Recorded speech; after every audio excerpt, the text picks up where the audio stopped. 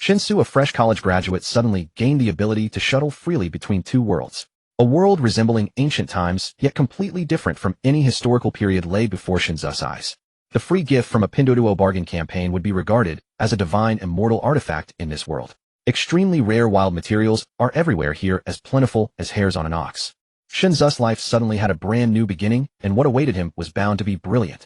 Transmigration is an attitude towards life. Oh, we can't just lie flat, but we can lie down and win. July, Wanhai City. The sweltering heat rolled in waves of scorching air, turning this bustling coastal metropolis into a giant steamer forged from steel. Shen Xu, who had just graduated from college not long ago, was shirtless, wearing a pair of loose beach shorts and flip-flops, with a look of utter despair as he took an old-fashioned ice pop from the fridge. In the current era of overpriced ice cream, this was the only affordable refreshment he could still get.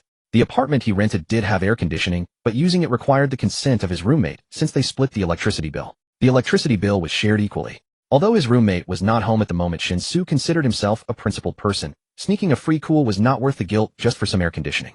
This weather is killing me. Which hero is being so outrageous, teasing the sun? How did it spawn such a cursed day?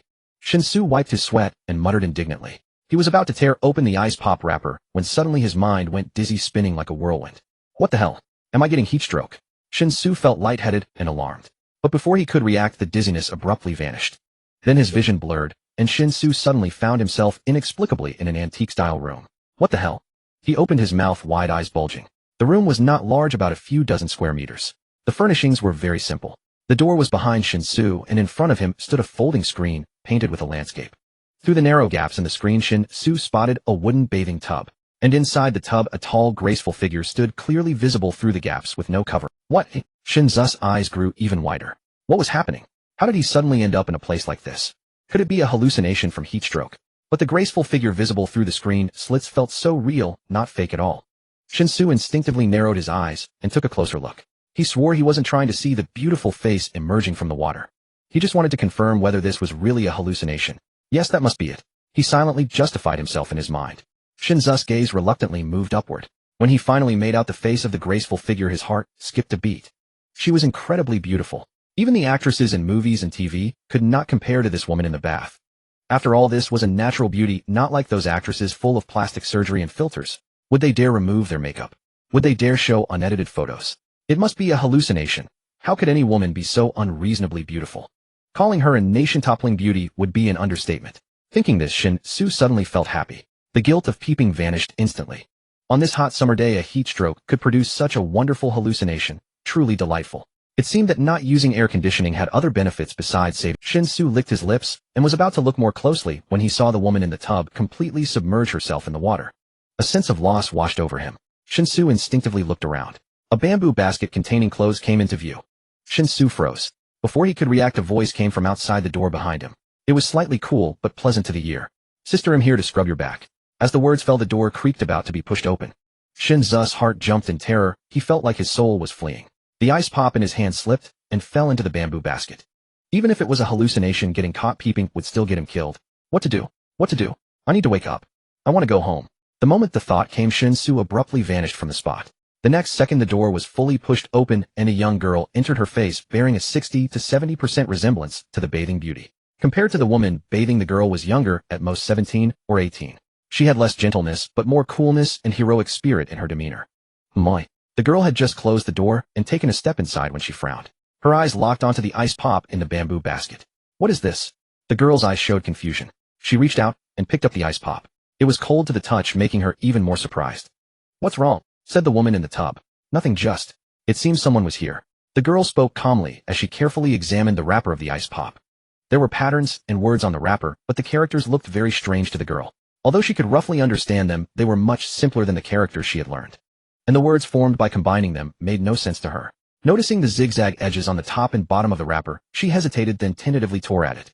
The wrapper tore open easily. Someone was here. How is that possible? With a splash, the woman stood up from the tub, her voice panicked. She wrapped herself in the linen cloth draped over the tub, then went around the screen to stand beside the girl. She did not look at what the girl held, but first glanced at the bamboo basket. Then a very alluring blush spread across the woman's face, and she said with indignation, someone really was here. Next time when I take a bath, let me guard by your side. Each time I soak to heal, I am completely in a state of dispersing my energy, which is indeed somewhat dangerous. The girl's tone remained flat, yet her eyes were fixated on the old popsicle that had been unwrapped in her hand. What do you have in your hand? The girl couldn't help but stomp her foot, realizing what her younger sister was holding and asking curiously. I'm not sure, it should be something left behind by the person who came earlier. It looks like ice, but... A hint of hesitation appeared on the girl's face, though it vanished the moment it appeared. She reached out to touch it slightly, the cold sensation causing her to instinctively retract her fingers. After confirming that this item shouldn't be dangerous, she brought the popsicle closer to her delicate lips. First she carefully sniffed it, then extended her soft little tongue, cautiously licking it. The next moment an expression of surprise suddenly appeared on the girl's usually calm face. Her cherry-like lips parted slightly, taking a small bite from the corner and beginning to chew delicately. As her surprise became more apparent, the girl exclaimed in an unusual tone of excitement, "Sister, you have to try this. I've never tasted something so delicious. It's cold and sweet, as if it can relieve the heat. I know about ice, but in this season, even wealthy families can't afford to use ice to cool off. Only the royal nobility can have ice cellars to store ice right. Moreover, this ice is actually sweet." The girl stared blankly at her sister. She felt somewhat at a loss regarding the sudden emotional outburst of her younger sister. In her memory, this was the first time in 10 years since her sister began practicing the ice heart technique that she couldn't control her emotions. What on earth happened? With this question in her mind, the girl instinctively took the old popsicle that her sister handed her. Then she mimicked her sister's earlier actions, biting down on the other corner of the popsicle. In the next second, her eyes seemed to shine with light. She finally understood why her sister reacted so strongly. Because this ice was simply too sweet. Compared to the candy they could only occasionally taste during festivals, this ice was at least several times sweeter. Unbelievable. An expression of disbelief appeared on the girl's face. She couldn't imagine what could make something that should be tasteless like ice so incredibly sweet. Who was that unexpected intruder who quietly slipped in? Shen Xu stood foolishly in front of the fridge, dazedly looking around. After confirming that this was indeed the living room of the house, he rented a wave of complex emotions washed over him. That feeling of loss made him feel empty. So it was just an illusion. If I had known, why did I have to be so cautious and stealthy earlier? Shen Xu thought in a mix of sadness and anger as the oppressive heat wave hit him again, causing him to instinctively wipe the sweat from his forehead. This sensation. This taste. Something's wrong. The milk is rich and the feeling is silky. Shen Xu suddenly froze. Wow, this is insane. Shen Xu shivered. Then, wearing flip-flops, he rushed out of the house. Even though it was the hot summer, his appearance was still quite eccentric. As a result, passers-by couldn't help but turn their heads to look, perhaps even labeling Shen Xu as rude in their minds. However, at that moment, Shen Xu had no mood to care about this as he ran breathlessly into the community clinic under the scorching heat. In the astonished gazes of other patients in the clinic, he rushed up and grabbed the doctor's hand sincerely, saying, "Doctor, I have a problem." "You have a problem?" The doctor was taken aback, instinctively repeating, "Yes, I have a problem." Shen Xu nodded vigorously. What kind of problem?" The doctor tried to distance himself from Shen Xu, but couldn't do so because Shen Xu's hand was gripping his tightly. "I think I'm insane. I had a hallucination, and it was incredibly realistic," Shen Xu said earnestly. "Doctor, get out." Shen Xu was unceremoniously kicked out of the community clinic, feeling quite indignant. But after all this fuss, he managed to calm down a bit. After replaying his earlier experience in his mind, he suddenly realized a possibility. That is, he had crossed over. But crossing over usually means a one-way ticket, right? How come he could still return? What on earth is the problem? Swallowing hard, Shen Xu hurried back to the house he rented. He planned to try again to figure out how this bizarre crossing happened. After recalling roughly, Shen Xu, feeling somewhat anxious, returned to the fridge and opened the door, taking out a new old popsicle. Then he tried hard to remember what he had done before crossing over. In the next second, Shen Xu vanished into thin air again. The ancient-style room reappeared in his view. Only the screen that had originally been in front of him was now moved aside, folded together with the bathtub, and placed in the corner. Aside from that, there was only a bed and a dressing table in the room with no other furniture. There wasn't even a wardrobe. That's so shabby. Shen Xu scratched his head, but an uncontrollable excitement began to rise within him. Because he was certain he really had gained the ability to cross over. And for some reason it seemed that whatever he thought or desired, he could freely travel back and forth between this world he crossed to and his original world. While others had a one-way ticket for crossing over, he had an unlimited return visa. What a good fortune. This is simply amazing. Being able to cross freely without becoming a member of the Tomato Orphanage. The heavens are watching. He is about to take off. Next, wouldn't he become a CEO, marry a wealthy beauty, and reach the pinnacle of life? Of course, if one truly wishes to reach the pinnacle of life, mere fantasies will undoubtedly yield no results. He must learn to utilize this ability to traverse back and forth, gaining sufficient benefits from it. Thus, the very first thing he needs to do now is to clarify the nature of this place he has suddenly found himself in. What kind of world is it exactly? Only then can he conduct a specific analysis based on the circumstances of this world. With such thoughts in mind, Shen Xu crouched down stealthily, approaching the door. He gently pushed the door, and to his surprise it creaked open.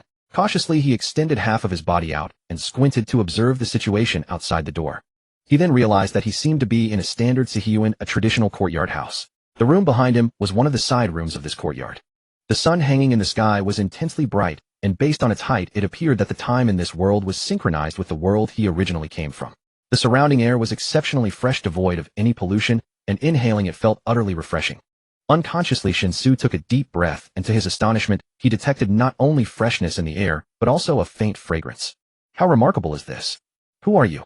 A soft voice suddenly sounded beside him. Shocked by how pleasant the air was, Shen Xu jumped in surprise. Instinctively turning towards the voice, he saw the woman from the bath, now dressed in an outfit reminiscent of ancient times, seemingly having appeared silently at the door. She was now mere inches away from him. What's going on?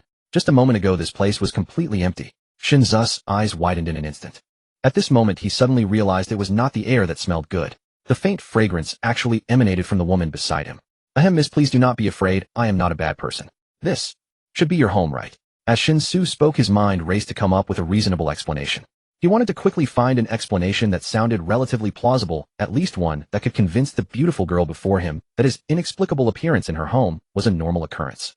Surprisingly, in his urgent state, he actually thought of an excuse that sounded utterly ridiculous, yet in this seemingly ancient world, it might actually find acceptance. You were the one who peeked at me while I was bathing, weren't you? The woman's soft voice rang out again. Yet whether it was an illusion or not, Shen Xu felt a hint of danger in her tone. He hurriedly waved his hand, saying, "It's a misunderstanding. This is my first time descending to the mortal realm, and I am not very skilled, so I did not manage to control my landing spot. I certainly did not mean to offend you, miss. You must believe me. After all, I am a celestial being, how could I do something as shameless as peeking? Descend to the mortal realm. Celestial." The woman's face displayed a look of astonishment. However, her gaze towards Shen Xu was as if she were looking at a fool, clearly not believing his hastily. Shen Xu chuckled awkwardly, saying, "It's a long story. In short, you can regard my appearance as a test from the heavenly court. The specifics are a bit complicated. First, could you tell me what the mortal world is like now?" The woman furrowed her brows, prettily scrutinizing Shen Xu from head to toe. Shen Xu, bare-chested and clad only in beach shorts, caused the woman to blush slightly with shyness. However, both the beach shorts and flip-flops were outfits she had never seen before. Moreover, considering the bizarre appearance of the person before her, even with her current 7th grade cultivation level, she had only just noticed him. For a moment, she inexplicably believed 2 or 3 parts of his seemingly absurd words. "Do you have anything to prove your identity?" The woman blinked and hesitantly asked. What do you mean? Does this count? This is called an ice pop, and it's a kind of snack from the heavenly court." Shen Xu instinctively held out the ice pop in front of her.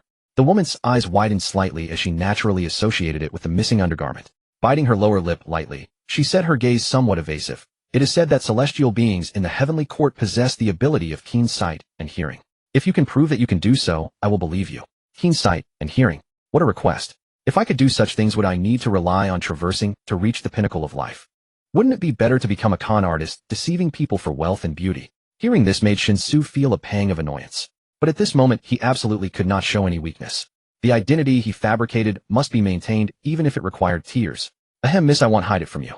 There is a vast difference between the mortal realm and the heavenly court. To descend to the mortal realm, one must become a physical being. So what you mentioned. In the heavenly court, it would not be a problem at all, but in the mortal realm." Shen Xu at this point suddenly realized that directly admitting his incapability was not sufficiently persuasive. Relying solely on his seemingly abrupt appearances and disappearances would indeed make it hard for her to believe that he was truly a celestial being from the heavenly court. Thinking of this, Shen Xu quickly changed his words, saying, "In the mortal realm, I am greatly limited. Although I can achieve certain effects, it is essentially negligible. However, I know that merely speaking empty words will not convince you. So I will return to the heavenly court, make some preparations, and then come back to demonstrate my abilities to you." After speaking, Shen Xu concentrated on returning to the heavenly court in his mind, and in the next second, he vanished from sight. The woman watched in shock as this scene unfolded, her pupils uncontrollably contracting intensely. Her body tensed up completely, and after cautiously sensing her surroundings, she confirmed that the man who claimed to be a celestial being had truly vanished without a trace. Instinctively opening her mouth, she found herself at a loss for words. After considering for a moment, the woman decided to remain standing still in place and wait, because she could not comprehend how that man who claimed to be a celestial being had accomplished such a feat. In her understanding, even the world's rare 9th grade masters would absolutely not be able to simply vanish before her eyes. So does that mean celestial beings truly exist in this world? If so, it implies that heaven must have eyes, right? Then why do common people still live such difficult lives? Why are corrupt officials rampant across the land? Why do wealthy landlords dominate the countryside? What? Does her Song family have to hide away in this valley, living a life almost isolated from the world? If heaven truly has eyes, please open them and take a look. As the woman pondered, she raised her head. Despite staring directly at the blazing sun in the sky, her eyes were not affected at all, supported by her 7th grade cultivation. Shen Xu had already returned to his bedroom and was briskly rummaging through drawers and cabinets. Since it was a rented apartment, the furnishings were exceedingly simple. Just a bed, a desk, a wardrobe, and 2 nightstands. A sturdy pair of binoculars, durable, reliable, and acquired as a promotional gift from a discount e-commerce platform.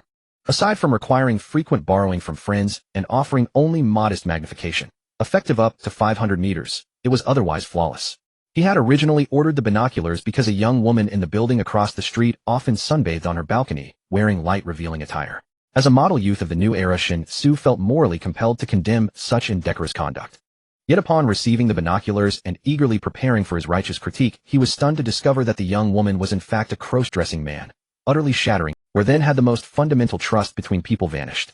From that day onward, the binoculars became a silent testament to his disillusionment, banished to gather dust inside a nightstand. Shen Xu had assumed the device would remain forever idle, its purpose unfulfilled, its utility extinguished, only to find astonishingly that it now served as tangible proof of his divine identity. The vicissitudes of fate are indeed unpredictable and uncanny. Having retrieved the object he sought, Shen Xu prepared to depart for the other realm, yet paused mid-thought, recalling another matter. Was his current bare-chested appearance perhaps insufficiently gentlemanly? The young woman in that other world, though still unnamed, possessed skin like flawless jade and an ethereal transcendent grace. Even a single glance stirred an immediate heart-skipping resonance. Thus, out of sheer reverence for beauty itself, he ought at least to groom himself properly. After all, presenting one's finest self before a beautiful female is an instinct deeply rooted in every male's biology. He opened the wardrobe, selected a short-sleeved t-shirt and a pair of loose capri pants, kicked off his flip-flops, and slipped into a pair of canvas sneakers. Then he dashed to the bathroom, washing his hair and shaving with remarkable efficiency before blow-drying it and applying a generous spritz of hair gel. After carefully styling his hair into a clean, understated look, Shen Xu studied his reflection intently in the mirror, then snapped his fingers with quiet satisfaction and declared, "Perfect. Truly worthy of me." He flashed the mirror a dazzling, toothy grin, then swept back into his bedroom like a gust of wind, ready to return to the other realm and conduct a small experiment. He wished to determine whether this interdimensional transit required strict spatial or behavioral conditions, or if mere mental intent sufficed. Almost instantly, having seated himself on his bed, Shen Xu reappeared in the other realm, not within the original side chamber, but precisely where he had departed, the courtyard. A clear understanding settled within him. Crossing realms demanded nothing more than silently willing oneself to come, or to return. Moreover, both arrival and departure obeyed an immutable rule: vanish from one place, reappear exactly there. Precision navigation indeed. What arcane science, or sheer sorcerous ingenuity, could produce such marvel? Before he could ponder further, Shen Xu noticed the woman beside him, her face frozen in wide-eyed shock. Her features were exquisitely proportioned, golden ratio perfection, even in her flustered state radiating effortless elegance. Shen Xu straightened his posture, offered another bright smile, and extended the binoculars toward her. Divine and mortal realms are fundamentally distinct, a truth I trust you grasp. When descending to the mortal plane, I must shed my celestial form and assume mortal flesh. Heavenly powers, therefore, cannot be wielded here. Yet certain artifacts may replicate such abilities, though even these relics are subject to earthly constraints. Still, even under such limitations, their efficacy remains undeniable. With that, Shen Xu gestured for her to try the binoculars, whereupon she hesitated visibly. She accepted them reluctantly, then, with Shen Xu's guidance, raised them tentatively to her eyes. The sudden startling magnification made her gasp, and she lowered the binoculars immediately, only to find the world restored to its natural scale, and her beautiful eyes widened in astonishment. Her earlier shock had dissolved, entirely replaced by pure incredulity. She repeatedly raised the binoculars to her eyes, lowered them, raised them again, over and over, entranced. She even turned them skyward toward the drifting clouds, her expression growing ever more radiant, then bent her knees slightly and leapt upward with astonishing lightness, landing gracefully atop the tiled roof of the adjacent side chamber. There she began sweeping the binoculars across the landscape. Shen Xu stood dumbfounded, mouth agape, utterly forgetting to close it. Good heavens, that rooftop stood nearly 5 meters above ground. She just vaulted up there, unassisted. Is she even human? I refuse to watch the next Olympics without her. Staring blankly at the woman spinning joyfully atop the roof, Shen Xu suddenly realized though this world's architecture evoked antiquity, its reality was likely far removed from historical precedent. At least no record in his rudimentary historical knowledge mentioned anyone capable of leaping 5 meters vertically. Yet why, if not ancient, did the elegant woman atop the roof speak fluent Mandarin? What hidden connection bridged these contradictions? Before he could dwell further, the woman floated down from the roof with effortless grace. Her movements were lithe and fluid, like a startled swan gliding across water or a sinuous dragon weaving through mist.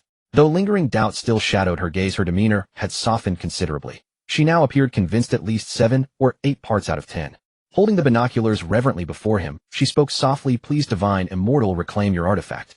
Though I confess lingering confusion, I choose to believe. I humbly beg your forgiveness for my earlier impertinence." Shen Xu did not take the binoculars, merely waving cheerfully. "Doubt is only natural. Were someone to appear before me claiming divinity, I'd scarcely believe them either. Keep the artifact, it's yours. As a newcomer, I brought no gifts. Consider this my token of greeting. Please don't decline it." "Gifted to me?" Her expression flickered with astonishment, then swiftly gave way to flustered denial. "No, I cannot accept it. It is far too precious. I dare not take it." "Valuable. Valuable, my foot. It's a freebie from a bargain app. If it were truly valuable, would I have been able to get it? It would have been buried deep in the decimal places. The app would show you that even pi is a mere child when faced with its rules." Shen Xu thought to himself, yet on the surface he wore a sincere expression. He spoke, "Please misaccept it. Don't be polite with me. The main reason is that I may be troubling you for quite a while, and if I don't offer a gift, you'll feel guilty." Yet the woman shook her head again, saying, "I am but a mortal. How could I keep a divine artifact from the heavenly court? That would be a great disrespect, and would invite divine." Her persistence made Shen Xu rub his temples helplessly. He could only reply with a bitter smile. "How about this? You give me some local specialties from here in return, so I can bring them back to the heavenly court as gifts for my friends." Mundane items, though useless to the heavenly court, would at least be a novelty. After all, the heavenly court doesn't produce anything from the mortal realm. The woman paused, a flicker of desire clearly appearing on her face. Who could refuse a divine artifact if they could truly possess it? Yet she felt that even as a reciprocal exchange, she would be gaining an immense advantage. How could any mortal treasure, no matter how rare, compare to a divine artifact? Seeing the woman's indecision, Shen Xu pressed on, "Take it quickly. This thing means nothing to me. Moreover, the heavenly court sending me to the mortal realm is a test. If I wish to complete this test, I cannot rely solely on myself. I need someone from the mortal world willing to help me sincerely. So you can consider this artifact as a down payment. If you truly help me complete the test, not only this artifact, but also many other treasures can be offered as rewards. You are the first person I met after descending to the mortal realm.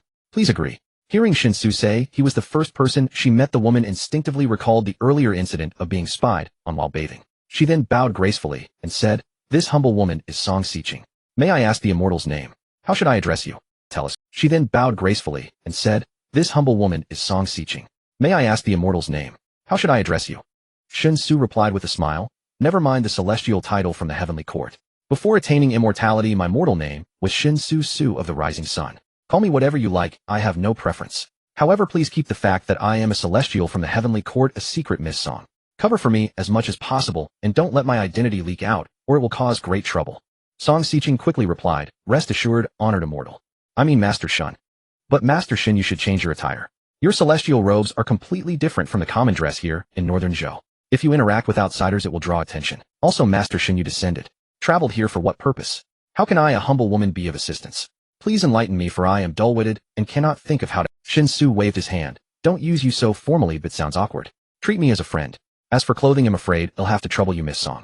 The heavenly court truly has no mortal garments. As for how you can help me, well, to be honest, I know almost nothing about the current mortal world. Could you first give me an overview?"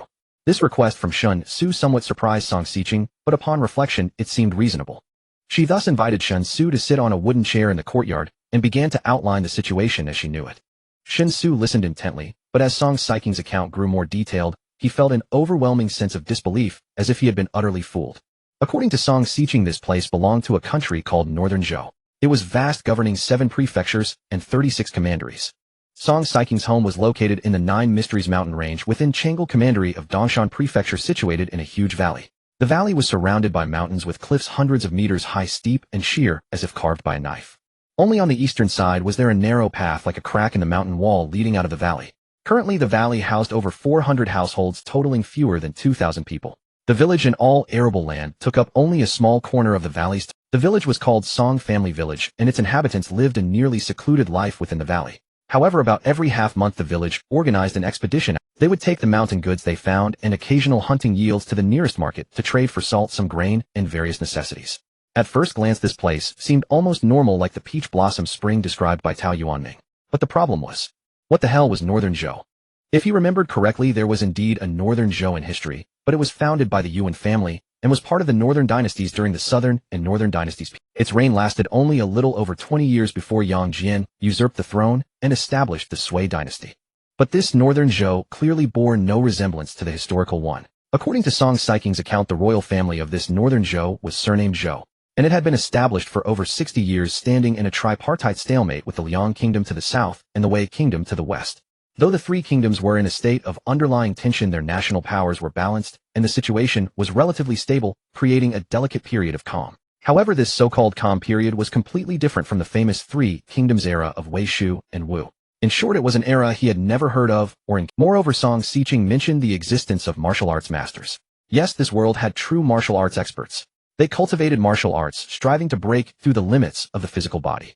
Though they couldn't reach the heavens to pluck the moon or dive into the ocean to catch turtles at the pinnacle of their practice, they could match 10,000 enemies. By the time Song Siqing finished describing the world, Shen Xu was still stunned. He felt that his limited historical knowledge had been severely insulted. Too absurd. What kind of place had he transmigrated to? After being lost in thought for a while, a sudden spark of inspiration flashed in Shen Xu's mind, and a bold idea emerged from the depths of his heart. Could it be that the incident of his transmigration was not essentially a crossing of time dimensions, but rather a crossing of spatial dimensions? So he was not actually traveling freely between ancient and modern times, but rather shifting between Earth and another Earth-like planet. But something still feels off. If it were truly a back-and-forth traversing of spatial dimensions, then why does the unfamiliar world still speak in Mandarin? Moreover, it's not just the language. The cultural characteristics presented in other aspects also seem strikingly similar to those of ancient times. What on earth is going on? Shen Xu felt his brain was somewhat malfunctioning. Song Siqing also noticed Shen Xu's abnormality and worriedly asked him, "Young Master Shen, are you all right?" "I'm fine," he replied. "I just want to be quiet for a moment. You don't need to mind me. He'll be all right on my own." Shen Xu waved his hand, his face filled with a look of existential doubt. Song Siqing bit her lip, brought a bamboo chair for Shen Xu, and after giving him a graceful bow, turned to enter the side room. Shen Xu subconsciously sat down on the bamboo chair while his mind continued to race. He desperately wanted to understand the bizarre transmigration that had happened to him, but he clearly overestimated his intelligence. For someone who barely managed to get into a second-tier university after an exceptional performance in the college entrance examination, and who subscribed to the notion that 60 points are enough during his university years, any question that exceeded basic comprehension was a profound challenge to his knowledge system. It was somewhat akin to the feeling of receiving a higher mathematics textbook for the first time when starting college. As he opened the cover, he recognized each individual word in the explanatory sentences inside, yet when combined, he could not comprehend them at all. Shen Xu felt a headache coming on and decided to temporarily abandon this unrealistic self-torment. With his current knowledge reserves, it was unlikely he could grasp the changes happening to him. The most important thing to do now was to figure out the specifics of the world he had transmigrated. Then from there he could seek opportunities to improve his current living standards. This is the way to go. Thus the prerequisite was that he must first strive to establish himself in this strange world before looking for anything that could benefit his original world. Just like how a low-quality telescope from his original world could be mistaken for a magical artifact in this strange world. As long as he could find the differences between the two worlds and trade unique items back and forth like a middleman, he would be well on his way to wealth. Back in the day when the country had just opened its borders, someone like Mao Zedong could trade canned goods for an airplane. Now with Shen Xu possessing the ability to freely traverse between two worlds, trading a low-quality item for the world's richest individual would not be a problem. While Shen Xu was lost in these thoughts, Song Siqing appeared from the side room, holding a coarse sack that seemed to contain quite a bit. With a shy expression, she placed the coarse sack at his feet. Apologetically, she said, "Young Master Shen, our Song family has been hidden in this valley for over 60 years, having moved here from my great-grandfather's generation. Thus we truly have nothing of value to offer, only these mountain goods, which we hunted last year. As a token of gratitude to young master, please be sure to accept this. I know that compared to the treasures you give me, these mundane items are hardly worth mentioning, but given our family situation, there is truly no other way. I hope young master won't find it." Mountain goods. Listening to Song Saiking's explanation, Shen Xu became even more curious. Instinctively, he reached out to open the sack, and he clearly saw a full set of bones along with several enormous horns scattered messily inside the sack. Good heavens! Shen Xu's heart skipped a beat. However, he soon realized that the shape of the bones was somewhat peculiar. It appeared to be an entire skeleton of some wild beast. Calming himself, Shen Xu feigned indifference and asked, What are these?" Song Siqing promptly replied, "It's a set of tiger bones along with 3 rhinoceros horns. It's considered quite good among mountain goods. Although it can't compare to your magical sight, it is indeed the only thing we can offer, and I hope it doesn't amuse you." "Hiss!" Shen Xu gasped, staring wide-eyed. "Listen, is this something a carbon-based life form could say? Tiger bones and rhinoceros horns can't be compared to a low-quality telescope from a discount store. This world's values truly are something else." Unable to help but internally scoff, Shen Xu adjusted his emotions and forced a smile, saying, "Miss Song, you need not be modest. This return gift is indeed very precious. I have taken advantage of you. How about, I'll just take one rhinoceros horn. The rest Miss Song can definitely take to the nearest town and exchange for a good amount of silver." Song Xiqing quickly shook her head, saying, "Absolutely not. Using these as a return gift is of such low value that they don't even come close to your treasures. It's already too humble as it is. How could I take them back? Your good intentions, young master, I appreciate. Besides these things, even taken to the nearby town wouldn't fetch much silver. Our Song family has been residing in the valley for so long that we are considered mountain dwellers. The townsfolk look down on us. When trading at the market below the mountain, we are always undercut by other villagers, let alone trading in towns. Most buyers in the town know each other. They come together to drive the price of mountain goods extremely low. Rather than selling them off to those unscrupulous merchants, it is better to give them to you, young master. Please do not refuse, though otherwise the tiger bones and rhinoceros horns must be returned to their owner." Hearing Song Xiqing speak so sincerely, Shen Xu felt a bit uneasy, but could only reluctantly accept everything. Song Xiqing apologized to Shen Xu, then with graceful steps and a supple, delicate waist, she moved to the courtyard gate and opened the door of the Siyuan. The next moment, a towering pitch-black giant of a man at least 2 meters tall stormed in like a hurricane. "Miss? Sure, two fever just won't break. His forehead is burning hot. Can you think of something? I'm afraid he might not make it." The giant rushed in and immediately pleaded with Song Xiqing, his face full of sorrow. Though no tears streaked his eyes, he seemed on the verge of collapse. Only then did Shen Xu notice that the giant was holding a child in his arms. The boy looked about 6 or 7 years old, seemingly asleep, with slightly rapid breathing and an unhealthy flush on his face. "Is it a fever caused by the wild boar wound yesterday?" Song Xiqing asked with a frown. The giant shook his head blankly. "I don't know. Maybe. The wound is on his thigh. It didn't look too deep, so I didn't pay much attention. Just stopped the bleeding. But last night he started running a fever, and today it's still high." Song Xiqing's brow furrowed deeper. She hesitated. Grandpa Mo went on a journey a month ago to find rare herbs. Now only his 2 apprentices are here to treat people. Couldn't they do anything? The giant said angrily. "They're nothing like old Mo." After checking Sure pulse, they both shook their heads and said they couldn't cure him. "If I had any other choice, I wouldn't have come to beg you, miss. Sure body is burning up. If this keeps up, he won't make it. Unlike others, the cultivation technique I practice is extremely young and requires refining essence into qi to nourish the body. You know this, miss. I've reached a point in my cultivation where I can't stop. That means Sure is my only son. If something happens to him, wouldn't that mean the Zhan family line ends with me? That would be the greatest unfilial act. When I die, how could I face my parents in the afterlife?" Song Xiqing bit her lip and reached out to feel the child's forehead. The scorching heat made her expression turn grave. She knew nothing about healing or saving lives. Faced with this situation, she was utterly helpless. Although she was a martial arts master of considerable rank, a martial artist's cultivation only ensured she rarely fell ill.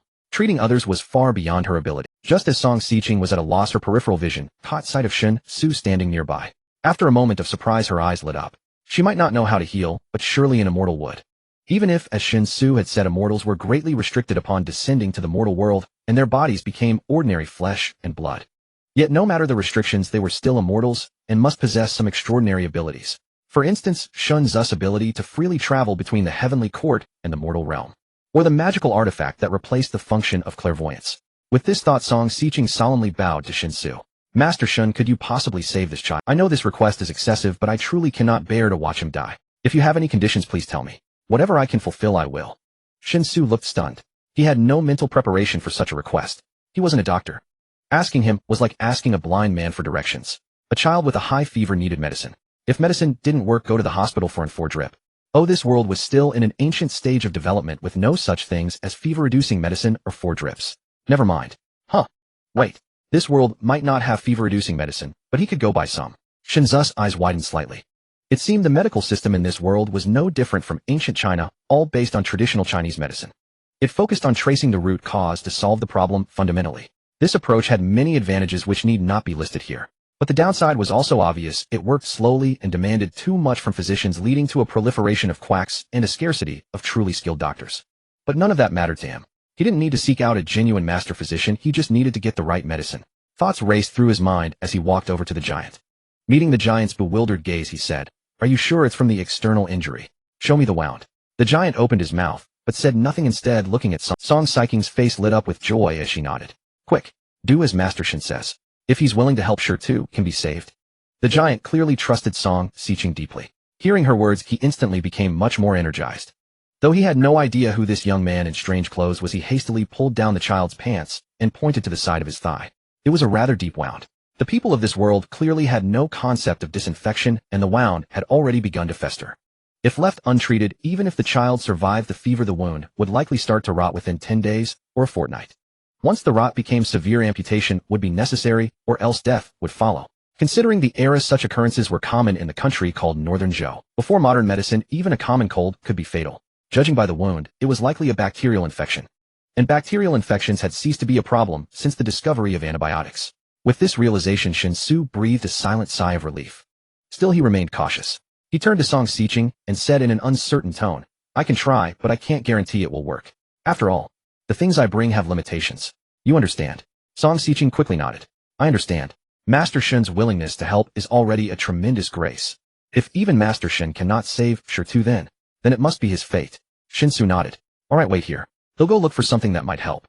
With that, Shen Xu turned and walked toward Song Xiqing's side room. Song Xiqing knew that Shen Xu was about to return to the Celestial Court to seek a cure for the ailment, and naturally felt only delight at his actions. But the burly man beside her was instantly dumbfounded, staring wide-eyed as Shen Xu strode straight into Song Xiqing's boudoir, and even closed the door behind him. The burly man couldn't help stuttering, "Miss. This Master Shen. What background does he have? How is it that I've never seen him before? He just walked right into your private chamber." Song Xiqing was momentarily at a loss for how to explain. She could only murmur vaguely, "Master Shen is a friend I met while wandering the Jianghu. He is extremely capable, so I hold him in great esteem. He happened to be traveling through Chang'an Prefecture recently, and came specifically to visit me." The burly man's jaw dropped as he stared blankly at Song Xiqing until she blushed under his gaze. Then he came to his senses and muttered, "So, Miss, are you going to take a husband?" "What husband? Don't talk nonsense. What kind of person is Master Shen? How could I ever be worthy of him?" Song Xiqing was startled and immediately waved her hand. Such a reaction, however, agitated the burly man. He raised his eyebrows in anger and said, "Miss, what kind of talk is that? Although we live in seclusion in this valley with Miss looks and martial arts, if you wanted to take a husband, you could pick anyone you please. We may not have a dowry to offer, but the 400+ households in the valley are all loyal servants of the Song family. From our ancestors' time, we have laid down our lives for the Song family. Even if we've declined now, at least we have the advantage of numbers. If Miss truly has set her heart on some young master, there is no reason for him to look down on us. Let alone the aristocratic scions of the court. Among the Jianghu, it is only they who would be marrying above their station." Song Xiqing grew anxious. Fearing that Shen Xu, still in the side chamber, and not yet returned to the Celestial Court, might hear such rebellious talk and feel offended by a mortal, she glared and hissed, "Shut up. If you keep speaking so recklessly, I will enforce the family discipline. Shen is still waiting for Master Shen to save him. Don't spout nonsense here. And remember, show Master Shen the utmost respect. Treat him as you would treat me and my sister. Put away your brash temper. Do not be the slightest bit rude or disrespectful. Do you understand?" The burly man felt aggrieved. But seeing his young lad's utterly serious expression, he could only nod meekly. "I understand, miss. Rest assured, if he can really bring Shen back, I'll treat him like my own father if I must." At that moment, Shen Xu had already returned to his rented bedroom, naturally unaware of the conversation between the burly man and Song Xiqing. If he had known, he would certainly have had a word with Song Xiqing, who said there can't be something between a deity and a mortal. Look up Dong Yong and the seventh fairy, or the cowherd and the weaver girl. Besides, he wasn't really a deity. Coming out of the bedroom, Shen Xu used his phone to locate the nearest pharmacy and then hurried straight out of the house. So far, his kind of travel was silent and invisible, appearing and disappearing abruptly. Therefore, when crossing over, it was best to choose a sufficiently safe, and he had to ensure that no one could see him while he was crossing over in the current world. Otherwise, Shen Xu was worried that he might be captured and subjected to Slicendus research. As for what he could carry during the crossing, although no clear conclusion had been reached yet, when he had previously crossed over with ice pops and a telescope, there had been a corresponding perception in his mind. The specific criterion seemed to be related to his strength. That is, as long as he could lift something, he could take it with him during the crossing. Therefore, the stronger he was, the more things he could carry across. Besides that, the other characteristics and limitations of the crossing remained to be observed. He figured that he would only understand it more clearly as the number of crossings increased in the days ahead. As for the matter of the burly man's son having a high fever, he would certainly try to save him if he could. It was not only a matter of a precious life, but also related to his need to establish a foothold in the other world as quickly as possible. No debt of gratitude is greater than the grace of saving a life. Moreover, the solution was not difficult. Since the discovery of antibiotics, the only thing humans have worried about is the emergence of superbugs with strong drug resistance due to their overuse. In a realm where antibiotics were clearly unknown, the bacteria, their never having been exposed to any antibiotics, would absolutely have no resistance at all. So, no worries. The advantage is mine.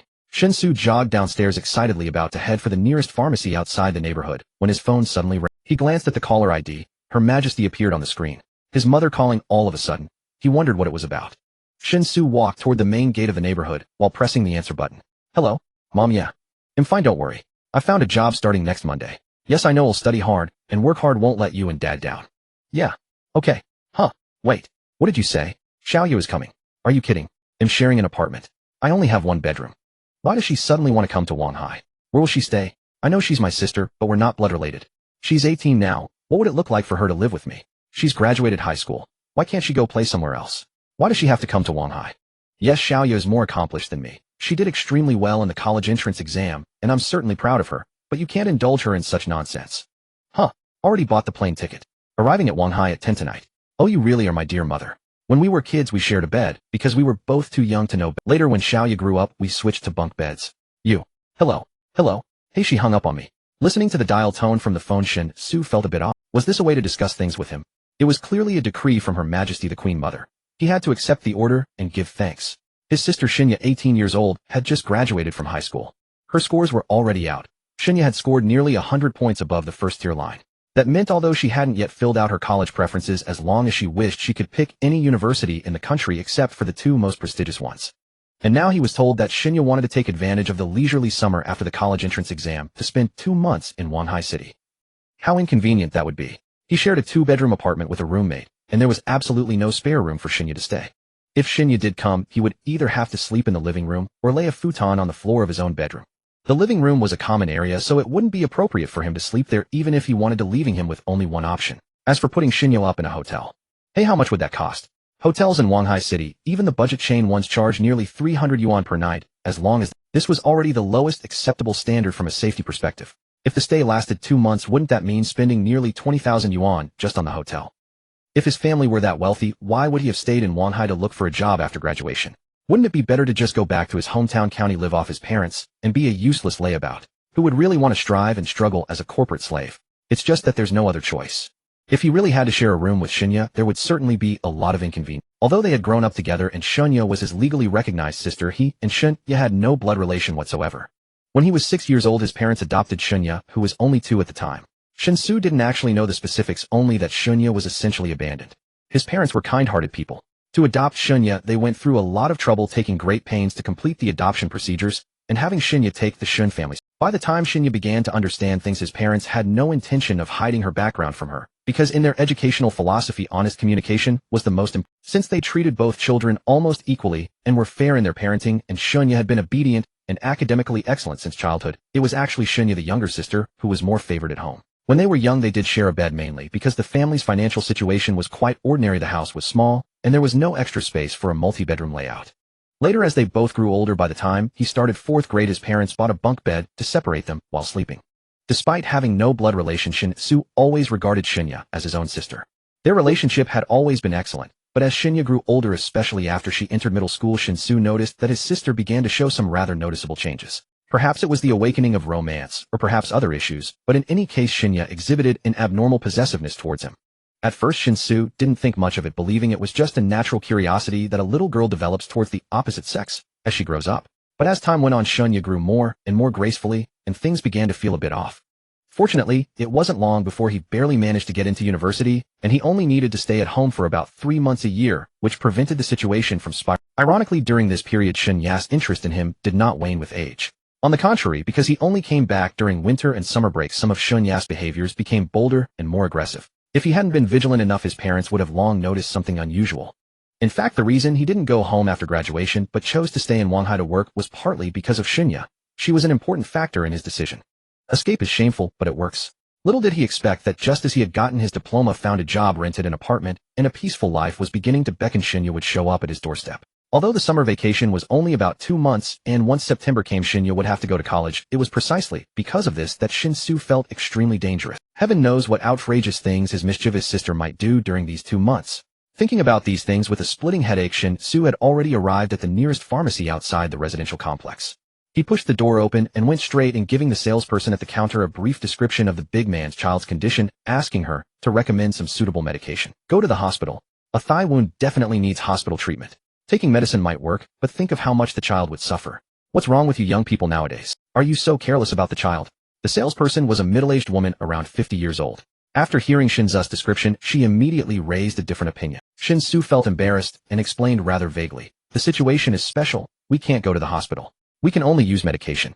Just recommend some suitable fever reducers and anti-inflammatories. The woman looked at Shen Xu suspiciously, but didn't press further. She came out from behind the counter and led Shen Xu around the pharmacy. Motrin suspension for fever. Second-generation cephalosporin for bacterial infection and inflammation. They'll also give you some iodine and gauze for disinfection. Follow the instructions on the package for dosage. She quickly gathered the selected items, bagging them as she spoke. Shen Xu thanked her, took out his phone to scan and pay, then grabbed the plastic bag and fled in a panic. His flustered appearance only made the woman more suspicious. Trauma. Special circumstances can't go to the hospital. Those medicines are for children, but adults can take them too. Could it be? Muttering to herself, the woman suddenly shuddered, as if she had guessed something earth-shattering. Could it be a wanted fugitive on the internet? That's why he doesn't dare go to the hospital. And trauma? It must be. That young man looked so gentle and refined. I wonder if he's helping the fugitive willingly or being coerced by some means. No, I have to call the police. With that thought, the woman quickly took out her phone and with trembling hands dialed the emergency number. Shen Xu was unaware that his behavior had provoked such a strong reaction from the pharmacy saleswoman. Saving a life was like putting out a fire. After buying the medicine, he immediately rushed back to his rented apartment without a moment's delay. He couldn't just take the medicine directly to the other world and give it to the child. He had to peel off the label from the fever-reducing bottle and pop the oral medication out of its blister. In short, the medicine taken to the other world should ideally be just the drug itself, minimizing any textual information that might leak through. Although even if some information leaked, it wouldn't be a big deal. He could always blame it on the so-called heavenly court, but being cautious never hurt. Having done what he thought was necessary, Shen Xu grabbed the medicine in one hand and the iodine and gauze in the other. He sat on the bed in his bedroom, took a deep breath, and with a thought traveled to the other world. Pushing open the door of Song Siking's side chamber, he immediately saw Song Siqing and the burly man waiting in the courtyard. Both wore anxious expressions, though Song Siqing seemed comparatively more composed. As Shen Xu emerged, Song Siqing hurried forward to greet him, asking with some trepidation, "Young Master Shen, how is it? Will it work?" Although earlier, because of that artifact, Song Siqing felt an inexplicable confidence in Shen Xu. She also trusted Shen Xu's explanation that if Tianting's objects were brought into the mortal realm, anything would inevitably lose its celestial aura and revert. It made perfect sense. No matter how much confidence Song Siqing had in Shen Xu, she could not help but feel anxious. After all, one fears the single unforeseen misfortune more than 1,000 likely troubles. Seeing Song Siking's worried gaze, Shen Xu opened his palm and showed her the medicine bottle and tablets. He then stepped before the burly man and said, "Watch closely. Only this much of the medicine is needed each time." As he spoke, Shen Xu opened the bottle and used its small measuring cup to pour 5 milliliters. Handing the little cup to the burly man, he continued, "Give the contents to your son. Remember, administer it only once every 3 shurchen, no more than 3 times. Only give it when the child truly has a high fever to bring the temperature down. Also, these tablets are to be taken 3 times a day, 1 tablet each time for 7 to 10 days. The exact duration depends on how your son's condition changes. If your son's condition improves swiftly under the medicine's effect, 7 days will suffice. If recovery is slower, take it for 10 days. In the worst case, it may be extended to around 14 days. Mainly because your son's case looks somewhat serious, I cannot be entirely certain. This is iodine tincture. Clean your son's wound thoroughly, then apply it evenly to the injured area and wrap it with this. This is gauze. Its purpose is to protect the wound, preventing exposure to air and repeated infection. Remember that." The burly man stared at Shen Xu in a daze and nodded uncertainly. I remember, but, young Master Shen, I didn't understand some of what you said." Shen Xu waved his hand indifferently. "Whether you understood it or not isn't important. What matters is remembering how to do it and how to give the medicine. A child's constitution is fragile and medicines must not be given carelessly. Now first feed the contents of this measuring cup to your son." Hearing this, the burly man instinctively turned to Song Siqing. When the young lady nodded, he, trembling with nervousness, forced the small cup of mail-in fever medicine into his son's mouth. Standing behind Shen Xu, Song Siking's expression appeared calm, but within her emotions churned violently. She could not discern the material of the bottle that held the medicine. It looked a little like precious lioli, yet its texture was clearly different from ordinary lioli. So it truly was an immortal vial used by the deities of Tianting. Medicine stored in such a bottle must surely be a celestial elixir. At the thought that young Master Shen had taken down Tianting's spirit elixirs to treat Shitu, Song Siking's feelings turned complex. She had originally assumed Shen Xu had merely returned to Tianting to ask how to treat the illness. After all, the condition afflicting Shitu was bewildering even to them. For the immortals of Tianting, solving it should not be difficult, right? Perhaps they could casually find a simple remedy to help Shitu through the crisis. But who would have imagined Shen Xu would be so generous? Those were Tianting's spirit elixirs. To mortals, they are priceless treasures beyond any measure of silver. Even within Tianting, they were likely exceedingly rare. She recalled watching plays that recounted immortal tales during her travels years ago. In those dramas, even the immortals of Tianting found it no easy feat to refine spirit elixirs. Often a single furnace yielded only a dozen or so spirit elixirs, and a furnace took an age to refine, perhaps thousands of years. Even if reality were less extreme, pillcraft in Tianting could not be simple. Shen Xu had produced so many spirit elixirs to save Shida's life, such a tremendous kindness. How could she ever repay him? Thinking of this, Song Xiqing instinctively glanced at the sack of mountain produce set aside. A delicate blush rose to her cheeks. She felt ashamed. Compared to what Shen Xu had given the mountain produce she offered as a return gift, was utterly worthless. I must do my best to add something more. Yes, wash and apply it like that. Be gentler with your hand. If you press so hard on the wound, the child will be in great pain. Brother, is he really your own son? Shen Xu had begun instructing the burly man on wound care. Faced with the man's clumsy, rough ways, Shen Xu could not help but feel the urge to scold him. Ahem, young Master Shen, you needn't worry. My son is tough, not delicate. This is called gauze, right? Just wrap it like this, the burly man asked humbly. Yes, but you must be looser. Don't wrap it so tightly, or it will hinder his recovery. Shen Xu said helplessly. With the roughness the man displayed, if he were a doctor in Shen Xu's world, he would likely be fit only to be a veterinarian. If he were treating people, he would undoubtedly push an already strained doctor-patient relationship into an irretrievable abyss. How terrifying. As Shen Xu pondered this, the burly man's hand suddenly stopped.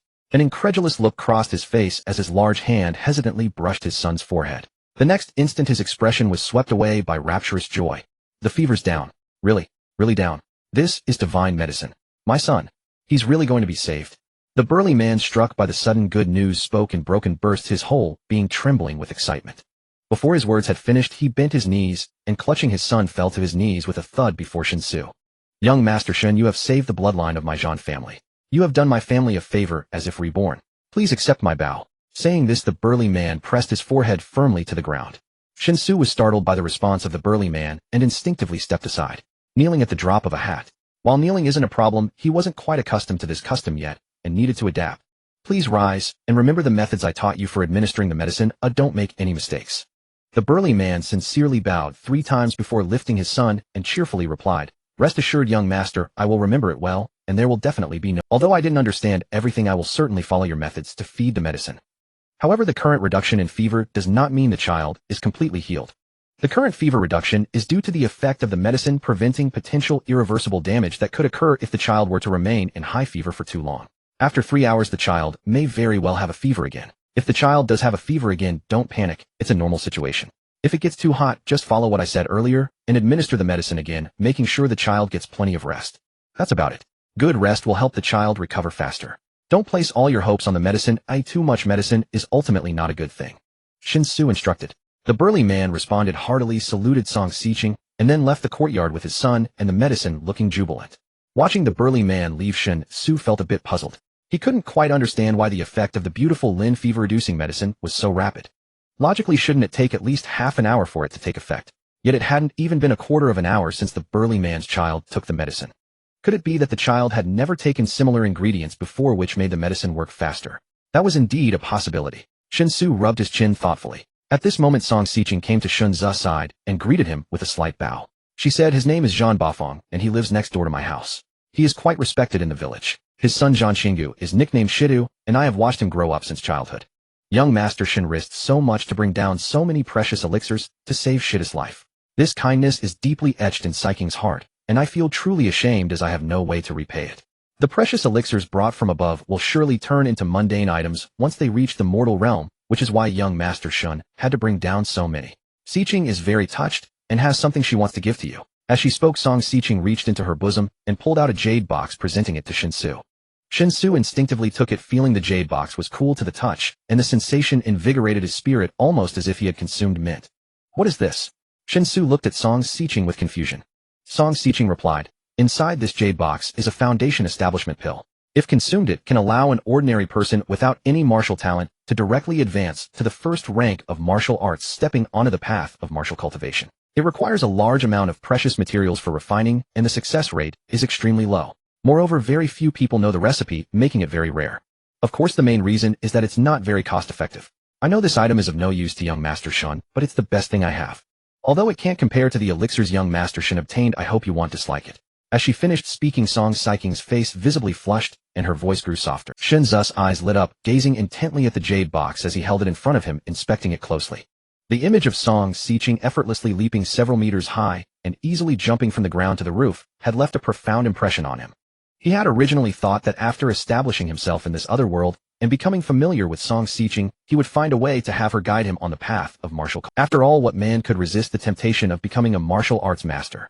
Yet unexpectedly, Song Xiqing was so considerate, not waiting for him to request it, and instead offering it proactively. It was simply like finding a pillow when feeling drowsy. What a good girl. Miss Song, please don't worry, this gift is perfect for me. To come to the mortal realm, I must shed my celestial body and revert to a mortal form. In this state, I am not much different from ordinary people. If I can practice the martial arts of the mortal realm in a mortal form, while it may not be of much use in the heavenly realm, it will be greatly beneficial in the mortal realm, allowing me to move around more freely. Shen Xu took the jade box without hesitation and smiled broadly as he spoke. Taking advantage of a good deal is the way to go. Moreover, this is a win-win situation. The so-called win-win means that with the tiger bone and rhinoceros horn combined with this foundation establishment pill, he essentially wins twice, turning it into a super double whammy, quietly becoming wealthy. It was a pity he didn't bring coffee, otherwise he would definitely have poured Song Xiqing a cup of cappuccino. While happily thinking, Shen Xu continued, additionally, Miss Song, could you explain the specific situation of martial arts in the mortal realm? I had no knowledge of this while in the heavenly realm, and I am completely unaware of what the martial arts in the mortal realm are like currently. Upon hearing this, Song Xiqing nodded eagerly, saying, of course, both Beizhou and the Liang and Wei nations categorize martial arts realms in the same way. From low to high, the ranks are divided from 1st to 9th. The 1st to 6th ranks are the acquired body refinement realm, while the 7th to 9th ranks are the innate chi cultivation realm, which distinguishes between acquired and innate martial artists. Above the 9th rank there is another realm. This realm is the master realm, which is truly extraordinary. Throughout the world, there are definitely no more than 5 masters, with 1 master residing in each of the Zhou, Liang, and Wei nations. The delicate balance among the 3 nations is maintained largely due to the crucial role played by those 3 master realm experts. They are the pinnacle of martial arts and the ultimate goal for all martial artists. Although Song Xiqing explained it simply, Shen Xu listened with great yearning. Good gracious, what kind of master realm experts are these? They are essentially human nuclear weapons. One person can dominate a nation. How magnificent and imposing is that? A man should be like this, born between heaven and earth. Amid Shen Xu's heartfelt emotions, Song Xiqing elaborated on the specific criteria for distinguishing the different ranks of martial arts realms. Among them, the 1st to 6th ranks of the postnatal body tempering realm all enhance the physical strength of the martial artist. Once an ordinary person can step into the 1st rank and officially embark on the path of martial cultivation, the strength of their muscles will be the first to undergo transformation. As cultivation deepens, the contours of the muscle groups become increasingly perfect, objectively altering one's physique, allowing the person to present an aesthetically pleasing form according to the structure of their own skeleton. Of course, this was Shen Xu's own summary. During her explanation, Song Xiqing used other terms more in line with the characteristics of the era. When the strength of the muscles has been elevated to its limit, the martial artist will enter the 2nd rank, beginning to enhance the bones and skin. At the 3rd rank, all internal organs are strengthened, making fragile organs tough. The 4th rank then strengthens the blood, enhancing its purification ability, truly achieving a state of immunity to all poisons. The 5th rank strengthens the extraordinary meridians overall, bringing the body of the martial cultivator to true balance. The 6th rank strengthens the 5 senses, smell, sight, hearing, taste, and touch, all of which will be greatly enhanced.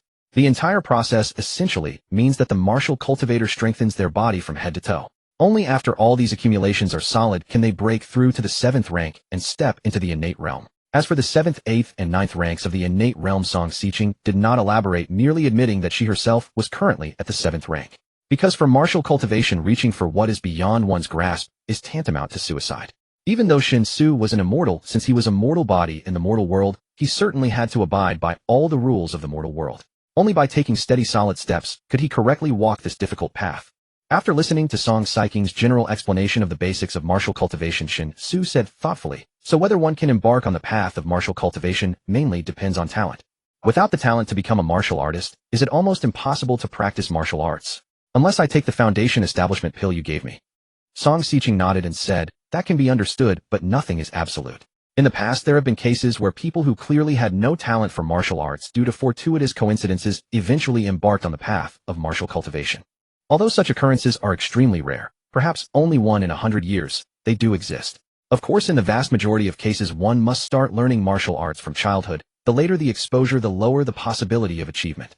Moreover, the cost of learning martial arts in terms of silver is terrifying. Martial artists have much larger appetites than ordinary people, and coupled with the demand for various rare herbs, all these factors make martial cultivation very difficult. Shen Xu thought for a moment and asked, "Then if I take the foundation establishment pill, and my mortal body successfully advances to the first rank of martial arts, will it become extremely difficult to continue improving later?" Song Xiqing hesitated. I'm not sure. As I said just now, the foundation establishment pill is far too rare. Only those deeply accumulated thousand-year-old families would attempt to refine or purchase foundation establishment pills for their valued young family members who lack money. Besides that, for anyone, the foundation establishment pill is a choice that brings more loss than gain. The rare herbs used to refine the foundation establishment pill are each priceless treasures. The resulting pill only ensures a step onto the path of martial cultivation. This is clearly very uneconomical. So, I'm truly sorry, Master Shen. I have never encountered anyone who has taken the foundation establishment pill before, and I do not know what it is like after taking it. Is it that one is completely unaffected, or that martial talent is awakened, or simply that one remains forever stuck at the first rank? Seeing the expression of shame reappear on Song Xiqing's face, Shen Xu decisively changed the subject to prevent her from falling into self-blame again. This girl was good in every way. Her temperament seemed gentle, she was beautiful and capable, and in this brief time together, she showed no hint of putting on airs. Far different from the world he came from, where any girl who was somewhat attractive acted as proud as a princess. But there was one problem: this girl was far too prone to self-reproach. There was really no need for that. Beautiful girls always had privileges. As long as one was good-looking, even being unreasonable would be seen as acting cute. Of course, it didn't work for the unattractive. If an ugly girl was unreasonable, she was simply being unruly. In the end, this was a society that judged by appearances. Chatting with a beautiful girl always made it easy to forget the time. After chatting about various things in the courtyard for a while, seeing the sun already slanting west, Shen Xu then remembered that he still had to go to the airport to pick up his sister that evening. He could only stand up reluctantly and said to Song Xiqing, "It's getting late, I'll head back now. If nothing comes up, I'll come again tomorrow. If you are also free, then please take me around the village tomorrow. Also, you really don't need to keep feeling sorry and guilty. Oh, I really like the things you gave me. In my eyes, the things you gave me are actually much more valuable than the things I brought over today." With that, Shen Xu picked up the bag containing the mountain products, nodded to Song Xiqing, and then, familiar with the way, entered Song Xiqing's side room. Watching the door of her side room close again, Song Xiqing immediately showed a hesitant expression. Because she suddenly thought that Shen Xu's descents to the mortal world or returns to the heavenly court were almost all done through her side room, except for the one time in the court. Under these circumstances, was it convenient for her to continue living in the side room? Forget it, I'll move to C's side room and live with C. Lest if Master Shen suddenly descends in the middle of the night. Unbidden, her mind recalled the scene of Shen Xu accidentally seeing her bathing in the side room when he first appeared today, and Song Xiqing's cheeks instantly flushed crimson. She murmured, "But Master Shen is really a very, very good immortal. Obviously the things I gave him were completely useless to him, yet he pretended to like them very much just to make me feel better. They were just mortal objects. How could an immortal in heaven care about them? It was really a struggle for him. I hope that when he returns to the heavenly court with those things, he won't be laughed at by his immortal friends. I wonder what exactly is the mission the heavenly court entrusted to Master Shen." When Shen Xu returned to the rented bedroom, it was already evening. Through his earlier chat with Song Xiqing, he gained a deeper understanding of the world he had traversed into. Generally speaking, the country named Beizhou is at a developmental level similar to that of the Tang and Song dynasties in this world. As for the Liang and Wei nations, their strength is somewhat lesser compared to Beizhou. Among them, the Wei kingdom is the weakest, occupying the smallest and most barren territory in the northwest among the three countries. It resembles the western Xia during the Song and Liao period. However, the relationship between the southern Liang and northern Zhou is entirely different from that of the Song and Liao. The biggest difference is that the world he traversed into seems to lack overly complex ethnic relations. The common people within the territories of Zhou, Liang, and Wei can be regarded as sharing the same roots from an ethnic perspective. Even more remarkably, the culture, heritage, customs, and overall social structure of the three countries are almost entirely consistent. The copper coins and silver taels minted by the three nations can be exchanged freely with one another. Such a high degree of uniformity, akin to the same tracks for carts and the same script for writing, is hard to find even in the late Han period of this world. According to Song Xiqing's description, the Zhou, Liang, and Wei kingdoms were actually a unified nation over 70 years ago. The country's name was also Zhou, holding dominion over the entire realm. However, at that time, the Great Zhou court had conferred too many princely titles to unrelated families, leading to complex local conditions that gradually spiraled out of control. Eventually, although the various unrelated princes still nominally respected the Zhou emperor as the sovereign of the realm in their own fiefdoms, they possessed absolute power. This unhealthy situation of strong branches and weak trunks clearly could not last long. Thus, civil war inevitably broke out. After more than a decade of turmoil, the weaker, unrelated princes either perished in battle or were swallowed up, leading to the complete annihilation of the great Zhou royal family, with only the three strongest, unrelated princes standing tall. Moreover, upon confirming that they could not swiftly defeat the other two opponents, the three major unrelated princes tacitly proclaimed themselves emperors and established their own nations, naming them after their own surnames. The unrelated prince who established Northern Zhou, coincidentally sharing the same surname as the former Great Zhou dynasty, even claimed to have inherited the legitimate rule of the Great Zhou. He called upon all the heroes and chivalrous figures still loyal to the Great Zhou court to serve Northern Zhou in order to jointly campaign against the disobedient nations of Southern Liang and Northern Wei. Unfortunately, true fools are few. What attracts talent is always sufficient benefits, not hypocritical righteousness. Of course, this situation in the other world is temporarily of no use to Shen Xu now. Although after a day of effort he has barely managed to establish himself in this new. That young lady Song truly believed in the absurd identity he fabricated, but he still lacks a clear idea of how to leverage this for profit. It's just like internet entrepreneurship. No matter how many active users you attract, if you can't monetize them, it's all for naught. His current state is akin to that of the suddenly popular penguin appearing to have a bright future, yet lacking a firm foothold. Even though he has a preliminary plan believing he can exploit the material differences between the two worlds to amass wealth through buying and selling. However, finding items suitable for such trading is not an easy task. With this thought, Shen Xu picked up the bag, glanced inside at a complete set of tiger bones and 3 rhino horns, and a bitter smile appeared on his face. These are indeed valuable items, but the problem is, they are simply impossible to handle. According to the current laws, both tiger bones and rhino horns are prohibited items that cannot be bought or sold. Let alone selling, even private collection is a crime if discovered. He had been too caught up in excitement in the other world to realize this. Now with the items in hand, his clever intellect regained dominance, and he immediately found his rationality again. This life is truly too torturous. Feeling increasingly like a judge. Shaking his head, he stuffed the bag under the bed, and Shen Xu excitedly ran into the bathroom, holding the jade box containing the Foundation Establishment pill. Song Xiqing had made it very clear that the Foundation Establishment pill is to be taken directly and poses no risks. Since he brought it back, he naturally intends to consume it immediately to avoid prolonged delays. Although modern society prioritizes the rule of law, it is crucial to resolve any conflicts by trying to persuade others with virtue. Otherwise, acting impulsively could lead to winning, yet suffering losses, or getting hospitalized, which is simply not worth it. The issue lies in the fact that if you want to reason with others, they may not be willing to reason with you. Often there are too many fools, and reasoning can lead to losses. It might be better to make your fists a bit harder so that fools will be calm enough to reason with you. In the bathroom, he took off his shirt, looking at the large muscles in the mirror. Shen Xu. He opened the jade box and took out the Foundation Establishment pill. This pill is entirely golden in color and is about the same size as the Ngong Yo Huang Wan. Shen Xu hesitated slightly before putting it in his mouth, and unexpectedly the taste was quite pleasant. It seemed to contain a considerable amount of honey. Otherwise it wouldn't be so sweet. As he chewed, Shen Xu silently thought. He continued chewing until the Foundation Establishment pill was reduced to a fine mash before swallowing it. Feeling the medicine enter his abdomen, a warm sensation began to surge in his lower abdomen, rapidly spreading to his limbs. Under the influence of this warm sensation, Shen Xu felt completely comfortable, as if he were floating in ecstasy. So comfortable. It's a shame this stuff is so rare, otherwise eating one every day would be blissful like a celestial being. Shen Xu murmured to himself while carefully examining his body in the mirror. He wanted to see if, after taking the Foundation Establishment pill, his body would produce the changes that Song Xiqing mentioned. Thus he had removed his shirt as soon as he entered the bathroom. Sure enough, the effects of the medicine did not keep him waiting long. In just a few minutes, Shen Xu saw his reflection in the mirror where obvious muscle contractions were occurring. Underneath the skin, the muscle contractions quickly developed to the extent that it looked as if countless earthworms were wriggling back and forth. Fortunately, Shen Xu did not have a fear of clusters A, otherwise this scene would have certainly scared him into fainting. However, putting aside the visual impact when describing his bodily sensations, Shen Xu felt not a single trace of discomfort. The comprehensive contraction of the subcutaneous muscles only made him feel a slight itch. Other than that, everything was perfect. Truly wonderful. This Foundation Establishment pill is indeed magical. Shen Xu thought happily. The muscles writhed frantically for nearly 10 minutes. Shen Xu stared at himself in the mirror, watching in astonishment as his once large bulging abdominal muscles gradually transformed into 6 perfectly symmetrical blocks arranged in 3 rows.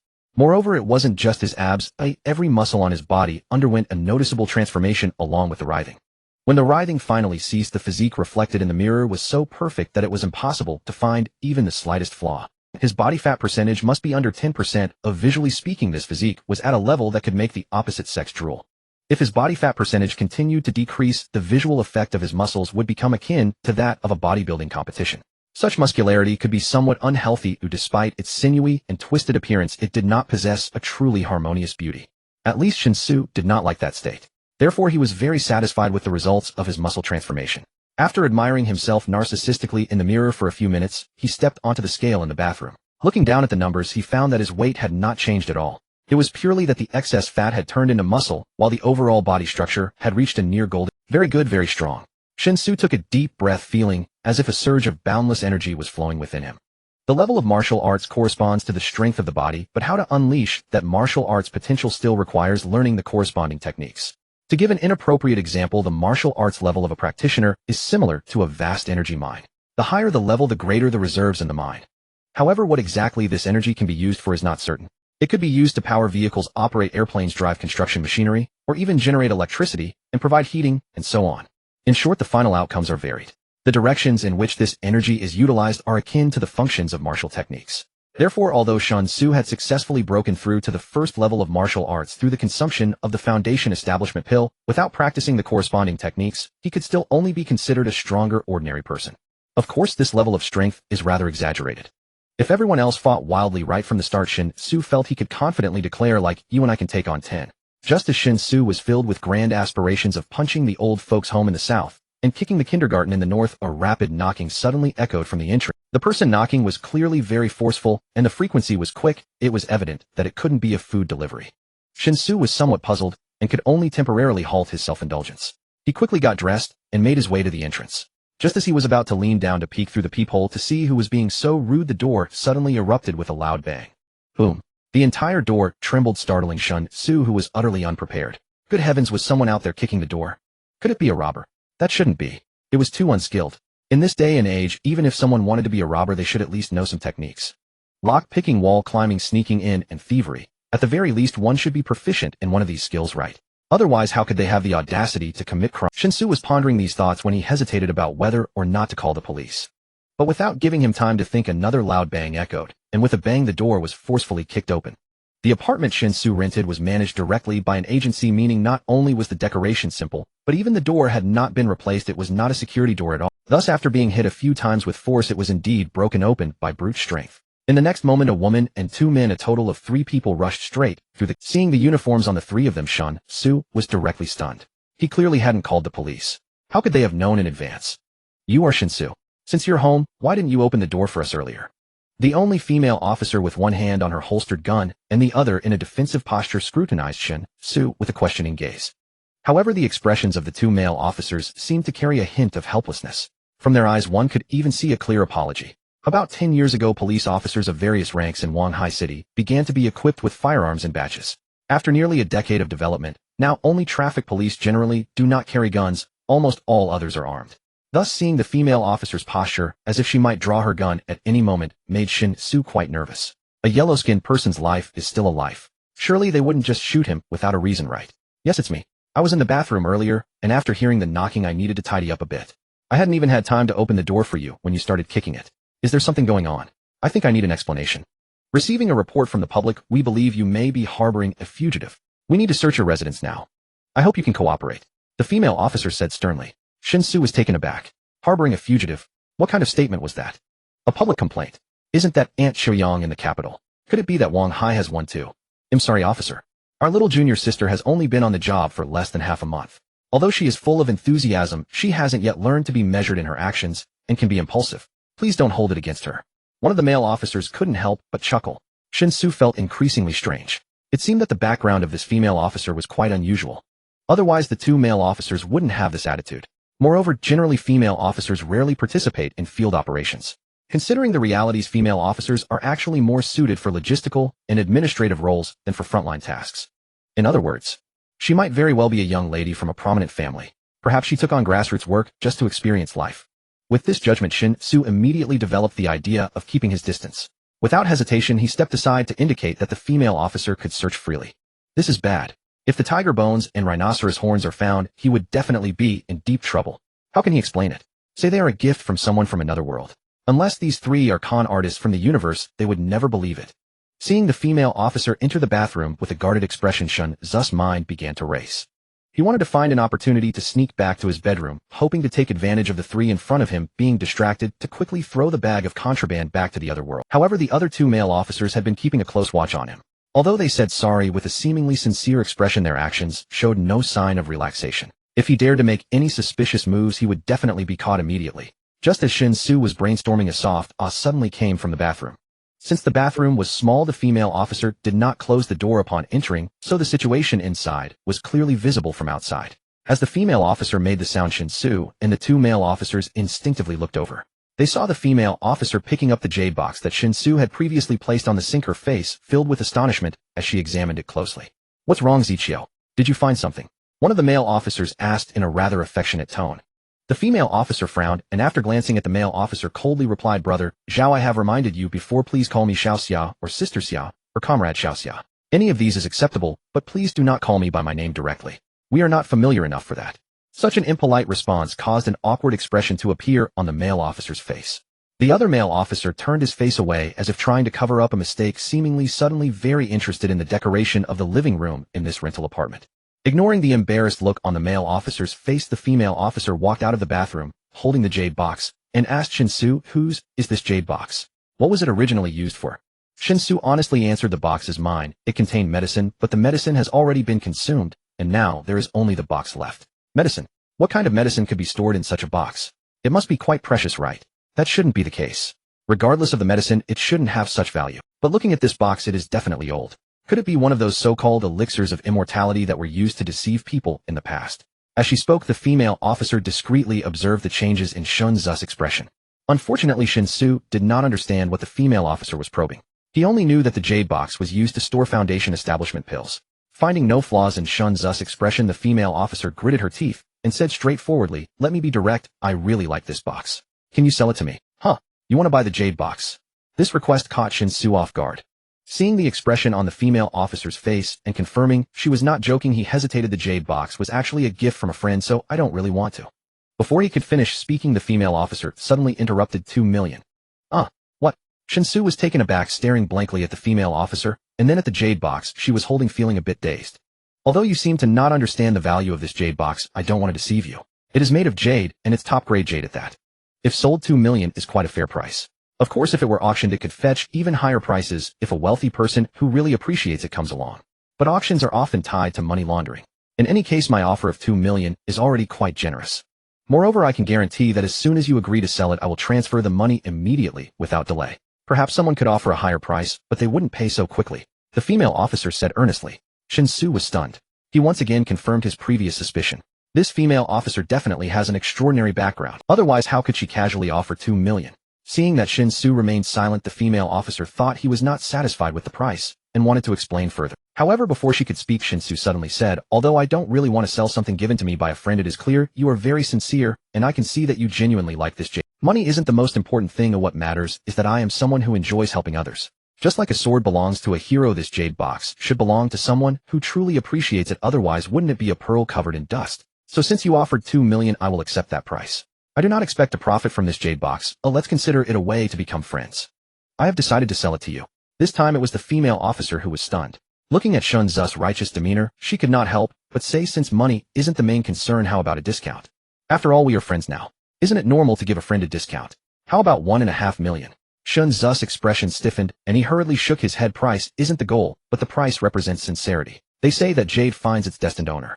Since you have a connection with this jade box, do not change your initial thought. As the saying goes, a gentleman's friendship is as light as water. Although we are considered friends now, I can clearly see that the closer we get, the more we need to be clear about finances, so as not to take advantage of friends, right? 2 million you want, be at a loss or be deceived. Instead, you will acquire a top-grade jade box. How fortunate.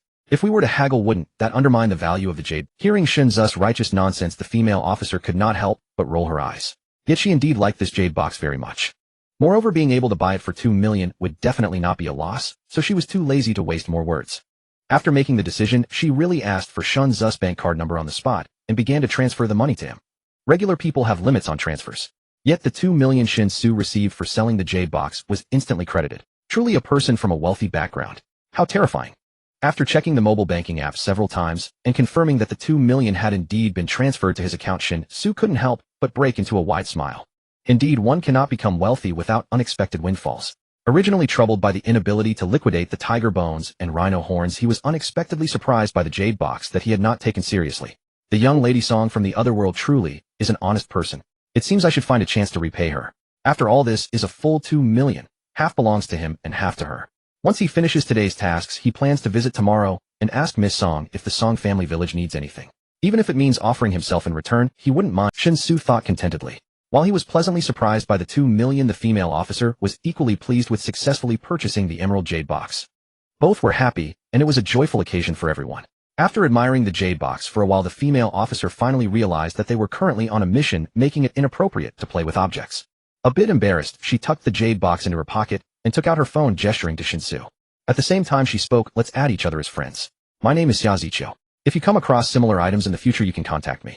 If there's anything I like, I will buy it, and the price will definitely not let you suffer any losses." Upon hearing this, Shen Xu was surprised at such a fortunate opportunity. Without hesitation, he scanned Xiaoziqiu's QR code with his phone. "Little fat face. What kind of online name is that?"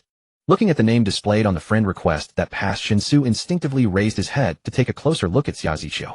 She had a perfectly beautiful face with slightly plump cheeks full of collagen. Adding a bit would seem too fat, while reducing a bit would seem too skinny, giving her an exquisitely sweet appearance. Compared to the young lady Song Xiqing from the other world, they each had their own merits and were equally matched.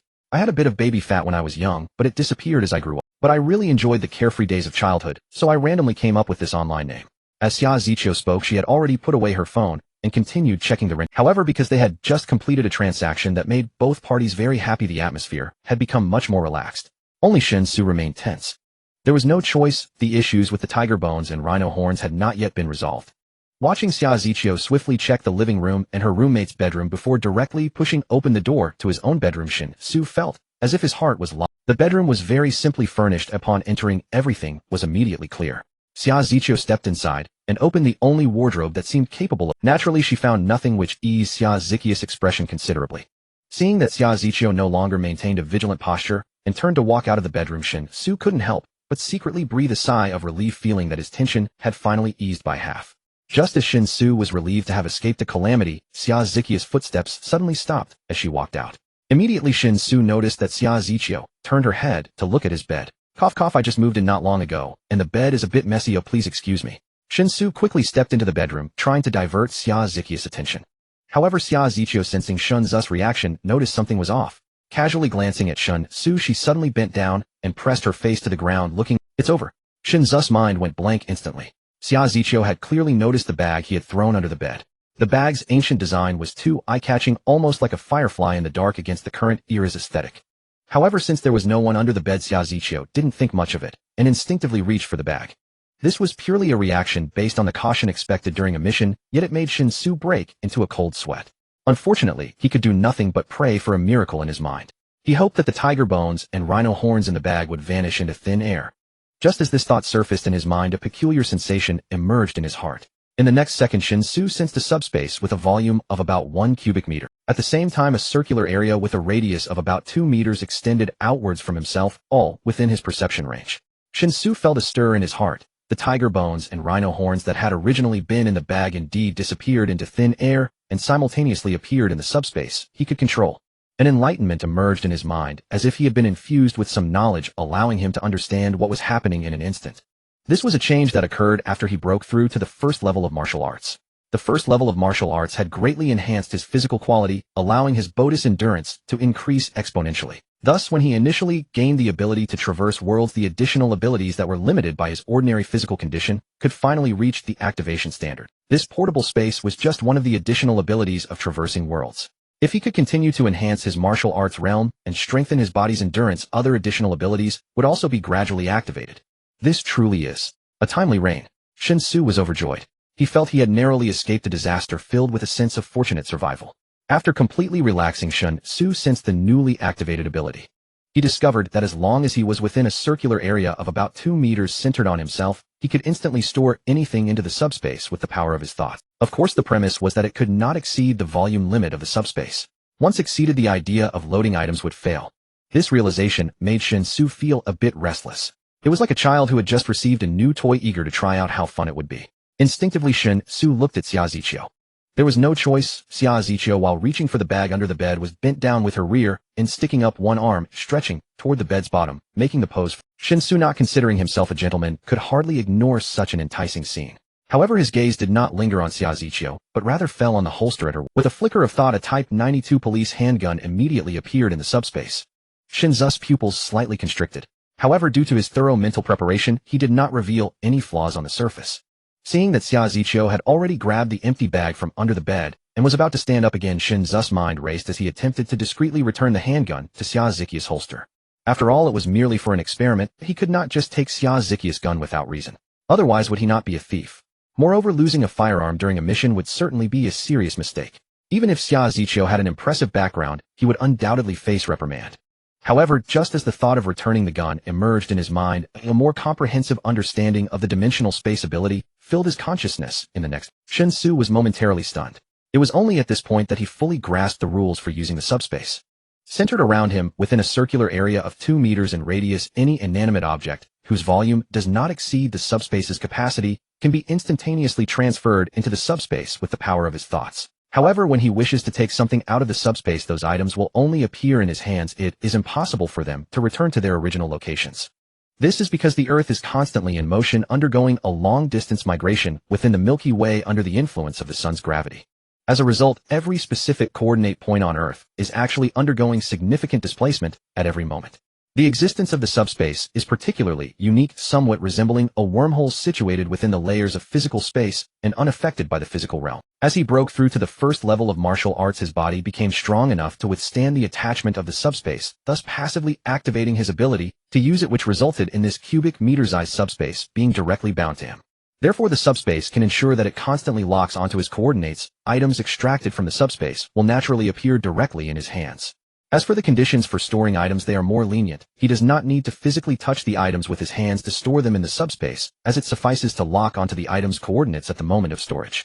In simple terms, it is somewhat akin to carving a boat to seek a sword.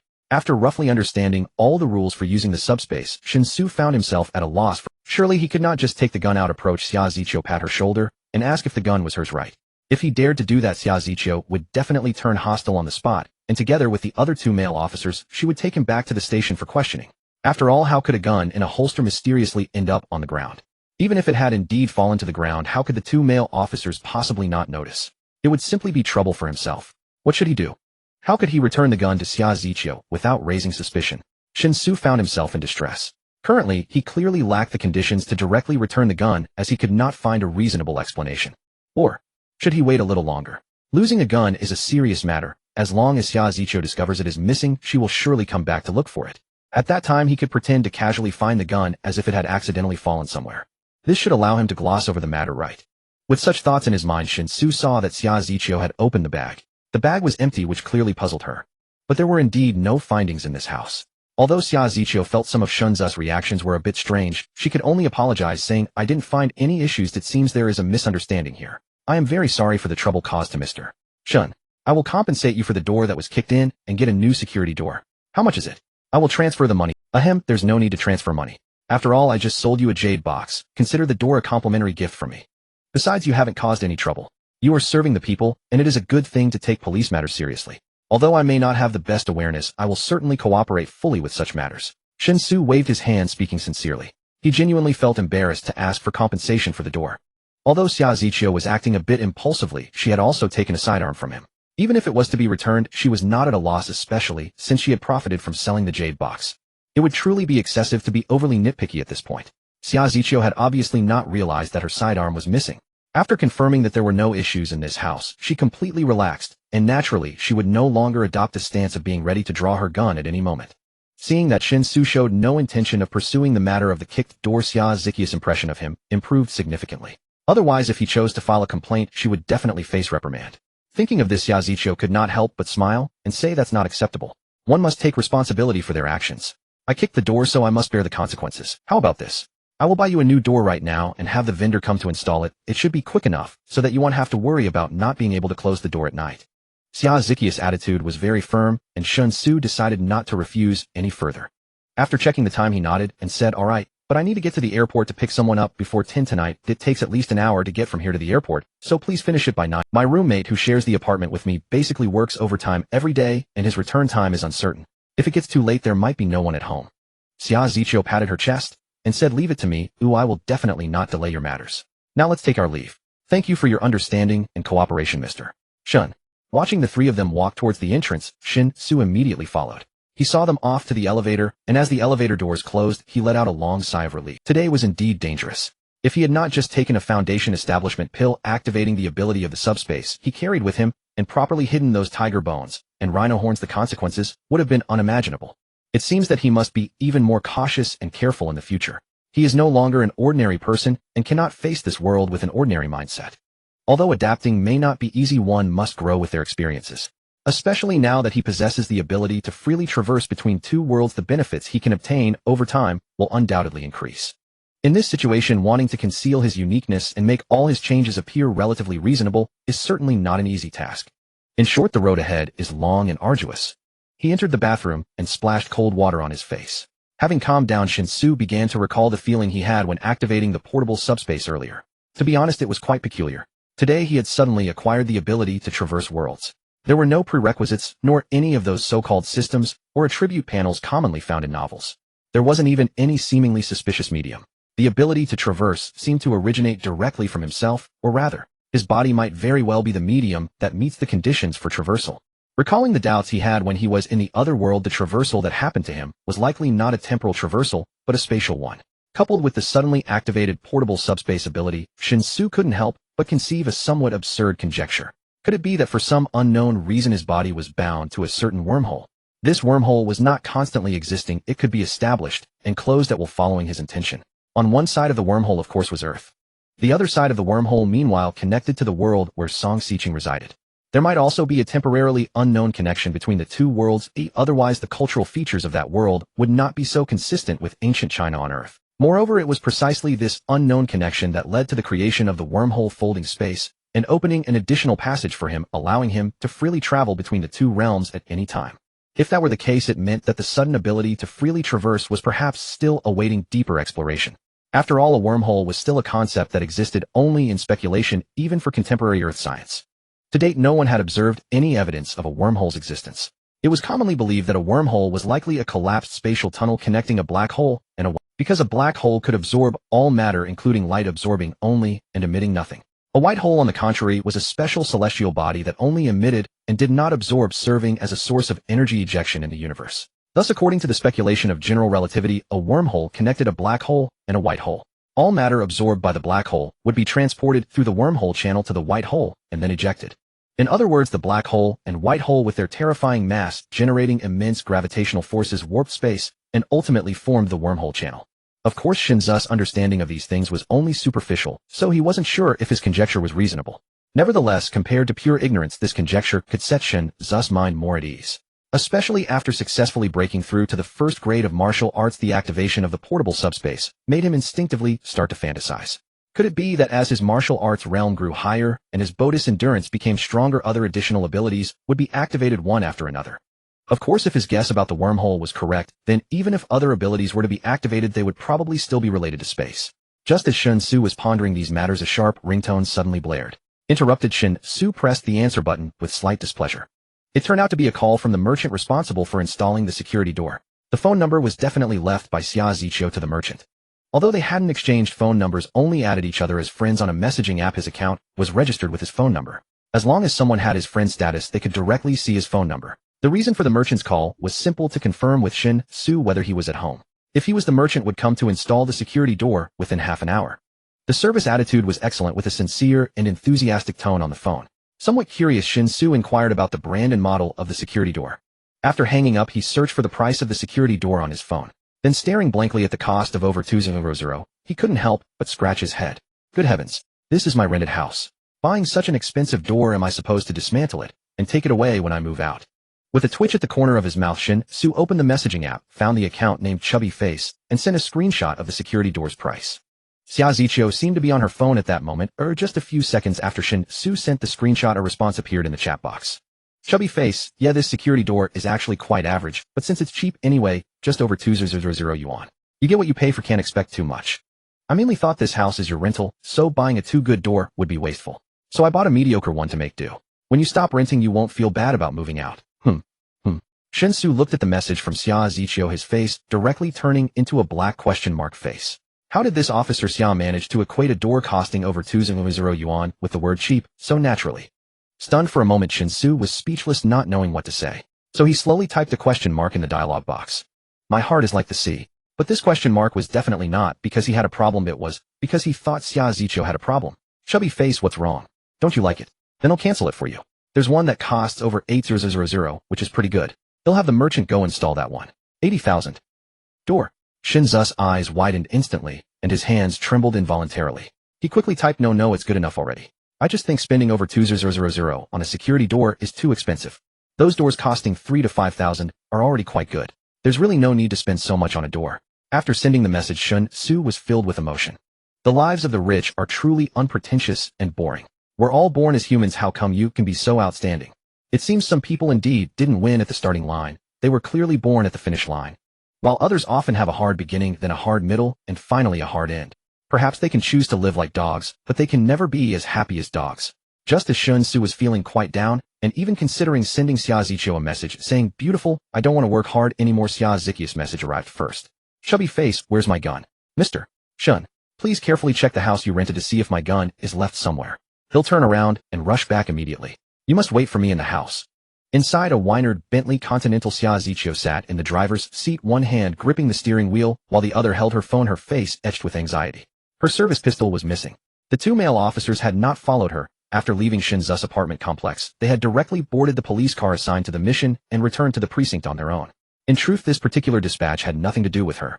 After all, she was still a rookie, still in her probationary period, and field missions rarely selected female officers, so by all accounts, she had no business being involved in frontline operations.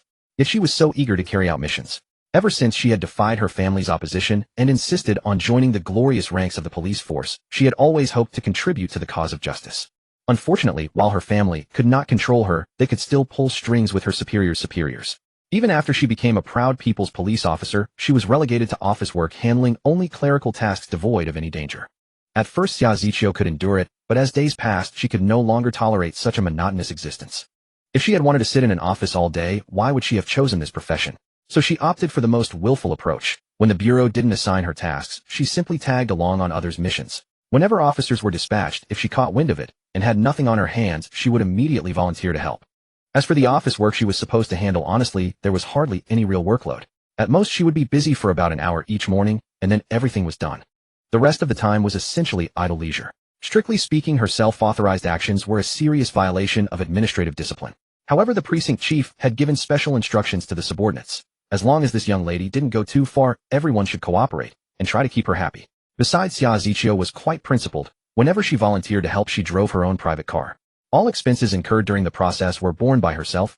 She never used public vehicles or funds, nor did she fabricate receipts for reimbursement. Essentially, she was spending her own money to serve the people. This approach left the other officers in the precinct baffled, and they could only sigh at her willful generosity while tacitly accepting her habit of tagging along. No way around it. A modern-day lay phone was hard to compete with. The same applied to today's tip-off from a citizen. Upon learning that the report might involve a wanted fugitive on the national network, Xia Ziqiu immediately perked up. Without hesitation, she applied for a service pistol, then drove her own car, following the other two colleagues in their police vehicle to the scene. Her excitement wasn't unwarranted. The missions she had previously tagged along on were all too mundane. Either it was brawls, neighbor disputes, or at most someone contemplating suicide. Society was peaceful, so most cases were trivial matters. As for more serious incidents, they were handled by the criminal police, completely unrelated to her as a public security officer. This meant she rarely encountered cases that truly made her feel she was doing something righteous. That she got a tag along on today's case was only because the situation wasn't urgent. Citizen reports required verification. After all, the vast majority of such tips held little value. If it was confirmed that the person was indeed a wanted fugitive, then she wouldn't have been allowed to join the fun. She had hoped this dispatch would yield some results, and indeed it did, but not related to justice. Instead, she spent 2 million on a jade box she absolutely adored. If it were only that, it would have been acceptable. But what she never expected was that while waiting at a red light, she received a message from Shen Xu. As she replied, she instinctively reached for the holster at her waist and realized her service pistol was missing. This was a serious matter. Losing a service pistol was a major incident. The mildest punishment would be a severe administrative demerit. If it led to grave consequences, she could be directly dismissed and even sentenced to prison. Even though her family background was exceptional and could easily smooth over the negative impact, she could never forgive herself. With that thought, Xia Ziqiu pressed harder on the accelerator. But it was already rush hour, and Wanhai City, being a first-tier metropolis, had incredibly heavy traffic during peak time. As soon as she stepped on the gas, she had to switch to the brake, repeatedly toggling back and forth. This Bentley Continental, which had cost over 4 million, could only crawl forward at a snail's pace. In terms of speed, it showed no difference from the Baojun 310 in the adjacent lane, which cost just over 40,000. During peak congestion, all vehicles are equal. After finally enduring the traffic jam, she drove straight into Shen Xu's apartment complex, parked, and dashed up the stairs in quick strides to the elevator. On the way back, despite her extreme anxiety, she forced herself to calm down and carefully think back and recall. She confirmed that when she first entered Shen Xu's home, her service pistol was still there. At that time, she had kept her hand on the holster ready to draw if anything went wrong. After leaving Shen Xu's place, she had gone straight to her car, and during that period, apart from the two colleagues, no one else had come close to her. Therefore, her pistol must have been accidentally left behind in Shen Xu's home. As for the possibility that Shen Xu had stolen it, that suspicion lingered in her mind for less than a second before she dismissed it, because Shen Xu had never had any physical contact with her from start to finish. Moreover, the other two colleagues were with her. If Shen Xu had dared to make any move, they would have noticed. Besides, what ordinary citizen would dare to covet a service pistol? But the pistol was secured by the holster. Under normal circumstances, it couldn't have fallen out.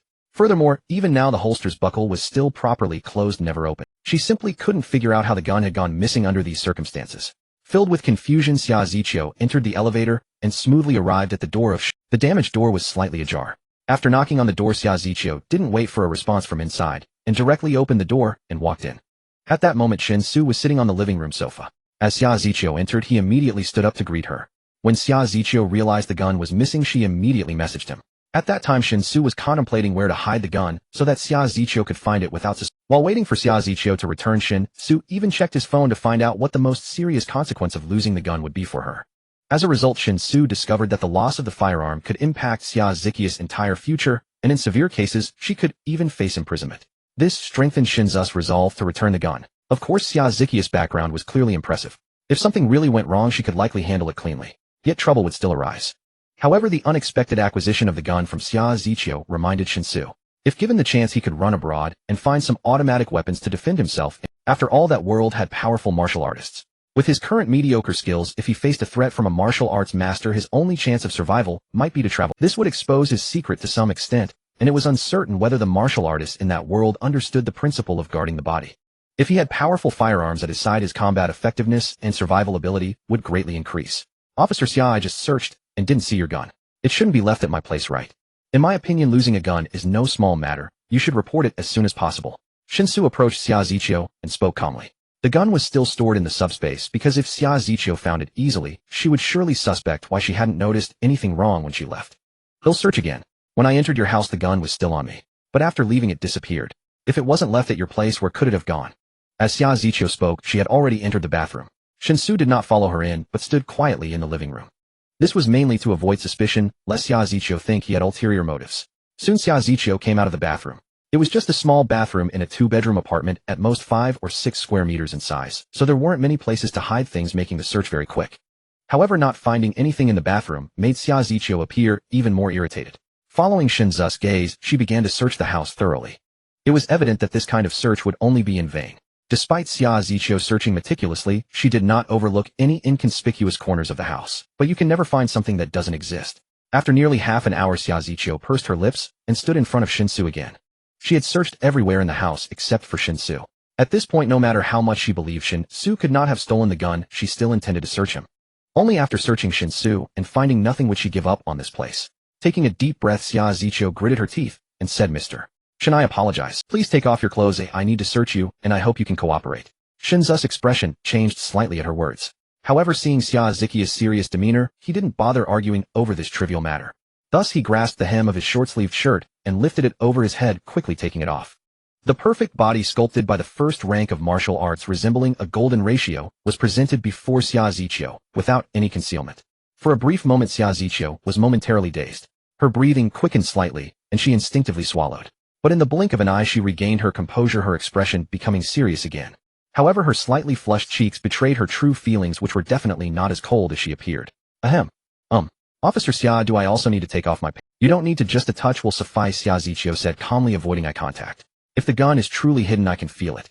With that, Xia Ziqiu squatted down in front of Shen Xu and began to touch the seam of his pants. Just then a figure entered through the previously opened door. Is anyone home? I'm here to install the door, I called earlier. As the figure entered, he called out loudly. However, the next moment, the installer froze in place. Sorry, the door is broken. I didn't mean to interrupt, you all continue, and call me when you're done. The installer quickly reacted, spoke hurriedly, and without waiting for his words to settle, he had already returned to the corridor outside. Xia Ziqiu turned slightly in confusion to glance back, but this feeling of confusion lasted only a moment before she realized something. The blush on her cheeks deepened, and she stood up, no longer continuing to search Shen Xu. She said in a stiff tone, thank you for your cooperation, Mr. Shen. I should report back to my superiors now. Losing a gun is no small matter. If further investigation requires your cooperation, I hope you won't mind. After saying this before Shen Xu could respond, Xia Ziqiu quickly turned and walked out the front door. The slightly exaggerated pace of her steps gave the impression that she was fleeing in panic. Shen Xu hurriedly chased after her, adopting a posture that indicated he wanted to see Xia Ziqiu off. Just as he reached the doorway, he suddenly called out, hey, Officer Xia, is this your gun? It got stuck in the door seam, right? You must have kicked the door too hard and knocked it loose. As he spoke, Shen Xu bent down and quickly stood up again, now holding a police handgun in his hand. Xia Ziqiu, who was hastily trying to escape, abruptly turned around. She took a quick step back to Shen Xu, her eyes shining as she snatched the gun from his hand. After a careful inspection confirming it was indeed her service weapon, her heart, which had been in suspense, finally relaxed. Thank you so much. I have to rush back to the bureau to handle the follow-up issues. We'll meet again. After saying this, Xia Ziqiu stepped into the elevator feeling immensely. Following this, the installer, who had just retreated to the corridor, slowly approached Shen Xu. Rubbing his hands together with a smile, he said, sorry, handsome, I didn't expect you to be so busy here. I had called you earlier, and I said I'd arrive within half an hour. It's all about honesty when it comes to business. So this isn't my fault. Can I start installing the door now? Blame you. What for? Alright, hurry up and close the door, I have things to do soon. Shen Xu casually replied. However, he suddenly stiffened, a look of realization flashing across his face, as he suddenly understood why Xia Ziqiu's expression had been so peculiar. It was indeed a case of a thief encountering a highwayman. What a coincidence. But if he carefully sorted through today's events, aside from the gun, which was a reaction of his own initiative, all his other encounters seemed to have come looking for him. Strictly speaking, he was the victim. Where could he seek justice? Shaking his head, Shen Xu returned to his bedroom with his phone. He first called the HR department of the company he had previously applied to, informing them that he had changed his mind and would not be going to work. Although the HR representative on the phone was quite surprised, they didn't ask much. After confirming Shen Xu was not joking, they hung up directly. Wanghai was at least a first-tier city. It was hard to find a three-legged toad, but two-legged fresh graduates were everywhere. The excessive concentration of talent resources made the competition in Wanghai exceptionally fierce. In an extremely cutthroat environment, unless one had irreplaceable top-tier talent, it was always a case of jobs being selected by employers rather than people picking jobs. No matter what it was, as long as the quantity increased, it became worthless. The position Shen Xu applied for was actually just a very ordinary sales position in a small company. Though it carried the title of sales manager, the title of manager had long become exceedingly cheap with the development of the times. Had it not been for the sudden acquisition of the ability to freely traverse other realms, he would have had to take this unreliable job just to earn enough money to survive in Wanhai. But now, compared to going to work, it was evident that devoting himself to exploring other realms was his true priority. How much could one earn from a job? Over there in the other realm, a small jade box sold for a whopping 200,000. And this was on top of the truly precious foundation establishment pills he had already consumed. Looking at it this way, the other realm was simply a treasure trove filled with gold. He would definitely dedicate a large amount of his time and energy to the other realm. In any case, working was impossible. He would never work in this lifetime. Since he didn't know how to do business, selling items from the other realm was the only way to sustain his life. Going to the other realm felt like coming home. The experience there was so much better than here. Everyone in the other realm was talented, and they spoke so well. I absolutely love the other realm. Using Che Guevara's famous quote to inspire himself, Shen Xu sent a message to his roommate, asking what time he would be back tonight. Mainly because he had changed the door, the original key was naturally rendered useless. He had to go pick someone up from the airport tonight. If his roommate happened to return home while he was out, wouldn't that be a disaster? I heart like the ocean. What time will you be back tonight? Zhang Xiaomi, not sure, I'm working on some code. The requirements keep changing and I'm about to go crazy. What's up? I heart like the ocean. The door at home is broken and I've replaced it. I'm going to the airport tonight to pick someone up, and I'm afraid you might come home when I'm not here, and then you won't be able to get in. Zhang Xiaomi, new door. Does it have a password lock? I heart like the ocean. Yes, it has both a password lock and a fingerprint lock, but since you're not home, I can't record your fingerprint. Zhang Xiaomi, then can't you just set the password and tell me? I heart like the ocean. Zhang Xiaomi, is there a problem? I heart like the ocean. No, you're right. Zhang Xiaomi, by the way, how much was the door?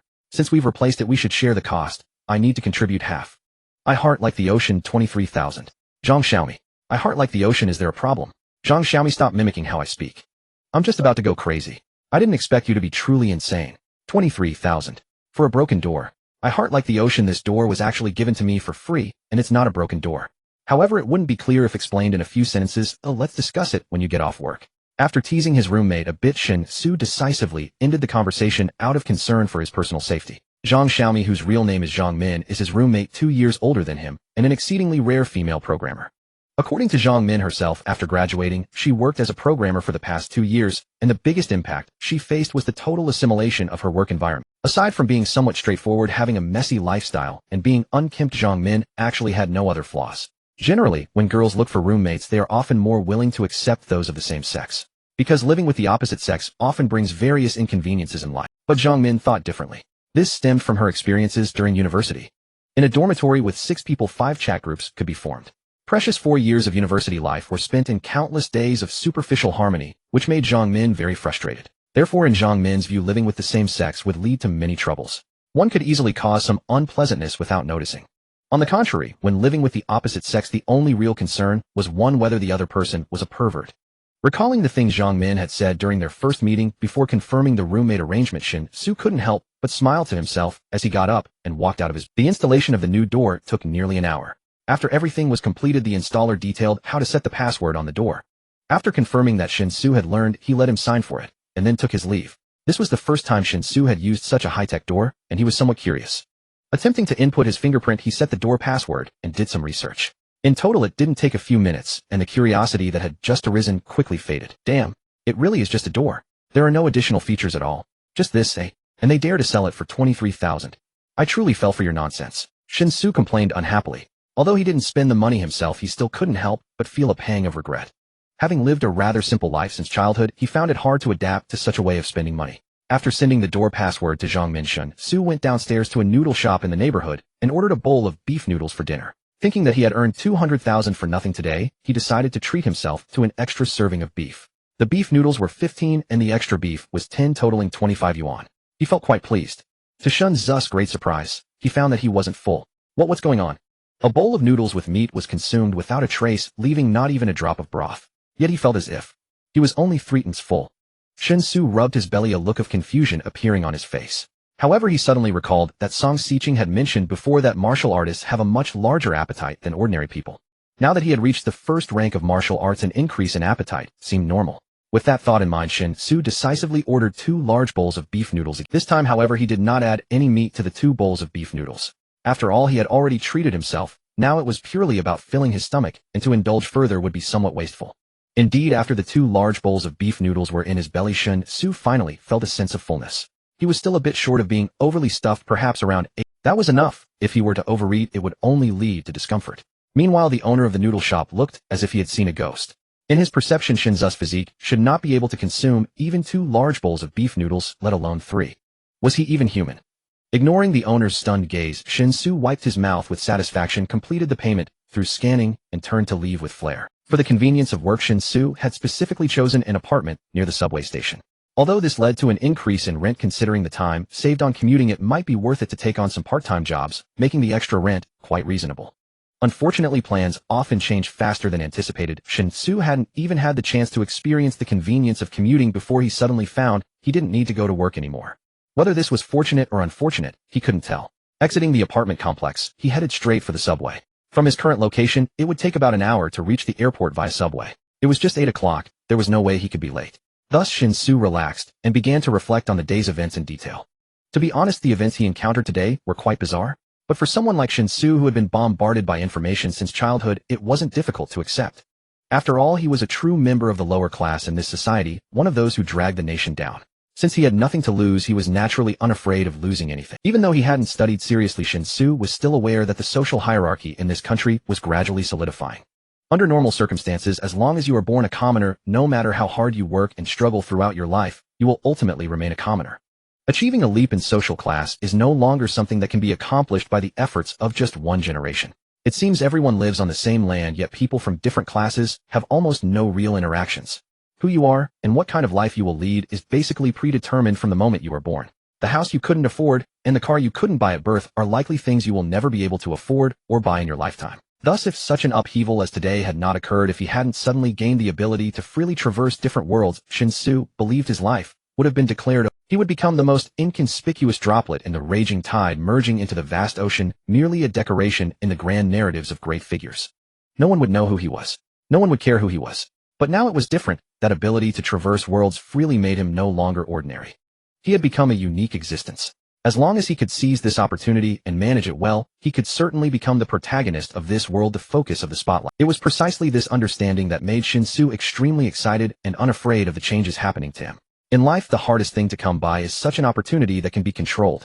Since he had obtained it, he must hold on to it tightly with all his might. Only then could he change his destiny. However, he still had another pressing matter to consider. He suddenly earned a full 2 million. This amount of money was enough to cause a qualitative change in the living standards of the ordinary Shen family.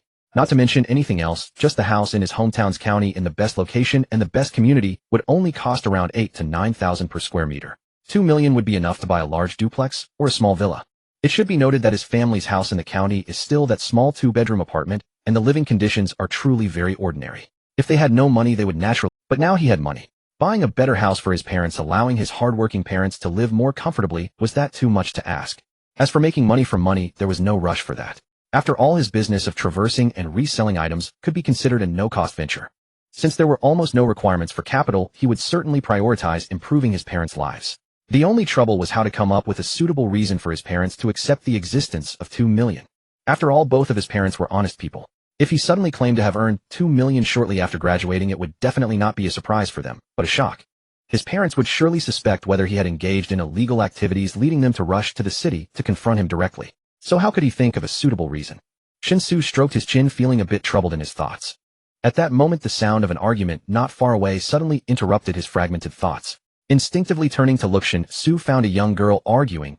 The argument was quite simple. The young man had been repeatedly touching the sensitive parts of the young girl's body amidst the crowd in the subway.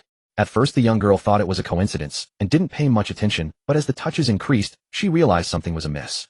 And because the young man had taken advantage of the girl's initial indifference, he grew bolder and even started to grab and squeeze. How could the girl tolerate such behavior?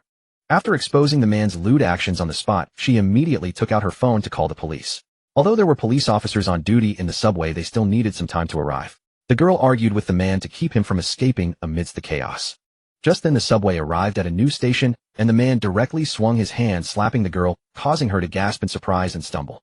Taking advantage of the situation, the man broke free from the girl's grasp and shouted angrily, "Are you crazy? Don't you look at what you look like? Why would I want to touch you?" Saying this, the man was about to leave the subway. But at that moment, Shen Xu suddenly stepped forward and firmly grabbed the man's arm.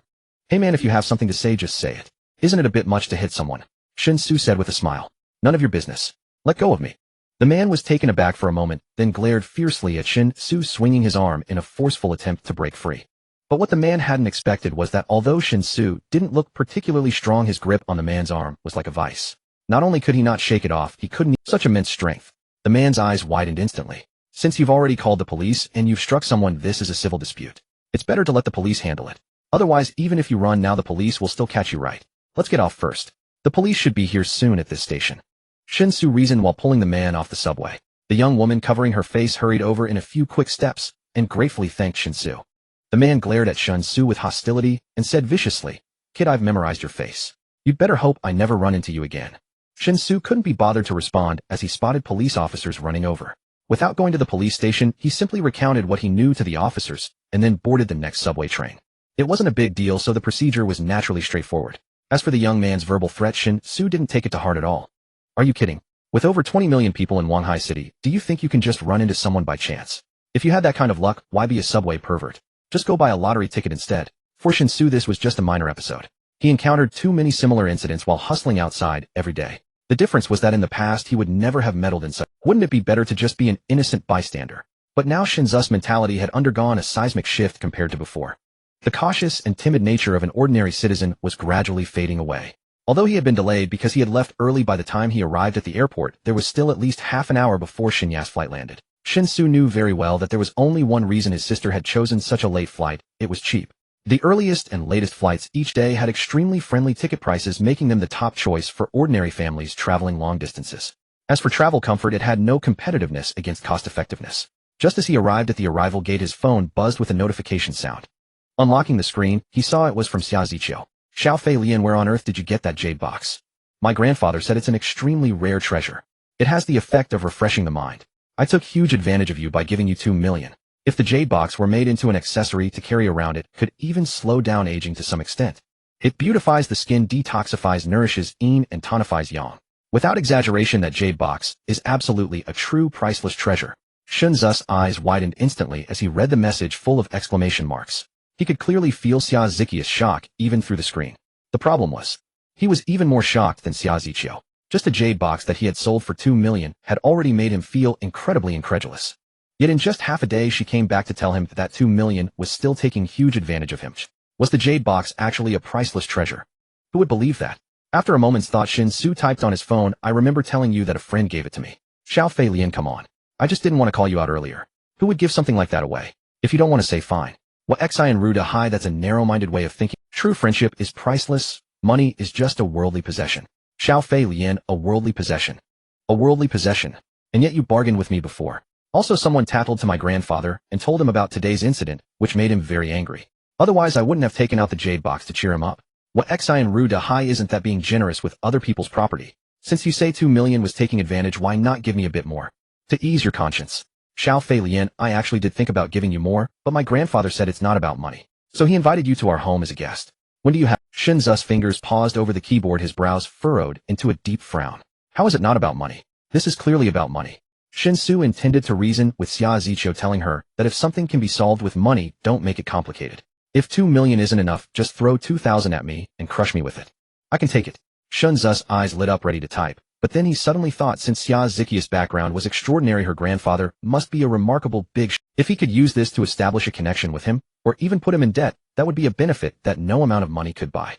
What Xi and Ruda Hai, am an unemployed drifter, free anytime. Xiao Fei Lian, I see. Alright, my grandfather is quite busy. He'll confirm with him and get back to you. Just as Shen Xu was about to reply, he caught a glimpse of a figure rushing toward him. He instinctively looked up, but the figure had already reached him, leaped, and jumped onto him. Shen Xu reflexively reached out to catch her, immediately feeling a forceful kiss on his cheek. Brother, I missed you so much. You're so heartless. You stayed in Wanghai right after graduation, without even coming home to see me first. A crisp and pleasant voice rang in his ear. As they pulled apart slightly, Shen Ya's charming and lovely little face instantly filled Shen Xu's vision. In front of everyone, get down. You're a grown, 18-year-old girl. Why are you acting like a child? Aren't you embarrassed? Shen Xu scolded with a frown. Shenya showed no sign of obeying, instead she tightened her arms around his neck. No, what's shameful about hugging my own brother? Since you didn't come home to see me first after graduation, I'm very sad, so I punish you to carry me back. Stop messing around. You're so heavy, how can I carry you? It's already late, and it'll take another hour to get back by subway. Be good, get your luggage, and we'll talk when we get home. I'm only 95 Gene. Where am I heavy? If you want carry me, then tonight you have to coax me to sleep. Promise me, then I'll get down. If you don't, I'll stay hanging on you. After much persuasion, he finally managed to coax the little princess off him. Picking up their luggage, they went straight onto the subway and returned smoothly to the rented apartment. It was nearly 11 o'clock at night, but Zhang Min still hadn't returned. Such overtime was the norm, so Shen Xu naturally didn't ask. Seeing Shenya had already slipped into her bedroom, Shen Xu thought for a moment and said, Xiaoyu, I've earned some money recently, so our life doesn't have to be as tight as before. So, you see, isn't it a bit inconvenient for you to stay here? How about you stay at a hotel? On hearing this, Shenya's phoenix eyes widened, and she placed her hands on her hips, saying, What's inconvenient about it? I want to live with you. What about your roommate? Isn't she coming back tonight? Let me tell you, don't even think about sleeping on the couch. Make a bed for me on the floor in the bedroom. Otherwise I'll cry in front of you. After saying that, she snorted at Shen Xu and turned to continue unpacking her luggage. But soon Shenya discovered a white belly band in Shen Xu's bedroom. Lifting it with one hand, she exclaimed in surprise, Not bad. So you like this retro style, huh? Shen Xu froze for a moment, then quickly stepped forward and snatched it back, saying helplessly, It's not what you think. This thing. Ahem. Anyway, it's not what you think. Shenya blinked her big eyes, then smiled sweetly and said, Alright, whatever you say. Take off your clothes and pants, I'll wash them for you. You're all sweaty, aren't you afraid of being dirty? As she spoke, Shenya naturally reached out and started tugging at Shen Xu's t-shirt. Ever since Shenya entered junior high school, Shen Xu's clothes had always been washed by her, and both were accustomed to it. But the next second, Shenya let out a gasp, because Shen Xu's t-shirt was completely removed, revealing a perfect set of muscle lines. Wow, when did you train this? This is amazing. Oh my god, it feels so good. Don't touch me. Tisk, you're really a feast for the eyes now. Your muscles are so firm. Let me see, have you really grown up? I'll wash my underwear myself. Oh, still shy. Which part of your body haven't I seen? Hurry up, don't dawdle. After a struggle, Shen emerged victorious and took Shen Xu's clothes to the bathroom with a smile. Shen Xu, on the other hand, felt utterly hopeless, thinking that the next 2 months would be a living hell for him. That night, probably due to travel fatigue, Shen quickly fell asleep, and this relieved Shen Xu to some extent. However, another real problem confronted him. Shen Ya's arrival meant he could no longer travel through time in his bedroom. He needed to find a new safe place. Pondering in his mind where would be suitable, Shen Xu drifted off into a daze. The next day, Shen Xu woke up early. After a quick wash, he went downstairs and bought soy milk and fried dough sticks in the neighborhood. But it wasn't until he finished breakfast that Shen came out of the bedroom yawning and rubbing her sleepy eyes. The next day, Shen Xu woke up early. After a quick wash, he went downstairs and bought soy milk and fried dough sticks in the neighborhood. But it wasn't until he finished breakfast. I won't register your fingerprint, just remember the password. I have to go to work. After you eat, go out and wander around on your own. As Shen Xu spoke, he put on his shoes at the entrance and opened the door. Shen finally became a bit more alert and asked doubtfully, "Isn't today Sunday? What kind of job do you have? What's wrong with Sunday?" "This is Wanhai. Overtime is as normal as eating and drinking. Yesterday was Saturday and my roommate didn't come home all night, sleeping at the office instead." "That's too scary. How can working be like fighting for your life?" Shen stuck out her tongue. "Exactly. I'm leaving. Take care of yourself. Try not to call me, I'll turn off my phone during work. What kind of job is so exaggerated? Guess." Watching the door close, Shen stomped her feet in anger. Taking out her phone, she immediately saw the text message about the 10,000 yuan transfer and was stunned. She murmured, "This isn't right. How did Master Shen become so rich? Where did he get 10,000 yuan? Didn't he always ask for money from home for the rent deposit? And why does he need to turn off his phone for work? This feels so wrong. And that physique. He's such a lazy person, yet he managed to get his body into that shape. How long did he have to keep it up?" The more she thought about it, the more suspicious she became. Without even bothering to wash up, she quickly put on her clothes and shoes and rushed out of the house. She wanted to follow behind Shen Xu and see where he worked. Just a while ago, he didn't even have the deposit for the rental and had to ask his family for money. How long had it been? How could he easily produce 10,000 yuan? Even if he found a high-paying job, the salary wouldn't be paid out this early, right? Shen was very worried. Taking the elevator quickly to the first floor, she rushed out of the stairwell and just caught sight of Shen Xu's figure disappearing around the corner ahead. Not wanting to be discovered, she deliberately kept a distance and stealthily followed him. By then, Shen Xu had already left the neighborhood. While sleeping last night, he thought about where would be safe enough, free from interruptions. Hotels quickly became his top priority. Since he was now financially comfortable, and Shen absolutely refused to stay at a hotel, he might as well rent a hotel room to travel through time. As long as he hung a "Do Not Disturb" sign outside the hotel room, would be a sufficiently private space. Of course, the premise was to ensure there were no hidden cameras inside. For safety reasons, high-star hotels were definitely better than budget ones. So after leaving the neighborhood, Shen Xu went directly to the nearest 4-star hotel. Of course, there were also 5-star hotels nearby, but the room rate was almost double that of the 4-star hotel in the same area. No matter how comfortable his finances were, Shen Xu felt it was unnecessary to waste money like that. He used his ID card to check in at the front desk, took the room card, and went up to the corresponding floor via the elevator. After opening the room, he first checked for hidden cameras using the method he learned online. Confirming there were none, he then hung the "Do Not Disturb" sign on the door. Then he entered the bathroom, locked the door from inside, and traveled to the other world. Shen stood outside the hotel entrance, staring blankly at the lobby through the transparent revolving door. Just moments ago, her dear brother had checked into a room at the front desk, and then took the elevator to the first floor with the room card. Hiding in a corner outside the door, Shen witnessed the entire process, her head buzzing with confusion. What kind of job would require one to check into a hotel? Although she had just graduated from high school, a fresh 18-year-old, she understood everything she needed to know. In this age of explosive internet growth and unprecedented information dissemination, the level of maturity among people is beyond imagination. Thus, Shen immediately thought of one possibility. Her brother Shen Xu, could he possibly be working as a male escort? The odd working hours, having to go out to work even on Sunday. The peculiar workplace, not actually at the hotel, yet he ended up checking into a hotel. The strange work requirements included having to turn off his phone during work hours. Moreover, she had just discovered last night that her brother had unexpectedly developed a body full of muscles. The lines of his muscles were chiseled and sculpted so beautiful that it made her heart race and her face flush. Considering her brother's previously lazy character, it was hard to imagine how he had the determination to exercise every day. But if her brother was indeed working as an escort, all these questions could be explained. Feeling that she had uncovered the truth, Shen Ya's expression became somewhat dazed. She didn't feel any anger or embarrassment. She simply thought about the poor conditions at home, which had placed too much pressure on her brother, pushing him to sell his looks just to survive in Wanhai, making her heart ache. I can't tell anyone, not even our parents, or they will definitely collapse. But being an escort, that's just too much. And it seems there are some wealthy women who are quite twisted. I've heard of escorts being harmed, or even killed. No, I need to have a serious talk with him tonight. I can't let him sink deeper into this. Shen Yu bit her lip, tightly clenching her small fist. After glancing again at the hotel entrance in front of her, she resolutely turned and left. She planned to use these 2 months of vacation to find a part-time summer job, not expecting to earn much, but at least she could help alleviate some of the financial pressure. She was now an adult and needed to contribute more to the family. Shen Xu, of course, had no idea about Shen Yu's tracking and her subsequent wild thoughts. He had no idea that he was merely trying to give his sister some pocket money, which had led to so many misunderstandings. Once again, he successfully arrived in another world, reappearing in Song Xiqing's chamber. Pushing open the door to the chamber, he saw Song Xiqing practicing swordplay in the courtyard. Her pure, flawless figure was as light as a fledgling swallow, and with a graceful twist of her wrist, the sword's shadow danced like a peacock fanning its tail, like a white snake flicking its tongue, like a swimming dragon playing with a phoenix, like thunder and lightning, like a tree of silver flowers. With a single sword, she stirred up fallen leaves and made summer blossoms bloom. In the midst of it all, Song Xiqing seemed to merge with the sword's radiance, almost becoming a beam of light. In this world arriving from antiquity and slicing, Shen Xu was mesmerized. Song Xiqing was inherently beautiful. Unlike many pretty girls in his own world who had too many artifice marks, Song Xiqing was truly like a lotus emerging from the mud, natural and unadorned. Coupled with her nearly perfect figure, she looked as if she had stepped out of a painting. At that moment, within the sword's shadow, Song Xiqing appeared to be more than human, resembling a radiant star from the Milky Way. It was unclear how much time passed before she finally stopped. She sheathed her sword and stood tall, noticing Shen Xu standing frozen at the doorway. Her eyes brightened, and she quickly bowed, saying, "Greetings, young Master Shen.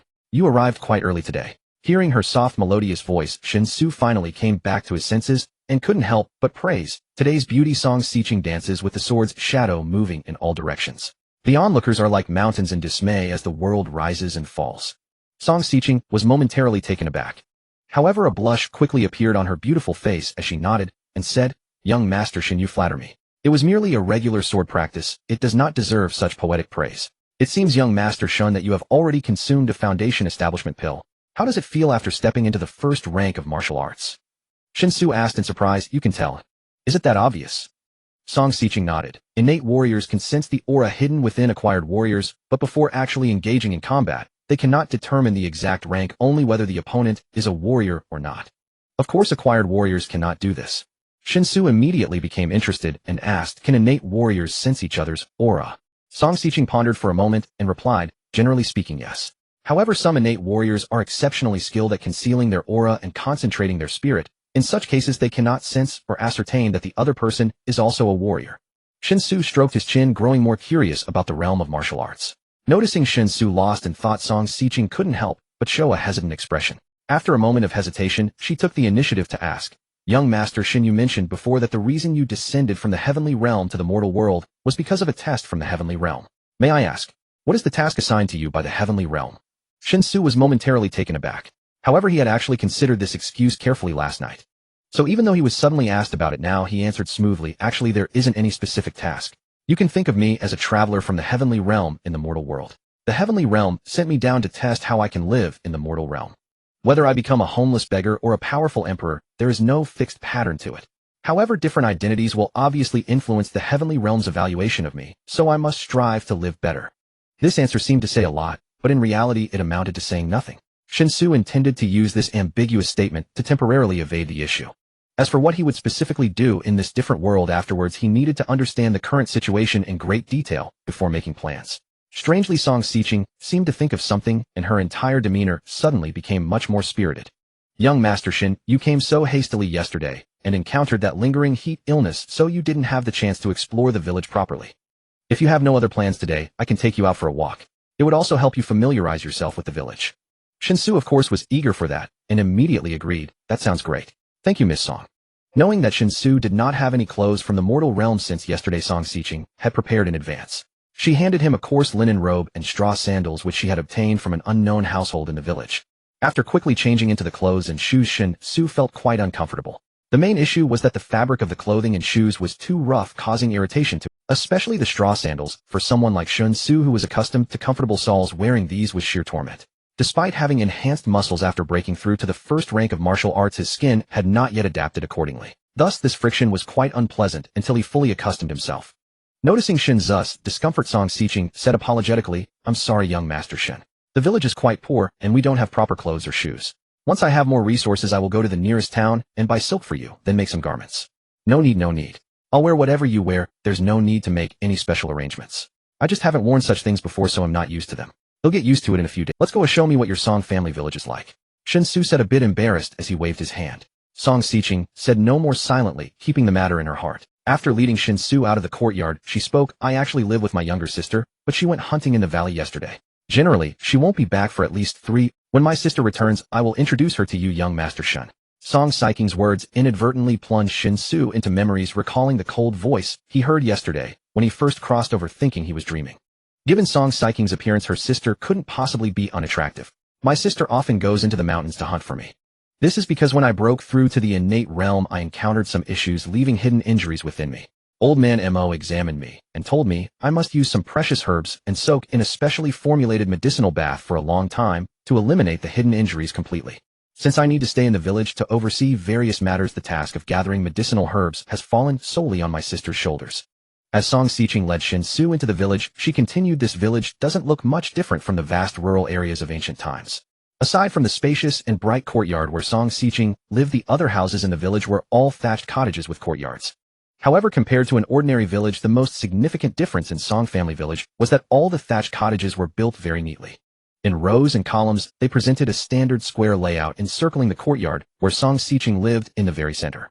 Moreover, the roads in the village, though they were of the common dirt variety, were clean and tidy with hardly any visible potholes. Shen Xu was quite astonished by this.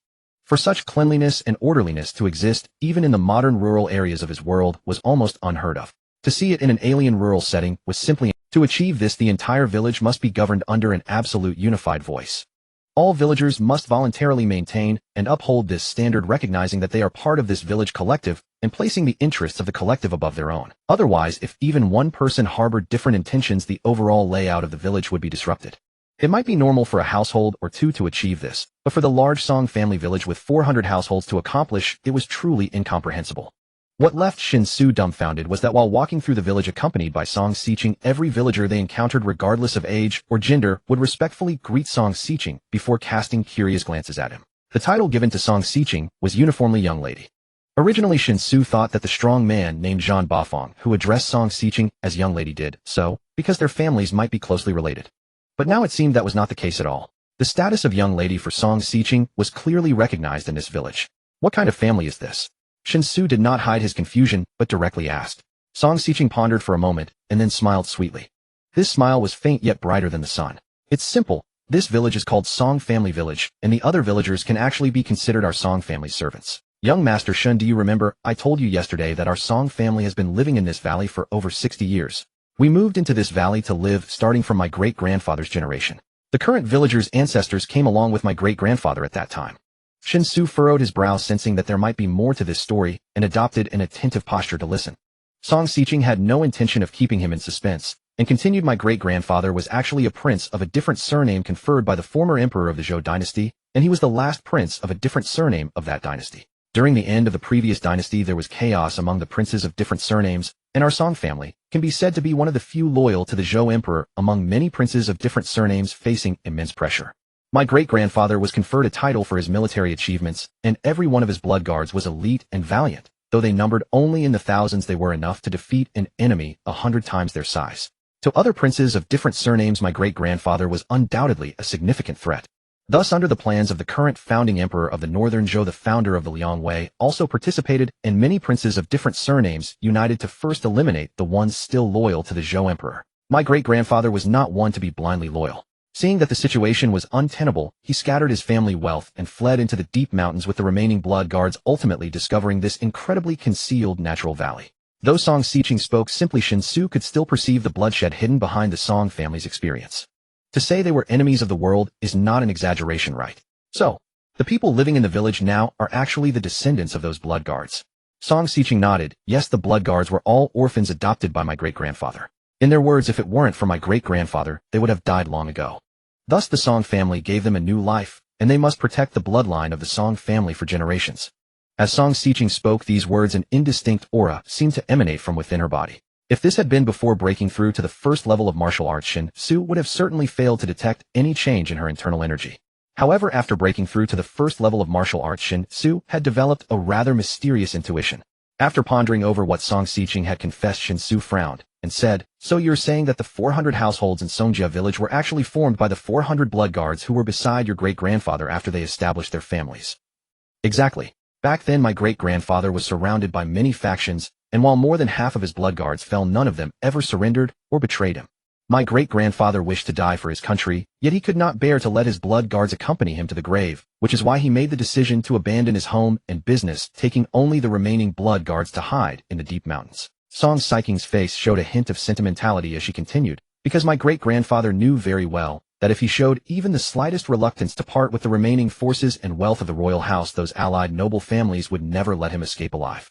However, once he exhibited a complete attitude of anonymity and ceased to concern himself with worldly affairs, those allied noble families naturally lost their courage to claim. After all, my great-grandfather was one of the few masters in the world at that time.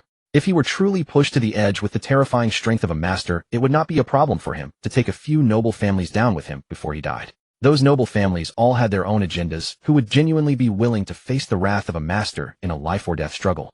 Shen Xu listened, his emotions. Good heavens, not only were his ancestors noble families from the previous dynasty, but they were also rare masters in the world. After the blood guards swore to follow him to the death and expand their family line, the newer generations were still willing to honor the glory of their ancestors and continue to protect the descendants of the Song family. It was simply like a fairy tale. Upon realizing this, Shen Xu keenly detected a problem. The Song family had been hidden in this valley for several generations, yet by the time of Song Xiqing, they still maintained a distinct military demeanor.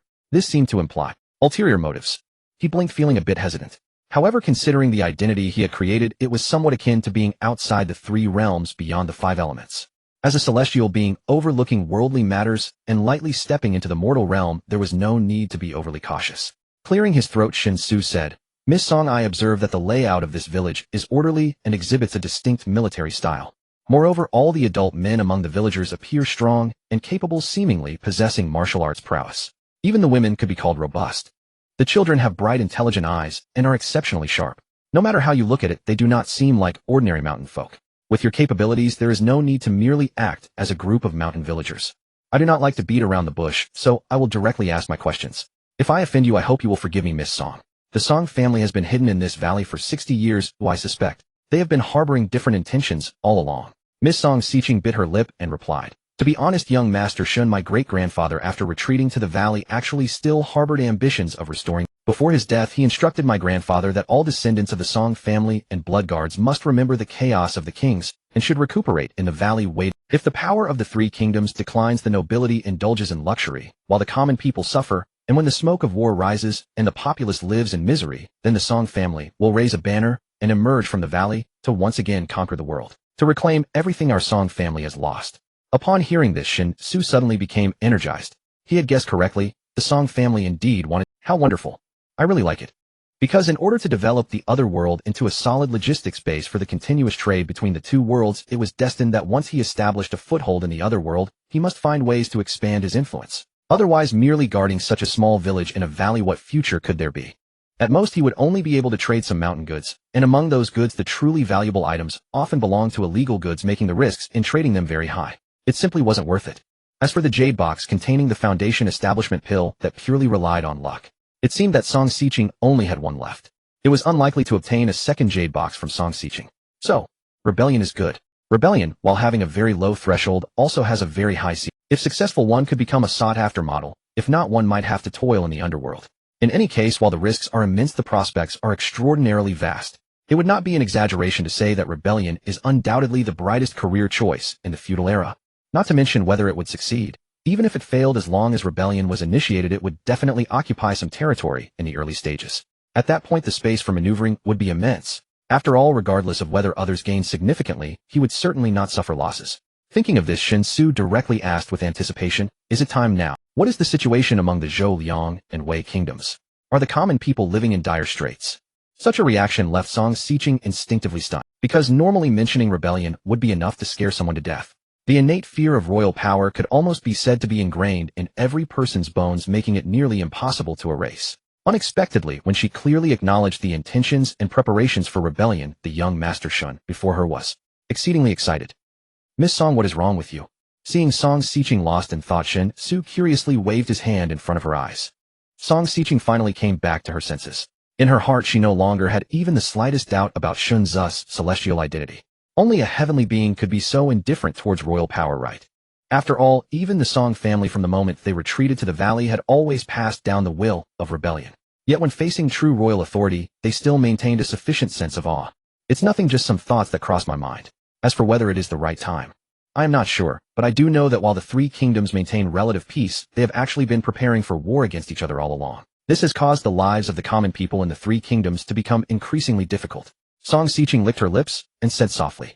Just as she was about to delve deeper into this topic with Shen Xu, a group of over 100 people suddenly appeared not far away, looking dejected as they drove dozens of donkeys. Miss, the grain merchants in the town are simply too unreasonable.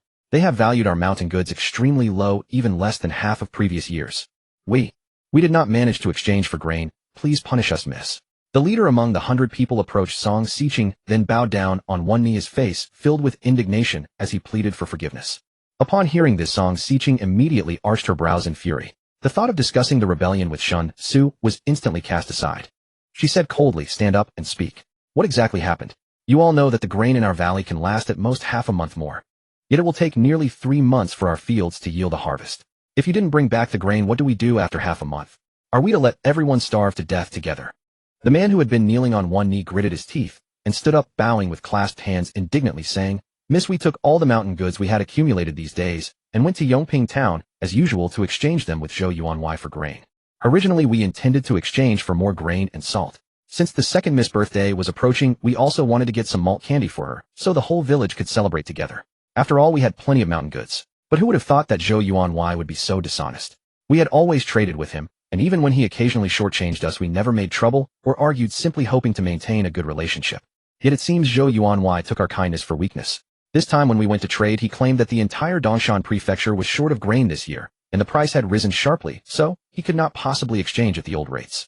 I thought to myself that this year indeed was tough, but the grain price in Dongshan prefecture had only increased by about 2%, an increase we could accept. But I never expected that Zhou Yuanwei would be such a scoundrel. He doubled the price of grain outright. Then he found all sorts of faults with our mountain goods. If we were to trade at his price, our mountain goods would fetch at most only 40% of the grain we used to get. At this point, the man stiffened his neck, readied, and met Song Xiqing's gaze, saying, Miss, I know that if we fail to bring back grain, everyone will go hungry. But I cannot tolerate such bullying. If you must punish someone, punish only me. It has nothing to do with them. It was my own decision to bring the mountain goods back. Kill me or flay me, I will accept it. Just don't implicate them. Nonsense. Song Xiqing's eyes flashed sharply as she scolded sternly. Her fierce demeanor made Shen Xu's heart pound, for he had always known Song Xiqing as a gentle and refined lady of noble bearing. Now her cold and murderous aura was a stark contrast. Are there no other grain merchants in Yongping town besides Zhou Yuanwei? Were their prices also exorbitant? After scolding, Song Xiqing asked in a low voice. The leader of the men smiled bitterly. Miss, I suspect the other merchants have colluded with Zhou Yuanwei. We asked around, and their prices were even lower than his. If I hadn't been so furious, I wouldn't have acted on impulse. A flicker of worry crossed Song Xiqing's brow. After silently calculating in her heart, she said with some difficulty, if there's no other choice, even if their price is outrageous, we have to accept it. If the grain merchants have united, the price won't drop. This year Dongshan prefecture is short of grain, they won't miss such an opportunity. Hearing this, the leader urged, Miss, we can't accept it. If we only get 40% of the grain, how will we survive the winter? In previous years we relied on this trade and the autumn harvest to get through the winter. If we only get 40%, we might just make it to the autumn harvest, but what about after that? The autumn harvest won't be enough for the winter. Starving before the autumn harvest is completely different from starving during the winter. Many will die. Song Xiqing remained silent. Didn't she understand this truth? But there was no other way. If they traded, at least they would starve to death in winter. If they didn't, they would starve in half a month. In this situation, she had no choice but to focus on the present. Perhaps before winter came, they could find another solution. Shen Xu, watching Song Xiqing's worried face, cleared his throat and said, how much grain are you short of? Maybe I can think of something. Who are you? The leader frowned, having noticed Shen Xu earlier, but refrained from asking since his mistress hadn't introduced him. Now that Shen Xu spoke, he had to clarify his identity. However, his temperament made his tone sound rather harsh. Song Xiqing was startled, her phoenix eyes glaring as she scolded again. What attitude? Apologize to Master Shen immediately. All of you remember this. This is Master Shen Xu. From now on, treat him as you would treat me and my sister. Then she turned to Shen Xu, bowed apologetically, and said, please forgive him, Master Shen. His name is Yi Wujiu, and his ancestors were left commanders of the Blood Guard. He speaks bluntly, but he meant no offense. Shen Xu waved his hand nonchalantly. No need for that. It's just a normal conversation. I just want to understand your difficulties and see if I can help. Song Xiqing sighed. Thank you for your concern, Master Shen. But our village has 2,000 people, and to get through to the autumn harvest we need at least 800 dan of grain. Although your identity is, very special. This isn't a matter of 1 or 2 people. Besides Master Shen, you probably don't have grain either, do you? I mean where you live. It seems you don't need grain. Of course I don't understand such things, I'm just guessing. With others present, Song Xiqing had to be careful with her words, making her speech hesitant and confusing to the 100+, but Shen Xu understood what she meant. He smiled and shook his head. You're wrong there. No matter one's identity, everyone needs to eat. So I do have grain and plenty of it. Since you're worried about grain, I'll think of something. It should be solvable. Hearing Shen Xu's relatively affirmative answer, Song Xiqing's eyes lit up. However, Yi Wujiu frowned skeptically. The grain price is roughly the same across the entire Dongshan prefecture. What can you do? 800 dan, that's 80,000 jin. Can you conjure it out of thin air? Yi Wujiu, how dare you? Song Xiqing was flustered. Yi Wujiu shrank back in fear, but insisted, Miss, don't be fooled. 800 dan of grain. Is that something easily solved? I think he has ulterior motives. Yi Wujiu's remarks clearly infuriated Song Xiqing. However, just as she was about to teach Yi Wujiu a lesson, Shen Xu reached out to hold her back.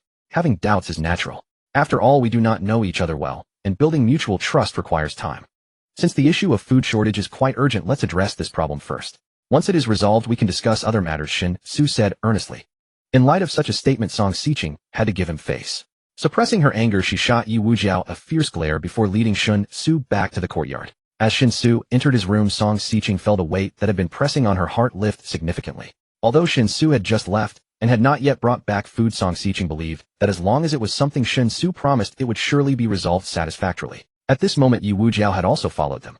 He did not bring the other 100 people along, but instead hid at the courtyard's entrance, cautiously peeking in through the crack of the door. The other 100 people still needed to unload the carts, reorganizing the dozens of carts of mountain goods that had not been traded and placing them into the village's designated storage. Only Yi Wujiu dared to touch the bad luck on Song Xiqing's side.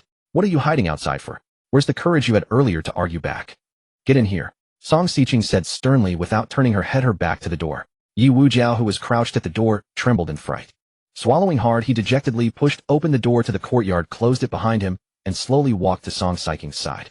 He stood there with his hands drooping, eyes focused on the ground, resembling a student awaiting correction after making a mistake. Song Xiqing looked at Yi Wujiu with a stern face and said coldly, You and Zhan Bafang are both descendants of the left and right commanders of the Blood Guard. Your great-grandfather was the right-hand man of my great-grandfather. Therefore, in our generation, I equally regard you two as trusted allies. Zhan Bafang is older than both of us, straightforward and honest, executing my commands faithfully, but he tends to be quite rigid in his actions. Your mind is more agile. When encountering problems, you often come up with solutions on your own. That's why I usually let you handle external matters. Listening to your evaluation, Yi Wujiu hurriedly bowed and said, It's all thanks to the young lady's trust. You still remember him, a young lady? Then why did you contradict me and offend my guest? If Zhan Bafang were here, even if he had his doubts, he would never act out like you did. Song Xiqing expressed her dissatisfaction without concealment. Yi Wujiu shrank his neck and smiled awkwardly, saying, Young lady, I thought that person looked slick and was a stranger I had never seen before, so I was just worried you might. Speaking of which, where did he go? Didn't he say he would find a way to help us solve the food shortage issue? Why did he disappear after coming back with you?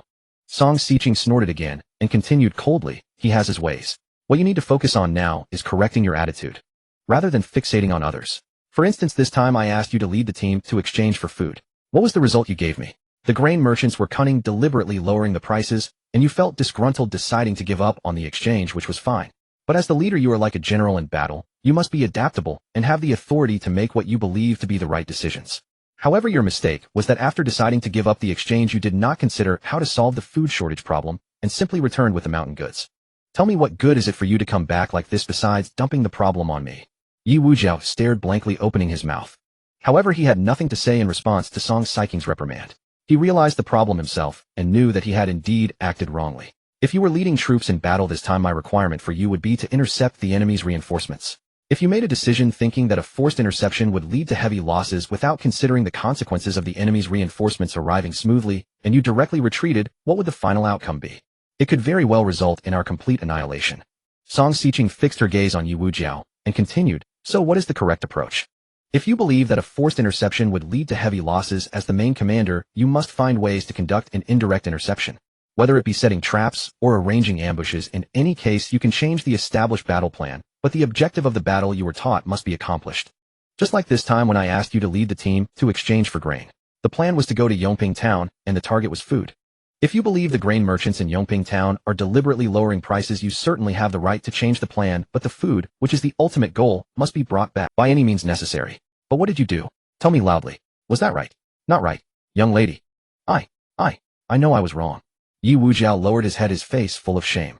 Seeing Yi Wujiao's good attitude in admitting his mistake, Song Xiqing softened her tone.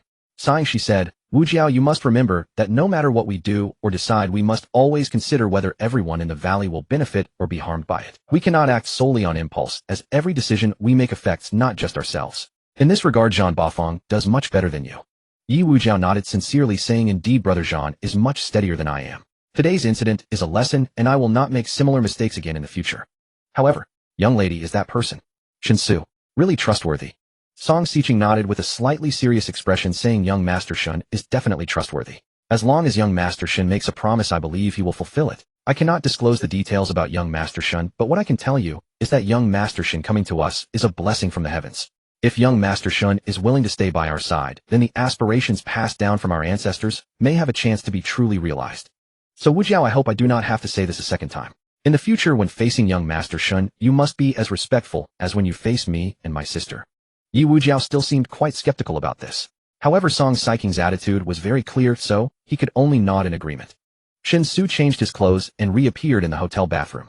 After listening carefully and confirming that there was no one outside, he stepped out of the bathroom. Everything in the room remained unchanged. He opened the door, took back the do not disturb sign, and sat on the bed pondering how to purchase food. If it were just a small amount to purchase, going directly to the supermarket would suffice. But according to Song Xiqing, the food shortage in Songjia village had reached an astonishing 800 gene. Whether it be rice or flour, this was clearly not a problem that could be solved by a trip to the supermarket. With such a large quantity, he couldn't transport it directly through time. He definitely needed to find a way to buy the required food first, then store it in a dedicated warehouse, and subsequently transport it to the other world one trip at a time. The space he activated currently only had a cubic meter in size. The amount he could carry directly was related to his strength. Even though he had now broken through to the first rank of martial arts, greatly enhancing his strength, the weight he could move was still limited and insignificant compared to 800, so he needed to rent a warehouse first. With this determined, Shen Xu immediately took out his phone and searched for relevant information. Having never paid attention to this area before, Shen Xu was somewhat surprised by the search results. He truly did not expect that there were even daily rental self-service warehouses available now. These daily rental warehouses primarily catered to small area products. Ranging from 1 square meter to 100 square meters, they were suitable for storing items for individuals, families, and small businesses. Both the convenience and the size of the warehouses seemed to greatly satisfy Shen Xu. However, he soon noticed a statement in the introduction of the daily rental warehouse's advantages, providing clients with 24-hour real-time monitoring with no blind spots in the entire warehouse. Upon seeing this, Shen Xu knew that they were fated to be incompatible. It wasn't that you weren't good enough, it was that I wasn't worthy of you. He sighed inwardly and silently closed the page for the daily rental warehouse, continuing to search for other information. There was no way around it. After placing the food in the warehouse, he would have to transport it continuously to the other world. If this process were captured on surveillance, wouldn't he just be stuck spiraling into the sky? After searching for a while longer, Shen Xu finally found a warehouse that met his requirements. Aside from being somewhat remote, everything else was quite suitable. The main reason it was hard to rent was that the warehouse was quite old, and thus did not have surveillance installed, resulting in a relatively low rental price. During the phone conversation, the other party stated that the warehouse area was 200 square meters with an annual rent of 300 and did not accept short-term rentals. It had to be rented for at least 6 months. Of course, Shen Xu had no objections to this and immediately expressed that he would go to see the warehouse, while asking the other party to prepare the corresponding rental contract. If all went smoothly, he would sign the contract and pay on the spot, immediately obtaining the rights to use the warehouse. After discussing all this, Shen Xu hurriedly left the hotel and took a taxi directly to the warehouse's location. This was a true mutual pursuit. Shen Xu needed to resolve the warehouse issue immediately, while the warehouse owner was also urgently eager to rent it out. When Shen Xu arrived, the warehouse owner was already waiting at the door. It was evident that this warehouse had indeed been vacant for quite some time, resulting in a significant amount of dust accumulating inside. The primary reasons it was difficult to rent, aside from its remote location, were the virtually non-existent basic facilities inside the warehouse. There were no shelves, no pallets, and not even designated stacking positions. Aside from a warehouse building, there was nothing else. Not to mention, if someone genuinely needed a storage space, just reinstalling the monitoring system would incur a considerable expense. Considering all of the above, it was indeed hard to rent out. But this perfectly matched Shen Xu's needs. This was exactly what he wanted, pure and unadulterated. After briefly looking around inside and outside the warehouse, which was really nothing to see, Shen Xu began to negotiate the price with the warehouse owner. Brother, to be honest, this warehouse has no advantages compared to others, but I still fell in love with it at first sight. Why? Because I'm poor. Therefore, I can only specifically look for such obviously flawed warehouses so that I can afford to rent them. I believe you can see that I'm still a student. Can we negotiate a lower price? Shen Xu said with a smile. The warehouse owner appeared to be in his 40s with a face full of flesh, broad shoulders, and a sturdy build. It seemed he had been troubled by this warehouse for quite some time, as it had never been rented out. Thus, upon hearing Shen Xu's words, he was not angry, but directly asked, "How much do you want to offer, young man?" Shen Xu thought for a moment and tentatively replied, "How about 1,000 a year? I'll pay for a whole year up front in cash." The warehouse owner's face, which was full of flesh, visibly twitched, and he bared his teeth, saying, "Young man, are you crazy? Are you trying to bargain? This is clearly like robbing someone. Others use a knife to rob, but you're using a student ID." Shen Xu awkwardly cleared his throat and continued to smile, saying, "Brother, don't be angry. Isn't it just business? It's always about asking for sky-high prices and then lowering them on the spot. How about 1,500 a year? I sincerely want to rent." Who is asking for a sky-high price? A 3,000 annual rent for a 200 square meter warehouse. You should check around and see where you can find such a low price. I'm giving you a sincere price, and you go and cut my artery directly. The warehouse owner looked at Shen Xu with a face full of helplessness and continued, "Forget it, I don't want to waste time with you. A flat price 2,500 a year, but it must be paid in one lump sum. If you agree, we can sign the contract. If not, you can leave." As soon as Shen Xu heard this, he immediately nodded in agreement. With an average rent of 2,000 yuan a month, he secured a 200 square meter warehouse, which was a great deal no matter how one looked at it. He signed the contract and made the payment on the spot, receiving the keys to the warehouse. He also took advantage of the opportunity to ask the owner for a ride to the nearest subway station. Shen Xu pulled out his phone, searched for directions to the nearest grain and oil wholesale market via subway, and then bought the corresponding subway ticket according to the phone's instructions. 8,000 jin of food amounts to a total of 40 tons. This is far beyond the stock capacity of an ordinary supermarket. Moreover, the prices at supermarkets are relatively high. The more he buys, the more money he wastes. Thus, after much consideration, Shen Xu felt that the grain and oil wholesale market would be more economical. Although the money on his card was relatively easy to earn, the traditional virtue of thrift should still be kept in mind. It's just like riding a shared bicycle to rescue a beautiful lady. Save where you can and spend only when necessary. The grain and oil wholesale market in Wanghai City ranks among the top 10 in trading volume nationwide. After arriving at the nearest subway station, Shen Xu walked several hundred meters to reach his destination. Although it was morning, the market was already bustling with activity. Various sizes of trucks were parked in front of the different vendors, with smaller quantities being carried by hand and larger ones even bringing along unloading workers. This was Shen Xu's first visit to the grain and oil wholesale market, and everything around him seemed fresh and exciting. After pausing to observe several vendors, Shen Xu chose one whose scale seemed neither too large nor too small, but currently had no business. Upon entering, he found the shopkeeper idly scrolling through short videos. Shen Xu approached with a smile and asked, "Boss, how do you sell the rice and flour?" The shopkeeper raised his eyelids, seemingly dismissive of Shen Xu due to his youth, and casually replied, "You have to buy at least 500 jin at a time. We don't sell 500 jin. That's far too little. I need to buy at least 100,000 jin." The shopkeeper choked on his own saliva, coughing violently for a while, his face turning crimson as he stared at Shen Xu in shock. Shen Xu shrugged his shoulders. 100,000 jin, I need it immediately. If you don't have enough stock, I'll go to another vendor. Moreover, I need you to deliver it to my door. After all, it's too much for me to move by myself. It'll cover the transportation and unloading costs. The shopkeeper stared blankly at Shen Xu, and upon realizing that he was not joking, his spirits lifted immediately. Stuffing his phone into his pocket, the shopkeeper dashed up to Shen Xu and said, "Well, young man, in the grain and oil wholesale business, we generally operate on thin margins, so we don't offer credit. It's always cash up front. Do you have enough money?" Shen Xu nodded, slightly exasperated. "Of course. If I didn't bring enough money, would you believe me at my young age? Alright, give me a quote, be honest, and if it's reasonable, I'll buy from you." Although still somewhat skeptical, the shopkeeper asked sincerely, "Do you want bulk or branded products?" "I have both, but the branded ones are more expensive, and I don't have as much stock as you need. The bulk ones are very cheap, and I definitely have enough to meet your demand." Shen Xu thought for a moment, considering that based on the living standards in Songjia village from the other world, he likely didn't need to buy the best. Even purchasing inferior products would surely satisfy the villagers. After some contemplation, Shen Xu said, "I want bulk goods. I only care about the quantity, as long as they aren't moldy or spoiled. What's the price?" The shopkeeper immediately quoted, "For bulk rice, it's 2 yuan per jin.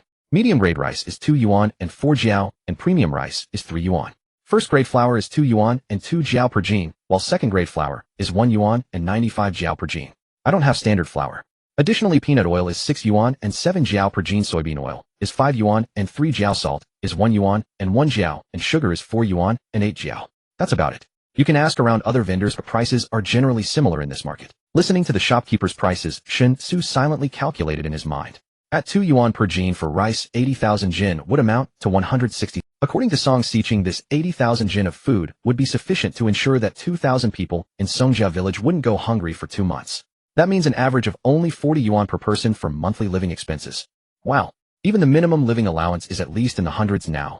The people of the other world truly live in dire straits. This is just too tragic. Thinking of this, Shen Xu couldn't help but shake his head.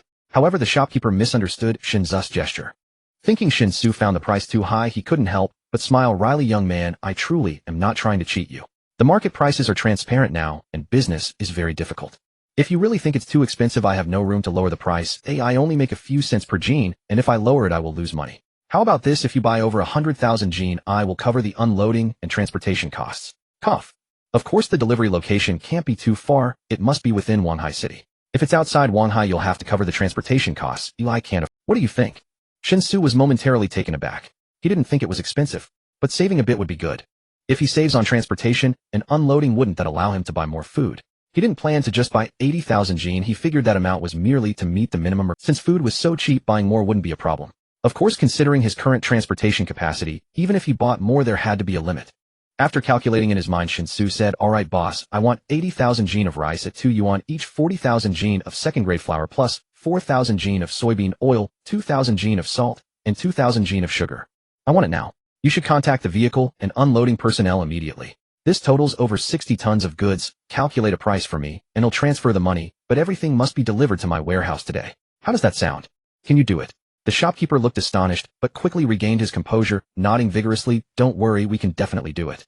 Young man, please wait a moment, let me calculate the cost. Saying this, the shopkeeper grabbed a calculator and began tapping away. After quickly arriving at a specific number, the shopkeeper found a ballpoint pen and wrote out all the calculations on a piece of paper. He then presented the paper with the calculations and the calculator, showing the final result to Shen Xu. Shen Xu glanced at it. 271,000, a number that couldn't be considered small or large. After confirming the calculations were correct, Shen Xu didn't delay. He directly asked the shopkeeper for his bank card number and immediately transferred all the payment. Normally, one should leave a portion of the payment as a deposit to be paid after confirming that the goods are delivered without issue. However, Shen Xu was too lazy to deal with such After all, if the other party engaged in dishonest practices, it would only be the other party who suffers. After all, this was not a one-time transaction. Given the situation presented in the other world, he would have plenty of opportunities to buy food in the future. The shopkeeper clearly did not expect Shen Xu to pay so readily. After a moment of stunned silence, his attitude became exceedingly warm. The shopkeeper, having received the full payment, displayed remarkable efficiency. The warehouse storing various grains and oils was right next to his storefront, so he immediately contacted transportation vehicles and unloading personnel. During the wait, he even took the time to brew a cup of coffee for Shen Xu, informing him to hold on, as the contacted vehicle and laborers would arrive shortly. Although the coffee was instant, it wasn't too bad in taste. During the wait, he even took the time to brew a cup of coffee for Shen Xu, informing him to hold on, as the contacted vehicle and laborers would arrive shortly. Although the coffee was instant, it wasn't too bad in taste. In the meantime, the shopkeeper chatted with Shen Xu, casually probing. Young man, are you buying so much grain to open a grain and oil store, or to supply a supermarket? Shen Xu took a large sip of hot coffee and raised an eyebrow, saying, What's the matter? The shopkeeper quickly smiled, saying, Please don't misunderstand, young man. I just thought that since you can purchase such a large quantity of grain, there must be a channel for selling it. It couldn't possibly be for personal consumption. So I was wondering if we could establish a long-term partnership. If you need to continue buying grain in the future, just come directly to me, and I will definitely offer you the best prices on the market. I guarantee you won't suffer losses. As for me, I don't seek to make a huge profit. I just want to maintain a steady demand. Shen Xu finished the remaining coffee in one gulp and nodded, saying, Rest assured, I definitely plan to buy grain in large quantities for the long term. If our business goes smoothly, I won't need to switch to another shop. How about we add each other as friends? Then when I need to buy grain later, I can contact you directly on my phone. The shopkeeper was overjoyed to hear this. Why was he so eager to contact transportation and unloading personnel, and even took on related costs? It was simply because the other party paid so promptly, showing him the opportunity for long-term business. Although the cost of transportation and unloading would further thin out his already meager profit, from a long-term perspective, it would definitely be a worthwhile investment. The vehicle arrived quickly, accompanied by 5 unloading workers. It was evident that the shopkeeper had worked with them before. As several workers transported the grain from the warehouse to the truck, the shopkeeper proactively chatted with the driver and the unloaders, reminding them to be more careful and attentive. Shen Xu was very satisfied with this. Spending money should be a pleasant experience. That is the true essence of spending. Once the workers finished loading everything onto the truck, Shen Xu directly took a seat in the passenger seat of the truck. The unloading workers lay on top of the loaded grain, resting, while still being able to keep up with the truck's movement. Although the grain was in bulk, it was actually bagged, but just didn't have it. The pile was quite sturdy, and lying on it felt safe. Of course, this was provided that traffic police didn't see anyone on top, who otherwise they would inevitably be stopped. The journey went smoothly, and by the time they arrived in front of the newly rented warehouse, it was already past noon. Noticing that the driver and unloaders hadn't had lunch, yet Shen Xu simply ordered takeout, ensuring the workers had full stomachs before continuing their work. I must say these unloaders, despite appearing lean, had astonishing appetites. Shen Xu spent nearly 200 yuan on large buns, which the unloaders devoured effortlessly. Watching them eat, Shen Xu couldn't help but wonder if they were hidden martial arts. In ancient times, there were the monks sweeping the floors at Shaolin Temple. Now there were unloaders in the grain and oil market. Otherwise, their appetites seemed completely disproportionate to their sizes. Having eaten their fill, the unloaders were full of energy as they went back to work. Shen Xu had not requested that everything be neatly stacked. He only needed the items moved into the warehouse, which undoubtedly further sped up the unloading process. In just about 2/3 of the time it took to load, more than 60 tons of goods were moved into the warehouse. Shen Xu first sent the truck away and then immediately slipped back into the warehouse. He closed the main door and looked at the grains piled up like a small mountain, rubbing his hands together and grinning mischievously. All of it was in bulk. Although there were bags and barrels for packaging, none of them bore any printed information. Of course, the merchants surely had the necessary food circulation permits, origin certifications, health certificates, and so on. However, in order to save costs, these cheapest grains often found ways to save on packaging. Shen Xu appreciated this excellent tradition of frugality, as it truly saved him a lot of unnecessary trouble. Although the bags for rice and flour and the barrels for oil were made of materials far beyond the understanding of this world, it was alright. Song Xiqing would handle these issues. Rolling up his sleeves, Shen Xu began to collect the rice and flour into the spatial pocket. When fully loaded with rice, this 1 cubic meter of spatial pocket could hold about 1,600 pounds. When fully loaded with flour, it could only hold 1,000 pounds at a time. Comparatively, salt and sugar took up much less space.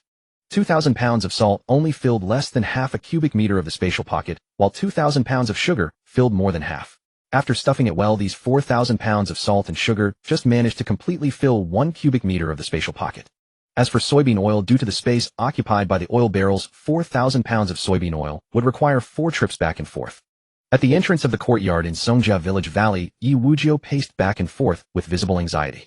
Besides Yi Wujiu, several others stood quietly to the side. Though their expressions were not as dark as Yi Wujiu's, they were equally laden with worry. Only Song Xiqing appeared brimming with confidence, as if victory was already. This young lady of the Song family sat cross-legged at the courtyard gate, calmly circulating her inner energy. She regulated her body while meticulously accumulating strength drop by drop. The reason they all waited outside the courtyard rather than staying inside was entirely at Song Xiqing's insistence. Song Xiqing feared that if Shen Xu truly returned to the heavenly court to procure grain, his descent back to the mortal realm might cause an uproar. To ensure Shen Xu's secrets were not fully exposed, waiting outside the courtyard was far safer than remaining within. Evening had arrived. The sun was about to set, its dying rays painting the horizon crimson. Birds returning to their nests startled the cicadas, and wisps of cooking smoke rose from the village. Yi Wujiu, who had been pacing for an unknown duration, watched the sky darken and could no longer contain his impatience. He spoke with deep suspicion. "Miss, will that Shen Xu be coming back today? Was he just boasting? Merely trying to show off in front of you to gain your attention? That must be it. Nearly 1,000 share of grain. Where would he find it?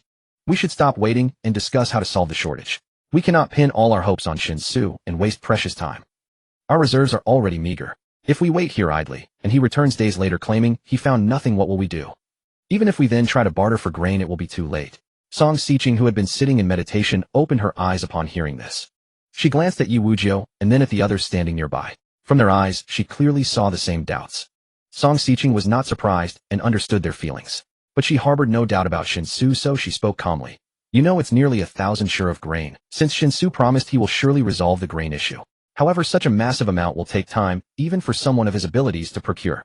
Just wait patiently. Give him your absolute trust, and leave the rest." The others exchanged bewildered glances. They had never encountered such a situation before, their young lady placing such high esteem and trust in an outsider. After exchanging looks, the oldest among them, a white-haired elder, spoke. "Miss, it is indeed Wujiu's fault for failing to procure grain, and you are right to be displeased. But he is not wrong. We cannot rely on a stranger. The safety of our entire Songjia village with over 2,000 souls demands caution. You must not act on impulse." Song Xiqing pursed her lips. "Teacher, and you have watched me grow up. Let me ask you, since I came of age, when have I ever made a reckless decision?" The elder fell silent, then smiled wryly. "You haven't in the past, but that doesn't mean you won't in the future. I was at the school and haven't met this Shen Xu, but I hear you seem quite close to him. Of course, if you are 20 and wish to marry him, we would all support you. But I hope your personal feelings for him do not cloud your judgment. Song Xiqing was momentarily stunned, then realized what the elders had misunderstood. A helpless, amused expression crossed her face. Just as she was about to explain, she saw Zhang Bafang running over with Zhang Qinggu. Huh, Xiaoyi, didn't you go to trade for grain? Back so soon? Teacher Yin, why are you all here? Zhang Bafang, his face alight with excitement, stopped at the courtyard gate and noticed the crowd asking in confusion. The elder called Teacher Yin aside. Bafang, you've arrived just in time. Xiaoyi failed to get grain, so our village's reserves are in trouble. We should be discussing how to solve this. But Miss has chosen to trust an outsider's promise without reason. This is too reckless. Please help us persuade her, or our village will be in danger. Zhang Bafang scratched his head and looked at Song Xiqing curiously. Before he could ask, she spoke first. It's Shen Xu. Wujiao couldn't get grain, leaving us short by at least 800 sure. I didn't know what to do, but Shen Xu said he could solve it. Zhang Bafang's face lit up with understanding. He nodded happily. So it's Shen Xu. Then there's no problem. If he promised, he'll definitely deliver. Huh. Yi Wujiao and the others led by Teacher Yin stared at Zhang Bafang in shock. What was this? Why was his reaction completely opposite to what they expected? They had asked him to persuade the young lady, but he had joined her side. Realizing he had become the center of attention, Zhang Bafang quickly pulled his son Zhang Qinggu close. He smiled apologetically. Teacher Yin, you don't know. That Shen Xu is truly capable. You know what happened to Shi yesterday? I thought without Mo Lao he was done for. But then Shen Xu stepped in and saved him swiftly. A few miraculous herbs, and Shi was full of energy. Look, aside from the healing wound, he's perfectly fine. I brought him here to see if Shen Xu was around so Shi could thank him for saving his life. As he finished, Song Xiqing's ears twitched. She heard sounds from within the courtyard, and a serene smile spread across her face. It was not just Song Xiqing. Among the crowd gathered at the entrance of the courtyard, everyone except Shi clearly sensed the sudden commotion inside. However, compared to Song Xiqing's understanding, the others showed looks of confusion. The commotion inside the courtyard was too strange, sometimes rising, sometimes falling silent, as if someone kept appearing and then abruptly vanishing. What was happening? Yan Fuzi and the others exchanged glances once more. They all looked at Yi Wujiao, only to find that his expression was even more bewildered than theirs. They then turned to Zhang Bafang, but Zhang Bafang was not doing much better. Of course, he seemed to know a bit more than Yi Wujiao, but not by much. Soon everyone's gaze fell upon Song Xiqing. There was no way around it. Only Song Xiqing did not show any unusual emotions regarding the strange noises in the. This meant the young lady should know what was going on. Ahem, miss, what happened in the courtyard? Yan Fuzi coughed awkwardly and asked. It should be that young Master Shen has returned. He needs a lot of food, so he must be busy for a while. Song Xiqing spoke as if casually. She did not intentionally conceal anything, for she knew very well that in the village it was almost impossible to keep a matter truly. With countless experts among the Blood Guard, her current martial arts realm was at the 7th rank. Although she had entered the innate stage, she could not even rank in the top 10 in the village. Not to mention both Yi Wujiao and Zhang Bafang were stronger than her. Thus, she could only handle the matter regarding Shen Xu vaguely. Young Master Shen. That's Shen Xu. He has returned. How? Do we not notice anything at all? Yan Fuzi asked incredulously. In response to this question, Song Xiqing's expression became serious. She stood up, brushed the dust off her pants, and surveyed the faces of Yi Wujiao and Yan Fuzi. She then said very earnestly, Yan Fuzi and everyone else, what I am about to say next, I hope you can remember it well. I will only say it once, and will not emphasize it again. I trust you all will not disappoint me, and will handle this matter well. Young Master Shen Xu is a remarkable person I met during my travels in the martial world. As for how extraordinary he is, you will naturally have your own judgment as you interact with him more. I will not elaborate further. All I can say is, it is unimaginable. Young Master Shen is extraordinary and aloof. Although his martial arts realm is insignificant, he possesses many other skills. Whether it was rescuing Shi yesterday or helping us solve the food problem today, it does not seem difficult for him. However, clearly if we were to handle these matters alone, it would be very troublesome, even to the point where we cannot think of a solution. Therefore, please treat young Master Shen as you would treat me. Do not delve too deeply into his peculiarities. Seeing Song Xiqing's serious expression, Yan Fuzi could not help but frown. He could tell that while his young lady seemed to have said a lot, the most important part of her words was just that last sentence. About the peculiarities of that young Master Shen Xu, do not delve too deeply. Surely she is not suggesting we have been deceived. Why shouldn't we delve deeper? Moreover, how could it be that the food issue was resolved without seeing what young Master Shen did? How was it resolved? That was a shortage of nearly 1,000 stones of food. To resolve this, there must be enough food. But, where's the food? As long as we cannot produce enough food, even if we talk until we are blue in the face, the problem still exists. Just as Yan Fuzi was endlessly pondering this matter in his mind, the large gate of the courtyard was suddenly pulled open from the inside. Immediately after, Shen Xu changed back into clean clothes, walked out with a relaxed expression. Upon discovering that many people were standing at the entrance of the courtyard, Shen Xu was clearly stunned. However, seeing Song Xiqing there, the tension that had not yet set in instantly relaxed again. He first politely nodded to the others, then smiled at Song Xiqing, saying, The food has been sorted out. There is quite a lot, and it cannot fit in your room, so I piled it all in the courtyard. You should gather the villagers now and distribute the things according to the number of people. The food has been sorted out. How is that possible? Shen Xu's statement prompted Yi Wujiao to instinctively express doubt. While speaking, he had already slipped through the open door and rushed directly into the courtyard. The next second, however, Yi Wujiao directly let out a curse, his voice filled with horror. Seeing this, Yan Fuzi and the others also could not contain themselves. They each bowed and apologized to Song Xiqing before one after another rushing into the yard. Soon cries of astonishment began to rise. After the exclamations, Yan Fuzi could not help but gasp in shock. His eyes widened, pupils shaking, his mouth agape, as if his jaw had dislocated, and his wrinkled old face was filled with a look of dumbfoundedness. Because he simply could not comprehend the scene before him. The entire courtyard was actually filled with various types of food. Bags of rice and flour were contained in completely transparent bags, and he had no idea what those bags were made of, but they allowed the contents to be fully visible. Moreover, in addition to rice and flour, there was also a large quantity of oil and salt. Was that salt? Why did it look so pure and white? The key point was that so much food was so vividly presented before his eyes. How was it brought in? Previously, after learning that Yi Wujiao had not been able to exchange for food, he had come to the courtyard with several other elders from the village to discuss how to solve the food. They had waited at the entrance of the courtyard for the entire day. He was absolutely certain that during the waiting period, not a single person entered or exited the courtyard, and nothing had been brought in under his very nose. So, this food could not have simply materialized out of thin air, could it? Thinking of this, Yan Fuzi's mind became a complete mess. Unintentionally, the words his young lady had specifically instructed him about earlier clearly resurfaced in his mind. Regarding his peculiarities, do not delve too deeply. Was this what she meant? If not delving too deeply could yield so much food, then who wouldn't want to avoid probing?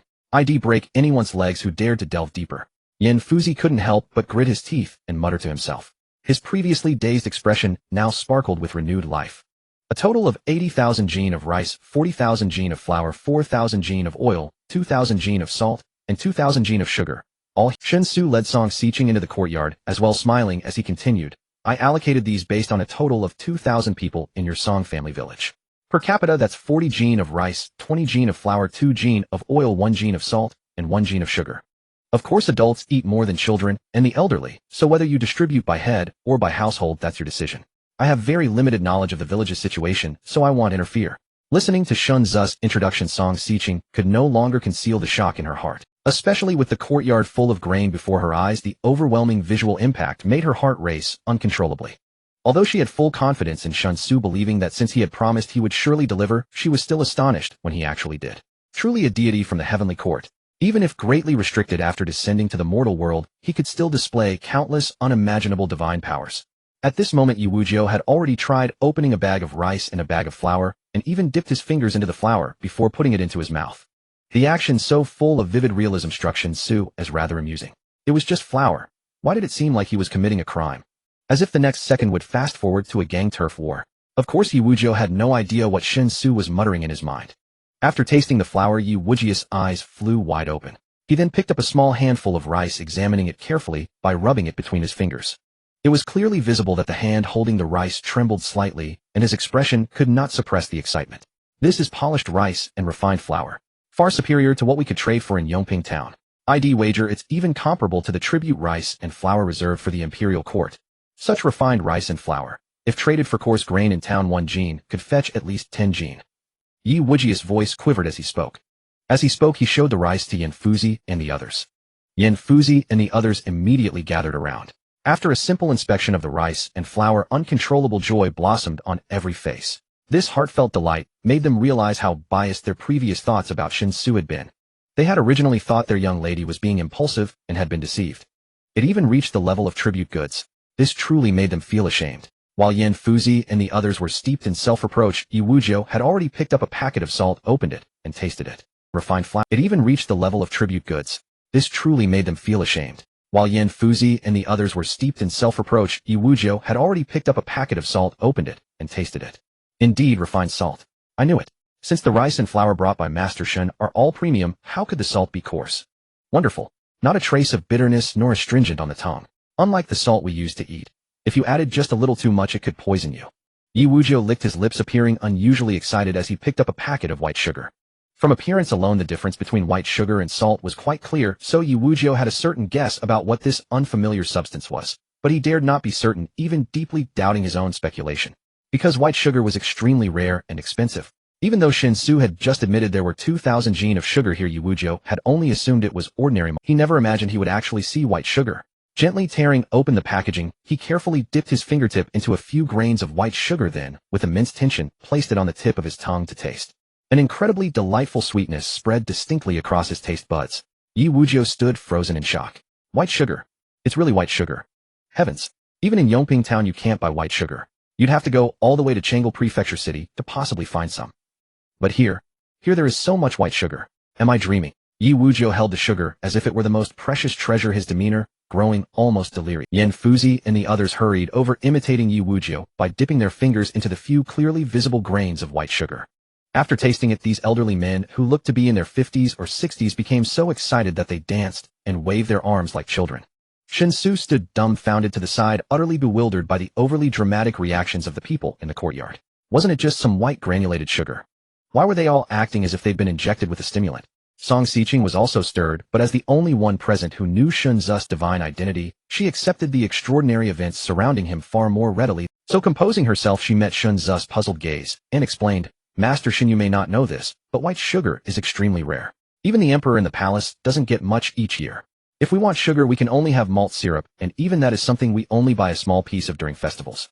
As for white sugar, its price is comparable to an equal weight of gold, and it's rarely available. Master Shen, I am truly grateful that you could procure so much grain. But you didn't need to get such high quality, we usually can't afford grain like this." Shen Xu was speechless upon hearing this.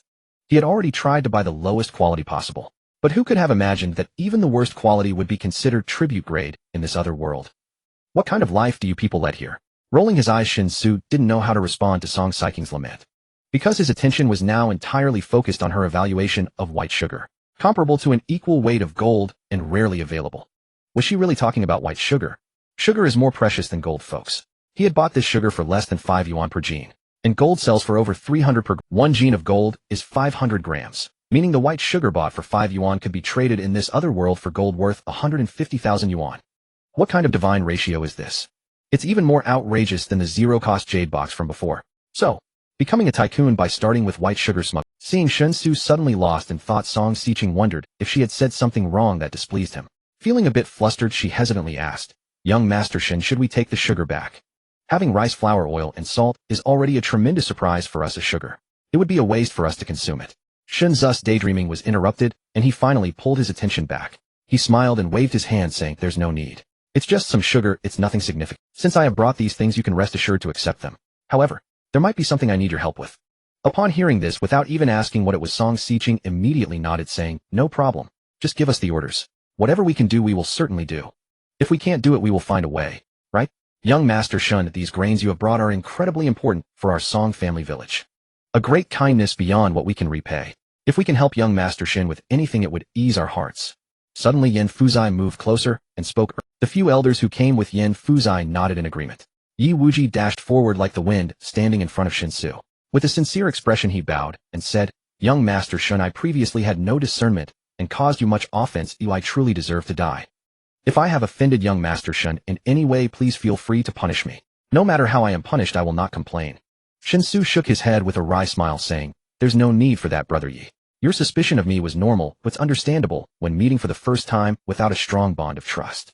You haven't done anything wrong, so why should I punish you?" His nonchalant attitude made Yi Wuji feel even more ashamed. But he could see that Shen Xu was not feigning indifference. He truly had not taken the previous matter to heart.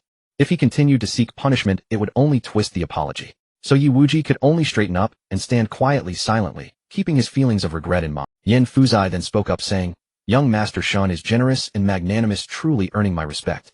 It is a blessing from the late Lord Wang for the young lady to meet young Master Shen during her travels in the martial world." Shen Xu quickly cupped his hands and replied, "You flatter me, sir. In truth, I should be the fortunate one to meet Miss Song." Yan Fuzai stroked his beard and smiled, saying, "In that case, since meeting is a matter of fate, and you young people appreciate each other, when do you plan to get married?" Married? Shen Xu was stunned, unable to comprehend how this related to marriage. Song Xiqing, on the other hand, felt embarrassed and couldn't help but stomp her foot. After glaring at Yan Fuzai, she immediately changed the subject, saying, "Old mister. Yan, you should know better than to joke around. Young Master Shen, what is it that you need our help with, eh?" Upon hearing the topic return to the main point, Shen Xu immediately perked up, his eyes bright as he said, "It's like this, I actually need some gold over there. So I would like to get some sugar and ask you to help me sell it in the nearby town. Is that possible? I certainly won't let you work for nothing. You will receive 10% of the gold sold. Song Xiqing showed a look of surprise, but quickly shook her head saying, helping young Master Shen sell sugar is certainly no problem. But all the gold sold will definitely belong to you, young Master Shen. We cannot take any. However, Yongping town at the foot of the mountain is rather impoverished. There are only a few wealthy households in the town and merchants are very few. So selling sugar only in the town will likely lead to being undercut by unscrupulous vendors. It would be best to arrange for some people in advance take a bit of sugar as samples and first head to Changle County to inquire about the situation. After confirming the business, then bring sufficient sugar for trading. As soon as she finished speaking, Yi Wuji eagerly called out, I'll go. The reason I couldn't exchange for grains before was that I acted too impulsively, which caused, not only did young Master Shen solve the grain issue, but he also did not hold my offense against him. This truly makes me feel ashamed. Young lady, please give me a chance to make amends. Song Xiqing thought for a moment and nodded, saying, if Wuji goes, it is indeed very suitable. He is often responsible for the transactions between the village and the outside, so he is unlikely to be deceived. Moreover, his martial arts are among the top 10 in the village, ensuring safety. If thieves target him, he can at least ensure that the goods or gold will not be stolen. What do you think? Shen Xu raised an eyebrow and replied casually, no problem, I will leave it all to Miss Song. I do not understand these matters, whatever you think is suitable is fine. Upon hearing this, Yi Wuji immediately raised his fist and assured, young Master Shen, rest assured. I will definitely ensure the sugar is safe. Even if I encounter strong opposition, I will protect the sugar at all costs. Shen Xu was immediately embarrassed and smiled wryly, saying, please don't. It's not something so important. It's just sugar. If we encounter someone trying to rob us, we can just give them the sugar. Remember, no matter what it is, nothing is more important than the lives of our own people, understood? Yi Wuji did not argue and nodded obediently. But in his heart, he had already made up his mind to handle the matter for young Master Shen beautifully. Absolutely no mistakes must occur. At this moment, Zhan Bafang also approached and slapped his son on the back of the head, causing his son Shidu to kneel in front of Shen Xu with a serious expression and clasp his hands, saying, young Master Shen, my son Shidu has fully recovered with only some external injuries still healing. Thank you, young Master Shen, for bestowing the divine medicine that saved his life. I'm not good with words, so I won't say anything unnecessary. In any case, our Zhan family owes young Master Shen a life. In the future, whatever you need, young Master Shen, our Zhan family will definitely comply with no objections.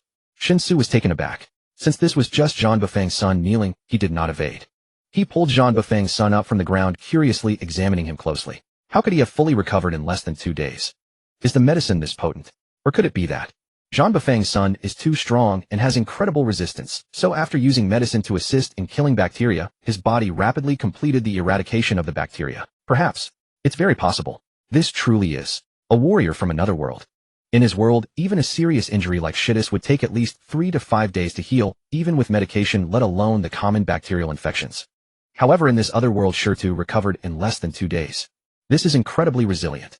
As long as you're fine, there's no need for formalities. I will certainly have many matters to rely on Brother Zhan in the future. Constantly being so polite is quite bothersome. Let's distribute the food first, otherwise the yard will be piled up like this, which is quite inconvenient, Shen Xu said with a smile. Song Xiqing immediately agreed, and then asked Yi Wuji to notify the others in the village to come over and collect their rations. Zhan Bafang did not follow Yi Wuji, but instead took his son Shitu, and with the help of Elder Yan and several other elders quickly sorted the food in the yard. The sorting standards were naturally based on Shen Xu's initial arrangement: 40 gene of rice, 20 gene of flour, 2 gene of oil, 1 gene of salt, and 1 gene of sugar per person. Regardless of age or gender, it was counted by head. Young Master Shen, about the sugar. I really think it's unnecessary. It would be better to leave all the sugar behind and let Wujio go to Changle County to see how much he can sell it for. These rice, flour, salt, and oil are already enough for the villagers to live well for 2 to 3 months. In the past, even during the new year, we could never eat such fine grains. Song Xiqing sincerely advised. Shen Xu understood what kind of thought Song Xiqing had. For the people of this world, sugar is a genuine luxury, but it is definitely not a necessity for life. The villagers of Song Family Village clearly had very low expectations for living. They didn't even seek to truly have enough to eat, and wear as long as they didn't starve to death. In a situation where resources are extremely scarce, such a lack of fantasy about life is a helpless choice. But the problem is he has arrived. He has come. He brought resources with him. He traversed on clouds. This Song Family Village could clearly become the base for his endeavors after crossing over, so he must unite the entire Song Family Village. To ensure that cows produce milk, they must be fed well. The people of Song Family Village may not need it, but he must provide it. Otherwise, how can he make the villagers grateful and willing to serve him? This is a paradise where a bag of sugar can be exchanged for the same weight in gold. Such profits would make capitalists weep and cause even Jews to kneel. Is there a problem with him taking a tiny fraction to improve the lives of Song Family Village? There's no problem. Miss Song about the sugar. I don't care what you think, I care about what I think. I don't care what kind of life your Song family village has lived in the past. Now that I am here, we will follow my standards. I plan to stay in Song family village for a long time. I can't just watch our own people eat bran and drink thin gruel every day. As for exchanging for gold, Miss Song need not worry. I have plenty of sugar, and controlling the quantity is essential. To avoid overwhelming the market with too much sugar, which would eliminate its original scarcity and cause prices to drop, resulting in unnecessary losses. In short, there is plenty of sugar, and our Song family village can afford it, Shen Xu said grandly. Song Xiqing showed a touched expression, but soon concealed it. As the young lady of Song family village, she naturally wanted everyone in the village to live better. However, previously there were no conditions for that. Merely ensuring the villagers did not starve was already her utmost effort. But Shen Xu's arrival made her see true hope. In just about 15 minutes, everyone from Song family village was lined up outside the courtyard under Yi Wujia's leadership. Regardless of age or gender, everyone maintained silence. In the orderly queue, even the children who were usually rowdy did not make a fuss. Zhang Bafang, along with Shirtu and the several elders led by Elder Yin, each took responsibility for distributing the food. The lined-up villagers of Song family only needed to walk around the courtyard to collect their rice flour, salt, oil, and sugar. The process was as smooth as flowing water, making the distribution highly efficient, and the completely synchronized rhythm had a certain aesthetic beauty. Song Xiqing stood beside Shen Xu, gently introducing him to the villagers.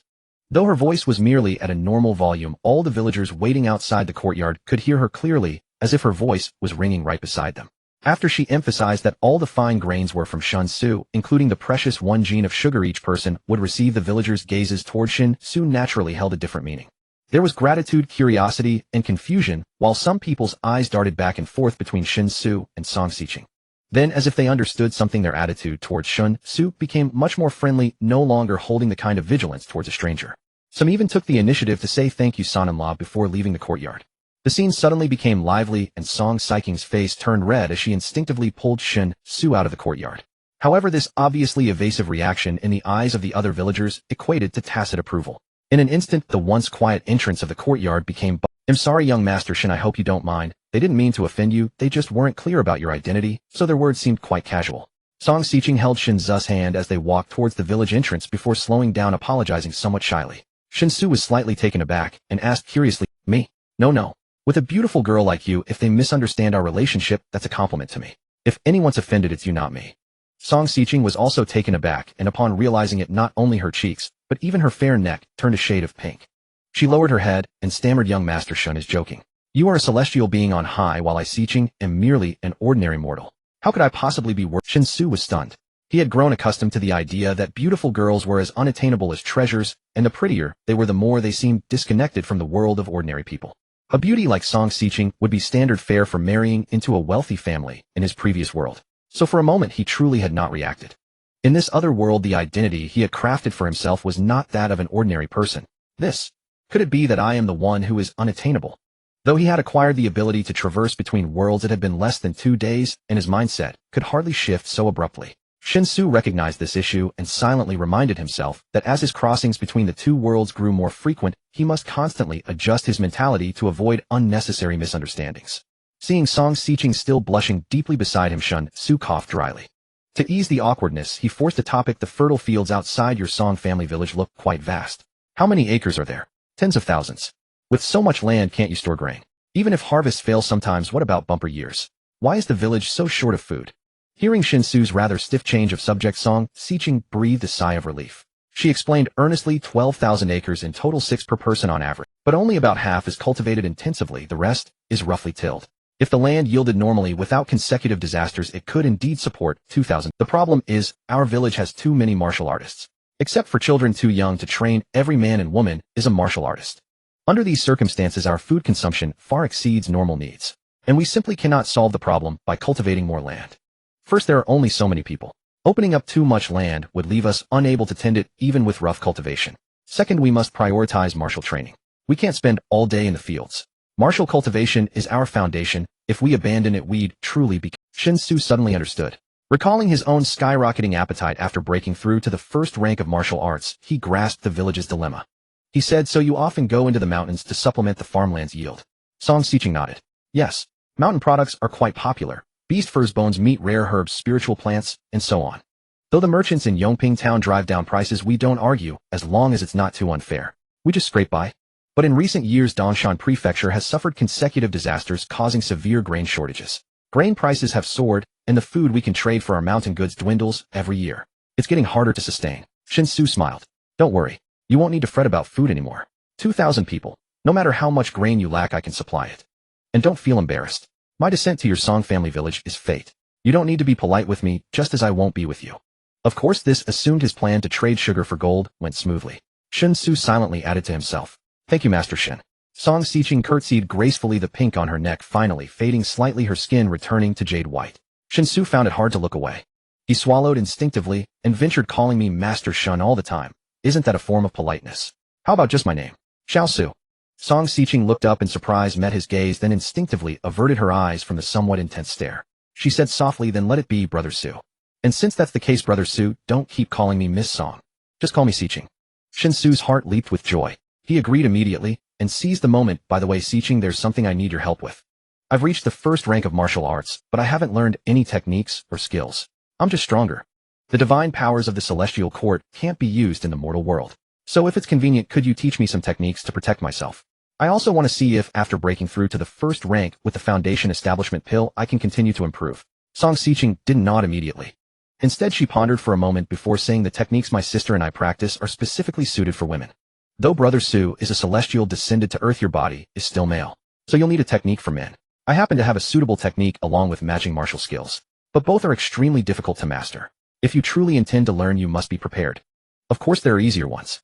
But easier techniques and skills are limited in power, and no matter how hard you train, you can't break through the acquired barrier to reach the innate level. So, Brother Su, Shen Xu answered without hesitation, if there's a good one, I'll take it. As for the difficulty, that doesn't matter. I'll give my best effort, the rest is up to fate. His words were meant as self-encouragement, but Song Xiqing interpreted them differently. So she set aside her worries and said, then please sit down, Brother Su. I will transmit the technique to you now. Shen Xu sat cross-legged as instructed. Song Xiqing raised her slender jade hand and gently placed it on the crown of his head. Concentrating her spirit, she said, this technique is called the celestial formless art. It is profound and vast, towering like mountains, boundless like oceans, surging like rivers, rolling like clouds. If you master it completely and integrate it, you may even reach the realm of supreme mastery. As she spoke, Shen Xu felt a gentle current of energy enter his body through the top of his head. The energy then flowed like a fish through his body, traveling through all his acupoints in a most peculiar sequence. Remember this sequence. It is the grand circulation method for cultivating the celestial formless art. When you can complete a full grand circulation, you will have achieved minor success, and mastery will not be far off. But even minor success is extremely difficult. Impatience or a restless mind could lead to a deviation, even a demonic possession. Of course, Brother Su, as a celestial descended to earth, you should be safe from such dangers. Song Xiqing continued. Shen Xu paused, thinking that's not certain. A true celestial wouldn't have to worry, but I'm a fake celestial. After silently recalling, he found that Song Xiqing had completely traversed through his body, and the sequence of the energy circulation was already vividly imprinted in his mind, causing Shen Xu to reveal a look of joy.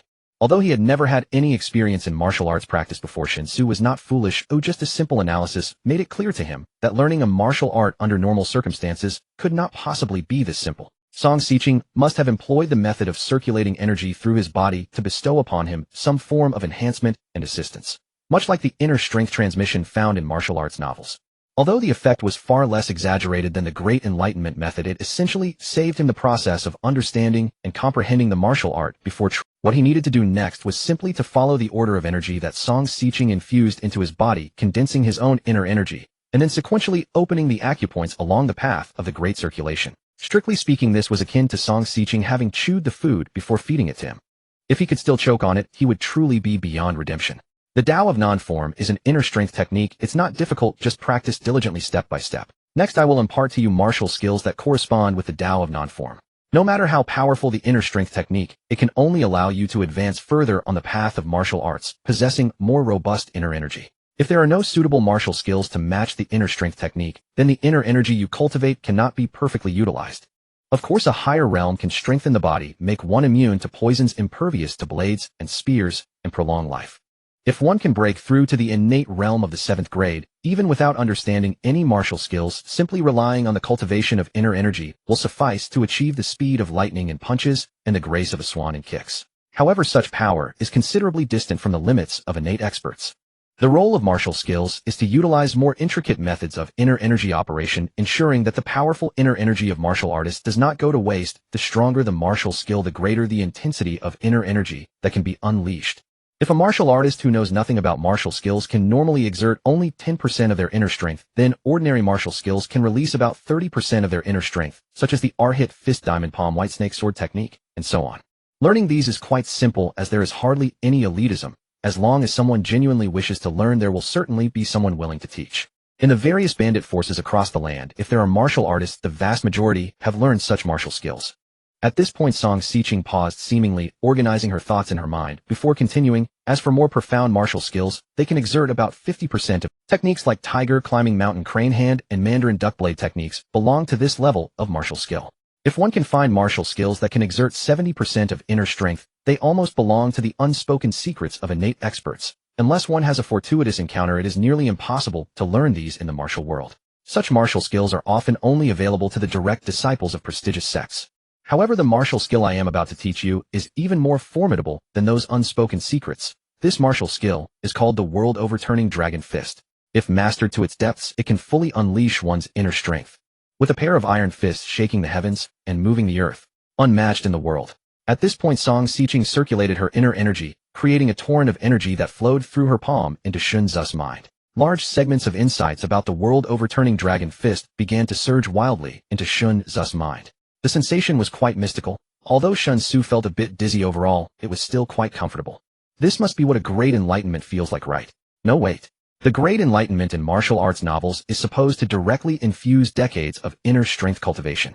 What Song Xiqing was doing to him was merely forcibly teaching him the martial skills, allowing him to access them directly, without expending too much energy and time knocking on the door beforehand. Shen Xu thought silently. This should also be a considerable drain on Song Xiqing. However, it shouldn't be so much that it drains her completely, like a great enlightenment.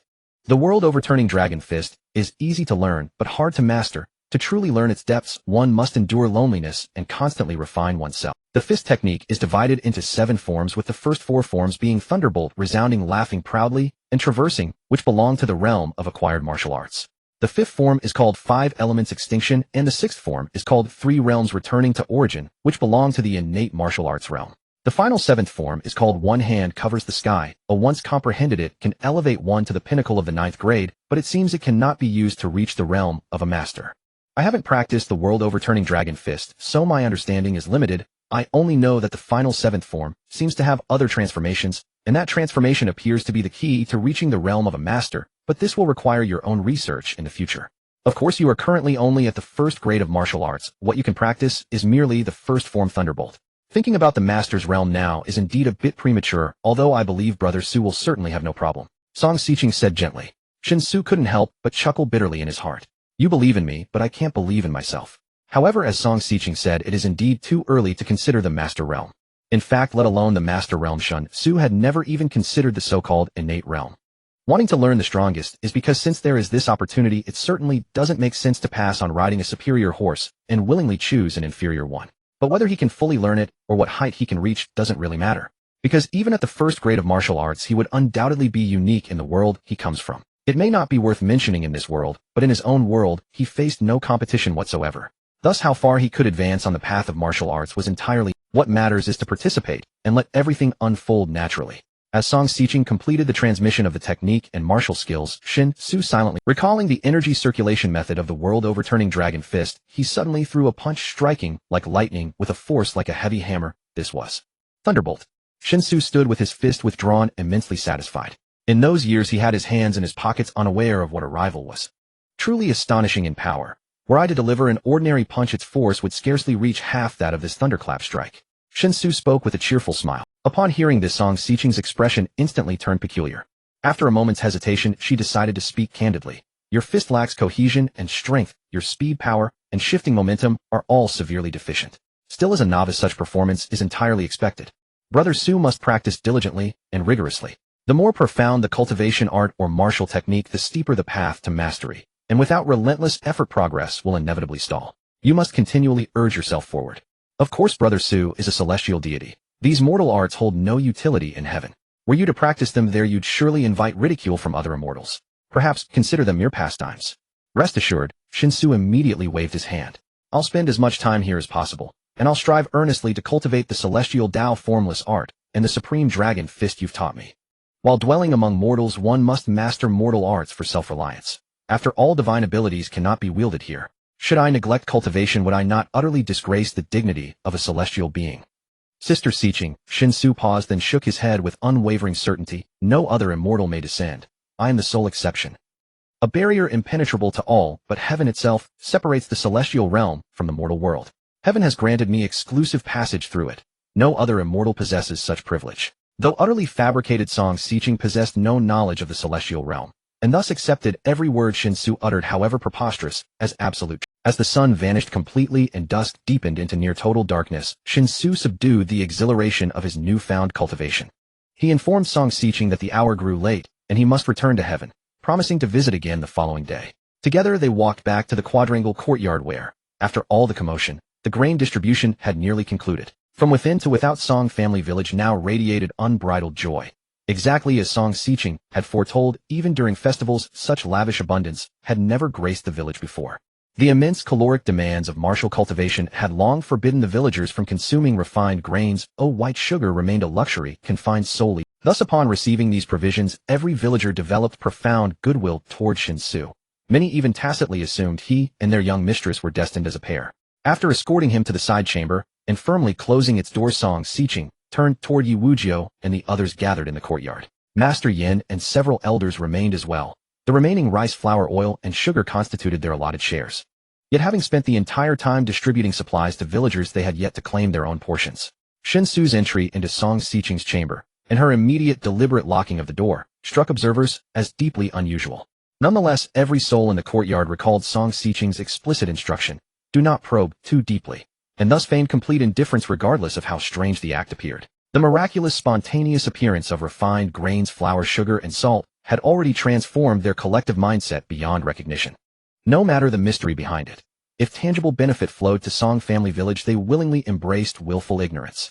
Life, after all, is enriched by occasional obscurity. Should such blessings continue unabated, they'd gladly feign ignorance, or even play the part of humble descendants. Neither pretense nor deference cost so much as a sliver of flesh. Young mistress, will Master Shen return tomorrow? Master Yin keenly sensed Shen Xu's inexplicable disappearance the instant he stepped into the chamber. Yet he harbored no curiosity, only concern for matters far more pressing. Barring unforeseen circumstances, he likely will, but Master Shen is no ordinary man. Whether he comes, and when, rests entirely upon his own will. Should we confront insurmountable difficulties, seeking his aid poses no issue. Should he possess a solution, I trust he will not refuse, just as he provided today's mountain of grain, salt, and sugar. Yet we must not grow dependent upon him. Unless absolutely necessary, I implore you, do not disturb Master Shen. Yet we must not grow dependent upon him. Unless absolutely necessary, I implore you, do not disturb Master Shen. And as for our ancestors' sacred vow, its fulfillment rests solely upon our own shoulders. Do you understand? Song Siqing spoke with solemn gravity. All assembled stood ramrod straight, bowing deeply in unison. Highly satisfied with their demeanor, Song Siqing issued her next command, Wujiu, you shall depart for Chang'an Prefecture City tonight, immediately after supper. At full speed you should reach the city before dawn. Select some of your allocated sugar as sample stock, investigate thoroughly, and return before sunset tomorrow. Yi Wujiu instantly acquiesced without hesitation. Song Siqing continued, you all know the true worth of the grain Master Shen gifted us today. What I wish to convey is that, beyond this grain, he previously bestowed upon me something even more extraordinary, truly wondrous. Though Master Shen has graced our village for barely 2 days, his sincerity toward us is beyond question. In turn, we must offer him unwavering loyalty and execute any task he entrusts us with flawlessly and without delay, since he stated his need for gold and demonstrated his ability to supply sugar for sale in exchange. This endeavor must become our village's utmost priority. Fulfilling Master Shen's needs takes precedence above all else. At this, not only Yi Wujiu, but Master Yin and the elders as well pounded their chests in resolute affirmation. Song Siqing offered no further words, dismissing the others to collect their rations, leaving only Master Yin behind. Once the courtyard held only the two of them, Song Siqing said quietly, I have imparted to Brother Su the celestial Tao formless art and the supreme dragon fist, passed down from my great-grandfather. Master Yin recoiled in shock, yet before he could utter a word he watched in awe as his young mistress withdrew from her robes an object wholly unfamiliar, utterly This artifact was gifted to me by Brother Su. It grants vision akin to a 1,000-mile gaze. Please Master Yin, try it yourself, Song Siqing said calm, As Song Xiqing used the Pinyin telescope to refresh Yin Fuzhong's worldview, Shen Xu had already taken a taxi back to his hotel room from the warehouse. He moved his body and could clearly sense an internal energy circulating within him. This was the seed left to him by Song Xiqing. With the seed left by Song Xiqing, he could effortlessly condense his own unique internal energy and continuously cultivate it. Without the presence of this seed, learning the technique normally would require a significant amount of time just to enter the basics. Condensing internal energy within one's body is not a simple task. This is true in many fields. The most challenging stage often occurs right before one. When one hasn't grasped the threshold, everything feels incomprehensible, as if it were a foreign language. No matter how hard one strives, it's impossible to find the right direction. But once one has entered, it becomes apparent that many previous assumptions were indeed incorrect. The inability to progress was due to wasting too much time on futile. This illustrates the principle that what is difficult for the unskilled is not difficult for the skilled. Song Xiqing essentially carried him over the toughest hurdle, leaving him with a smooth path ahead. In his hotel room, he carefully circulated his energy, and with the seed left by Song Xiqing, Shen Xu easily condensed his own internal energy. However, when Shen Xu attempted to operate the method of Tiandao Wuxiang Gong and tried to circulate the Great Zhou Tian, he was blocked at the first acupoint. While it wasn't an outright failure, it still left Shen Xu feeling somewhat frustrated. The good news was that the obstruction at the first acupoint wasn't very solid. Shen Xu estimated that with just a few more attempts, he should be able to break through. However, as night fell, Shen Xu was too lazy to waste more time in the hotel. After taking his room card to the front desk and checking out, he left the hotel and headed towards the neighborhood where he rented. The streetlights on both sides of the road had lit up, marking the peak time for people getting off work. Even the spacious 8-lane road could not alleviate the traffic pressure caused by the sudden increase in vehicle flow. Despite the severe congestion, one could hardly hear the sound of honking. Compared to the anxious emotions caused by the fear of being late during work hours, the slow progress after work was for many middle-aged men a rare and personal moment of smoking a cigarette, listening to a favorite song, and enjoying solitary time without any guilt truly eased the mind and relaxed the pressure. As Shen Xu walked along the sidewalk, he paid no attention to the bustling life around him. He was still pondering the matters of techniques and martial arts in his mind. According to Song Xiqing's description, different martial techniques have a significant impact on a warrior's strength. Under the same level of martial arts, a practitioner of Tiger Mountain's technique would undoubtedly be more formidable than one practicing the Arhat fist. This is because the Arhat fist can only exert 30% of a warrior's internal energy, whereas Tiger Mountain can utilize 50%. This represents a clear difference of 20%. Once a fight breaks out, there will be a fundamental gap in the combat power each can unleash. Thus, the technique determines how high a practitioner of martial arts can ascend, while the martial skill determines the combat power a warrior can exert at their current level. No matter how abundant one's internal energy cultivation is, if one cannot utilize it properly, it is all in vain. The invincible dragon fist taught to him by Song Xiqing can unleash 100% of his internal energy, ensuring that he stands undefeated against warriors of the same realm. Even when facing a warrior of a higher realm, if the opponent practices only the most ordinary martial skills, he should still be able to win. Very good. Very powerful. With this judgment, Shen Xu immediately felt elated. This meant that as long as he practiced diligently, he would have a true foundation in this other world. It's no wonder they say you get what you pay for. If this were a game, it would definitely belong to the top-tier benefits only reserved for the Peidoan warriors. As for all the ordinary warriors, they would merely become toys for the Peidoan warriors. He soon returned to the neighborhood and took the elevator to his front door. Upon unlocking the door with his fingerprint, as soon as Shen Xu stepped into the entryway, he saw his roommate Zhang Min and his sister Shen Ye happily chatting in the living room. Shen Xu was momentarily stunned and instinctively pulled out his phone to check the time. He found it quite unusual to see Zhang Min back home at this hour. Zhang Min naturally noticed Shen Xu's reaction and said irritably, "What kind of expression is that? I've been working overtime for half a month. Today is still the weekend. What's wrong with coming home early? This ridiculous job. If this continues, I'll definitely die young. Xiaoya, you mustn't study programming in college. It's truly unfriendly to girls." Oh. Shinya immediately nodded rapidly, like a little chick pecking at rice. "Alright, you two siblings can chat. I'm really worn out and need to catch up on sleep. Otherwise, if I age prematurely, how will I ever get married?" With that, Zhang Min stood up from the sofa and walked towards the bedroom. Shen Xu was taken aback and said, "You're going to sleep already? Not having dinner? Not eating? No appetite? Consider it a diet. I haven't had a good night's sleep in half a month. If I don't get a good rest soon, I might actually die." As she spoke, Zhang Min had already closed the bedroom door behind her. Only Shen Xu and his sister were left in the living room, and as he was about to ask his sister what they were having for dinner, he felt the atmosphere was somewhat off. Shenya had completely transformed from the sweet demeanor she had while chatting with Zhang Min, her delicate face, now clouded with frost, looking extremely serious. "Come to the room, I need to have a serious talk with you," Shenya said expressionlessly, standing up and heading towards the second bedroom. Shen Xu was quite baffled, unable to understand what was going on with his sister. However, he had seen similar expressions on Shen Ya's face before. Though rare each time she displayed such an attitude, it meant she was genuinely angry. He recalled the last time Shen Xu spoke to him in this tone was during the last cough. Silently playing a joke to ease his inexplicable tension, Shen Xu took a deep breath and mustered the courage to enter the bedroom. Close the door. Shen Ya's cold voice sounded again. Shen Xu obediently closed the door, and then he heard Shen Ya's cold voice continue, do you know what you did wrong? Huh? What? What did I do wrong? Shen Xu was utterly bewildered. What? You still haven't realized your mistake? Seeing her brother's face reveal a look of confusion, Shen Yu grew even angrier. Though he found it baffling, Shen Xu, driven by a strong survival instinct, knowing full well the rule of not arguing with women, nodded without hesitation. I realized I was wrong. What were you wrong about? I was wrong about everything. Shen Ya's small chest heaved violently. She clenched her fists and bit her lips, saying, I know our family's circumstances aren't good, putting you under a lot of pressure. After graduation you chose to stay in Wanhai and struggle, so it's normal for your mindset to fluctuate. But no matter what, you can't go do that kind of job. Shen Xu was even more confused, asking with great bewilderment, what kind of job? What did I do? Xiaoya, can you just speak plainly? I really can't understand. Shenya looked at Shen Xu with a mixture of disappointment and concern, questioning in a tone that blended frustration with pity. Are you still? Do you think I don't know anything? Did you go to a hotel this morning? I saw it with my own eyes. Although following you was wrong of me, I never imagined you would. What actually? Be what? Gigolo. Shen Xu's features twisted. Where did that come from? He went to the hotel to safely undergo a time travel. What did that have to do with being a gigolo? Why would his quirky younger sister come up with such a bizarre speculation? Shen Xu couldn't figure it out. He felt the world was changing too fast, leaving him unable to keep up. But Shinya interpreted the change in Shen Xu's expression as the shame of having his deep secret exposed, making him lose face. Her expression softened slightly, and Shinya persuaded. Even if our family isn't well off, we don't need to earn money that way.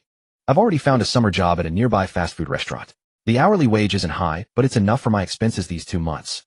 And once I graduate from college, I'll start working full-time. Then we'll earn money together and improve our family's life. It'll definitely work out. As for your bride price and house, don't worry. With 2 people earning, we can afford it. Seeing his sister's earnest advice, Shen Xu felt a headache coming on. But he couldn't explain why he went to the hotel, so he could only vaguely swear. It's not what you think. Yes, I went to the hotel, and it's related to my job, but definitely not as a gigolo. In short, my job is of a special nature, and I've signed a confidentiality agreement, so I can't tell you exactly what it entails. All I can say is that my job is completely legal. Rest assured. After all, the law didn't forbid time travel, so his actions were certainly not illegal. This statement was made with great confidence. Seeing Shen Xu's utterly frank demeanor, Shinya naturally began to doubt her earlier speculation. Having grown up together, Shinya knew her brother very well. If he were lying, his demeanor and mannerisms wouldn't be so natural. Her big eyes darted around, and then she suddenly thought of a way to verify. She said directly, all right, I'll test whether you have a reaction. If you react, it means you really haven't done anything wrong. But if you don't react, it means you're lying. Shen Xu was startled, quickly dodging Shen Ya's sudden attack. He exclaimed in surprise, don't mess around. Why would I lie to you about something like this? My job is confidential, but the pay is really good. That summer job, go quit it right away. It's not like I can't support you. Failing her sneak attack, Shinya showed a look of regret, shaking her head. No way, I'm not quitting. I have hands and feet. Why should I let you support me? The money you give me, I'll save it for you. When you marry a wife, they'll give it back to you. Nonsense. Do I need you to save money for me? Spend the money I give you. Don't skimp all the time and treat yourself poorly. I like it. Can you control that? All right. What do you want for dinner? I'm ordering takeout. Do you have any health awareness? I've already bought groceries. Why order takeout? They'll cook for you. Watching Shinya storm off to the kitchen, Shen Xu breathed a sigh of relief. Whether it was an illusion or not, he felt Shen Ya's aggression was growing stronger. He hoped nothing would go wrong in these 2 months. As long as he could get through these 2 months, once college started, he would send Shinya away, and then he could finally consider himself safe. Dinner was soon ready. Shen Ya's cooking had always been excellent, so Shen Xu ate with great enjoyment. If there was one thing to complain about, it was that the portions of food and rice Shinya had cooked according to past experience. Even if Shen Xu ate everything, it would only be about 30% full. Yet he could hardly explain his inexplicably increased appetite to Shinya, so even if he wasn't full, he had to endure. Unfortunately, this listless state caused by hunger was interpreted by Shinya as exhaustion from overwork after work. Although I don't know the specifics of your job, since you promised me you're not a gigolo, I believe you. But don't push yourself too hard. Health is the most important. Seeing how hard you're working, I'll give you a treat. After washing up in the evening and returning to the bedroom, seeing Shen Xu's low spirits, Shinya said with great concern. As she spoke, she didn't mind Shen Xu's presence and directly changed into a cute bear pajama with ears. I must have traversed into another world, lying on the ground, unable to fall asleep. I sat up and looked at my sister, who was soundly asleep on the bed with a sense of inexplicable. I picked up 2 items of clothing beside my pillow, one of which was not mine, and the other was also not mine. Shen Xu sighed, paying tribute to Master Lu in his heart, while enduring the gnawing hunger in his stomach. He sat cross-legged, refining his inner strength, intending to strike at the first acupoint of the heavenly Taoist formless art. Logically speaking, he should have been asleep by this time. However, the overwhelming feeling of hunger made it impossible for him to settle down. Unless one was extremely exhausted, forcing oneself to sleep was a truly difficult endeavor. Since this was the case, it would be better to engage in something productive and sleep directly when real fatigue set in. Life itself is fraught with too many hardships, and there is truly no need to make things difficult for oneself. Sensing the refined inner strength coursing through his body, Shen Xu calmed his mind, and following the techniques of the heavenly Taoist formless art, began to circulate his inner strength in the great circulation. Similar to the situation he encountered in the hotel room, although he was only attempting to strike at the first acupoint, which should normally be the simplest step, as long as he understood the technique of circulation and could refine his inner strength to move freely, he should be able to break through this first acupoint. Yet he failed once again. Shen Xu felt somewhat bewildered. In the bedroom, only Shun Ya's faint breathing could be heard. Besides that, there was utter silence. Although Song Xiqing had not explained the heavenly Taoist formless art to him in detail, from the meaning conveyed by her, the cultivation of the technique should follow a step-by-step process. The key word was diligence. As long as the refined inner strength was strong enough, breaking through the acupoints would be a natural outcome. So the situation he was currently facing seemed rather strange. Clearly the strength of his inner strength should be sufficient, so why did he keep failing to break? With strong doubts, Shen Xu tried a few more times. The result was without exception, all failed. Shen Xu was stunned. This is not scientific. He could clearly feel that the inner strength flowing within his body, though not mighty, should easily break through the first acupoint after several attempts of circulating the great, but things were just this bizarre. He couldn't comprehend it. Blinking his eyes, his brain quickly analyzed all the related factors, and soon Shen Xu came up with a relatively plausible hypothesis. Could it be that the fundamental reason was that he couldn't cultivate techniques and martial arts in his own world? To cultivate, he could only do so in another realm. Of course, the results of cultivation could still manifest in his own world. After all, the outcomes of cultivation directly affected oneself without needing any addition. However, the cultivation process clearly required the support of an alternate realm, just as tropical plants could not survive in frigid regions. Compared to his own world, the alternate realm must possess some unique qualities that were temporarily unknown. And that unknown uniqueness was the fundamental reason why martial arts and techniques could emerge in the alternate realm. With this hypothesis in mind, Shen Xu eagerly wanted. Turning his head to glance at the bed again, Shun Ya's breathing was very even, indicating that she had fallen deeply asleep. Her sprawled posture showed no signs of defensiveness, and coupled with her unusually light clothing, it was truly a significant test for Shen Xu. Taking a deep breath, feeling that there shouldn't be any issues for a short, while Shen Xu focused his thoughts and ventured into the alternate realm. Upon appearing in Song Xiqing's chamber, Shen Xu did not make any unnecessary movements. He maintained his cross-legged posture and once again controlled his inner strength to initiate the great circulation. Soon the inner strength reached the first acupoint, and this time Shen Xu felt no obstruction at all. The inner strength smoothly broke through the first acupoint. Moreover, with unrelenting momentum, it quickly broke through the second acupoint. It was only when reaching the third acupoint that the inner strength began to show signs of fatigue. After barely breaking through the third acupoint, it was finally exhausted. Shen Xu felt a rush of excitement. His hypothesis was indeed correct. To cultivate techniques or martial arts, the corresponding conditions could only be met in the alternate realm. But why is that? What kind of differences exist between the two worlds? However, it seems reasonable that martial arts cannot truly be cultivated in his original world. If martial arts and techniques could also be cultivated in his original world, then with the vast history of 5,000 years of civilization in China, there should surely have been true martial arts masters emerging.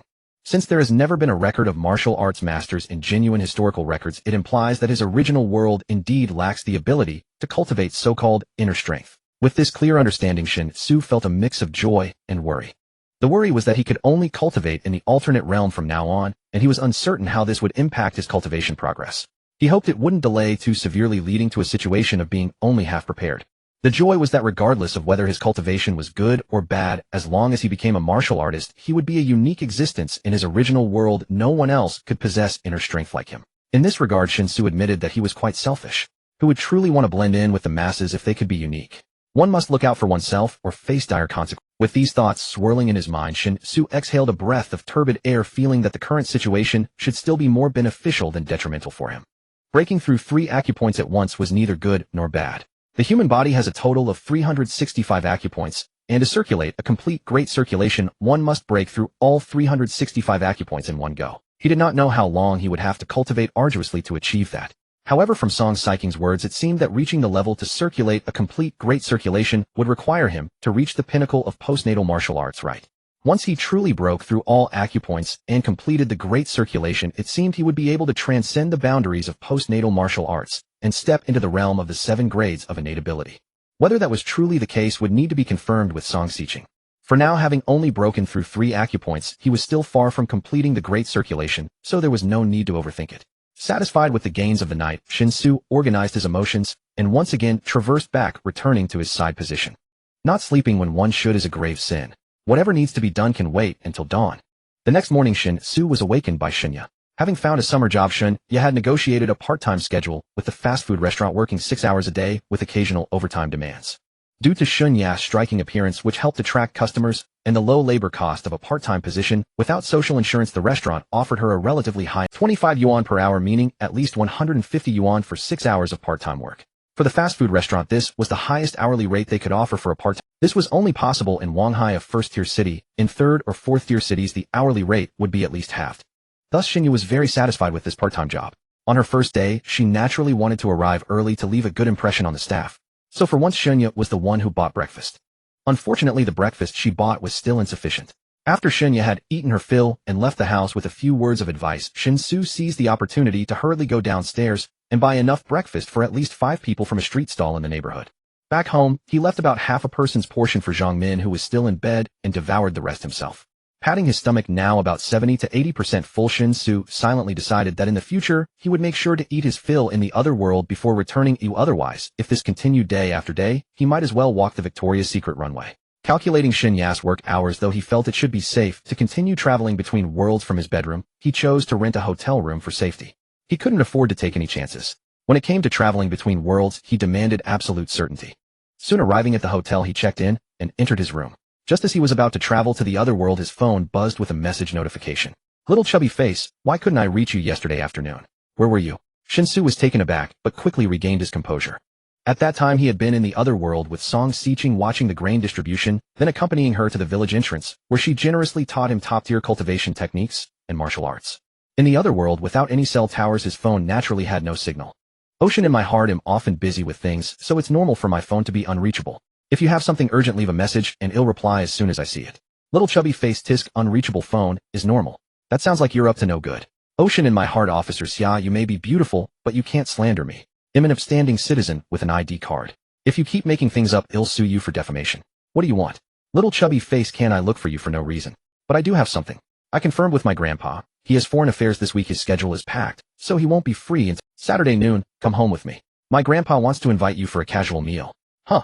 Foreign affairs. Shen Xu's eyes widened. Though his political awareness was limited, he understood the meaning of those words. It meant representing the authorities in receiving foreign guests. Such matters could be big or small. If it was just ordinary foreign affairs, there was no need to worry too much. But if it involved a foreign leader's visit, the person representing the authorities would have to be at the national level. Considering Xia Ziqia's grandfather's status, Shen Xu suddenly felt that he might really be able to latch onto a powerful patron. He immediately replied on his phone to accept the invitation, then searched online for relevant foreign affairs news that week. And indeed, a foreign leader was scheduled to visit Wanghai that week. Although it was only a small country's leader whose visit seemed more like a plea for aid, the leader's status demanded proper reception. Shen Xu continued reading the news and soon spotted a prominent figure with the surname Xia among the main reception team, listed first according to journalistic convention. After searching for this figure's current position, Shen Xu felt a bit nervous. Good heavens, the top 3 rows. How could an ordinary person like him have access to that jade box? What extraordinary qualities did it possess to alarm even someone of such stature? With intense curiosity, Shen Xu walked into the bathroom and traveled to the other world. It was still early. When he pushed open the door of the side room, he saw Song Xiqing practicing with her sword again. Though he had witnessed it before, the sight was still mesmerizing. No wonder there were so many dissolute emperors in ancient times. Understandable, understandable.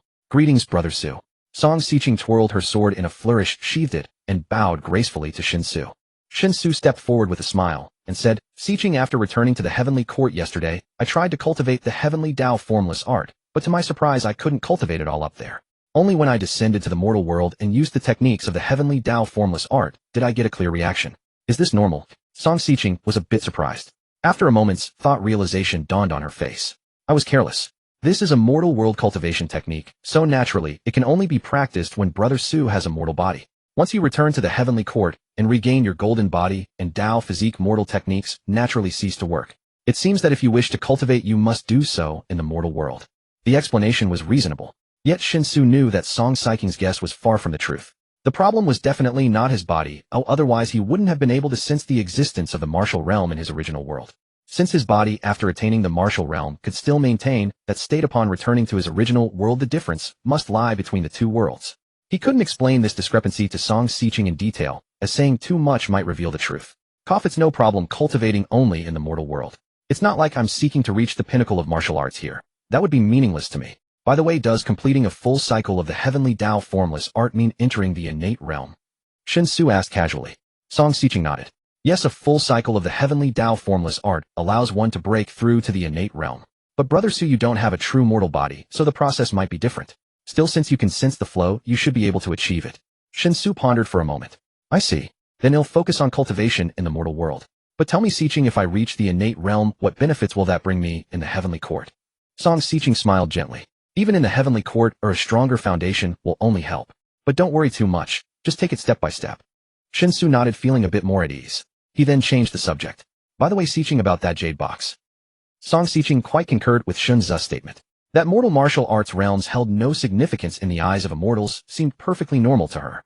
Thus, without much thought, she promptly nodded at Shen Xu's question and said, exactly. If one's inner strength is powerful enough to circulate the heavenly Tao formless art through a complete cycle, it means they have broken through the Hotian barrier and officially entered the 7th rank Xiantian realm. Song Saiking's answer confirmed Shen Xu's earlier conjecture. This made him even more satisfied with his cultivation progress, having directly broken through 3 acupoints on his very first attempt at channeling the art. It seemed that the seed Song Siqing had left in his body was of remarkably high quality. By the way, that foundation establishment pill you gave me earlier, what material is the box that contained it made of? I initially thought it was just ordinary jade, but after I brought it back, a friend of mine became very interested in the box. If it were merely ordinary jade, it couldn't possibly catch the eye of that friend, so I'm a bit curious. Shen Xu asked. After learning the identity of Xia Ziqi's grandfather, the jade box had become the thing he cared about most at the moment. He had to assess its true worth to determine what attitude he could adopt when meeting that great figure over the weekend. Of course, the fact that he could receive a private audience with such a high-level figure already proved from another angle that the jade box was no ordinary item. However, Shen Xu still had no clear concept of just how precious it truly was. Brother Xu's friend likes it. That's wonderful. At least it proves to be of some use to you. Hearing this, Song Saiking's eyes lit up with delight as she continued. Actually, I'm not entirely sure what material it is either. That foundation establishment pill was refined by Mo Lao about 30 years ago, and the jade box containing it was also prepared by him. I wasn't born back then, so I don't know much about it. When Mo Lao gave me the foundation establishment pill, he only mentioned in passing that the jade box could keep the pill looking exactly as it was when freshly refined, and that even after 100 years the pill would still be effective. Shen Xu was inwardly startled. This effect was somewhat terrifying. How is it like a preservative? And the jade box should be a kind of physical preservative. Compared to those chemical preservatives, it was truly far more sophisticated. Besides, based on the feel of the jade box when he had held it earlier, it clearly also had the effect of refreshing the mind and invigorating the spirit. Xia Ziqiu had also mentioned that if the jade box were made into a pendant and worn, it could slow aging, nourish the complexion, detoxify, and balance yin and yang. If so, all these exhibited effects of the jade box might be merely ancillary products. The true primary function couldn't be prolonging life, could it? As long as one carried the jade box all the time, could they live an extra 100 or 80 years? Perhaps not that exaggerated, but maybe an extra decade or so? That might be possible. Shen Xu couldn't help his wild thoughts. If that were really the case, he would need to raise his own psychological expectations. When meeting Xia Ziqi's grandfather, he must strive to maintain an absolutely equal stance, otherwise the grandfather might suspect the origin of the jade box. Just as Shen Xu was pondering this matter, the gate of the courtyard was suddenly pushed open from outside. The creaking noise interrupted Shen Xu's thoughts. Instinctively, he turned his head toward the sound and saw Yan Fuzi hurrying in with quick steps. Moreover, Yan Fuzi was holding a telescope. Shen Xu almost thought he was mistaken. He looked again carefully and confirmed that it was indeed the Freebie from the group buying app that he had brought to this other world. But why was it in Yan Fuzi's hands? This doubt had just emerged in his mind when Yan Fuzi directly answered it. Young Master Shen, you have indeed come. Yesterday the young lady said you would come early this morning, but I didn't quite believe it. But waiting at home was too anxious, so I thought I might as well come to the young lad's place to wait for you. And unexpectedly, I ran into you directly. This is truly wonderful. After the young lady showed me this divine artifact yesterday, I didn't sleep a wink all night. Yan Fuzi jogged straight to Shen Xu's side, and while speaking excitedly held the cheap telescope up before Shen Xu's eyes. His movements were so swift and sharp that they seemed extremely inconsistent with his apparent age. Young Master Shen, this far-seeing device, do you have any more? I know this request is excessive, but if there are more, it would be of immense use to us. The young lady said that you already know the situation of our Song family village in general. Then you should understand why I place such high value on this far-seeing device. Its importance is truly immeasurable. Yan Fuzi said, looking extremely uneasy. Song Xiqing, who was standing by, instantly showed a stunned expression after hearing Yan Fuzi's request. She spoke with great displeasure. Yan Fuzi, we agreed not to make any excessive requests to Brother Su. Are you now disregarding my words? I gave you this far-seeing device only to show you that Brother Su has already given us invaluable help, not to make you think of other improper ideas. Yan Fuzi clasped his hands and bowed, smiling bitterly. Young lady, I Yan Muxing am an old man with one foot in the grave. I might depart at any moment, not to make you think of other improper ideas. Yan Fuzi clasped his hands and bowed, smiling bitterly. Now suddenly seeing such a divine artifact, it feels like I see the possibility of truly realizing the old prince's will. How can I bear to hold back? Even knowing it's inappropriate, I still had to ask in person. Noticing Song Xiqing's displeased expression, Shen Xu quickly waved his hand at her and said cheerfully to Yan Fuzi, it's just a far-seeing device, not a rare thing at all. It's not an excessive request. However many you want, no problem. Then he turned to Song Xiqing and said, Xiqing, I've told you before, don't stand on ceremony with me. We are on the same side. If you act like this, then in the future if I need your help, should I also consider whether it will cause you trouble? No, Brother Su. Of course not. Shen Xu raised his hand again, cutting off Song Xiqing's urgent attempt to explain, and continued, since it's not I won't be polite with you, and you must not be polite with me either. Moreover, regarding the old princes, well, I actually have some ideas, but whether they are feasible will depend on consulting with you. What ideas? Song Xiqing's attention was successfully diverted, and she asked with a curious expression. Shen Xu glanced at Yan Fuzi, then at Song Xiqing, and instead of speaking directly, he first mentally reviewed the situation and carefully organized the logic of it. He then smiled and said, it's like this Xiqing knows that I have some rather unique abilities. The 1,000-mile eye that you Yan Fuzi are holding is merely one of my many abilities, and it is quite insignificant. I have a good rapport with Xiqing, her matters are my matters. Since she has already informed me of the burdens your Song family village carries inherited from your ancestors, I certainly cannot remain uninvolved. I must find a way to help you. However, due to certain unspeakable reasons, even if I want to help you, in most cases, I can only provide indirect assistance. Xiqing surely understands the reasons behind. As soon as Shen Xu finished speaking Song, Xiqing immediately nodded vigorously. If Yan Fuzi were not here, communicating solely with Song Xiqing would clearly be much easier and simpler for Shen Xu. But with 2,000 people in the Song family village, even though Song Xiqing is the young lady of all the villagers, she cannot act too unilaterally in many matters. Especially concerning matters that affect the whole village, it is essential to gain the understanding and support of the majority for things to run smoothly. However, the structure of the Song family village is quite unique. After decades of stable living, it still maintains a hierarchy similar to that of a military structure. However, the structure of the Song family village is quite unique. After decades of stable living, it still maintains a hierarchy similar. Through previous observations, Shen Xu concluded that Yan Fuzi's status in the Song family village is likely extraordinarily high.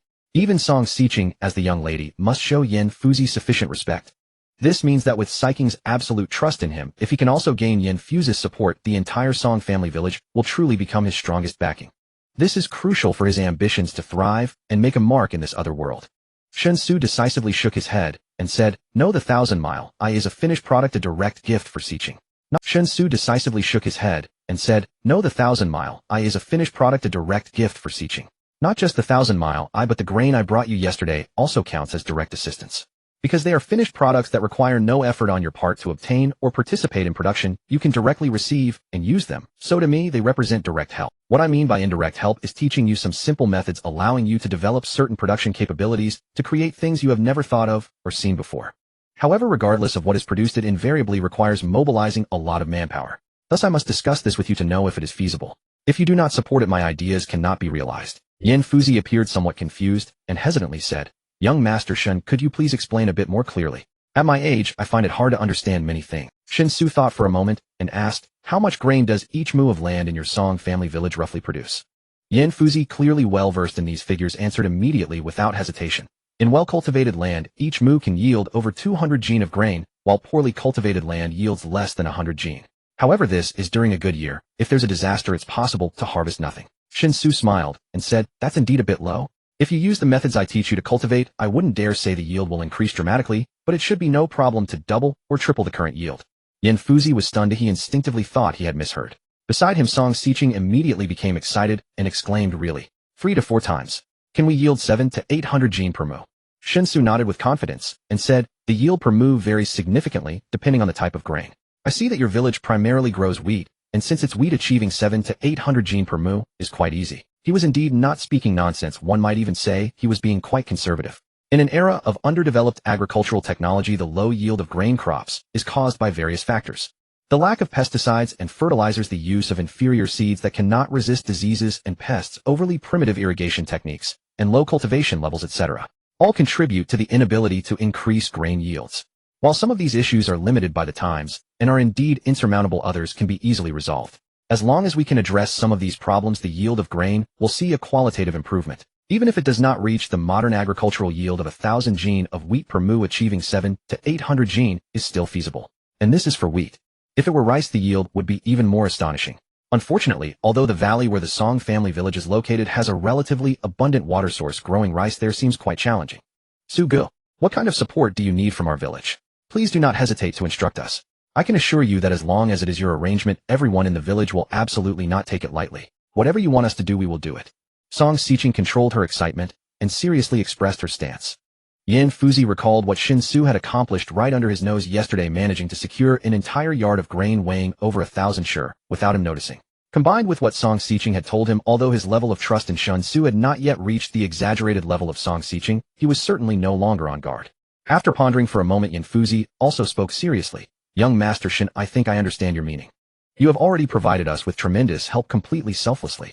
The ideas you just proposed are also in consideration of our village, and I believe those ideas will surely bring about earth-shattering changes for us. Logically speaking, I should be extremely grateful at this moment. However, as one grows older, it is easy to become paranoid. Your selflessness, young Master Shen, truly makes me uneasy. So, would you consider marrying our young lady? Once you are married, we will be one family. Such selfless help is only normal among family members. Hiss. Why is the topic of marriage being brought up again? Shen Xu was somewhat dumbfounded. This direction of discussion was certainly not part of his plan. Originally, he envisioned slowly transforming Song family village, gradually endowing it with technological capabilities that surpassed the current era. When that time came, with the powerful individual martial prowess inherent to Song family village, the great undertaking of rebellion would naturally see a significant increase. The more successful the rebellion of Song family village, the greater the benefits he could gain in this foreign realm, a mutually reinforcing cycle. Though in the eyes of Song Xiqing and Master Yan, he seemed to be making a selfless contribution. In reality, he had already bound himself to Song family village. As long as its influence in this realm grew, he would inevitably retrieve his cross-world investments many times. However, the benefits he could gain might not be understood by the people of Song family village, and could even lead them to further misunderstand his noble intentions. The methods for increasing grain production were merely a small aspect of his ideas, and arguably not very significant. As for grain, he could continuously supply it by purchasing in large quantities. Only those items that were not easily purchasable, if they could be produced directly in this realm using more primitive means, would hold greater value. For example, cement, steel, explosives, or various steam machines, etc. These could greatly enhance productivity and even directly alter the course of the era. The difficulty in creating these items was relatively low. Although Shen Xu himself didn't understand, he clearly recalled seeing an album on a certain video site titled Crossing Guide. It detailed the essential survival skills required after crossing, and how many items could be produced using primitive methods in a feudal era, without any industrial foundation. Though he had forgotten the specific content, he only had an impression of the broader framework.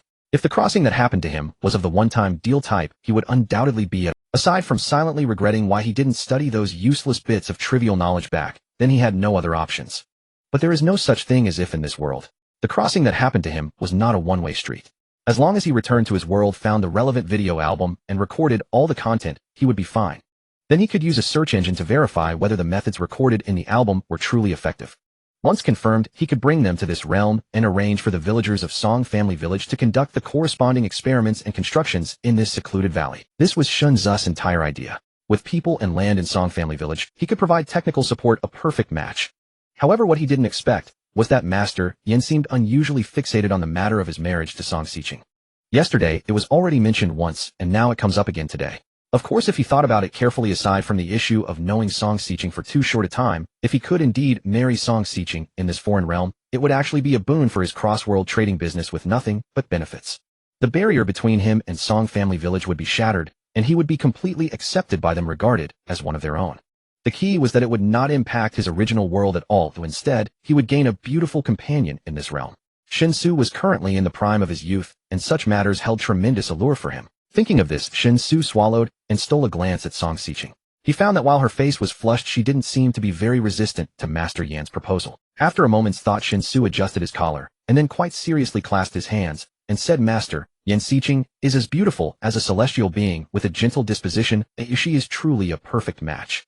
If I could marry Xiqing, I would certainly be very willing. However, my situation is a bit special, and Xiqing is aware of it. If we truly become husband and wife, it may delay Xiqing, so could we talk privately for a moment to see if Xiqing can accept it? Master Yan frowned and said the young lady is already 20 this year. She is already an old maid. If she doesn't marry soon, when will she wait until? This matter does not require the young lady's consent. I can act on behalf of her deceased parents. But there is one thing we must say up front. Young Master Shen, you are not an ordinary person. I know I cannot ask you to join our family, but there are only the young lady and the second young lady in this generation. To speak unceremoniously, they are already left without heirs. Therefore, if young Master Shen marries our young lady, then the first son must without exception take the young lady's surname. He must be named Song. With the young lady's bloodline, this will ultimately leave a descendant for the Song family. I know this request is excessive, but there is no other way. We cannot just watch the old prince's lineage become extinct. Of course, if there are other sons, they can take young Master Shen's surname. We make no demands. Goodness. Are we really discussing the child's surname so directly? We haven't even married yet. But if a child were to be born in this realm, whatever surname the mother takes is fine. What's the difference? Perhaps for people in a feudal era this would be absolutely unacceptable, a great act of disrespect to the ancestors. But for him, it was completely inconsequential. Clearing his throat, Shen Xu awkwardly smiled and said children are a matter for the future. Certainly, if we do marry, I have no objection to the child taking Xiqing's surname. I just want to talk to Xiqing alone first, as it truly feels a bit sudden and my situation is quite special. It must be something Xiqing can accept. Upon hearing that Shen Xu had no objections to the child's surname, Master Yan instantly beamed with joy. This truly exceeded his expectations. No problem. I will step out now. You two take your time to chat. Call me when you're done. Rest assured, young Master Shen, I will block my ears with luck and definitely won't eavesdrop on what you and the young lady discuss. Master Yan couldn't contain his joy, and while speaking swiftly ran out of the courtyard. He also thoughtfully locked the courtyard door, leaving only Shen Xu and Song Xiqing in the yard. The atmosphere was somewhat awkward. Song Xiqing lowered her head, her neck once again showing a distinct blush. Shen Xu cleared his throat and smiled wryly, saying, you know my situation. I cannot stay in the mortal realm for long. I have to report back to the heavenly court. Of course, if there were truly urgent matters, it wouldn't be a problem to stay away for a few days, but it certainly shouldn't last too long. I can understand the concerns raised by Master Yan. I cannot tell him that I am a celestial being descending to provide you with selfless help. It is merely a test from the heavenly court. Oh, and I hope for your better future. My true identity must be kept in strict confidentiality. No one else can know except you. I believe you can understand why I must be so cautious. However, this makes it difficult for others in the village to trust me unreservedly. This could cause some trouble, so to be honest, I am tempted by Master Yan's suggestion, but I still want to know what you were thinking. My identity is actually unfair to you. I know that in the mortal realm, marriage relies on parental orders and matchmaking, and whether both parties are satisfied with each other, but from my perspective, this is a lifelong matter for you. Your willingness is what matters most. Song Xiqing raised her head, her flushed little face revealing an unexpected In disbelief, she asked, Su Guyu, have feelings for me? Really? But I am just an ordinary girl while you are a celestial being. How could you possibly? Stop talking nonsense. Shen Xu waved his hand. What's wrong with being a celestial being? Celestials also need to eat, drink, and take care of bodily needs. Moreover, while I am a celestial in heaven, once I am in the mortal realm, I must also transform into a mortal body and be judged by mortal martial arts standards. Right now, I am merely at the first level of martial arts while you are a genuine, innate martial artist. So even if I were not to be acceptable, it would be that you do not accept me. It is not a matter of me not accepting you. Upon hearing this, Song Xiqing hurriedly shook her head and said, how could I possibly not appreciate Su Gu?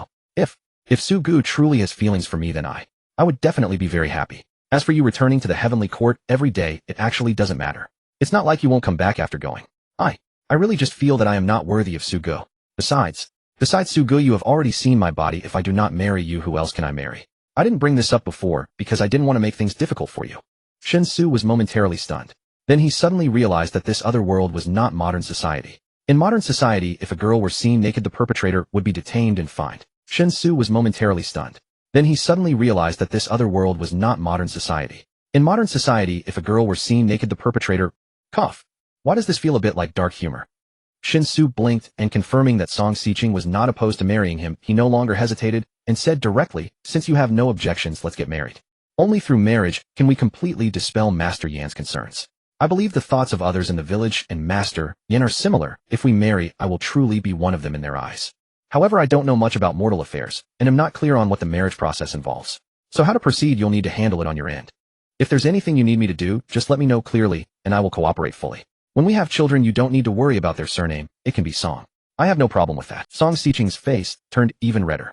Shen Xu's straightforwardness made her heart race faster. Biting her lip, she shyly said with a hint of evasion regarding the child's surname. I will discuss it with Master Yin. You are a celestial, marrying a mortal will already make you a laughingstock in the heavenly court. How could your child bear a mortal surname? This is far too harsh on you. No. Xiqing, don't always hold my identity as a celestial being in your heart. If we truly marry, then I am your husband and you are my wife. Other than that, no other identities matter, understand? Shen Xu looked sincerely at Song Xiqing and continued, I can understand why Master Yin is so concerned about the child's surname. I also fully comprehend how important it is for you that if we have a son after marrying, he bears the surname Song. Therefore, I do not wish for you to feel troubled over such matters. If marrying me would only add to your worries and not alleviate your pressure, then in my eyes marriage would be meaningless. If we are to marry, it must be because we can live better after marriage than before. Song Xiqing stared blankly at Shen Xu. Her emotions surged within her for a moment. She was deeply moved. In her understanding, a child's surname was an absolute taboo that a man could not touch. The only way a child could bear the mother's surname was if the man entered the family. However, that was because the man would have to adopt the mother's surname after entering her family, which essentially still meant the child bore the father's surname. Moreover, unless one was truly out of options, who would willingly become a son-in-law and marry into the woman's family. Thus Shen Xu's clear statement that he agreed to the child bearing her surname solely to alleviate her pressure and hope for her better future, how could it not stir her emotions? Furthermore, Shen Xu was still a celestial. A celestial marrying a mortal could actually think so much about a mortal. Song Xiqing felt truly favored by the heavens, as if she were dreaming, making it difficult for her to maintain her composure to the point that her eyes began to glisten. The reason I have not married at the age of 20 is that my requirements are actually quite high. The village women down the mountain around my age are basically mothers of several children. Master Yin and the others have been urging me, saying that if I do not marry, my sister won't be able to marry either. I can't let us both become old maids, can I? I know they are right, and I have always worried about this matter, but I just cannot be resigned to it. I thought I would really have to endure for a few more years, as Master Yin suggested, and simply become a nun living alongside the ancient Buddha and the lamp. But unexpectedly, the heavens have been kind to me, allowing me to meet Su Ge. I am very grateful. This heartfelt declaration caused Shen Xu's face to turn red. Shen Xu felt a deep sense of emotion. He knew his own feelings well. He was fully aware that his feelings for Song Xiqing were nowhere near as strong as hers for him. How long have they known each other? Just a little over 2 days. In modern society, love at first sight is common among men and women, but it is often merely a lustful. Shen Xu's fondness for Song Xiqing currently stemmed entirely from her exceptionally striking appearance. For men, a beautiful opposite sex that captivates your gaze possesses an irresistible allure. However, Song Xiqing's feelings for him were clearly different. Having never experienced the bombardment of information in modern society, her emotions were pure and untainted. Thus, Shen Xu felt a twinge of guilt, as if he were taking advantage of Song Xiqing. Yet if he were to marry her in this other world, it would obviously only bring him benefits, and if he were to forsake such a multifaceted opportunity merely out of a sense of moral purity, that would in Shen Xu's eyes be true foolishness. As the saying goes, those who achieve great things do not hesitate over trivial expenses. Oh no, those who achieve great things do not get bogged down by details. After marriage, he could treat Song Xiqing twice as well. He could provide ample material support to Song's village. With that thought, Shen Xu stopped torturing himself and directly said, shall we consider this a consensus? Shall I call in Master Yin to prepare for the wedding arrangements? Song Xiqing lowered her head again, softly responding with an almost inaudible Her bashful demeanor truly made Shen Xu's heart race, and he couldn't wait to shout towards the courtyard. As a result, Master Yin seemed even more anxious than him. As Shen Xu's call rang out, Master Yin rushed into the courtyard, his movements as swift as lightning, making everything appear to blur momentarily. How is young Master Shen? How did your conversation with the young lady go? Master Yin asked eagerly. Shen Xu glanced at Song Xiqing and found that she had quietly lifted her head, stealing a glance at him. After their eyes met, Song Xiqing, like a startled kitten, hurriedly averted her gaze. This reaction amused Shen Xu, and he smiled as he nodded, saying the conversation went well. Xiqing is willing to marry me, and I am equally willing to marry her. The child's surname is also not a problem. As long as there is a child, it will take the surname Song. However, I really do not understand the matters regarding marriage, and will need Master. The child's surname is also not a problem. As long as there is a child, it will take the surname Song. However, I really do not understand the matters regarding marriage, and will need Master. I may have to trouble Master Yin to help me prepare an identity, otherwise I would not pass through the government office. Upon hearing this matter was settled, Master Yin couldn't help but be overjoyed. He shook his head excitedly, saying it's not that complicated. As children of the rivers and lakes, there is no need to be bound by secular rituals. In our Song village, we do not recognize any government registration. As long as you are willing and the young lady is willing, you can marry right in front of the other villagers. You must know that our Song village has about 2,000 people, but only over 30 households are registered with the government, accounting for less than 150 people. The registered farmland is also less than 500 acres.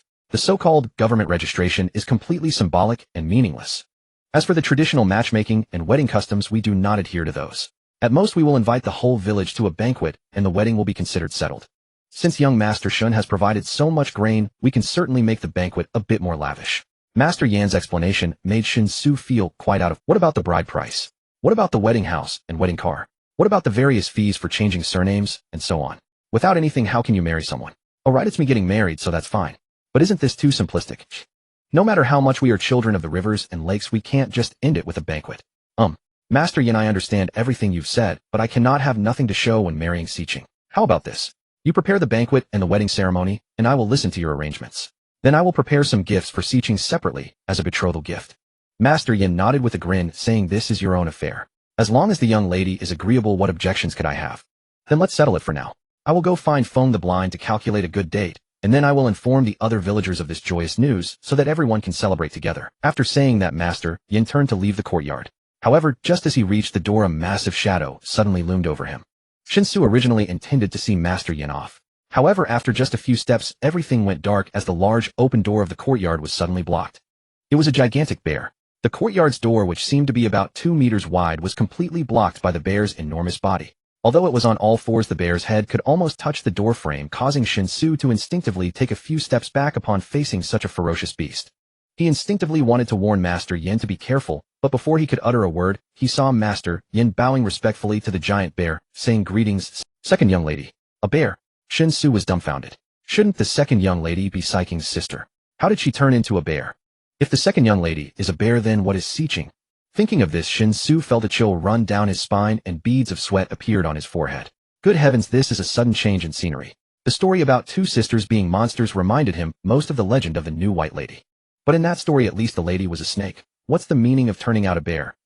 Just as Shen Xu was unable to control his chaotic thoughts, the giant bear suddenly collapsed to the side, with a loud thud, crashing heavily to the ground. Immediately after, a girl with an indifferent expression resembling Song Xiqing to a great extent appeared in Shen Xu's view. "I greet Master Yan. I am in my combat gear, so I cannot bow. Please do not mind, Master Yan," the girl said calmly. Shen Xu suddenly realized that the girl had just carried the giant bear's corpse to the courtyard door. However, due to the bear's exaggerated size, even though it was being carried, its limbs still touched the ground, completely covering the real second young lady. Thank goodness it was a misunderstanding. Otherwise, wouldn't his marrying across worlds have turned directly into a tale from Strange Stories from a Chinese studio? No need for formalities. I need to hurry and find Feng the Blind to pick an auspicious date. Second young lady, come meet your brother-in-law. Our Song village is about to have a son-in-law, Master Yan said with a smile before swiftly leaving. Brother-in-law? The girl's face showed a hint of confusion, and a scarcely noticeable shock flashed in her eyes, but she quickly concealed it.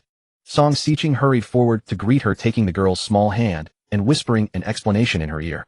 Shen Xu was left aside, momentarily unsure of what to do, so he simply walked over to the massive bear's corpse and began measuring it with curiosity.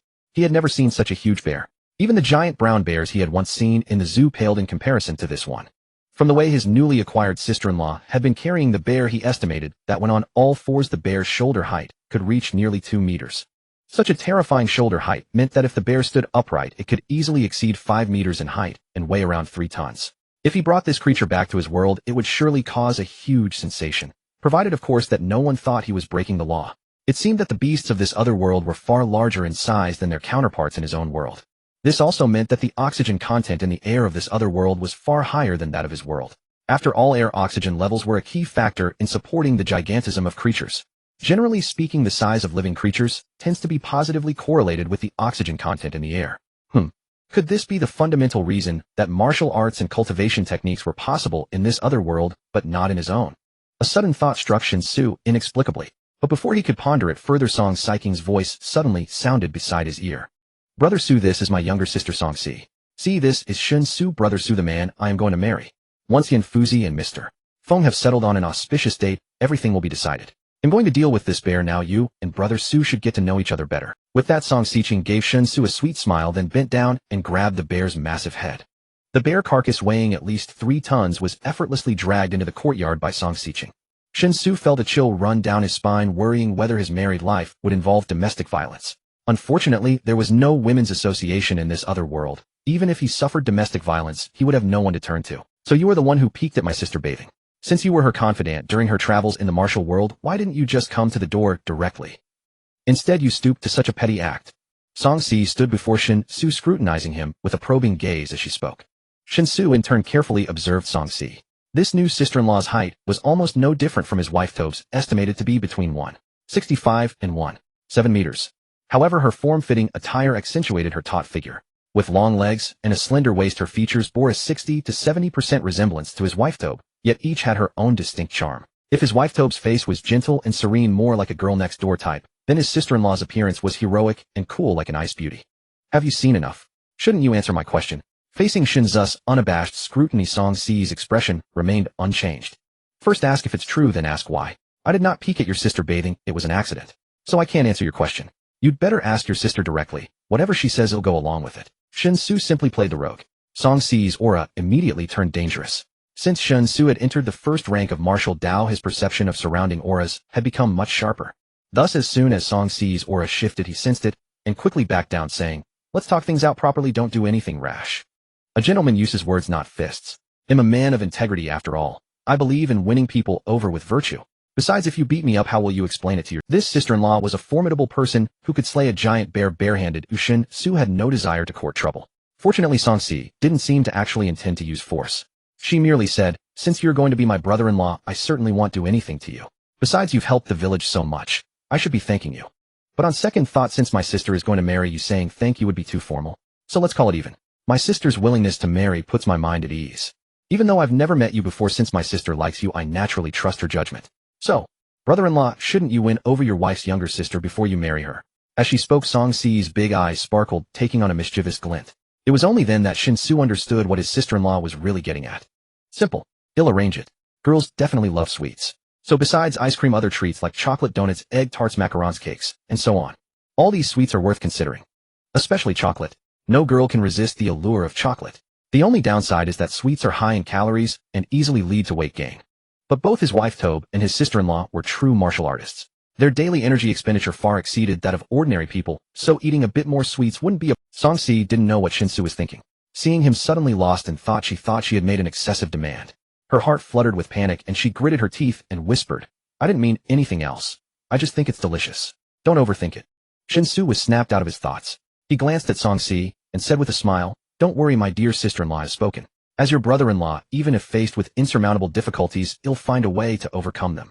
After not chatting with Song Si for too long, the two entered the courtyard to help Song Siqing deal with the giant bear's carcass. Song Siqing handled the giant bear's corpse with remarkable skill and proficiency, taking only about an hour to completely skin the bear. At the same time, she removed the bones from the bear meat, extracted the bear gallbladder, and carefully prepared the bear paws, successfully removing the most valuable parts of the giant. The remaining parts, including blood, brain, and fat, which were of relatively low value, were handled somewhat crudely, mixed together, and then blended with many other herbs that Shen Xu did not recognize, all placed into a bag. Then Song Siqing and her sister Song Siyu began to light a fire and boil water, moving the wooden bathtub from Song Siqing's room to the courtyard. I previously mentioned to Su Ge that I encountered some issues when breaking through to the innate realm, leaving hidden injuries within my body. If these hidden injuries cannot be completely eliminated, my martial arts progress will stagnate. Therefore, Grandpa Mo prescribed a medicinal bath for me, allowing me to heal through soaking. While speaking, Song Siqing tucked her hair behind her ear and continued, "During the process of soaking in the medicinal bath for healing, I will be in a state of dispersed energy, just like an ordinary person.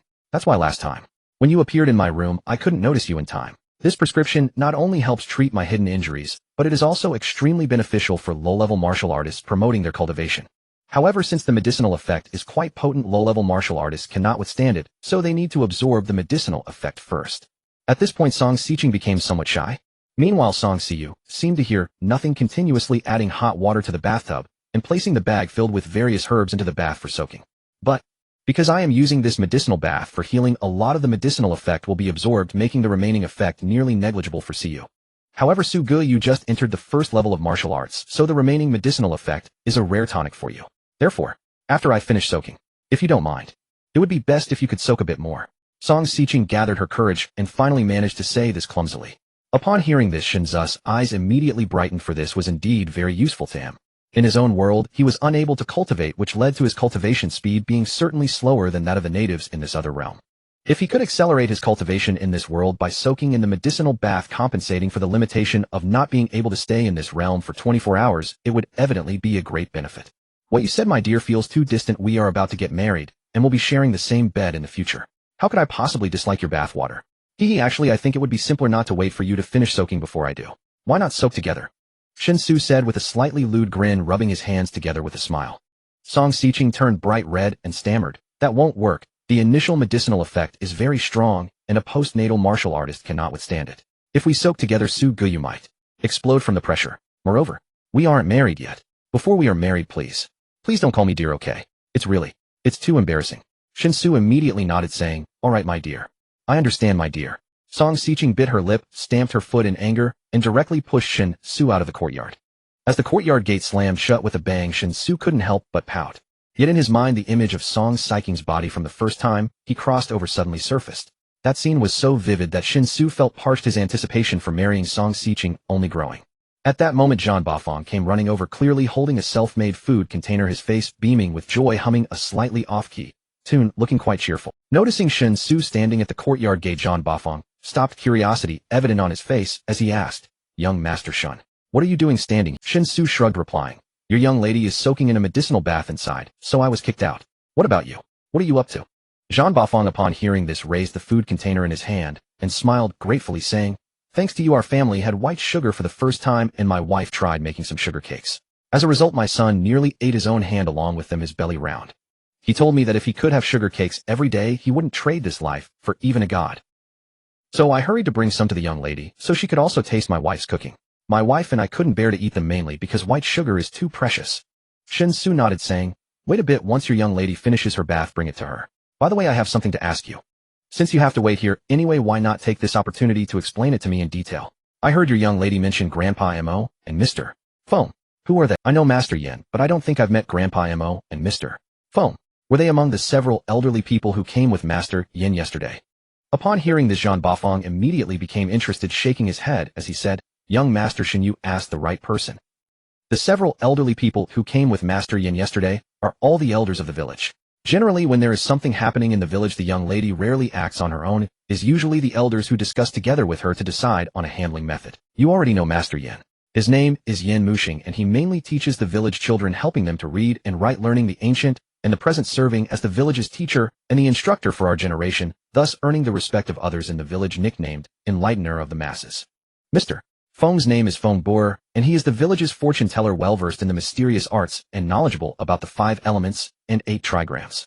However, due to having peered into too many secrets of the heavens, he became blind in both eyes at a young age. He rarely performs divination, now only doing so for important matters requiring his intervention, earning the nickname, one who calculates the secrets of heaven.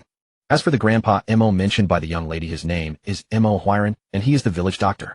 When the old prince was still alive, Mo was only 15, yet he was already skilled in medicine and served at the old prince's side. Now 60 years later, Mo has become a miraculous doctor, said to be able to bring the dead back to life, earning the nickname Death's Match. Shen Xu listened in silence. Although he found many of the sobriquets Zhan Bafang used a little adolescent, so much so that they occasionally broke the mood, he kept his composure. Considering the developmental stage of this other world and the flourishing state of martial practice here, such affectations were not entirely out of place. Apart from Mo, Lao Yin, Fuzi, and Mr. Feng, the village had 2 other elders whose rank and standing were roughly on par with those 3. The 5 of them were collectively called the 5 Elders and commanded great authority in Songjia village. If the young mistress ever disagreed with the 5 elders on some matter, she would generally yield to them. There was, however, one notable exception, the young mistress marriage. Ever since she turned 15, the 5 elders had been eager for her to wed quickly, so the Song family might. To that end, they sought out many promising young men both from within the village and beyond, yet each was bluntly rejected by the young mistress. At first, the 5 elders were not overly troubled. After all, she had only just turned 15, and a touch of willfulness was tolerable. Who could have foreseen that the delay would stretch on for 2 whole years, until even at 17, she still showed no real interest in anyone. By then, the 5 elders had grown truly anxious and were intent on forcing an arranged marriage upon her. At this point, Zhan Bafang suddenly paused, a careless smile spreading across his face, as if he found the whole matter diverting. And then, Shen Xu played the foil at the right moment. Zhan Bafang, please, continued young Master Shen, do not fret, listen, and I will tell you slowly. The 5 elders' reasoning was not without merit. After all, what family allows its daughter to reach 17 without marriage? All the more so, when the young mistress bore the responsibility of continuing the Song family line, her remaining unmarried was hardly acceptable. Moreover, the young mistress held the 5 elders in deep respect. Whenever the village had matters to decide, it was the 5 elders. When she was young, she always kept close to the 5 elders to learn, never once questioning their decisions. Thus they felt justified in arranging her marriage.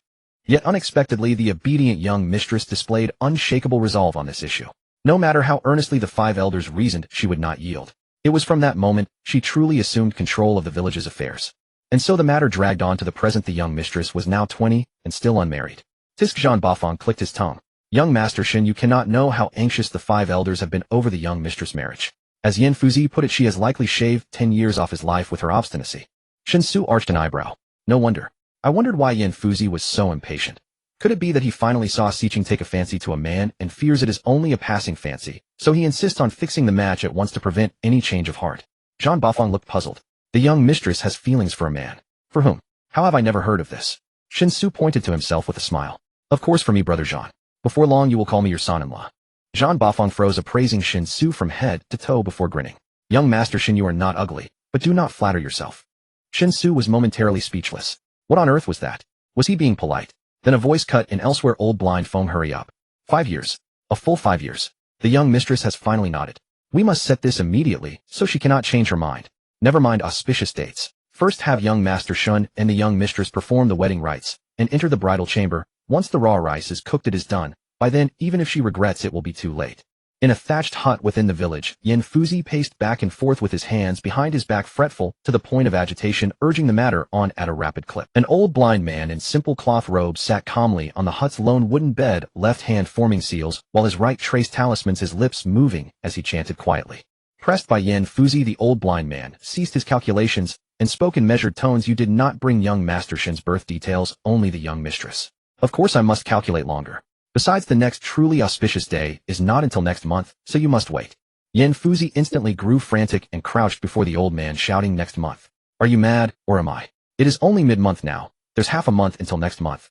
Do you not fear the date's delay will make the young mistress change her mind? 5 years. The young mistress is 20 now? Whether she is truly enamored or merely swept up in a mood, we must seize this chance. Otherwise must we wait another 5 years. If this goes on, will any of us live to see the young mistress married before we die? More important, this young Master Shen is not only capable, he does not object to a child taking the young mistress' surname.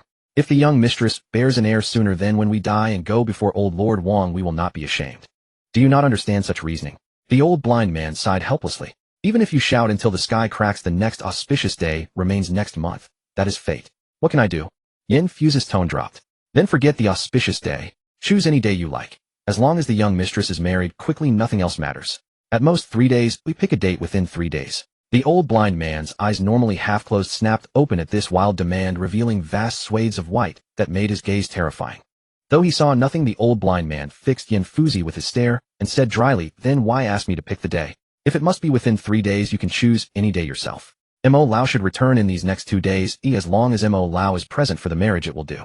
Yin Fuzi cleared his throat and scratched his head. I cannot decree the date. What would that mean? The young mistress' wedding date, no matter what, must be set by you. I choose. You would not accept the date I choose. The old blind man protested.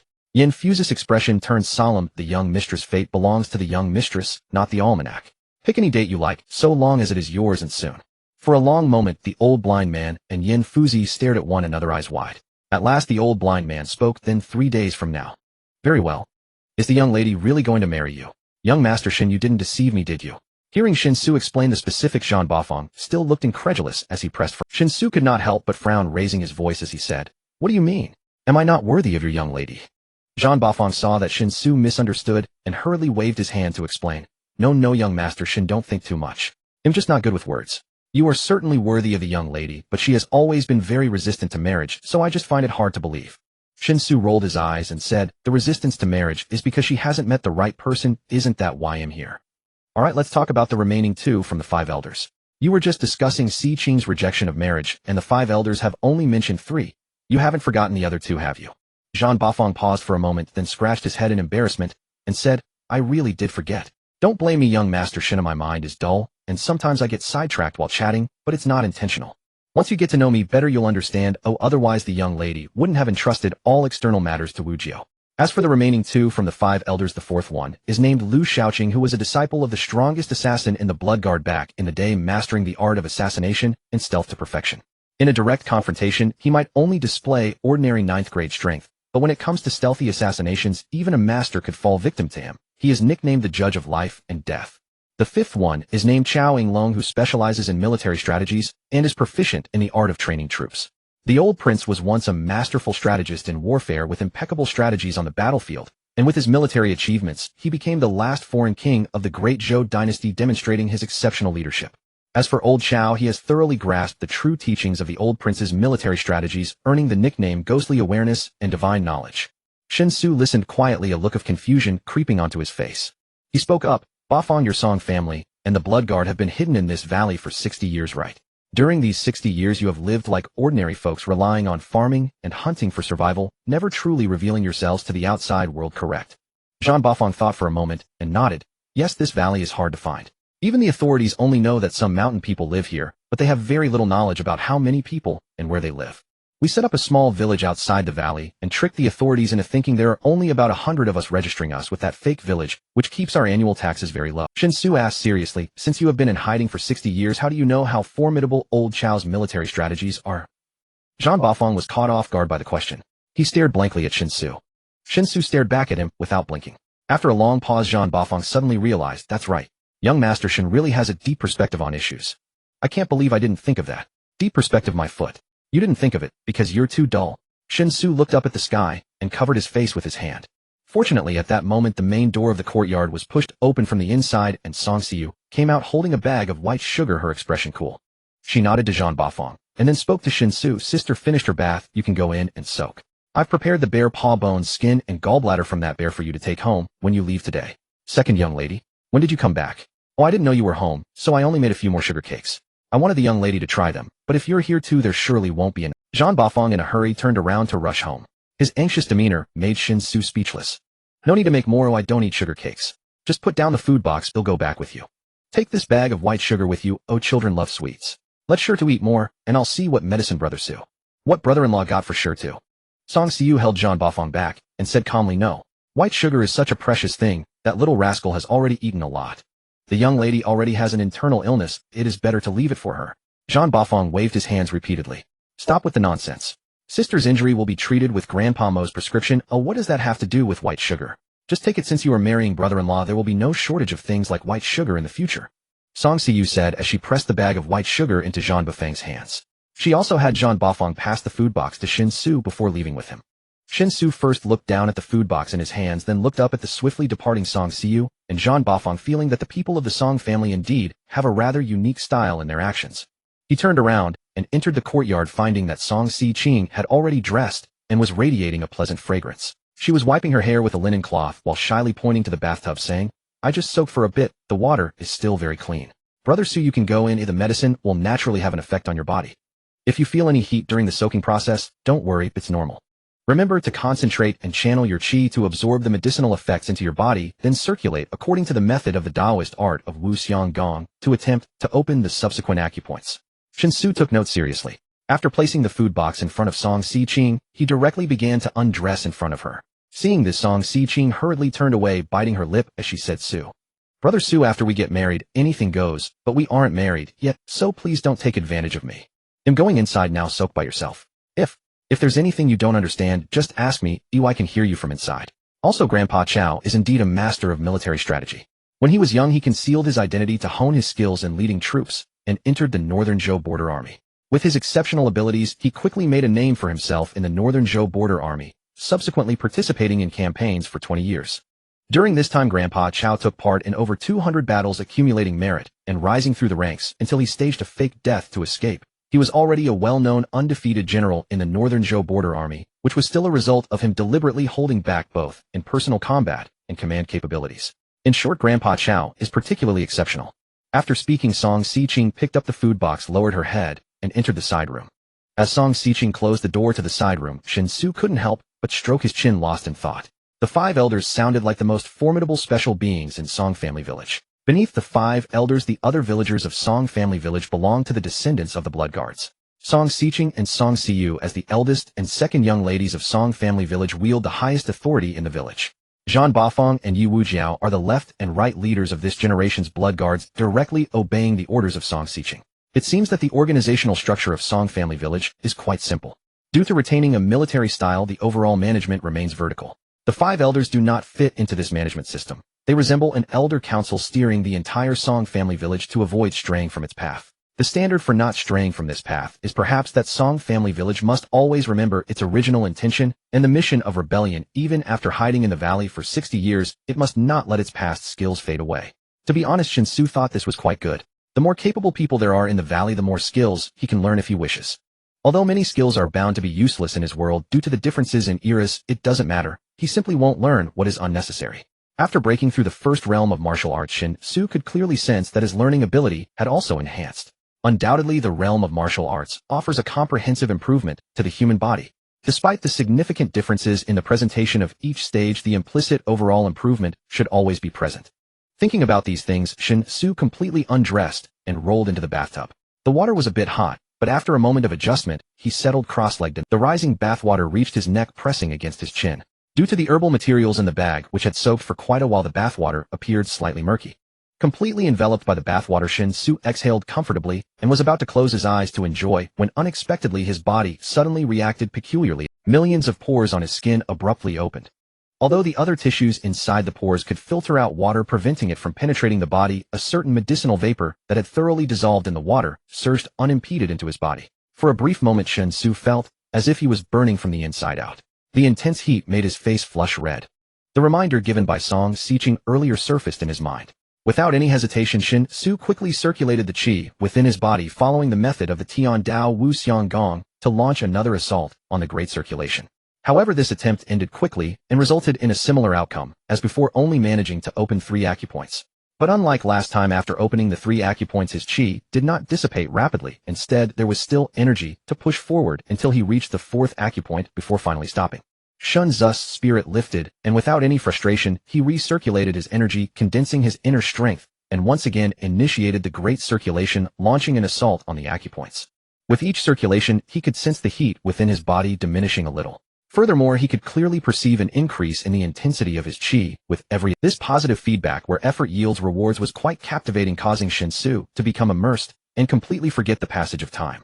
Not knowing how long had passed when Shen Xu once again exerted all his effort to circulate his internal breath and smoothly opened 7 acupoints, the heat in his body finally disappeared completely. Slowly opening his eyes, he found the sun in the sky already slanting to the west, and the water in the bathtub had long cooled. Shen Xu gently exhaled a breath. The effect of the medicinal bath is truly remarkable. Just one soak has compensated for at least 10 to 15 days of hard cultivation. If he soaks a few more times, he estimates that it won't be long before he can break through to the 2nd realm of martial arts, right? TSK.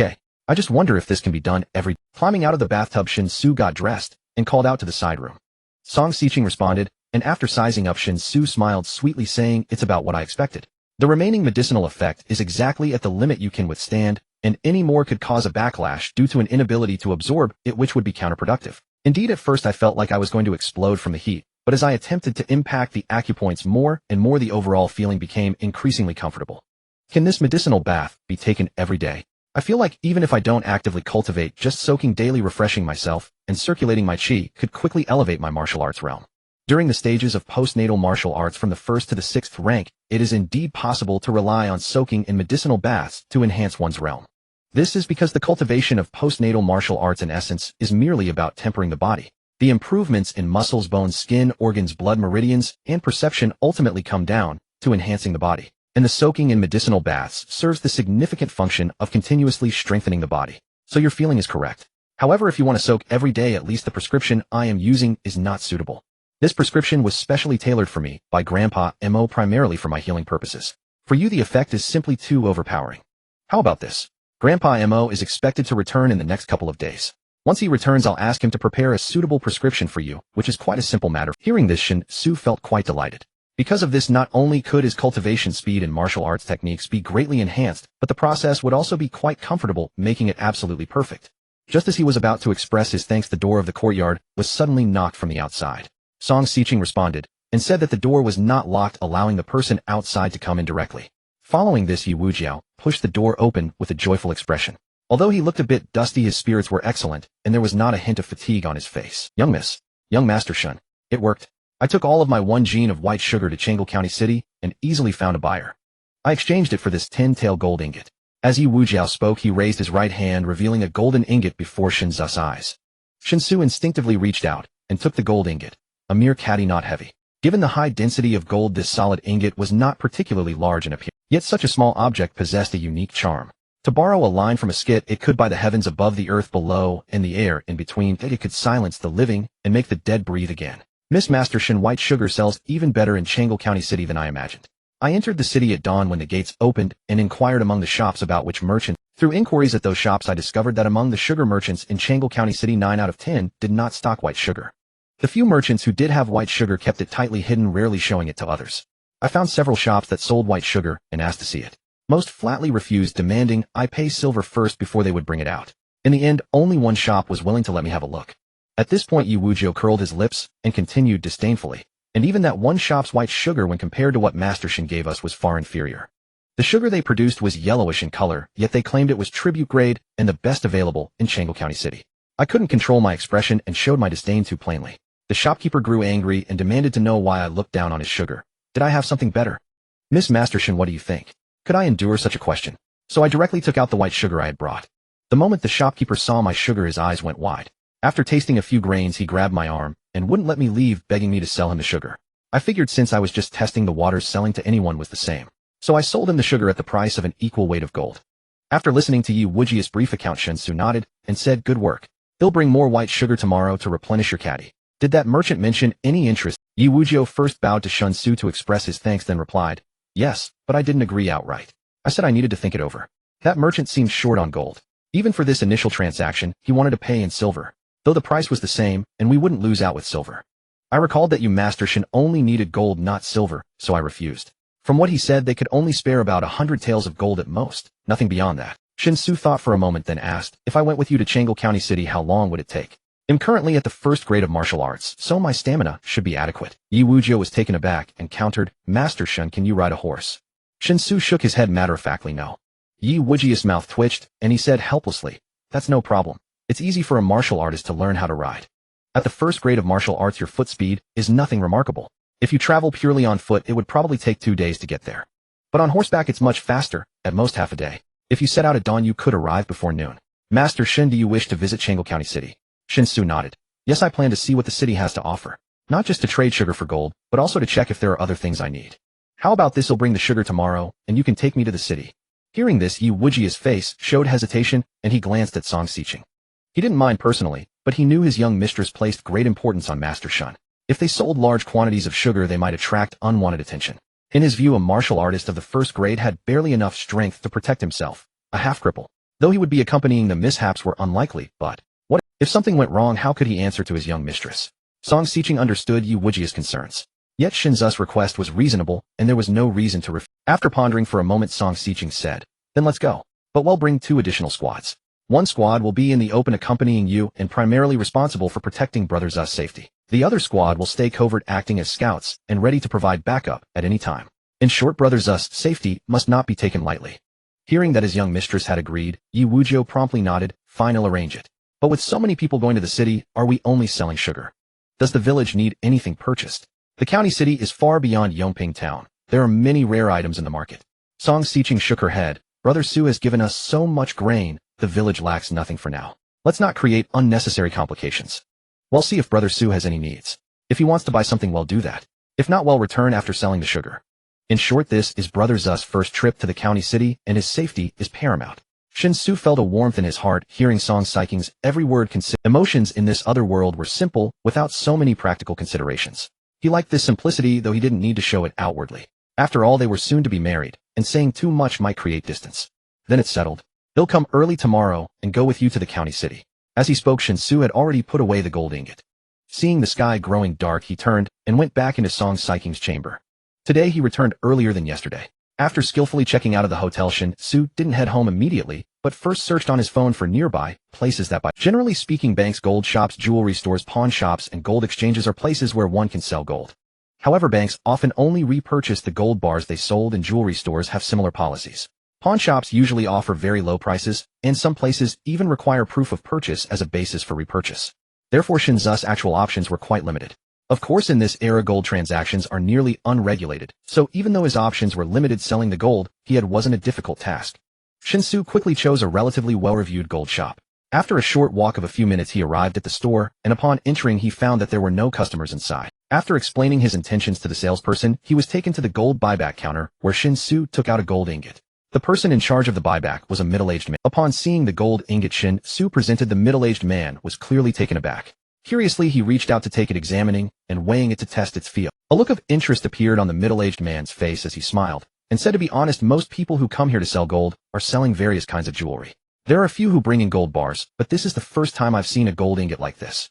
Young man, this gold ingot doesn't look like something that was melted down for fun. Are you sure you want to sell it at the gold price? If it turns out to be an antique, you'll be at a loss. Gold ingots of this type are rare antiques, and their prices are generally very high. Shen Xu replied indifferently, just buy it back at the gold price. If I really wanted to sell it as an antique, I'd have to get it appraised, find the right buyer, and negotiate a price, which is just too much hassle and unnecessary. The middle-aged man nodded and said, you have a clear view. This gold ingot does appear quite new and doesn't look like an antique. It's rare these days for someone to melt gold into the shape. While speaking, the middle-aged man took out a device to test the gold ingot. He quickly confirmed its authenticity and density, stating 499.6 grams, let's round it up to 500 grams.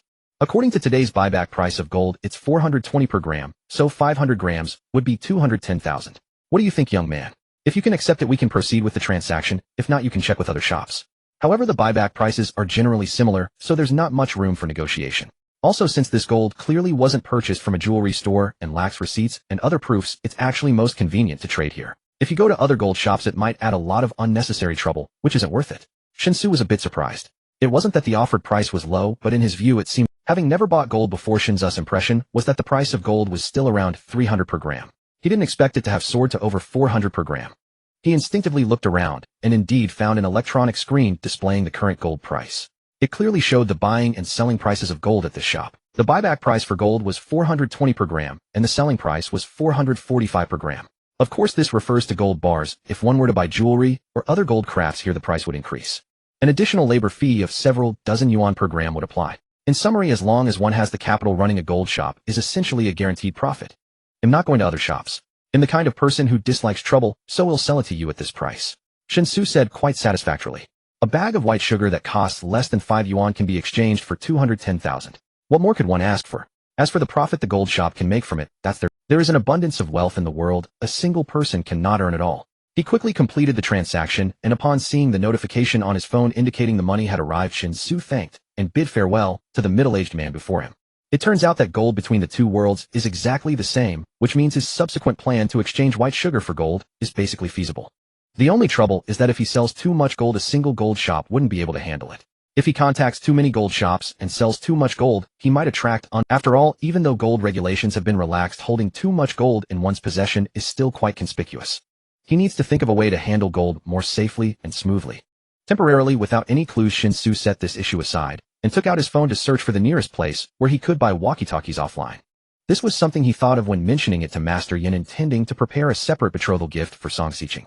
Since he has already given the other world the ability to see far, shouldn't he also arrange a corresponding way for them to hear? Walkie-talkies perfectly fit the other world's fantasy of a listening device. No need for any network support. As long as there are at least 2 walkie-talkies tuned to the same frequency, they can communicate in real time over a remarkably wide range. The signal transmission relies entirely on the electromagnetic waves that already exist in nature. With high-power walkie-talkies, the communication distance can reach anywhere from 3 to 10 kilometers, depending on the environment. Using them in urban areas will face interference from obstacles, electromagnetic disturbances, and noise, greatly reducing the communication distance. However, in the wilderness, the communication range of walkie-talkies can be significantly extended. Considering the completely natural environment of the otherworld, walkie-talkies would likely face no interference during use.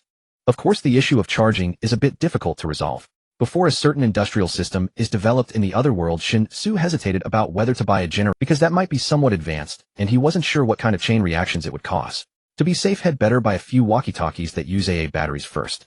As for the generator, at least he should wait until he hands over the series of contents of the Transcenders Manual to Song Family Village, allowing them to first attempt to accept some new things before considering the issue of electricity. Shen Xu was somewhat surprised to find that high-power walkie-talkies using AA batteries were not easy to buy. Most walkie-talkies now come equipped with rechargeable lithium batteries. Compared to the low usage cost of rechargeable lithium batteries, walkie-talkies that require frequent AA battery replacements clearly have no competitive advantage. Of course, scarcity does not mean absence. After thoroughly searching the nearest electronics market, Shen Xu finally managed to buy 4 walkie-talkies that operated on AA batteries. He then purchased a small box containing nearly 400 AA batteries from the same counter. After paying, he completely ignored the shopkeeper's bewildered gaze and left the electronics market in high spirits. Finding a blind spot for surveillance on the way, Shen Xu quickly stored the batteries and walkie-talkies into his personal space, clapping his hands and feeling light as he headed towards the supermarket. The supermarket just a street away from his rented apartment was a globally renowned chain, vast in size and offering a wide variety of products. Shen Xu easily found the binoculars he was looking for, recalling that he had promised Master Yin, so he bought a few more. He also weighed out a dozen pounds of bulk spherical chocolates and 50 pounds of bulk white sugar.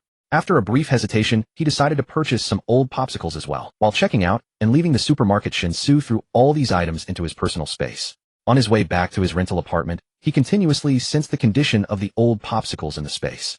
It wasn't until he entered the apartment complex and stepped into the elevator that Shen Xu was completely certain that items placed in his personal space would remain in the same state as when they were stored, like being frozen in time. Since there was no passage of time in the personal space and no microorganisms existed, everything appeared to be solidified, meaning that any item stored within would maintain a constant physical form. Of course, this also meant that living creatures could not be placed inside. Realizing this, Shen Xu felt even more that the personal space he had acquired was truly remarkable. Upon returning home after changing his shoes at the entrance, he saw his sister Shinya busy in the kitchen, causing his expression to stiffen. He realized he had forgotten something very important before returning from the other world. He should have filled his stomach. Unfortunately, it seemed he was already too late. Brother, you can eat first. There's just one more dish to finish. I asked Sister Min, and she is working overtime tonight, so we don't have to wait for her to have dinner. Shenya, hearing Shen Xu's return, served a bowl of steamed rice onto the coffee table and spoke up. Then I'll wait for you to eat together. I'm not hungry right now. Shen Xu casually replied, and then went into his room to open his laptop. This laptop was bought with money he earned from part-time jobs during university. It was cheap and had very low specifications, so it had become a bit sluggish. However, it was still capable of playing videos, so it didn't matter much. He opened the video website and successfully found a series of videos titled The Traveler's Manual. After a quick glance, Shen Xu discovered that the content was indeed quite from organic fertilizers, manual oil extraction and steel smelting, to cement production, glass manufacturing, manual mining, and even simpler paper making and printing techniques. It covered all aspects of technology related to people's livelihoods. The video content was explained in great detail and was easy to understand. As long as he memorized the material, replicating it in the other world would surely not be difficult. Of course, he didn't need to memorize it. He just needed to convert the content into text on his computer and then print it out. Shen Xu had observed that the writing system used in Songjia village was almost indistinguishable from traditional Chinese characters. Although he could not write traditional characters, he could easily type simplified characters on the computer and then use the text conversion feature to change them to traditional characters with a single click, which was no trouble at all. Shen Xu felt a bit excited and searched online again, quickly finding a few books he deemed useful. One of them was titled 120 Inventions That Changed the World. It introduced items ranging from flushing toilets and light bulbs to barbed wire handguns, internal combustion engines, nuclear reactors, bras, and sanitary pads, covering everything from civilian to military uses. Moreover, the introduction detailed the purposes, working principles, and included very clear diagrams. This meant that under sufficient conditions, relying on the content within, he could definitely manufacture the items described. However, compared to the items introduced in the Traveler's Manual, 120 Inventions That Changed the World seemed a bit too radical. Shen Xu planned to selectively choose items, gradually guiding the Industrial Revolution in the other world.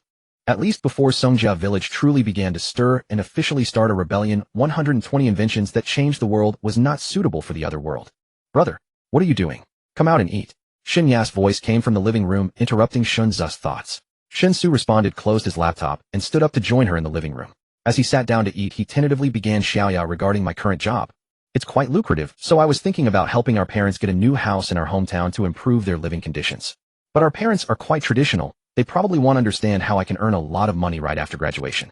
So I was thinking, could you help me cover for it? After all, our parents have always trusted you the most. They would never doubt what you say. Otherwise, I might struggle to spend this money. I don't even know what exactly you do for work. How can I cover for you? Plus, you just graduated, and even if the salary is high, it shouldn't be enough to buy a house right away, right? Although houses in our hometowns, county town, aren't expensive at 4,000 or 5,000 per square meter, it's still a considerable amount. The best and most expensive neighborhoods even go for 8,000 or 9,000. A house would cost hundreds of thousands. How are you going to buy that? Xiaoya, you're so smart. Just think of a way. My job is confidential, and I really can't tell you.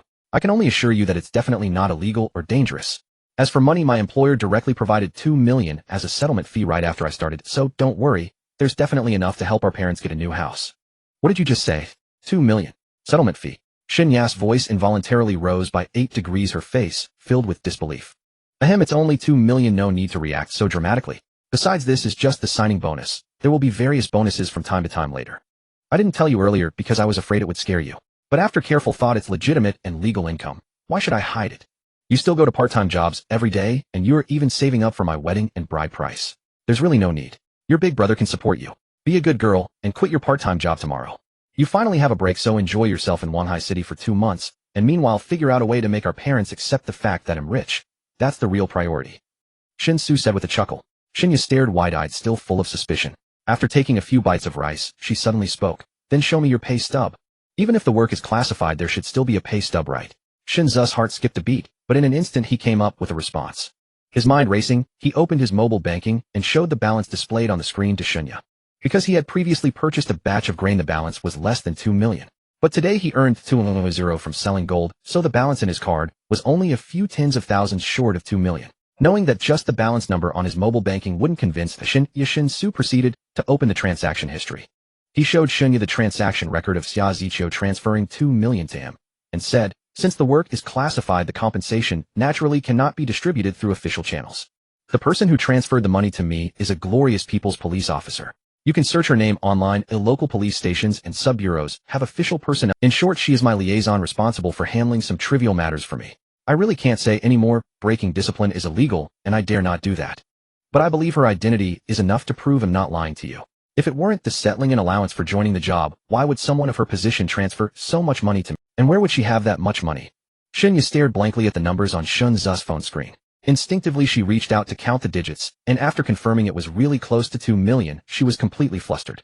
She couldn't understand what kind of classified job would give a settling and allowance of 2 million right after joining.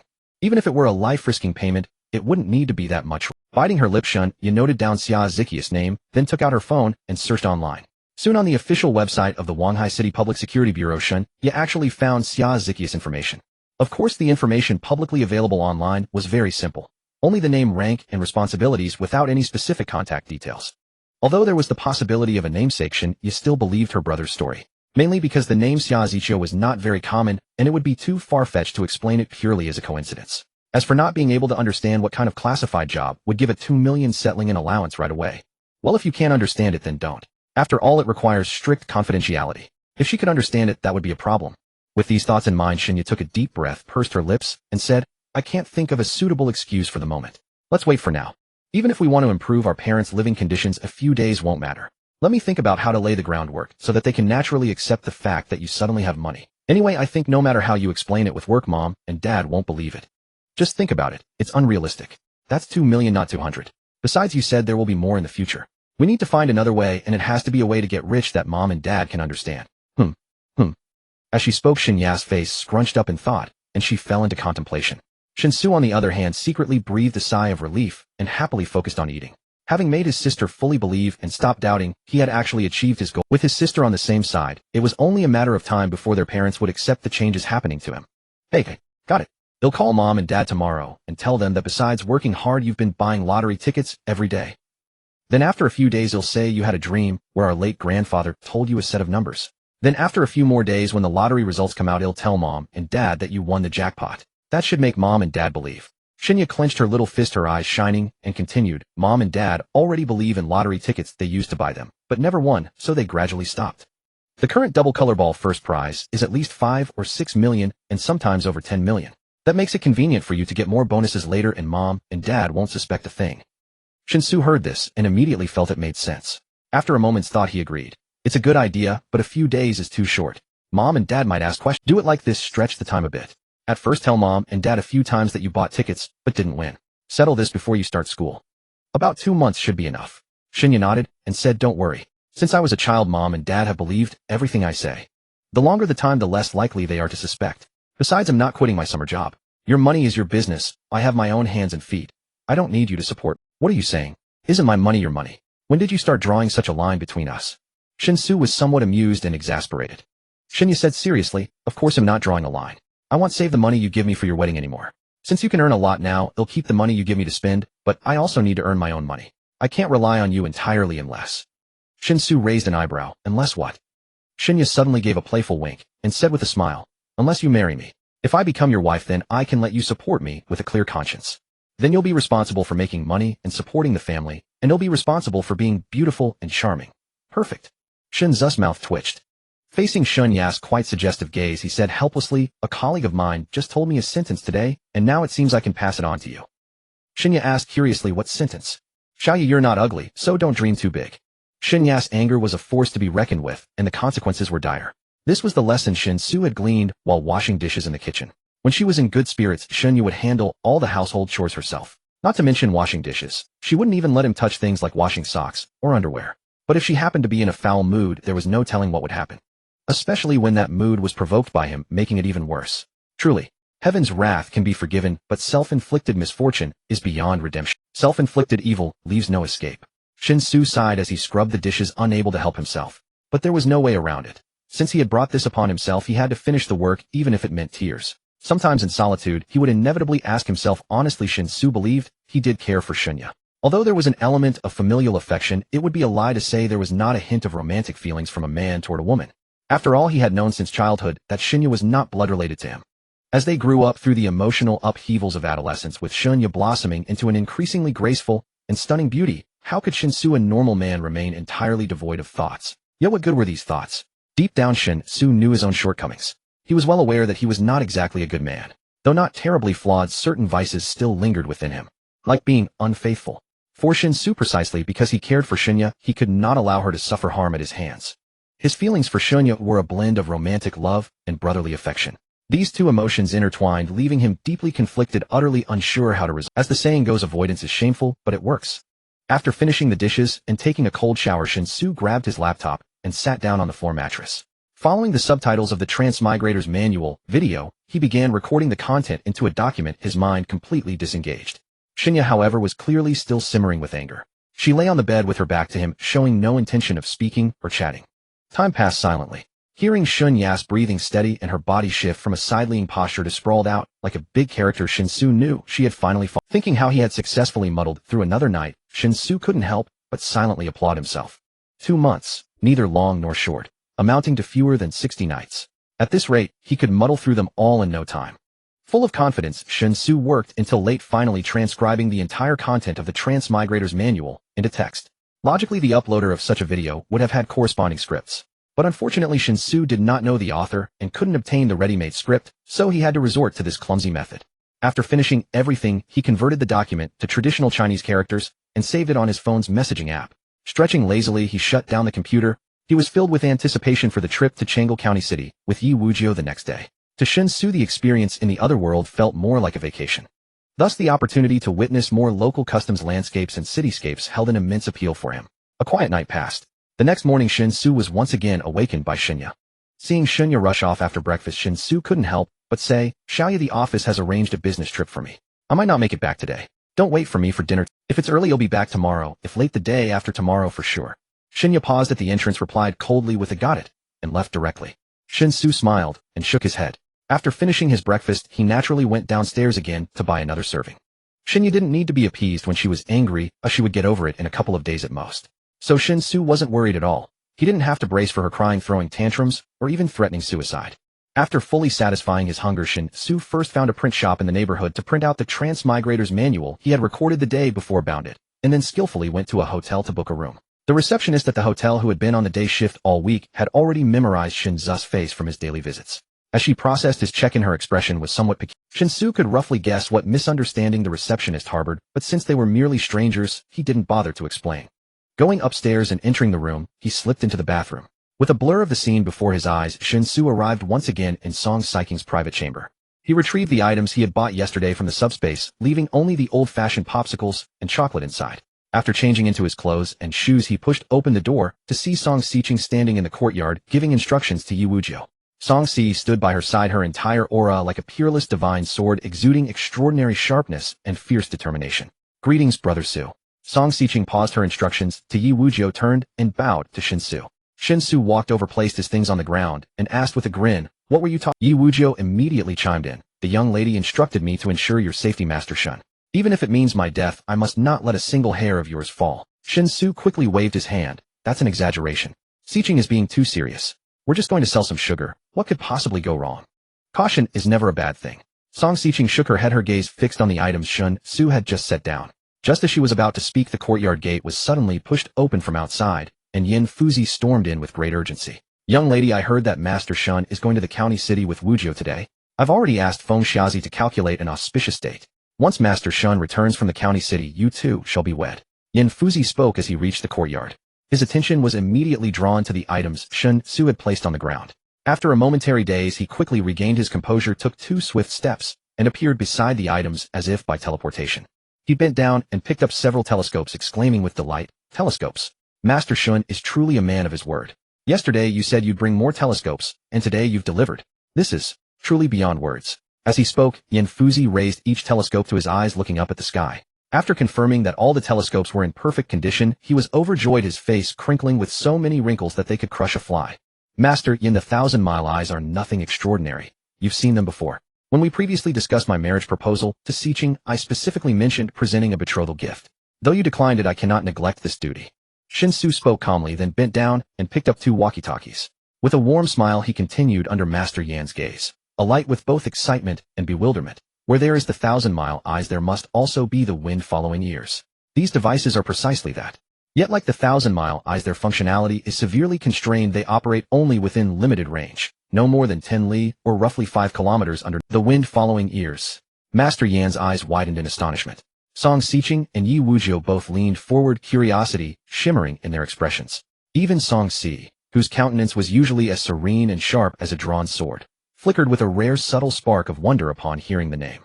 "I'll demonstrate their use right now. It's remarkably intuitive, requiring no technical expertise. Observe this button. This is the power switch. Simply press it to activate. All channels are pre-configured, so please refrain from touching any other buttons." Holding the walkie-talkie aloft, Shen Xu gave a concise, practical demonstration to those gathered in the courtyard. Though the term channel eluded their understanding, the device's operation was so instinctive that a single demonstration sufficed. They all nodded in unison comprehension. Having finished his explanation, Shen Xu handed one walkie-talkie to Master Yin, then pressed the talk button on his own unit and spoke a casual phrase into the microphone. His voice emerged, nearly simultaneous and perfectly clear, from the earpiece of Master Yan's device, startling him so profoundly that he nearly dropped the unit onto the ground. Yet Master Yan's reflexes were swift and precise. He caught the falling device midair, staring blankly at its speaker grill, while unconsciously brushing sweat from his brow. That near fall had genuinely chilled him to the bone. A chilling thought gripped him. If he'd accidentally shattered this wind-following ear, his guilt would be unforgivable. Thighs. Young Master Shen, can this wind-following ear truly transmit sound? You said it functions within 10 li. Then, may I run farther away and test it once more? Master Yin cradled the device with reverent care as he stammered out the question. Of course, Shen Xu replied with an easy smile. Just remember to hold the button while speaking. Without pressing it, your voice won't transmit. Master Yin solemnly nodded, then turned and sprinted out of the courtyard compound. Shen Xu meanwhile passed his walkie-talkie to Song Xiqing, gesturing for her to initiate contact with Master Yin. "Me? I can really do it." Song Xiqing faltered, clutching the device with trembling fingers. Shen Xu shrugged lightly. Why ever not? It was made Her expression tightened with nervous anticipation. She took several deep breaths, swallowed hard, and brought the walkie-talkie to her lips. Mimicking Shen Xu, she pressed the talk button and whispered, voice trembling, "And Master Yin, where are you now?" After a brief rustling static, Master Yan's voice crackled clearly through the earpiece. "I've reached the fields.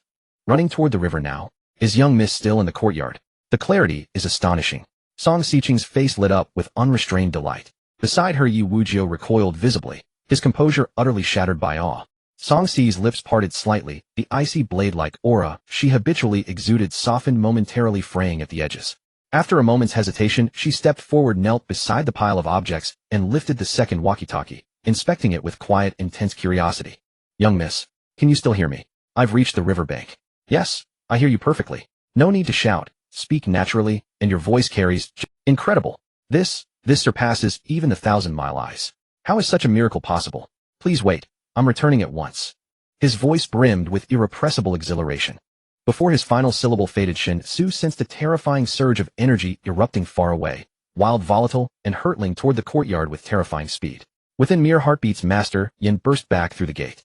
Feeling the overwhelming aura radiating from Master Yan's very presence, Shen Xu felt his breath catch. This was the sheer suffocating majesty of a martial cultivator at peak strength. Divine artifacts. Utterly divine. That voice sounded as if spoken directly beside my ear. No shouting required, no cultivation energy projection. As young Master Shen stated, communication remains crystal clear across the full Tenli range. Properly deployed, these wind-following ears may well eclipse the 1,000-mile eyes in strategic value. Master Yin panted heavily, trembling uncontrollably, not from exhaustion, but from sheer uncontainable rapture. His turbulent chi pressed down so fiercely that Shen Xu struggled to breathe comfortably. Song Xiqing too was thrilled, but unlike Master Yin, she absorbed the marvel with graceful composure. She spoke gently. Master Yin, please calm yourself and withdraw your inner energy. Otherwise your 9th-rank martial cultivation will overwhelm everyone present. Master Yin blinked, then instantly recognized his lapse. He swiftly reined in his chi, bowing deeply to Shen Xu in sincere apology. Young Master Shen, forgive my impropriety. The wind-following ear, it is simply too astonishing. Do you truly intend to offer these wind-following ears as your betrothal gift? Once freed from the oppressive aura, Shen Xu relaxed visibly and nodded with a warm smile. Indeed. For units, my formal betrothal gift to the Song village. I know it may seem modest, but circumstances constrain me. I humbly ask you not to deem it insufficient. Master Yin immediately bowed low, flustered, modest. These are divine artifacts. How could such treasures ever be called simple? For units rival an entire army. For our Song village, young Master Shen's generosity is heaven-sent grace. We scarcely know what dowry could possibly match such magnificence. Shen Xu waved his hand lightly. Master Yin, you overstated. Yesterday Xiqing prepared bear paws, gallbladders, and bones from the beasts he hunted. Those gifts are precious enough to serve as dowry. How can mere mountain produce compare to such divine artifacts? Master Yin, you misunderstand. Anything Xiqing gives me, even a common stone, holds infinite worth in my eyes. At Shen Xu's words, Song Xiqing's eyes shimmered with radiant, luminous joy. Alright, it's getting late. If we delay any longer, we won't reach the county city until noon. I will take Bai Tang with Wu Jiu first. As for these Qinli eyes and Shunfeng ears, Xiqing, please arrange that. However, there's something you all need to pay attention to. The Qinli eyes can be used freely, but to use the Shunfeng ears you must install this. When not in use, remember to turn off the Shunfeng ears. As Shen Xu spoke, he took the walkie-talkie from Song Xiqing's hand and demonstrated to a few people in the courtyard how to change the batteries and how to pay attention to the power switch. It was all quite straightforward. Even though the people in the courtyard might not understand the principles behind it, following the instructions would suffice. That's about it. Yan Fuzi once said that Shunfeng ears are indeed more precious and rarer than Qinli eyes, so you must take care of them. They are not sturdy items, so avoid knocking them or exposing them to water to prevent damage. Shen Xu added another instruction. Although both the binoculars and walkie-talkies were actually quite cheap, he could easily buy a whole bunch if he wanted. Yet rarity makes them valuable. If he appeared too indifferent towards these items, how could he win the hearts of the people in Songjia village? Don't worry, Brother Su, I promise I won't let anything happen to these Qinli eyes and Shunfeng ears. Song Xiqing said earnestly. Shen Xu didn't say much more. He bent down and picked up the printed and bound traveler's manual. He then handed it to Song Xiqing, leaning in closely to her ear, and whispered, "This is the Book of Heaven." Song Xiqing shuddered slightly, instinctively gripping the manual, which had no cover or title. However, aside from being shocked by the words, Book of Heaven, the reason for her shudder also lay in Shen Xu speaking next to her ear.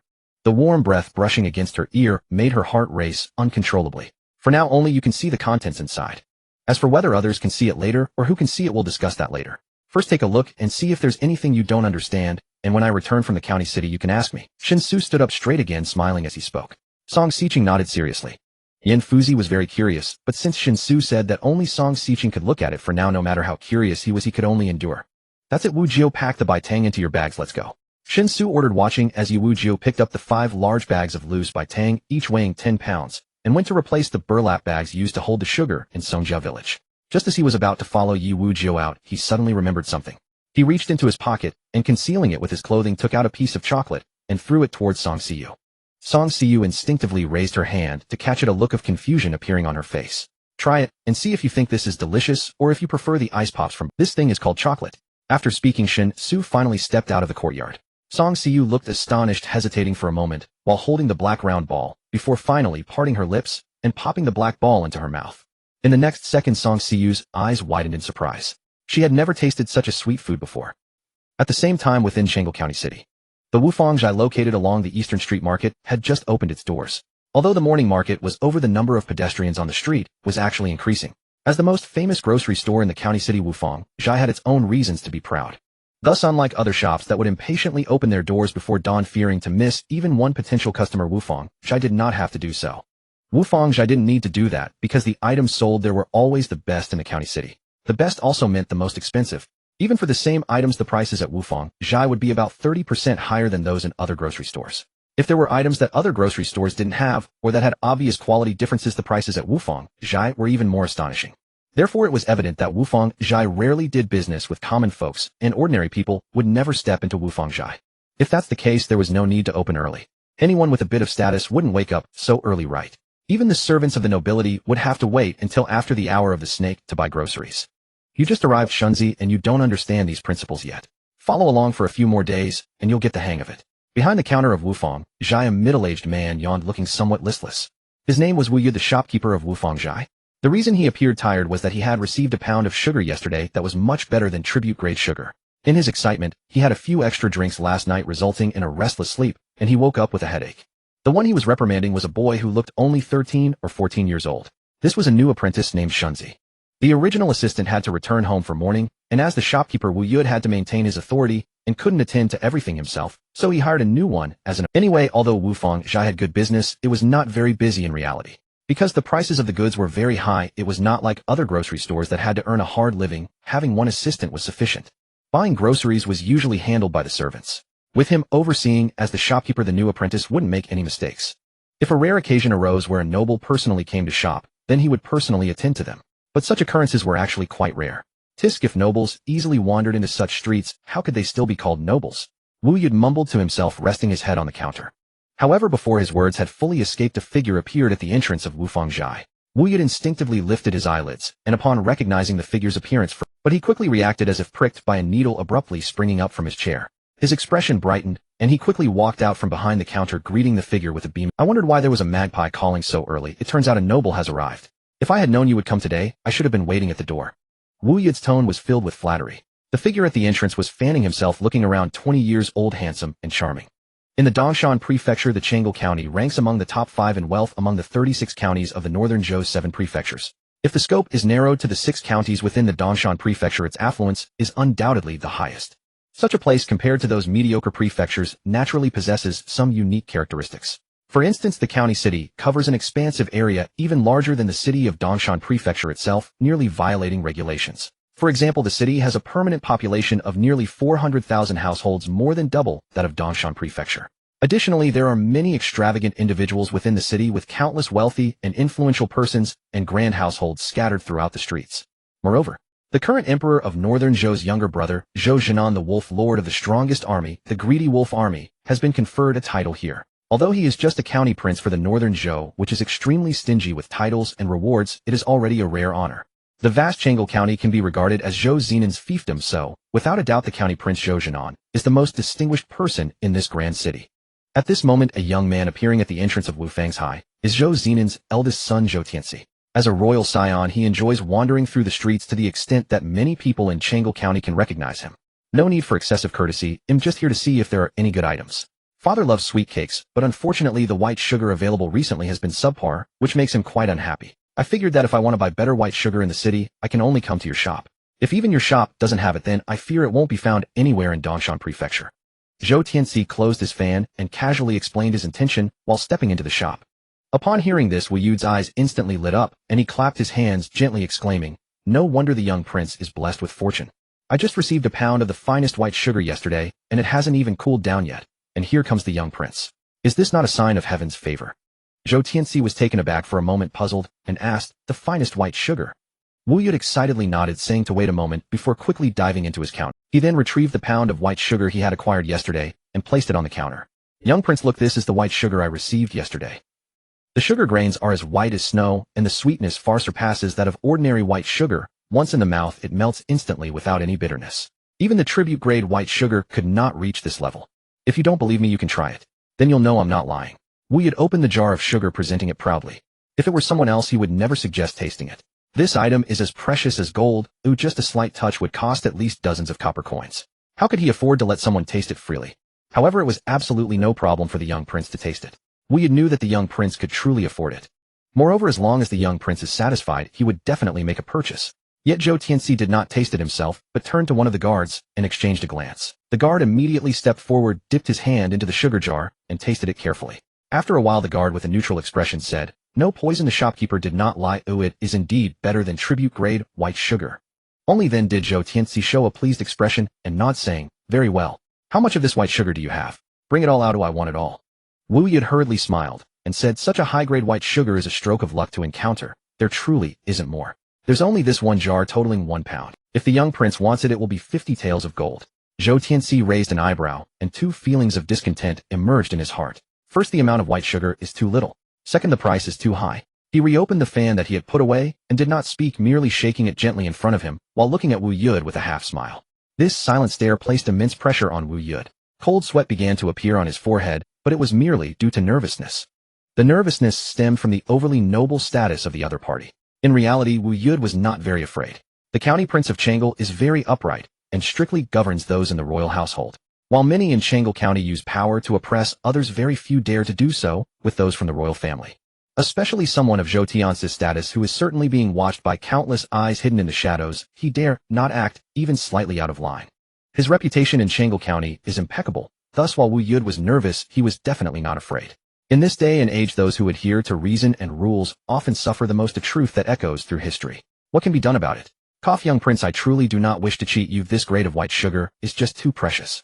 The price I offered for the acquisition alone is already far higher than the selling price of those ordinary white sugars. If I were to sell it to you at the usual rate of 1 tael of white sugar for 1 tael of gold, I would be incurring a loss.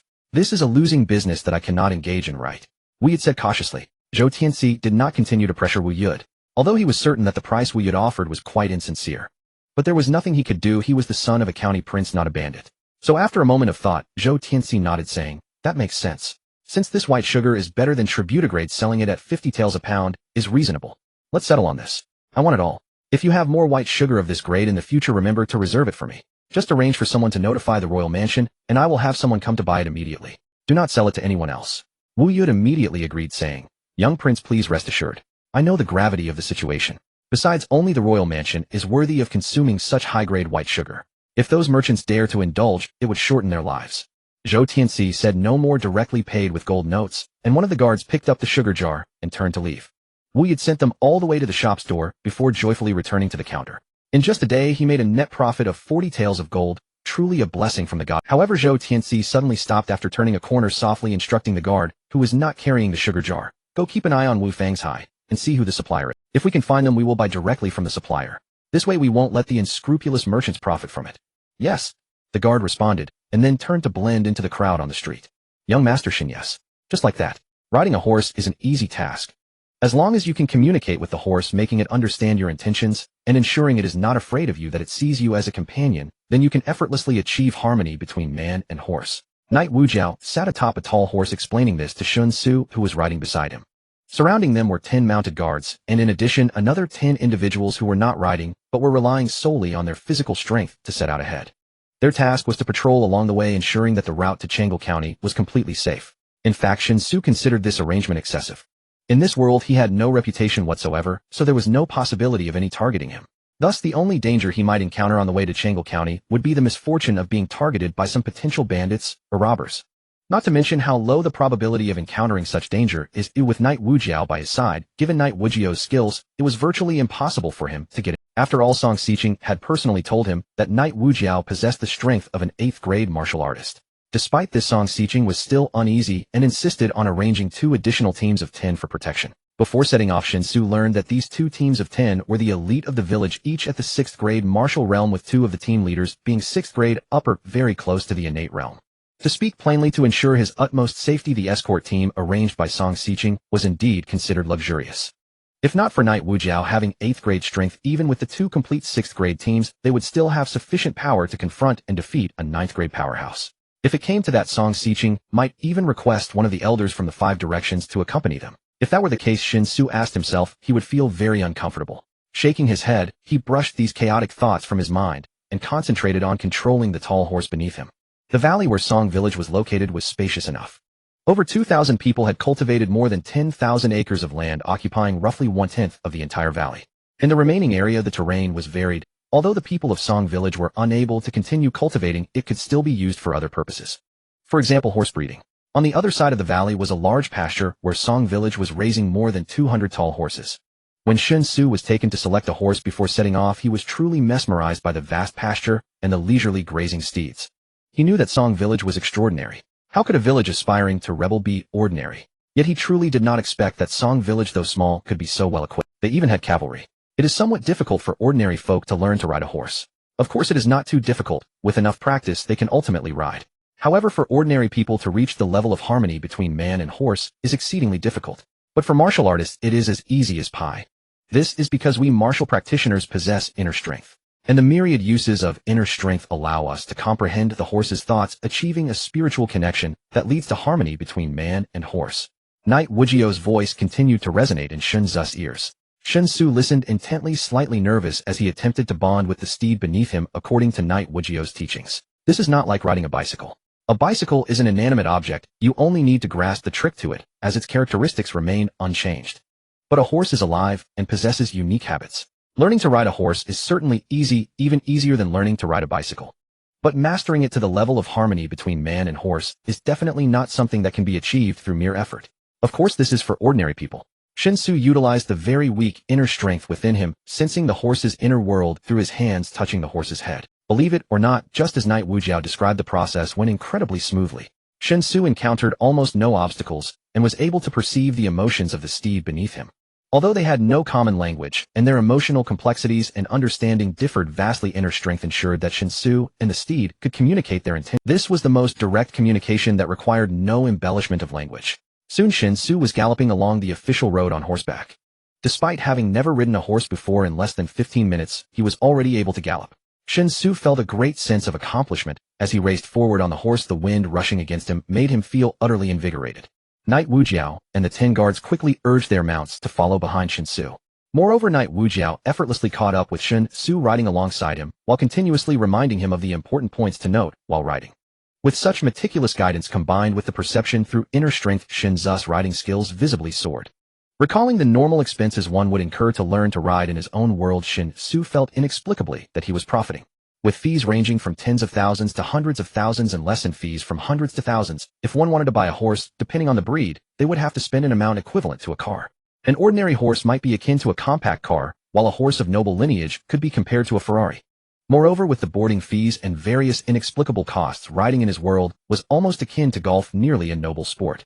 However, in this alternate realm, he spent not a single penny, and within a very short time, he transformed into an experienced rider. Not only could he ride normally, but he could even perform a handstand on the galloping horse. As his connection with the horse deepened, Shen Xu even felt that he could ride and jump rope with the horse if he wanted to. This is truly wonderful. Thank you for your guidance, Brother Yi. I will prepare a gift for you to express my gratitude for teaching me to ride. Shen Xu exclaimed joyfully against the wind. Shen Xu's immediate interest in the marriage proposal suggested by Master Yin stemmed primarily from 3 underlying reasons. First, Song Xiqing's extraordinary beauty. Her face pristine and delicate as a lotus blooming from clear water, untouched by artifice, combined with the lithe, graceful figure forged through martial cultivation, was enough to captivate any man at first sight. Even Lu Xiaowei, famed for his unwavering self-restraint, would surely find his heart stirred and unmoored. Second, he felt no true sense of belonging to this otherworldly realm, though the sudden acquisition of interdimensional traversal filled him with exhilaration, and though he had firmly resolved to ascend to the pinnacle of life through this power. For Shen Xu, the distinction between his original world and this alien realm remained stark and irrevocable. He had lived over 2 decades in his native world, the place he called home, where kin, friends, and memories accumulated since childhood anchored him to reality, forging an unbreakable bond between himself and that world. This other realm, however, felt utterly different. Ever since his arrival, Shen Xu had approached it more like an immersive game, a vivid lifelike simulation. And within such a game, marrying someone posed no psychological barrier whatsoever. Third, and most crucially, he sought full integration into Songjiakan village. By wedding Song Xiqing, he aimed to be genuinely accepted as one of their own, to become in their eyes an inseparable part of the village. Such acceptance would greatly simplify his endeavors in this realm, expanding his options and granting him far greater latitude. Yet he had underestimated the profound impact this marriage would have upon Songjiakan. At the very least, judging from Yi Wujiao's demeanor, the union did not merely signify assimilation. It amounted to nothing short of inheriting the entire village itself. Was it truly that extraordinary? As his horse galloped forward, Shen Xu pondered relentlessly in silence. This outcome defied all logic. The sole plausible explanation was that in Songjiakan's eyes his presence conferred only benefit and no conceivable harm. Moreover, those benefits were staggering, so immense that every villager fervently desired to bind their fates to his. Human relationships, though sometimes labyrinthine, can also be astonishingly straightforward. Simplicity manifests in 2 forms: association by power. Those who wield influence attract followers, those who lose it are abandoned. or association by interest. Prosperity draws people together, its depletion scatters them. Complexity, by contrast, arises almost exclusively from emotional bonds. Love whose origin remains mysterious, yet deepens inexorably. Love whose end is equally obscure, yet unravels just as inevitably. It struck Shen Xu then that though barely days had passed since he first gained the ability to traverse dimensions, his relationship with Songjiakan had already begun shifting, from simple utility toward intricate emotional entanglement. Whether this transition boded well or ill remained uncertain. After galloping relentlessly for nearly half a day, the party finally reached the outskirts of Chang'e Prefecture City before noon. With a population exceeding hundreds of thousands, the city's daily demands for food, drink, and sanitation coalesced into a colossal astronomical enterprise. Consequently, merchants, farmers, porters, travelers, and practitioners of countless trades streamed ceaselessly through its gates, day and night. Even with all dozen massive gates flung wide across its four walls, not a single moment of stillness or emptiness ever graced the city's entrances. During peak hours, dawn and dusk, queues often formed before each gate. Yet now, beneath the blazing midday sun, the main southern gate along the Imperial Highway appeared relatively tranquil. Above the gate, two towering traditional characters, Chang'e, were carved deeply into stone. The city wall itself rose 7 or 8 meters high, roughly equivalent to 3 modern stories. Stretching endlessly left and right, the wall featured projecting bastions, known as horse faces, spaced at regular intervals, forming rectangular outposts that enabled defenders to strike attacking forces from flanking angles. Each bastion bore a watchtower 5 or 6 meters tall, used daily for garrisoning troops, storing siege equipment, and during wartime surveying enemy movements from an elevated vantage point. Archers could even conceal themselves within these towers, leveraging their height to unleash arcing volleys, dramatically extending both range and lethality. Indeed, the sheer scale and sophistication of these fortifications attested unmistakably to Chang'e Prefecture City's status as a formidable stronghold. Dismounting before the gate, Shen Xu followed Yi Wuzhou and the others onto solid ground. 12 horses stood obediently side by side, each docile when ridden individually, yet collectively manageable by a single person, guiding them all in perfect formation. Clearly, martial cultivators enjoyed extraordinary conveniences in this world. The myriad applications of inner qi remained largely unexplored, waiting patiently for him to uncover. The gates stood wide open, a sentry stationed along either side maintained order, but conducted no inspections on those entering or exiting. Thus they passed smoothly into the city. With a warm smile, Yi Wuzhou remarked, "Horseback riding is forbidden within Chang'e Prefecture City unless authorized by official decree, or unless urgent military dispatches demand it. Here one must walk, or ride in a sedan chair. Young Master Shun, it's nearly mealtime. Shall we first break bread or proceed directly to sell the candy?" Shen Xu rubbed his stomach, finding it neither empty nor full, and asked, "How far is the sugar buyer's shop?" Yi Wuzhou shook his head. "Not far. It's called Wofangshai, located in the Eastern Market District. From here we'll arrive in less than half a shurchen. Then let us go straight to Wofangshai. Converting this candy into gold completes our most vital task, after which we'll move freely, unburdened and unencumbered, ready to explore the city at leisure." Shen Xu declared casually. He was genuinely fascinated by Chang'e Prefecture City, and after selling the sugar he intended to savor it thoroughly. Such authentically classical cities existed only in films and television, while so-called ancient towns designated as tourist attractions were so saturated with modern intrusions that immersion proved impossible. Now standing at last within a truly unadulterated ancient metropolis, Shen Xu felt genuine, unfeigned wonder, curiosity that would persist undimmed until novelty faded entirely.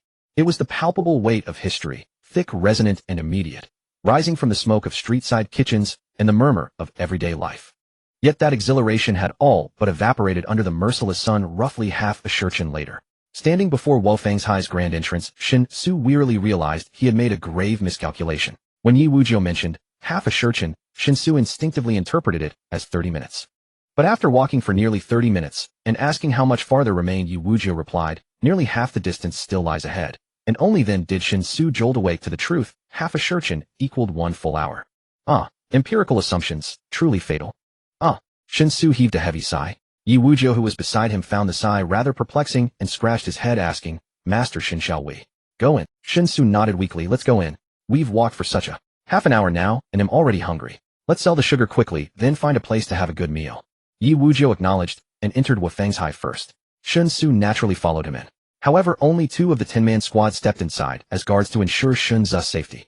The remaining 8 men carried the 50 jin of loose white sugar and led the 12 horses, staying outside Wofangshai, keeping an eye on the surroundings at all times. At that moment, Wu Yud, the shopkeeper of Wofangshai, was organizing goods behind the counter.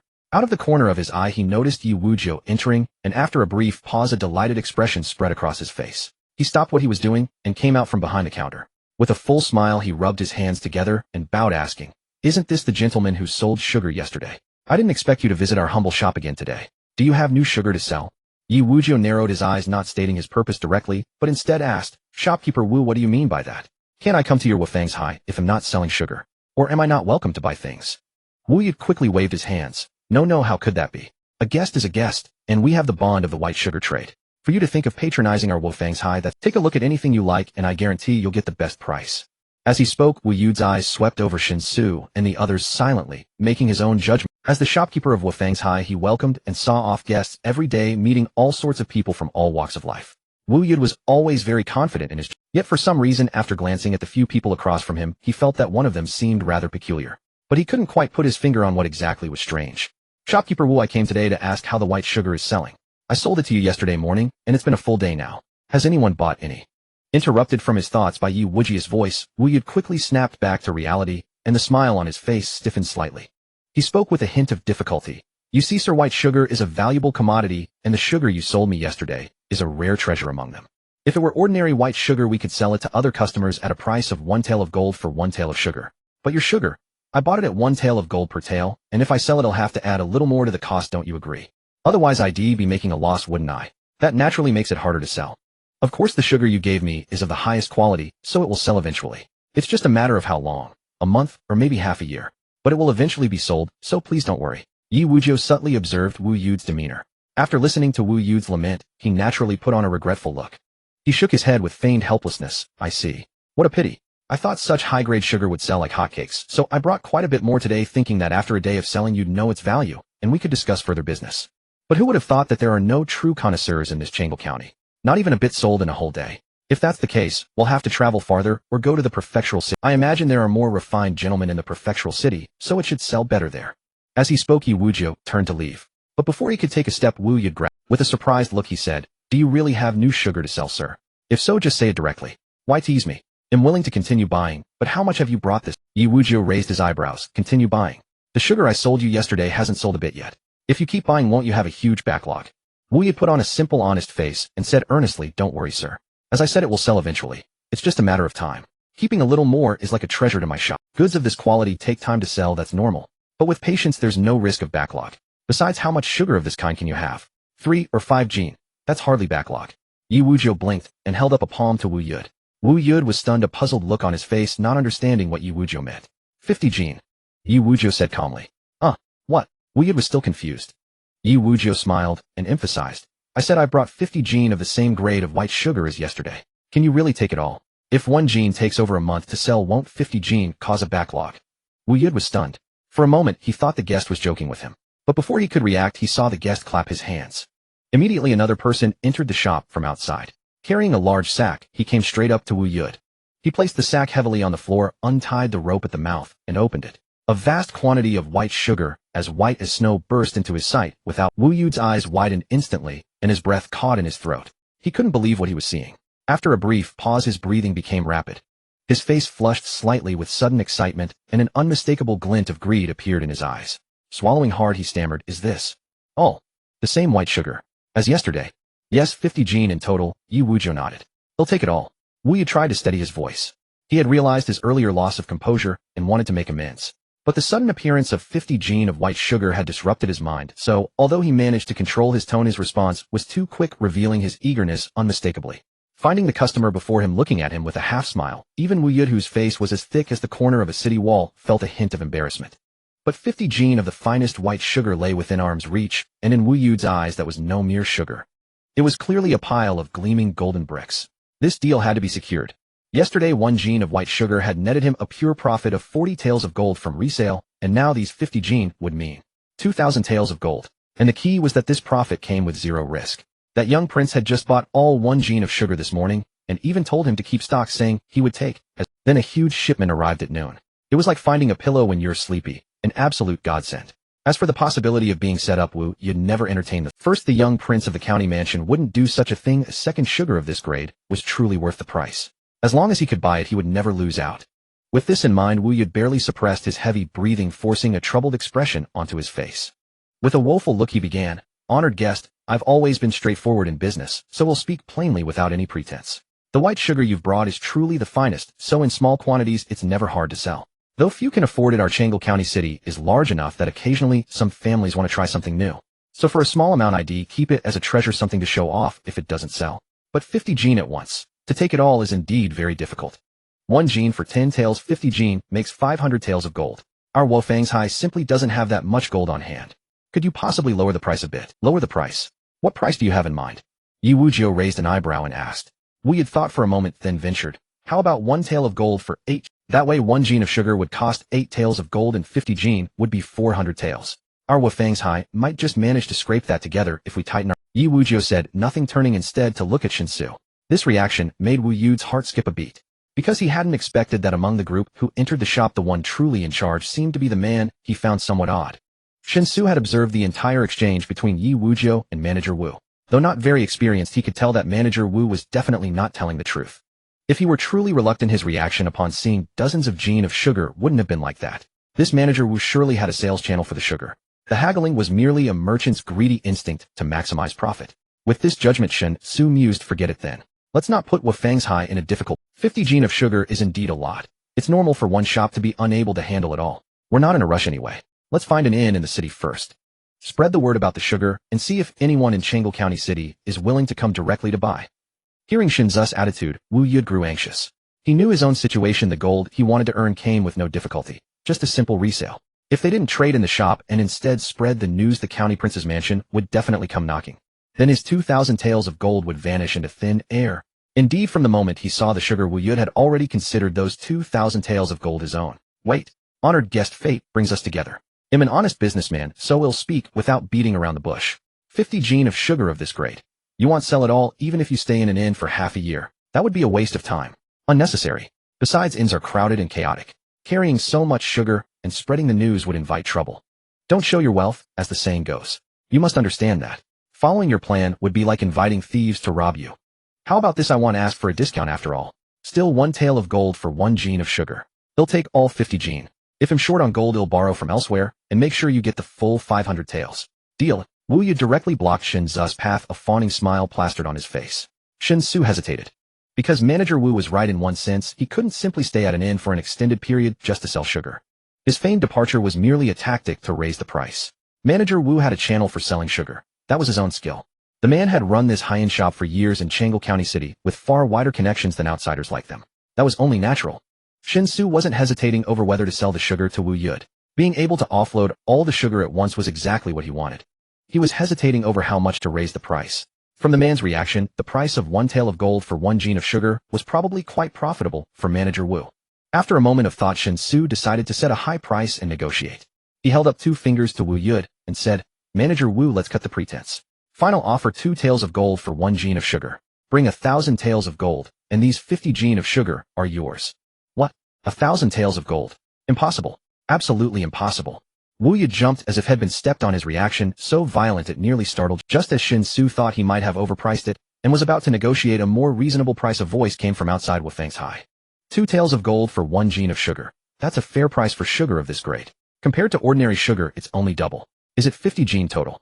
He'll take it all. With that, a handsome young man stepped into Wofang's fanning himself. It was none other than Zhou Tianxi, the son of the Prince of Chang'an. Wu Yu's face drained of color when he saw Zhou Tianxi enter. Young prince. What brings you back? Zhou Tianxi first nodded to Shen Xu, then turned to Wu Yud and said flatly, if I hadn't come, would I have been kept in the dark forever? Making 40 taels of gold off me from 1 gene of sugar. Aren't you afraid of choking on it? Upon hearing this, Wu Yu's face contorted with fear, and he hastily protested his innocence. Please forgive me, young prince, I am not trying to cheat you. It's just that the risk of hoarding sugar of this grade is extremely high, so naturally the price, when selling it, would be set higher. It's only because I've encountered a major buyer like you, young prince, that this grade of sugar can be sold at all. If the tribute already satisfies the needs of the prince's mansion, then even a slight overstock of this grade of sugar would carry the risk of dead stock. Zhou Tianxi sneered. Whether you're cheating or not, I don't care. If you can cheat me, that's your skill. The price is clearly marked. There's nothing to argue about. But since I've finally met the real supplier, it's only reasonable that I deal directly with him, avoiding being skinned by you, don't you think? Does this count as me bullying the weak? Wu Yu's heart began to bleed upon hearing this. Yet he knew that with things having progressed to this point, his plan to profit from the price difference was no longer feasible. And just as Zhou Tianxi had said, it was merely a matter of not wanting to be skinned, nothing to do with bullying the weak. Even if he sought someone to uphold justice, others would only say he was too greedy. No one would think the county prince's mansion had acted wrongly. Upon realizing this clearly, Wu Yud forced a strained smile onto his face. His voice trembling, he said, Young Prince, jest. Everyone in Changle City knows that the prince's mansion is the least likely to bully the weak. Since the young prince wishes to negotiate directly with this customer, we at Wei Fang's High naturally cannot obstruct. Zhou Tianxi let out another cold laugh, ignoring Wu Yud, and turned to bow to Shen Xu. Brother, I am Zhou Tianxi, son of the Prince of Changle. Brother, you've brought 50 caddies of white sugar. May I allow my men to inspect the goods? If all is well, then I will not haggle over the price you mentioned earlier. 1 tael of gold for 2 taels of sugar. Shen Xu couldn't help but cast a few extra glances at Zhou Tianxi, and naturally had no objection to the request for inspection. He nodded, casually agreeing. Shen Xu's seemingly indifferent attitude toward the sack of white sugar on the ground, however, made Zhou Tianxi's mind wander. 50 caddies of sugar at 20 taels of gold per caddy would amount to 1,000 taels of gold. With such a precious cargo, how could he not care at all? Even someone of his own status could not be entirely indifferent to 1,000 taels of gold. Who on earth was this unfamiliar young man? With these thoughts, Zhou Tianxi signaled one of his guards to inspect the sack of sugar to see if it differed from the single caddy purchased that morning. Since this sack of sugar was far too large, unlike the mere 1 caddy from earlier, the guard tasked with the inspection had to take samples from various parts of the sack and taste them to avoid any mistakes. During the process, Zhou Tianxi secretly observed Shen Xu. He found that the unfamiliar young man truly didn't care about the sack of sugar at all. He was not putting on an act. If anyone else were making such a deal, seeing that even more precious than gold, the rare goods were being consumed during inspection, they would show signs of reluctance, even if they were. But this unfamiliar young man looked at the sack of sugar as if it were nothing more than roadside weeds. Clearly, he came from an extraordinary background. Zhou Tianxi pondered silently. Meanwhile, his guard had finished the inspection, bowed respectfully, and said, "The goods are fine. Compared to the caddy we bought this morning, the grade is basically the same, perhaps even better." Upon receiving the affirmative report, Zhou Tianxi nodded, reached into his chest, and pulled out several gold notes. Handing them to Shen Xu with a smile, he said, "Here are 1,000 taels of gold notes. The loss from inspection is on me. May I ask your name, brother? Besides white sugar, do you have any other fine goods to sell?" "My name is Shen Xu. I only brought white sugar to the city this time to see if it could sell well here. As for other things, that depends on market demand. It's not about what I have, but what you want." While speaking, Shen Xu instinctively took the gold notes. Looking at the 10 notes, each with a face value of exactly 100 taels, he was utterly taken aback. What the hell? Paper money from another world. What was he supposed to do with this? Too rough to even wipe his backside. Ahem, I'm sorry, brother Zhou. Could you possibly exchange this for actual gold? These gold notes are rather inconvenient, Shen Xu said with slight apology. Zhou Tianxi was stunned. It was the first time he had heard someone say gold notes or silver notes were inconvenient. Cash and silver were the real inconvenience, weren't they? A few hundred taels easily weighed dozens of caddies. Who would be foolish enough to carry dozens of caddies of gold and silver around the streets? Despite his confusion, Zhou Tianxi patiently explained, "Brother Shen, it's like this. The gold notes I gave you are all issued by Xueji. You can take these notes to any of Xueji's banks and exchange them for the full amount of gold at any time. There is a branch of Xueji right here in Changle City. If Brother Shen truly needs actual gold, you can simply take the notes there and exchange them. As for me having hundreds of caddies of gold on hand, I'm afraid I cannot manage that. Please forgive me." Xueji. Shen Xu turned to look at Yi Wujiu.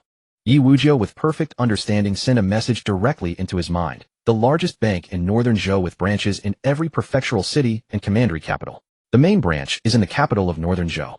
It is said the bank has the backing of the imperial family. A look of realization dawned on Shen Xu's face. He handed the gold notes to Yi Wujiu and said, "Check them. See if these notes are genuine." Zhou Tianxi's expression stiffened. He felt a bit slighted by Shen Xu's reaction. Generally speaking, among those qualified to conduct major transactions in Changle City, few did not know him. Anything he gave, whether gold, silver notes, or antiques, was never questioned for authenticity.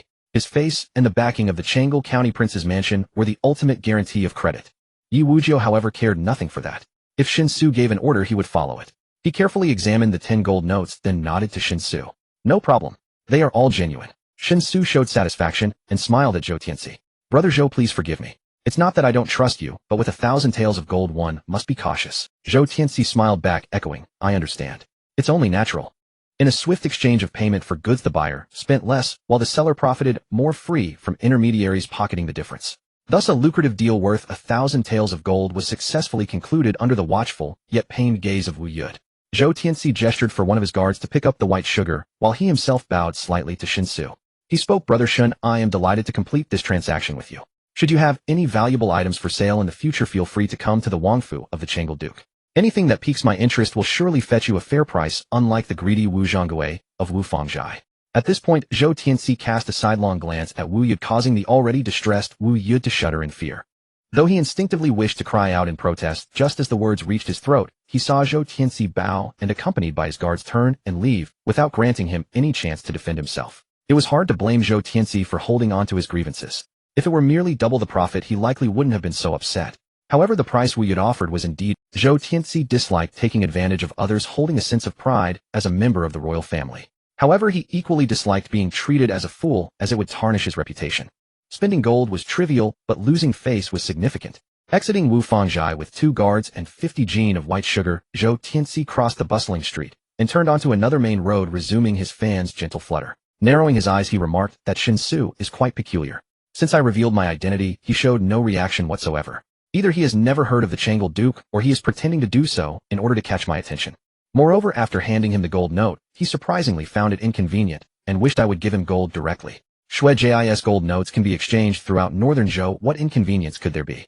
Unless he isn't from northern Zhou. Only in the states of Liang and Wei do Shui-Jis gold notes become worthless, akin to waste paper. Furthermore, this white sugar is of a higher grade than our northern Zhou tributes. Wei doesn't have such quality sugar, but Liang does. Something still feels off. If he harbored ill intentions, he shouldn't have used such conspicuous white sugar for trade, as it would attract suspicion the moment it was presented. Zhou Tianxi paused here, a look of bewilderment crossing his face, clearly puzzled. After a brief moment, he continued to mutter to himself, moreover, Shen Xu doesn't seem to value the white sugar. When I asked if he had anything else to sell, he replied it wasn't about what he had, but rather what we wanted. It seems he may just be a merchant from Liang. But the problem is, the people around him are all strong and formidable, likely possessing martial prowess. Can an ordinary merchant afford to hire such fighters? If his business were indeed massive enough to hire so many martial experts, he should be renowned in Liang. Why have I never heard of him before? A false identity. What am I overlooking in this matter? Zhou Tianxi fell into deep thought. Absorbed in his thoughts, he walked for quite a while, until he suddenly halted before the entrance of the Wangfu. He instructed the guard beside him, who was not carrying the white sugar, go keep an eye on that group of people. See whether they will stay in the city tonight or leave before the city gates close. Do not get too close, there are surely skilled individuals among them, and getting too near would be easily noticed. Just observe what they do, there's no need for any additional action. The most important thing is to see when they leave, and whether they will go to Shueji to exchange the gold before they depart. Once you ascertain that, come back and report to me. Understood. The guard acknowledged promptly, and quickly blended into the throngs on the street. At this moment, Shen Xu had already arrived at the door of an inn named Guishan Lintang, with Yi Wujiao and others. This was the most expensive inn in Changle County they had learned about after leaving Wu Fangzhai. It was convenient for them to spend in Changle County, and also to verify that the gold notes could indeed be exchanged promptly. Before arriving at the inn, Shen Xu had first instructed Yi Wujiao to take one of the 100 teal gold notes to Shui-Jis branch in Changle County to exchange it for silver notes and some small change. In this other world, the exchange rate between gold and silver is 1 to 10, meaning 100 taels of gold can be exchanged for 1,000 taels of silver. Besides the 900 taels converted into silver notes, all remaining 100 taels were exchanged for cash. Since there were many people in their party, each carrying a little, the 100 taels of cash would quickly vanish into thin air. Originally, according to Yi Wujiao's idea, they could just find a roadside stall to eat some meat buns to fill their hunger. However, seeing the considerable gains from this trip, with the white sugar they acquired for just a few hundred taels potentially earning them at least 10 million upon resale, it would be unreasonable not to indulge in something good. Thus, he decisively chose the most expensive inn in the county. This was the consumer mentality that naturally arose after Shen Xu became a true wealthy man, not seeking the best, but the most expensive. It must be said that there was a hint of revenge spending in this decision. After all, he had grown up in poverty. Young master, it's really unnecessary. Eating at such a place is pure waste. Back in the village, it was often hard to fill our bellies. As long as we can fill our stomachs, that would already be quite good. Yi Wujiao, accompanying Shen Xu, continued to persuade earnestly that old man just said a few taels of silver would be gone in no time at Guishan Lintang. With so many of us eating, isn't it likely we could spend over 100 taels on a single meal? Just thinking about it is enough to scare one. Shen Xu shook his head, saying 100 taels is nothing. Even if one meal costs 1,000 taels, we can afford it. Call out those 10 brothers hidden in the shadows as well. It wouldn't be right for us to enjoy ourselves while they suffer outside. Since we are already in Changle County, there should be no safety issues. Let's not make those 10 brothers work too hard. They can set off ahead when we return. Having earned so much gold, we should celebrate. But, young master, don't you need the gold? Yi Wujiao said, looking troubled.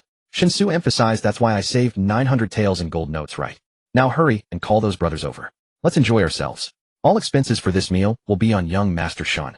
As the most prestigious and luxurious restaurant in Changle County City, Gishanlin Hall does not have open seating or a main hall. Though it consists of only 3 floors and appears modest in height, Gishenlin Hall features a cloister-style structure surrounding a sizable garden at its center. Within the garden lie rockeries, ponds, small bridges, boardwalks, pavilions, and bizarre stones among countless other elements.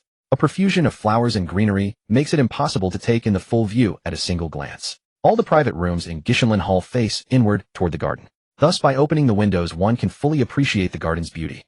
If seated in a third-floor private room, looking down through the window reveals the entire garden in a single sweeping view. Breathing in the subtle fragrance of flowers while savoring exquisite dishes creates a remarkable sense of tranquility amidst the bustle.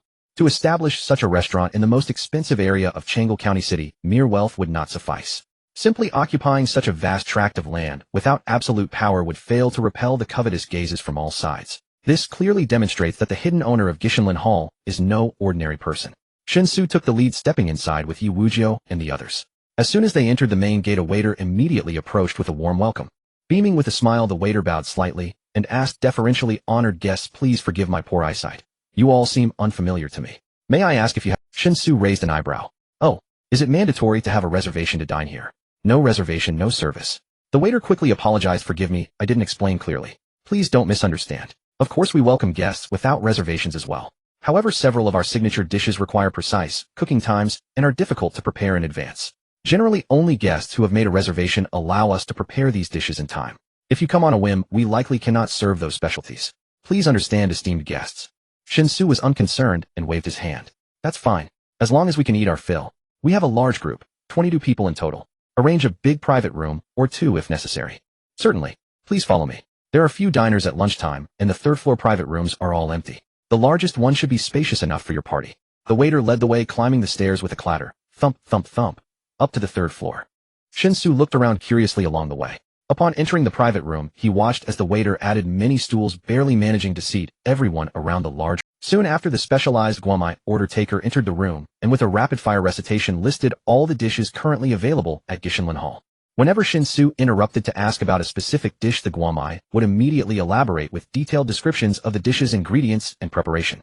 Moreover, after finishing the explanation, the guamai continued listing the remaining dishes without any interruption, demonstrating a professionalism that left Shen Xu somewhat. At least in his own world, he had never encountered restaurant waitstaff with such ability. Of course, it was possible that such talent existed, but in that world he belonged to the lowest social stratum and never had the chance to experience it. After the guamai left to relay the orders, the bartender entered and began introducing the various beverages available at Gishenlin Hall, including their names and characteristics. After the guamai left to relay the orders, the bartender entered and began introducing the various beverages available at Gishenlin Hall, including their names and characteristics. His professionalism was no less impressive than that of the guamai. Shen Xu and the others declined any alcohol. It was midday and getting drunk would be quite inappropriate. It seemed that lunchtime was indeed not busy. After ordering, they did not wait long before the serving waiter arrived.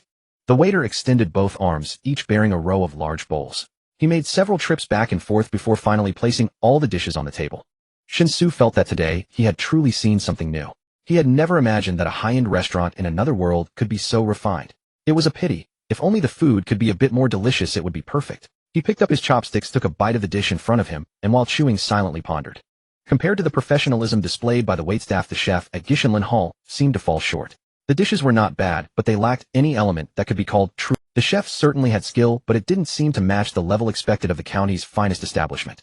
Shen Xu was uncertain, because Yi Wuzhou and the others were eating with great enthusiasm. Their mouths could barely keep up with their hands. Within moments, everyone had stuffed their mouths to the brim. Their wolfish devouring, as if they were starving souls reincarnated, made Shen Xu doubt his own judgment. Was it really that delicious?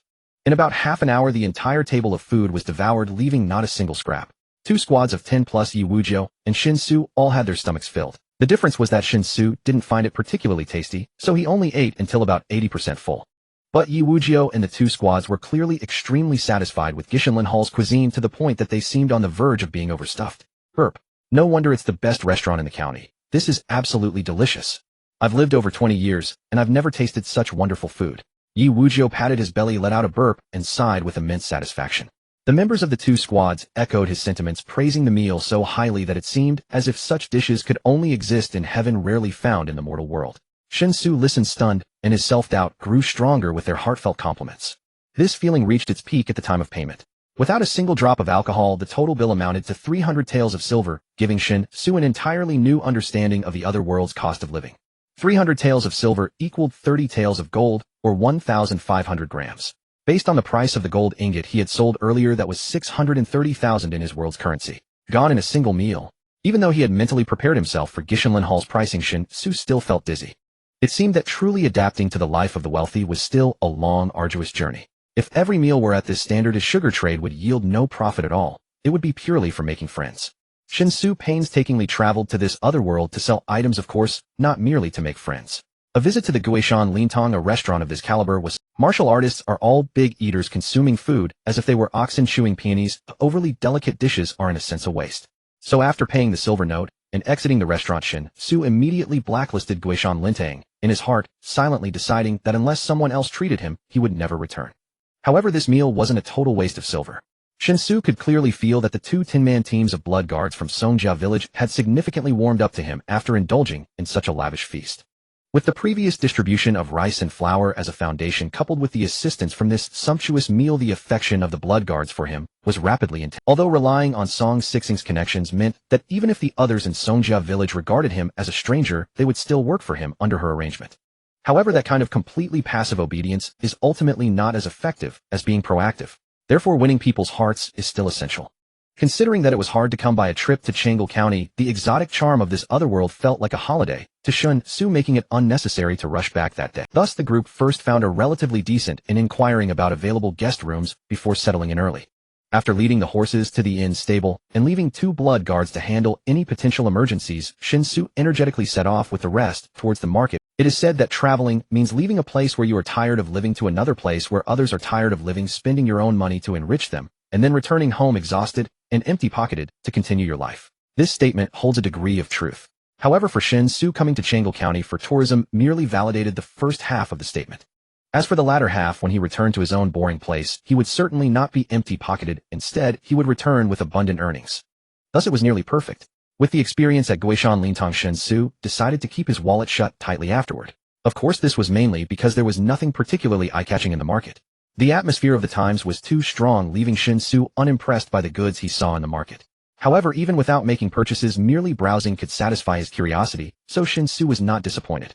As the sun began to set and lanterns in the market were lit in preparation for the upcoming night market, Shen Xu suddenly stopped in front of a stall specializing in jewelry. These stalls in the market, while requiring a certain fee, were considerably cheaper compared to the shops lining the streets. Thus, the stalls in the market primarily sold inexpensive items, focusing on necessities commonly used in daily life.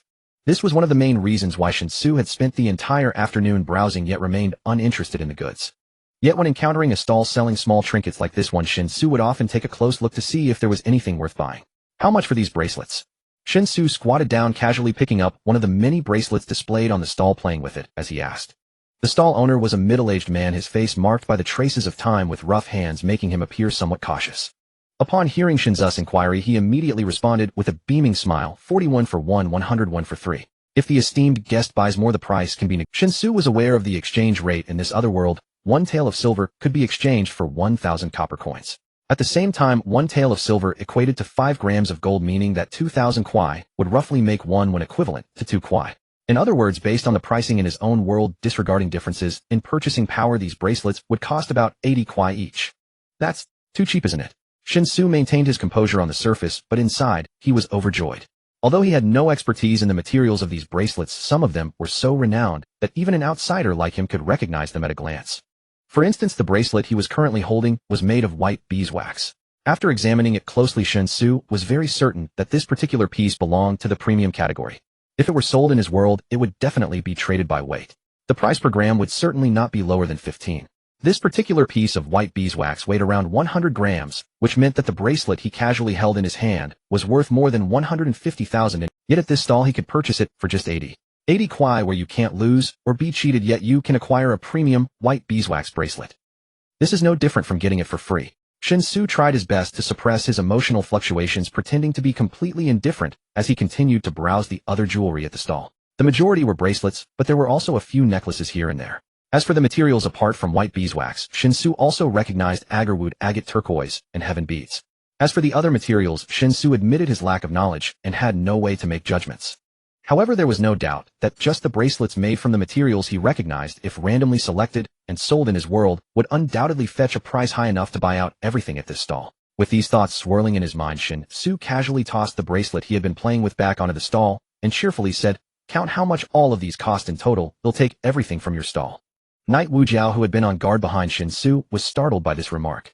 Fearing that Shen Xu might be taken advantage of, he hurriedly said, "Young master, these are just cheap stone bracelets. Besides the trouble of collecting these stones, there's nothing else to them. 41 for 1 is truly too expensive. If it were at the market in Yongping Town, 21 for 1 would be the maximum." Shen Xu waved his hand and smiled, saying, "It's fine, the sky is getting dark.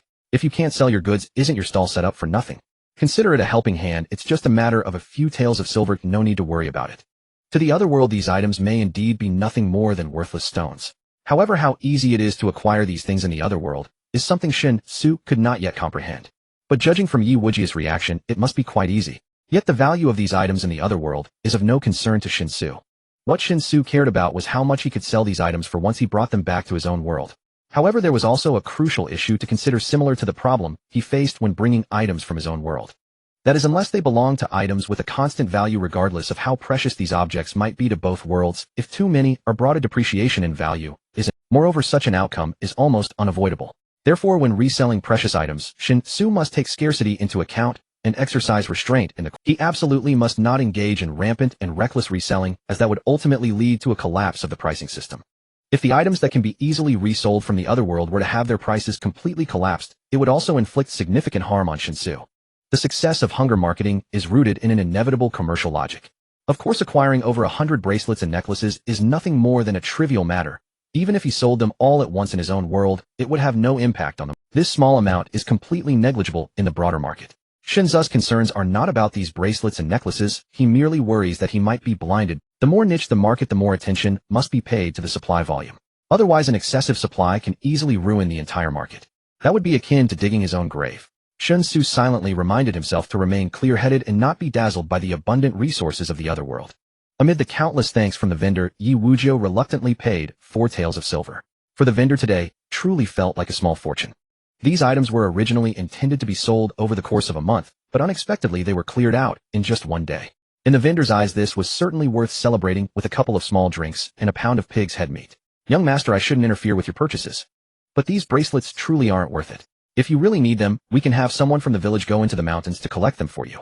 In the Jiushuan mountain range, where our Song family village is located, these items are incredibly abundant.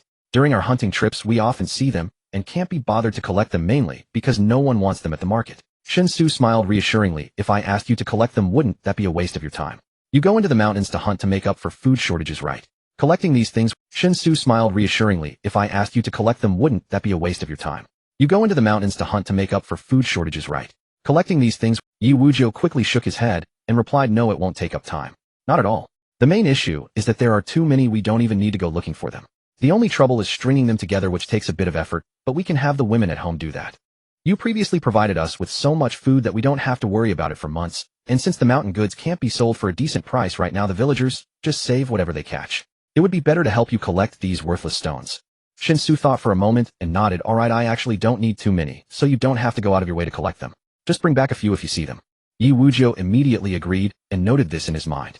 As dusk approached, the ordinary citizens of Chonglu County finished their day of hard work and began to return home to rest. Although there was no curfew once the sun set, for the vast majority of ordinary citizens the day was essentially over. Wealthy families could afford candles, well-off households could use oil lamps, but ordinary families had to economize as much as possible. Without sunlight for illumination, they had to go to bed to rest, striving to create new life in the darkness with nothing else to do. For they had to rise before dawn the next day to begin another full day of hard labor, exhausting all their strength just to survive in their difficult and impoverished lives. The joys and sorrows of people do not resonate with one another. Some live well, but pretend to disdain such a life, while others face grim destinies with smiles, undaunted by any hardship. Life has never been fair, just as both worlds do not believe in tears. As Shen Xu walked through the night market, lanterns lit, he couldn't help but feel a tinge of melancholy while preparing to return to the inn to rest. However, after just a short distance, as he turned away from the street hosting the night market, Shen Xu suddenly noticed that the street ahead was bustling with activity. As night carriages began to frequently pass on both sides of the street, with buildings along the street lighting lanterns in front of their doors. Some who could not afford a carriage were carried here by servants quickly entering one of the buildings. Many young attendants stood at the doors of those buildings, eagerly trying to attract customers. Noticing the puzzled expression on Shen Xu's face, Yi Wujiao quickly leaned in to explain, "Young master, this street is the most famous red light district in Chonglu County, where virtually all the brothels and entertainment houses in the city are concentrated. Therefore, this street is quite empty during the day, but once the sun sets and night falls, all the wealthy and powerful individuals in the county gather here for a night of indulgence. Thus, the county government often has personnel patrolling here to ensure that everything remains safe. A red light district. Shen Xu's spirits suddenly lifted. Could this be the legendary second scene? Moreover, in the other world, visiting a brothel evidently isn't a crime. As long as one has money, they can enjoy themselves comfortably without fear of being suddenly raided by the authorities. Wonderful. I have no qualms with gambling or drugs. Shen Xu clenched his fist, his eyes sparkling as he asked which is the best brothel in the county. Let's go in and critique it. CR? Criticize. Yi Wujiu couldn't immediately grasp Shen Xu's meaning. In his excitement, Shen Xu noticed Yi Wujiu's reaction and realized he needed to adapt his speech to the customs of this other world, otherwise he might easily cause unnecessary misunderstandings.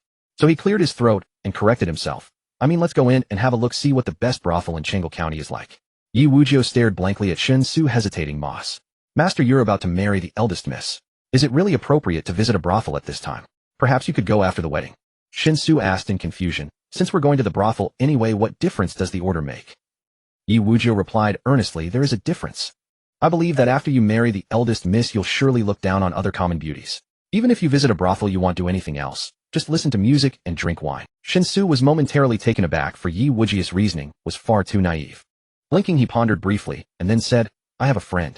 Every time he takes his child shopping, the child insists on buying all sorts of toys. Even if they already have the same toy at home, and it's better made than what's on the street, the child still throws a tantrum until they buy it. Do you know why? Why? Yi Wujiu asked instinctively. Shen Xu smiled, because even though the toys on the street are inferior, he hasn't played with them before. Now it was Yi Wujiu's turn to be stunned. But before he could react, Shen Xu continued. I give this example to tell you that many things aren't as simple as you imagine. The world is straightforward, but people are complex. Anyway, since we're here, we might as well see what it's like. World is straightforward, but people are complex. Anyway, since we're here, we might as well see what it's like. But I promise you tonight we'll only drink and listen to music, nothing else. Is that okay? After all, I'm a normal person. I don't write a diary every day. Diary? Yi Wujiu was even more puzzled. Ahem, never mind. Those who understand will understand, those who don't can't. Let's get back to business. Which brothel in Chengdu County is the best? Shen Xu steered the slightly derailed conversation back on track. Yi Wujiu gave up trying to figure it out, and answered honestly, the best one is called Shuyunjian. I heard the seat fee alone is 5 taels of silver, and if you want to order a girl it's at least 10 taels. But I've only heard this from others, I'm not sure if it's true. Shuyunjian. What a great name. Let's go. Lead the way. Shen Xu waved his hand grandly. Since Shen Xu had made his decision, Yi Wujiu could only comply. However, visiting a brothel seemed to go against the code of conduct of the blood guards. Yi Wujiu didn't bring the blood guards along, instead, he sent them back to the inn to rest. He accompanied Shen Xu alone to search for the exact location of Shuyunjian. As for safety, every night this street was the safest place in Chengdu County. So even without the blood guards by his side, Yi Wujiu believed that with his own strength he could ensure Shen Xu's safety in any unexpected situation.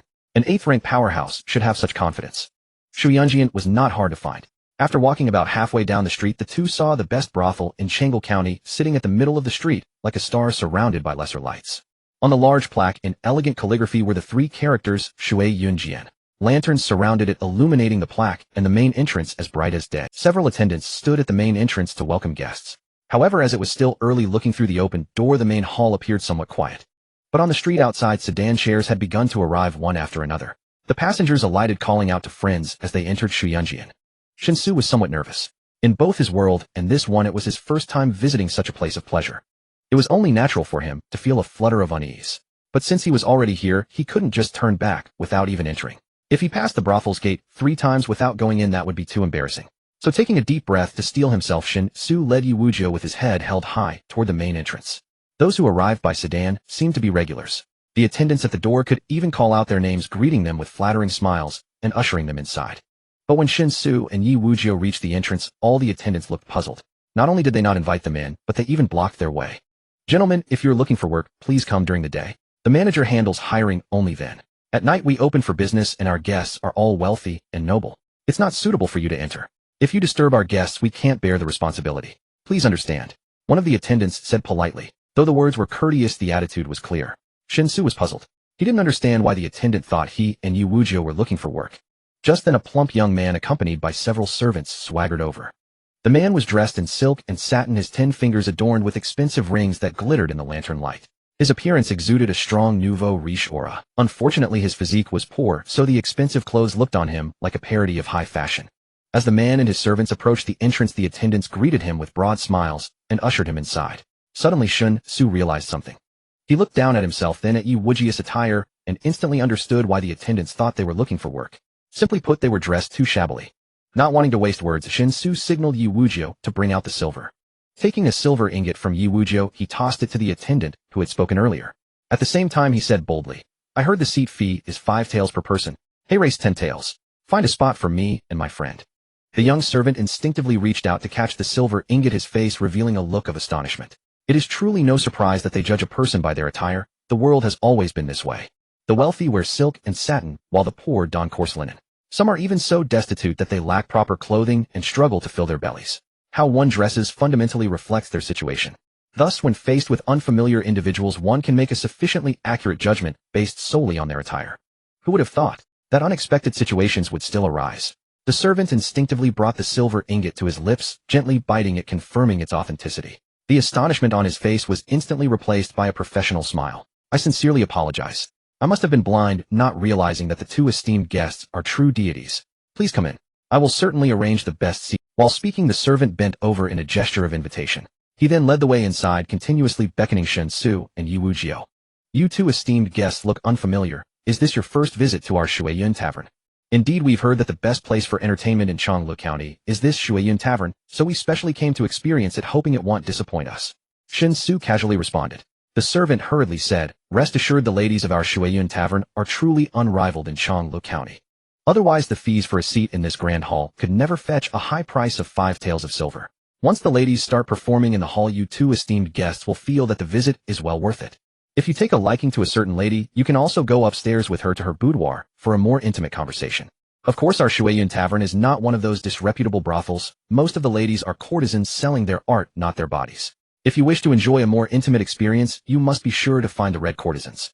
Shen Xu, intrigued by this, asked, "How can one distinguish between a courtesan and a red courtesan?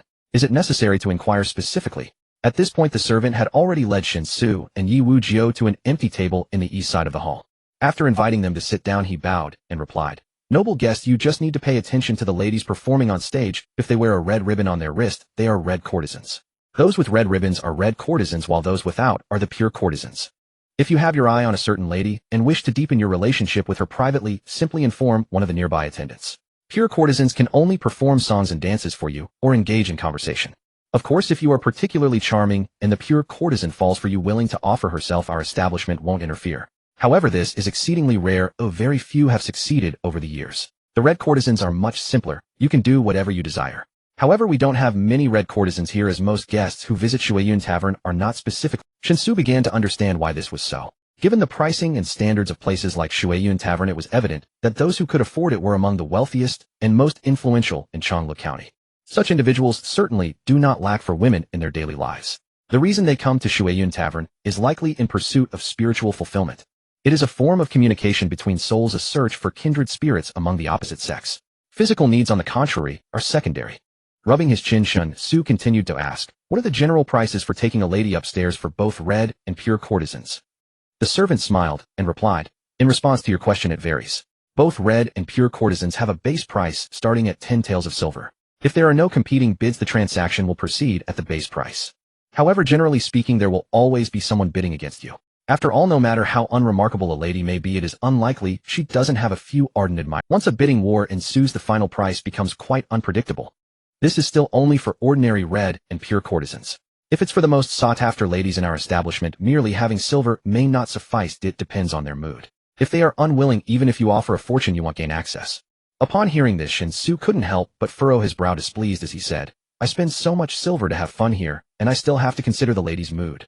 Shouldn't it be the ladies who consider my mood? They are already in a brothel selling their bodies and talents. Isn't it absurd to add these unnecessary conditions?" "Well said. Your words have truly struck a chord with me. To be a whore and yet set up a facade. You've expressed it perfectly." Suddenly, a somewhat coarse voice interrupted his thoughts. "The ladies of Shuiyun Tavern certainly enjoy playing such games, making it so that I spend silver yet feel Shen Xu instinctively turned towards the voice and saw the plump nouveau riche he had encountered outside Shuiyun Tavern earlier, striding towards him with several attendants in tow. His hands were adorned with rings that shimmered under the lantern light, which combined with his physique, gave him an oily appearance. As the nouveau riche approached, he waved his hand at the young servant who immediately excused himself. The nouveau riche then plopped down into the chair next to Shen Xu. This table happened to have 3 chairs which were now all occupied. Please my friend, if you don't mind, shall we share this table? That remark about being a whore and setting up a facade truly resonated with me, so tonight consider it my treat. As he spoke, the nouveau riche snapped his fingers, and an attendant promptly placed a silver ingot on the table. Knowing that you two are here for enjoyment, you certainly aren't concerned about money. But I by nature enjoy making friends. As long as someone appeals to me, I can't help but want to befriend them. So I hope you can give me this favor. Rest assured I won't give too much. If I do, it would seem as though I am trying to humiliate you. That is not my intention at all. In total 10 taels of silver, let's consider tonight as my treat for drinks. How does that sound? The nouveau riche clasped his hands together, smiling broadly at Shen Xu. Giving too much is an insult. What kind of logic is that? Shen Xu was somewhat puzzled. However, taking advantage of a good deal is a no-brainer, so he unhesitatingly signaled Yi Wu Jiao to accept the silver. If it weren't for the inappropriate setting, he would have liked to shout at the nouveau riche, "Please feel free to insult me." As Yi Wu Jiao wordlessly pocketed the silver ingot from the table, a genuine smile spread across the nouveau riche's face. He nodded with great delight and said, "Delightful. I can't stand those hypocrites who desperately want money in their hearts, but insist on refusing with a righteous facade. Just as you said, brother, acting like a whore while setting up a chastity arch. Absolutely disgusting. But after all, this Shui Yunjian is the finest brothel in Changle City, so if they insist on setting all sorts of rules, there's nothing we can do about it, no matter how annoyed we are. Who can blame them? The more they're kept dangling, the more excited those people get. Truly contemptible." Listening to the upstart's indignant cursing, Shen Xu couldn't help but asked curiously, "Since you, my friend, understand the tricks behind it, why did you come today?" "We came out of curiosity, since we've never been here before." "What about you, friend?"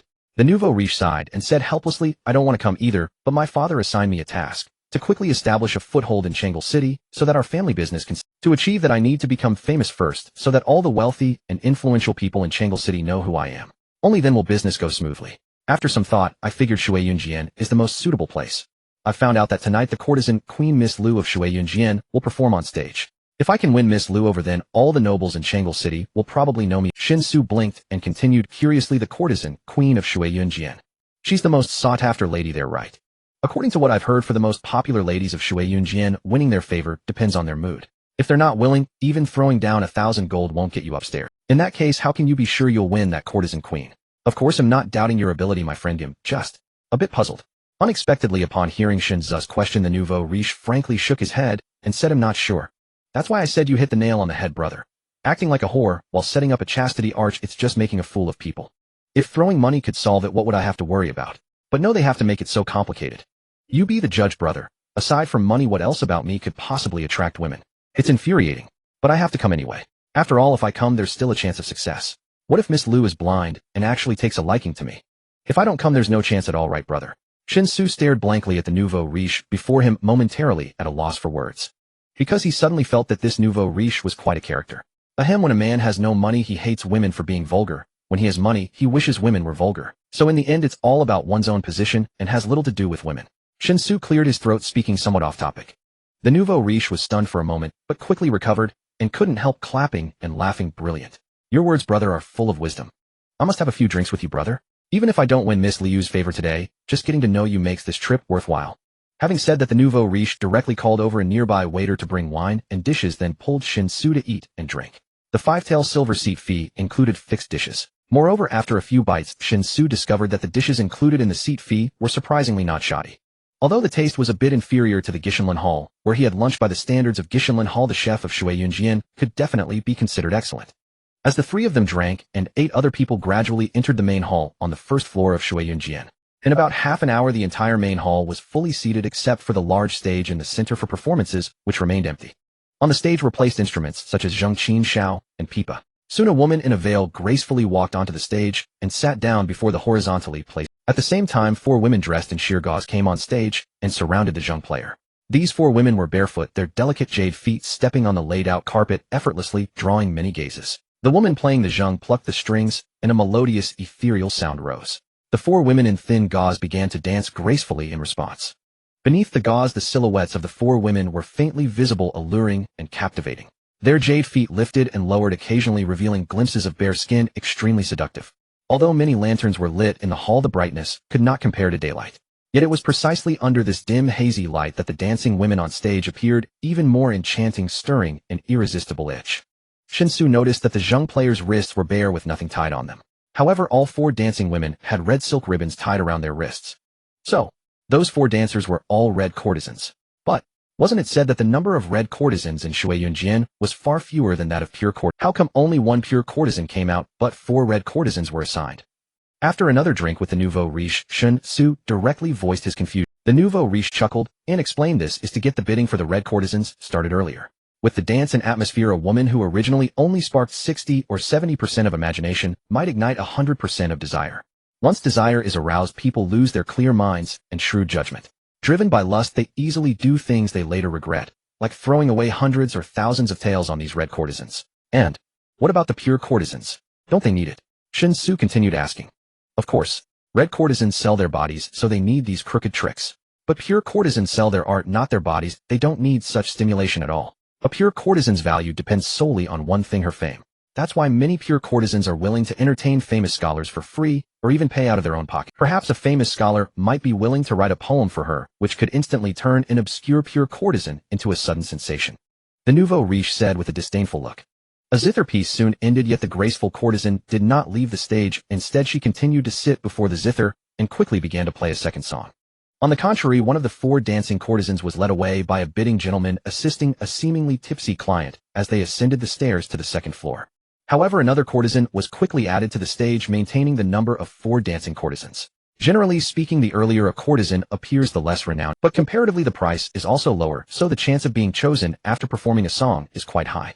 If no one bids for a song, the courtesan may continue performing up to 3 songs at most. If still no one bids, she must leave the stage and allow another courtesan to perform. The nouveau riche clinked glasses with Shen Xu and remarked, in places like Shuiyun and most courtesans have regular clients they are familiar with, so there's really no need to perform on stage. Their orders are taken directly every night. There's no need to show oneself too much, as long as they accompany their familiar clients in private rooms, they can earn a substantial amount of silver. This is the benefit of courtesans becoming well known. It's not tiring at all and very leisurely. Only those newly trained courtesans must wait on the open stage every night for orders, gradually honing their skills, while also building their reputation, waiting for the chance. Listening to the nouveau riche's explanation, Shen Xu felt an inexplicable sense of déjà vu. This scene in front of him resembled a simplified live broadcast show from another world, the host showcasing their talent to attract the attention of the top patron. Once a top patron supports them, they can immediately leap into success without worrying about food and drink. Renowned hosts usually have their own established top patrons, while newcomers still unfamiliar need to cast a wide net to find their own top patron. As for the group of lecherous patrons sitting at the front table enjoying drinks and dishes while watching the performances, they resembled those selecting a bride. If they encounter someone they dislike, they wait for the automatic dismissal. If they find someone they like, they immediately start tossing money. The basic mode is quite similar. The only difference lies in the stage. The host in his world are facing lecherous patrons nationwide, while the courtesans in this world can only attract attention within one city. Thus, science and technology truly are the primary productive forces. Shaking his head, Shen Xu proactively raised a toast to the nouveau riche, curiously continuing to ask, so the hall shouldn't be as packed as it is today, right? Those who have fixed partners would go directly upstairs upon arrival. Truly famous courtesans and red courtesans do not need to perform in the hall at all. Those who perform in the hall are usually newly trained ones, and the ones willing to select newcomers in the hall are definitely, well, how should I put it? Those who might not have particularly deep pockets. Otherwise, why would they be selecting newcomers? Do you understand what I mean? The nouveau riche chuckled. I understand. Actually, usually the hall is, as you said, only about half full. To be completely full is virtually impossible. But today's situation is very special. As I just mentioned, Miss Liu will be performing tonight. Miss Liu is the flower queen of Shuiyun and the most famous courtesan in the Chengel County. It's very difficult to meet Miss Liu on ordinary days. So finally having such an opportunity, many people do not want to miss it. Tonight most are here for Miss Liu just to catch a glimpse of her beauty. If not for this, how could the courtesan playing the zither on stage with her graceful figure and beautiful appearance finish a song without receiving any bids? Everyone is just waiting for Miss Liu to come out. The previous courtesans and red courtesans are merely warming up. Only those who are clearly drunk, unable to control their impulses, and impatient to engage in intimate activities would forget the purpose of coming tonight. Hey, how happy that person will be tonight, how regrettable they will feel when they wake up tomorrow. Shen Xu nodded in agreement. Indeed, it's the sage's time. After letting go of desires, one always regains absolute calmness. However, I hadn't realized this problem when I just heard you mention Miss Liu. Since she is the most renowned flower queen in Chengel County, why would she perform in the hall? The nouveau riche did not directly answer Shen Xu's question, but instead asked back, sage's time. What does that mean? Shen Xu paused for a moment, then quickly coughed to mask his embarrassment. Ahem, just a casual remark, it's not important. The nouveau riche looked at Shen Xu suspiciously before speaking, because Miss Liu is going to represent Shui Yunin in the Flower Queen competition held in the capital of Beizhou, so Miss Liu hopes to receive a sufficiently impressive lyric before heading to the capital. In a Flower Queen competition, those things are what matters. Especially in singing, whoever can sing a lyric that is extraordinary enough during their performance, their title of Flower Queen will likely be secured. Otherwise, why do these literati and scholars seek the company of the ladies? Miss Liu has clearly stated that if anyone can write her a lyric that she is very satisfied with after her performance, allowing her to take it to the capital for the competition, they can go upstairs with her tonight to deepen their relationship. So you mean to say that if you want to win over Miss Liu, you are actually planning to use a lyric that can deeply move her in exchange for the opportunity to go upstairs with her? As long as you succeed, everyone of a certain status in Chang'an County will know your name overnight. The nouveau riche nodded proudly. Exactly. Shen Xu quickly clasped his hands. So you are a talented person. To be honest, I really didn't see that coming. I hope you don't mind, it was my oversight, please forgive me. Unexpectedly, the nouveau riche shook his head. Talented, my foot. I can't write lyrics. You can't write lyrics. Shen Xu was stunned. Of course not. Those pretentious words annoy me. The nouveau riche rolled his eyes. This brazen attitude left Shen Xu utterly speechless. Brother, since you can't write lyrics, how do you plan to use lyrics to impress Miss Liu? How will you gain the chance to go upstairs with her, and thus make a name for yourself in Chang'an County? Shen Xu asked in astonishment. The nouveau riche replied smugly, silly, I have money. There are plenty of pretentious literati tonight. I'll just throw money at them. What you said makes so much sense. I am left speechless. Shen Xu glanced at the nouveau riche beside him, realizing that the latter wore a face of shameless pride when he mentioned buying poetry with silver, which only made Shen Xu feel that the nouveau riche was quite an interesting person. This is truly a remarkable talent. However, the attitude exhibited by the nouveau riche, along with his clear intention to buy a poem with silver, suddenly made Shen Xu realize that perhaps he could seize this opportunity to make a fortune. After all, he was a genuine university graduate with his mind filled with various masterpieces accumulated over thousands of years in his world. Even casually pulling out a poem would be enough to be regarded as a timeless masterpiece. As it stands, the aesthetic standards of this other world are fundamentally consistent with those of his ancient world. Thus, the unparalleled works from his world would still hold the same power as a nuclear weapon in this other realm. If Shen Xu were to plagiarize poetry and claim it as his own, asserting that he was a poetic genius, he absolutely would not dare to. Because writing poetry and lyrics is not simply about presenting a stunning piece, it cannot instantly win people's admiration. Without sufficient accumulation and cultivation, it is easy to expose oneself during communication, leading others to discover that the work is indeed plagiarized. Even if these works originate from another world, there is no need to worry about being caught in plagiarism in this realm, yet when everyone believes you to be a plagiarist, it becomes irrelevant whether you truly are. Due to such concerns, Shen Xu had always thought of merely trading the special products of both worlds back and forth. And even upon confirming that the other world was practically indistinguishable from the ancient era of his own, he had never considered becoming a literary thief. Yet now, suddenly presented with this opportunity to get something for nothing, Shen Xu admitted that he was tempted. Heaven offers, and if one does not take it, they will suffer the consequence. But whether to proceed with this plan still required some observation. As long as he could remember the words, they would surely meet the requirements of the nouveau riche beside him. To sell, or not to sell, the initiative lay with him. Moreover, even if he were to sell, he could not sell for silver, it had to be gold. As Shen Xu pondered, he raised his glass to the nouveau riche, expressing admiration for his thoughts. At that moment, the chain player on stage had completed 3 pieces, yet no one was willing to request her service. As the performance concluded, the chain player could only rise with an expression of barely concealed disappointment, bowing to everyone in the hall before leaving the stage. Once this chain player returned to her room, she might cry out in despair or curse the visitors for not recognizing her talent, but regardless of her reaction, the patrons in the hall, because all the thoughts of those in the hall were focused solely on Miss Liu, there was simply no surplus warmth left to extend to the other performers. Men can sometimes be fickle if they can easily obtain something. Men can also be devoted if they are always seeking something unattainable. Following that, several more chain players took the stage to perform, playing pipa and xiao, yet their fates were no different from that of the first chain player. Instead, several of the courtesans serving as backup dancers were gradually called away.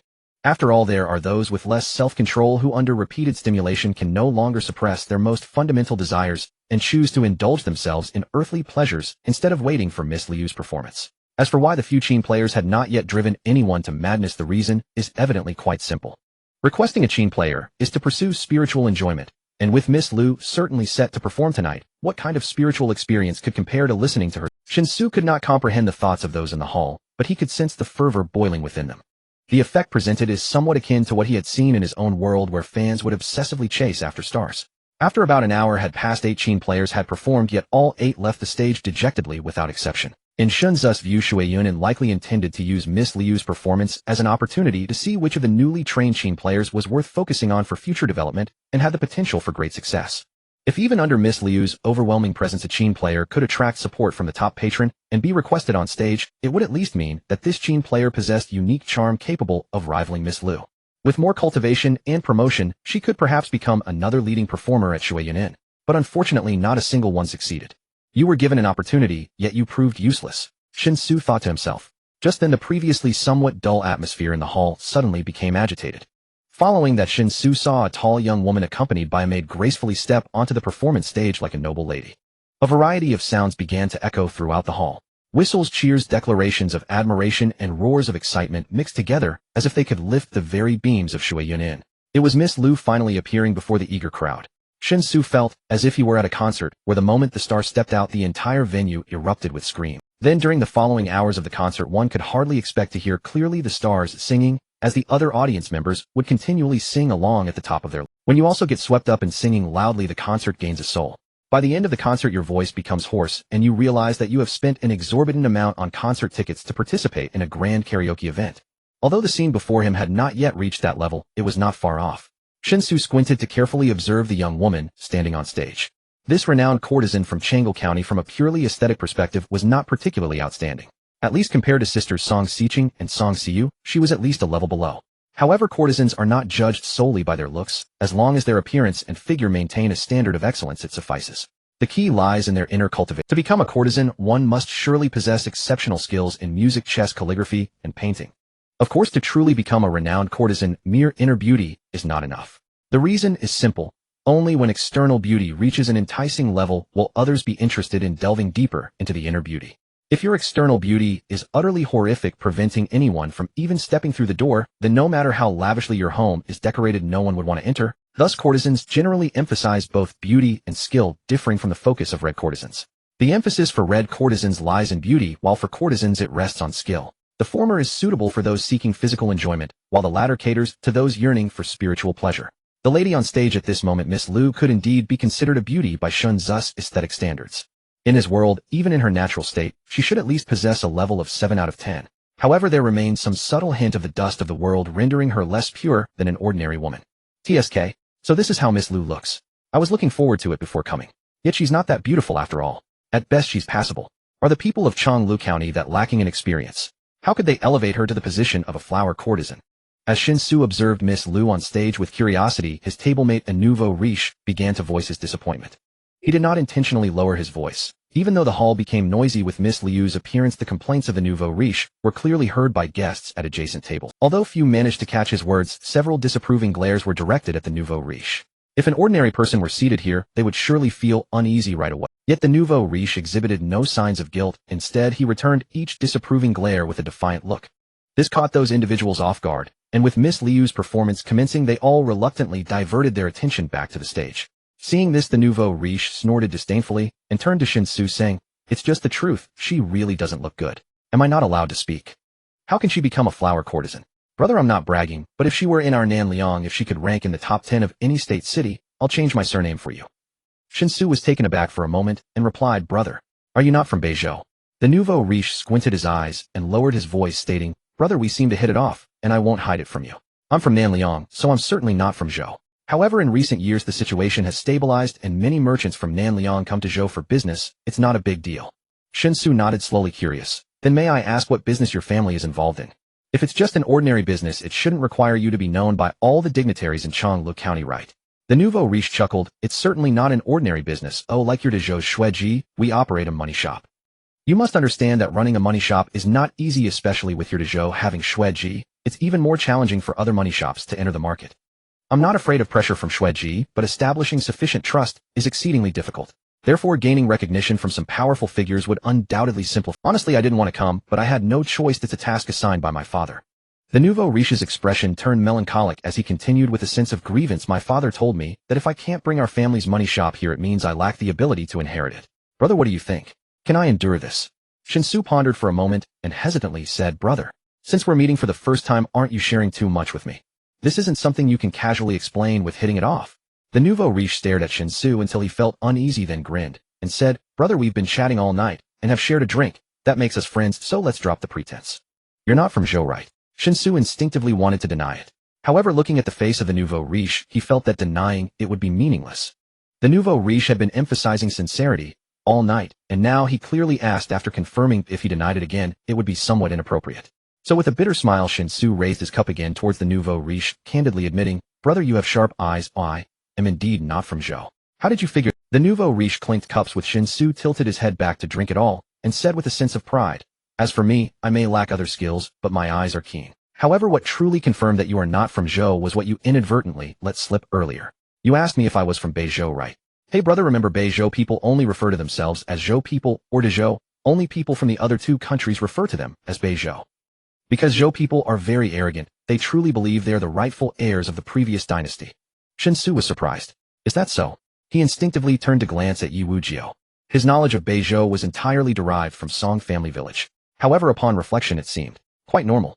After all, the people of Song family village never considered themselves to be from Beizhou.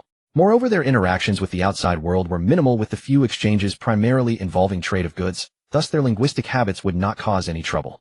"I see. Thank you for your guidance, brother. I will be more mindful in the future." Seeing Yi Wujiu returning an innocent look, Shen Xu sincerely expressed his gratitude. The nouveau riche waved his hand, saying, "No need to be polite. Meeting is fate. Since we are not from Beizhou, we should embrace each other for warmth in their territory, otherwise we could easily be bullied. However, since you are not from Zhou, where exactly are you from? You don't seem like one of us Liang people, and as for the Wei people, those from there speak with an accent. You are definitely not one of them, otherwise I would have been able to tell." Facing the curious gaze of the nouveau riche, Shen Xu smiled and shook his head, saying, "I am indeed not from Zhou, not from Liang, nor from Wei. As for where I'm from the mountains." The nouveau riche was puzzled by mountain people, and was about to ask further when another round of intense cheers erupted in the hall, abruptly interrupting his thoughts. As the two conversed, Miss Lu on stage had already finished playing a piece on the guqin, and was now standing on stage gently explaining her reasons for choosing to perform tonight. Indeed, just as the nouveau riche had said, Miss Lu hoped to gain a satisfactory lyric through this method. Whether it was an old lyrical format or an entirely new one, both were within the realm of her request for lyrics this evening. The existing lyrical formats were certainly the most convenient. One could simply take a melody and rhythm that fit the lyrical format and sing it directly. However, new formats posed no issue either. If the lyrics were exceptional and stunning enough, composing a new tune based on them would also be acceptable.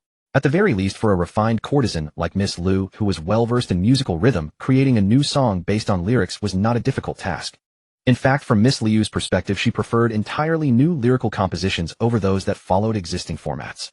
After all, this quest for lyrics was aimed at participating in the national courtesan competition in the capital. At that time, her competitors would be the most renowned courtesans from all regions and the capital. If she brought an old lyrical format, what level of lyricism would be required to hope to stand out in such a competition? Conversely, the emergence of a completely new format might just spark a glimmer of hope in this fiercely competitive contest. Standing on stage, Miss Lu candidly expressed her thoughts one by one. The more open her attitude, the more it drove the crowd in the hall wild.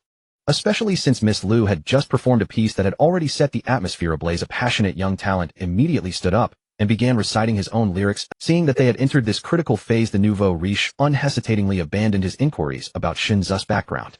He turned to his few attendants behind him and whispered instructions. After some time, he signaled for them to each get busy while he nervously straightened himself and poured himself a drink. Shen Xu likely caught some of the instructions given by the nouveau riche, which were nothing more than to have those attendants spread out in the hall to see if anyone was willing to sell lyrics. The price was negotiable as long as it could catch Miss Liu's eye, starting at 100 taels of gold. This price instantly stirred Shen Xu's interest. Originally, he intended to observe the situation before making a decision. However, with such an outrageous price on the table, any hesitation on his part would be disrespectful to 100 taels of gold. Unsurprisingly, Shen Xu began to ponder deeply, searching his mind for suitable lyrics. Finding appropriate lyrics was indeed not particularly easy. First, the number of lyrics he could immediately recall was quite limited, and even fewer were suitable for a courtesan like Miss Lu. Second, the lyrics he could recall had to ensure that there were no allusions in them that people in this world could not understand. The combination of these two conditions significantly increased the difficulty of selecting lyrics. However, diligence paid off, and after repeated efforts to remember, he indeed thought of a very suitable piece. However, this particular piece left a deep impression on him and was considered a timeless classic in his own world. Selling it for 100 taels of gold.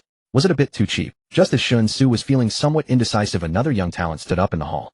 Prior to this young talent, 4 or 5 others had already stood up to recite their works, but none had managed to move Miss Lu on stage. The young man who stood up now appeared to be quite mature, likely around 40 years old. The previous failures of the other talents seemed to have no effect on this middle-aged talent.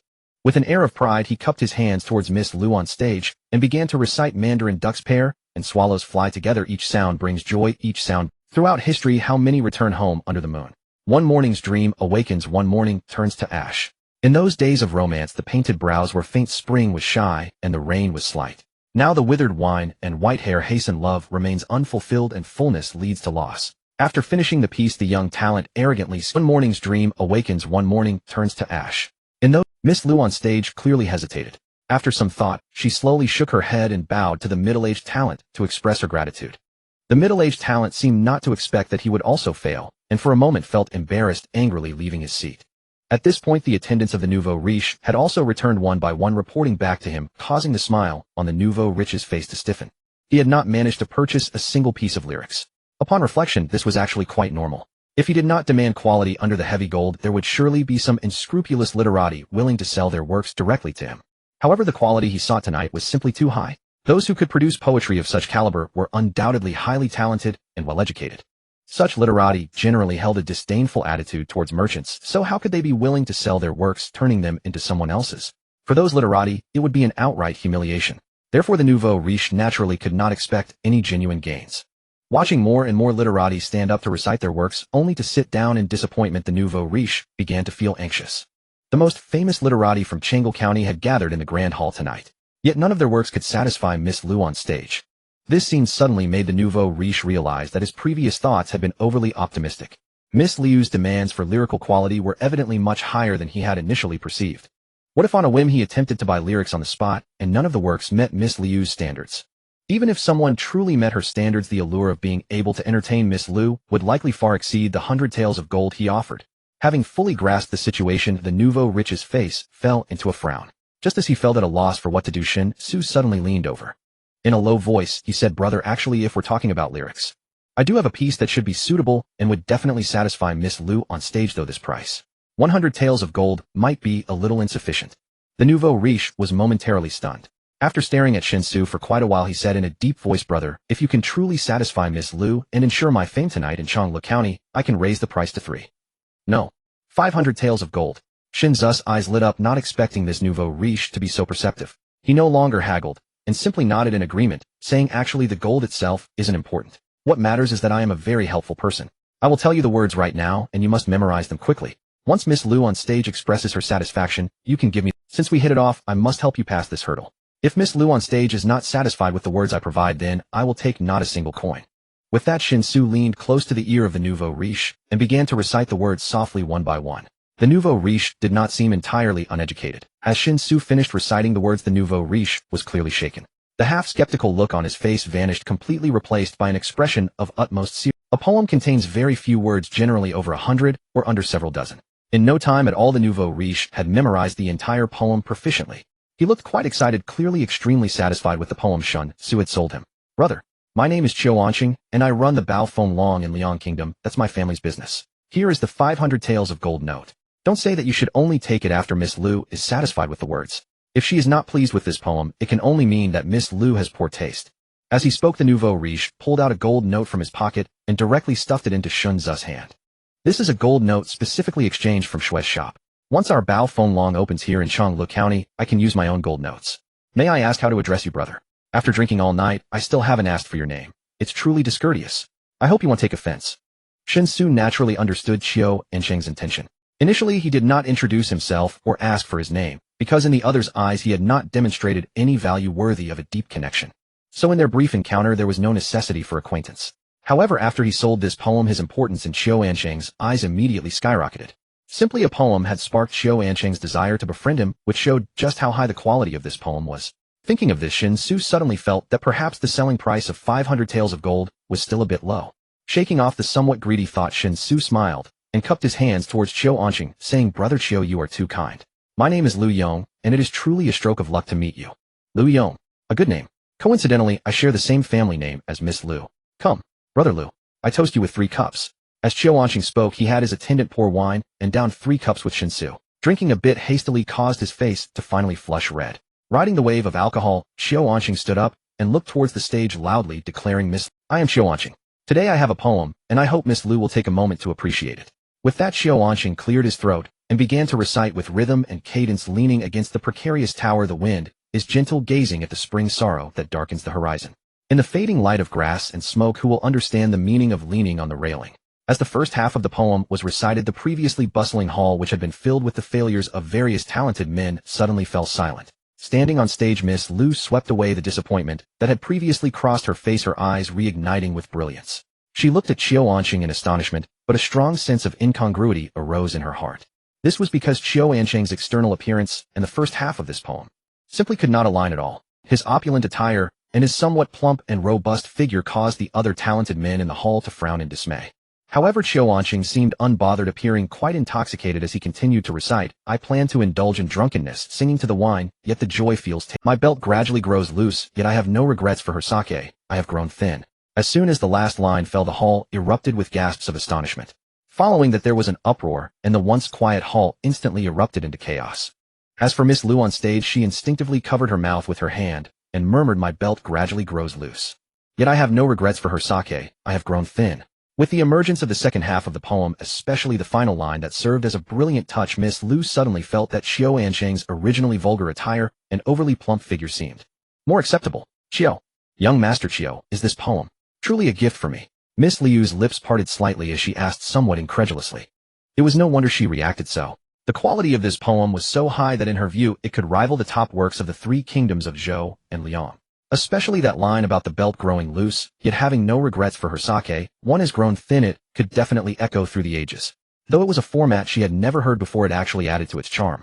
As long as she could successfully set this poem to music, in her eyes her chances of competing for the title of Flower Queen, when heading north to the capital, which had previously been non-existent, would at least rise to 3 or 4/10 just because of this poem. Thus Miss Lu truly found it hard to suppress her emotional excitement.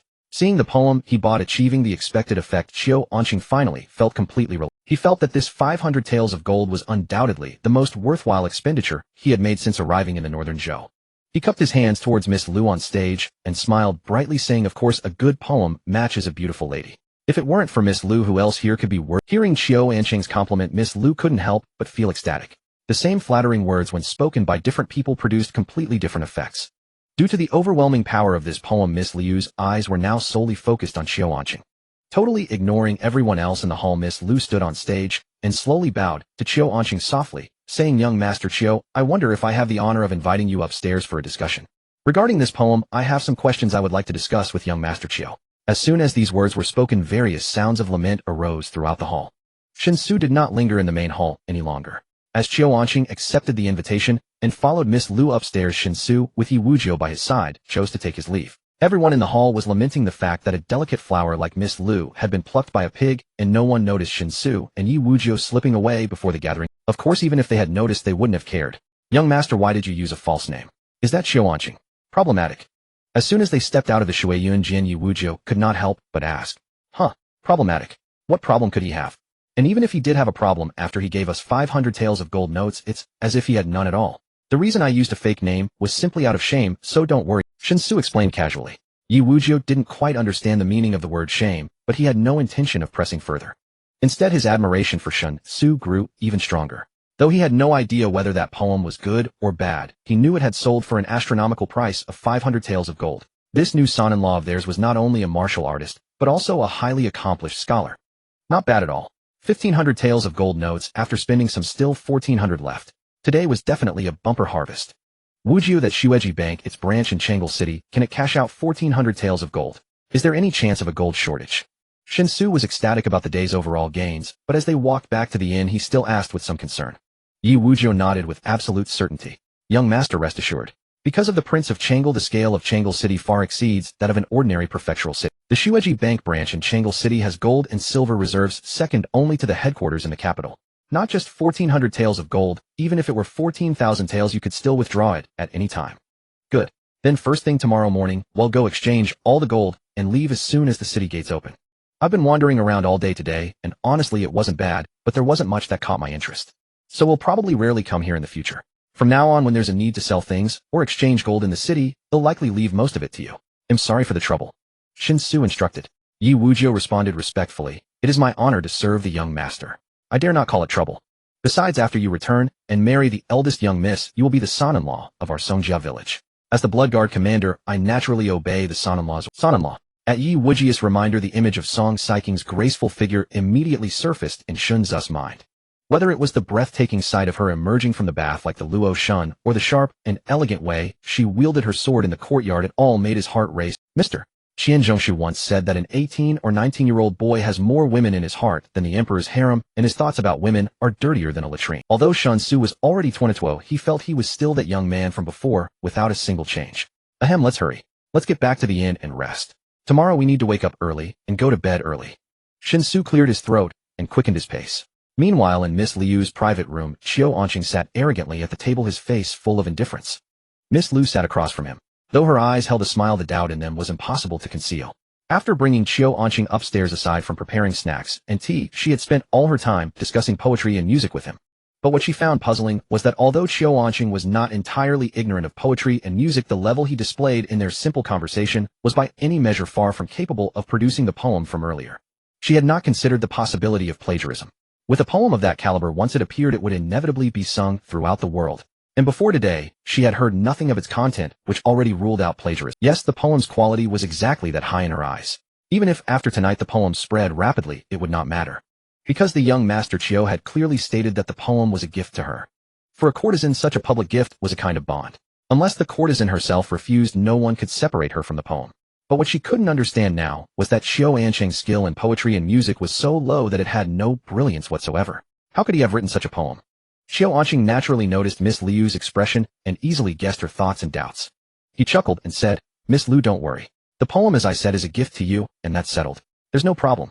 But as you suspect, the poem was indeed not written by me." Miss Liu was stunned. Just as she was about to speak, Qiu Anqing continued, "To be honest, I have no interest in becoming your intimate guest. But I still came up to make a name for myself throughout Changle City, so that the nobles of Changle Prefecture would know my name overnight. As for that poem, I bought it from a friend for a full 500 taels of gold." As he spoke, Qiu Anqing stood up, stretched lazily, and said with a smug look, "This is the charm of gold. The boudoir that every noble in Changle City longs to enter. I unlocked its door with a mere 500 taels. Of course, from your reaction, I can tell the poem is quite good. But since I've already gotten what I wanted, there's no need to keep claiming the title of poet. That title should belong to my friend. So Miss Liu, I have an impertinent request. When you compose the music and take the poem to the capital for the courtesan competition, please explain that the poem was not written by me, Qiu Anqing, but by my friend who put it together to..." Miss Liu blinked her big eyes and asked curiously, "May I ask, young Master Qiu, what is the name of this friend of yours?" "Him? He shares your surname. His name is Liu Yong." The next morning, as dawn broke, Shen Xu turned over in bed with a pained expression. There was no choice, he hadn't slept a wink all night. Though the Huaran Inn claimed to be the finest establishment in Changle County, the hard wooden bed and the slightly off-smelling mattress easily caused him to suffer from insomnia after checking in. Strictly speaking, he was somewhat sensitive to unfamiliar beds. Although it wasn't too severe, falling asleep in a completely unfamiliar environment was inherently challenging. If the unfamiliar setting were comfortable and everything could put one at ease, then perhaps it wouldn't be such a big issue. Unfortunately, the Huaran Inn did not meet the standard of comfort. At least in Shen Xu's view, this supposedly highest grade inn in Changle County was far inferior in certain aspects when compared to chain hotels from another world, let alone youth hostels. The worst part was that he couldn't return to a hotel in the other world due to his insomnia. Even though he had booked a single room at the Huaran Inn, the neighboring room was occupied by Yi Wujio, who was also suffering from insomnia. Given Yi Wujio's strength as an 8th grade warrior, Shen Xu was quite skeptical that if he vanished from his room, Yi Wujio would surely notice immediately. At that point, with the responsibility of ensuring his safety, who knew what Yi Wujio might do upon discovering that he had inexplicably vanished from the inn. Thus, to be safe, he could only endure a night of bitter cultivation in bed. There were some results. The 7 acupoints that had previously been opened through soaking in a bath had been further enhanced by 2 after a night of hard work. He was now able to consecutively open 9 acupoints in one go. However, he did not feel happy about it. Clearly, the lack of sleep had a very negative impact on his mood. After washing up with some water from a wooden basin, Shen Xu stepped out of his room with dark circles under his eyes, looking listless. To his surprise, Yi Wujio and the other blood guards were already waiting for him outside his room. "Did you all just wake up? Or have you not slept at all?" Shen Xu asked in a daze. Yi Wujio shrugged and said, "For martial artists, the higher one's martial realm, the less sleep one tends to need. Generally speaking, I only need to sleep for 1 hour each day. Though they have not reached the innate realm, yet they are all 6th grade warriors, so they basically only need about 2 hours of sleep." "Huh, is that really the case? Then doesn't that give me another reason to practice martial arts? The ability to sleep as little as possible is a coveted skill for every young person in this new era." After having a simple breakfast with Yi Wujio and the others at the inn, Shen Xu set off inquiring about the location of the Shueji Bank branch. To Shen Xu's surprise, although it was only around the 3rd watch, which equates to about 5:40 to 5:50, definitely not yet 6 in the morning, there were already many people bustling about on the streets of Changle County. These individuals appeared to be the lower-class citizens of the county, and their early rising was driven by the need to survive. The branch of Shueji Bank was not far from the inn located in the most prosperous area of the county. Shen Xu found it without much effort. The cashing of a 1,400 tael gold note did not seem like a particularly significant transaction at this branch. Without going through complicated procedures, after confirming that the gold note was valid, the branch immediately presented a small box filled with gold ingots, completing the transaction with Shen Xu and his companions. All these gold ingots weighed 10 taels each, and after Yi Wujiu carefully counted and checked them, he confirmed everything was in order. There were a total of 140 gold ingots weighing 70 kilograms of gold. Though the weight was considerable, the actual volume was quite small. Shen Xu was very pleased and instructed Yi Wujiu to carry the box as they set off directly on their way back home without lingering in the county. However, this large-scale gold exchange was bound to draw the attention of those with ulterior motives. Just after they left the city for a short while, several men with fierce appearances rode up behind them. Shen Xu was unaware that this group of men had their sights set on him. In his euphoric state, he was somewhat dizzy and lost in thought. This trip to the county was akin to earning 1,500 taels of gold for free.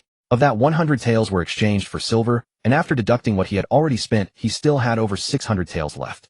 However, silver was of no use for Shen Xu when he returned to his world. A gram was worth at most $3 to $4, and the hassle of trading it back and forth wasn't worth it. Therefore, Shen Xu regarded the 600 taels of silver as an additional reward for Yi Wujiu and the others for accompanying him on this trip.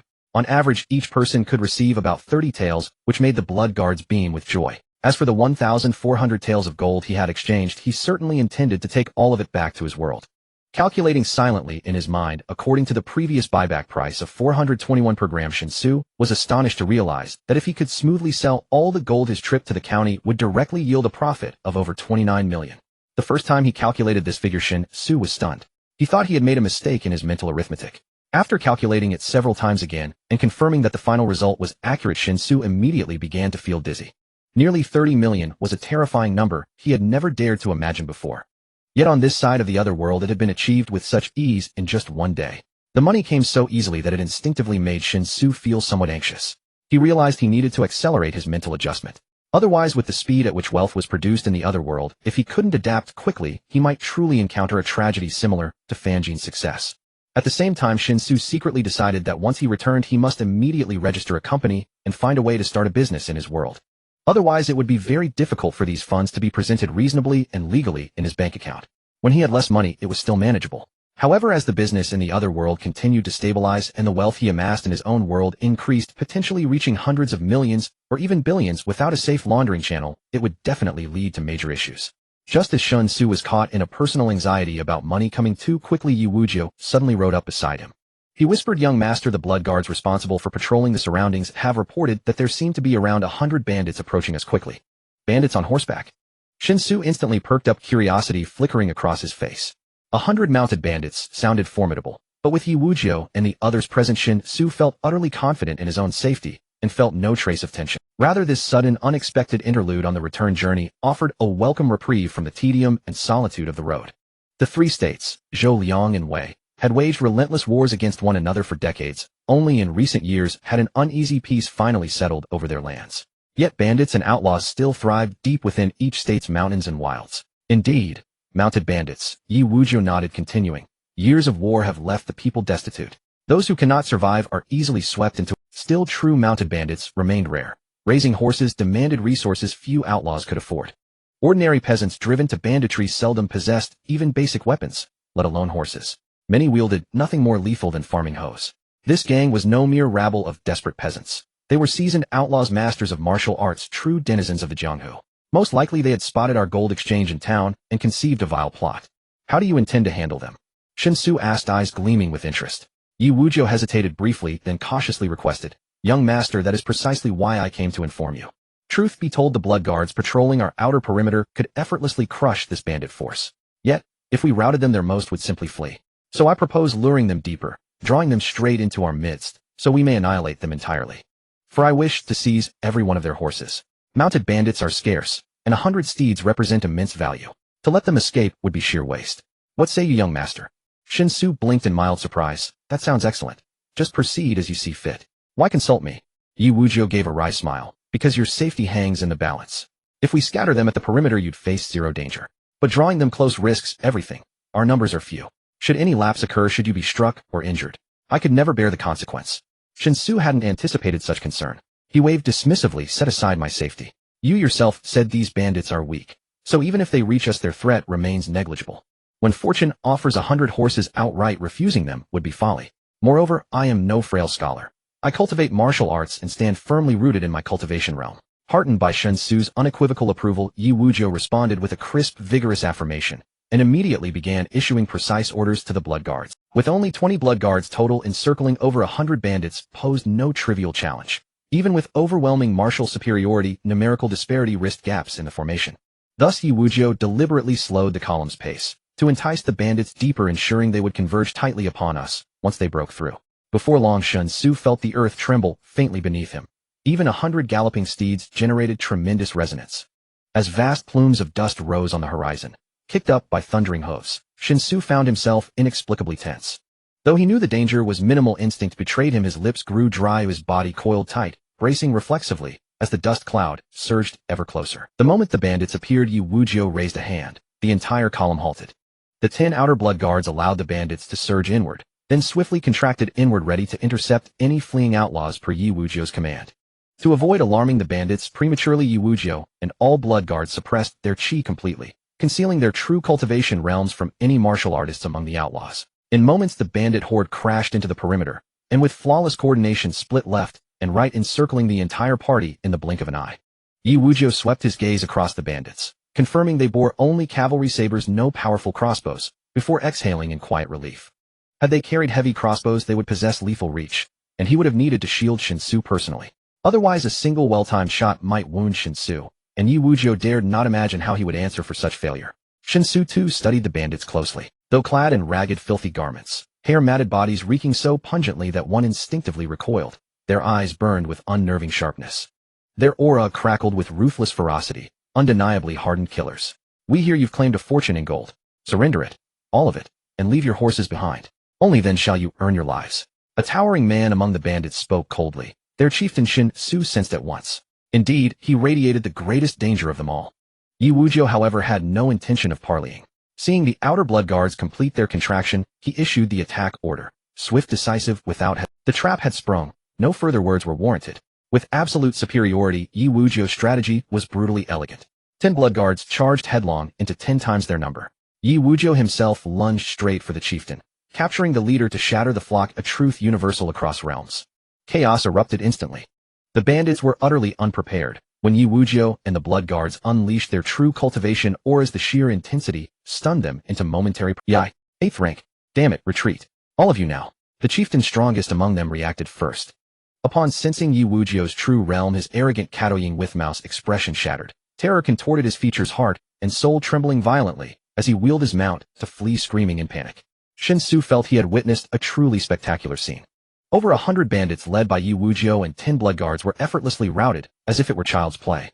Among these bandits there were indeed martial artists. However, Shen Xu had only just reached the first rank of martial arts, and his perception of martial artists was extremely low, so he could not discern the ranks of the bandits who practiced martial arts. The only thing he could determine was that among the over 100 bandits, only 5 possessed martial arts cultivation.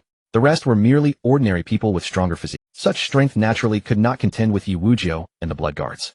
As the blood guards led by Yi Wujiu launched a swift charge, the bandit horde collapsed at the first. In the very instant of close-quarters combat, more than a dozen bandits' heads were sent flying into the air. Shen Xu instinctively held his breath. Watching the bandits' necks spurt out torrents of blood like a fountain after their heads were severed, his face instantly turned pale. Such a bloody scene in the over 2 decades of his life he had never witnessed with his own eyes, nor even seen on television or in movies.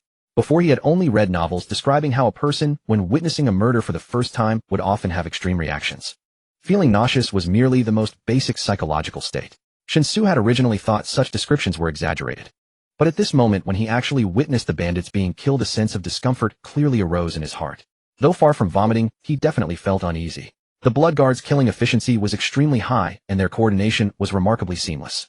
During the brief interval of Shen Xu's discomfort, another 7 or 8 bandits had their fine heads severed, including the bandit leader, who had reacted first. Logically, the bandit leader, being the strongest among them and the first to react, should have had a much greater chance of escape than ordinary bandits. Unfortunately, he was unlucky enough to catch Yi Wujiu's attention.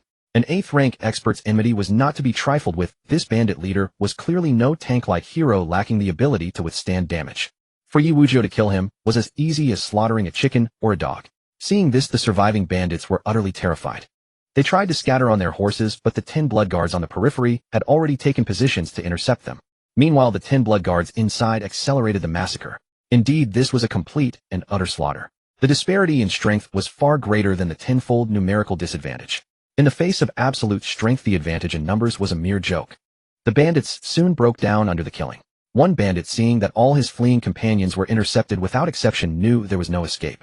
Driven by the unfulfilled will to survive and extreme fear, the bandit's innate ferocity was fully unleashed. He abruptly turned his horse, his bloodshot eyes fixed on Shen Xu, who had remained on horseback without moving. Then, with a kick to his horse's flanks, driven by a desire to die together, he charged straight at Shen Xu. Since escape was impossible, he might as well try to drag someone down. He did not know how strong Shen Xu was. He only knew that Shen Xu was the only one present who had not moved a hand. And all those who had acted were formidable figures he could not even approach, let alone harm. Thus, this was his only chance to take someone with him. Seeing a bandit suddenly turn and charge at him, Shen Xu grew even more tense. The smell of blood permeating the air made Shen Xu's body as rigid as rock. Instinctively, information about the Supreme Dragon Fist surfaced in his mind. Song Saiking's voice echoed clearly in his mind once more. The Supreme Dragon Fist has 7 forms. At the first rank of martial arts, you can only practice the first form, Thunderclap. The Supreme Dragon Fist can unleash the full potential of your internal energy. When practiced to the deepest level, a pair of iron fists can shake heaven and earth, unmatched in the world. Encouraged by these words, Shen Xu assumed the starting stance of the Supreme Dragon Fist, and the internal energy within his body began to flow rapidly, filling his right arm. The tension on his face faded, replaced by a resolute gaze. Just an ordinary bandit. Even if he had seen blood, killed, and possessed some combat skills, he was still not a... And Shen Xu had not only become a true martial artist, but also cultivated the supreme martial technique, the Supreme Dragon Fist. This was akin to leveling up to level 4, unleashing an ultimate skill against a level 3 opponent in a city duel. If he could still lose with that, then what was the point of being transported? He might as well go home and sell sweet potatoes. Shen Xu thought viciously, and with a clamp of his legs on the horse's belly, he charged straight at the bandit. A deeply touching mutual approach, with both sides sharing the same thought: they only wanted to kill the other or be killed. Yi Wuzhou had actually noticed the bandit's move early on, but he did not immediately stop it, because there was still a considerable distance between the bandit and Shen Xu. So he planned to first finish off the several bandits nearby, then turn back to deal with the one that had changed direction. With his 8th rank strength, this was not difficult. Unexpectedly, Shen Xu did not stay put and wait for his rescue. Instead, he spurred his horse and charged toward the bandit. Yi Wuzhou was startled, afraid that Shen Xu would come to harm, so he had to leave the surrounding bandits to the other blood guards and immediately rush toward Shen Xu. But just as he approached within a few meters, his body instinctively halted. For Shen Xu had risen from his saddle, and using the momentum of his galloping horse, he lunged fiercely at the bandit. His right fist clenched his right arm, taut. He struck the bandit's face with no margin for error. Thunderclap! Shen Xu roared. His speed was so great that the bandit had no time to react before Shen Xu's fist landed squarely on his face. Without even a scream, the bandit was knocked off his horse. The power of Thunderclap, combined with the kinetic energy of the 2 horses galloping toward each other, killed the bandit with a single punch. Letting out a breath of turbid air, Shen Xu stood beside the bandit's corpse, gazing at the gruesomely collapsed face, his heart churning with uncontrollable emotions. He had killed a man for the first time in his life. At the same time, within the Commandery Prince's mansion in Chang'an County City, the Commandery Prince, Zhou Zhinan, sat upright at the dining table in the main hall, eating his breakfast with a dignified demeanor. The Commandery Princess and Zhou Tianxi sat respectfully beside him, maintaining silence throughout the meal. Zhou Zhinan enforced strict discipline in his household. At the table, only when he initiated a query would the person addressed be permitted to speak, otherwise silence was mandatory during meals. Moreover, although the mansion housed over a dozen secondary consorts and concubines and many children, only the principal consort and the eldest legitimate son, Zhou Tianxi, were allowed to dine at the same table as Zhou Zhinan. Such were the rules of the Commandery Prince's mansion. Each person had their designated role and rank with strict boundaries that could not be overstepped. This sugar cake is excellent today, with a perfect texture, better than any previous batch. Did you switch to a different kind of sugar? After taking a bite of his favorite sugar cake, Zhou Zhinan raised his eyebrows and turned to Zhou Tianxi to ask. He had always been highly satisfied with his eldest legitimate son, knowing that the latter was well-versed in every matter within the mansion, which prompted his inquiry. Zhou Tianxi replied respectfully, "Yes, father. Yesterday I was fortunate enough to purchase several tins of caddies of the finest white sugar. Its quality is exceptional, surpassing even tribute sugar, and I believe only the best immortal frost of the Liang Kingdom could rival it." Several tins of caddies. Zhou Zhinan looked surprised, asking puzzledly. The immortal frost of the Liang Kingdom yields at most a dozen or so caddies annually, does it not? Even the Emperor of Liang only enjoys immortal frost during major festivals. How could you acquire several tens of caddies at once? Zhou Tianxi shook his head and said, Father, I only said that the white sugar is comparable to immortal frost, not that it is immortal frost. In short, for the next few months you can enjoy such delicious sugar cakes with your breakfast. Zhou Jinan held the sugar cake he had bitten into, examined it carefully, and then said, Tell me the entire process of purchasing the white sugar from beginning to end without omitting any detail. Zhou Tianxi acknowledged and then recounted the events from the previous morning when he discovered new white sugar sold at Wufeng's High, all the way to arranging guards for surveillance. After he finished, Zhou Jinan fell into deep thought. Before he had fully pondered, the guard assigned to surveillance the previous day hurried back to the mansion and immediately requested an audience with Zhou Tianxi. Upon learning of this, Zhou Jinan directly ordered the guard to report his findings in the main hall. Shortly after, the guard appeared outside the hall, performed the proper salutations, and at Zhou Zinan's request reported in detail. In truth, there was not much worth mentioning, so the report concluded quickly. After confirming with the guard that everything had been said, Zhou Jinan waved him away and his expression turned markedly more serious. That Shen Xu took people to the Shuez exchange early this morning to exchange 1,400 taels of gold, then left our Chang'an County city. This indicates that their next destination is a place without a Shuez exchange. And last night, that Shen Xu visited Shuyunjian, where he sat at the same table as a man named Qiu Anqing. I know of that Qiu Anqing. He comes from the wealthiest family in southern Liang. Also last night, Qiu Anqing composed a poem on the spot of such high quality that it stunned the entire Shuyunjian. By using the opportunity to present the poem to Miss Liu, he was invited upstairs, thereby gaining great fame. But as far as I know, while Qiu Anqing is not a complete fool, he is merely literate and can read with no interest whatsoever in poetry or song. How could he compose a piece that satisfied Miss Liu? Zhou Jinan spoke with clear logic. Zhou Tianxi frowned and said, Father, do you mean that Shen Xu and Qiu Anqing are both from southern Liang? Could it be that Qiu Anqing is merely a front man, while the real mastermind is Shen Xu? And the poem Qiu Anqing presented was actually written by Shen Xu? Zhou Jinan nodded. I do have such suspicions, but I also sense contradictions. Qiu Anqing hopes to open the Qiu family's Baofenglong in our Chang'an County city, but I have not yet expressed my stance. The three kingdoms have been warring for years, all exhausted, and the people's lives are on the brink of collapse. It is time to cease hostilities and rest. But even with recuperation, at most we can avoid major wars, minor skirmishes will not stop. And given the relatively stable situation, it is foreseeable that the three kingdoms will send spies to infiltrate each other, stealing and collecting useful information. The Baofenglong's expansion here should be for that purpose. But the people of southern Liang are not foolish. If Shen Xu and Qiu Anqing operate in a shadow one-light manner, Shen Xu should not be so obvious. Could it be that both are placed in the open to divert our attention, while someone else hides in the shadows? Zhou Tianxi thought for a moment and said, How about arresting them both and interrogating them? Zhou Jinan glared at Zhou Tianxi and said impatiently, What is there to arrest? Qiu Anqing's identity is clear. The southern Liang side allowing the Qiu family to open a branch bank here is itself a blatant probe. Arresting Qiu Anqing would only make you look guilty. The same applies to Shen Xu. If they dare to show themselves, they are not afraid of being caught.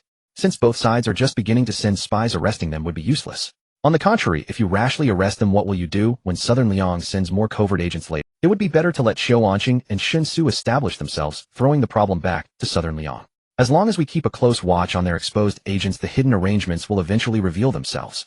Use your brain more when speaking and acting. Do not always rely on brute force. Remember, in this world, only a handful of grandmasters have the privilege to solve problems with force. Others must abide by the rules. Whoever breaks the rules will suffer. Zhou Tianxi shrank his neck in submission and could only obediently cup his hands and acknowledge. Zhou Jinan snorted and continued to instruct. Send someone to Shuyunjian to inquire of Miss Liu whether that poem was indeed composed by Qiu Anqing. Also dispatch people to follow the trail of Shen Xu and his party out of the city to determine their true destination after leaving the county. Yes, father. After eliminating the bandits, the return journey of Shen Xu and his companions was exceptionally smooth. Although they had to lead over 100 horses, the Blood Guard's impressive horsemanship ensured that their speed was not hindered. The bodies of the bandits were left unprocessed. In Yi Wujia's words, that place was not particularly far from Chang'an County, making it easy for someone to discover them. Naturally, official personnel would eventually come to bury the bodies, so there was no need for them to toil over it. Originally, Shen Xu thought that the death of over 100 people should be a significant matter. If the authorities took notice, it would undoubtedly be a problem for Songjia village. However, he did not expect that Yi Wujio did not care at all about the lives of those more than 100 bandits. According to Yi Wujio, the entire three kingdoms was rife with banditry, and powerful rogues and robbery was a frequent occurrence. The authorities maintained strong control over the cities, so if a particularly heinous crime occurred within the city, they would surely intervene. But in the wilds outside the cities, the authorities had no extra power to intervene. As long as things did not get too out of hand, they would turn a blind eye. If the people do not report, the authorities do not investigate. If the people report, the authorities might investigate, generally speaking. Moreover, the dead were merely a group of bandits. To be able to rally over 100 men, these bandits could not be nameless. It was likely that they were on the authorities' wanted list. Shen Xu was not concerned about this. He was more interested in the bounty issues. So as long as I can bring back the heads of the wanted criminals, I can exchange them for the corresponding. Of course, while speaking this way, Yu Wujiu and the others still took measures to erase their tracks on the way back in case they were actually pursued. Shen Xu was not concerned about this. He was more interested in the bounty issues. So as long as I can bring back the heads of the wanted criminals, I can exchange them for the corresponding reward at the authorities. Shen Xu asked with great interest while riding his horse. Yu Wujiu riding alongside him nodded and said, "That's right, but the vast majority of the bounties are not high. Generally speaking, the bounties for the martial artists on the list do not exceed 100 taels of gold. However, innate experts have higher bounties never lower than 500 taels, and each grade has its own price. For 7th grade, the bounty is not less than 500 taels, for 8th grade not less than 1,000 taels. As for 9th grade, the number of 9th grade experts is too rare. Each one is a well-known figure, so if there is indeed a 9th grade expert with a bounty, the reward for each will be different." Shen Xu's eyes sparkled as he felt he had found a new way to make money. However, to become a bounty hunter, one must possess sufficient strength. One must not end up losing oneself while trying to earn bounties that would be too abstract. Noticing the change in Shen Xu's expression, Yu Wujiu could not help but scratch his head and advised, "Young master, earning bounties is not easy. Anyone with a bounty on their head has likely taken many lives. Those lacking sufficient strength often remain cautious, making it difficult to track them down. Those who dare to walk the rivers and lakes openly after being wanted are either strong enough that no one dares to provoke them or have powerful backing. In short, they are the kind of people that once involved can create significant trouble." Shen Xu curiously asked, "Have people from Songjia village earned bounties this way?" Yu Wujiu nodded naturally, saying, "Of course, within our blood guards there are clear divisions of labor. Besides the blood guards dedicated to combat, we also have those specializing in scouting and intelligence gathering, etc. The blood guards dedicated to combat are led by the 8 directions, and they do not need to leave the village. But the other blood guards are all under my command, and because the requirements are higher for them, they must venture into the world. During their travels, we take on some bounties as we go, honing ourselves, while also bringing some support to the village. Moreover, the investigation process for those bounties allows individuals to gain effective improvements." Shen Xu raised his eyebrows and said, "Didn't you say there could be trouble involved?" Yu Wujiu chuckled and said, "For us, as long as we do not provoke a master, then those other troubles do not count as troubles at all. But young master, you are still only at the first level of martial arts. It is truly unsuitable for you to think about these matters. Consider it again when you reach the innate, listening to advice and having a full stomach." Shen Xu nodded and temporarily placed the option of becoming a bounty hunter into the backup category.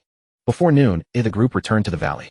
Although this trip was essentially just a leisurely outing for Shen Xu, returning safely and intact was certainly worth. Moreover, there was an unexpected gain. The over 100 fine horses seized from the bandits represented a wealth that Songjia village could not afford to overlook. "I figured you should be back soon. The meal is ready and still hot. Go wash up, then come to the table to eat." Song Xiqing stood at the village entrance waiting for Shen Xu and his group. After helping Shen Xu down from his horse, she spoke softly. This was of course an invitation directed solely at Shen Xu, so Yu Wujiu playfully instructed the other blood guards to lead the horses to the stable, handed the box containing gold and the bag with the bracelet to Shen Xu, and then leisurely returned home after reporting to Song Xiqing. The 70 kilograms of gold was indeed somewhat heavy. With only Song Xiqing by his side, Shen Xu did not need to hide anything and directly tossed the box into the subspace. Seeing the box suddenly disappear, Song Xiqing was somewhat curious but did not ask further. While pulling Shen Xu towards the courtyard, she said, "Old Mo returned to the village last night. I have kept your matters, brother Xu, confidential in the places we need to keep secret, and I have informed Old Mo about everything. Old Mo's intention is that preparing the herbal bath prescription is easy, but he needs to see someone who has met you, check your pulse, and understand your body in detail before proceeding, which can ensure effectiveness. Master Yin is also at home talking with Old Mo. Our wedding date is set for tomorrow noon, and all the elders from the 5 directions will attend as guests. The whole village will prepare a banquet with every household cooking. Our village has no strict customs, we can just exchange vows, and the whole village will join in the celebration as if it were a festival. Brother Xu, do you have any thoughts or points that need attention on your side?" Shen Xu quickly waved his hands and said, No, just follow your customs. I just feel the betrothal gifts are a bit too meager, not quite presentable. The eye of heaven, the ear of wind, and a celestial book, if that is considered meager, then I truly do not know what would be considered respectable." Song Xiqing, an ordinary woman, felt deeply grateful for the generous treatment from brother Xu, moved to tears, and could only repay with her body. It is the hardest to bear the kindness of a beauty. Song Xiqing sincerely expressed her gratitude, making Shen Xu feel somewhat ashamed, for his actual contributions were far less extravagant than she imagined. Thus, faced with Song Xiqing's pure and clear gaze, Shen Xu found himself at a loss. He could only clear his throat and use humor to alleviate the emotional awkwardness. Ahem, Xiqing, your willingness to dedicate yourself to me is the greatest affirmation of my worth, which shows that you don't find me ugly in your eyes. Song Xiqing did not understand as she tilted her head cutely and asked, although I truly don't think Brother Su is ugly, how does this relate to dedicating myself to you? Shen Xu chuckled, because if I were very ugly you'd probably say you'd repay me by working like a cow or horse in your next life. Only because I'm not ugly would you say you dedicate yourself to me in this life. Song Xiqing was momentarily stunned, but soon realized. Her little face flushed slightly as she couldn't help but lower her head and say, no matter how Brother Su looks, I am willing to dedicate myself to you. Looking at Song Xiqing's shy demeanor, Shen Xu refrained from teasing her further. Instead, he happily took her small hand and walked towards the courtyard, shaking it gently. On the way, they encountered some village children who excitedly greeted Shen Xu. Their fondness for him was evident. After all, Shen Xu was the one who truly filled their bellies, providing them with grains they had never eaten before. Thus, the children held immense respect and admiration for Shen Xu, feeling as if everything was a dream.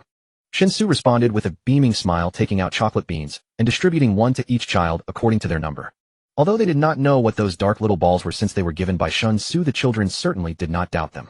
One by one they stuffed them into their mouths and began to chew. In the next moment the children erupted with excitement. They had never tasted anything so delicious. Alright, it's noon now, hurry back home for lunch. What I just gave you is called chocolate. In the future I will distribute it based on your performance. Those who perform well will receive chocolate as a reward, understood? Shen Xu spoke loudly. Upon hearing this the children exchanged glances. The oldest child mustered up the courage to say, young master, we only eat 2 meals a day, so we don't need to go home for lunch. Only 2 meals. Shen Xu stared at Song Xiqing in disbelief. Song Xiqing hurriedly explained, the food in the village is quite scarce, so we usually only eat 2 meals a day, one in the morning and one before sunset. The reason I prepared lunch today was that I thought you would be quite hungry after returning from the county, so I made an extra meal. Shen Xu's eyes widened. That won't do. These children are at a crucial stage of growth. How can 2 meals a day be enough? As the saying goes, a growing boy will eat his father's wealth. They are always hungry, and if we don't give them more to eat, how will they grow? So no matter the past habits of the village, starting today, every household must change to 3 meals a day. If there's a shortage of food, I will solve it. But we cannot allow the children to go hungry to save food. That's simply unreasonable. The surrounding children revealed expressions of longing upon hearing Shen Xu's stand. Because Shen Xu was right, eating only 2 meals a day meant they were often hungry throughout much of the day. However, there was no other choice. Food was limited, and being able to avoid starvation was already quite good. The hope of regularly being full was simply a luxury.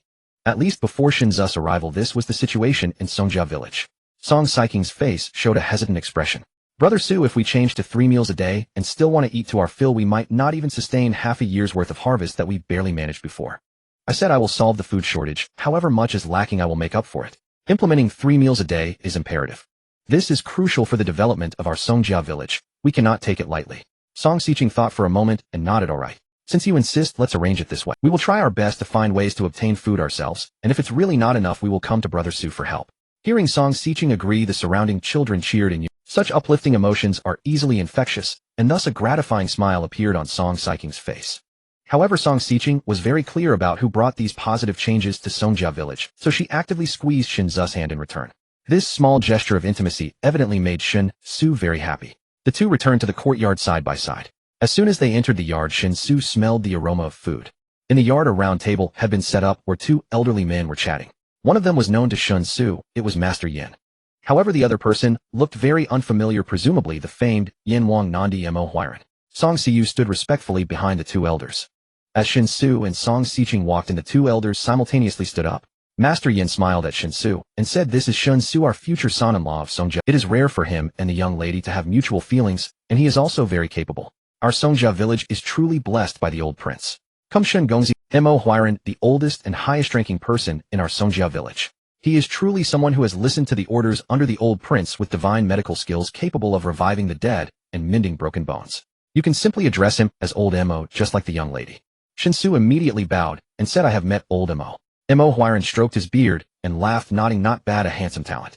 I have already learned most of your matters, what can be asked and what cannot be asked Xiao Xiqing has clarified, so don't be nervous. Songjia village needs outsiders like you, as only outsiders can bring change to Songjia village. You are well aware of what we persist in, but unfortunately, if we rely solely on ourselves, we cannot succeed.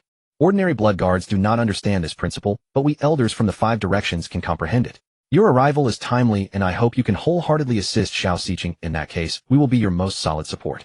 Upon hearing this, Shen Xu bowed again and said, "Old Mo, rest assured I know what to do. All right, quickly take your seats and start eating, or the dishes will get cold. Young Master Shen, the young lady has already informed you, hasn't she?" Tomorrow you will be getting married, and everyone from our Song Village will participate. If you have any thoughts, feel free to tell me now. We Song Village will certainly do what we can.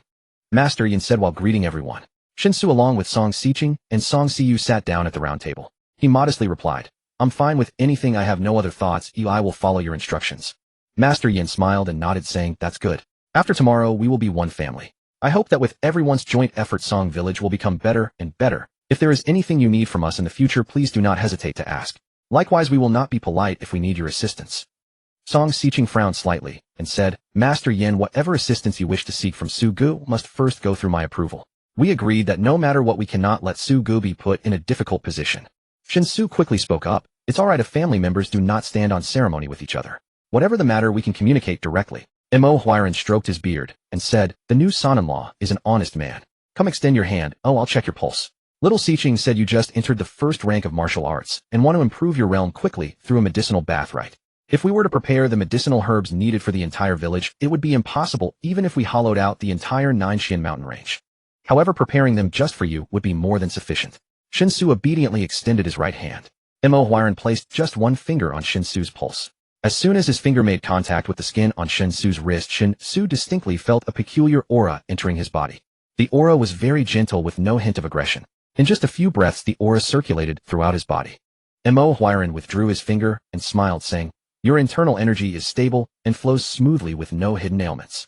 The only drawback is that your foundation is relatively weak. It is indeed very suitable to enhance your realm through a medicinal bath during the cultivation process of postnatal martial arts. You are quite lucky. I gathered quite a few precious herbs during this trip to the mountains. The herbs needed for your medicinal bath have all been acquired, so there's no need to wait. They can be prepared this afternoon. After your wedding tomorrow, I will present them to you as soon as he finished speaking. Master Yin suddenly clapped his hands and exclaimed with relief, oh, I thought something felt off. I just couldn't remember what it was. It was only when you mentioned it that I realized I hadn't prepared a wedding gift for the new son-in-law. There's no need for a wedding gift. We don't have such customs on our side. Being able to marry Xiqing is already a blessing from the heavens. Oh, what more can one ask for? Shen Xu quickly waved his hand. However, Master Yin shook his head seriously and said that won't do. The young lad's parents passed away early, and we elders of the 5 directions are the young lad's family. For the young lady's marriage, how can the elders not show any gesture? Moreover, the bride price you brought is a true priceless treasure. Although our Song Village cannot offer an equivalent value, we at least want to express our sentiments. In any case, this matter is settled. Mo Lao has already prepared a gift. I will go find Feng Xiazi along with Ying Long and Xiaoqing to discuss what congratulatory gift would be appropriate. Master Yin was resolute in his attitude, and Song Xiqing supported him, leaving Shen Xu with no say in the matter. He ultimately had to acquiesce. They spent nearly half an hour having dinner. Song Xiqing's culinary skills were surprisingly good, leaving Shen Xu with a full stomach. After finishing the meal, Song Xiyu began to clear the table, while Master Yin and Mo Huiran hurriedly left to make final preparations for the wedding tomorrow. Shen Xu greeted Song Xiqing and then returned to the hotel on his own. Fortunately, before heading to this other world, he had left some time in case he needed to stay an extra day. Otherwise, if the hotel staff couldn't find him, it might cause some trouble. After taking a good shower in the bathroom to relieve the fatigue from last night's insomnia, he went down to the front desk on the first floor to check out. Looking at the time, he realized it was just before 2 in the afternoon. Shen Xu thought for a moment and turned to head towards the gold shop, where he had sold gold once before. 70 kilograms of gold is neither too much nor too little. Valued at nearly 30 million for an ordinary person, it is indeed a staggering amount, but for a truly wealthy person it might not even be worth as much as a watch they wear. Thus, such a weight of gold in Shen Xu's view had not yet reached the level that required secret handling. He soon arrived at the entrance of the gold shop. Shen Xu retrieved the box containing the gold from his spatial storage, steadied himself, and pushed the door open. At the gold buyback window, the same middle-aged man from last time was still seated. Shen Xu said little, simply placing the box in front of the middle-aged man. The middle-aged man looked up. He clearly remembered Shen Xu, so he smiled, stood up from his chair, and said, "Hey young man, you're back again. Don't tell me you have more gold ingots to sell. If so, I might really start to question where all your gold is coming from." Shen Xu remained silent, knocked on the box, and then opened the lid. The middle-aged man gasped in shock, his face instinctively displaying astonishment as his expression became dazed. "These are the same gold ingots as last time." The middle-aged man stammered, reaching out to touch the gold inside the box. "If nothing unexpected has occurred, they indeed are." Shen Xu nodded. "How much is there in total?" 70 kilograms. "What the hell? Did you rob a bank?" "I never engage in illegal activities. But this amount of gold is just too much.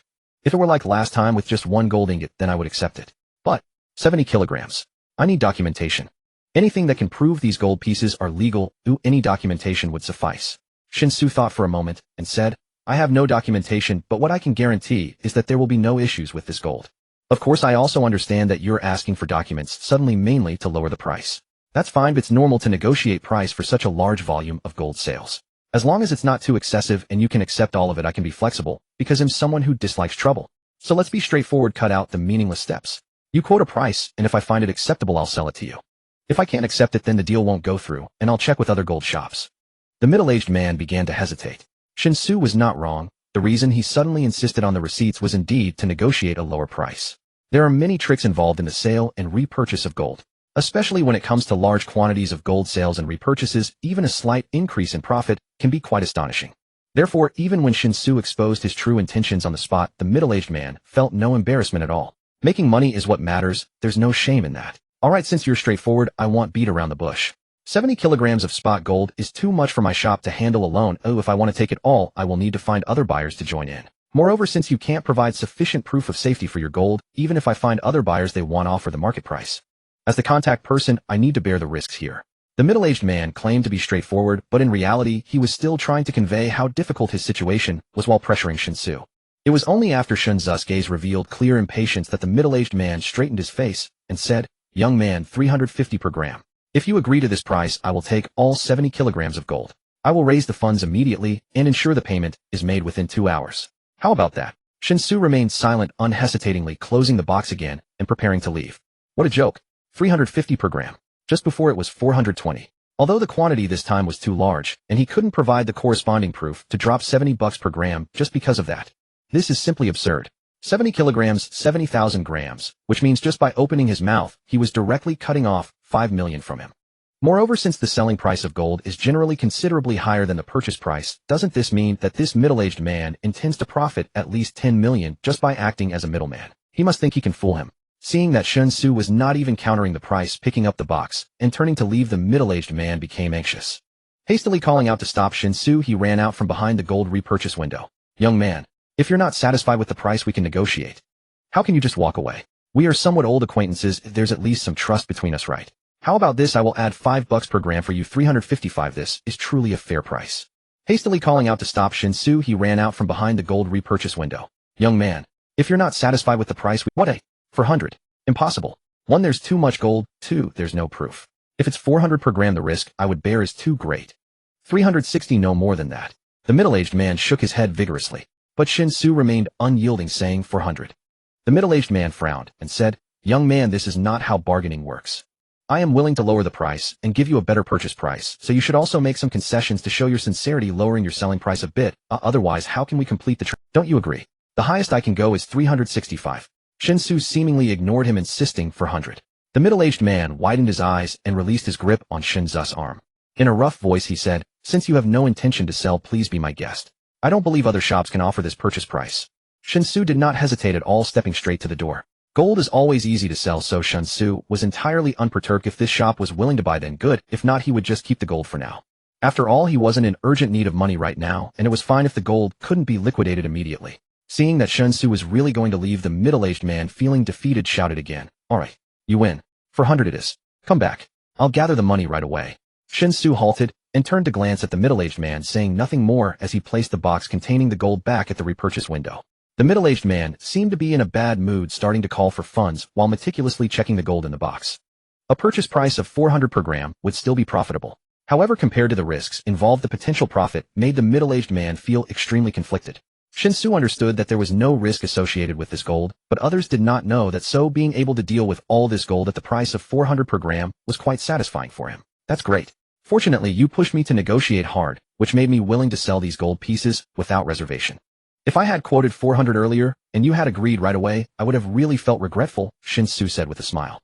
The middle-aged man paused, and after figuring out the logic behind this, he shot Shen Xu an annoyed glare. Then seemingly casually he asked, "What kind of work do you do, young? I'm quite curious about a job that allows one to acquire so much gold at once." Shen Xu thought for a moment, and then mysteriously said, "I work abroad, earning a living. There are people from all countries over there, and using paper currency for payments can be quite troublesome, while settling transactions in gold is widely accepted by everyone. So rest assured, brother, this gold really poses no issue." Upon hearing this, the middle-aged man couldn't help but start to let his imagination run wild, instinctively lowering his voice and cautiously asking, "Young man, are you perhaps a mercenary?" Shen Xu did not answer, merely put a finger to his lips and gently shushed. The middle-aged man immediately stopped pressing for more questions and focused intently on counting the gold. It took over an hour for all the gold ingots to be thoroughly counted without missing a single one.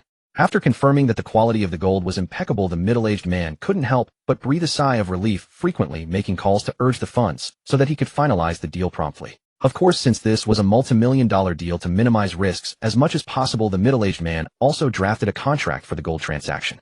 The terms were not complicated. After Shen Xu reviewed it and confirmed it was just a standard sales agreement, he signed his name without hesitation. Although he could not trace the origin of this gold, no one would be bored enough to come seeking the source for something worth just a few million. Following the middle-aged man's efforts, indeed, within 2 hours, 8 million yuan appeared in Shen Xu's account. Suppressing his excitement, Shen Xu put on a calm and composed expression as he walked out of the jewelry store with steady steps.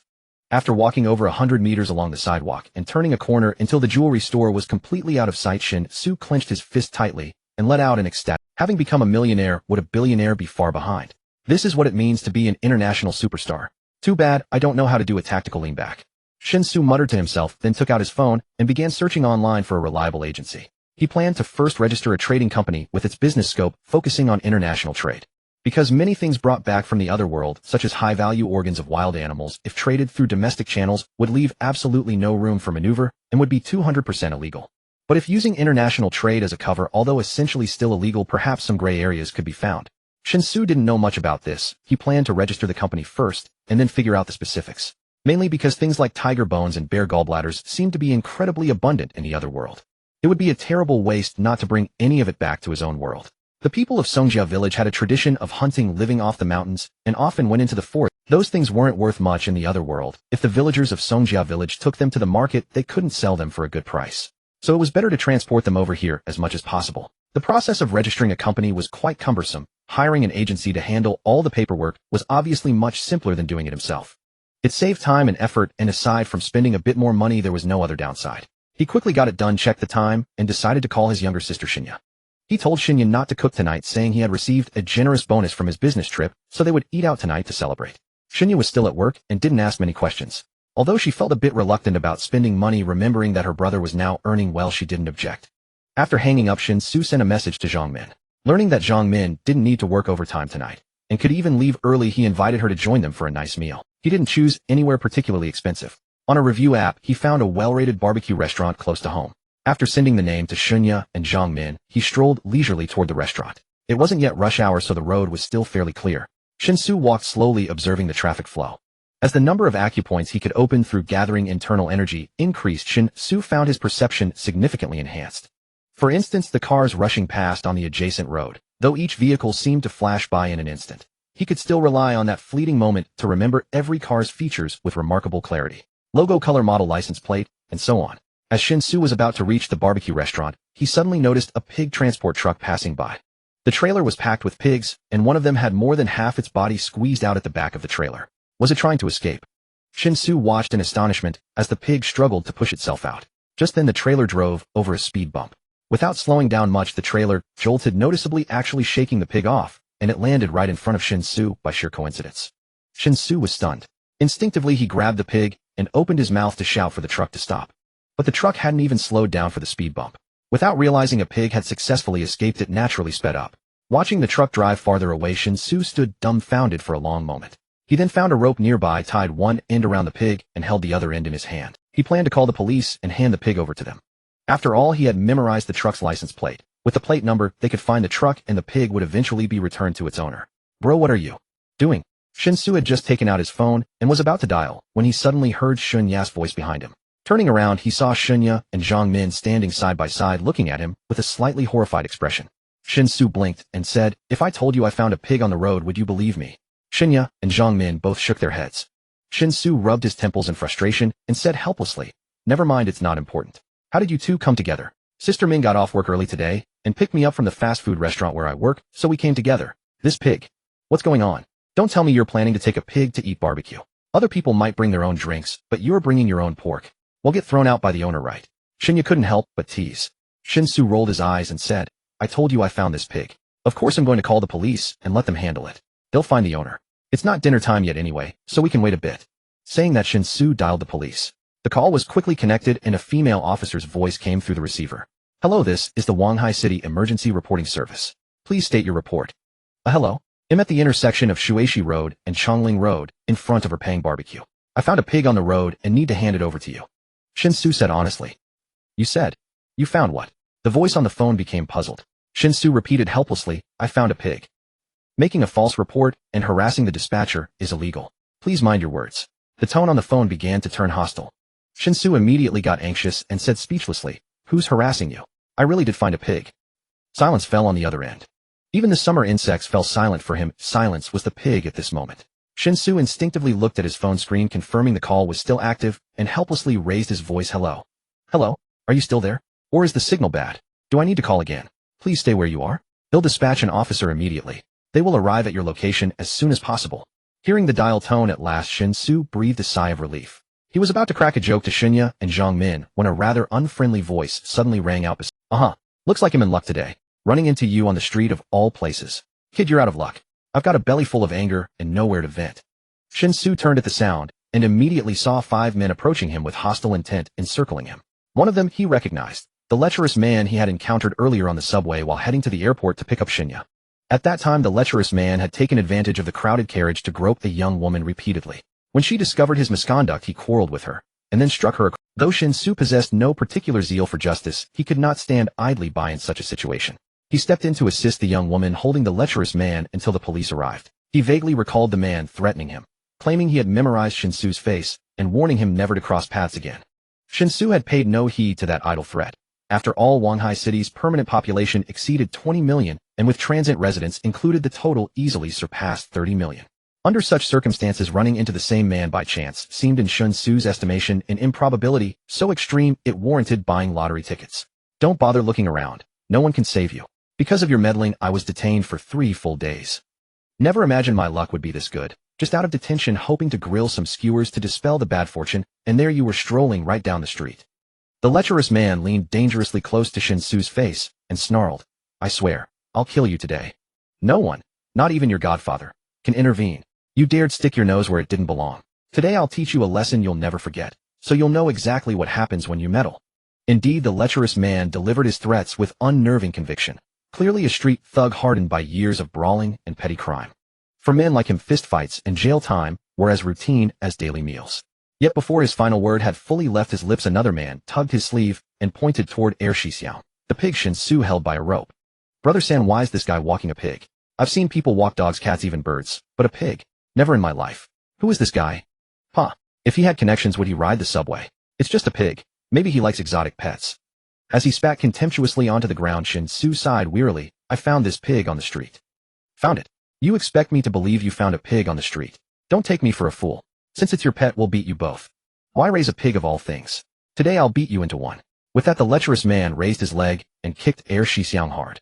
But Xixiao, true to his reputation as a master escape artist, was no ordinary pig. With a furious grunt, he charged straight at the lecherous man. The assault was so sudden that Shen Xu barely reacted. His grip on the rope slackened, and Xixiao wrenched himself free. A 200 boar, enraged and unchained, was no easy opponent, even for seasoned brawlers. Due to its low center of gravity, it slammed headfirst into the lecherous man's lower abdomen. A blood-curdling shriek tore from his throat. His face flushed deep purple as he clutched his groin and collapsed, kneeling helplessly before Shen Xu.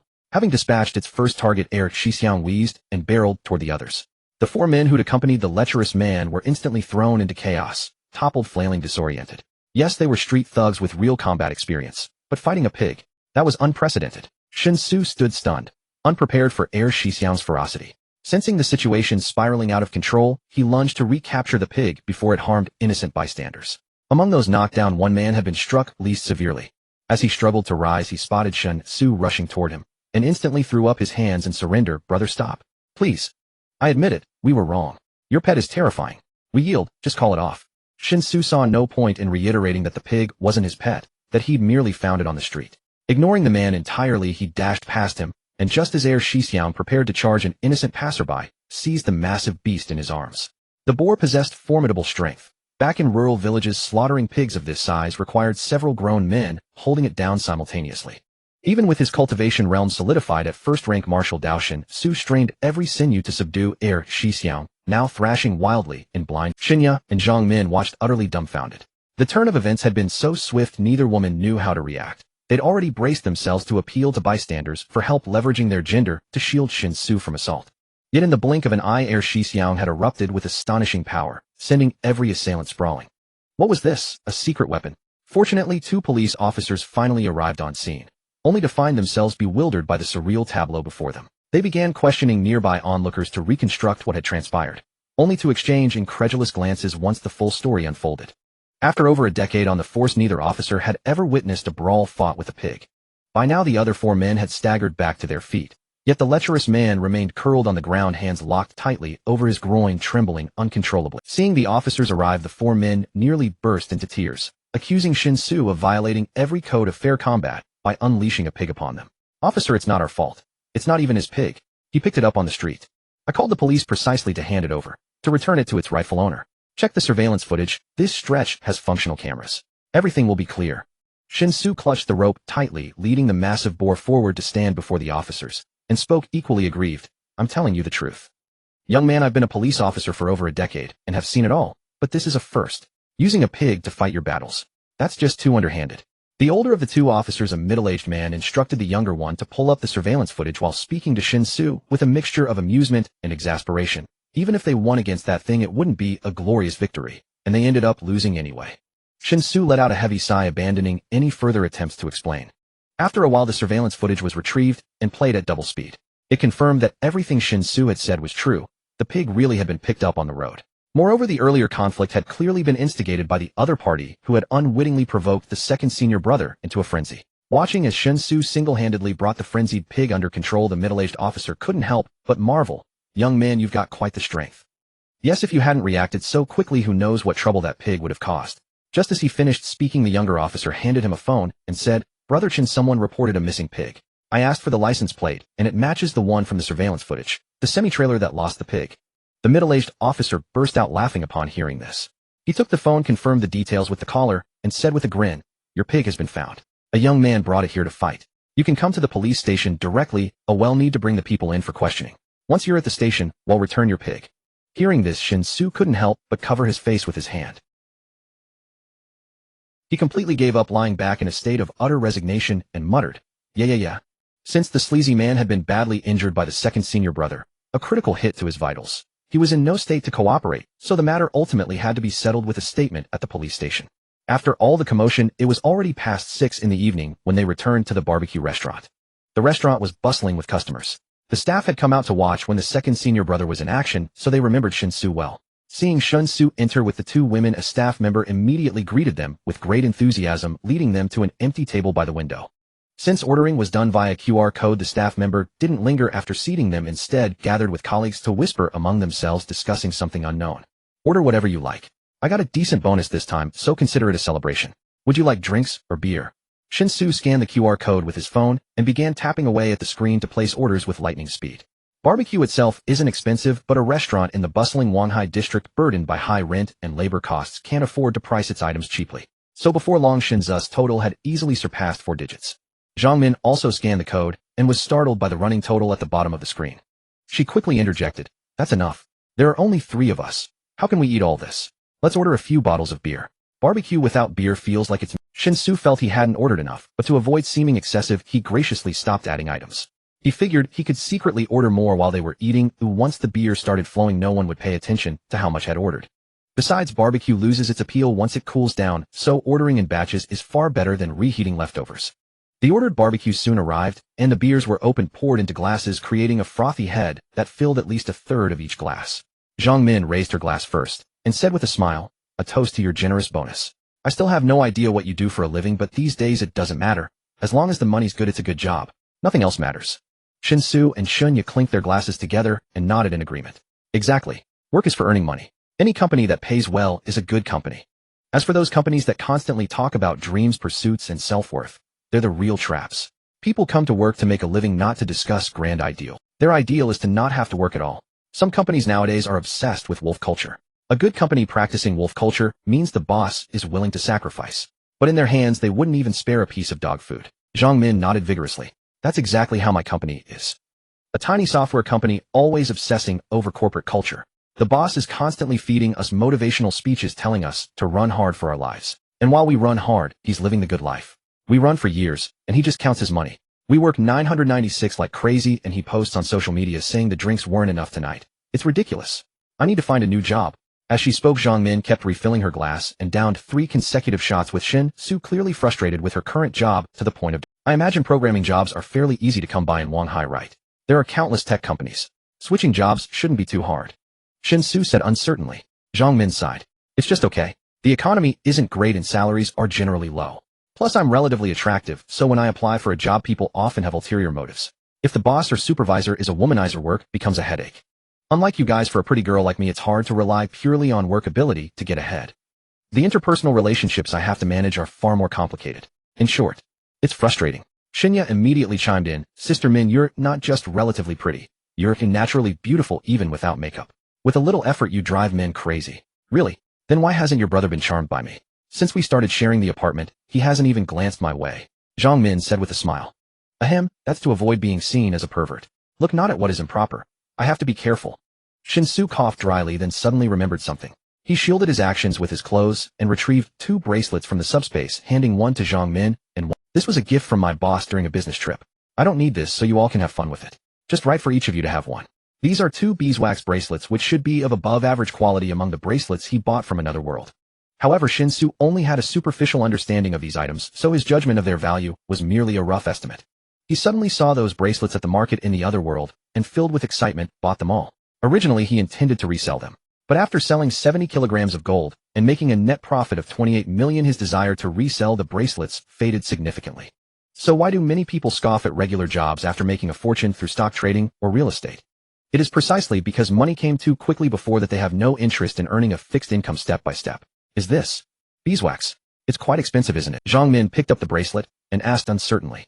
The price of beeswax fluctuates dramatically, and with the prevalence of counterfeits, few people actually have a detailed understanding of its value.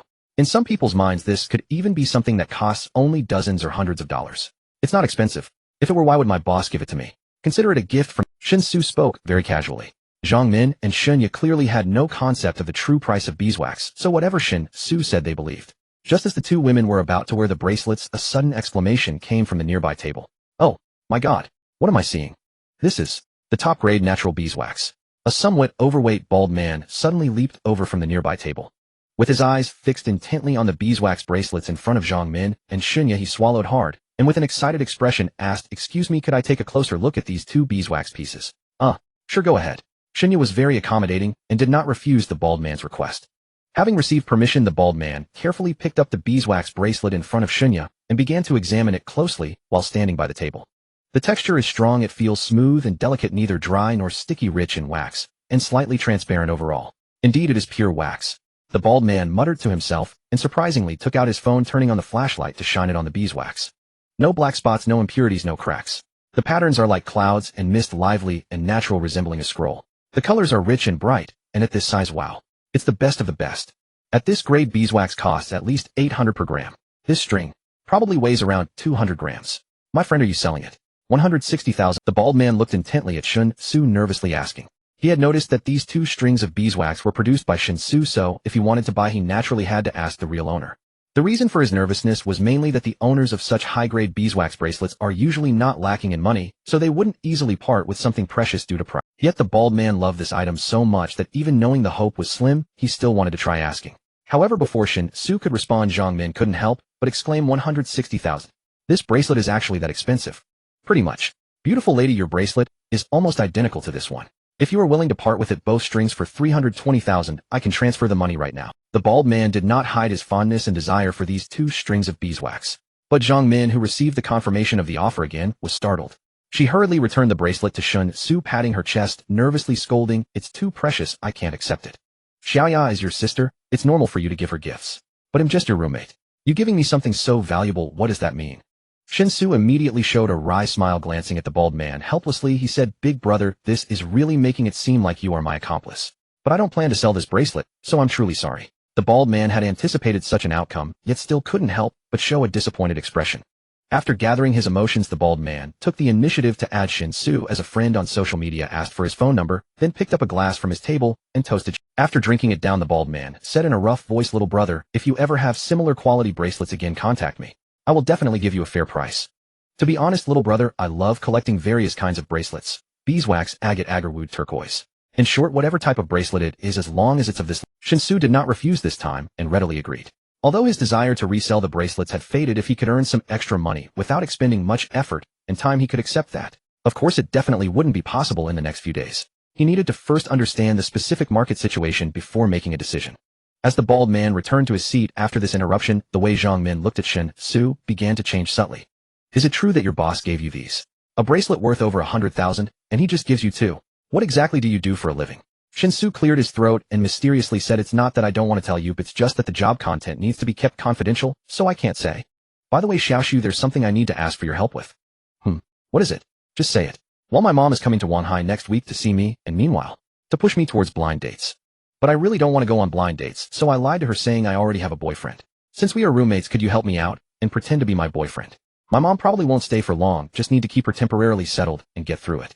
Zhang Min looked at Shen Xu with an expectant expression. Shen Xu thought for a moment and felt it was just a small favor, so he directly agreed.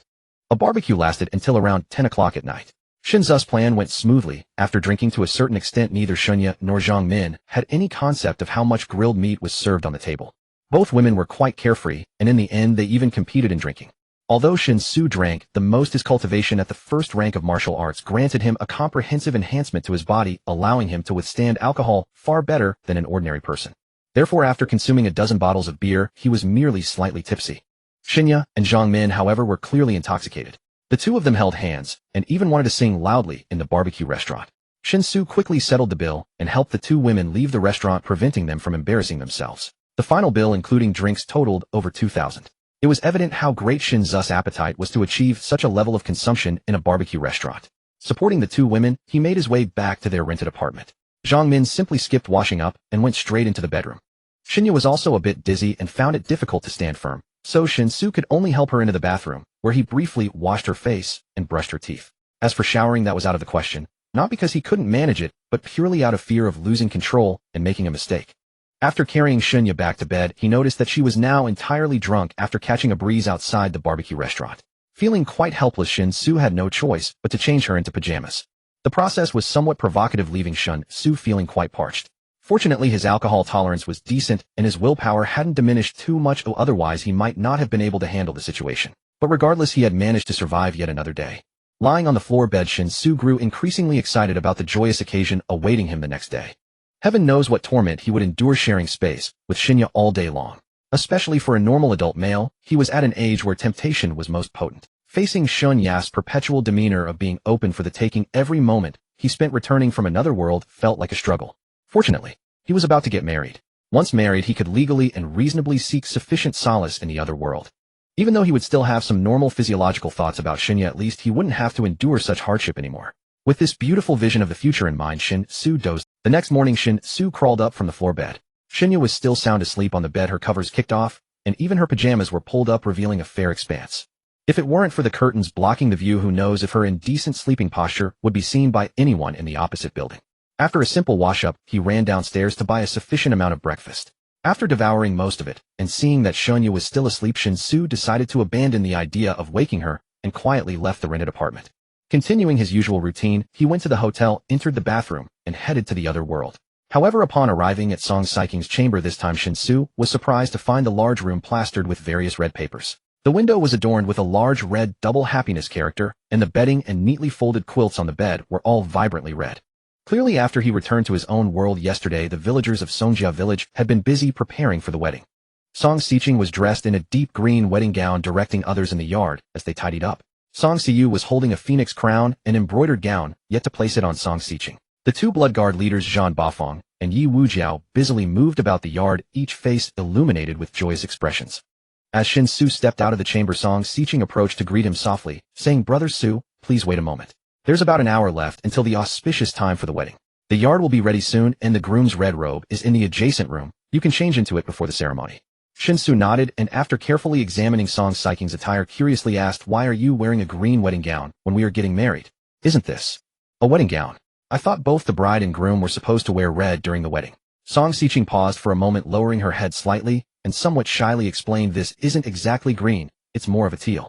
Because marrying you, Brother Su, means I will be your legitimate wife, and since you hold a noble status, I must wear a teal wedding gown to match your dignity. If I were marrying you as a concubine, or if you were just an ordinary person without such noble status, I would not be qualified to wear a teal wedding gown, and would have to wear a red. This is a custom passed down in our family, and I hope you don't find it amusing. Huh, there's such a saying. Shen Xu felt he had gained new insights. Although he was not quite accustomed to this teal wedding gown, it must be said that Song Xiqing was naturally beautiful, and no matter what she wore, it was enough to captivate anyone. The wedding ceremony will be very simple. The villagers will come to offer their blessings, and then we will bow before the 5 directions elder to complete the ceremony. As for the wedding procession, betrothal gifts, and entering the home, we will save wherever we can. You promised Master Yin that if we had children they would take the Song family name.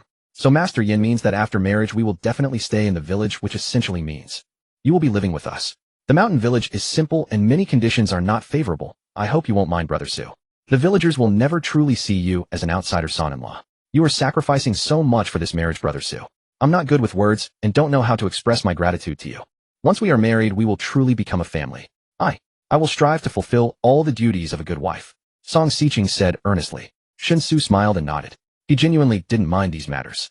Who really cares about whether they are an outsider in a game? He still held a game-like mentality towards this world he had crossed into, and it was foreseeable that it would be difficult to change in the short term.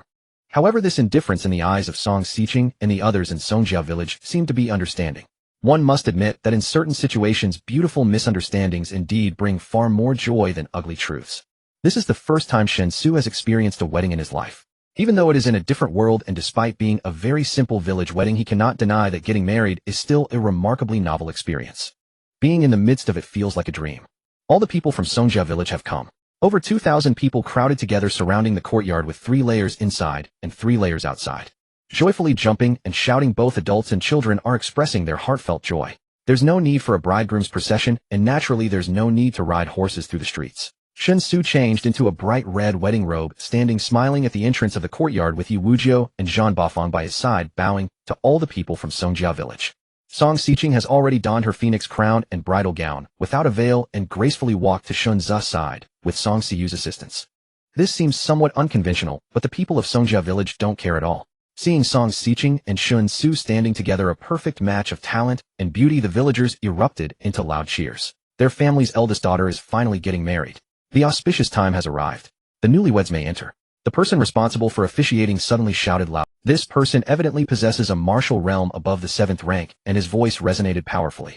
Even with over 2,000 people outside the courtyard, everyone could hear him clearly, as if his voice exploded in each person's ear. Shen Xu took a deep breath, glanced at Song Xiqing, and smiled as he walked into the courtyard alongside her. Today Song Xiqing looks beautiful, her lightly adorned face resembling morning glow reflecting off of snow, fair and smooth.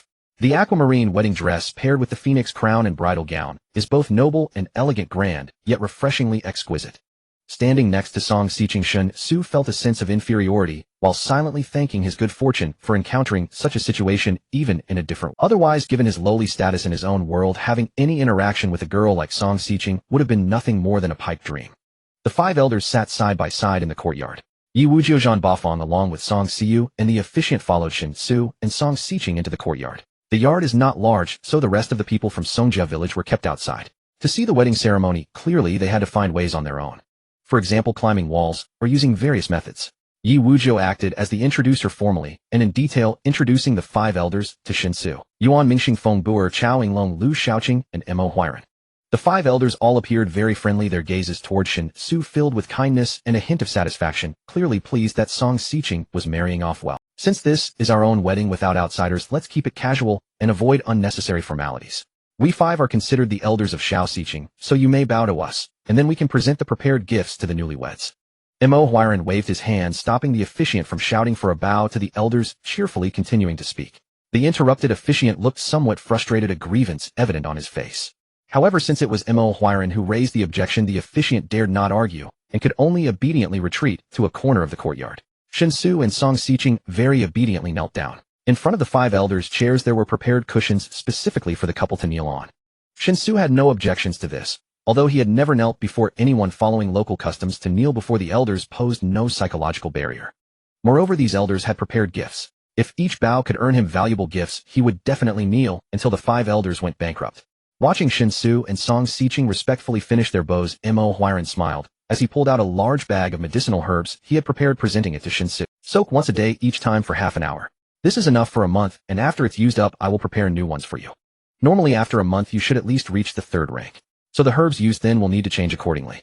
After speaking, Mo Huiran took out a jade box from his pocket. The box looked somewhat familiar, resembling the one Song Xiqing had given him that contained the foundation. Inside this box are 3 pills called 9-turn soul returning pills, which can save a life. Over the years I have only refined 5 of these, 2 of which have been used for various reasons. Now only these 3 remain, all for you. I hope you never have to use the 9-turn soul returning pills, but if you ever find yourself in a dire situation, they may save your life. Of course we from Songjia village will do our best to prevent such situations from arising. The other 4 elders looked shocked at this sight. Teacher Yin smiled bitterly and shook his head, saying, Mo, allow, isn't this gift a bit too extravagant? We thought you were only giving the herbs needed for bathing, so we prepared gifts accordingly. Who would have thought you would even take out the 9-turn soul returning pills? What do we do now? Your 9-turn soul returning pills are truly priceless treasures, and we have nothing to compare them with. Mo Huiran waved his hand with a smile, saying, what I give is mine, what you give is yours, but doesn't affect anything. Xiao Xiqing is getting married, and everyone is happy. The wedding gifts are just a token of goodwill, so they can be casual. For example, I only have 3 9-turn soul returning pills left. This time I give them to Xiao Xiqing, and when Song Xiu gets married, I won't have any left to give. Teacher Yin sighed, while that's true, it doesn't make sense. Forget it. Mo Lao, you always act according to your whims. We should have thought of this in advance. I initially thought of giving a rare book from my collection as a wedding gift to my son-in-law, but now it seems that gift is really not impressive. How about this? I have a manuscript written by the literary sage of the previous dynasty Yuan Tianyu. This manuscript is considered a divine artifact among scholars, rumored to contain clues to the treasures hidden by the royal family of the previous Zhou dynasty. Of course I think this is just a rumor. In any case, this is the most precious thing I have, and I will give it to my son-in-law as a gift. Hiss. The Kanglan scroll of Yuan Tianyu. Old Yin, you truly are generous.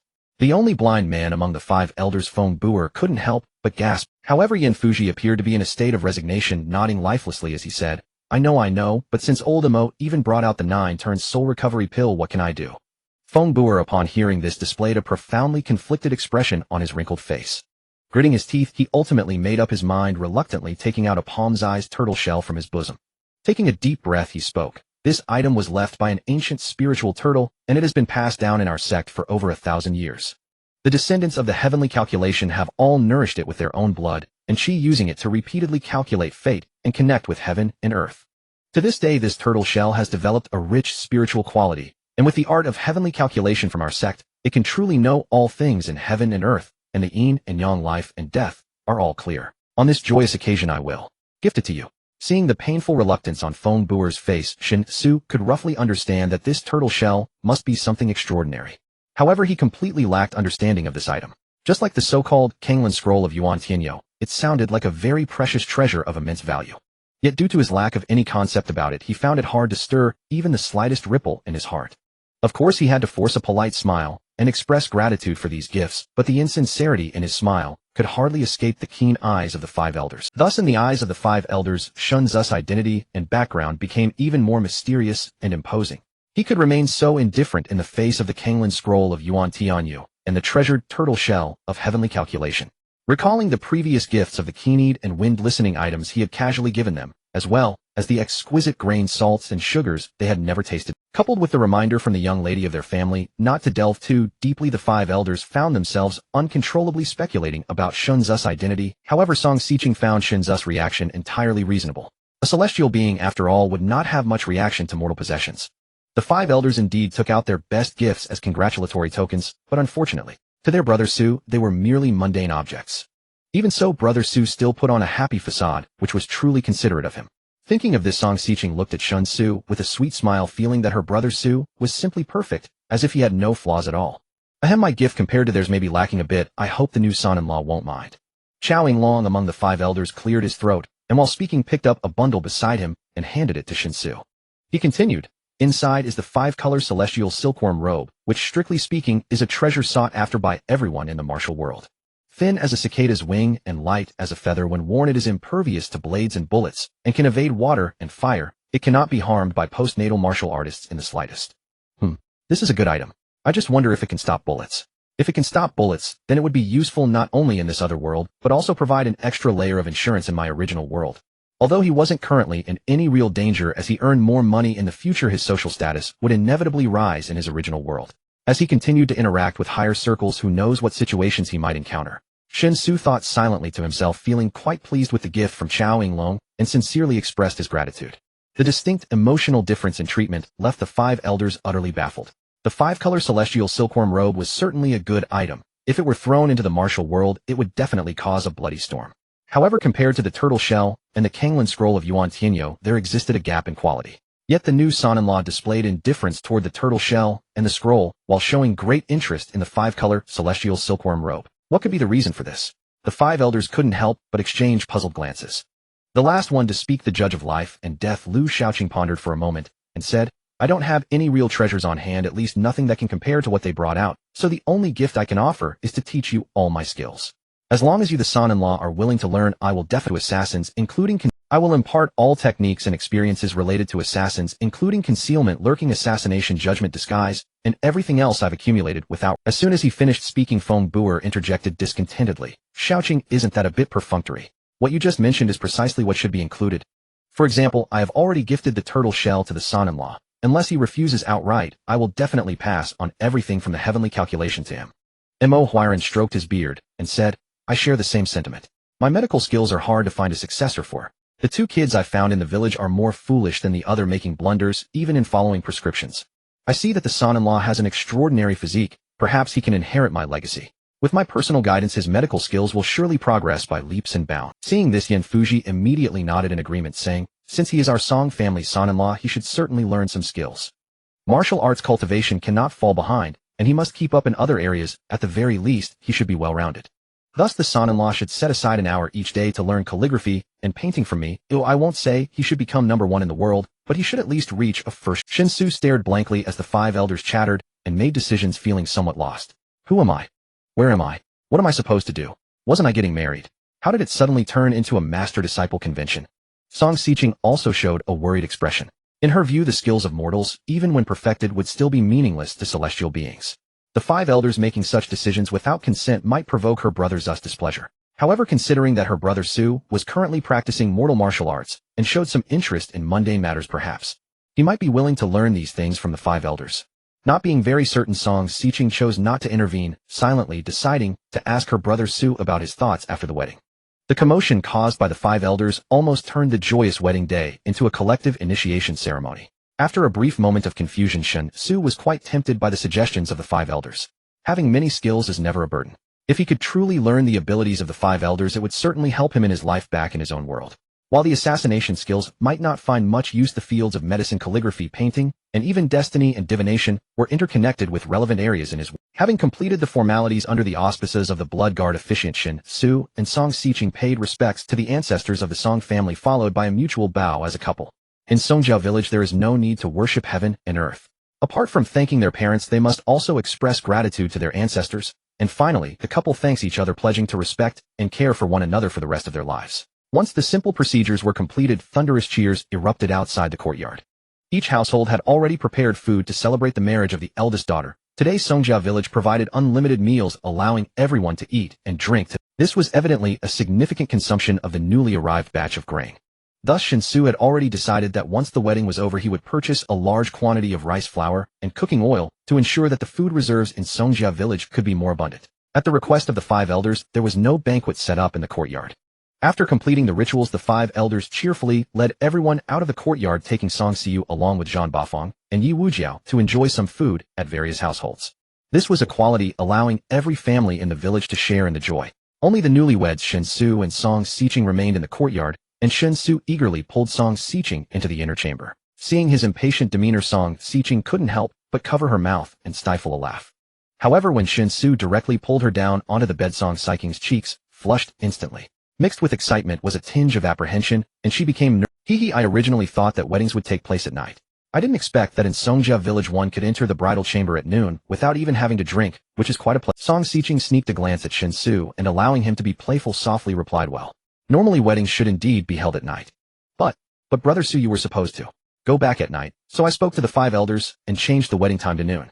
Upon hearing this, Shen Xu wrapped his arm around Song Xiqing, leaning down to kiss her youthful face, which was filled with collagen. One of his hands mischievously ventured into the neckline of Song Xiqing as he smiled, and said, "My dear, you are so considerate, changing the wedding time to accommodate me. I feel so ashamed that I can only pledge my utmost devotion. Can you pull down the bed curtain first? It's too bright. I am really a bit. Song Xiqing spoke hesitantly, her face already red enough to bleed. Her whole body felt as if it were on fire. Her heartbeat had noticeably quickened. Even Shen Xu could hear the thump thump thump sound. He was almost moved to tears. His heart raced even faster than Song Xiqing's. Husband, the reason the 5 elders made such a suggestion was out of kindness. They don't understand your identity, so they just thought of teaching you what they are best at without considering that these things are of no use to you. Please don't blame them." Song Xiqing leaned against Shen Xu's embrace, her breathing slightly hurried as she spoke. Shen Xu paused, puzzled, and asked, "Why would I blame them? They could all be considered top figures in their respective fields. Willing to impart their skills is an opportunity that many would covet. I should be grateful, not blame them." Song Xiqing pouted and said, Because you're a celestial being, what use could these mundane skills have for a deity? Having you learn from the 5 elders would be a waste of effort." Shen Xu immediately shook his head, his expression serious, as he replied, "My dear, that's not correct. Though I am a celestial being, once I come to the mortal realm, I am just like an ordinary person. To pass the test from the heavenly court and carve out a career in the mundane world, I must become powerful here. Everything in the mortal realm is meaningful to me. There is no such thing as wasting effort. Marrying you, taking you as my wife, is because I truly have feelings for you. Even though you are immortal, and I am a celestial being, that will not stop me from being captivated by you at first sight. Similarly, the fact that the 5 elders are willing to teach me their best skills will only make me genuinely grateful, not feel offended by them. My dear, since we are now married, I hope you will no longer see me as a celestial being. My identity is not important. What matters is that in Songjia village I am your husband, your man, and you should treat me with that attitude.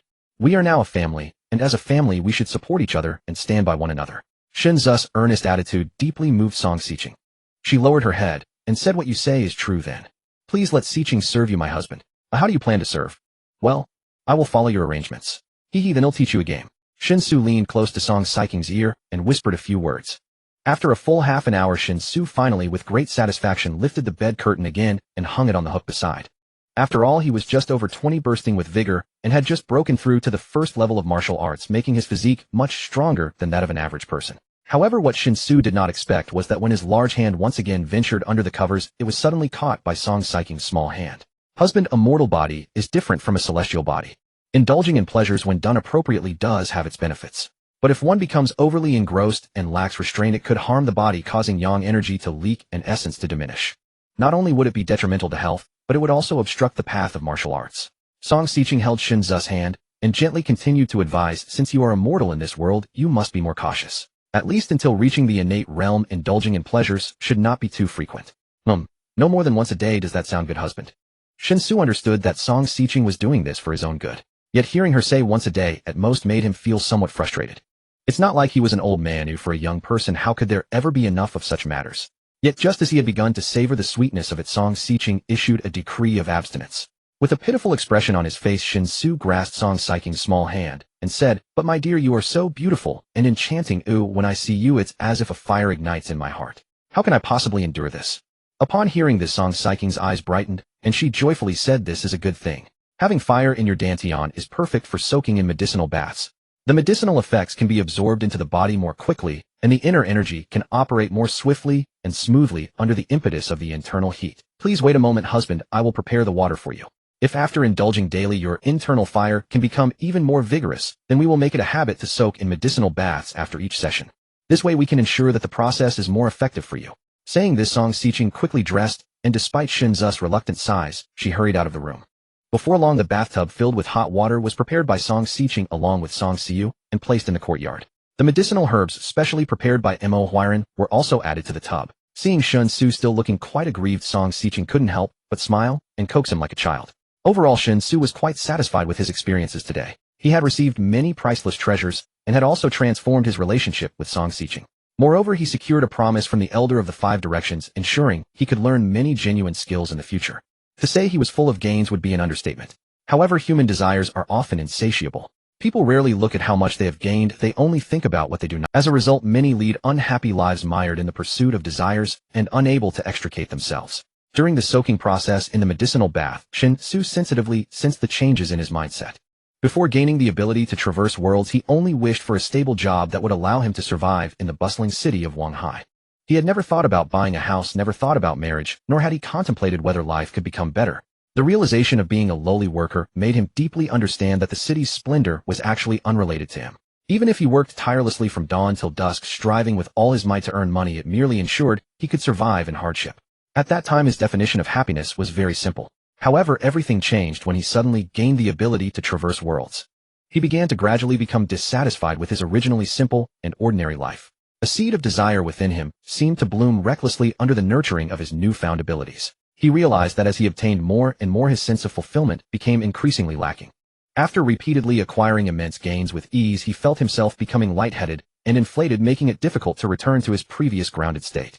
This is not good. Thinking of this, Shen Xu, soaking in the medicinal bath, was suddenly alarmed. He suddenly realized the importance of Song Siking's request for him to exercise restraint. It was not just about restraining the frequency of indulgence to protect his body from harm, but also about restraining desires. If desires lose their shackles, a person will lose their path forward. One can only turn left or right. Yet the left leads to hell, and the right also leads to hell. Song Siqing successfully applied the brakes for Shen Xu.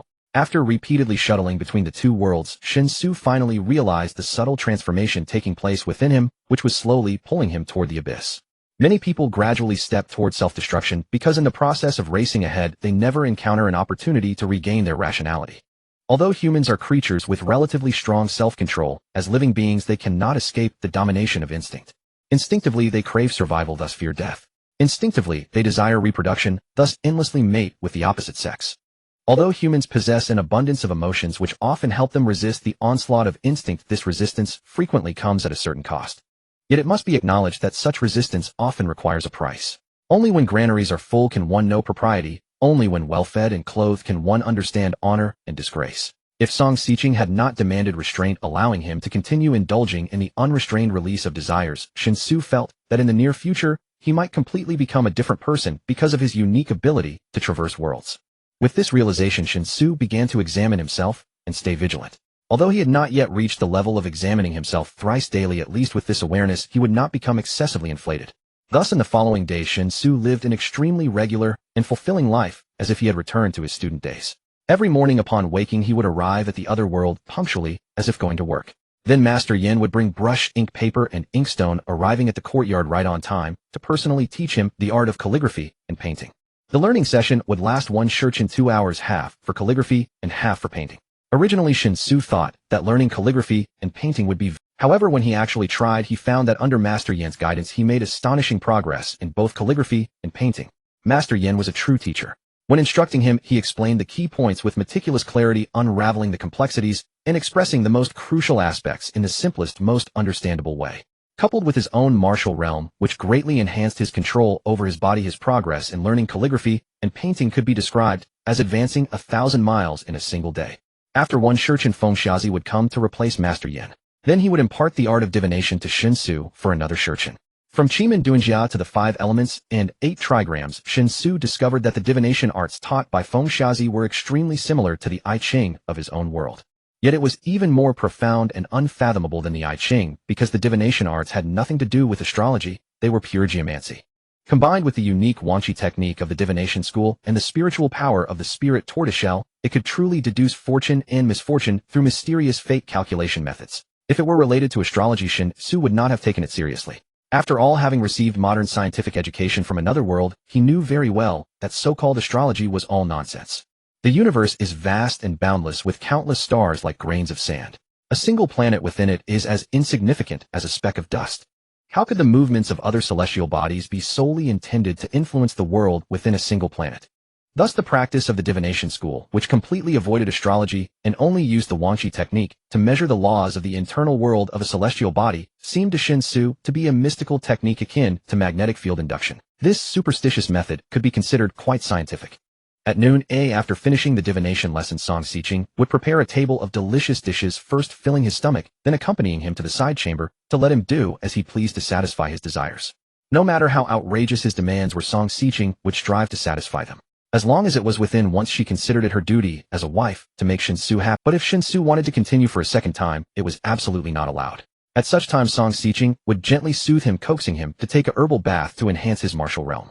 After the herbal bath, Mo Huiran would arrive at the courtyard with his personally written medical texts to teach Shen Xu the medical arts. Since Shen Xu had absolutely no foundation in medicine, Mo Huiran had to start teaching from the simplest concepts. Fortunately, supported by his martial realm, his brain's capabilities had also improved and his memory was significantly enhanced, making it not too difficult for Shen Xu to remember the properties and principles of the medicinal herbs. Moreover, the inspection, auscultation, inquiry, and pulse-taking mentioned by Mo Huiran shared a certain subtle similarity with the Wangqi technique of the divination school, allowing Shen Xu to quickly get started in learning medicine. Of course, reaching a proficient level still required extensive time and accumulation. After finishing medical studies with Mo Huiran, Lu Shaoqing would come to the courtyard to continue Shen Xu's education. Compared to what the previous three, Wufang Lao had taught Lu Shaoqing's lessons on disguise, concealment, ambush, assassination, and other such sinister skills, though perhaps useless in the other world, Shen Xu actually studied them with greater focus. Men are forever young. Who doesn't have a wuxiao dream in their heart? Being able to learn these true killing techniques, even if there is no chance to use them in his own world, just knowing them is enough to bring joy. Moreover, while teaching these skills, Lu Shaoqing would also intersperse many hand-to-hand combat techniques. In Lu Shaoqing's words, a truly qualified assassin should have every part of his body become a lethal weapon. Because during an assassination, an assassin might encounter many bizarre situations. To successfully complete every assassination, one must break free from reliance on conventional weapons and be able to strike a target fatally with any method at any time. By the time Lu Shaoqing finished teaching, the sun had completely set. After darkness fell with the end of a full day of learning, Shen Xu would drag his exhausted body back to his own world. This fatigue could not be faked. Shen simply thought her brother was too exhausted from work, which was why he appeared so languid after coming home. Considering her brother's staggering income, such fatigue seemed normal, so Shen did not suspect anything. Instead, out of sympathy, she became exceptionally well-behaved and considerate, allowing Shen Xu to truly enjoy a rather peaceful life. Until the next morning, when he would go to the other world again, repeating this cycle endlessly. On Sunday morning, Shen Xu woke up and, unlike his usual routine, did not go to a hotel to open a portal to another world. According to his agreement with Xia Ziqiu today, he was to meet her grandfather. Originally, the two had set the meeting for Saturday noon, which was yesterday. But Xia Ziqiu's grandfather had an urgent matter that needed his attention on Saturday, so the meeting had to be postponed by a day. The daily schedules of such eminent figures were invariably packed to the brim, with every task allocated down to the minute. It was only natural for unexpected conflicts to arise. Undeniably, the internet is a truly remarkable invention, transforming what was once an expensive and high-barrier form of information exchange into a low-cost. Ever since Shen Xu discovered the true identity of Xia Ziqiu's grandfather, he had been feeling somewhat apprehensive about this weekend's invitation. Although modern society champions equality, any sensible person knows that the notion of universal equality is nothing more than a false proposition. At best, equality can exist among those within the same social stratum. Between different strata, there is always an invisible barrier. With someone of Xia Ziqiu's grandfather's stature, he could be considered to be at the very apex of the nation's pyramid. If Shen Xu had not possessed the miraculous ability to traverse worlds which made him feel unique and psychologically unburdened, he would have been utterly flustered by such an invitation, just as he would have been before acquiring this power. He wouldn't even need to be at the level of Xia Ziqiu's grandfather. If the top official of his hometown county had shown him favor, he would likely have knelt on the spot. And then uttered something like, "If you, sir, do not disdain me, I would be honored to call you my adoptive father. As for dignity and principles, they amount to nothing in the face of reality. Brother, are you working overtime on the weekend too? Even though your job pays well, your health is the most important thing. Don't wear yourself out for work. It's not worth it." Noticing that her brother was about to put on his shoes and leave after breakfast, Shunya expressed her concern. Over the past few days, she had seen the state in which Shen Xu returned home each evening. That look of exhaustion where he couldn't even muster the energy to speak was something Shunya had often seen on their parents' faces. "It's not overtime. The big boss of the company wants to see me today, a private meeting. No real work involved. You're off today, right? What are your plans?" Shen Xu put on his shoes, and as he pushed open the door, asked casually. Shinya shrugged. "Min Jia has a rare day off too, so I made plans to go shopping with her. But she worked late last night, and hasn't woken up yet. He'll wait for her to get up before—" Shen Xu nodded. "Alright, have fun. Buy whatever you like, don't worry about money. Your brother may lack a lot of things, but money is not one of them." Shinya couldn't help but roll her eyes. "You should look in the mirror and see the smug face of a nouveau riche." "Better not. Your brother is so handsome that looking in the mirror too often would kill me with my own charm," Shen Xu replied with a grin. "Just go, I'm about to throw up." Shinya made a gagging motion. After watching Shen Xu close the door, she took out her phone and called their parents back in their hometown. When children are away from home, they should call regularly to let their parents know they're safe. Even if there's nothing much to say, a few simple words of greeting can at least put their parents' minds at ease. But boys generally tend to overlook this while girls are more attentive. So ever since Shinya arrived in Wanghai, she had called home almost every day to chat for a while. She would update their parents on the general goings-on of her and her brother's daily lives. Meanwhile, Shen Xu had already left the residential compound. A winered Bentley Continental was waiting for him at the main gate. The apartment he rented was in a decent location, but it was an old complex built 20 years ago. Apart from tenants, most of the local residents were from the working class. So the sight of a Bentley Continental parked at the entrance naturally drew considerable attention from the residents coming and going early in the morning. No matter how prosperous Wanhai seemed, the poor still made up the vast majority. Unfortunately, the poor rarely had any voice, and those with influence were never poor. This made Wanhai appear so splendid and flourishing, as if everyone was worth tens of millions. But the reality was like drinking water. Only the drinker knows whether it's cold or warm. Get in quickly. My grandfather's time is precious. He postponed all his other engagements just to free up this entire morning for you. The earlier you arrive, the more time you'll have to talk with him. It'll be very beneficial for you. Xia Ziqiu lowered the window from the driver's seat and urged Shen Xu. Shen Xu hurriedly opened the door and settled into the passenger seat. As Xia Ziqiu started the car and merged onto the main road, Shen Xu spoke up. When you mentioned that your grandfather wanted to see me, I got curious and looked up his identity online. I didn't expect to actually find something. Mainly, your grandfather's status is so revered that some of the public reports about him even make it onto the national news broadcast, so it was easy to find. I don't mean anything by it. I just want to know what I should be mindful of when meeting him. Look at me, I'm just an ordinary person. The highest-ranking official I've ever met face-to-face was the director of the sub-district office where our community is located. I'm really nervous about meeting a figure of your grandfather's caliber. Xia Ziqiu kept her eyes fixed on the road ahead. Don't worry, my grandfather is extremely kind and approachable. He's never spoken a harsh word to me at home. He only scolds my father and my two uncles. With everyone else, he's very gentle. And the main reason he wanted to see you is to express his gratitude. Otherwise, he could have spared time for a lunch meeting yesterday. But he felt that just a meal would be too perfunctory toward you. So he decided to postpone it by a day and free up this entire morning to talk with you, chat about everyday things, and have lunch together, showing you the respect you deserve. Therefore, don't be nervous. Just treat it like meeting an elder in your own family. Shen Xu couldn't help but smile bitterly. Easier said than done. How can I not be nervous? Someone of your grandfather's standing. How can an ordinary person like me just casually meet him? But you're not ordinary, are you? Xia Ziqiu replied with a slight smile, her tone light. It's nothing really. Last time, due to my impulsive actions, my grandfather almost forced me to stop being a police officer. Fortunately, I managed to placate him with that jade box I bought from you. Otherwise, I would be a jobless young woman at home right now. What I might face next is probably the endless marriage pressure from my elders. Just thinking about it is terrifying.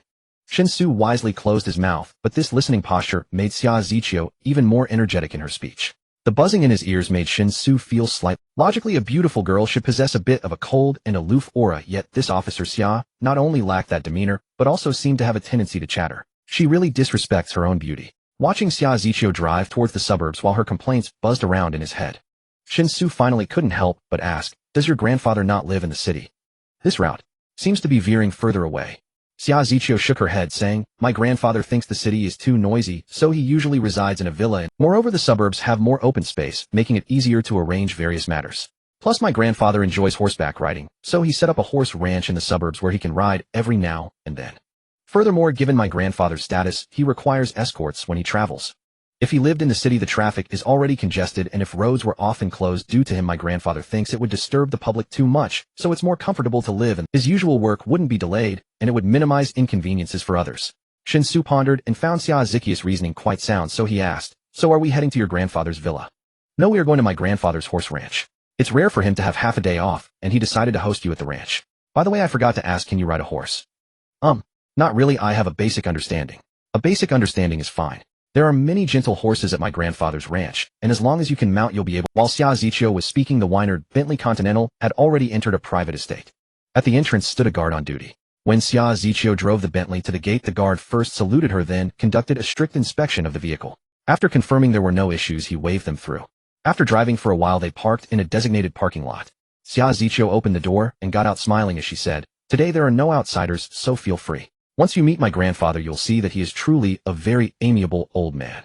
Shen Xu took a deep breath, nodded, and followed Xia Ziqiu toward the horse ranch next to the parking lot. In his view, an old man was riding a tall horse trotting around the arena. Two other bodyguards on horseback followed closely beside the old man, their expressions stern, exuding an air of vigilance. As Xia Ziqiu led Shen Xu into the ranch, the old man immediately rode over to them. He skillfully dismounted, his eyes seeming able to see into one's soul, continuously sizing up Shen Xu. Despite the old man's age, he appeared remarkably robust. He emanated a commanding presence. Grandfather, this is Shen Xu. I've brought him to you. Shen Xu, just follow my lead and call him grandfather. He doesn't mind what you call him. Xia Ziqiu introduced them simply. At this moment, the two bodyguards who had been beside the old man had also dismounted. After dismounting, one of the bodyguards carefully scrutinized Shen Xu, and suddenly his expression changed slightly. He instinctively stepped forward, subtly shielding the old man. This action was very discreet, and at least Shen Xu didn't notice anything amiss. However, a hint of confusion appeared on the old man's brow, and after glancing at the bodyguard, he said nothing. He only smiled, and asked Shen Xu, "Young Shen, can you ride a horse?" Shen Xu quickly nodded, saying, "Not really, I have a basic understanding." "Ha, good. Then young Shen, come with me to pick a horse, we can chat while riding. As one ages, one tends to pursue hobbies. My daily work is busy, and it's rare to have free time to ride a horse, so I thought to host you directly at the ranch. Consider it a little whim of an old man, I hope young Shen won't mind." The old man patted Shen Xu's shoulder, smiling. He was indeed as amiable as Xia Ziqiu had described. Following the old man, they quickly arrived at the stable within the ranch. All were single rooms, and each room appeared to be the size of a garage. About 70 to 80% of the rooms housed horses, while the remaining 2 to 3 rooms were empty. This stable has a total of 100 stalls, currently housing 76 horses. Aside from the 3 outside, the remaining 73 are kept inside. Take a look and see if there's a particular horse you like. Feel free to choose. The old man said casually. Although he said so, how could Shen Xu really choose at random? He directly selected the horse from the first stall, and immediately a stable hand stepped forward to open the enclosure and lead the horse out. Meanwhile, Xia Ziqiu pointed towards the innermost part of the stable and said, "I want to ride the red dragon." Upon hearing this, the old man frowned and said, "Don't be foolish, the red dragon has a fiery temperament and is not yet fully tamed. How can you ride it? If it throws a tantrum while riding and tosses you off its back, that wouldn't be a joke." Xia Ziqiu immediately wrapped her arms around the old man's, gently shaking him while pouting. "Grandfather, just let them bring out the red dragon. I will nurture a bond with it, and maybe it will let me ride it. If you keep it cooped up, how will you tame it? It's a spirited horse, you can't expect it to just suddenly understand, can you?" "That's impossible. Grandfather, don't worry, I won't just hop on it, I'll definitely lead it around first and feed it." Meanwhile, Xia Ziqiu pointed towards the innermost part of the stable. "Besides, since you want to chat with Shen Xu, and I can't join in, you two can ride your horses while I bond with the red dragon. Oh, it won't interfere, will it? I beg you." The old man, unable to resist Xia Ziqiu's coaxing, could only nod in agreement. "Thank you, grandfather." The old man's face showed a helpless expression, but his eyes were filled with affection. The horse chosen from the first stable of the horse barn is entirely black. Though gentle in temperament, it is indeed an excellent horse. After taking the reins, Shen Xu reached out to stroke the black horse's neck, effortlessly establishing mutual recognition with the creature. Compared to the horses raised in the valley of Song family village, this black horse seems as innocent as a well-behaved child. It has no wildness whatsoever, and is... After Shen Xu completed the initial communication with the black horse, through his inner breath, the horse immediately showed great affection for him. It even tilted its head, nudging Shen Xu with its nose, appearing as if it wanted to be pampered. Xia Ziqiu's grandfather observed this with surprise on his face. He couldn't help but exclaim, "Little Shen is quite impressive. Although most of the horses I raise have very gentle temperaments, to have a horse be so close to you upon first meeting is something only a few can achieve. Perhaps it's just that animals are naturally fond of me. Horses are intelligent, they can distinguish between those who treat them kindly and those who do not. If you truly regard them as friends, they will naturally treat you as one in return." "That's true." Xia Ziqiu's grandfather nodded in appreciation. Everyone understands this principle, but very few can actually put it into practice. "All right, mount up. Little Shen, ride with me for a couple of laps. Let me see your riding skills." With that, Xia Ziqiu's grandfather mounted the horse, first though his movements appeared somewhat clumsy. For the past few days following Wufang Lao, Shen Xu learned various skills. With Wufang Lao's unreserved teaching, he had basically grasped the fundamentals of these skills. Among them, the practice of medicine through observation, inquiry, and examination, combined with the art of qi observation from Tian Xuan, made Shen Xu's eyes sharp enough despite just starting out. Watching his grandfather's movements, Shen Xu began to form some guesses. However, he did not speak directly, instead mounting his horse and jogging alongside Xia Ziqiu's grandfather in the riding arena. It was evident that Xia Ziqiu's grandfather was exceptionally skilled in riding. However, his age made it somewhat difficult for him to control the horse. Worried about any accidents, Shen Xu rode alongside Xia Ziqiu's grandfather on the black horse, with most of his attention focused on him. The previous 2 bodyguards rode behind them. Their focus aligned with Shen Xu's, as their only goal was to ensure Xia Ziqiu's grandfather's safety. After circling the riding arena several times, Xia Ziqiu's grandfather finally felt satisfied. He slowed the horse down, allowing it to walk at a leisurely pace, then turned to Shen Xu, who had also eased up. "Little Shen's riding skills are quite remarkable. You managed to ride alongside me, maintaining the same speed throughout. When I sped up, you sped up. When I slowed down, you also slowed down, maintaining a consistent distance of half a meter between our horses without any change. To achieve this, Little Shen's riding skills must have reached the legendary realm of unity with the horse. Otherwise, how could you control the horse so precisely? It's as if you were one with it." Shen Xu quickly humbly replied, "Grandpa Xia, you flatter me, it's not that extraordinary. The key is that the horse you raised is too docile. Controlling it is not difficult, which allowed me to perform beyond my usual level. Don't be overly modest. It's not a bad thing for young people to have some youthful vigor and to be sharp when necessary. Though I am getting old and my eyesight is failing, I can still tell how skilled you are at riding. Reaching such a level in riding without several years of hard practice on horseback and absolute talent is impossible. Even if you were to participate in the equestrian events of the Olympics right now, you would definitely win a medal. Hearing such high praise from Xia Ziqi's grandfather, Shen Xu could only remain silent, adopting a demeanor of acceptance. There's no way to explain this. I can't just say I've only learned to ride for a few days, right? I figure if I say that, Grandpa Xia will certainly not commend my honesty, but instead believe I am insulting his intelligence. Little Shen, you should know the reason I had Ziqiu invite you over is mainly for that jade box. Yes, Officer Xia told me that the money she paid for the jade box was far less than its actual value. As Xia Ziqi's grandfather tightened the reins and dismounted, he spoke, while leading Shen Xu toward the resting area. I was going to think that if the payment was insufficient, I could just pay a bit more, but Officer Xia told me that this is no longer about money.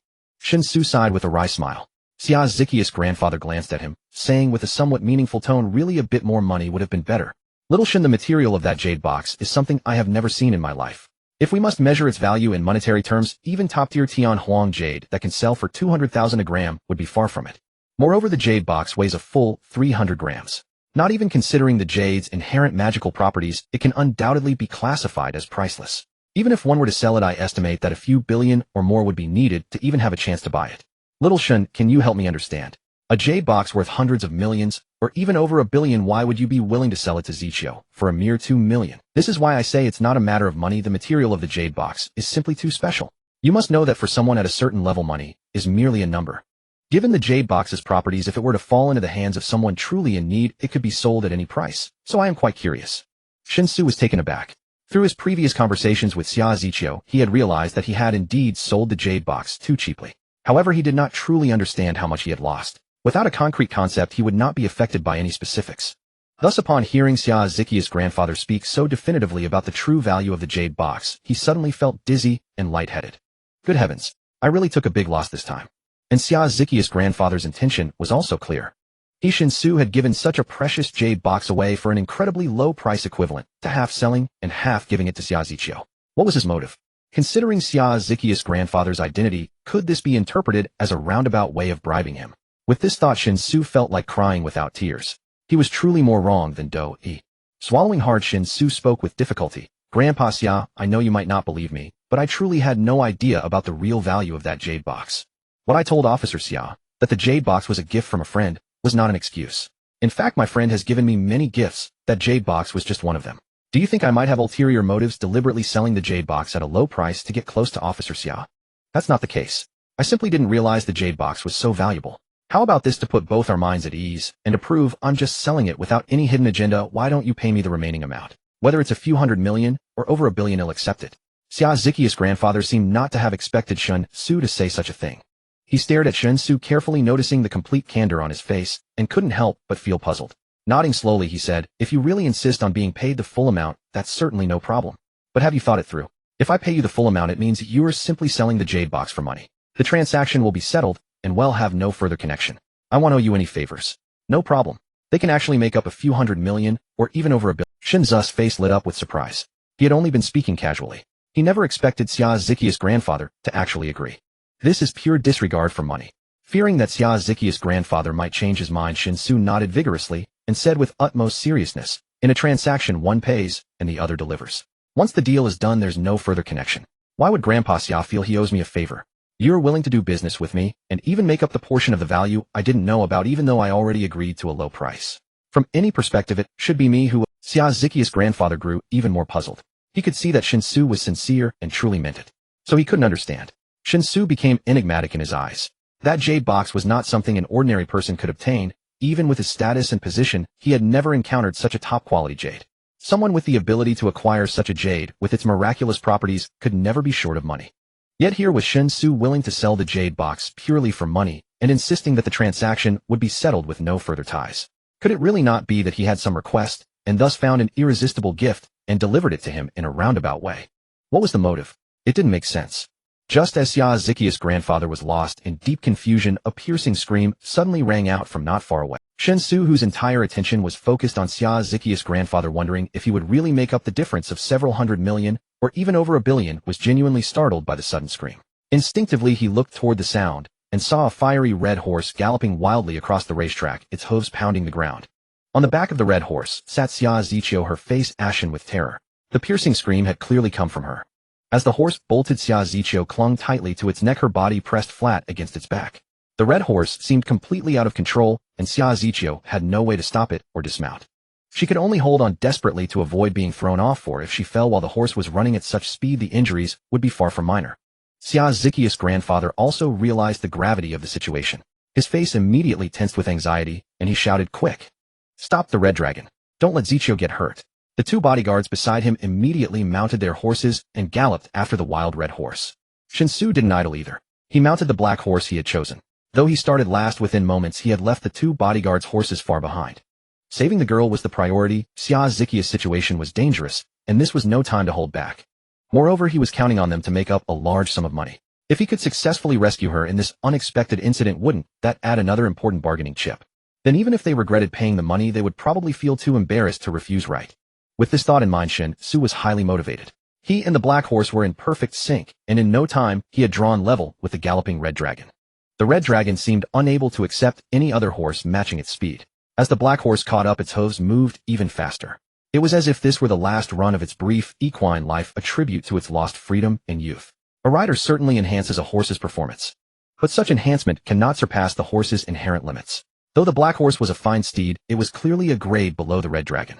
Even though Shen Xu used his inner breath to unleash the black horse's full potential, once the red dragon went completely berserk, the black horse immediately showed signs of. Shen Xu, originally riding the black horse, saw the red dragon's sudden burst of speed and reacted swiftly.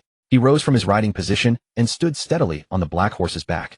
Under the stunned gaze of the two bodyguards behind him, Shen Xu pushed off gently with his legs, using the black horse as a springboard, and leaped onto the back of the red dragon. This acrobatic display left the two bodyguards utterly dumbfounded. For a moment they wondered if they were dreaming. Shen Xu now had one arm around Xia Ziqiu's slender waist, his legs tightly gripping the red dragon's belly, and his other hand gently placed on its head. He channeled his inner breath, attempting to communicate with the horse. Though the red dragon was indeed the most spirited horse in this stable, in Shen Xu's view, if it were placed in the Song family village's stable, it would be nothing special. It was no docile creature, but compared to a true troublemaker, it still fell short. So with little effort, Shen Xu communicated with the red dragon through his inner breath. The once frenzied red dragon quickly calmed down, gradually slowing its pace until it came to a halt. Xia Ziqiu, her face still pale with fear, leaned on Shen Xu for support as she dismounted from the back of the red dragon. The moment her feet touched the ground, her body weakened, nearly causing her to fall. In that moment of terror, she had exerted all her strength to remain firmly seated on the red dragon. Now that the crisis had finally passed, her strength quickly waned, leaving her feeling utterly exhausted. Fortunately, Shen Xu reacted swiftly, supporting her arm again, preventing her from losing her composure. "Thank you." After regaining some composure, Xia Ziqiu awkwardly expressed her gratitude to Shen Xu. Although falling from a frenzied horse should not lead to death as long as she wasn't trampled. However, without adequate protective measures, serious injury was almost guaranteed. Shen Xu's timely control of the red dragon, ensuring her safe return to the ground, while not quite a life-saving grace, was indeed a profound kindness. At that moment, two bodyguards rode up on horseback, dismounted, and looked at Shen Xu with complex expressions. The sight of Shen Xu leaping onto a horse had left them in shock. "Miss, are you all right?" One of the bodyguards gave Shen Xu a deep glance before collecting himself and asking Xia Ziqiu with concern. I'm fine, just a little startled. Let's go to the rest area and sit for a bit." Red dragon. Have someone lead the red dragon back. Don't blame it, it was my failure to communicate properly before insisting on riding it. It's not its fault. Xia Ziqiu stammered slightly. Hearing this, Shen Xu reached out to stroke the red dragon's neck, resting his forehead against the dragon's, then gently patted its head. The red dragon let out a cry, nudged against Shen Xu, then turned and trotted back to the stable on its own. Xia Ziqiu stared in disbelief, murmuring, How do you do that? It seems very obedient to you." Shen Xu shrugged and replied, "Animals are actually much simpler than us humans. The more spiritual an animal is, the clearer it can sense whether you are friendly towards it. So the best way to communicate with animals is to be sincere. However, achieving this is easier said than done." This was undoubtedly a fabrication, but he couldn't very well explain the existence of inner strength to Xia Ziqiu. Besides, he could indeed make the red dragon obey, so whatever he said was right. Supporting Xia Ziqiu back to the rest area, her grandfather did not express any blame towards her. He simply extended his right hand to Shen Xu with a serious expression, saying, "Thank you, Xiao Shen. Let me formally introduce myself. I am Xia Pide." Shen Xu was taken aback for a moment, but still shook hands with Xia Pide, smiling wryly. "Grandpa Xia, your sudden formality does make me a bit uneasy." Xiaopide shook his head and said, I previously invited you here to clarify your intentions, but since you saved Zichio, many things are no longer important. I must apologize for my earlier judgment. Previously I said that with your horsemanship you would surely win a medal if you participated in the Olympics. However, now it seems that assessment was not objective or specific enough. From the skills you demonstrated earlier, if you truly went to the Olympics, you would definitely win a gold medal with ease. You are the only person I have ever seen who can make the red dragon so obedient. Shen Xu cleared his throat and, feeling a bit embarrassed, said, It was just luck. Mainly Officer Xia was in a dangerous situation and could have fallen at any moment, so I didn't think if I had to do it again perhaps I wouldn't be able to replicate it. Xiaopide waved his hand saying, Xiao Shun, I told you false humility is pretentious. Your ability to leap onto a horse cannot simply be explained by luck. But since you don't wish to discuss this further, let's change the subject. What do you do for work now?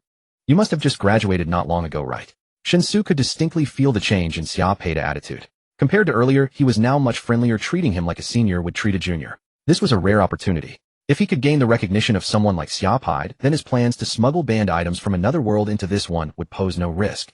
Thinking of this, Shen Xu tentatively said, Grandpa Xia, I have started my own company mainly engaged in international trade.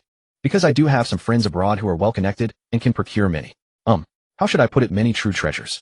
For example, the jade box sold to Officer Xia is one of the treasures they obtained. However, I haven't yet figured out how to monetize those treasures. Many treasures are not as safe as the jade box. Some of them actually belong to the category of banned items, and selling them domestically would be illegal.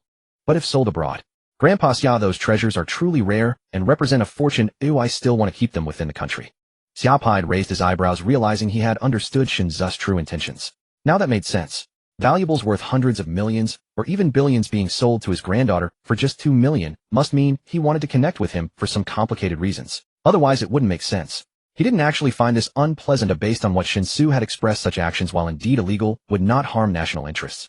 In fact, if it could truly lead to purchasing many rare items with money, it would be a tremendous boon for the nation.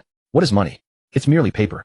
In this world, those truly valuable items cannot be bought with money. As for legality, as long as it benefits the nation, one can operate discreetly and in the shadows. After pondering for a moment, Xiaopide said, The jade box is valued at 1 billion. I will have someone contact you shortly to invest directly in your foreign trade company with this billion.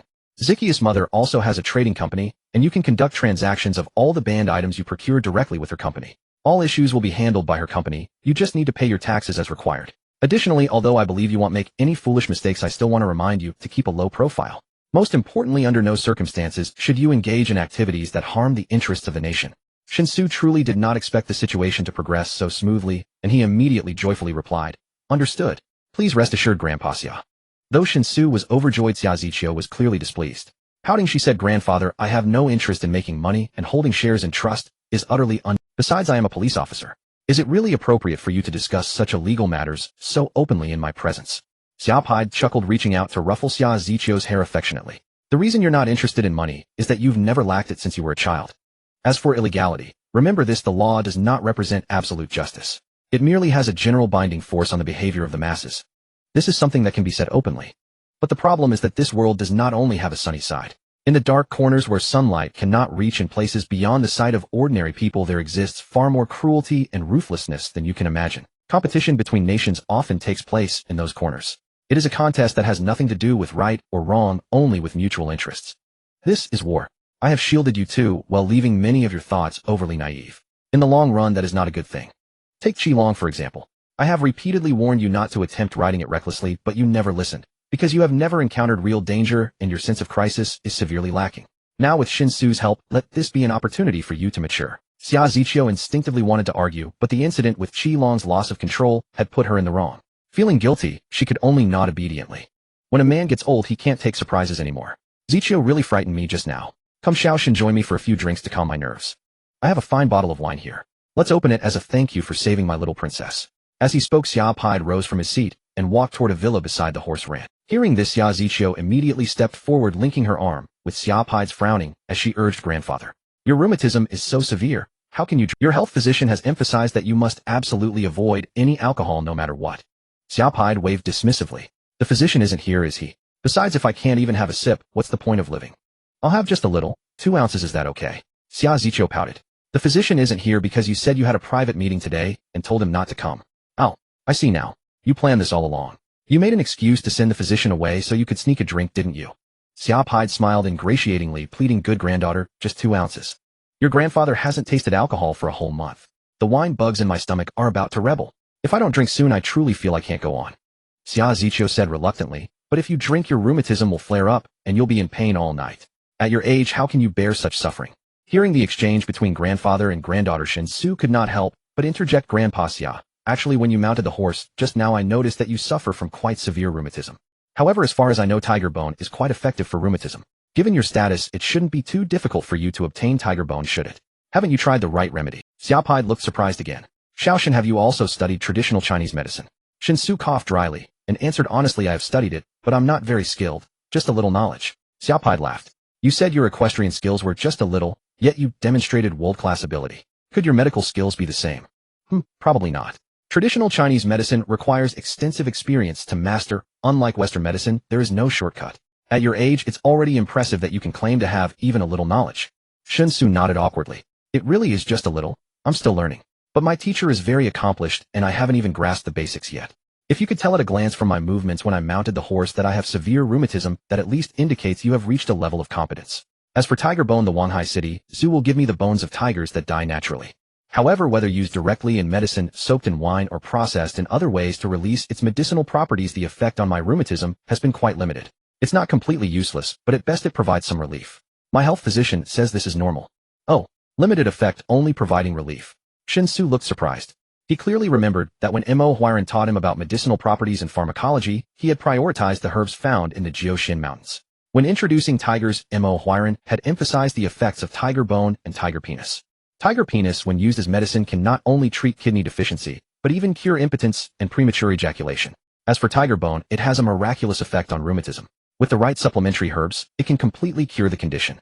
Given Mo Huiran's medical expertise, the possibility of error in judging medicinal properties was virtually zero.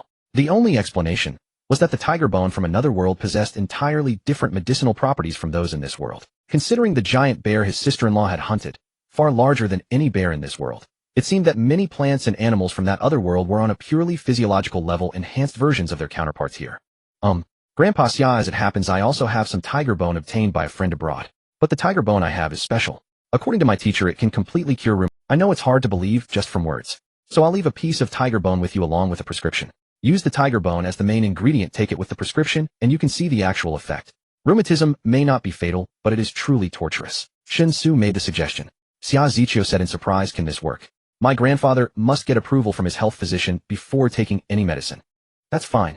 You can have the tiger bone tested for its composition first, then let Grandpa Xia's physician check my prescription. I'm sure his physician is also well-versed in traditional Chinese medicine, right? After confirming there's no problem, Grandpa Xia can take it. Shen Xu said confidently. A look of interest appeared on Xia Pei's face as he asked, is this really tiger bone from abroad? It wasn't obtained through illegal means domestically, was it? Shen Xu swore to heaven, I assure you. You can arrange for someone to check right now, Grandpa Xia. Tigers, being extremely rare and protected animals, are recorded whether they are domesticated or wild. You can thoroughly investigate if there are any missing tiger bones. Xia Pai glanced at Shen Xu, confirming that Shen Xu's demeanor was very calm with no signs of guilt. He couldn't help but smile and said, then Xiaoshen, do you have any tiger bone with you? If you do, we can have it tested for its composition during dinner to see if it's as miraculous as you claim. Shen Xu immediately nodded yes. However, I only brought a small piece of the tibia. This thing is too sensitive, and I dare not carry too much until I find a safe way to sell it. Xia Pai said meaningfully, carrying even a small piece of the tibia is already a very bold act. It seems that Xiaoshen came prepared before arriving here. Did you see that I have severe rheumatism, or had you already found out? Shen Xu was taken aback for a moment, but quickly realized that Xia Pai had misunderstood. I could tell just from your movements when you got on the horse, Grandpa Xia. Your health must be a matter of confidentiality, or where would I investigate? My acquaintance with Officer Xia was purely coincidental. If you believe that this was all a result of my scheming, then I am truly wronged. Xia Pai shook his head. Whether it's coincidence or scheming, it doesn't really matter. When you reach my age, Xiaoshen, you'll understand that the outcome is far more important than the process. My acquaintance with Officer Xia was purely coincidental. If you believe that this was all a result of my scheming, then I am truly wronged. But we have already gone through it all, but we only seek results. As they spoke, the group entered the villa beside the horse ranch. This villa was clearly not a permanent residence, but a place for Xia Pai to entertain guests after riding. The overall decor was rather heavy, completely contrary to Shen. Let's go to my study. Write down your prescription and give me the tiger bone. They'll have someone test it immediately to see if there are any issues. Xia Pai said as he led Shen Xu into a room on the first floor of the villa. The room was spacious and one wall was lined with bookshelves filled with various books. A massive wooden desk was placed in front of the bookshelves adorned with writing implements and other precious artifacts. Suddenly Xiaopai realized something, and gently, with an apologetic expression he said, "I'm sorry, I don't have any ballpoint pens prepared in this room. I usually enjoy writing with a brush, so I only have various—" "Just wait a moment, Xiao Shan, I'll have someone bring a ballpoint pen, and then you can write the prescription." Shen Xu immediately waved his hand saying, "There's no need to trouble yourself, I can write with a brush. It won't be a problem." As he spoke, Shen Xu walked to the desk, and saw that a piece of Xian paper was already laid out. He casually took a weight from the desk, and pressed it down on the four corners of the paper. He had figured it all out. Since he intended to hitch onto Xiaopai's grand ship, he should showcase his abilities as much as possible in front of Xiaopai to enhance his standing in his eyes. Currently, all he had were mere beginner skills. Even if he showcased everything, it might not astonish Xiaopai, and therefore he certainly could not hold back. Having an unexpected connection with a figure like Xiaopai was both his luck and a rare opportunity. He must seize it with all his might. If he truly wanted to make something of himself in this country and smoothly trade between two worlds, then holding onto a significant figure was a sufficient and necessary proof, because this is a country where official status is paramount. If it's just petty dealings, that naturally doesn't matter. But if one wants to make a stir, they must find a person of significant stature to act as a backer. Given Xiaopai's current position and influence in this vast country, the number of legs thicker than Xiaopai could definitely be counted on two hands. It's rare to have such luck and establish a connection with someone like him. If he doesn't seize this opportunity, he will surely face divine retribution. Can Xiaoshan still write with a brush? That's quite rare. Young people of your generation, not to mention brush writing, even many don't bother to practice hard pen calligraphy. Since Xiaoshan can write with a brush, then do it. I too have a fondness for brush writing. While I can't claim to have deep knowledge in calligraphy, I can at least say I've achieved a modest level of success. So if Xiaoshan truly enjoys it, perhaps I can offer you some guidance in calligraphy. Xiaopai walked over to Shen Xu's side, smiling as he spoke. However, he didn't have high expectations for Shen Xu's calligraphy skills. Brush writing can be somewhat easy to learn, but difficult to master. Anyone can write as long as they have the correct posture and adapt for a while. But if one wants to truly enter the realm of calligraphy writing with form and spirit, one must invest a lot of time and effort and possess the corresponding talent. At least in Xiaopai, understanding someone of Shen Xu's age could not possibly have any real achievements in calligraphy. However, what Xiaopai did not expect was that his perception of calligraphy would be directly overturned as Shen Xu dipped the ink and began to write his first character. Huh. Xiaopai instinctively let out a soft exclamation due to his astonishment. Although the characters Shen Xu wrote seemed somewhat youthful in form and the strokes were not particularly refined, the crucial point was that the style of writing was something he had never seen before. Xiaopai had been immersed in calligraphy for many years. Given his identity and status, he could easily engage with various calligraphy masters, so he believed he had experience with all types of calligraphy. But at this moment, he could confirm that he had truly never seen the font Shen Xu was writing.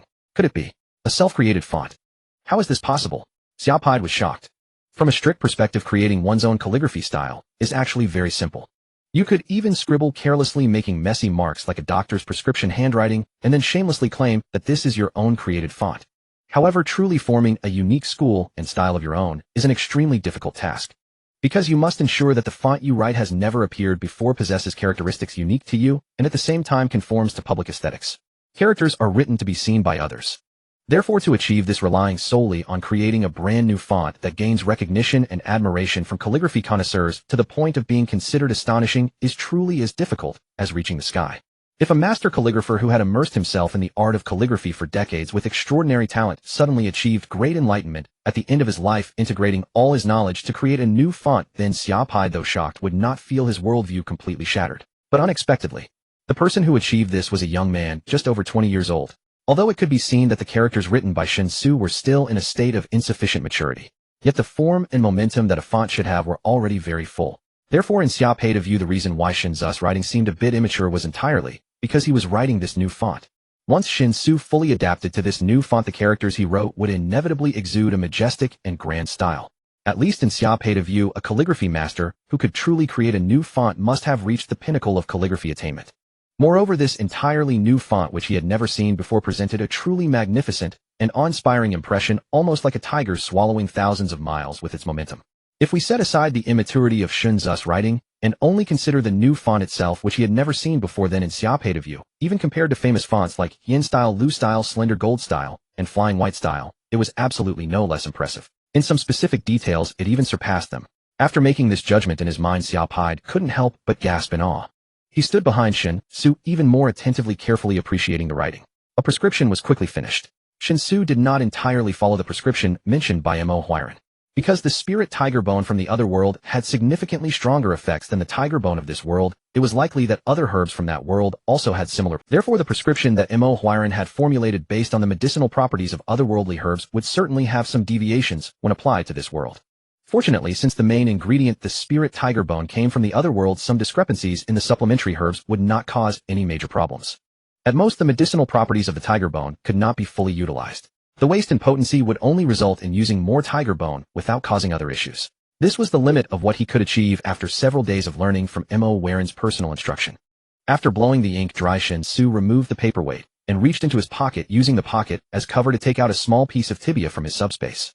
He then handed the tiger bone along with the finished prescription to Xia Pai. Smiling, he said, "That's about it. Please arrange for someone to verify it, Grandfather Xia. If all goes well, you will no longer suffer from rheumatism pain." Xia Pai took the items and carefully examined the calligraphy on the prescription, confirming that his previous judgment of the font was absolutely correct. He then gave Shen Xu a deep look. But he didn't say much. He simply handed the items to one of the bodyguards following behind him and gave a few brief instructions for the bodyguard to contact the healthcare doctor to verify the tiger bone and prescription as soon as possible. After that, Xia Pai led Shen Xu and his granddaughter out of the study, asking casually, "Xiao Shen, the font you used to write the prescription, did you create it yourself?" "No, it was taught to me by my master." "Well, I have several masters. One teaches me medicine, another teaches me calligraphy and painting, and there's even one who teaches me feng shui. In short, I've studied a rather diverse range of subjects," Shen Xu answered honestly. But Xia Pai was not very convinced by Shen Xu's answer. Because if the font Shen Xu wrote was truly taught by someone else, then that person must be a master comparable to the sage of calligraphy. A calligraphy master of that level could never be obscure. The font Shen Xu had just written would naturally have appeared somewhere before. Of course, compared to Shen Xu creating the font himself, the explanation that someone taught him was actually easier to accept. It was just that Xia Pai found it hard to understand. Could it be that even in the 21st century, there were still reclusive masters hiding in the city? Given his status and position, Xia Pai certainly knew that there were indeed folk masters with genuine skills in this world. But no matter how eccentric those folk masters might be, they couldn't possibly hide so completely, could they? Moreover, from Shen Xu's words, he had not just one master, but several. Since when could reclusive masters be mass-produced? This was simply illogical, no matter how one thought about it. With these doubts, Xia Pai led Shen Xu and his granddaughter to the dining table. He felt that there was something rather strange about Shen Xu and planned to have his subordinates conduct a thorough investigation after finishing the meal to find out what secrets lay. If there was danger, it would naturally need to be dealt with promptly.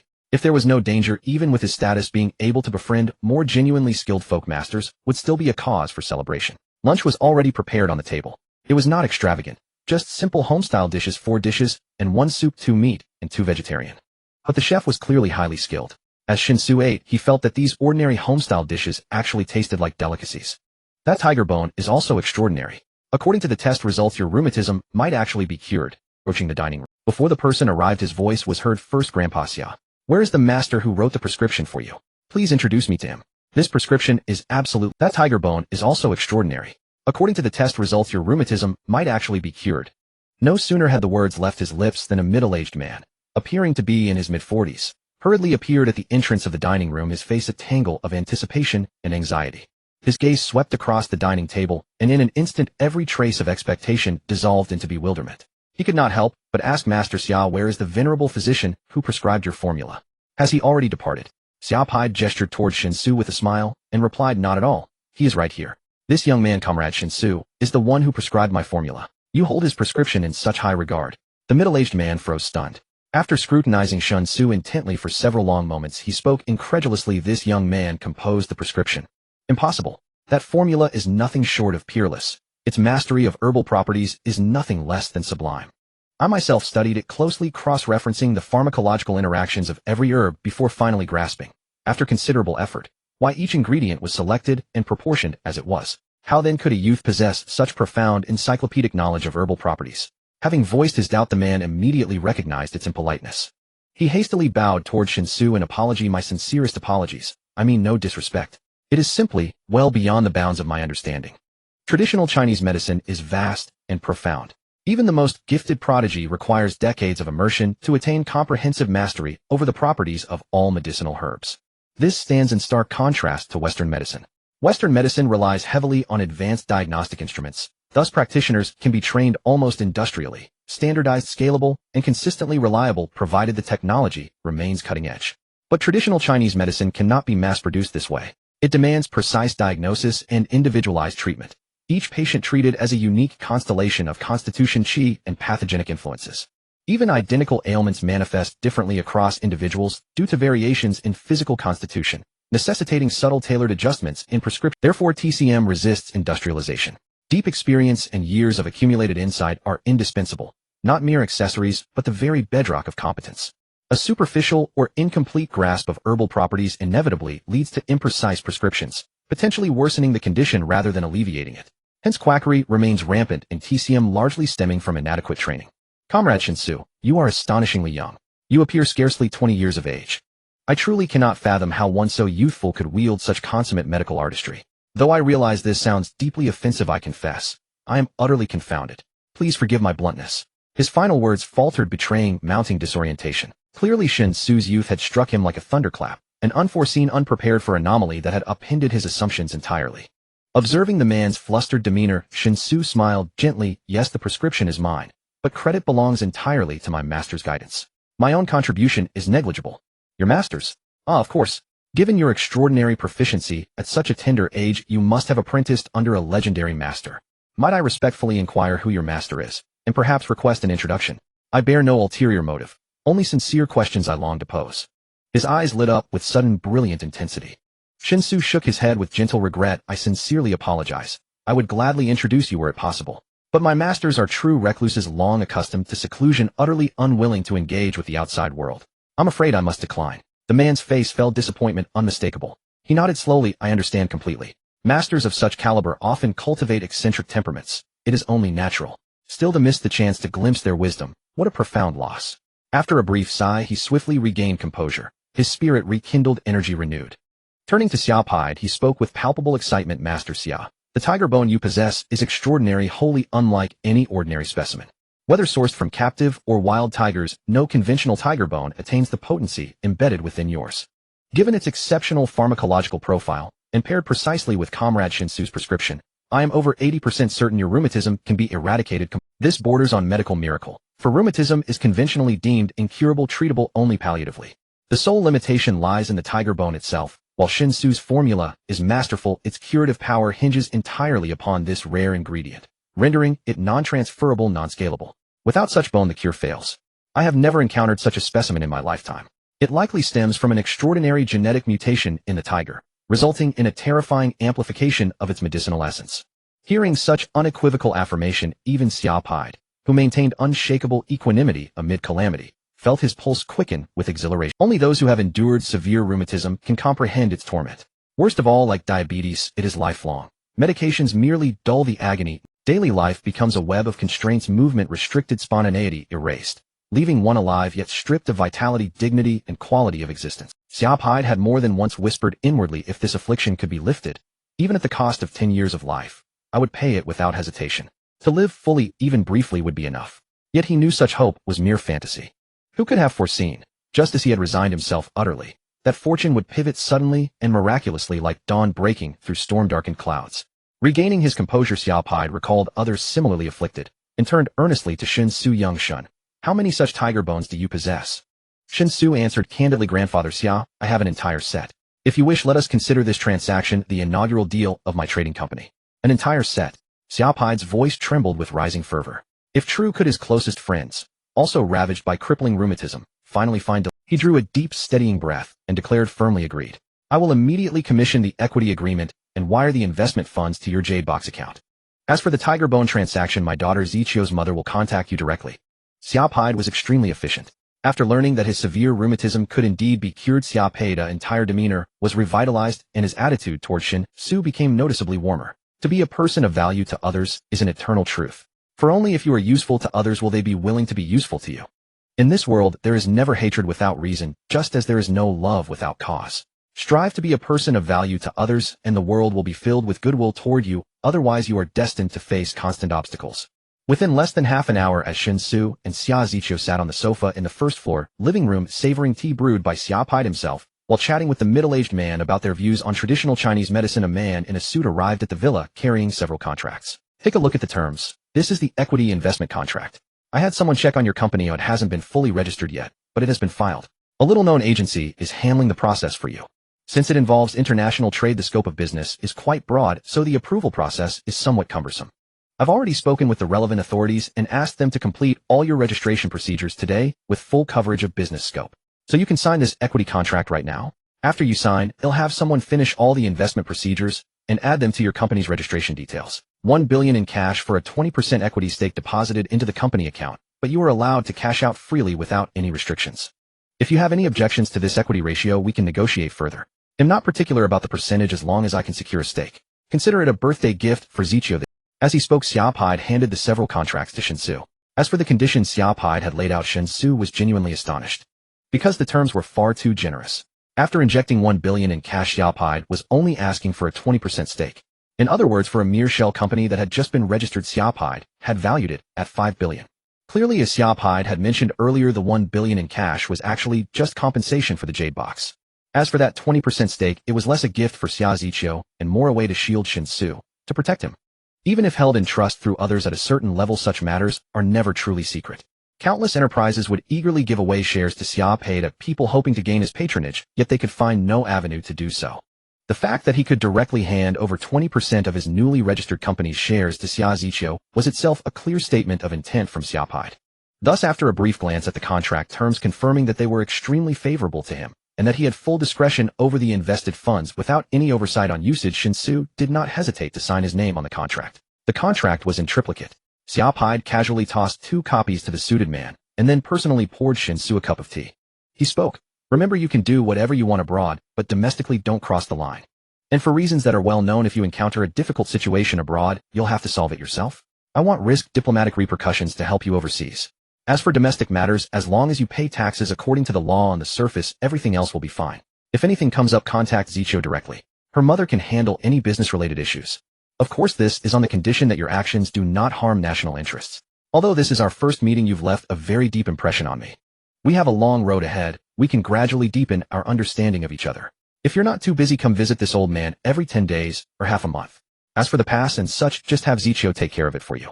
Remember to call ahead before you come. I'll later note down my secretary's number. If there's something urgent and you can't reach Zichia's mother in time, you can call my secretary directly. After giving these detailed instructions, Xiaopide picked up his teacup and took a sip. The suited man immediately smiled and gestured for Shen Xu to leave. Shen Xu understood this as a signal that the visit was over, so he stood up to take his leave, immensely satisfied with his gains today. Xia Zichio also stood up, said goodbye to her grandfather, and then accompanied Shen Xu out of the villa. She had driven him here, so naturally she would drive him back. Besides, she had many questions piled up and wanted to ask Shen Xu thoroughly. Only after Shen Xu had left the villa and heard the front door close again did Xiaopide sit down. Leaning back against the sofa, he looked solemnly at the 2 bodyguards standing nearby. One of them bowed slightly and said, "Elder Xia, this young man is dangerous. I can sense a certain aura from him, one that only someone who has seen blood possesses, though it's faint." Xiaopide raised an eyebrow. "So when you first saw him, you felt he might pose a threat to my safety?" The bodyguard nodded. "Yes. I even think that if it came to a fight, I might not be his match. From the agility he displayed when he vaulted over the horse, he has definitely undergone extremely rigorous training." Xiaopide nodded slowly. Agile with formidable combat prowess, a master of medical theory, and he displayed astonishing calligraphy. According to him, he also knows painting and the arts of divination and feng shui. If he isn't lying. To be able to cultivate a young man to such a level, the so-called recluses behind him must be truly remarkable figures. Moreover, they also have considerable power abroad. Having said this, Xiaopide fell into deep thought. The value Shen Xu had demonstrated exceeded his expectations, forcing him to alter his original plans on the spot and truly begin to regard Shen Xu seriously. After a long deliberation, Xiaopide instructed in a low voice, "Conduct a thorough background investigation on Xiaoshen. I want to know everything about him from birth to the present, every detail, without any omissions. Can the results be ready by tomorrow?" The bodyguard nodded. "Yes, but it's difficult to investigate abroad. If limited to domestic matters, the results will definitely be available by tomorrow morning. Just investigate everything related to Xiaoshen. Ignore anything else." "Yes, understood." The man in the suit is Xiaopide, a personal secretary. Before getting into Xia Zichia's car, Shen Xu exchanged phone numbers and added him as a friend on a messaging app. The man in the suit is named Lu Tongshan. According to him, in the small area of Wanghai City, there is nothing he cannot resolve, and he can be directly called for assistance. Given Xiaopide a high status, even the top leaders of Wanghai City show him great respect. Therefore, as Xiaopide a personal secretary, he naturally possesses astonishing influence within Wanghai City. It is important to note that Wanghai City is a directly governed city where the top leader can directly intervene. As the highest deliberative body of the country, the number of top figures allowed to intervene has historically been limited to around 20. This is truly the pinnacle of the pyramid. If even such prominent figures show him respect, then under Xia Peida protection Shen Xu can indeed navigate Wanhai. Of course one must remain low-key. After adding each other as friends, Shen Xu entered the passenger seat of Xia's Zikius Bentley. As the car started, Lu Tanshun waved goodbye, watching the Bentley until it disappeared from view before he turned back into the villa. To be honest, I have never seen anyone gain such importance from my grandfather on a first meeting. His ability to say those words and have Secretary Lu note down your phone number indicates he has fully recognized you, which is quite rare. Xia Ziqiu said, gripping the steering wheel and looking ahead. Shen Xu replied somewhat nonchalantly, being valued by old Xia is indeed a bit overwhelming. Xia Ziqiu glanced at Shen Xu a bit annoyed and said, what are you so overwhelmed about? Isn't this the result you hoped to achieve? Don't think I can't see through you. Your efforts to present yourself in front of my grandfather were all to gain his attention. However, that's nothing unusual. Many individuals in this world will encounter various opportunities throughout their lives, yet only a few can seize them. You managed to free my grandfather from the torment of rheumatism. I should be thanking you. Shen Xu shook his head and said, it was merely a small effort on my part, nothing significant, and besides your grandfather has rewarded me sufficiently. His willingness to make you a shareholder in my shell company is essentially a declaration of support for me. For many this is a benefit that true wealth cannot buy. Xia Ziqiu nodded and said, indeed, but my grandfather's reaction is primarily due to your achievement of something others cannot accomplish. Curing rheumatism is truly a medical breakthrough worthy of a Nobel Prize, but unfortunately, it cannot be widely promoted to relieve all rheumatism patients of it. Shen Xu shrugged and said, that's beyond my control. The fact that I could cure your grandfather's rheumatism is not related to medical techniques. It purely resulted from the unique nature of that tiger bone. Such medicinal materials are exceedingly rare, making it impossible to benefit the masses. This world has always been like that, hasn't it? Xia Ziqiu pursed her lips and sighed, forget it, let's not discuss this. Next time you come to see my grandfather, let me know in advance. I didn't expect Chilu to listen to you so well. Next time can you help me negotiate with Chilu to let me ride him? Would that be alright? Shen Xu smiled and replied, no problem. You are now a shareholder in my company, so strictly speaking we are already partners. Since this is a request from a partner, I will certainly do my best to accommodate it. Upon hearing Shen Xu's agreement, Xia Ziqiu was quite pleased and said with interest, your skills have greatly exceeded my expectations. We should spar when the opportunity. Clearly you have received professional training and must be quite formidable, right? Cough cough, I am a person of quality advocating virtue over conflict and never easily engage in fights. It's just sparring, not a brawl. Alright, it's settled then. There is a ring next to my grandfather's horse farm. We can take care of this when you see him next. Xia Ziqiu made a decision in just a few words. Shen Xu had no choice but to agree again reluctantly. I truly did not expect you to be such a hidden talent with so many astonishing abilities. To be honest, if it weren't for my insistence on accompanying my colleague during my first visit to your home, which was not a normal situation, I would have suspected you were setting me up. The motive would be simple, to build connections through me and my grandfather. Who knows? Of course, I have always been certain that meeting you was entirely coincidental. You could not have planned every detail in advance, so you give me a very strange impression, or rather, a very mysterious one. Xia Ziqiu looked at Shen Xu again, speaking quite earnestly. Shen Xu smiled and said, then you're doomed. I've heard that a woman often falls for a man who seems mysterious and piques her curiosity. Xia Ziqiu snorted dismissively, saying, don't flatter yourself. I just think it's incredible that someone I casually meet possesses such great abilities. By the way, you are still living in a rented place, right? Since you've secured the investment, you can cash out the funds freely. Don't you plan to buy a house for yourself? And what about a car? You don't have one now, do you? Shen Xu replied, of course not. You need to pay 3 years of social insurance contributions in Wanhai before you qualify for a license plate lottery. As for buying a house, that requires 5 years of social insurance contributions to be eligible. I just graduated this year, and I haven't even started paying social insurance, so even with money I can't buy one. Xia Ziqiu was clearly taken aback, but soon showed an apologetic expression, saying, I'm sorry. Although I know about the purchase restrictions, I've never been affected by them, so I didn't consider it at the moment. Let me make a call to have them add you to the eligibility list for buying a house and a car. As for the 10 billion investment in your company, since you have signed the contract, your company will definitely be registered within an hour, and the money will be transferred to your personal account. Since your company doesn't have an accountant yet, you probably don't understand the limitations regarding the use of company funds. In any case, since this money allows for unlimited cash withdrawal, it will be directly transferred to your personal account, which will be more convenient. You should find a trustworthy accountant as soon as possible, otherwise when your company conducts business with my mother's company, it will require proper invoicing, which can be troublesome without an accountant. Of course, initially my mother's company can handle everything, but that's not a long-term solution. After all, your business will still need to be legal and compliant on the surface, and the necessary processes cannot be overlooked.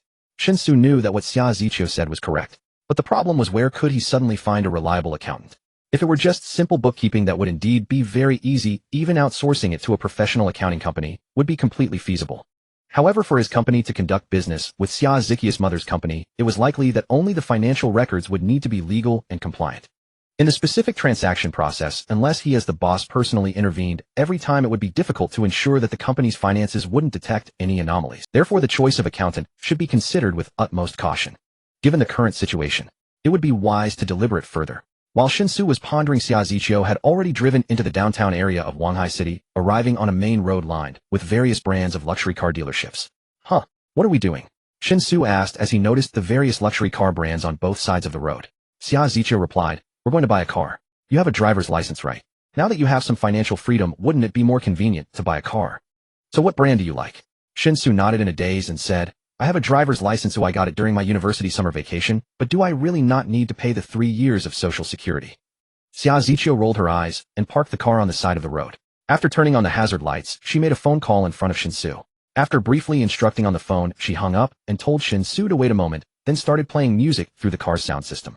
Before the song could finish, Xia Zikia's phone rang. After answering the call, she turned off the hazard lights. As she continued driving, she smiled and said, "All set. Your qualifications for buying a house and a car are no problem at all. You don't need to worry about the license plate number. They'll have someone choose a good one for you. How about I get you a black plate? Although black plates have been discontinued, it wouldn't be a problem to temporarily get you one. Compared to ordinary blue plates, black plates are more convenient.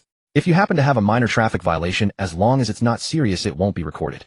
Hearing this, Shen Xu hurriedly waved his hand and said, No, just a regular plate is fine. I don't need to specially select a good number. My grandfather just advised me to keep a low profile, so getting a special plate would be a slap in his face, right?" Xia Zichio nonchalantly replied. "He wants you to keep a low profile, but that's relative. As long as you don't bully others in public, it's considered low-key. Getting a plate number is nothing to worry about. But forget it, if you prefer a regular plate, then that's what it will be. Later it'll register your plate number with the traffic police and management departments in the city. So have you thought about what car you want to buy?" Facing Xia Zikia's inquiry, Shen Xu was momentarily unsure how to respond. He had indeed considered buying a car before, but that was when he had no money. He thought about getting a car for his parents, who had worked hard for half their lives to give them some face. But back then he could only look into models that cost around 70 to 80,000. Now suddenly becoming wealthy, if he still bought a car for that price, wouldn't that be a bit? Moreover, men have an innate love for machinery. A good car is as attractive to a man as a naked beauty posing seductively in front of him. So after looking around, Shen Xu gritted his teeth and said, "I also want to buy a car of the brand you're driving, a Bentley. But not this 2-door 4-seater sports car. I want a 4." Xia Zichio was somewhat surprised and said, "Really? I thought you would choose a Rolls-Royce.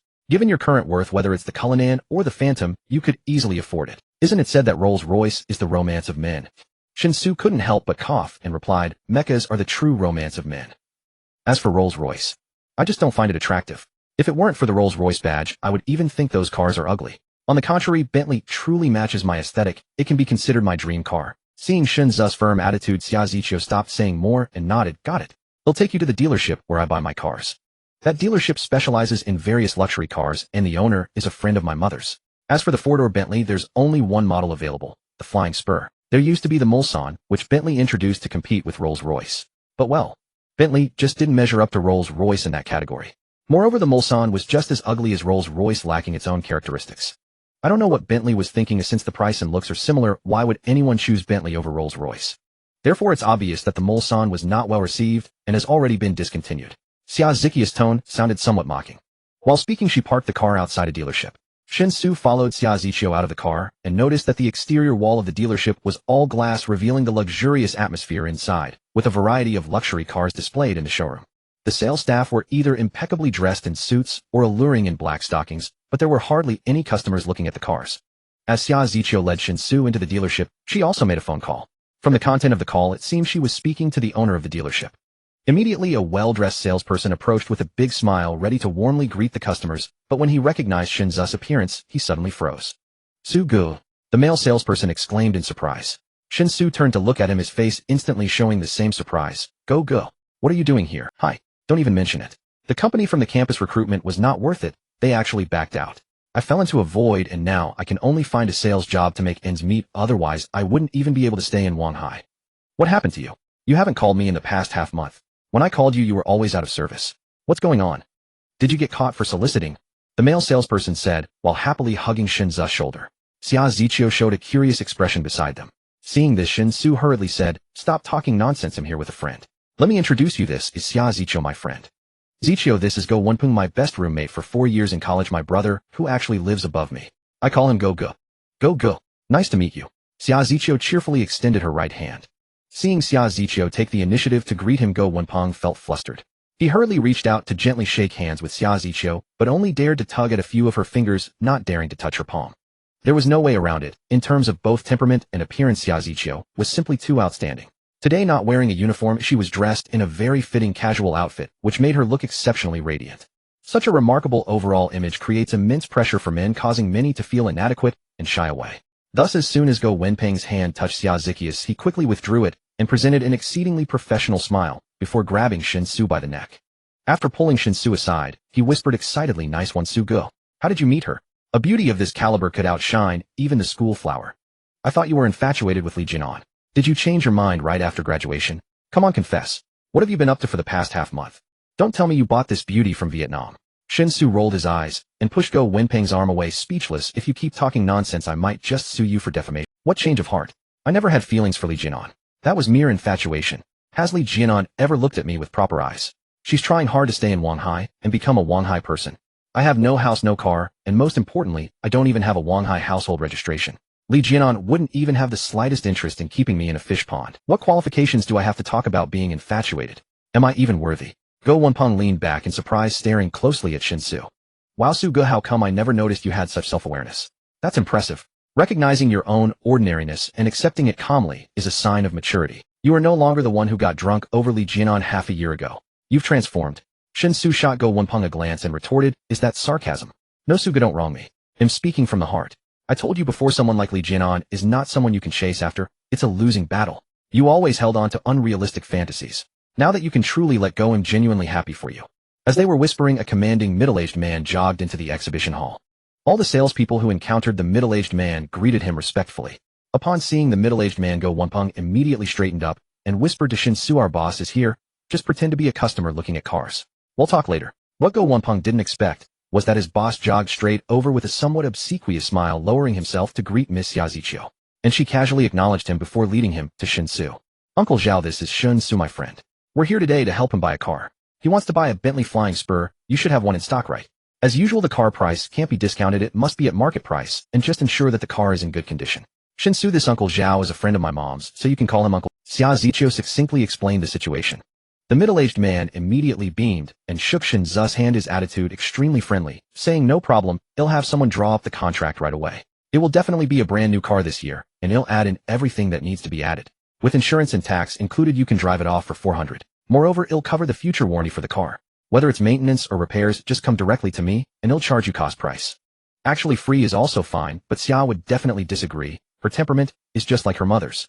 Shen Xu thanked him, and after letting go of the middle-aged man's hand, he suddenly wrapped his arm around Go Wenpeng's shoulder, smiling. "Uncle Zhao, Go is my classmate and is working in sales here.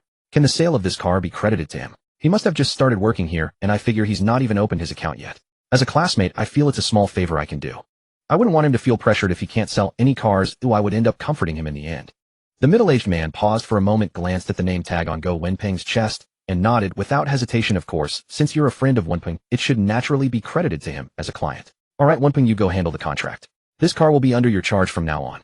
If there are any issues, whether it's maintenance or parts replacement, you can handle it all."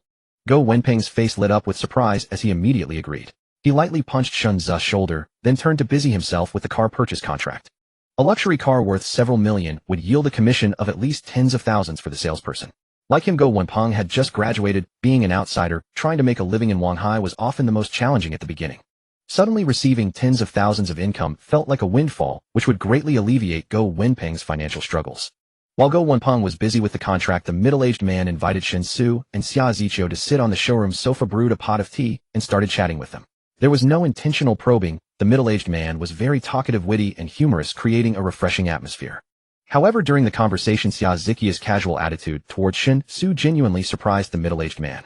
Because according to the middle-aged man's understanding of Xia Ziqiu, for her to behave so familiar and indifferent to the presence of etiquette issues meant she considered Shen Xu as one of her own. What kind of hidden young master is this? Just as the middle-aged man was pondering this, Go Wenpeng came jogging back with the completed contract. Shen Xu took the car purchase contract, didn't even bother to read the details, and simply signed his name with a flourish. Xia Ziqiu then took out her card and handed it to Go Wenpeng, saying, "Swipe my card. He probably doesn't have any money in his." Shen Xu wanted to say he had money with 30 million from selling gold quietly resting in his card. However, the word stuck in his throat, and he ultimately remained silent. Go Wenpeng dumbly took Xia Ziqiu's card, his offer Shen Xu instantly reaching celestial heights. He couldn't fathom how his stalwart buddy, who had remained utterly inconspicuous throughout 4 years of college, could burst forth with such brilliance right after graduation. Not only had he come to know a woman of such exquisite beauty, but it was also evident that this woman came from a markedly illustrious family and was even willing to spend money for a full 4 million, a sum that many could never earn in a lifetime, yet she didn't so much as blink an eye. She just spent it without a second thought. What kind of family did she come from? She must have a mind surely. Carrying a torrent of wonder and admiration, Go Wenpeng stealthily gave Shen Xu a thumbs up, then went to fetch the card's wiping machine. The entire transaction proceeded smoothly, and the car was soon registered under Shen Xu's name.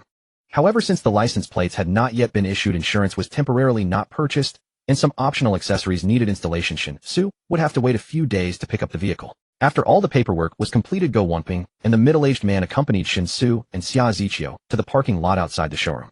Before Shen Xu got into the car, Go Wenpeng leaned close to his ear and whispered, "Thanks for today. How about a drink tonight? I'm dying of curiosity about what you've been through these past days." Shen Xu thought for a moment, then shook his head. "I've been rather busy lately. My sister just finished her college entrance exams and insisted on coming to Shanghai to visit me, and I have a mountain of my own affairs to attend to. Let's catch up after this hectic period. He'll contact you when I'm free." Go Wenpeng didn't insist. Their relationship was always straightforward, so he simply nodded. "All right, give me a call when you're free. Even though it looks like a rich woman has taken you under her wing, I'm definitely treating you to the drinks. This deal today probably earned me tens of thousands in commission. It's like you gave me a gift. We'll have a proper feast together later. No problem, he'll get everything sorted perfectly. Oh, by the way, you'll post about your car purchase in the class group later. Just to show Li Jianan, who wouldn't even give you a glance back then. I want her. No problem, he'll get everything sorted perfectly. Oh, by the way, you'll post about your car purchase in the class group later. Just to show Li Jianan, who wouldn't even give you a glance back then. I want her." Go Wenpeng said excitedly. "Is that really necessary? I don't feel anything for her now. How is it not necessary? Returning home in glory without flaunting it is like walking in fine clothes at night. Brother Su, let me tell you, more than half of a person's life is lived for others. You have to let others know how well you're doing. That way those who care about you will rejoice for you, and those who despise you will stew in their own misery." Seeing Go Wenpeng's earnest expression, Shen Xu knew his friend was still indignant over the slights he had suffered during their school days. He couldn't help but smile, and said, "Do as you wish, just don't overdo it." With that, Shen Xu opened the car door and got in. Xia Ziqiu started the engine and drove toward an upscale residential development in the city center. She said, "When we get to the sales office, if you like the house and decide to buy it, just pay for it yourself. It'll take at least half an hour to get there, so the money in your card should have arrived by then. You don't have to pay me back for the car either. Consider it a gift from me." "Oh, that doesn't seem right. Even though you don't care about money, a formal Yonyuan car is still too extravagant," Shen Xu said in astonishment. Xia Ziqiu, however, was completely nonchalant. "You'll have to get used to it gradually. Once your company starts having regular business dealings with my mother's company, you'll inevitably come into contact with my circle. In my circle, 4 million is really no different from 400. So you need to slowly adapt to the idea that money is just a number. In my circle, the truly precious things are always those that cannot be bought with money. So the higher the circle, the more it tends to return to simplicity, advocating barter." Shen Xu was somewhat bewildered. He could only say that the world of the wealthy was truly incomprehensible. As they chatted, his phone rang with a notification from a messaging app. Unlocking the screen, Shen Xu saw that Go Wenpeng had posted in the class group a photo of the purchase contract, the transaction amount, and a live shot of the Bentley Flying Spur. Although most of the sensitive content was blurred, his name and other information proving that he was the buyer were still clearly visible. After posting these, Go Wenpeng added a few more messages in the class group. The general gist was an expression of gratitude to Shen Xu for coming to the dealership, where he had just found a job to buy a car, so that he could make a sale right away. With this single transaction, his commission would be tens of thousands, directly solving his living expenses for the next few months. Clearly, to highlight Shen Xu, Go Wenpeng had employed a clever narrative, twisting the facts to some extent. The implication was that Shen Xu didn't care about the 4 million spent on the car at all, but had made the purchase purely to help him out. The class group instantly exploded. Messages flooded the screen like a waterfall. Many people were ing Shen Xu, asking him to come out and explain how he could afford a luxury car like a Bentley right after graduation. Some expressed doubts, since Shen Xu didn't have a Shanghai household registration and hadn't paid enough years of social insurance. What was the use of buying a car? He couldn't even get license plates. But such doubts were immediately refuted by others who said that if he could afford such a car, he could certainly rent a license plate. Compared to the price of the car, the cost of renting a plate was merely a drop in the bucket. Clearly, for these fresh graduates from an ordinary university, a formal Yonyuan Bentley Flying Spur was an overwhelming shock. Although some students in the class came from well-off families, their affluence was relative. But even among them, no family could truly afford to buy and maintain a Bentley. In Shen Xu's class, not a single one could. Being able to buy a newly graduated child a car worth 2 or 300,000 was already quite rare. It was easy to imagine how incredible it seemed to Shen Xu's classmates that he had bought a Bentley Flying Spur. Especially considering that throughout the 4 years of college, Shen Xu had always been an invisible presence in the class. The contrast was all the more stunning. This was the first time in Shen Xu's memory that he had become the center of attention for the entire class. Faced with the deluge of messages in the group chat, he was momentarily at a loss, unsure how to respond. After a moment of hesitation, he simply turned off the notification sound for the chat app, then pressed the screen to sleep, choosing to ignore it all and keep his mind at ease. What's wrong? Xia Ziqiu keenly noticed Shen Xu's emotional shift and asked while steadily driving. In this world, often the stark reality is nauseatingly apparent. The poor are ignored in bustling streets, while the rich have distant relatives in secluded mountains. That's true, but human nature is like this, so there's really no need to feel indignant about it, Xia Ziqiu replied after pondering. Everyone has two faces. When looking up at those above, one's expression becomes obsequious, yet when looking down at those below, it turns haughty. Thus, to constantly feel the world's goodwill rather than becoming entangled in various worries, the best way is to continuously climb upwards. Once you reach the highest point in this world, you will find yourself surrounded by smiles, and everything will be as you wish. Shen Xu let out a sigh, stretched lazily, relieving the fatigue in his body, and lamented, I understand, but I have lived an ordinary life since childhood, and this sudden change feels like flowers in a mirror, the moon in the water. Sometimes when I wake up, I feel a sense of unreality, fearing that it's all just a dream. No matter how good it is in a dream, it is all illusory. Once the dream ends, everything will shatter in an instant, becoming nothingness. Xia Ziqiu smiled and said, although I don't know what you've experienced, I can assure you this is not a dream. Alright, we have arrived. This development is not a pre-sale. All units will only be sold after they are completely built. The location of the development is excellent, featuring 4-story villas. The prices are quite reasonable, especially considering the quality of the houses. I currently live here. If you buy, we will be neighbors. As she spoke, Xia Ziqiu had already opened the door and gotten out of the car, leading Shen Xu towards the sales office. The community has excellent greenery. Although it's in a bustling area, the landscaping effectively isolates the community from the surrounding noise, creating a sense of tranquility amidst chaos. As soon as they stepped into the sales office, a sales lady in a professional suit with black stockings approached them with a beaming smile. Are there still houses for sale? I remember asking your manager Yang before. There seem to be more than 20 units left for sale in the community. Xia Ziqiu asked directly. The sales lady immediately bowed slightly and replied with a smile. You are correct, but 2 units were just sold yesterday. Currently, there are only 19 units left for sale in the community. Are you two planning to buy a house? Would you like me to introduce the community situation, or do you prefer to look around yourselves? Xia Ziqiu nodded, saying, please briefly introduce the remaining units to him. There's no need to explain the community situation, as I am an owner here, and quite satisfied with it, otherwise I wouldn't bring my friend to buy a house. The saleslady's attitude became even more enthusiastic after agreeing, and she led Shen Xu to the model display. Hello, sir. Our community is positioned as a mid to high-end development. In terms of layout design, there are no small to medium units. All are between 145 to 300 square meters, consisting of flat and duplex units. As this is a newly constructed development and is sold as completed units, there are currently no second-hand houses in the community. If you wish to purchase, you can only buy new houses. Among the 19 remaining units, 3 are duplexes and the remaining 16 are flats. Each floor has units available, with the duplex being 1 upper and 2 lower units. What type of house would you like to buy, sir? Shen Xu instinctively thought to say he would just like a flat. A large flat of over 140 square meters would certainly suffice for him. Not to mention that even if his sister came to stay and his parents were brought over, a large flat of over 140 square meters with the shared area deducted would still be more. However, before he could speak, Xia Ziqiu had already interjected.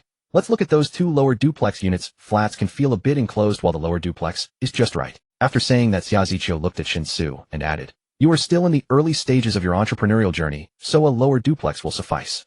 Later, when you no longer have to worry about money, you can switch to a standalone house. Shen Xu was momentarily stunned, slightly opening his mouth and instinctively swallowing hard. He realized that although he could now be considered wealthy, he had not yet adapted to the mindset of true affluent individuals. The saleslady then professionally stated, both lower duplex units have identical areas and layouts, but they are located in different buildings. The certified area is 280 square meters with a complimentary 140 square meter basement and an 80 square meter yard.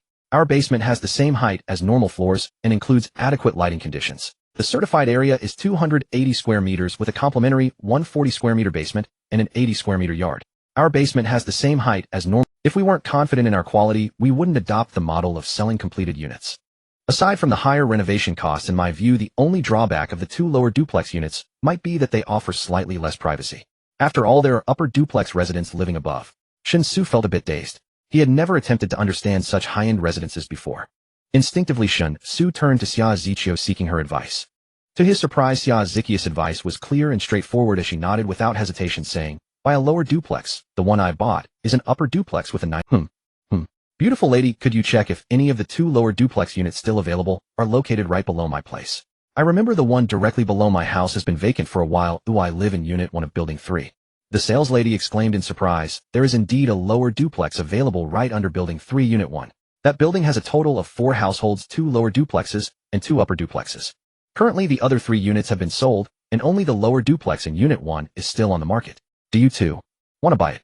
Xia Ziqiu's attitude was, Shen Xu was indifferent to this, so he was too lazy to waste time and directly agreed saying, alright, let's buy this one. How much is it? Our duplex units are priced at 15100 per square meter, and the lower duplex is priced based on the certified area, totaling 42 million. The saleslady said softly. However, upon hearing this price, Shen Xu's eyes widened in shock. How much? Shen Xu instinctively repeated. He was somewhat startled by the price. Not only did his expression change, but his voice even turned slightly shrill. Houses in Wanhai City were certainly expensive, but in Shenzhen, understanding a house at 60 to 70,000 per square meter was already quite decent. After all, there were still houses around 30,000 per square meter on the urban fringe, and houses at 60 to 70,000, while not exceptional, were at least not bad.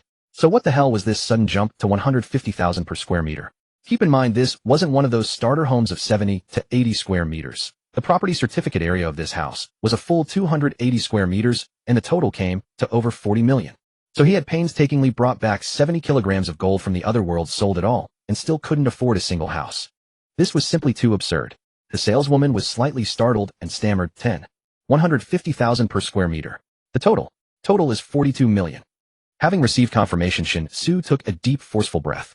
With an expression of utmost gravity, he looked at the saleswoman and said in a deep voice, the diameter of the solar system is 19 billion kilometers, about 4. As for the Milky Way galaxy above, its diameter reaches 100,000 light-years, containing at least 200 billion stars like the Sun. And going further up, the Virgo supercluster, to which the Milky Way belongs, has a diameter of 100 million light-years. It contains as many as 2,000 giant galaxies. As for the Laniakea supercluster above the Virgo supercluster, its diameter exceeds 500 million. The Virgo supercluster is merely a filament within the Laniakea supercluster. Yet there are as many as 10 million such terrifying superclusters in the entire universe. Miss, don't you find this a terrifying thing? As Shen Xu spoke, his gaze toward the saleswoman was full of pressure. The saleswoman instinctively stepped back 2 paces, swallowed nervously, and asked with a slight stutter, Sir, what do you find terrifying? Shen Xu spread his arms wide, forming a large circle, and said with apparent excitement, the universe is so vast. Yet you're selling me 1 square meter for 150,000. Isn't that terrifying? The saleswoman, unexpectedly subjected to a lengthy astronomy lesson, was on the verge of tears and said pitifully, But sir, I didn't set the price. I can't do anything about it either. Xia Ziqiu, standing nearby, couldn't help but cover her face with her hand and said helplessly, Just sign the contract and swipe your card already. Don't worry about the renovation after buying it. Just give me the keys later and tell me what style of decoration you like, and I'll handle it all for you. Of course, if you don't want to bother, you can skip the redecoration. It comes with a fine finish. And Shen Xu's excitement subsided a little. He kept reminding himself in his mind that he was already a wealthy man. Even a house worth tens of millions, or even a luxury mansion worth hundreds of millions, was now within his means. But he wasn't about to buy that expensive a house for now. With a somewhat self-defeating attitude, he followed the saleswoman to sign the purchase contract. Then he completed all the other formalities, took out his card, chose to pay in full, and swiped over 40 million yuan for the house on the spot. Such decisiveness earned him a new look of respect from the saleswoman. Earlier, when Shen Xu had complained about the exorbitant price, the saleswoman had thought he was inexperienced. But when it came time to pay, buying a house worth over 40 million was as casual as shopping for vegetables in a market. He was truly a wealthy man. Shen Xu himself didn't feel much about it. Though he still found the house outrageously expensive, the money had been deposited directly into his card, and he hadn't even checked the balance before swiping out the payment. Throughout the entire process, he never had a chance to be stimulated by the numbers, so compared to his agitation upon hearing the price, he remained remarkably calm when paying for that. When he walked out of the sales office, it was nearly 4 in the afternoon. Thinking that he had just bought a car and a house, luxury ones at that, and had successfully settled down in Wanhai City, Shen Xu couldn't help but feel a daze. Once upon a time, he had fantasized about settling down in Wanhai City as the ultimate goal of his life.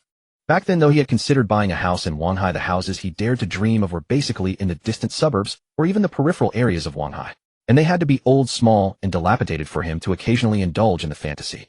And now, not only had his dream come true, but it had been exceeded by countless times. Looking back, that so-called ultimate life goal he had set seemed rather petty. If he didn't become the world's richest man, it would feel like a disservice to his incredible ability to travel between worlds. That's enough. They'll keep an eye on the property certificate process for you. Please complete the transaction of the tiger bones with my mother as soon as possible, because my grandfather has several old friends who also suffer from rheumatism. Once he is fully cured, he will definitely demand to use the other tiger bones to treat them. Standing outside the sales office, Sci-Fi Novels gave her instructions. Just as she finished, her phone suddenly rang. She glanced at the caller ID, and a look of surprise crossed her face. After answering the call and listening for a moment, her expression turned extremely serious. She replied a few times, hung up, and said to Shen Xu with a slightly stern tone, "There's a case that came up. I have to go back to the bureau immediately, so I can't give you a ride. If you need to go home, just take a taxi. My mother will probably contact you on her private number. Her last 4 digits are 6133, so if you see it, don't reject it as a spam call. Also, find a reliable accountant as soon as possible." With that, Sci-Fi hurriedly got into her car. Amid the roar of the engine, the Weinert Bentley Continental executed a sharp U-turn, roaring from the parking lot onto the road. Shen Xu was stunned, learning for the first time that Sci-Fi could drive so aggressively. But now his priority should be how to negotiate the transaction with Sci-Fi. Although the first deal would focus on the tiger bones, since they would establish a long-term stable business relationship, many things could be arranged in advance. For example, the batch of mountain products that Songjia village had temporarily stored could all be included in the first transaction. Also, the procurement of rice flour, oil, and other staples could be handled by Sci-Fi's mother's company, saving him from wasting too much time on such matters. This meant he needed a larger, completely independent warehouse to facilitate his operations. With a clear plan in mind, Shen Xu didn't return home, but instead took a taxi to the small warehouse he had previously rented. The small warehouse was currently empty, as the food he had purchased had merely been stored there briefly before being transported to the other world. Before acquiring a larger, fully independent warehouse, this small one could still serve its purpose. After surveying the warehouse to ensure everything was in order and resecuring the door from inside, Shen Xu directly traveled to the other world, appearing in the bridal chamber he shared with Song Xiqing. Since their marriage, Song Xiqing no longer lived with Song Si, but had moved back to this side room. As they were now husband and wife, it didn't matter when Shen Xu descended from the heavens, there were no inconveniences. At this very moment, the moment Shen Xu appeared in the bridal chamber, he saw Song Xiqing bathing in a tub. Before their marriage, she would have shyly submerged herself, entirely blushing and urging him to leave. But now, upon seeing Shen Xu suddenly appear, Song Xiqing deliberately stood up from the tub. Though completely nude, she remained composed and openly continued washing herself in front of him. She relished the undisguised greed and possessiveness in his eyes. "My husband mentioned yesterday that there were matters in the heavenly court and that he likely wouldn't come today." While washing, Song Xiqing asked with a charming smile. Her playful demeanor combined with the alluring scene caused Shen Xu's blood to surge uncontrollably. Song Xiqing, after marriage, had undergone a noticeable transformation compared to the one Shen Xu encountered when he first transmigrated. When he first met her, Shen Xu saw a girl burdened with worries. Though only 20 years old in her world, she would have been sheltered within the ivory tower of a university. Untouched by society's harshness, she would have been full of naive fantasies. But the other world, Song Xiqing was already shouldering the responsibility of guiding the entire Song family village on the right path. The immense pressure she bore was indescribable. Shen Xu was certain that before his transmigration, Song Xiqing must have been suffocating under that mountain-like weight. His arrival greatly alleviated that pressure, and after marriage, she truly found a dependable pillar of support. Thus, having finally relaxed a little, Song Xiqing began to exhibit the playful and lively spirit befitting a young girl her age. Shen Xu delighted in this change, feeling a profound sense of accomplishment from witnessing her transformation. "I thought I'd be busy for a long time, but it turned out to be quick. I missed you terribly, so I came to see you and discuss something." As he spoke, Shen Xu shed his clothes and cheerfully stepped into the bath. Fortunately, the tub was large enough for both of them. "What is it? Please speak freely, husband." "Cough, let's attend to the main business first. After that we can talk. Are you almost done bathing?" "The current concentration of the medicinal bath. Will it be a problem if I join?" "If it were a problem, would I have let you in?" "But this is the tub. Can we go to the bed?" "No, it's more convenient here."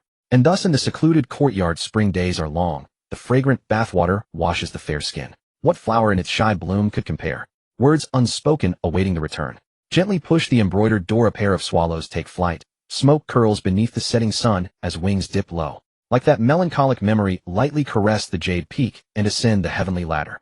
After quite some exertion, the remaining medicinal effects in the bathwater, though not as potent as the herbs specially prepared by Mo Huiran, proved sufficient. The act of intimacy completely relaxed his mind, such that at the moment of release, Shen Xu suddenly realized he had broken through. While with Song Xiqing, he had advanced from the first rank of martial arts to the second rank. Over the past few days, he had practiced daily at noon by soaking in medicinal baths. The initial progress was swift, and after several days of such baths, he had already reached the peak of the first rank. His internal energy could now flow through a full 60 acupoints in a single cycle. Even without today's intimate encounter, he would likely have broken through tomorrow during his regular training back in Song Family Village. Regardless, achieving a breakthrough from the first to the second rank in such a short time was a cause for joy. Song Xiqing, clearly sensing the change in his body, happily kissed him. Then she rose from the tub and helped him dress again.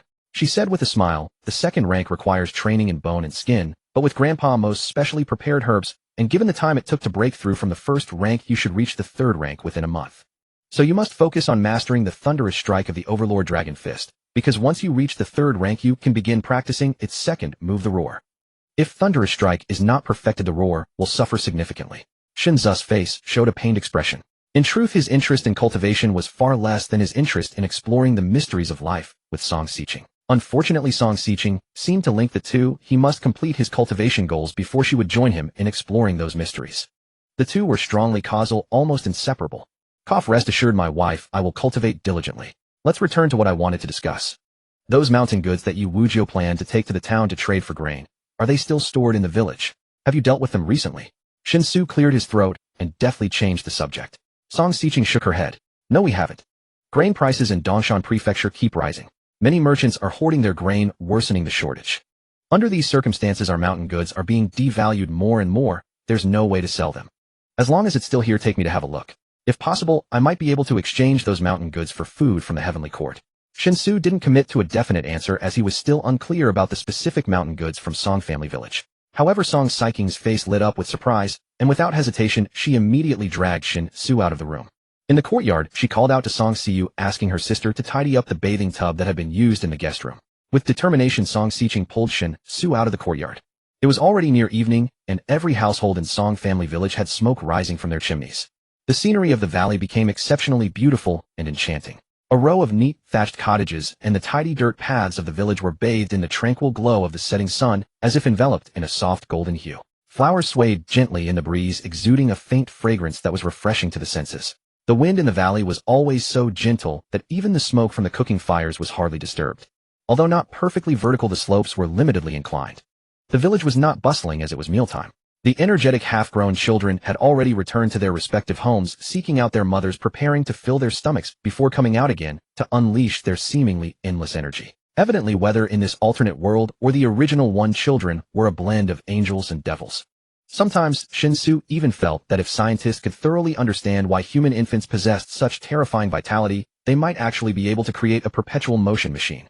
Walking beside Song Xiqing and observing the thatched cottages on both sides of the dirt road, Shen Xu felt that the living conditions in Song Family Village were rather too simplistic despite the air being filled with natural scents. He then asked, "Have you finished reading that heavenly book I gave you?" Song Xiqing paused for a moment before replying, "I have finished it, but there are many things I don't understand. I was planning to discuss them with my husband when I have time." However, the content recorded within was very detailed, and even if it was difficult to understand, as long as the steps were followed properly, the items should be able to be produced. For now, don't worry about whether you can understand it. As long as you can produce the items according to the recorded content, that's sufficient. In my view, this is a very important matter, so it would be best to select dedicated individuals from the village to form a team completely focusing their efforts on researching the contents of the heavenly book instead of farming. But didn't you say that only I can read the contents of the heavenly book for now? Whether or not others can see it later or who can see it needs to be decided after discussing it with you. That's right, so the individuals selected to take responsibility must be absolutely trustworthy. We need to ensure that no matter what happens in the future, those in charge will not betray. As for the rest of the team, they don't need to have such high standards. This is because the production process can actually be split up, allowing each person to learn different parts of the production skills, ultimately coming together to collaboratively create the items we need. The benefit of this approach is to maximize confidentiality. Even if circumstances change in the future and someone betrays us, what they possess will only be a part of the production process, making it impossible to take away the entire production flow. Thus, the secrets of the heavenly book cannot be leaked. Song Xiqing pondered for a moment, then seriously said, "I trust every person in the village. They are our blood guardians, the pride of the Song family.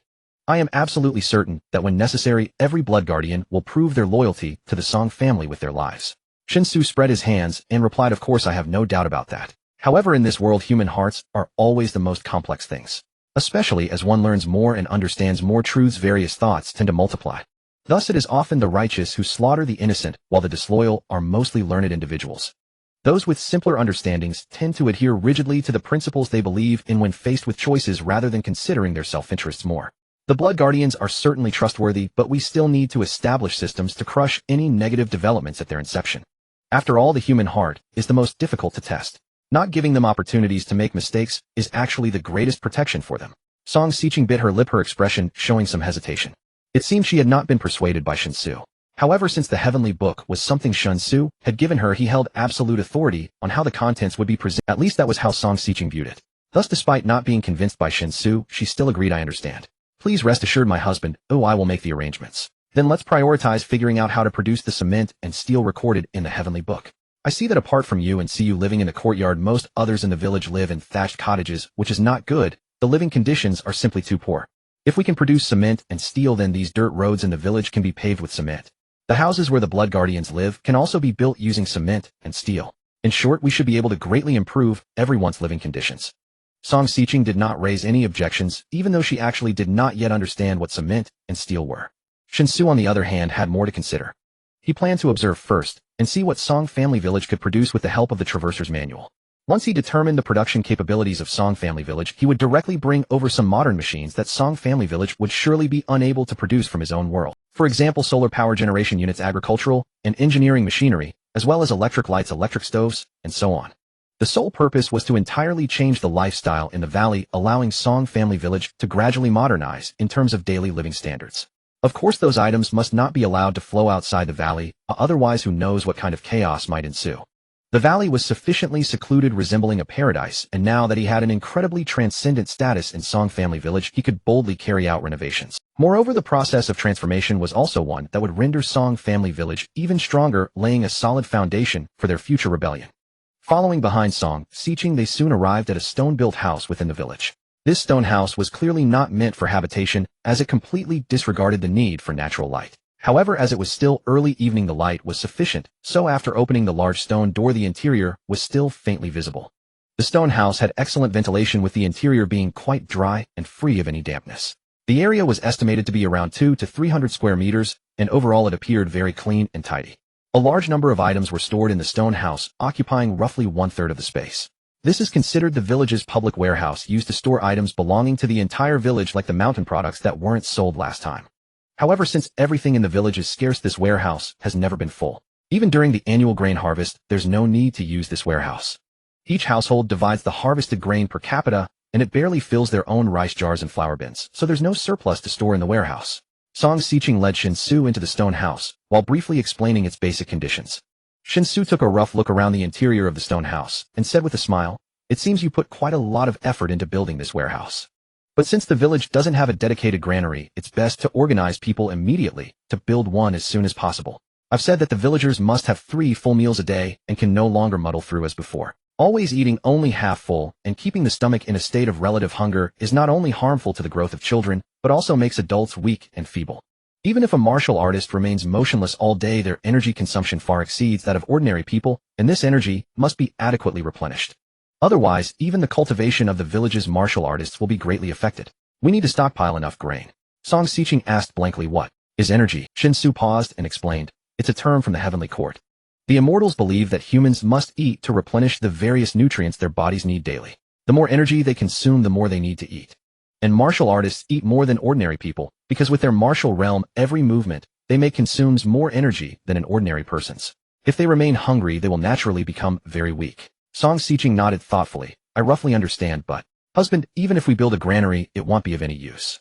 Each household can already store enough grain, and now, as you've requested, they eat 3 meals a day. Moreover, since there are no restrictions on portion sizes, and everyone prepares enough to be full, the grain consumption per household is very high. Even just filling each household's rice jars and flour bins is no easy task." Shen Xu waved his hand and said, "Don't worry about that. They'll handle the grain. In short, build the granary as large as possible. No matter how big it is, they'll fill it up. The initial requirement is to stock enough grain to sustain the entire Songjia village, 2,000 people, for a year. This is the baseline for strategic reserves. The granary must always maintain a year's worth of grain. That way, no matter what happens, we'll have ample room to maneuver and won't be troubled by grain shortages. Understand?" Seeing Shen Xu's serious expression, Song Xiqing said no more and nodded in agreement. From a practical standpoint, Songjia village didn't really need to stockpile that much grain.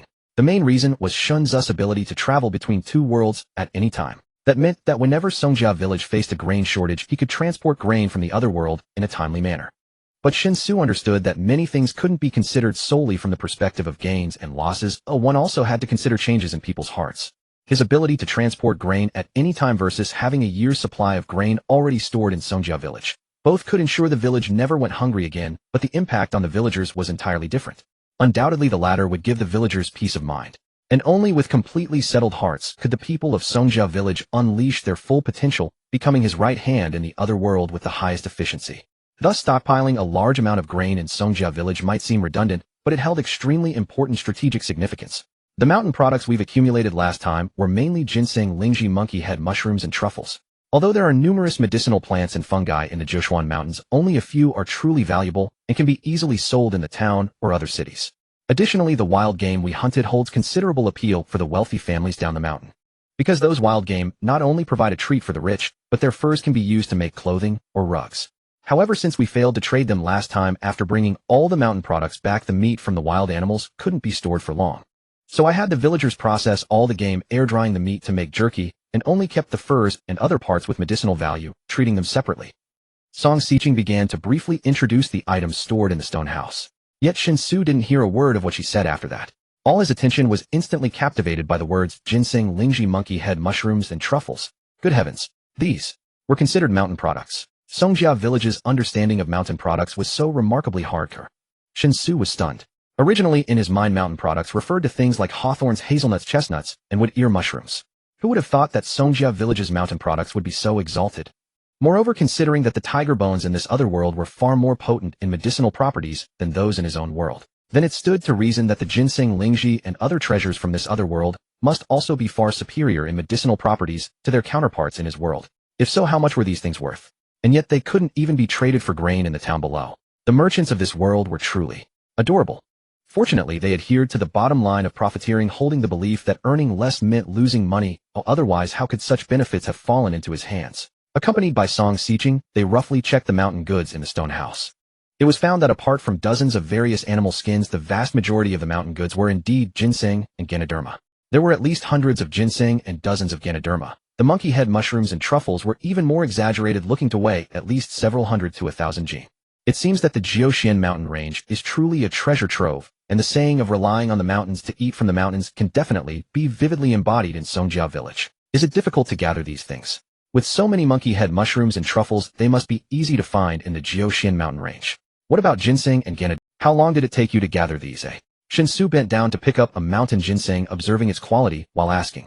Song Xiqing adorably clasped her hands behind her back, presenting her slender figure before Shen Xu. Smiling, she replied, "It's not difficult. Monkey head mushrooms and truffles are everywhere in the Jiuxian mountain range. Even if people from the foot of the mountain want to enter the mountains to gather, it isn't considered a hard task, which is why they don't sell for much in town.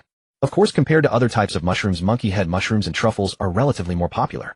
Therefore, when we gather mushrooms, we basically only collect monkey head mushrooms. As for other types of mushrooms, unless we want to eat them ourselves, we are too lazy to gather them. Ginseng and ganoderma, on the other hand, are much rarer.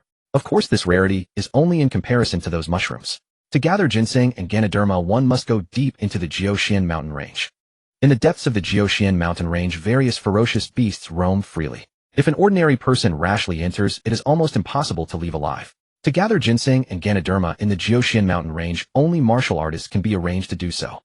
During the gathering of ginseng and ganoderma, if they encounter ferocious beasts, they can also hunt the beasts as part of their haul. Of course, many ferocious beasts cannot be dealt with by low-level martial artists.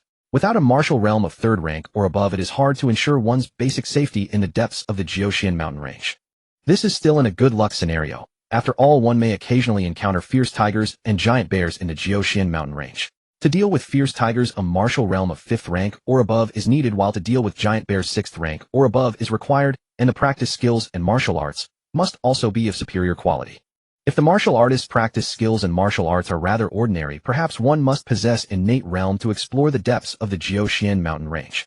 In a situation of insufficient strength, if one encounters a ferocious beast like a mountain tiger or giant bear, the best course of action is to flee immediately. In short, the main difficulty in gathering ginseng and ganoderma lies in the inherent dangers of the Jiuxian mountain range.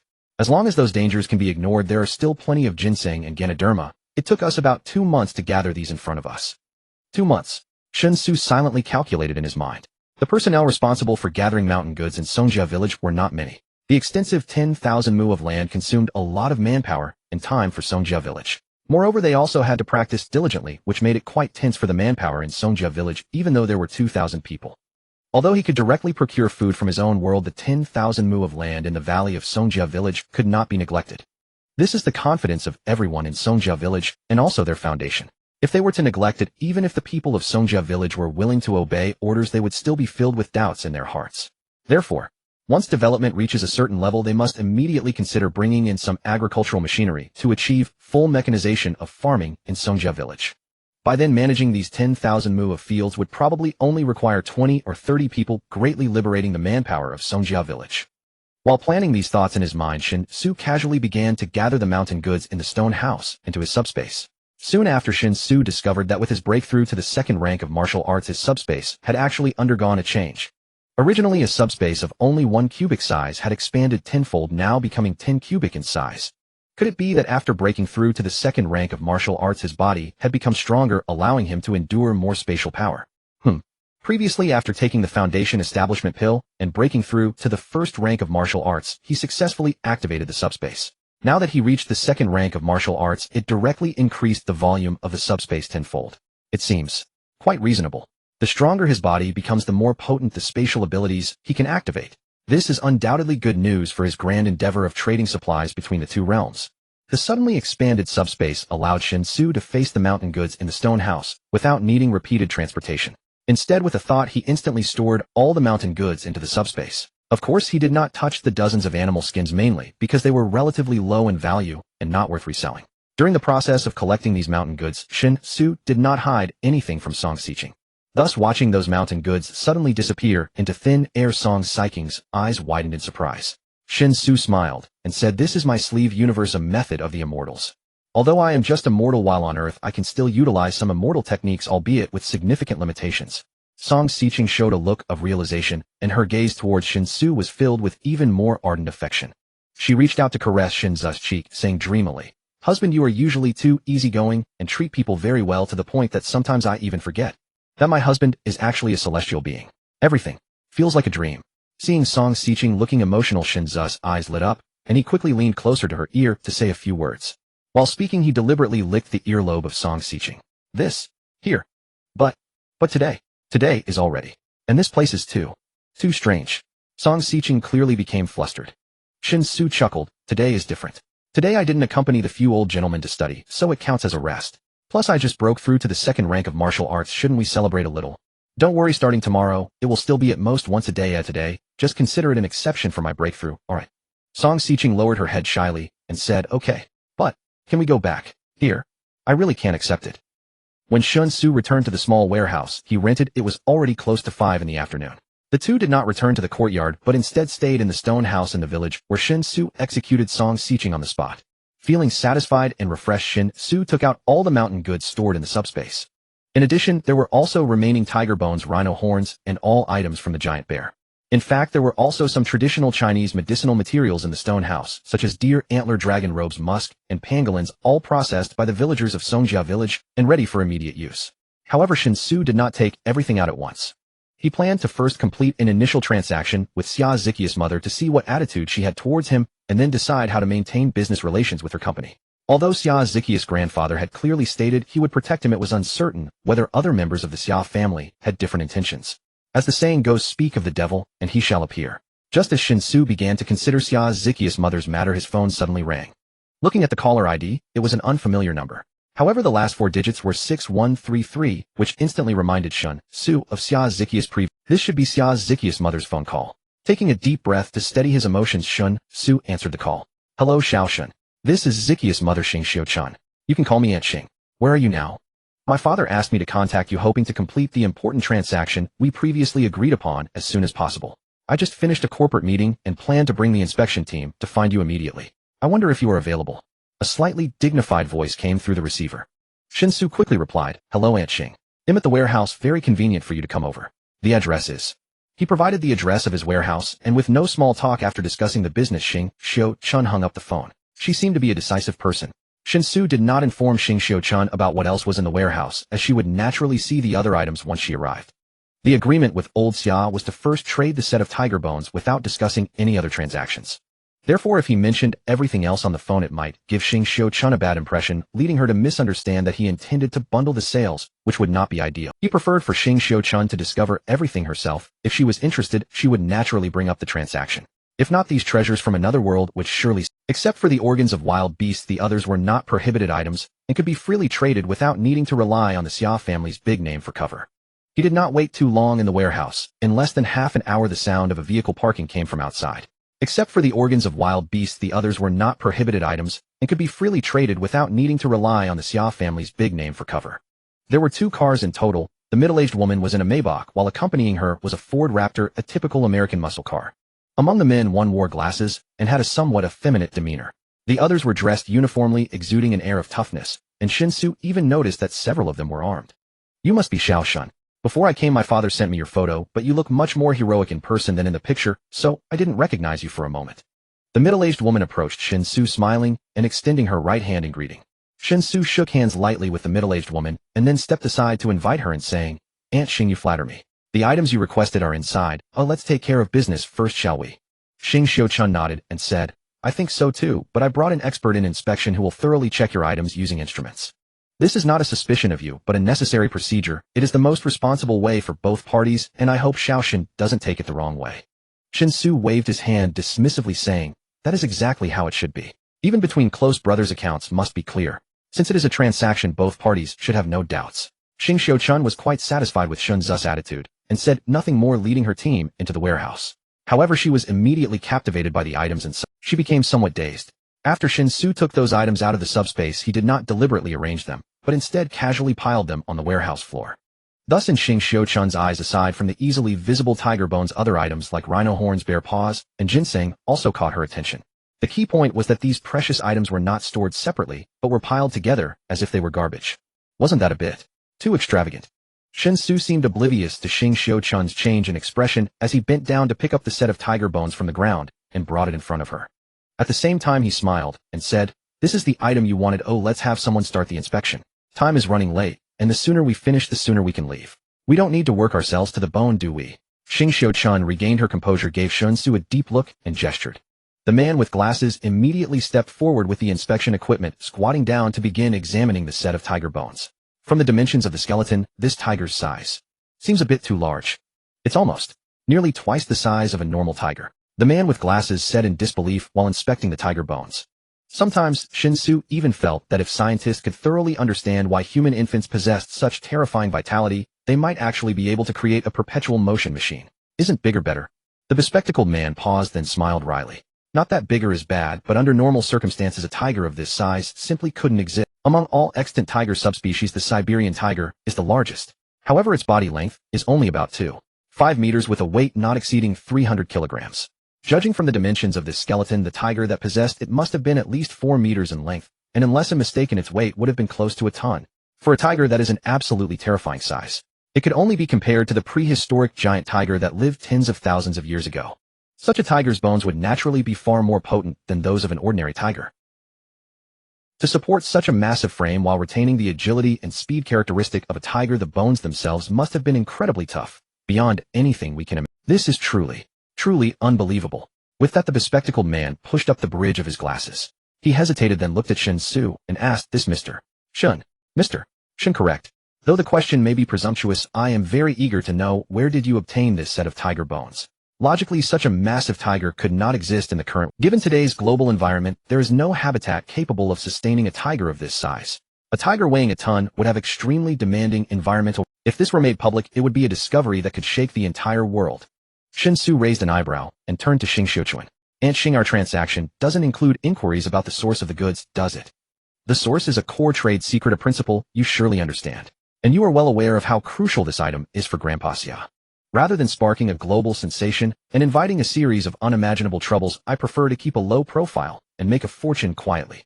Xing Xiuquan had now fully grasped the extraordinary nature of this tiger bone set.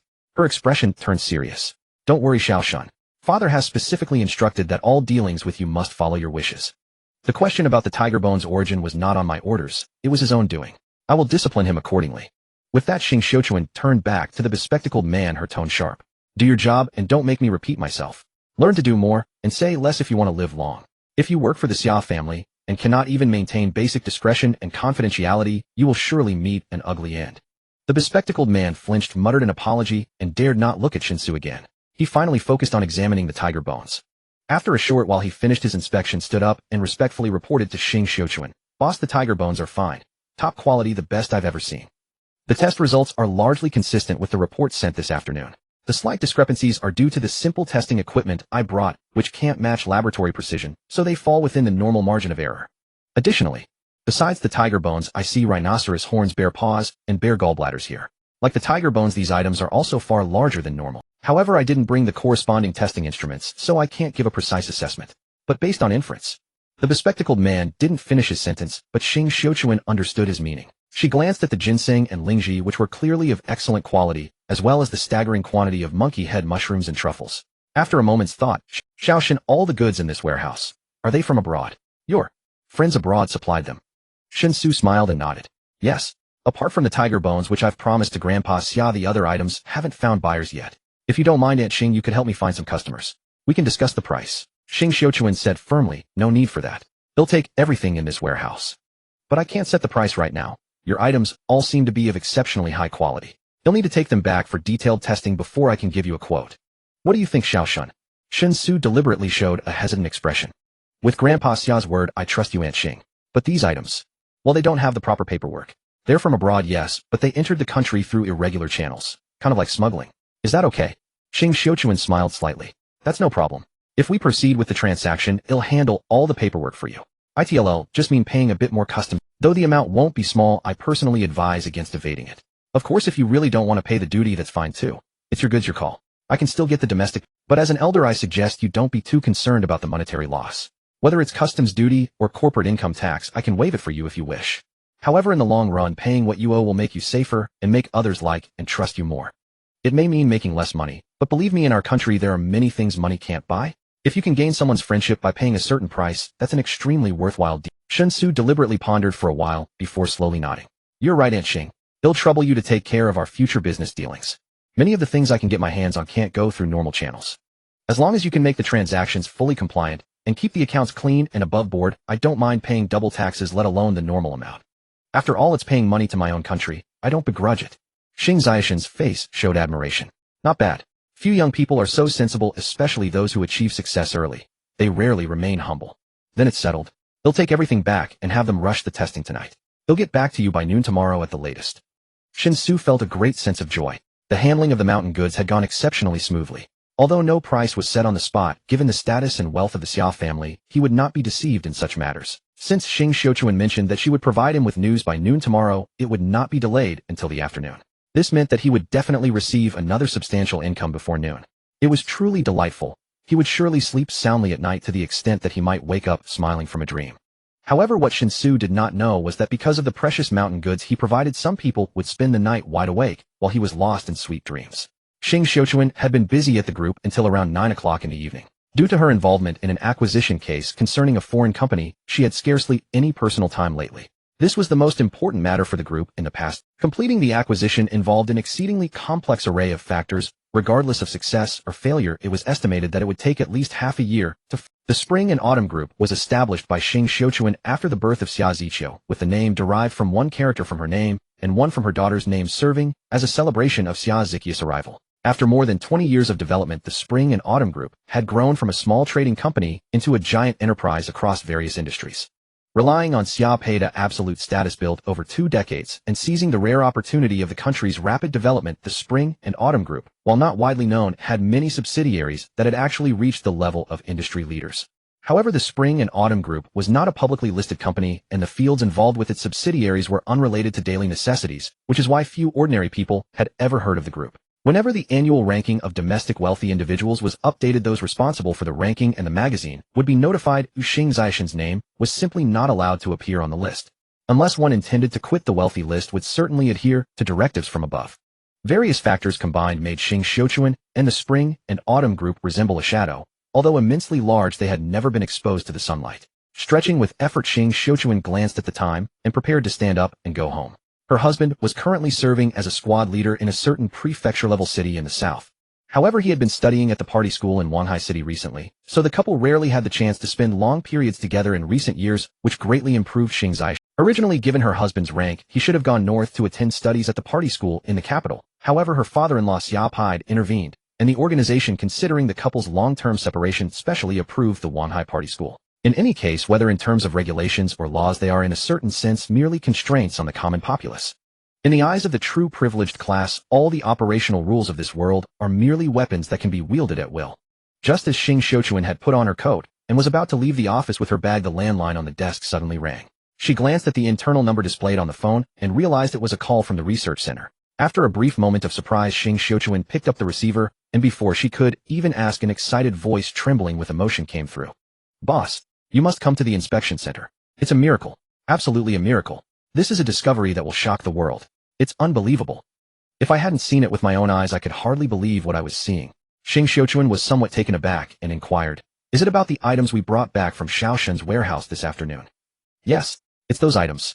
I initially thought that the enormous tiger bones, which far exceeded normal expectations, were the most important treasures among them. But who would have thought that the truly important treasures were actually the ginseng and lingji? It's incredible. I can hardly describe my feelings at this moment. It feels just like a dream." The voice on the other end of the line was becoming increasingly disjointed, clearly indicating that the person on the other side was nearly overwhelmed with excitement. Although she was still unclear about exactly what had happened, Xing Xiuquan decisively instructed, "Please hold on a moment." Then she hung up the phone, swiftly left the office, and took a few bodyguards with her as she hurried to the research center. The research center was within the headquarters building of the group, but it was located underground. The ground floor of the headquarters building was a regular office area. In contrast, the underground was the most securely protected area, as the core secrets of the Spring and Autumn group were mostly stored in the research center. There were a total of 5 floors, each with different levels of confidentiality. The elevator directly accessed each floor, and researchers were only allowed to operate within their assigned floors. They were not permitted to go to other floors. As the chairperson of the group, Xing Xiuquan naturally possessed the highest internal authority. After verifying her identity at the elevator leading to the underground research center, she headed directly to the floor where the inspection center was located. Aside from the bespectacled man who had accompanied her to the warehouse in the afternoon, there was no one else in the inspection center. After verifying her fingerprint and iris, Xing Xiuquan entered the inspection center. Along the way, the researcher she encountered actively greeted Xing Xiuquan, who absent-mindedly returned the greetings, and soon reached the inspection center. Aside from the bespectacled man who had accompanied her to the warehouse in the afternoon, there was no one else in the inspection center. After verifying her fingerprint and iris, Xing Xiuquan entered the inspection center. The bespectacled man was still in a state of extreme excitement. Upon seeing Xing Xiuquan enter, he immediately approached to greet her, trembling as he spoke. "Boss, after bringing the items back, I have been analyzing their components and comparing them to normal compositions to make a preliminary judgment. Whether it's tiger bones, rhinoceros horns, or bear bile, their medicinal properties far exceed those of normal counterparts, making their value immeasurable. Because I seriously suspect that these items may be one of a kind. In my understanding, they should not exist. In any case, the value of the tiger bones, rhinoceros horns, and bear bile we brought back is beyond estimation. If they are used in medicine, unless one is a quack, any Chinese medicine practitioner with a bit of skill would produce extraordinarily effective concoctions, absolutely exceeding common sense. But the truly terrifying part is the ginseng and lingji.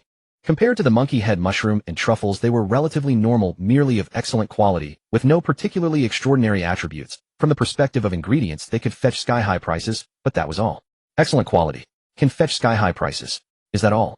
Do you think these 3 phrases can be used together?" Xing Xiuquan asked absurdly. The bespectacled man, however, smiled wryly and said, "There's nothing I can do, boss. I was genuinely scared. If it were just these monkey head mushrooms and truffles, I would be amazed by their quality and quantity, but at most it would just be a business worth tens of millions. But those ginseng and reishi truly exceeded my imagination. It is well known that ginseng has the effects of nourishing vital energy, generating fluids, and nourishing blood, strengthening the spleen and lungs, calming the mind, and enhancing intelligence. It can boost immunity and is remarkably effective against various diseases, especially neurological disorders, cardiovascular diseases, digestive system diseases, erectile dysfunction, diabetes, and so on, even possibly assisting in cancer treatment. However, as cultivated ginseng gradually became mainstream, its medicinal effects have continuously declined. In today's era, wild mountain ginseng is becoming increasingly scarce, and almost all that can be seen on the market are cultivated ginseng, resulting in its efficacy approaching that of a placebo. Better than nothing, but still very limited. Discussing efficacy without considering dosage is just nonsense. No matter how powerful wild mountain ginseng is, it must be consumed in sufficient quantities to truly take effect. But for ordinary people, where can they find that much wild mountain ginseng? Even if they did, they wouldn't be able to afford it. Listening to the bespectacled man seemingly go off topic, Shen Xu did not interrupt, but instead adopted a listening posture, waiting for him to return to the main topic. The situation with reishi is similar to that of ginseng. It has also become a medicinal material whose reputation exceeds its actual effects. However, the ginseng and reishi we brought back this time are completely different. According to the inspection results, both the ginseng and reishi possess medicinal effects beyond my comprehension. If I'm not mistaken, as long as we can find a truly capable traditional Chinese medicine practitioner to formulate specialized prescriptions based on the medicinal effects of these ginseng and reishi, the resulting medicine could target many currently unsolved medical dilemmas. And it would definitely have miraculous effects. Completely cure diabetes, cure erectile dysfunction, perhaps even achieve a complete cure for certain cancers. Reishi inherently possesses anti-aging properties, and this batch can maximize those effects. Compared to this batch of reishi, hyaluronic acid is simply garbage. The bespectacled man grew more excited as he spoke, and by the end, he was practically dancing with enthusiasm. Shen Xiaoshen's eyes also revealed an undeniable, but compared to the bespectacled man, Shen Xu remained relatively calm and spoke in a deep voice. Can you confirm this? Could it be that there was an issue with the testing equipment, or is there a flaw in your analysis? The bespectacled man shook his head with utmost certainty. Impossible. When the results first came out, I indeed had doubts about whether there was a problem, so I repeated the tests, but every verification yielded the same results. Therefore, although this result is hard to believe, it is absolutely true. At this point, the bespectacled man hesitated slightly, but after a moment's pause, he cautiously asked, "Boss, I'm serious. If this result goes public, the whole world will be shocked. Our Spring and Autumn Group's pharmaceutical company could very well become the center of attention because of this batch of ginseng and reishi. Everyone will go crazy for this batch of medicine. The only trouble right now is, although there are quite a few ginseng and reishi, making medicine will require a lot in the initial research and development phase, and even if we use them sparingly, I estimate there won't be many left. So the first thing we need to confirm is whether Mr. Shen can continuously and stably supply ginseng and reishi of such quality. If he can, then we can proceed with production on a conveyor belt. If not, sigh." Listening to the bespectacled man's suggestion, Shen Xu frowned and fell into. After a long while, she finally spoke with some difficulty. "All information regarding this batch of medicinal materials must be classified at the highest level. I need to discuss how to handle this with the higher-ups before I can make a decision. Your testing results are too astonishing. The higher-ups will certainly arrange for experts to conduct a re-examination. Until everything is confirmed, no information is to. You should understand how significant the implications are. If the medicinal properties of this batch of medicine can truly treat cancer, as you said, the whole world will go crazy. At that point, do you think that little Shen can keep it hidden from everyone's eyes? Even if it reaches that point and little Shen can continuously provide such quality ginseng and reishi, do you think we can monopolize everything? Impossible. In short, everything will depend on the decisions from above." The bespectacled man gritted his teeth and said softly, "Boss, based on the value of this batch of ginseng and reishi, I believe it would be worth it to offend Mr. Shen, as long as we can seize the true source of the medicinal materials from Mr. Shen." Shen Xiaoshen's eyes widened as she looked intently at the bespectacled man, her heart truly beginning to be swayed. There is no way around it. The interests involved here are simply too great. If we can truly control the supply, the benefits derived from this are simply incalculable. But no matter how tempted she felt, Shen Xu still maintained her composure. After considering it carefully, she shook her head and said, "Little Shen is not my person. How to deal with him, I need to heed the higher-ups' opinions. You should focus on what you need to do and not always think about these trivial matters. I have always believed in you, and in the future this research center will also be entrusted to you.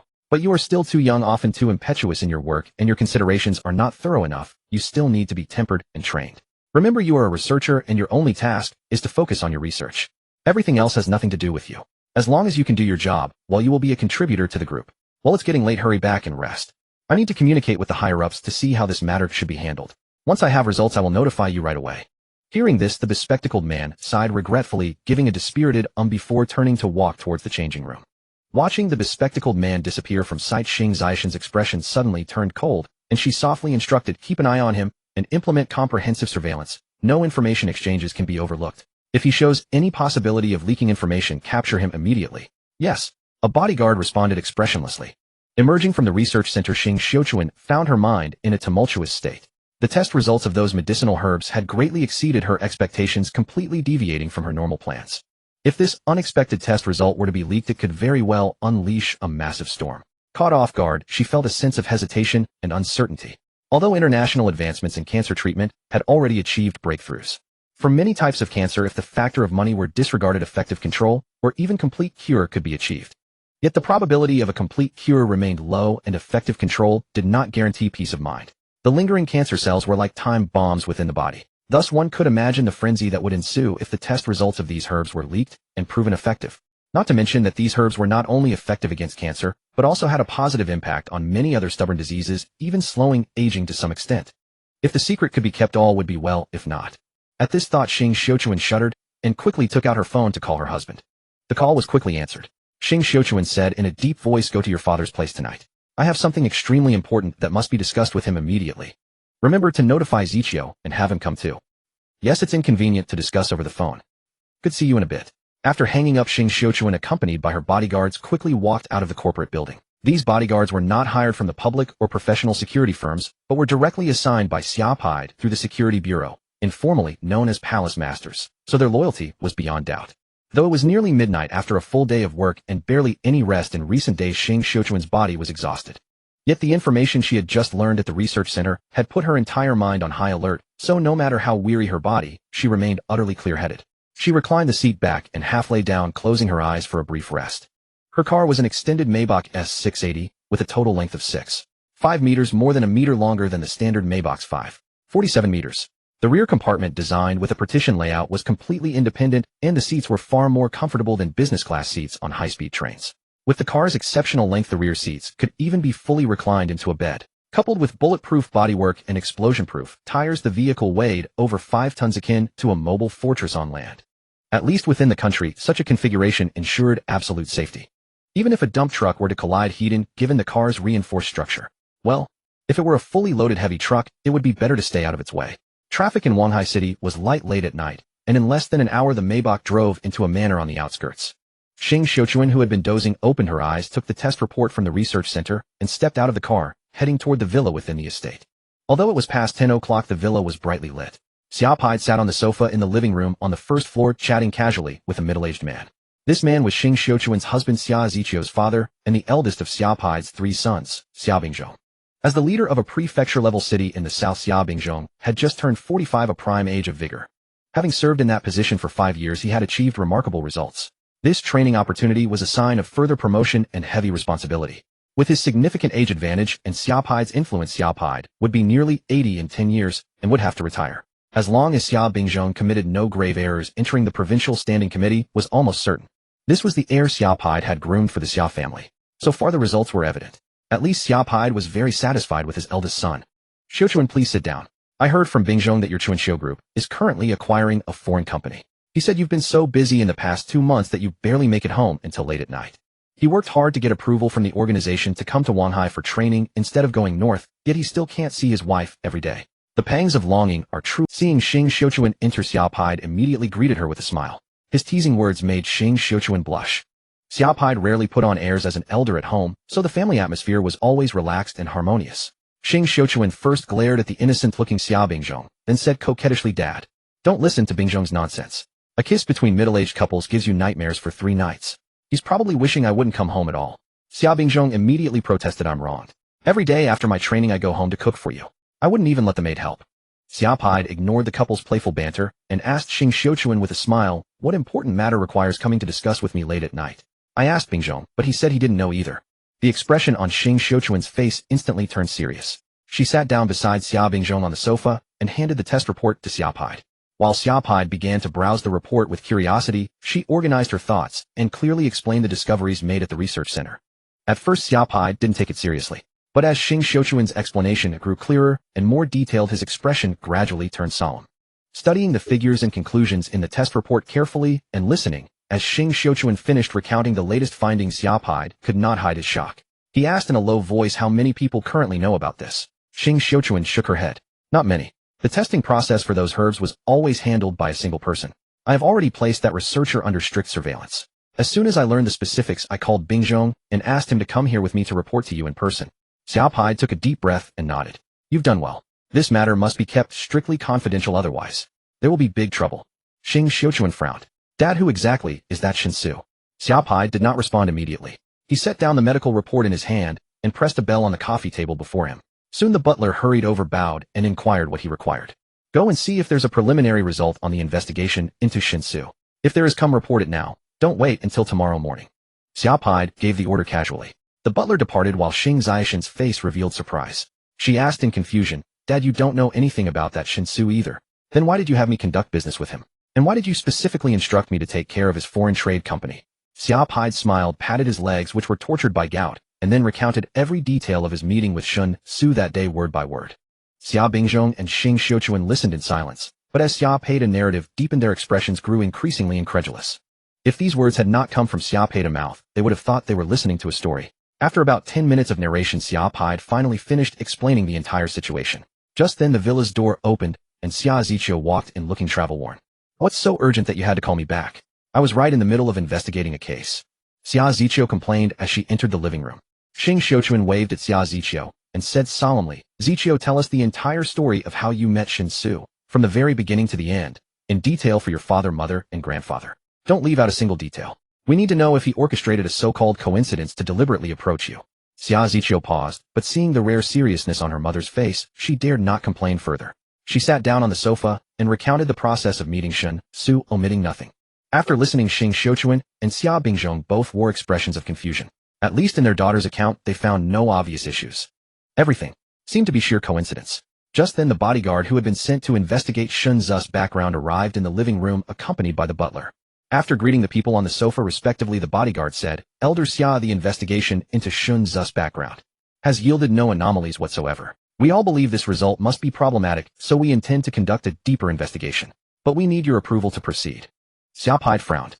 "No anomalies? What do you mean?" The bodyguard carefully chose his words. "We easily traced all of Shen Xu's experiences from the day of his birth up to today. From the hospital where he was born to kindergarten, elementary school, middle school, high school, university, and up to his graduation this month, when he received his degree. All of this is perfectly clear. We made several phone calls to verify, and also compared photos of Shen Xu from childhood to adulthood. We confirmed that these experiences cannot be fabricated. We also confirmed that the Shen Xu you met today, Elder Xia, is indeed the same Shen Xu we investigated. But it's too clean. As clean as any ordinary person. He has no record of going abroad. He has lived in his hometown county his entire life. Before entering university, he had never even left that county. His university experience was utterly ordinary, his social circle extremely simple. In short, his life story has no special features." Xia Pai looked surprised and said, "You can't find anything? His equestrian skills, medical knowledge, and calligraphy, who taught him all that? And that martial prowess which though never displayed made you sense danger. None of these can be mastered overnight, can they? He himself admitted he has several masters, and he said those masters are true recluses. But no matter how reclusive under today's social conditions, it's impossible for them to remain completely hidden. Where have his several masters been hiding? He said the tiger bones he brought out were obtained from abroad.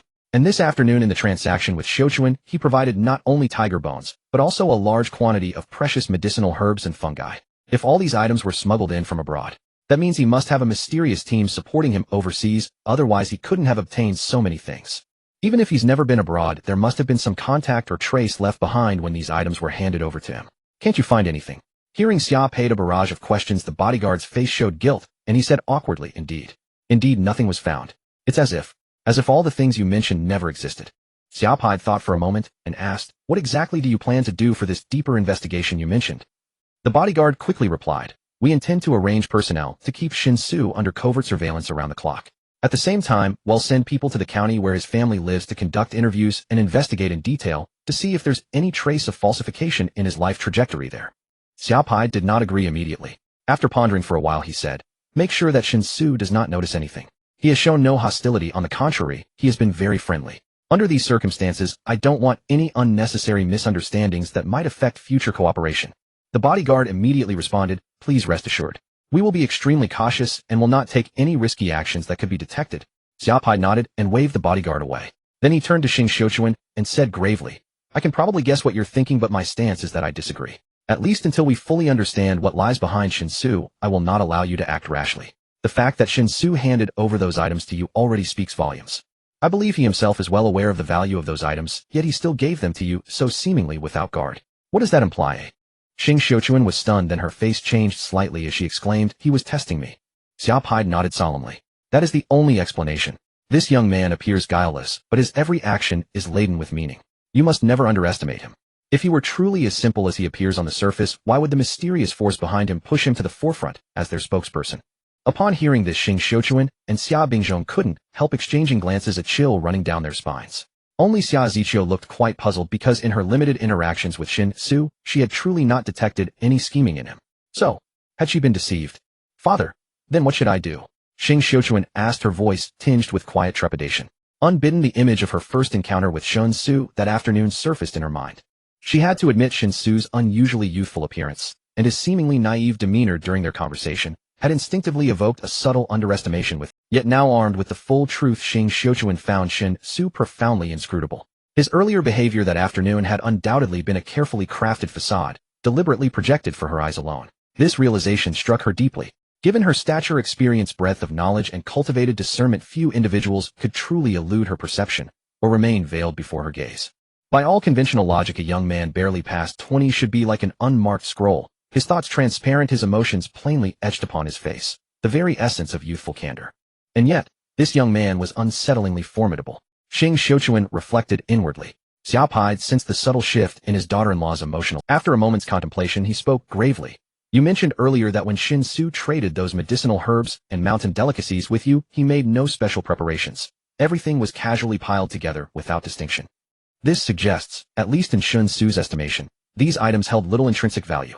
True, it is possible this was a calculated display meant solely for your benefit, yet I deem that unlikely. First, the sheer volume was substantial. Second, your transaction was not a one-time exchange. Should such goods vanish from his next offering, the illusion would instantly collapse, exposing the ruse. Thus, I am convinced these items genuinely hold negligible worth in Shen Xu's eyes. Yet he fully understands their perceived value is more than enough to ignite your fervent desire. Hence, deploying them as a litmus test of your intentions was perfectly calibrated. Should you falter under temptation, should this test awaken ulterior motives, I strongly suspect that in the worst-case scenario, the shadowy force behind Shen Xu would discard him, without hesitation retreating into deeper obscurity to seek another potential collaborator. Shen Xu listened intently, nodding in full accord with her father-in-law's assessment. It now seemed clear the herbs exchanged that afternoon were indeed intended as a probe. The purpose was straightforward, to gauge her trustworthiness. After a pause, she ventured hesitantly, Father, do you mean I should simply proceed with Shen Xu in ordinary routine trade, and contemplate nothing beyond that? Xiaopai nodded. Precisely. I have already authorized an in-depth investigation into Shen Xu. Until its findings are complete, every decision we make must await. Shen Xu is presently a shroud of mist. To act rashly before fully dispelling it would be reckless and profoundly unwise. Should the investigation conclusively unveil every secret surrounding Shen Xu, control will naturally revert to our hands. Whether to sustain amicable cooperation or resort to coercion can then be determined with clarity, guided entirely by the evidence uncovered. Yet if even this thorough inquiry yields no answers, then the enigmatic power behind Shen Xu must possess terrifying depth, far exceeding any reason to conceal itself so flawlessly, to weave Shen Xu's entire biography into seamless normalcy, leaving no trace, no discrepancy, no vulnerability, not even detectable by my own operatives. Such an organization commands resources beyond reckoning. Of course, all this remains speculative for now. Truth will emerge only from the investigation's final report. Regardless, ensuring the integrity of our transactions with Shen Xu is paramount, above all else. Whatever Shen Xu requires, we must fulfill it, without reservation. Indeed, analyzing the goods he seeks reveals, much as a proxy, Shen Xu purchases only what his hidden patrons urgently need. We may thus reverse engineer their true priorities from his requests. Still, prudence dictates that, lest their secrets be exposed, many items Shen Xu acquires are likely decoys deliberately selected to obscure the actual necessities concealed beneath. Remember all this, then analyze it methodically, Xiaopai concluded. Hearing his father's decree, Xia Bingzhong, who had remained silent until now, spoke up. Father, perhaps we need not be so tense. In fact, Shen Xu's willingness to initiate contact and to conduct this very test through trade is itself a calculated risk extended toward us as a gesture of. Had he chosen instead to take these goods across the sea to that neighboring nation, his gains would vastly exceed anything obtainable through dealings with us. He cannot fail to grasp this, nor can the power behind him. Yet he chose us, openly, amiably, utterly devoid of hostility or suspicion, conducting only a harmless matter-of-fact trial. Does this not speak volumes? At the very least, in my view, they have already demonstrated extraordinary sincerity, Xia Bingzhong added. Xiaopai paused, absorbing the words, then frowned. Are you suggesting the mysterious force behind Shen Xu holds deep allegiance to our nation? Or could they even be compatriots operating abroad? Shen Xu asked, puzzled. If so, why go to such lengths? Direct communication with domestic authorities would suffice. Even amid sensitive overseas conditions, discreet support could be arranged internally. Surely that would be far simpler than deploying an intermediary and conducting such circuitous probes. Xia Bingzhong shook his head. It is not so straightforward. Engaging through a proxy preserves absolute autonomy. It remains a private initiative. But formal liaison with official channels inevitably distorts intent. You know well how our domestic apparatus functions. Once state machinery becomes involved, even simple matters grow labyrinthine, and confidentiality risks escalate dramatically. After all, Western powers have pursued relentless infiltration on our soil for decades. No one can say where their agents might lurk, let alone the suffocating inertia of bureaucratic inertia. Xiaopide pondered briefly, then nodded in agreement. There is merit in this reasoning. Yet the investigation remains indispensable. Still, in future interactions with Shen Xu, approach him with sincerity. Ziqiu, you share his age. Seek opportunities to engage him closely. Xia Ziqiu, startled at being singled out, could only respond with a subdued, reluctant murmur. Shen Xu awoke, his mood exceptionally bright. He realized that Xing Xiuquan did not actually wait until noon to transfer the money. Instead, she had already sent it over early in the morning before the bank had even opened. Along with the substantial sum of valuation detail was sent. The estimated value for the 1,000 gene of monkey head mushrooms and truffles was roughly 10 million, but the valuation for the ginseng and Ganoderma was extraordinarily exaggerated. There were a total of 112 ginseng, each valued at 20 million, totaling 2,240 million. The valuation for the Ganoderma was considerably lower at 6 million each, with 52 Ganoderma, in total worth 310 million. Combined, that amounted to 2,560 million. Xing Xiuquan, on behalf of the company, promptly rounded up the figure and transferred 26 billion as payment. This amount did not include the tiger bone, rhinoceros horn, and bear bile and paws. To explain, Xing Xiuquan personally made a phone call early in the morning. She informed Shen Xu that the reason was that the items like tiger bone were special and could not yet be evaluated. The medicine must first be prepared, and through the feedback on the user's condition, the specific effects can be confirmed, leading to a more accurate understanding. Thus, the payment for the tiger bone, rhinoceros horn, and bear products would be delayed. Xing Xiuquan sincerely expressed her apologies on the phone, but Shen Xu was completely merely flipping a batch of medicinal materials. He effortlessly earned more than 20 small targets, causing his perception of money to subtly transform. Although it was a business-to-business transaction, the money was still deposited into his personal account, not the company account. The main reason was that his company was currently a hollow shell with not a single employee, and naturally, there was no accounting to manage the company's finances. If the money entered the company's accounts, it would become a hassle. As for the payment from public to private, any irregularities involved would be handled by Xing Xiuquan. With an immensely joyful mood, Shen Xu made his way to the hotel. He had not yet informed Xinyu about his recent house and car purchases, planning to surprise her once everything. At that point, there would be no need to continue sharing a rental with Zhang Min. However, since the rent was paid 3 months in advance with a deposit, even if he moved out suddenly, Zhang Min would have ample time to find a new roommate. Last night, after shopping, Zhang Min informed him that there had been a change in plans. Originally, Zhang Min's mother was supposed to come to Wanghai this week, but due to some last-minute issues with relatives, the trip was postponed, likely by about a month. Thus, the promise Shen Xu made to pretend to be Zhang Min's boyfriend was also delayed. Uncertain how long it would be before he could move into his own house, and with ample funds at hand upon entering the hotel, he did not book a daily rental as usual. Instead, after inquiring at the front desk, he directly booked the room on a monthly basis. The price was even discounted to 80% of the original daily rate.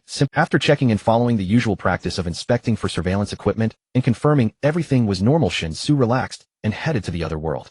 At the same time Shen Xu was heading to the other world, 2 extremely ordinary-looking men, who wouldn't attract a second glance even if thrown on the street, stood in a corner outside the hotel, pondering thoughtfully as they watched the entrance. After checking and following the usual practice of inspecting for surveillance equipment, he picked up the phone, unlocked it, and after reading the recently received message, his eyes narrowed slightly. As he said, the information obtained from the police station indicates that the target comes to this hotel every day to check in, except for yesterday, when he did not come, but resumed today.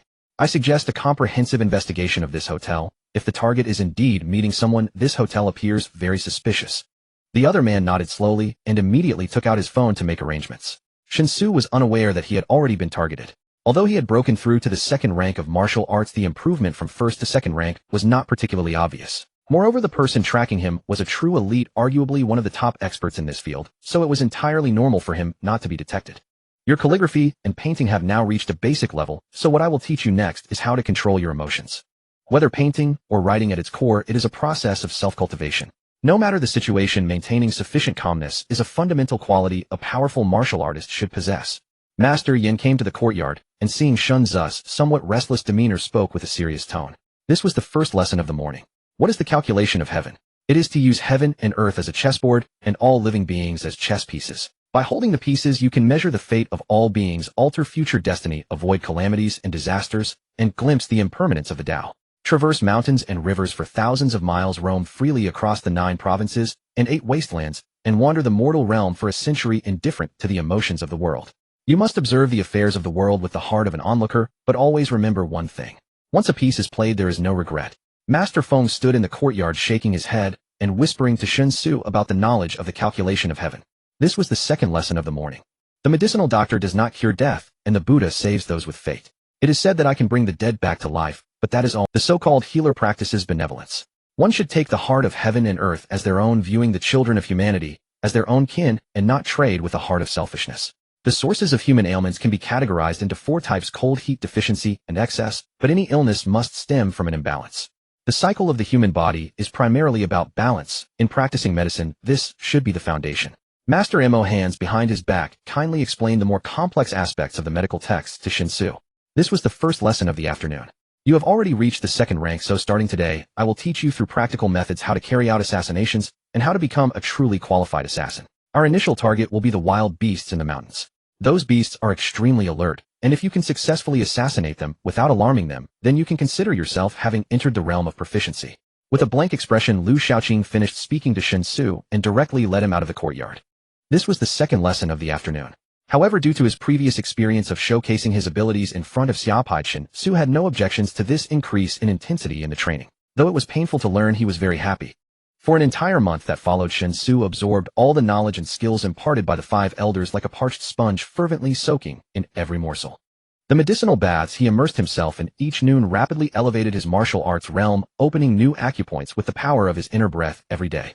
These newly opened acupoints continuously nourished his body, allowing his martial arts progress to be described as nothing short of astonishing.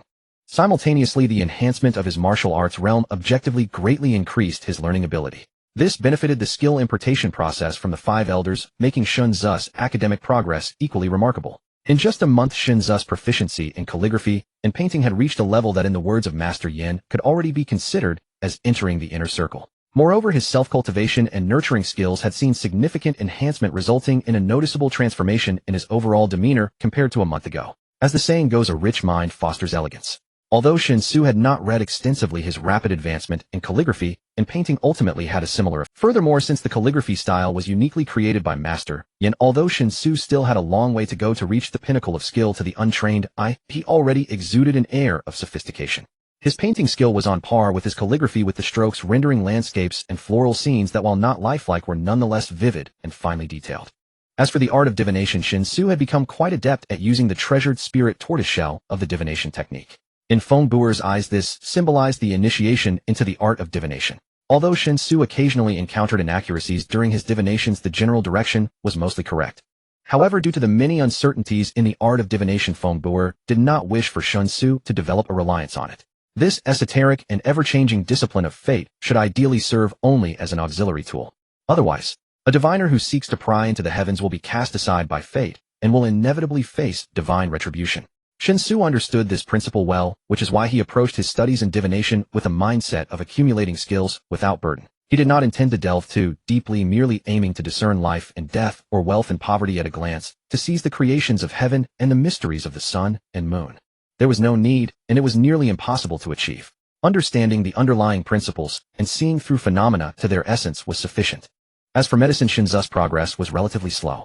Although Mo Huairan shared his knowledge generously, the unique nature of traditional Chinese medicine still made learning quite challenging for Shen Xu. Despite the enhancement of his martial arts realm aiding his memorization of herbal properties and pharmacology, the issue lay in the fact that the medicinal materials from his world could not be compared to their counterparts in this other realm in terms of efficacy. Thus, after completing his daily studies with Mo Huairan, Shen Xu had to re-educate and organize the information about the medicinal materials he learned each day in his own. He needed to clarify the precise differences in the same medicinal materials between the 2 different worlds. Only after understanding all of this could the medical skills he learned take effect in his own world. It must be said that this significantly increased Shen Xu's learning difficulty, resulting in his slow progress in medicine, which was an expected outcome.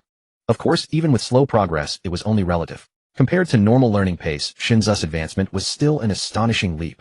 In contrast, his greatest improvement was in the assassination techniques learned from Lu Shaoqing. Every day, Lu Shaoqing would take him to the 9 profound mountain range, and under Lu Shaoqing's guidance, Shen Xu rapidly underwent a unique transformation through practice. In the initial days, he gained nothing from the 9 profound mountain range. Regardless of how rich the theoretical knowledge was once in a combat situation, he still faced countless chaotic circumstances. The forest was teeming with all sorts of strange plants and animals, making it impossible to silently approach prey, as one might wish. Moreover, those animals were naturally perceptive, whether carnivorous or herbivorous. Shen Xu found that he could not even come close to his target without alarming it. After repeated failures, Shen Xu began to analyze the reasons for his failures. By genuinely understanding and applying the knowledge and techniques imparted by Lu Shaoqing, he felt a significant improvement in his abilities each day. On the 7th day, through stealthy approach and ambush, he finally succeeded in capturing a wild rabbit barehanded for the first time, and from that moment on he could not be stopped. During this period, the elevation in his realm greatly enhanced his speed, strength, agility, and other qualities, making his assassination techniques even more formidable. By the last few days of the month, Shen Xu even managed to assassinate a true leopard purely with his strength. It was a gigantic golden leopard, nearly 3 meters. In terms of size, it was even larger than tigers in his world. Although in direct combat, leopards were vastly inferior to tigers. Nevertheless, leopards were much more alert and agile than tigers. They could sense movements from a great distance, often resting with their eyes open. Completing a clean and swift assassination without the leopard detecting him beforehand earned Shen Xu his first praise from Lu Shaoqing. In Lu Shaoqing's words, Shen Xu could already be considered an entry-level assassin. Amidst his studies with the 5 elders, Shen Xu maintained the habit of soaking in a medicinal bath every noon. In the intense and exhausting study sessions, the medicinal baths, and his married life with Song Xiqing became Shen Xu's only opportunities to rest and relieve. Though far from being perfectly balanced, the relaxation effects were remarkably significant. Not only did Shen Xu successfully break through to the 3rd rank of martial arts within this month, but he also accelerated his progress within that rank. By the end of the month, Shen Xu was merely a step away from the 4th rank of martial arts. Such a pace of advancement astonished the 5 elders. According to their expectations, Shen Xu should have barely managed to break through to the 3rd rank during this period. In short, after a month, Shen Xu had undergone a complete transformation. It was not only Shen Xu who underwent a profound transformation. The Songjia village had also experienced tremendous changes over the past month. This village, which still maintained a high-standard military system and elite structure, burst forth with astonishing energy under the command of Song Xiqing. The team dedicated to studying the Celestial Book and attempting to create the things recorded within it was officially established at Song Xiqing's request with Feng Buer. For to truly master the arts of Feng Shui and the 8 trigrams, one must be able to draw analogies from a wide range of knowledge. For instance, how to discern geographical conditions and locate mineral veins, how to formulate gunpowder and create all sorts of peculiar contraptions, and the study of certain chemical phenomena which had actually existed since ancient times. So there was no doubt that within the entire Songjia village no one was more suitable than Feng Buer to lead this team. As for the team members, they were all personally selected by Feng Buer from within the village. Apart from the 1 hour each day spent instructing Shen Xu, Feng Buer devoted all his remaining time to studying the Celestial Book. In order to produce cement and steel, Feng Buer arranged for Yu Wuzhou to lead a team out to purchase a large quantity of supplies. Under the almost babysitting level guidance of the Celestial Book, Feng Buer actually managed to produce cement and steel within this month. The quality of the cement was actually quite good. At least the strength of the finished product was certainly sufficient for paving roads and building houses in the village. But the quality of the steel was a different story. Although they had managed to produce coke through primitive methods, the essential fuel for steelmaking, the steel smelted in crude kilns and small blast furnaces, had extremely unstable strength. Since everyone was a novice following the foolproof instructions of the Celestial Book, with virtually zero experience in related operations, it was only natural that such quality instability would occur in the early stages. Shen Xu was not anxious about this. In the early phase, he only hoped to gradually improve the living conditions of Songjia village within the valley so that every villager could enjoy a truly good life. Being able to pave all the dirt roads of Songjia village with cement within this month was already a very good start. The main reason was that he couldn't transport cement from his own. His portable subspace had expanded to a volume of 100 cubic meters after he broke through to the 3rd rank of martial arts. Such a volume was certainly ample for transporting other goods, but when it came to transporting cement, it was utterly insufficient, like trying to douse a cartload of burning firewood with a cup of water. Moreover, given the unique nature of cement, it was far more cost-effective to produce it locally in the other world using primitive methods than to purchase and transport it from his. Apart from cement and steel, Song Xiqing also organized laborers to build 4 enormous granaries outside Songjia village according to Shen Xu's requirements. These 4 granaries were all built as underground cellars. After being treated with drying and moisture-proofing measures, the grain stored within could maintain edible quality for a considerable period of time. If they were all used to store rice, then under normal conditions it would suffice to ensure that the rice would not spoil within 5 years.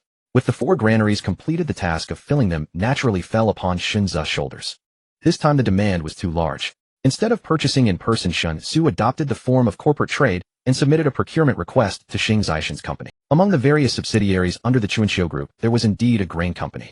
Thus, this large-scale grain transaction was smoothly concluded at the lowest market price. Since the previously rented small warehouse could no longer accommodate such a massive amount of grain, Shen Xu, through the channels of the Chuanqiu Group, directly purchased a large independent warehouse located in the suburbs of Wanhai City.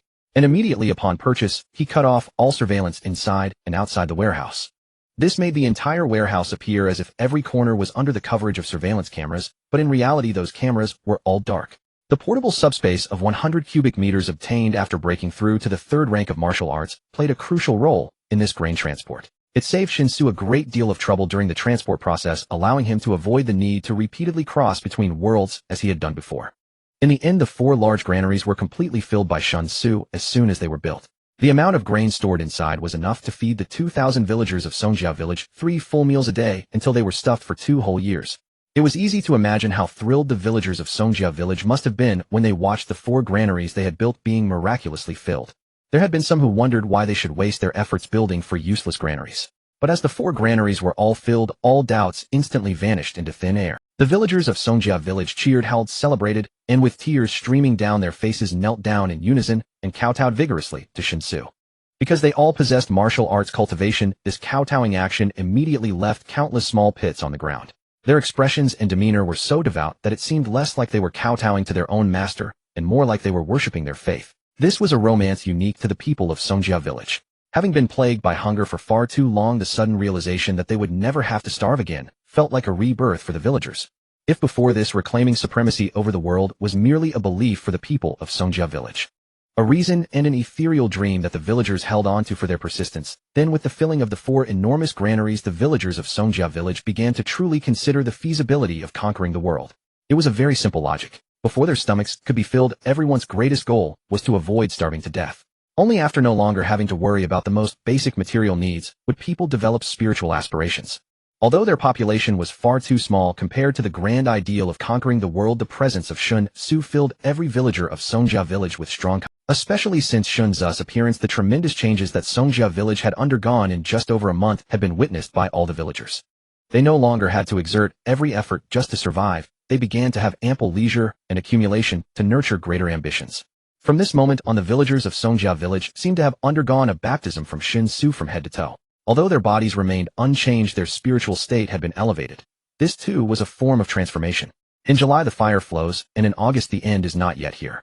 Suddenly a rain fell upon Jiushuan Mountain in the midst of summer, dispersing much of the heat in the giant trees and shrubs in the woods became more vibrant and lush, while the summer heat baked the forest, causing the accumulated rainwater to begin to evaporate. Everything around became hazy and swirling, resembling a fairyland.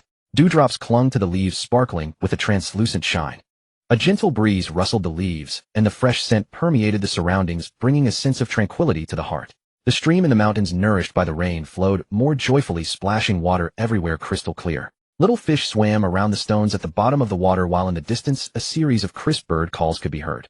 It was a time to ride the wind soaring across the vast sky, to gaze upon the mountains and rivers.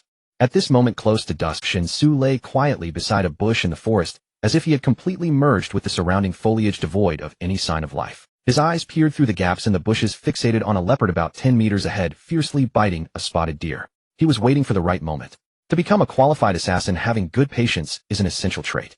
Just a few days ago, he had successfully assassinated a leopard. But that was a sudden attack while the leopard was resting on a tree. Despite receiving praise from Lu Shaoqing, he also believed that as an assassin, one must possess the ability to strike decisively, even if one is ready to retreat at the slightest failure.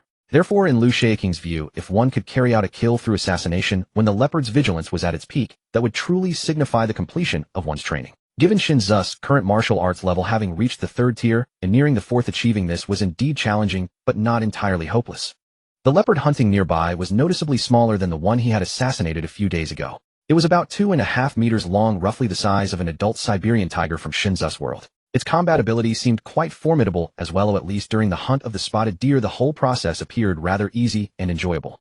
Shen Xu held his breath and slowly stepped out from behind the bushes. Although his feet crunched on the thick layer of fallen leaves and twigs, miraculously not a single sound was made.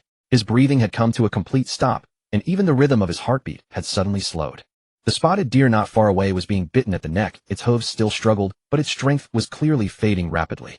The leopard, on the verge of completing its hunt, was at its highest alertness. He had to wait until it completely killed the prey, dragged the carcass up a sturdy tree trunk, and hung it on a forked branch to feast before its vigilance would slightly diminish. Ironically, Shen Xu was preparing to challenge the very moment when the hunt was about to succeed. With silent footsteps and a lightweight body, a pitch-black dagger had appeared in his hand, though he could not recall when. This dagger was made of an exceptionally unique material, and the coating on its surface was of an unknown composition. Not only could it absorb all light sources, ensuring that the blade would not reflect any light, but when stained with blood, it would ensure that no blood residue remained, all liquids would slide off the blade's surface. This was a gift from Lu Shaoqing after Shen Xu successfully assassinated that leopard a few days prior, named Dragon Scale. According to Lu Shaoqing, this dagger has an incredibly long history, said to have been forged from the reverse scale of a dragon by immortals and extraordinary beings during ancient times. Lu Shaoqing mentioned that during his wedding he had given no real gifts, so this dragon scale was considered a compensatory wedding gift. The dagger was indeed exceptional, but Shen Xu certainly scoffed at Lu Shaoqing's tale of its origin. He was not foolish enough to believe that dragons existed in this world. While contemplating the dagger in his mind, his steps continued to move forward. The distance between him and the leopard grew closer, yet Shen Xu's gaze remained icy. 10 meters. 8 meters. 6 meters. When he was about 3 meters away from the leopard, it seemed to sense something at last. Its sharp teeth withdrew from the neck of the spotted deer, and the leopard, looking somewhat puzzled, turned its head towards Shen Xu's direction.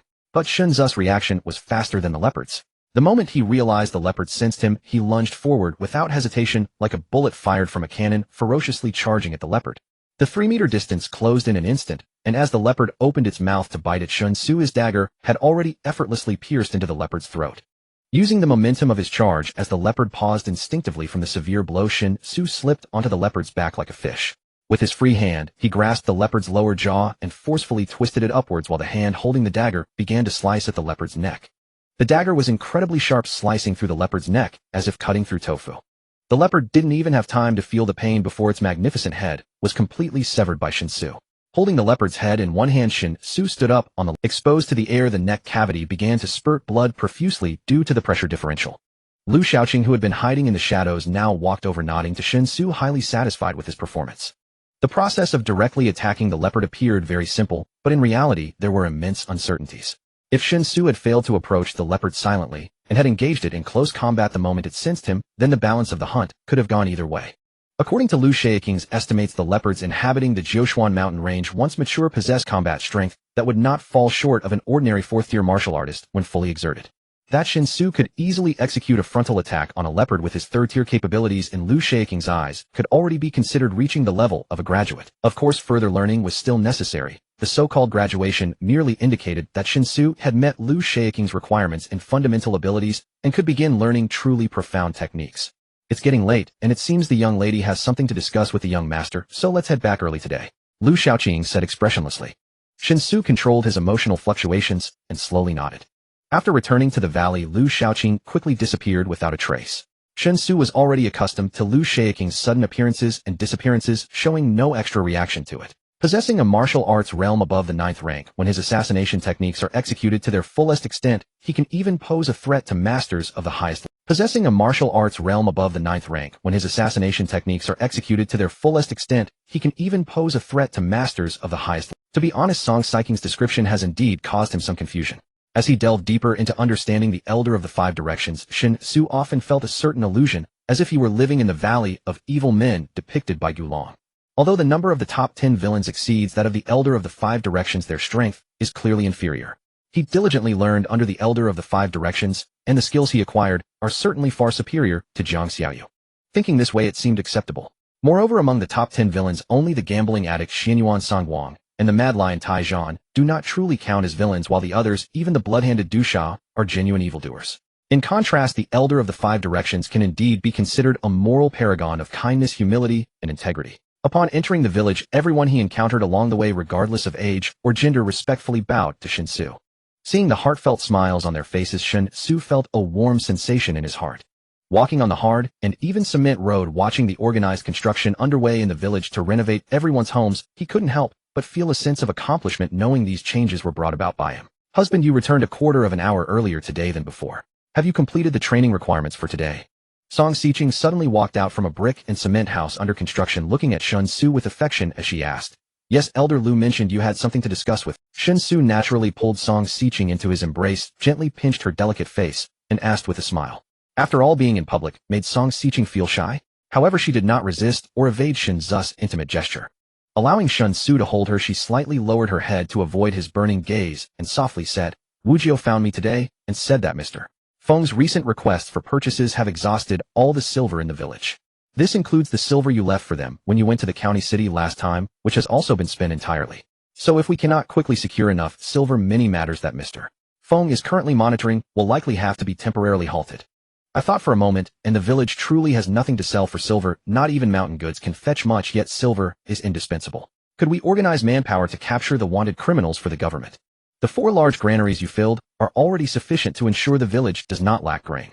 In this case, drawing out the blood guards needed for farming to earn government bounties wouldn't affect the village. Do you think this is feasible, husband? Lack of silver. Shen Xu was taken aback. He hadn't considered this matter before. However, since the goal is to achieve localized production of items that are inconvenient to procure and transport through the Transcendence Handbook, it is entirely normal to involve a significant amount of local procurement needs. As for the issue of lacking silver, the solution is quite simple. If it were gold that was lacking, the procurement costs would certainly be exorbitant. But merely lacking silver based on the current silver prices in his world, there is essentially no procurement pressure at all. Particularly with industrial silver, which meets purity standards, it is even more durable than pure silver and is ridiculously cheap. If he remembers correctly, it should be around $3 to $4 per gram. This means that even purchasing a full ton of industrial silver would only cost 3 to 4 million. Converted, that would buy about 20,000 taels of silver. This silver would be more than enough for Feng Buer to mess around with for quite a while. Thinking of this, Shen Xu suddenly realized an issue. He had previously thought that reselling silver was not worth it, considering silver is too cheap and the effort involved might not yield much profit. However, that was before he established contact with Xiaopide. Now, with the support of Xing Xiaoshen's Spring and Autumn Group, reselling silver would become very simple. All those cumbersome transactions could be handled by the Spring and Autumn Group. He only needs to transport silver and gold back and forth between the two realms. At most, 4 million spent on industrial silver can be exchanged for a terrifying 100 kilograms of gold in the other world. Selling this gold in his world could fetch at least 40 million. All in all, that's a tenfold profit. Although it pales in comparison to a no-investment deal, who could complain about a tenfold profit? With this thought, Shen Xu's eyes sparkled with excitement, feeling that this other world is truly a genuine treasure trove for him. Of course, whether to proceed with this plan or how to execute it must be carefully considered before making a decision. Firstly, it involves the continuous buying and selling of a large amount of gold, which would certainly be most convenient to conduct through the Spring and Autumn Group, saving time and effort while maximizing profits. He needs to clarify whether the Spring and Autumn Group actually needs or can absorb a large quantity of gold. Secondly, is the idea of continuously exchanging silver for gold in the other world reliable? Is there a market for it? At this question, the image of the chubby Qiu Anqing immediately appeared in Shen Xu's mind. That guy runs a money house, and if there are questions about gold and silver, consulting him would surely yield good answers. Therefore, I need to personally make another trip to Chang'an County to have a good talk with Qiu Anqing. Indeed, the emergence of any new idea signifies the continuous influx of countless troubles. Shen Xu sighed inwardly, but did not show any hint of it on his face. He only smiled affectionately and said, "Don't have the blood guards work for the government anymore. He'll resolve the issue of lacking silver, so Mr. Feng need not worry. Additionally, tell Wu Jiu to find some spare time in the next few days. I want to go to Chang'an County again, and let's have him bring people along with me." Song Xiqing replied obediently, and then added, "There's one more thing. Wu Jiu and the others have been collecting various stones in the mountains these days, and have made them into bracelets, saying that you wanted those things." That is true, but I almost forgot. Then let's head home first. When Wu Jiu came to find me about the silver issue today, he brought all the bracelets accumulated over the past month to your home. Upon returning to the courtyard, Shen Xu was astonished by the several large bags of bracelets in the corner. Though the exact number was unclear, it looked like there were at least tens of thousands of them. Most of them appeared to be amber bracelets, while a small portion was made of various materials like agate. There are too many to count, but Wu Jiu estimated that there are about 30,000 strands in total, which is enough for a whole month's supply. Song Xiqing pointed to the large bags in the corner of the courtyard and continued, "However, Wu Jiu mentioned that the stones around our valley have basically all been picked clean by the blood guards. If my husband needs more bracelets, they will have to venture further into the dense forest. By then, the quantity of stones they can collect won't be as abundant as it was over the past month. The farther they go, the longer the time wasted on the road. Moreover, the more distant the place, the less familiar it is, and while collecting stones, they must also guard against attacks from wild beasts. I wonder if they can meet my husband's demands." Upon hearing this, Shen Xu was startled. Goodness, he had no idea how to handle these 30,000 strands. If he continued to gather more, wouldn't it all be piling up? The reason that bald, chubby man was willing to buy amber strands for hundreds of thousands each was mainly because he had no idea there would be so many. If he suddenly dumped over 30,000 strands in front of that bald man, wouldn't it give him a heart attack right on the spot? But now that the items are gathered, they can't just be thrown away. I'll first store them in the subspace and sell them slowly. I imagine even the Spring and Autumn Group wouldn't have the channels to digest tens of thousands of premium amber bracelets all at once. Besides, they don't take up much space, so storing them in the subspace won't be too much of a burden. This is enough. Let Wu Jiu and the others stop for now. There's no need to gather more. If I need more later, I'll let them know. It's getting late. Can my wife comfort me once more, so that I can return to the heavenly court fully satisfied? As Shen Xu spoke, he waved his hand towards the large bags in the courtyard, collecting all the bracelets into the subspace. Then he naturally wrapped his arms around Song Xiqing's slender waist, a rather lewd smile appearing on his face. Even though she knew this was Shen Xu using his magical ability, witnessing it again still left Song Xiqing in shock. Being held in Shen Xu's embrace without much strength, Song Xiqing stammered, "But husband, you already came once this noon." We agreed. Once a day we can't indulge." Shen Xu shook his head and said seriously, "I'm not indulging. It's not like I'm asking for you every day. This is to reward the incredible progress I made over the past month. Doesn't my wife feel happy for me?" Song Xiqing was momentarily at a loss for how to retort and could only silently allow Shen Xu to pull her into the chamber. The martial realm's elevation manifested in every detail of the body, especially the abundant energy which made Shen Xu and could only silently allow Shen Xu to pull. Originally, when pulling Song Xiqing into the chamber, it was still just evening with the sun about to set. Yet by the time Shen Xu returned to the bathroom of the hotel he rented, it was already around 7 in the evening. Having rented the hotel for a whole month, Shen Xu had no intention of extending the lease, as Xia Ziqiu had called him a few nights ago to tell him that all the paperwork for the house. Moreover, the house was handed over in a fully furnished state with not much needing additional renovation. So if he wanted to live there, he could actually move in at any time.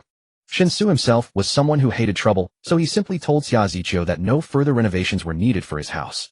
He planned to stay for a while, assess the living experience, and then make a decision. Besides, given the speed at which he was accumulating wealth now, it was possible he would need to change houses again soon, so there was no need to fuss over the first house. After completing all the checkout procedures at the front desk, Shen Xu walked out of the hotel door. He was preparing to return to the rented house to discuss moving with Shenya. Although Shenya would be starting school in about half a month, the matter of moving had to be known to the family sooner or later, so there was no need to hide it. Moreover, during this month, Shen Xu had been paving the way for her parents back home, preparing to reveal the lottery results before school started. To ensure Shen Xu would cooperate well with him in dealing with their parents, he needed to give her some sweet benefits. However, once he managed to justify the first pot of gold with the lottery excuse, he could easily gloss over any amount he earned thereafter. At that time, he would just say that he used the lottery winnings to open a trading company, which then found a benefactor to help making the business flourish and prosper. What could their parents? A person's cognitive ability is directly related to their own experiences. Parents who have lived all their lives in their hometown county are relatively easier to fool. Just after leaving the hotel for a short while, Shen Xu suddenly stopped in his tracks. Over the past month, he had been living a life of 2 points a line in his own world. Besides the hotel and the rented house, he only went to other places when trading with Xing Xiuquan. However, ever since he successfully broke through to the 3rd grade realm about half a month ago, he had begun to faintly sense a feeling of being watched in his own world. Moreover, this feeling had become increasingly clear as his realm continued to rise. Until today, when he had just personally engaged in a fierce battle with a ferocious, he was at the peak of his current physical state. His sensitivity to the surrounding situation surpassed normal levels to the point where that vague feeling of being watched suddenly allowed him to lock onto the target that was spying on him. An inconspicuous black Passat parked by the roadside. 2 men in the car, one playing on his phone while the other seemed to be dozing off as if waiting for someone. Shen Xu narrowed his eyes and walked straight towards the black Passat. Since half a month ago, when Shen Xu sensed someone secretly spying on him in his own world, he had been pondering several questions. Who exactly was spying on him? What was their purpose? Would it pose a threat to his traversing, or perhaps have an impact? Among these 3 questions, the third one was clearly the most crucial. However, in the following half-month, every time before Shen Xu traversed, he would meticulously check his room, yet he never found any suspicious situation. Convinced that the one spying on him was extremely cautious and had never attempted to infiltrate the hotel room, he rented Shen Xu eased half of his worries. After continuous thought and deduction, Shen Xu could basically confirm that only the people from the Xia family had the ability and motive to arrange for professionals to monitor. The reason was simple: before gaining the ability to traverse, he had no value worth monitoring. And after acquiring the ability to traverse among those he had substantial transactions with apart from the Xia family, no one else could possibly monitor his movements so professionally, even if they harbored ill intentions. It was only after he broke through the 3rd rank of martial arts that he became aware of it.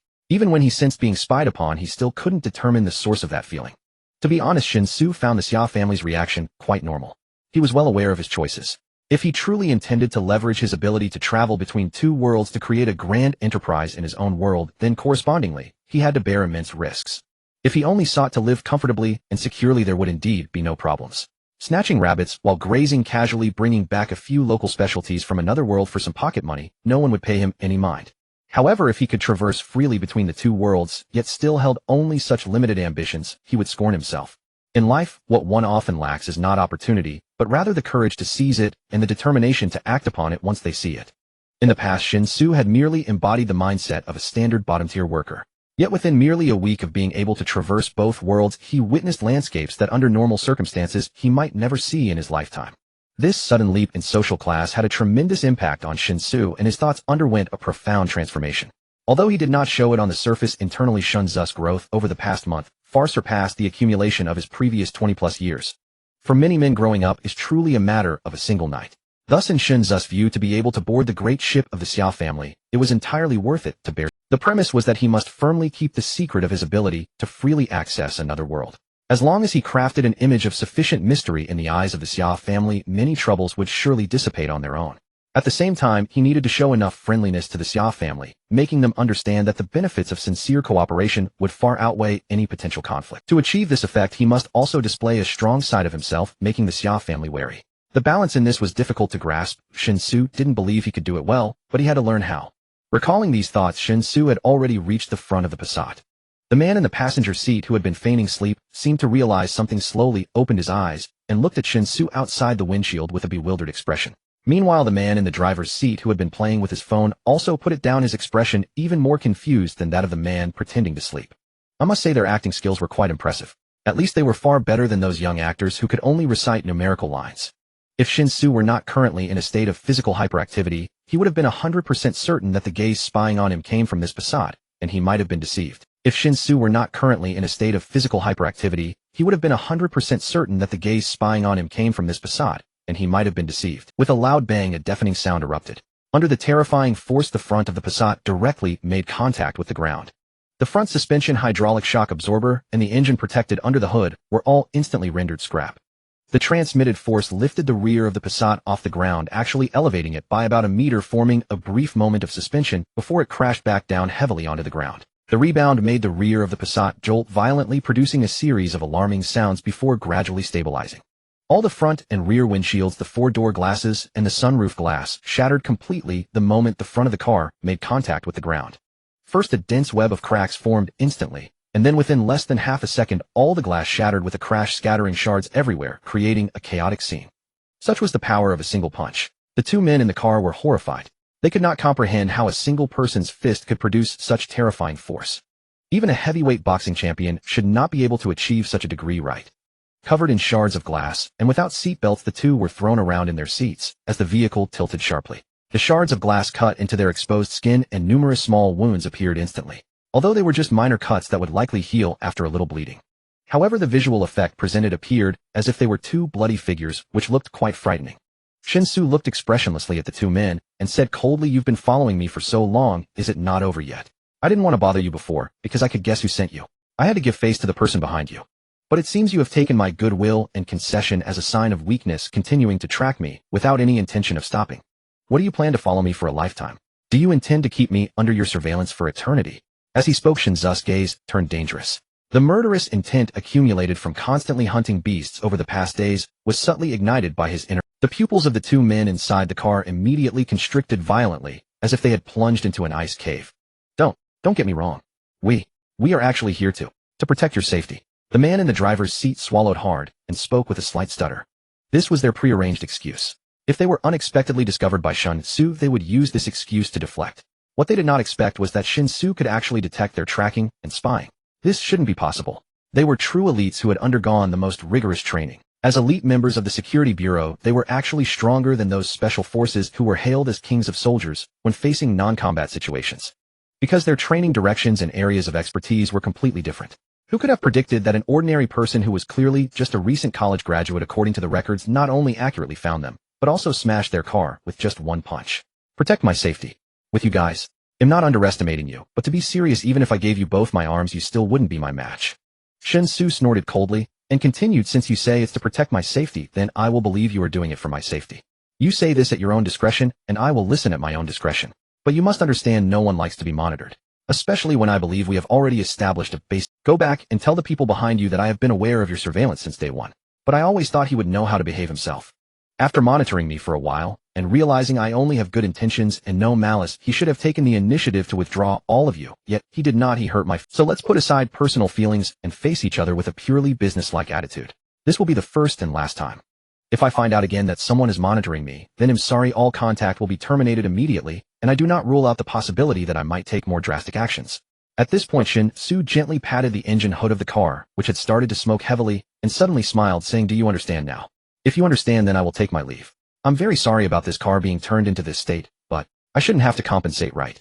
After all, you were the ones who were rude first." After saying this, Shen Xu waved his hand at the two, turning and leaving in a carefree manner. The two men exchanged glances for a moment, and until Shen Xu disappeared from their sight, the terrifying killing intent that had overshadowed them finally dissipated completely. Instinctively letting out a sigh of relief, the man in the passenger seat said in a low voice, "Let's report truthfully, this is no longer something we can decide how to handle." The target of surveillance possessed inhuman strength and an incomprehensibly sharp insight, and the palpable killing intent earlier proved that the target was extremely dangerous. Before we understand how the target noticed our surveillance, continuing to monitor him is utterly meaningless. If we maintain the original surveillance plan, it will likely only further provoke the target without any other effect. I could feel that he really wanted to kill us just now. The man in the driver's seat nodded with difficulty, agreeing with his companion's assessment. After glancing once more in the direction Shen Xu had disappeared, he dialed the superior's number on his phone. The situation has developed to this point, which actually means they have lost control. Shen Xu was completely unaware of the thoughts of the two men monitoring him, nor did he care at all. On the way back to the rented apartment, he kept replaying his earlier performance and every word he had said in his mind. He certainly did not want to fall out with the Xia family, to realize his vision and truly climb to the top of the pyramid. To look down on the world. Cooperation with the Xia family was an indispensable basic condition or basic guarantee. But he also had to show a strong side to make the Xia family understand that he was not a doe to be needed at will. Otherwise, maintaining a cooperative state between them would be very difficult. As long as one side was obviously at a disadvantage, the so-called cooperation would inevitably be. One side would gradually become the vassal of the other, transforming from cooperation to dependence. This was something Shen Xu could not tolerate. However, the difficulty lay in demonstrating his strength, making the Xia family wary, while truly being seen as an equal partner without ruining the relationship with them. Whether he could grasp the degree of this matter, Shen Xu actually felt uncertain. A little over a month ago, he was just a recent college graduate with no social experience. Now, after just over a month, he was expected to navigate complex social situations, which was indeed a bit of an unreasonable demand. Therefore, he could only do his best. Even if it felt awkward, he had to urge himself to grow continuously. Soon he returned home, and the aroma of food wafted from the living room as he entered. After hearing the sound of the door opening, Shunya immediately came to the entrance and frowned, saying, "Why are you back so late today? Didn't you usually come back around 5:30? You are more than an hour late today. Did you work overtime?" "Not exactly overtime. This issue is a bit hard to explain. Do you know why World War II lasted longer?" Shen Xu changed his shoes and walked toward the living room while smiling and speaking. Shinya was stunned, not understanding the connection between working overtime and the two world wars. Instinctively, she asked why. Shen Xu cleared his throat and said because the Germans and Japanese were quite fierce. Shinya was even more confused, looking at Shen Xu with a baffled expression, wanting to reach out and check if Shen Xu had a fever. "Ahem, let's not talk about that. Let's discuss serious matters. Due to work needs, I established a foreign trade company. Because of work, this company has no shortage of business, so it has made a lot of money. With the money I've earned, I purchased a stacked apartment in Wanghai and plan to move in within the You will be starting school in half a month. Oh, let's live together for half a month. And by the way, we can familiarize ourselves with the place and register your identity information so that you can enter when I'm not around. What about Minjia? If we are moving, we need to inform Minjia in advance to give her some psychological preparation." Shen Xu decisively shifted the topic to cover his own embarrassment. "Minjia has to work overtime today and may not be back for a while. However, regarding the foreign trade company and the stacked apartment you mentioned, shouldn't you explain that to me in detail? This news is too sudden. I'm honestly a bit bewildered." "Well, it's a long story. Let's eat while we talk." At the same time, within the villa estate on the outskirts of Wanghai City, Xia Pai, along with Xia Bingzhong and his wife Xing Xiuchuan, sat together on the living room sofa. Xia Ziqiu had also been called back, but sensing the heavy atmosphere in the room, she abandoned her usual lively cheerfulness and stood obediently behind Xia Pai, quietly massaging his shoulders. "I thought I had taken Shen Xu seriously enough, but I never expected. I still underestimated him. A full month of investigation, and yet we haven't obtained even a single. The hotel he has been renting long-term is spotless from the inside out. Neither the legal representative nor the actual owner of the hotel has any connection to Shen Xu. During this month, Shen Xu has clearly been in contact with the mysterious force behind him, including purchasing a large amount of grain from you, which is obviously not a personal act. Yet we simply cannot trace how that contact occurred. The grain delivered to the warehouse has also definitively vanished from under our very noses." Xia Pai repeated the final investigation conclusions he had just received, his voice tinged with exhaustion. His somewhat clouded old eyes fixed on Xing Xiuchuan as he continued, his tone filled with confusion. "How on earth was this done? Every piece of information we can find on Shen Xu is utterly unremarkable. From his birth to his university graduation, every experience is documented and crystal clear. Yet this absolute normality itself suggests abnormality. But surprisingly, we cannot uncover any problems nor any signs of forgery. This is truly incomprehensible. In our country, for such a situation to occur, the force behind Shen Xu must be far more terrifying than we imagined. Shen Xu frowned in thought and said, I can't figure it out either. As you said, Father, any action inevitably leaves traces. Yet the force behind Shen Xu, even after our intensive month-long investigation, has still not yielded any useful leads. It's as if the force behind Shen Xu simply doesn't exist. But we all know it must exist. Otherwise, where did the items he traded with me come from? What purpose does the large batch of grain he purchased through me serve? Moreover, after the grain was delivered to Shen Xu's warehouse, although we later failed to monitor any vehicles entering the warehouse, we can be certain that the grain had been completely moved out at some unknown time. This is absolutely impossible for Shen Xu to accomplish alone.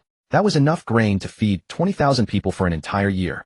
After the purchase, it was quickly shipped out, indicating that the force behind Shen Xu is genuinely in need of grain, not just creating a cover. In other words, it is a force of at least tens of thousands of people. Xiaopai slowly nodded and said, a scale of tens of thousands is a reasonable inference. There are plenty of places in the world that can hide tens of thousands of people. Africa and barren islands in the Pacific Ocean off the shipping routes could both manage it. However, judging from the items Shen Xu has provided so far, the possibility of Africa is slim. Because Africa has been thoroughly explored, and those items could never have been produced by African soil. Thus, the most likely hiding place for the mysterious force behind Shen Xu is a barren island off the shipping routes in the ocean. Moreover, this force must possess astonishing influence within our country. The good news is that one thing is certain, at least so far Shen Xu has shown us enough goodwill. So what do you think of the warning message he just conveyed? Any thoughts? Xia Pei's inquiry caused both Xia Bingzhong and Shen Xu to hesitate. The living room fell into an abrupt silence. After pondering for a long time, Shen Xu finally spoke. Since Shen Xu can easily detect and identify the people tailing him, continuing to monitor him is pointless. It will do nothing but further provoke him. Although we know nothing about the mysterious force behind him, that force is undoubtedly immensely powerful. Considering this, the fact that Shen Xu was chosen by that force to be its public representative is enough to prove his extraordinary nature. A single punch disabled a modified Passat. Such terrifying strength is beyond human capability. Given that the medicinal herbs he provided are all far more potent than normal, can I assume there is a connection? Xia Pai and Xia Bingzhong both showed thoughtful expressions. Shen Xu continued. In short, from the current situation, we must adjust our attitude and truly treat Shen Xu as an equal. Otherwise, I believe Shen Xu's threat to terminate cooperation is not just an empty bluff. The logic is simple. Given the items he has provided us, their effects would drive anyone to madness. So Shen Xu and the force behind him are not obliged to cooperate with us. We are merely one of their many options. That is why Shen Xu probed me earlier, and why after discovering the surveillance he didn't immediately explode, but silently endured for a month. Shen Xu was showing his sincerity, indicating that he harbors no hostility toward us. But from his perspective, while he understands our probing and surveillance, he cannot accept them without boundaries. Clearly for Shen Xu, 1 month is the limit of his tolerance, so he issued a clear warning. My opinion is, since we have investigated for a full month and found nothing, then as you said, Father, we should stop entertaining other ideas. Maintaining a close cooperative relationship with Shen Xu is in our best interest. Furthermore, during this month, Shen Xu not only quietly allowed us to monitor and investigate him, but also completed a sizable grain transaction with me. After the deal, he moved the grain out from under our noses without a trace. Isn't this Shen Xu on behalf of his force flexing its muscles? He is clearly expressing an attitude our probing and surveillance are useless. He and his force possess methods beyond our imagination. Under these circumstances, for cooperation to work, we must be open and honest. After listening to Shen Xu, and Xia Pai straightened up. He took a deep breath and said in a solemn tone, Zichou, contact Shen Xu and tell him. I want to have a frank conversation with him. Little fat face, do you have time tomorrow? My grandfather wants to have a good chat with you. After successfully convincing Shenya that he had established a foreign trade company and earned a significant fortune through its channel, Shen Xu was just about to celebrate when he received a message from Xia Zichou on the chat app. After a moment of thought, Shen Xu's fingers danced rapidly on the phone screen. My heart is like the sea. If Grandpa Xia invites me, I would cancel anything else. What does he want to talk about? Little fat face, you asked, knowing the answer. Your reaction today was too intense. It scared my dad, my mom, and my grandfather. So my grandfather hopes to explain this misunderstanding to you in person. Since you have time, I will pick you up early tomorrow. My heart is like the sea. If it's too early, your grandfather should prepare some breakfast, or discussing things on an empty stomach might be quite frustrating. Also, why do you like to use emoticons so much? Little fat face, I just like it. It's none of your business. See you tomorrow. Bye. Shen Xu raised an eyebrow at the content displayed on the screen. He couldn't shake the feeling that Xia Zichou seemed to harbor some resentment toward him. Of course, whether Xia Zichou truly felt that way wasn't important. What mattered was that Xia Ziqiu suddenly extended an invitation to him late at night indicating that Xia Pied wanted to talk to him face-to-face tomorrow, which was actually a very good. Such a reaction meant that the Xia family had almost entirely accepted his clear warning issued earlier in the evening. Although Shen Xu found it puzzling why the Xia family was acting so amicably, he had just taken a relatively firm stance, yet the Xia family showed no intention of pulling at him, instead appearing to choose to retreat decisively. This was indeed unexpected for Shen Xu. But undoubtedly this was good news. The Xia family did not overreact to his firmness, nor felt embarrassed, thus avoiding a heated confrontation. How they would cooperate moving forward would likely depend entirely on the outcome of tomorrow's negotiation. Unlike the first time he met Xia Pai during tomorrow's face-to-face conversation, he needed to constantly remind himself to maintain an absolutely equal mindset, or it would be difficult to secure the benefits he deserved. While he was pondering, Zhang Min returned home. It was not yet 9 in the evening, and it seemed that the overtime today was not long, but there was a hint of anxiety that she couldn't conceal. Sister Min, you're back? I saved you some food, but I didn't expect you to come back so early. Let me heat it up for you. Take a rest for a bit, it will be ready soon. Thank you, Xiaoya. He'll take you shopping for clothes tomorrow. Zhang Min took off her shoes and entered the living room as she spoke. She plopped down next to Shen Xu, her feet clad in knee-high black stockings resting on the coffee table, leaning forward and slightly pained as she began to rub her toes enclosed in the stockings. It seemed that the shoes she wore today were not very comfortable, and Zhang Min had evidently endured a whole day of discomfort. Tomorrow is a workday, right? Sister Min, don't you have to work? Shen Ya's voice came from the kitchen. Zhang Min sighed while rubbing her foot, saying, the situation this year is not good and my small company can't continue, so I'm planning to pivot. All the programmers were laid off today. The reason I came back late today wasn't because of overtime, but to handle my resignation procedures. Mainly laid off employees can receive N1 compensation, so I needed to wait for the company to transfer the funds before signing the agreement to avoid being cheated by the company. However, I've only worked at the company for 2 years, so the N1 compensation is only 3 months' salary, which isn't much. Sister Min, you were laid off? Shinya darted out of the kitchen looking at Zhang Min with surprise, exclaiming then, what do you plan to do next? Is it easy to find a new job? Zhang Min shrugged, saying, I'll see next month. My mom is coming to Wanghai the day after tomorrow, and I expect she'll stay for about a week. Anyway, since I received 3 months' salary for free, I plan to accompany my mom to have fun for a week. After I send her off, they'll start looking for a job. Oh, by the way, Xiao Su, you haven't forgotten the promise you made to me, right? You need to come with me to pick up my mom when she arrives the day after tomorrow. Shen Xu nodded, saying, don't worry, how could I forget Sister Min's matter? However, tomorrow, I need to help Xiaoya move. I probably won't continue renting this place. Of course, I have already paid 3 months' rent, so Sister Min, you have plenty of time to find a new. After Annie arrives the day after tomorrow, she can either stay here with you or go to my place. Anyway, the house I bought is big enough, so there's definitely enough space. It's only for a week, so it shouldn't be inconvenient. We'll see what Annie thinks then. Zhang Min exclaimed in shock, you bought a house? Yes, I just bought it not long ago, and the house is delivered with fine decoration, so you can move in with just your luggage. Where did you get the money? You just graduated this year, right? My family helped me. Zhang Min immediately fell into a state of speechlessness. Shen Xu then winked at Shinya, who responded with a couple of big sanitary balls. Mainly, it was too complicated to explain his rapidly increasing income in such a short time. So when faced with inquiries from outsiders, using my family help me as a reason was the simplest approach. At least it sounded credible. That's great. I didn't expect you to be a rich second generation. You hit it too well. If I had known, I should have seized the opportunity to win you over these past 2 months. Zhang Min playfully patted Shen Xu's shoulder. Shen Xu was just about to say that her hand hadn't been washed after picking her foot, and directly patting his shoulder seemed a bit unhygienic. However, before he could voice it, his phone, the number displayed on the screen was from Go Wenpeng. Shen Xu was taken aback for a moment, then quickly smacked his forehead in realization. Over the past month, he had been in a state of closed-door cultivation, fully immersed in self-improvement to the extent that he forgot about the appointment with Go Wenpeng for drinks. Clearing his throat, Shen Xu answered the call and didn't give Go Wenpeng a chance to speak, jumping straight in, brother Go. What a coincidence. I was just about to call you, and you call me first. How about it? When are you free in the next few days? Let's get together, just the two of us. You were about to call me. Seriously? Are you kidding me, brother Su? Go Wenpeng's voice came through the phone, sounding utterly bewildered. Ahem, that's not important. What matters is, when are you treating me to a drink? I've been waiting for that drink for a whole month, but you never contacted me. I couldn't wait any longer, so I was about to call you and ask. Unexpectedly, the moment I picked up my phone, you called. Shen Xu spoke with a straight face, as if his words were the most natural thing in the world. Go Wenpeng was even more confused. There was a noticeable silence on the other end of the line before his voice, tinged with indignation, rang out again. Brother Su, be a decent human being. You told me to wait for your call. How is it my fault that you didn't contact me for a month? You definitely forgot about me. And now you want me to take the blame. I've never seen such shameless audacity. Come on, we're brothers. Why be so precise about it? Whether you call me or I call you, it's all the same. Comrade Go Wenpeng, I must criticize you. As a successor to communism, you should have the spirit of sacrificing the self for the greater good, not arguing with your comrade over pointless right and wrong. I'm ashamed of your behavior. Silence fell on the other, and once more. Even through the phone, Shen Xu could vaguely sense Go Wenping's mental breakdown. But that's what brothers are for, to take the blame. For a brother you'd stab yourself in the ribs, for a girl you'd stab your brother twice. It's standard procedure.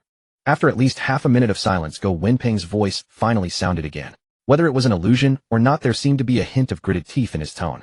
Xiao Jing worked overtime today and just left the office. I was thinking of taking her for a late-night snack. Want to join us for a drink? Also, there's something I need to discuss with you in person. It's about Li Jianan. Shen Xu agreed without hesitation. I'm in. If Brother Go personally invites me, I'd go even through a mountain of swords and a sea of fire. This has nothing to do with Li Jianan. I'm not interested in matters concerning her anymore, but I can't possibly turn down Brother Go's invitation. Send me your location. He'll take a cab. After hanging up, Shen Xu turned to Zhang Min and Shinya and asked, my college roommate invited me out for a late-night snack. Shinya pouted and shook her head regretfully. I'm on my period and not feeling well. I don't want to go anywhere. Zhang Min also refused directly. Shall you save me some dinner? He'll stay home and take care of her. Besides, I don't know your college roommate. It wouldn't be fun. Shen Xu nodded, glanced at the location Go Wenping sent on his phone, ordered a taxi to that address, then put on his shoes and headed out. All the paperwork for that Bentley Flying Spur had been handled long ago, and the license plate as requested was a modest, ordinary number. But he had been so busy over the past month, his schedule in the other world was packed too tightly, that Shen Xu never got around to picking up the car, leaving it with Go Wenping for now. As for the Xiao Jing, Go Wenping mentioned her real name was Wang Xuejing, a classmate of both him and Shen Xu, and currently Go Wenping's girlfriend. Although she wasn't from the same place as Go Wenping, both of them wanted to settle in Wanhai after graduation, so their relationship was very stable. Their shared goal was to work hard and eventually buy a home in Wanhai. In fact, most of their college classmates, though hailing from all corners of the country, had come from small towns to study in Wanhai. As a result, quite a few chose to stay in Wanhai after graduation, at least half of the class. There was no traffic jam that night, and the place Go Wenping had chosen wasn't far from Shen Xu's rented apartment. In just over 10 minutes, Shen Xu was standing at the entrance of a restaurant called Longziguo. It was a specialty crawfish restaurant famous for its large, succulent, and fresh crawfish. Of course, when crawfish are associated with those three qualities, the price naturally becomes steep. Undoubtedly, Go Wenping was prepared to splurge tonight. There were 3 of them total, and Go Wenping hadn't booked a private room. After entering the main door, Shen Xu quickly spotted Go Wenping and Wang Xuejing in the main hall. Since it was already past dinner time, anyone coming to Longziguo for crawfish was essentially there for a late-night snack. Or perhaps they were socialites who, after a first round of drinks, preferred a quieter place to eat and fill their stomachs. Thus, the tables in the hall weren't all full, about half were empty.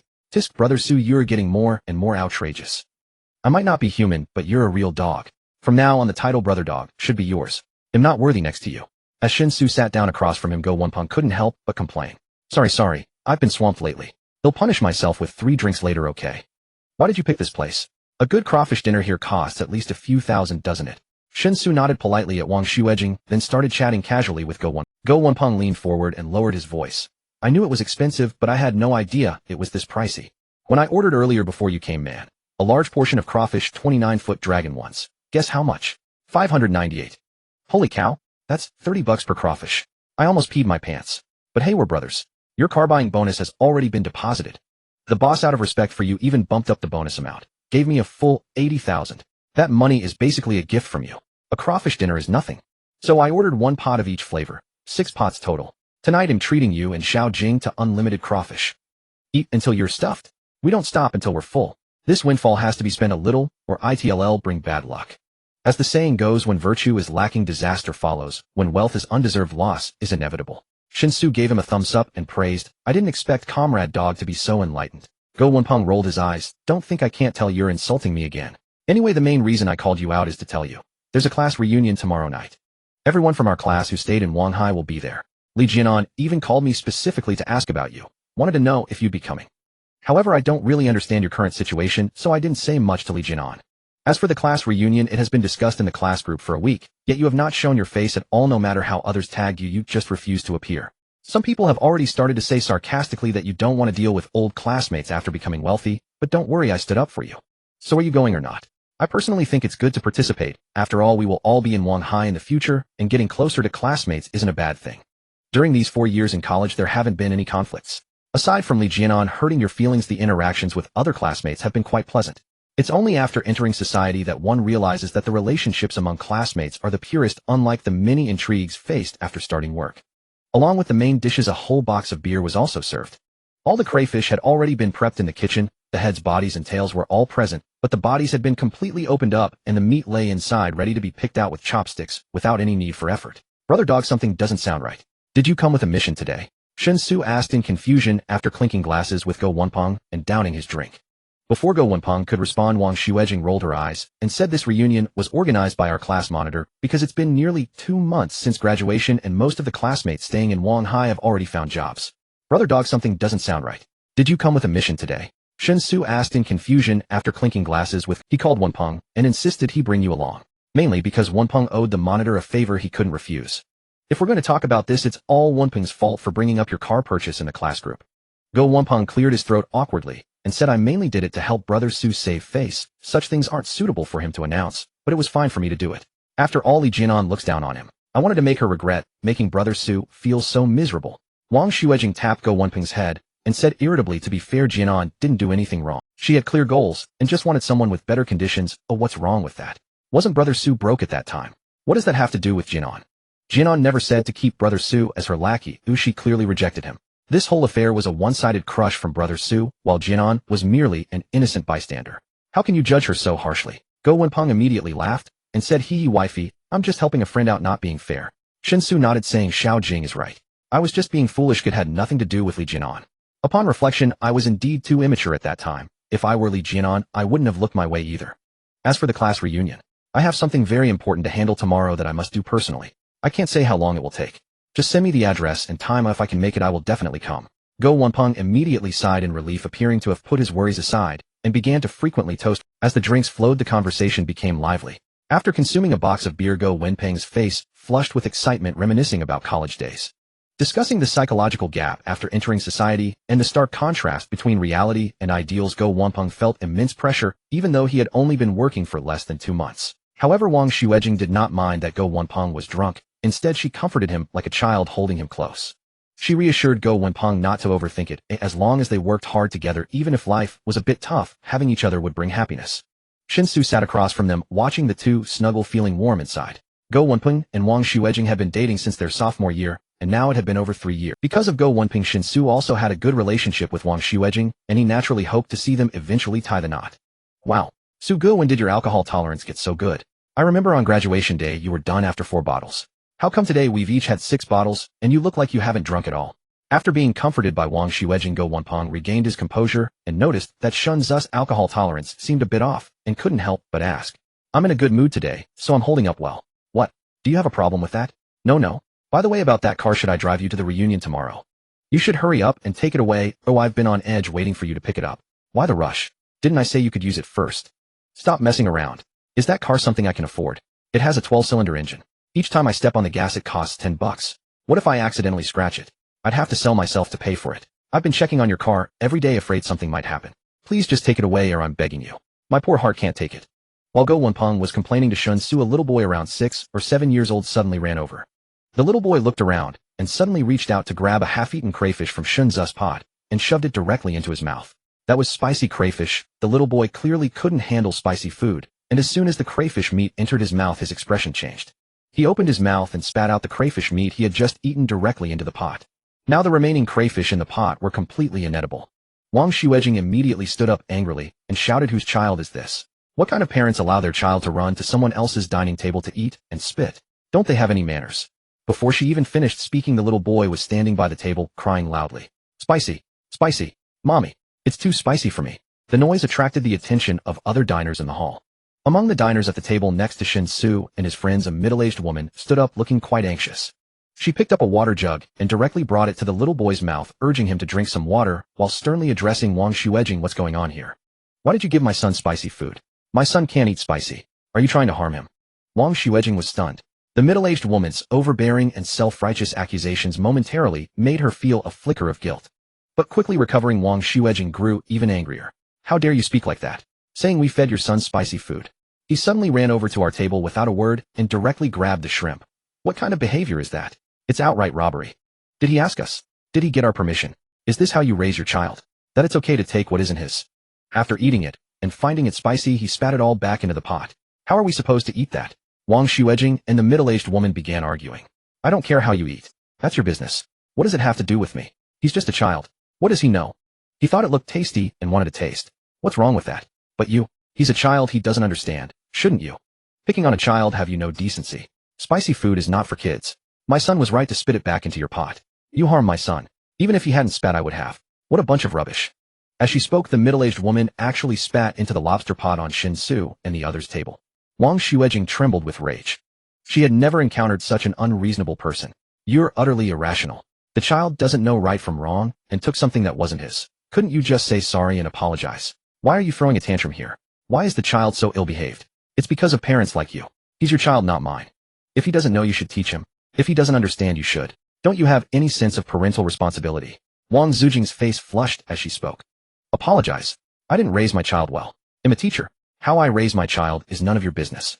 Apologize. He'll apologize to your mother. Without any warning, the middle-aged woman raised her hand and slapped Wang Xuejing across the face. A crisp sound rang out, and Wang Xuejing stood there stunned. She never expected to be hit. Go Wenping, whose reactions had been slow due to alcohol, instantly sobered up, pushed the woman back, and shielded Wang Xuejing behind him. How can you be so unreasonable? Your child came and disrupted our meal, and instead of apologizing, you resort to violence. Xiaojing, call the police. Before Go Wenpeng could finish, the two men who had been dining with the woman rushed over. One of them even grabbed a beer bottle and aimed it at Go Wenpeng's head. Shen Xu hadn't expected the woman to strike either, so he failed to prevent Wang Xuejing from being, but after the slap, he became alert. Seeing the man about to smash the bottle on Go Wenpeng, Shen Xu moved faster and caught the man's wrist with precision. With a slight squeeze, the man's fierce expression turned pale. The bottle fell from his hand, and he cried out in pain. It hurts. It hurts. Let go. My wrist is breaking. The other man who had rushed over with him was originally headed for Go Wenpeng. It hurts. Let go. My wrist is breaking. After glancing around, his alcohol-addled brain, though impaired, instinctively redirected and swung a fist at Shen Xu's head. Shen Xu ignored him. His martial arts cultivation at the third-grade upper level had greatly strengthened his muscles, bones, skin, and internal organs. Even a bladed weapon would struggle to harm him now, let alone the bare fists of an ordinary man. So without dodging, Shen Xu took the punch on his head. A sharper crack accompanied by the man's scream rang out. In his drunken state, the man had put all his strength into the punch. But hitting Shen Xu's head, it caused no damage, not even a slight tilt, and all the force rebounded onto his own fist. It was as if he had punched a thick wall, whose several of his fingers broke instantly. Xiaojing, call the police. Since there's a conflict and violence, let the police handle it. Shen Xu said calmly.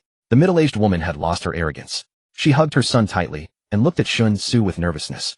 The incident happened so fast. From the slap to now, less than half a minute had passed, and the restaurant staff and duty manager finally rushed over. Without much ado, Shen Xu said to the suit-wearing manager, please prepare the restaurant's surveillance footage. The police will need it when they arrive. The manager was taken aback. And here? Shen Xu shrugged. The situation here is under control. There won't be further conflict. The manager looked around, confirmed Shen Xu was right, gave a few instructions to the waitstaff, and then turned to retrieve the footage. Shen Xu released the wrist of the man who had tried to hit Go Wenpeng with the bottle. The man staggered back, rubbing his wrist, his face full of fear as he stared at Shen Xu. He had felt as if his wrist was clamped in a vice. No matter how hard he struggled, he couldn't pull it free. The alcohol had been scared out of him, and he was now wary of Shen Xu. Yet the man still appeared confident, his fear only that Shen Xu might continue the fight. It was clear he believed they wouldn't end up at a disadvantage. The police arrived quickly, less than 10 minutes after Wang Xujing's call. Such a rapid response likely meant patrol officers were dispatched directly without summoning anyone from the nearby station. The man and the middle-aged woman both sighed in relief as the police appeared. The woman playing the victim spoke first. Officer, arrest these thugs. They assaulted us.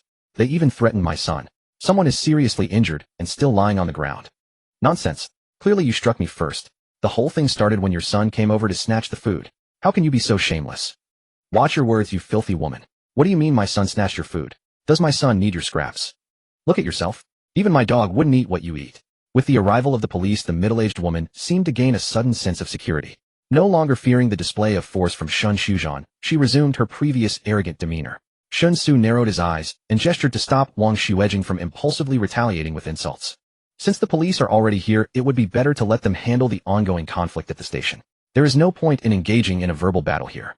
It's really not a big deal, it's just a case of a mischievous child stirring up trouble. If the parents could just adopt the right attitude and sincerely apologize, nobody would truly want to argue with a child. Yet many mischievous children become that way because their parents are not decent themselves. When the upper beam is crooked, the lower beam is also bent. Under the guidance of irresponsible parents, a good child gradually becomes a troublemaker. The family in front of me is a typical example. If I had encountered a similar situation before my rebirth, I would have probably just wanted to avoid trouble rather than provoke it. This is the helplessness of being a low-level wage earner. The capacity to endure risks is too poor, so one prefers not to get entangled in any matters. But now Shen Xu is completely different from his former self. His judgment on matters will no longer overly consider the so-called benefits and losses, but will instead focus more on whether his thoughts are clear and true. To put it simply, it's about not being able to buy my happiness with money. Officer, the details of the incident are clearly recorded in the store's surveillance cameras. You can check the footage to understand the situation. Additionally, regarding this conflict, we demand that it be handled according to the relevant laws, and we do not accept any form of mediation. My friend was publicly slapped, which not only affected her physical health, but was also a great insult to her dignity. I now demand a health check for my friend to see if she has a concussion or any other negative conditions. Shen Xu ignored the middle-aged woman who acted like a shrew, turning to the police beside him and speaking logically. Nonsense. Our friend was severely injured. She's still lying on the ground, unable to get up. And you refuse to accept mediation. Let me tell you, I also do not accept mediation. This matter is far from over. The middle-aged woman shouted again. All right, everyone be quiet. We will sort this out. Xiao Wang, go check the surveillance, and the rest of you get everyone involved into the car. We're heading back to the station for processing. The leading officer shouted, barely managing to suppress the middle-aged woman. Shen Xu then said to Go Wenpeng and Wang Xuejing, don't worry, it's fine. Those who make mistakes must pay for their actions. Go Wenpeng and Wang Xuejing slightly calmed down and nodded in agreement. As for the person with the broken finger, due to the severity of the injury, he had to be taken to the hospital for emergency treatment first. Soon they arrived at the mediation room in the police station, and the officers had already viewed the retrieved surveillance footage on the way. When they discovered that the person with the broken finger had actually injured himself after throwing a punch, the officers couldn't help but feel speechless. Sitting in the mediation room, Shen Xu calmly looked at the family of three across from him. The man was on the phone throughout the journey to the police station. Since they were in the same police van, Shen Xu could hear the content of the call clearly. The other party seemed to be a small leader from the Human Resources Bureau, and the purpose of the call was to find connections and relationships to suppress this conflict. After the two police officers responsible for mediation led them into the mediation room, they were temporarily called out again, leaving only Shen Xu, Go Wenpeng, Wang Xuejing, and the family of three in the room. A few losers think that calling the police will help. Let me tell you, at most it will be classified as mutual fighting. Moreover, our side's injuries are even more severe, so you will likely face harsher penalties than us. Not accepting any form of mediation. Anyone can make big claims, but reality is harsh. If you really refuse mediation, you will definitely be administrative. Do you understand? If you don't get detained for at least 10 days, you can take my surname. The middle-aged woman glared at Shen Xu and continued with a cold smile. But even if you want to accept mediation, that depends on whether we are willing. You terrified my son and caused him tremendous psychological trauma. If you don't offer a compensation of tens of thousands, this mediation isn't about whether you accept or not, it is about us not accepting. Do you understand? Let this be a lesson for you. There are some people in this world that you cannot provoke. Upon hearing this, Go Wenpeng and Wang Xuejing immediately showed, although they couldn't hear the man's phone conversation as clearly as Shen Xu did, they still caught some of it.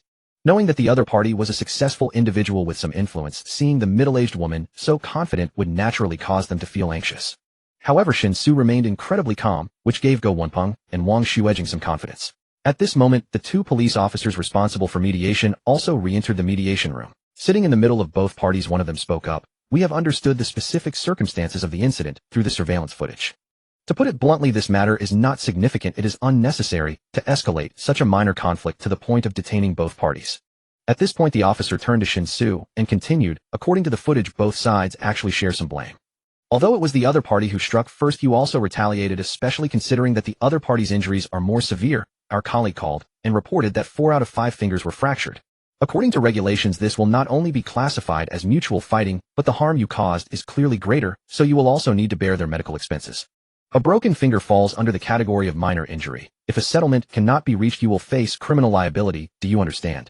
This is very unfavorable. Shen Xu frowned and said, since you have seen the footage, why are you still lying with your eyes wide open? My friend was slapped by them, and they intended to continue unlawfully. To prevent the assault, I intervened in their subsequent attack. As for the broken finger you mentioned, you know very well how it happened. I didn't retaliate at all. What does it have to do with me? Just because you didn't fight back doesn't mean you're not involved.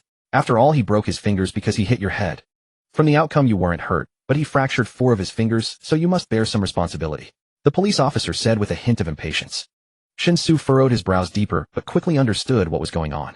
His brows relaxed, and he shook his head with a smile, saying, do you want to hear if what you're saying makes any— He hit me and ended up injuring himself. How is that my problem?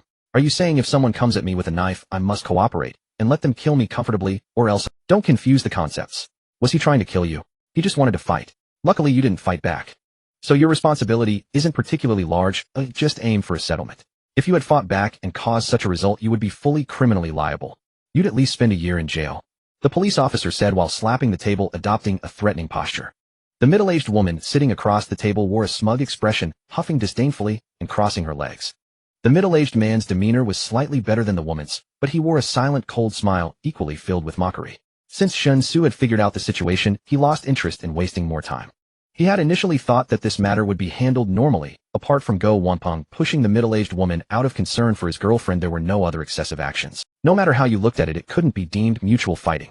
Unexpectedly, the family involved in the conflict had a man with a certain social status.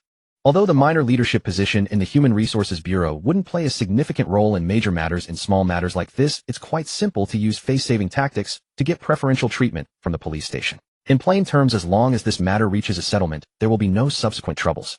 For the police station, selling face entails no risk at all. After all, who would have thought that a casually brought young man would possess the ability to directly reach the higher authorities?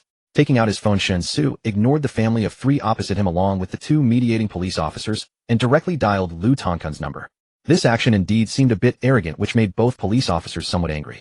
However, during the mediation process, the mediated parties had the freedom of communication, so although they were angry, they couldn't say much. Moreover, considering how biased this matter was being handled, both of them were also briefed by their superiors. Thus, both had a scale in their hearts. In a situation lacking impartiality, the aggrieved party hadn't even done anything outrageous, and even if they did something excessive, as long as it wasn't too much, they didn't plan to pursue it. Shen, mister, is there something urgent for calling at this hour? Lu Tongkun's voice came through the phone after just 3 rings. I had originally promised Ziqiu to visit Elder Xia tomorrow, but something came up, and I may not be able to go. Shen Xu said with a smile. What happened? Is it very urgent? Not particularly urgent. I had a conflict while dining with friends. It turns out the other party has some background, and the police station is being biased, planning to detain me for 10 days to half a month. So, if I need to meet Elder Xia, it will have to wait until after my detention. As soon as Shen Xu finished speaking, the two police officers mediating became somewhat anxious. One of them hurriedly said, "Don't say that. You did indeed fight back. That's why it's deemed mutual fighting. This has nothing to do with bias. And when did we say we would detain you for 10 days to half a month? As long as you reach a settlement, there will be no administrative penalties." Shen Xu glanced at him, pointed at the middle-aged woman, and smiled, saying, "You didn't say it, but she did. And she said it with absolute confidence, stating that if we weren't detained for 10 days to half a month, she would take my last name. Given your previous statements and the clear bias shown in your attitudes, I have every reason to believe you are all in cahoots. Thus what she said is equivalent to what you said. I don't think there's anything wrong with this judgment. This is slander. Our handling is lawful and compliant. If you have any dissatisfaction, you can file a complaint with the superiors. But don't make baseless assumptions and slander here." As soon as the police officer finished speaking, Lu Tongkun's voice came through Shen Xu's phone again. "I roughly understand what happened. Please give me half an hour, mister. Shen, I need to understand the whole situation before proceeding. I apologize for the inconvenience, mister. It's no inconvenience, it's just a hassle for you to help with such a trivial matter. Please don't think I'm bothersome. Mister Shen is joking. I would be delighted if Mr. Shen called me every day." After exchanging a few pleasantries, Lu Tongchun finally hung up the phone. Shen Xu turned to the curious Go Wanpeng and Wang Shuejing, smiling and saying, "Relax, take a break, at most half an hour, and this matter will be resolved. You're young, but your boasting skills are impressive. Half an hour to resolve this. I want to see how you do it in half an hour. Let me tell you, if I don't get a satisfactory explanation, I absolutely won't sign the settlement agreement," the middle-aged woman said fiercely. The two police officers were quite dissatisfied with the middle-aged woman's provocative and threatening behavior, but unfortunately the earlier instructions from their superiors echoed in their ears, leading them to choose to ignore her actions. Shen Xu had no interest in engaging with the middle-aged woman. The more one has, the broader their perspective becomes. The situation he encountered today was no longer worth expending any energy on. Thus, facing the so-called mediation, he paid no attention, simply engaging in casual conversation with Go Wanpeng and Wang Shuejing, leaving the two mediating police officers utterly exasperated. In less than half an hour, merely a few minutes later, the door to the mediation room was pushed open from the outside. Shortly thereafter, a middle-aged man with a first-class police inspector shoulder insignia, wearing a broad smile, walked in. The two mediating police officers immediately stood up and saluted the middle-aged man. Judging by the title, he should be the chief of this police station. "May I ask which one is Mr. Shen Xu?" The chief waved dismissively at the greetings from his two subordinates and turned to Shen Xu and the others, speaking in a very amiable manner. "Yes, I am. Is there something?"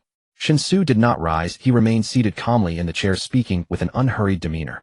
The station chief, far from being angered by Shen Xu's seemingly casual attitude, instead approached him with a fawning smile, nodding and bowing.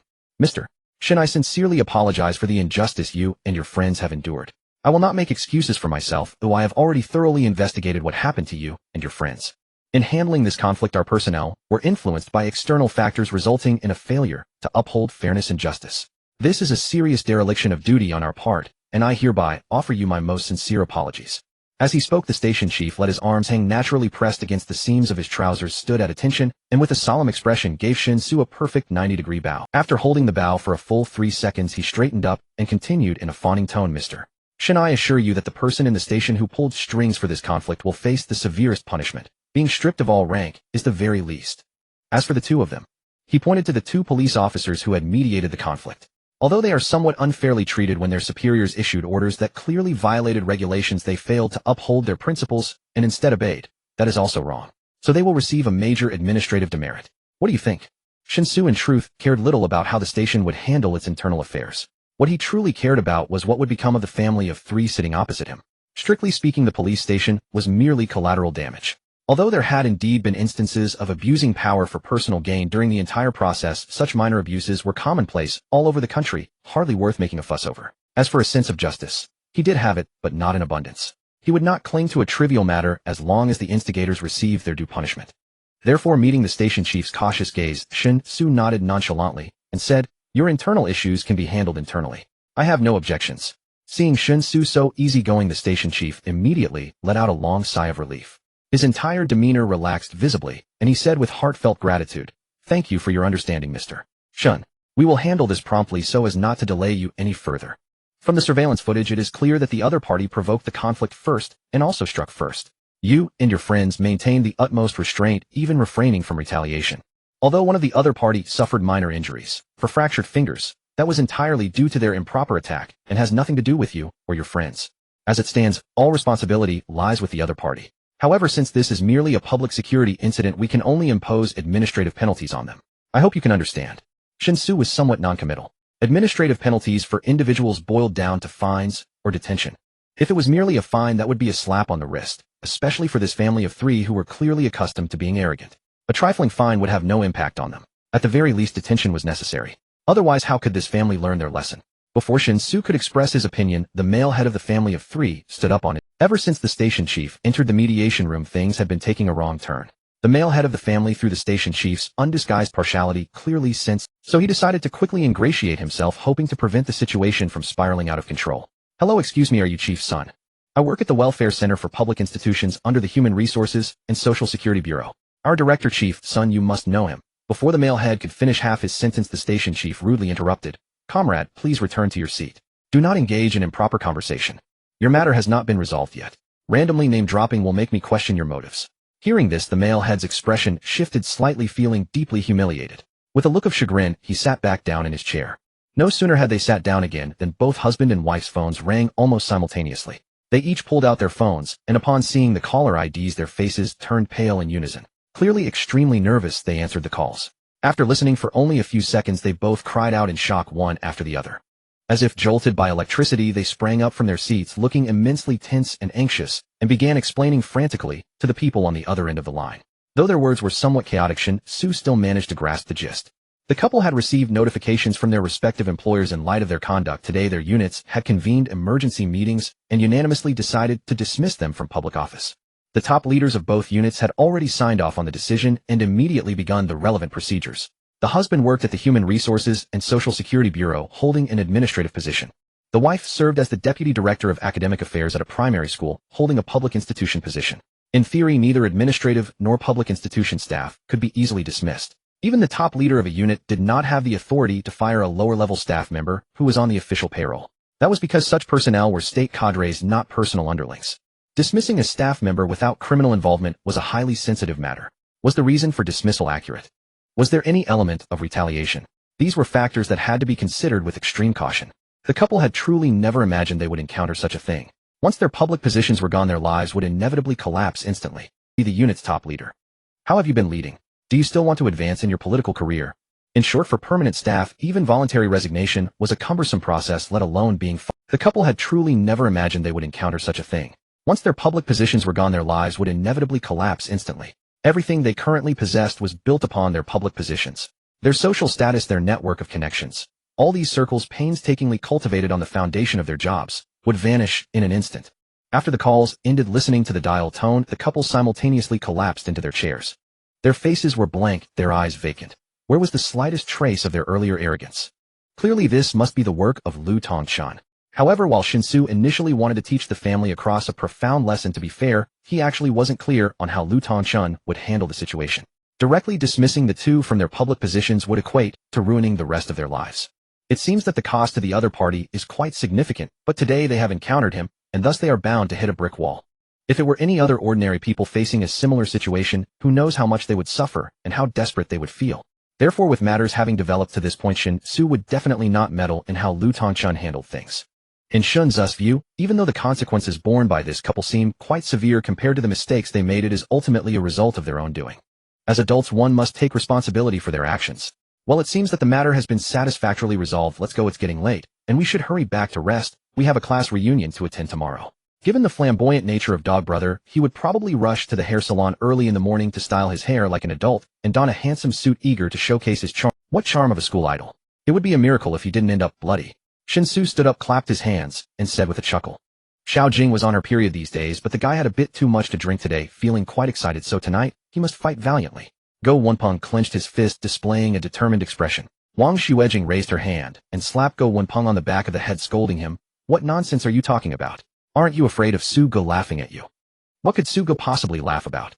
In matters concerning us, what is it that Su Ge doesn't know? Go Wenpeng shrank his neck and replied aggrievely. Shut up.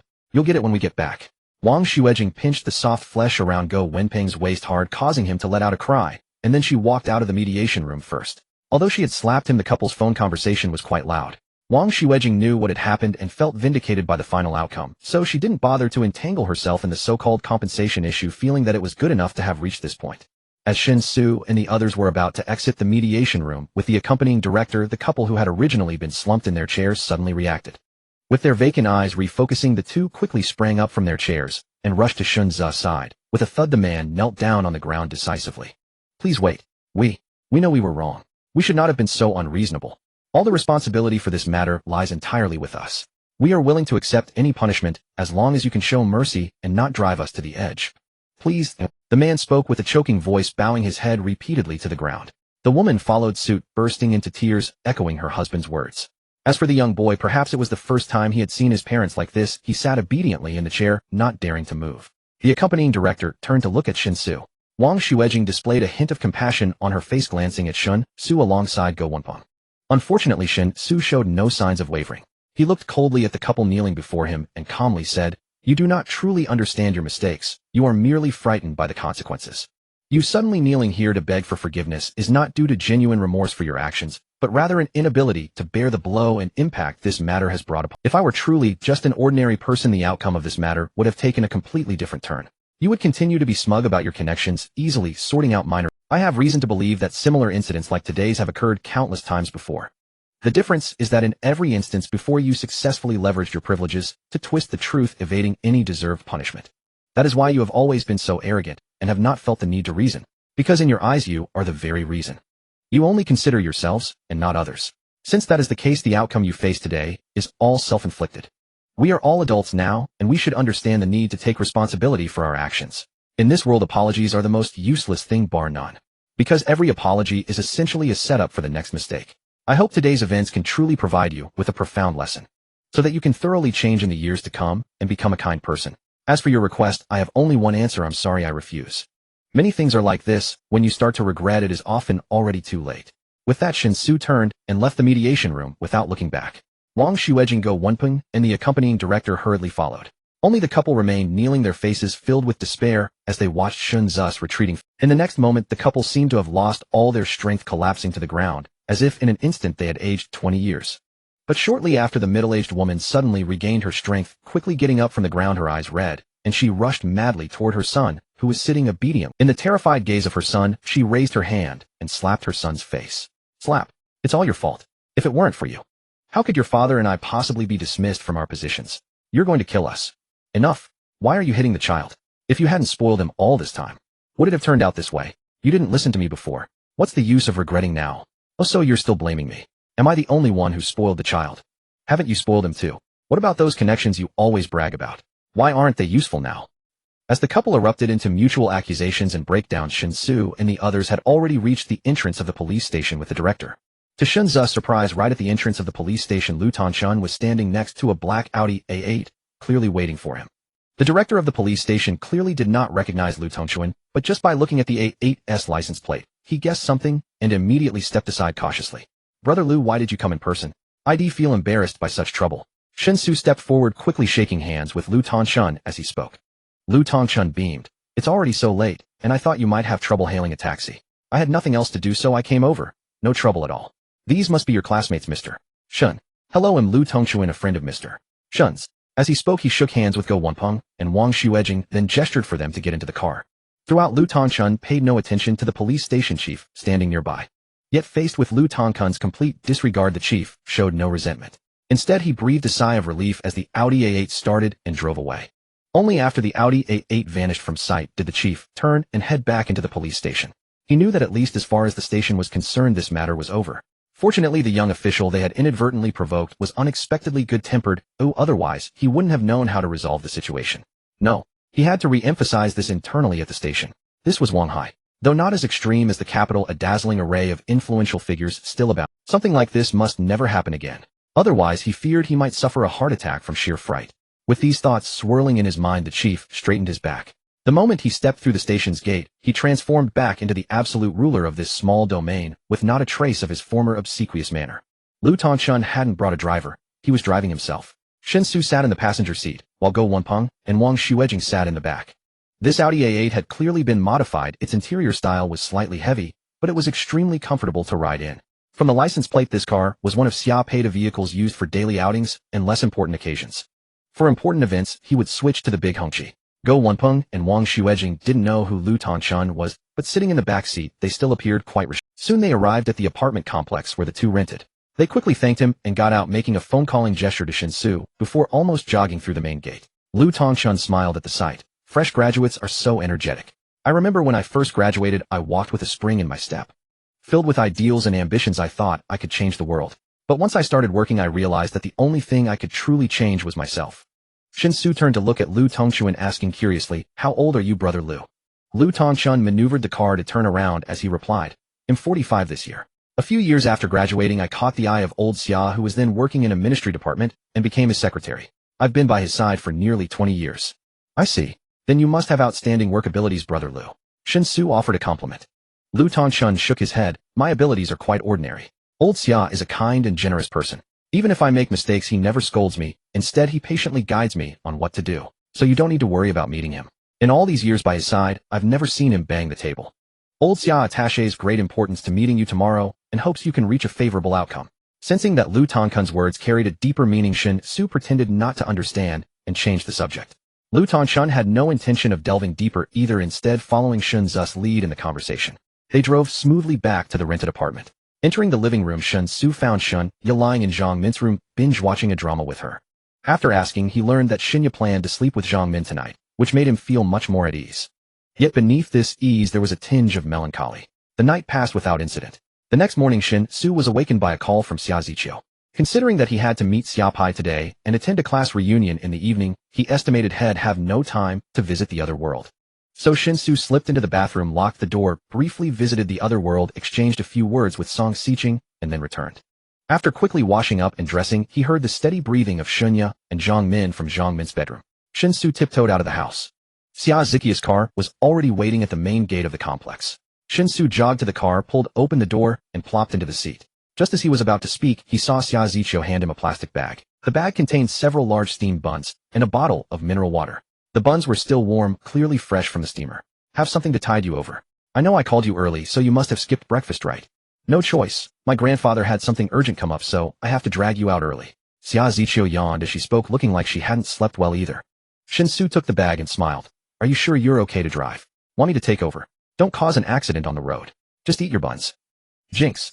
On Wanhai's roads I could drive with my eyes closed and never have an accident." "Tisk, don't be so sure. Who's the real Jinx here?"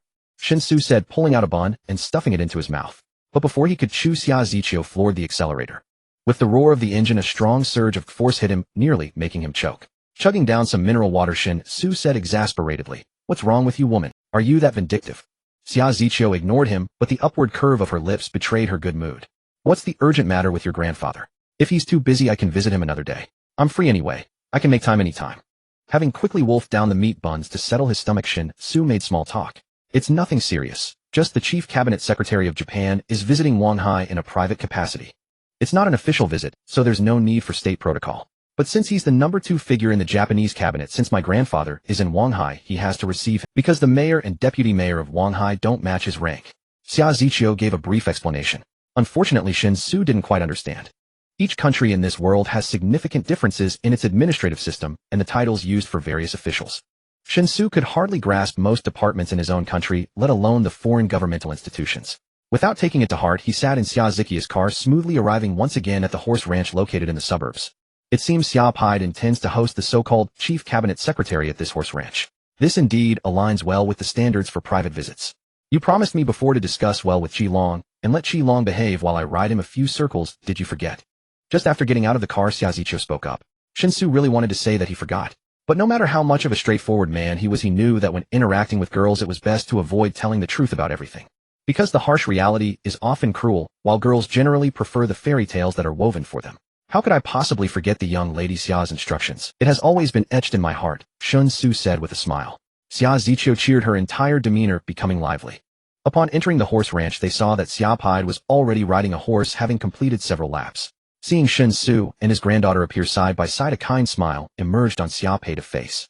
Riding over to the two, Xia Pide dismounted and nodded to Shen Xu, saying, "Let's go sit over there and chat. As one age of sleep becomes less, I got up before 5 today and have already ridden several laps. I truly feel a bit tired." Just as Shen Xu was about to agree, Xia Ziqiu hugged Xia Pei's arm and said sweetly, "Grandpa, bring Qi Long out. You guys can chat, and he'll ride Qi Long for a couple of laps." Shen Xu said he would help me negotiate with Qi Long this time. There won't be any issues. Xia Pide was taken aback for a moment, looking at Shen Xu with curiosity. This manly figure with a word being as solid as a nail, Shen Xu could only nod and say, "Rest assured, Grandpa Xia.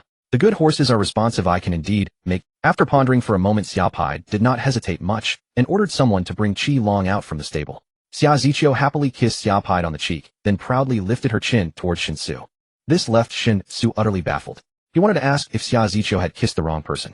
Shouldn't he be the one to be grateful? Soon the red high horse was let out. Shen Xu stepped forward, reaching out to stroke the horse's head, while channeling his inner energy into his hand, causing the slightly agitated Qi Long to quieten instantly.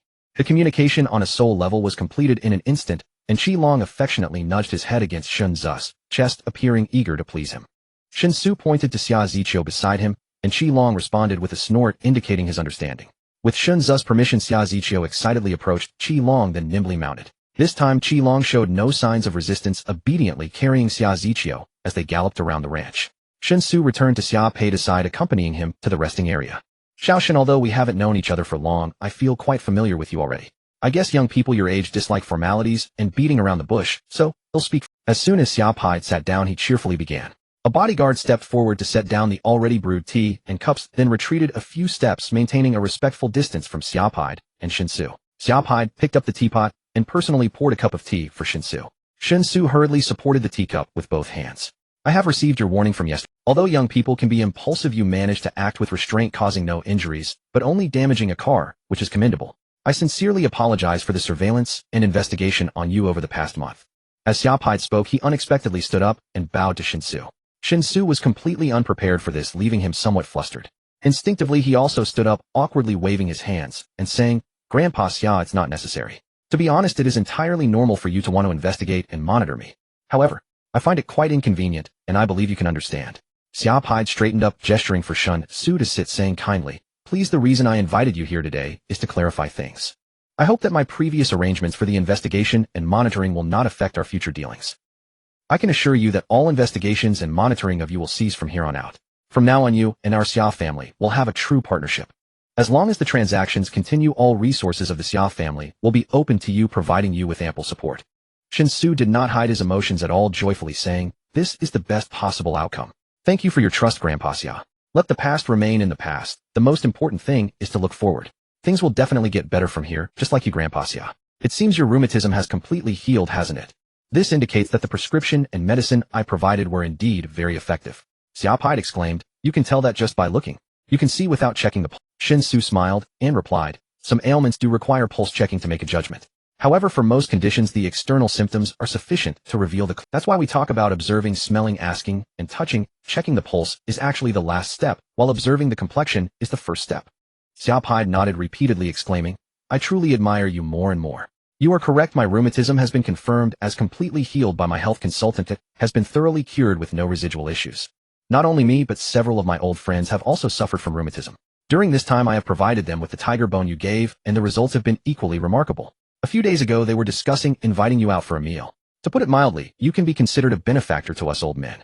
Those who have not suffered from rheumatism cannot understand that kind of pain. In a few days let's see when you are free and accompany us old men for a good drink. Upon hearing this, Shen Xu immediately agreed without hesitation. Xiaopei's old friends could not possibly be ordinary people. This is a rare opportunity to expand my network, and I must seize it. Come Xiaoshen, have some tea. This is the Dahong Pao from the mother tree. Don't be fooled by the fact that I've only brewed a pot for you. I don't have much of this tea myself, and have already taken out half of my stock. You absolutely cannot find this outside, as picking has been completely prohibited. Xiaopai cheerfully invited. Shen Xu obediently picked up the teacup and took a sip. However, unfortunately, he did not know how to appreciate tea, so he could not discern its quality. Putting down the cup facing Xiaopei, expectant gaze, Shen Xu awkwardly said, I'm sorry Grandpa Xia, but I hardly ever drink tea, so I can't tell if it's good or bad. Giving me such precious tea is truly a waste. This is purely a waste of a flower on a cow. Oh, why not save it for when you meet that official from the island nation later? You could use it to entertain the foreign guests. Entertain foreign guests, my foot. Xiaopai exploded with a curse, angrily saying, do those little devils count as foreign guests? This isn't a formal occasion, and I can't be bothered to give them face. When the time comes, just serve them some tea leaves and froth. Would they dare not drink it? Xiaoshen, you don't know the reason those little devils are visiting in a private capacity and not through official channels is that they want to give us a show of force. This matter is undignified, so it can only be conducted in private. Shen Xu curiously responded, I would like to hear more details. Xiaopai took a sip of tea, sneering. You know, in recent years our country's naval ships have been popping up like dumplings, and our maritime power has rapidly increased, which has caused immense pressure on other surrounding countries, especially the island nation. The countries of South Asia can still bow down and play small, as they are merely regional powers and have long recognized their positioning. Our country is not as overbearing as the white-headed eagle. We still allow them some basic living space.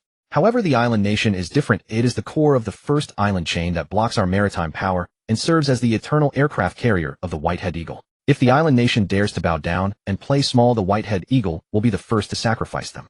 Therefore, the stronger we become, the greater the pressure on the island nation. Due to special national circumstances, the island nation cannot be considered a true sovereign state.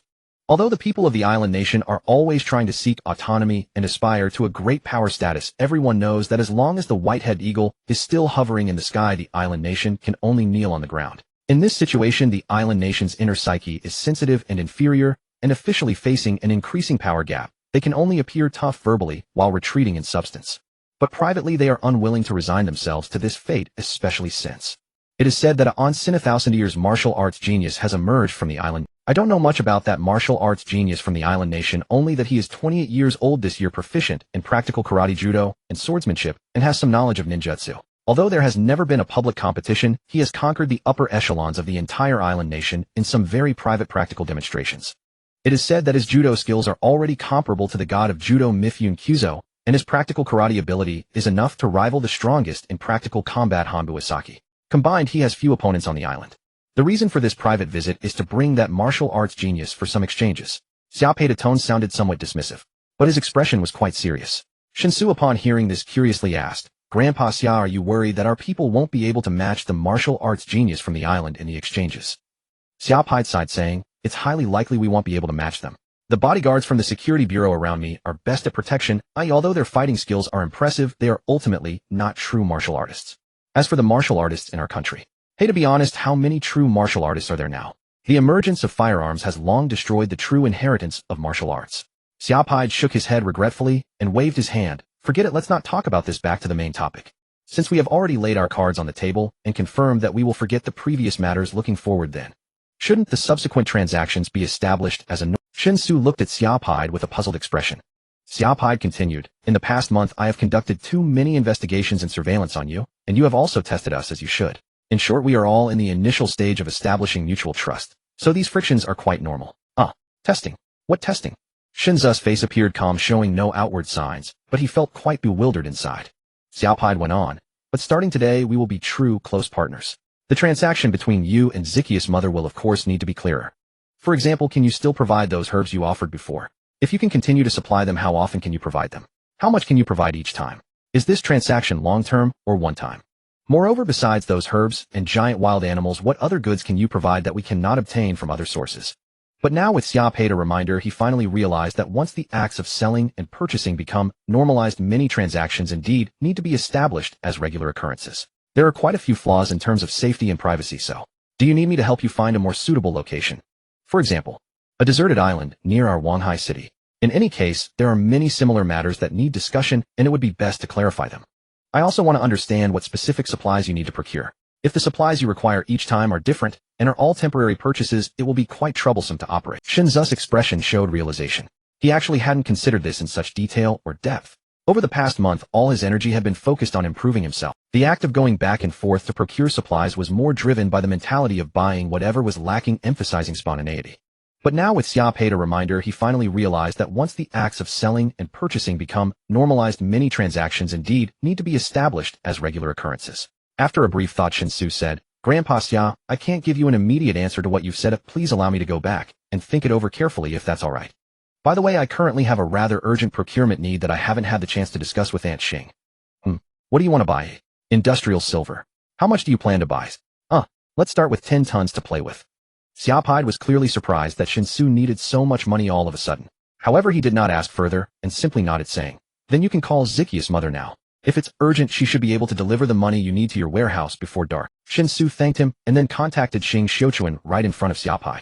The call was quickly connected, and after hearing Shen Xu's request, Xing Xiuquan agreed very well. Moreover, Shen Xu didn't even need to pay any goods, including the large batch of grain from before, along with 10 tons of industrial silver. Everything could be settled by offsetting it against those outstanding items like tiger bones, rhinoceros horns, and bear bile. Naturally, Shen Xu had no objections to this arrangement.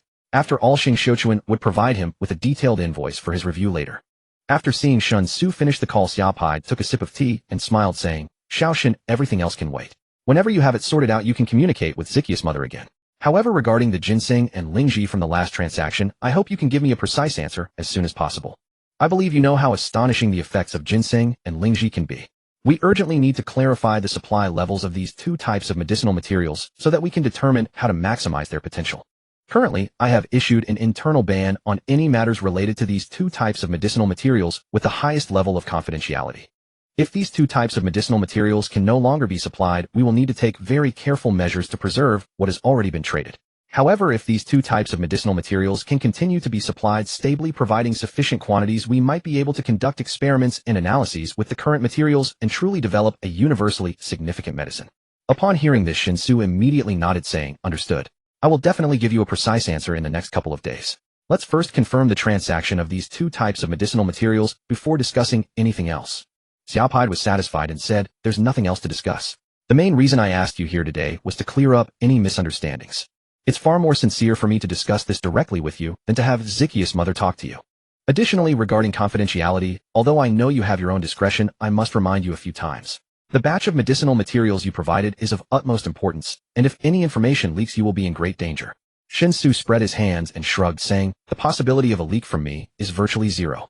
This point, Grandpa Xia, you should have confirmed through your you have your own discretion. I must remind you a few times.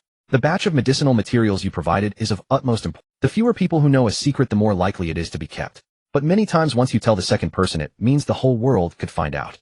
From my perspective, I certainly hope to keep a low profile, but that may not be the case for you. Although this statement was somewhat confrontational, Xia Pai was not angry at all. On the contrary, he nodded in agreement, saying, You're right. We will do our utmost to keep things confidential and strive not to add any trouble for you. Well, now that the main business is concluded, there wasn't much to discuss. It was just that due to the adjustment period over the past month, we need to rebuild dialogue and trust. In short, regardless of what happens in the future, I hope our mutual trust remains unaffected. If there are any doubts, we should communicate promptly, whether by phone or face-to-face. Both are fine. Zikia's mother can handle the vast majority of issues. If there's something she is unsure about, just contact me directly, okay? Of course, just like you said, Grandpa Xia, as long as it doesn't harm national interests and is beneficial instead, we have no principled contradictions between us. If it doesn't involve bottom lines, then everything is negotiable. Huh? Xia Pai laughed loudly upon hearing this, feeling quite pleased, and said, That's the reasoning. Now let's chat about something casual. We just mentioned the issue of the first island. Actually, the Whitehead Eagle has established 3 island chains in the Pacific to contain and target us. However, the first island chain is the frontline position, while the second and third island chains can be considered logistical support bases, which makes the first island chain the most critical and poses a greater threat to us. In reality, without the support of the second and third island chains, the first island chain is like a rootless reed. To maintain the daily operations of these three island chains, and to possess comprehensive maritime power in the Pacific, the Whitehead Eagle stationed half of its naval strength within the three island chains, constantly flaunting its might against us. What do you think about this? Huh? What do you mean by what do I think? Shen Xu looked at Xiaopide in confusion, completely not understanding why Xiaopide would ask him such a question. He was just an ordinary recent graduate. Regarding national strategic issues, what does he know? Cough, cough, cough. Grandpa Xia, you must be joking. What insights could I possibly have? This is a confrontation at the level of countries. It's too far removed from me. He cleared his throat and spoke honestly. However, Xiaopide shook his head and said meaningfully, not far, and at least it is not far for you. Although the three island chains of the Whitehead Eagle are primarily aimed at strategically containing our country, they do not cause any impact on the normal navigation of other vessels. However, your situation is indeed special. It's not about being overly cautious, but rather about having unique means to navigate freely and safely under the island chain. Of course, I mean no offense, I just want to ask, once we plan to break through the island chain blockade, where do you think we should start? Shen Xu was even more confused. However, Xiaopide clearly had something to convey, so although Shen Xu was puzzled, he only wore a thoughtful expression, as if considering Xiaopide a question. In reality, he was just pondering why Xiaopide would think he should have insights on such significant matters. After a moment, Shen Xu suddenly realized a possibility. He had previously told the Xia family that he had a relatively large team operating abroad. The goods used for trading with the Xia family all came from that team's hands. So, Xiaopide wouldn't think that the base of that team is in the Pacific, would he? It seems quite possible. No wonder he had deliberately mentioned whether to find an uninhabited island in the sea area around Wanhai City. It was actually a test. After all, if his fictitious overseas team really had a base on some Pacific island, they would certainly possess considerable ocean-going capabilities. Rebuilding an uninhabited island and using it for cargo transshipment would be far more convenient than using the outskirts of the city. Although this approach would increase costs, it would greatly enhance both security and confidentiality. He seemed to have no reason to refuse. Moreover, if he actually bought an uninhabited island and turned it into a base and warehouse, it would greatly aid his frequent need to travel between two worlds.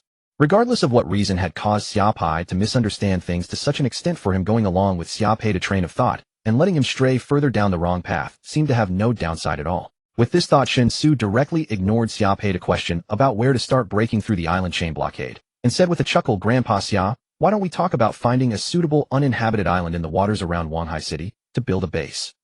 Xiaopide raised an eyebrow upon hearing this, gave Shen Xu a deep look, and then let out a silent laugh. He pointed at Shen Xu and shook his head helplessly, saying, You're really cunning. Fine, if you don't want to talk about it, I won't press you. As for the uninhabited island, you know the situation in our country. It's impossible to sell it to you directly. But you can lease it for a long term. The period and price are negotiable. According to current regulations, the maximum lease term for an uninhabited island is 50 years. If you're truly interested, go to the Oceanic Administration and get a list of available islands. Choose one you like and pay the standard rent. The country shouldn't lose out. However, you can have Zykia's mother handle the infrastructure on the island. The Chuanxiu Group also has an infrastructure company that has undertaken many national projects. As long as you put forward your requirements, there's no problem in helping you complete all the infrastructure on an uninhabited island. Of course, if you're not comfortable with that, you can also hire another infrastructure company. But since we've already been straightforward, I can guarantee that the Chuanxiu Group won't play any tricks while renovating the island for you. Hidden surveillance cameras, listening devices, and such things. With current technology, they're not hard to find. When you accept the work, you can conduct a thorough inspection. Shen Xu stared blankly at Xiaopide, opened his mouth, but ultimately closed it again without saying a word. You've said everything. What else can I say? After all, this uninhabited island was just a casual move. If it works out, fine. If not, it doesn't matter. So Shen Xu wasn't particularly concerned and casually nodded in agreement. He had basically figured it out now. He knew that after Xiaopide had conducted a detailed investigation and surveillance on him, without any substantial findings, it had naturally led Xiaopide to make many wild conjectures. Although he didn't know what exactly Xiaopide had imagined, no matter how wild Xiaopide's imagination was, as long as Xiaopide didn't think he would harm national security, the richer the speculation, the more beneficial it was to him. What was this called? This was called my terribleness depends entirely on your imagination. From this perspective, he should try to lean more toward the mystic direction in the future. The more opaque he appeared to others, the safer he might be. The heavenly calculation art I learned from Mr. Feng. Could it finally come in handy? With all sorts of random thoughts swirling in his mind, Shen Xu, however, maintained a calm facade and began chatting with Xiaopide about other topics. Human adaptability is extremely strong. The past month of crossing between worlds had indeed made Shen Xu much more mature compared to when he just graduated. Especially his unique ability to cross worlds had brought about earth-shattering changes in his entire mentality. For example, sitting with Xiaopide, now he didn't truly feel inferior. Basic respect was certainly necessary, but at least he wouldn't become so humble in front of truly important figures that he lost his dignity, as others might. Xiaopide was shrewd with age, having weathered many years of official life. What kind of people hadn't he seen? What kind of situations hadn't he experienced? He could naturally perceive the change in Shen Xu's mental state. This was clearly evident from the fact that Shen Xu was becoming more and more at ease in front of him. However, in Xiaopide's view, this was normal. A person's confidence always comes from the power they possess. The more composed Shen Xu appeared in front of him, the more likely it meant that the mysterious force behind Shen Xu was extremely powerful. After chatting for a while, Xia Ziqiu rode over to the rest area. She dismounted, asked the stable staff to take Red Dragon away, and then skipped over to Shen Xu and Xia. That was so exhilarating. Red Dragon is truly amazing. I think if I rode it in a horse race, no other horse could outrun it. I'm sure I could win the championship. Xia Ziqiu said, her face flushed with excitement. Shen Xu replied with a grin. Maybe no other horse can outrun Red Dragon, but there are plenty of riders better than you. If Red Dragon runs alone against other horses, it would definitely win, but with a rider, it's not certain. Xia Ziqiu's eyebrows shot up, and she put her hands on her hips, saying, "What do you mean?" "Of course I mean exactly what I said. Are you asking for a beating? Would you dare to commit violence in front of your grandfather?" "Huh? Violence? If I were to commit violence, my grandfather would hand me the weapon." Xiaopide sat across from them, watching the playful banter between Xia Ziqiu and Shen Xu. While sighing over the beauty of youth, he was quite pleased to see his granddaughter getting closer to Shen Xu. After a short while of playful banter, Lu Tongshun suddenly walked briskly toward the rest area. Seeing Xia Ziqiu playfully clawing at Shen Xu's neck, with almost half her body pressed against him, a look of shock appeared on Lu Tongshun's face. But Lu Tongshun quickly concealed that flash of shock. Acting as if he had seen nothing, Lu Tongshun walked calmly to Xiaopide's side, bowed, and reported, "Old Xia, the chief cabinet secretary of the island nation bondsman Xiongyi has arrived. Would you like to receive him here or go inside?" Xiaopide raised his hand and said casually, "Let's meet him here. It's not a state visit. No need for so many formalities. Xiaoshen, you can join me. After all, you can be considered my junior." Hearing that the guest had arrived, Xia Ziqiu finally climbed off Shen Xu's body. Yet she still made a show of shaking her little fist at him. Shen Xu rolled his eyes, too lazy to argue with Xia Ziqiu, straightened his clothes that she had messed up, and stood behind Xiaopide. Although it was merely a private visit, the guest was the second most important figure in the political arena of the island nation. If he were to disregard etiquette completely, it would actually embarrass his own people. However, Shen Xu was somewhat surprised that Xiaopide had decided to keep him. He had thought that their meeting would be interrupted by the arrival of the islanders. To his surprise, Xiaopide actually wanted him to meet the islanders as well. Even though it was a private meeting, it seemed a bit too casual, didn't it? As Shen Xu was lost in thought, several men appeared in his line of sight. There were 6 of them in total, aside from the one at the front who looked dignified and solemn. The others each had their own characteristics. The tallest among them seemed to be around 1.80 meters. Unlike the other 5 who were dressed in proper suits, this man wore a kimono and wooden sandals, and his hairstyle resembled that of a traditional warrior from the island nation. It was a hairstyle where all hair from the forehead to the top of the head was shaved, leaving the scalp exposed in a crescent shape somewhat akin to a Mediterranean hairstyle with a small braid. In short, it was quite ugly. It wasn't until this group walked into the lounge and approached that Xiaopide, who had been sitting quietly, finally stood up. He actively extended his right hand and cheerfully said, "Welcome, Mr. Sakamura. It has been 3 or 4 years since we last met, hasn't it?" The most dignified among the 6, Sakamura Yuichi, also revealed a smile. As he shook hands with Xiaopide, he humbly nodded and said, "During the state visit 4 years ago, I was fortunate to taste your country's state banquet, leaving a lasting impression that I still remember vividly. And Mr. Xia's elegant demeanor has deeply impressed me. I never expected that seeing you today you would be even more charming than before." Xiaopide laughed heartily and began exchanging pleasantries with Sakamura Yuichi. The two seemed like long-lost close friends, and Shen Xu watched the scene in surprise. However, what truly astonished him was that Sakamura Yuichi spoke Mandarin remarkably well. His pronunciation was so standard that it was hard to detect any accent. "Since Mr. Sakamura is here for a private visit, I thought we could keep it simple, allowing everyone to feel more at ease without the burden of excessive formalities. This racetrack is mine. If Mr. Sakamura's companions are interested, they can choose a few horses and enjoy a good run here." Xiaopide led Sakamura Yuichi to sit down cheerfully, starting a casual conversation. At first, Shen Xu's attention was drawn to Sakamura Yuichi. As Sakamura Yuichi and Xiaopide settled down, Shen Xu's attention shifted entirely to the man with the crescent hairstyle. The heightened perception brought about by his martial arts realm made Shen Xu extremely sharp. He could vaguely sense that the man with the crescent hairstyle had killed before, and not just once. The man soon noticed Shen Xu's gaze, meeting his eyes with a cold stare. Not detecting anything unusual, he quickly lost interest in Shen Xu. It was clear that this was a very proud individual. However, generally speaking, the prouder a person is, the more irritating they tend to be. Xiaopide and Sakamura Yuichi chatted for over 10 minutes, and the hearty laughter of the two old men occasionally echoed in the lounge, causing Shen Xu to feel chills. There was no way around it. Their pretentious display was quite repulsive. Mr. Xia, I am visiting in a private capacity primarily to let my child see the world. After chatting for a while, Sakamura Yuichi suddenly changed the subject, waving to summon the man with the crescent hairstyle to his side. With a smile he introduced, "This is Fukuda Masao, our generation's top martial artist. Mr. Xia should have some knowledge of him, right?" Xiaopide nodded, and said if I claimed to have never heard of him, Mr. Sakamura would certainly not believe me. However, to be honest, I have heard of him, but I don't know much about him. The intelligence department focuses on key figures and cannot specifically monitor just one person. Most of the time, I only know a little about him in passing. Sakamura Yuichi was not at all bothered by Xiaopei's mention of the intelligence department and replied in agreement, but even to have recorded him in passing is enough to prove Fukudakin's significance. Mr. Xia should understand that our Yamato nation has a strong warrior ethos. Although I personally do not endorse the so-called Bushido spirit, a true martial artist is greatly valued in our culture. Fukudakin is proficient in judo, karate, and kendo, and is a practical fighter, not just a show athlete. Despite being only 28, he already possesses an unbeatable reputation in our country. In recent years, any notable practical martial artist in our country has sparred with Fukudakin, and none have been his match. We do not wish for Fukudakin to become complacent, yet we truly cannot find anyone in the country capable of studying martial arts together with him.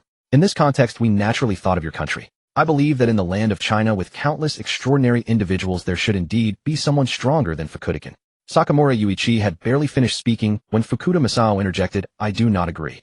Our Yamato nation is the most valiant in the world.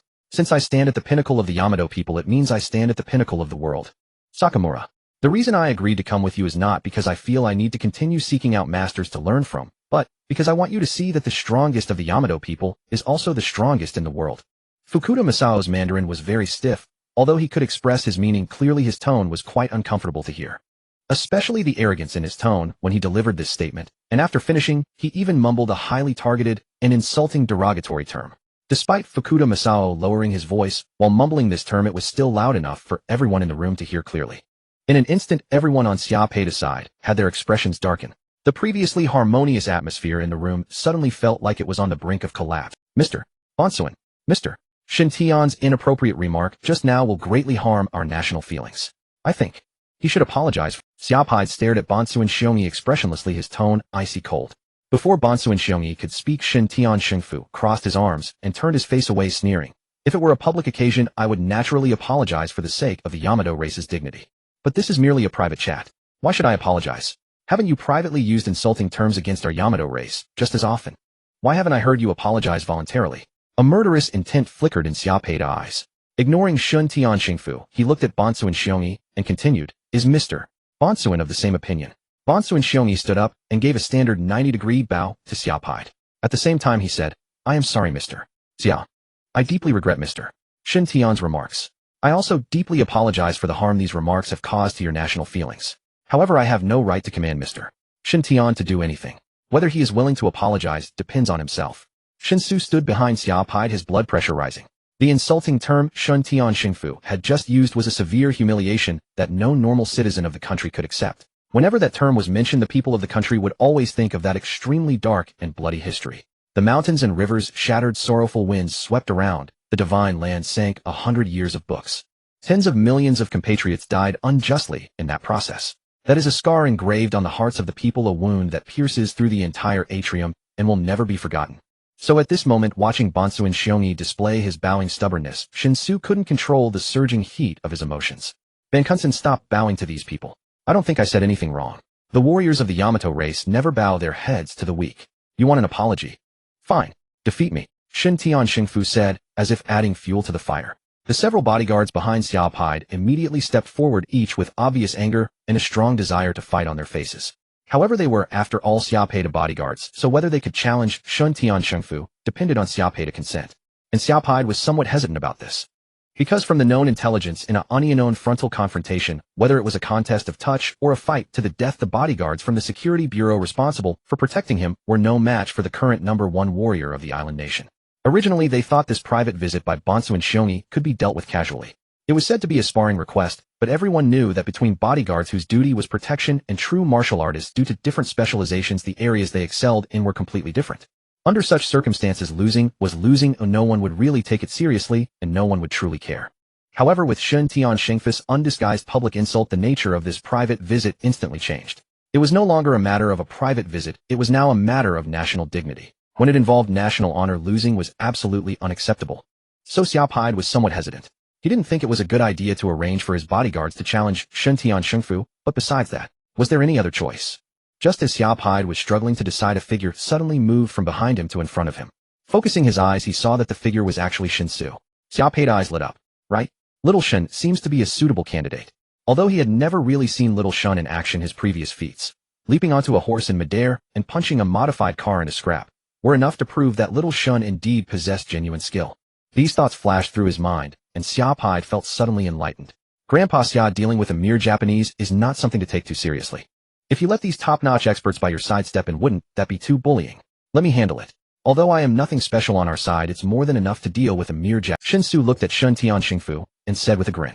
Although his smile was warm, his eyes were icy cold, staring at Shen Xingfu, as if looking at a dead man. He had already reached the third-grade upper martial realm, fully mastering the first move of the overwhelming Dragon Fist, Thunderclap, and could clumsily execute the second. His actual combat strength was roughly comparable to an ordinary fourth-grade martial artist in the otherworldly Jianghu.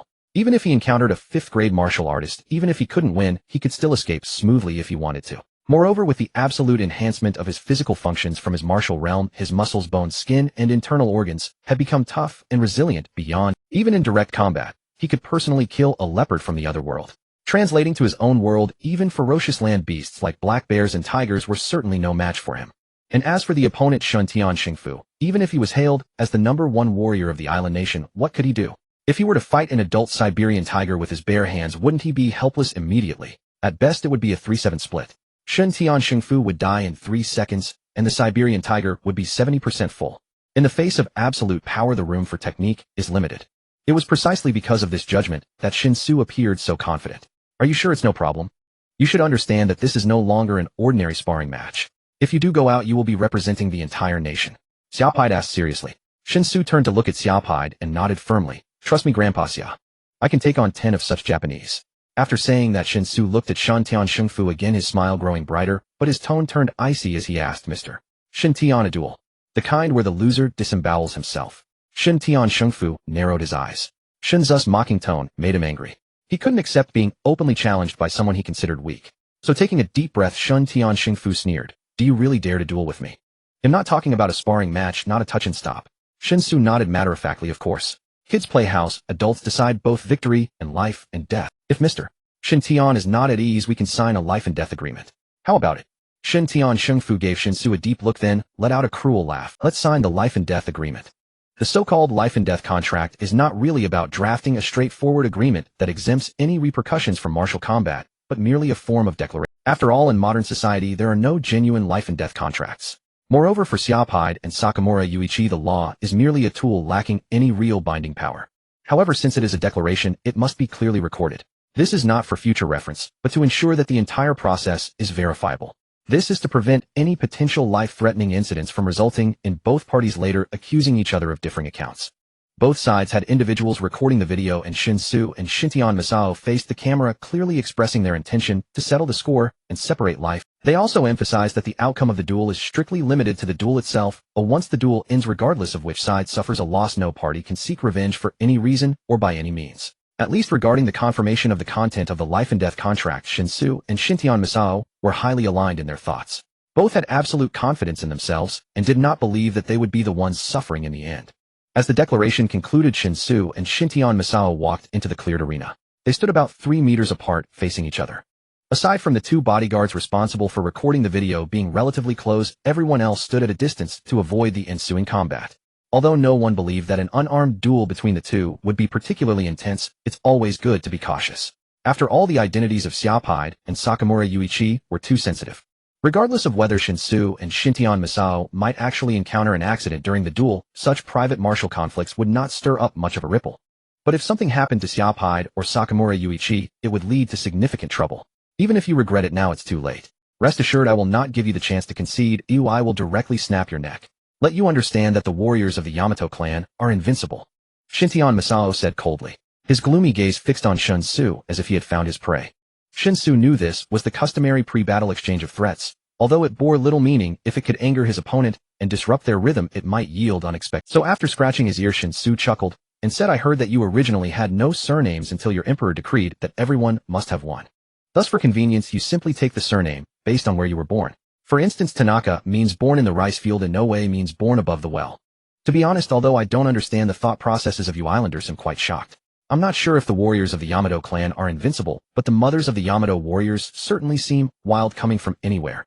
Upon hearing this, Shintian Masao was momentarily taken aback and the expression on his face visibly began to break down.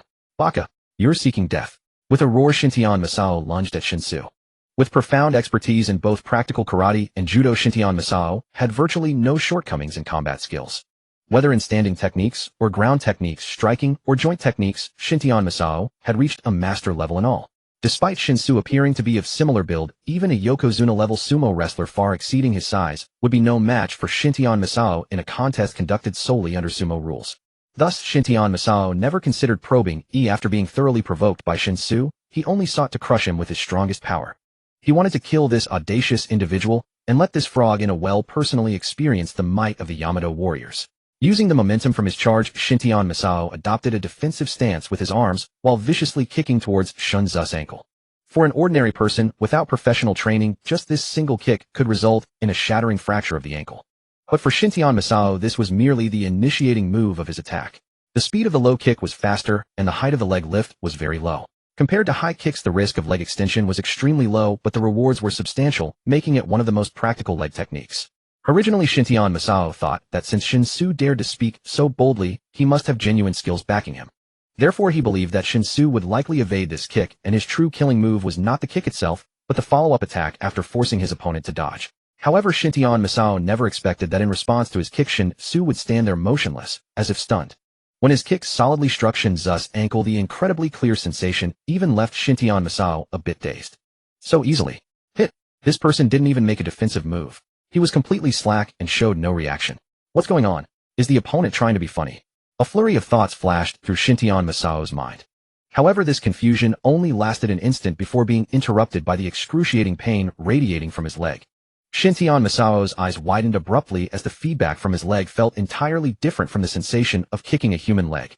Instead, it felt as if he had kicked a steel plate. Damn it! This guy must have hidden a protective plate in his pant leg. He is cheating. Instantly, this judgment flashed through Shintian Masao's mind, and he instinctively wanted to loudly expose the opponent's shameless behavior. But just as the words reached his throat, the opponent's fist was already striking towards his face. Thunderclap. The deep voice echoed in his ears, and Shintian Masao had no time to think further. He raised his arms in the quickest motion to block in front of him. The speed of the punch was too fast. He had no time to evade, and could only brace himself with his arms. For a moment, Shintian Masao felt as if he could smell this. This only made Shintian Masao even angrier. From the speed of the punch, it was clear that the opponent was indeed a true expert. Yet such an expert would hide a protective plate in his pant leg during an unarmed combat. In stark contrast to Shen Shengfu's piercing scream, the onlookers not far away fell into a dead silence. Not only the visitors from Japan, but also Xiaopei's own people stood with wide eyes, mouths slightly agape, their faces frozen in utter astonishment. No one had expected the situation to unfold like this. Both Xiaopei and Sakamura Yuichi found it hard to believe what they were seeing. With just one punch, Shen Xu had defeated Shen Shengfu. How could this be? What kind of joke was this? Although he knew nothing about Shen Xu, Sakamura Yuichi had absolute confidence in Shen Shengfu. This strongest martial artist in Japan had truly achieved undefeated status across the entire country over the past few years. Although all his fights were conducted privately with no footage leaked, making him unknown to the public, the elites of Japan held him in the highest esteem. In real combat, even without weapons, Shen Shengfu could easily defeat a dozen adult men attacking him simultaneously. And if weapons were allowed, he could take on 100 opponents alone. In Sakamura Yuichi's view, Shen Shengfu had reached the pinnacle of martial artistry. No matter what tricks that unknown young man Xiaopei had temporarily appointed might have, he could not possibly be a match for Shen Shengfu.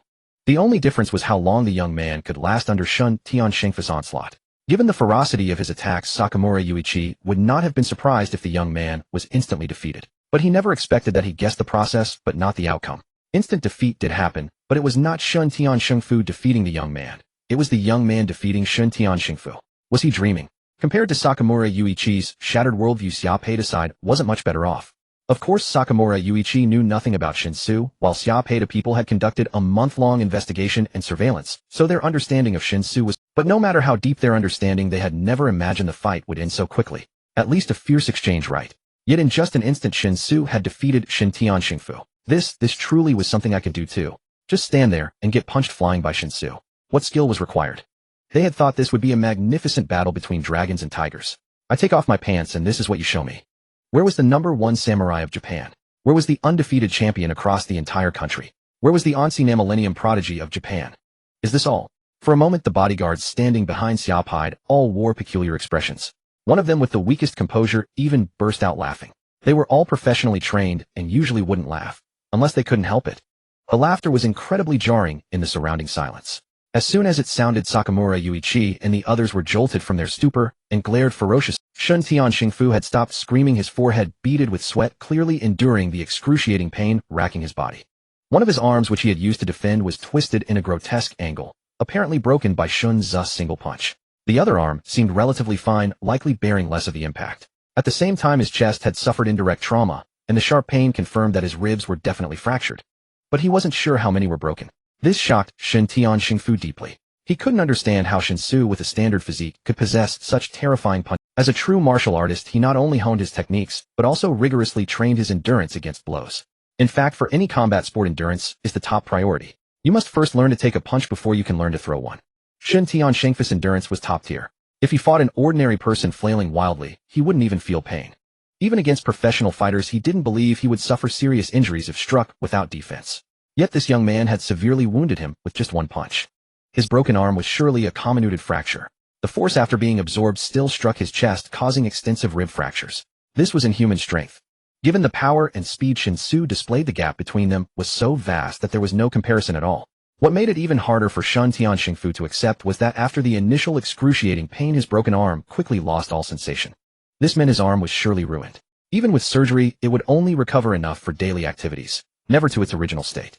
So he had been crippled by a single punch. Shen Xingfu's eyes instantly turned bloodshot. Seeing Shen Xu walk slowly toward him after the punch, Shen Xingfu roared with a ferocious face, "You cheated. You have a plate strapped to your leg.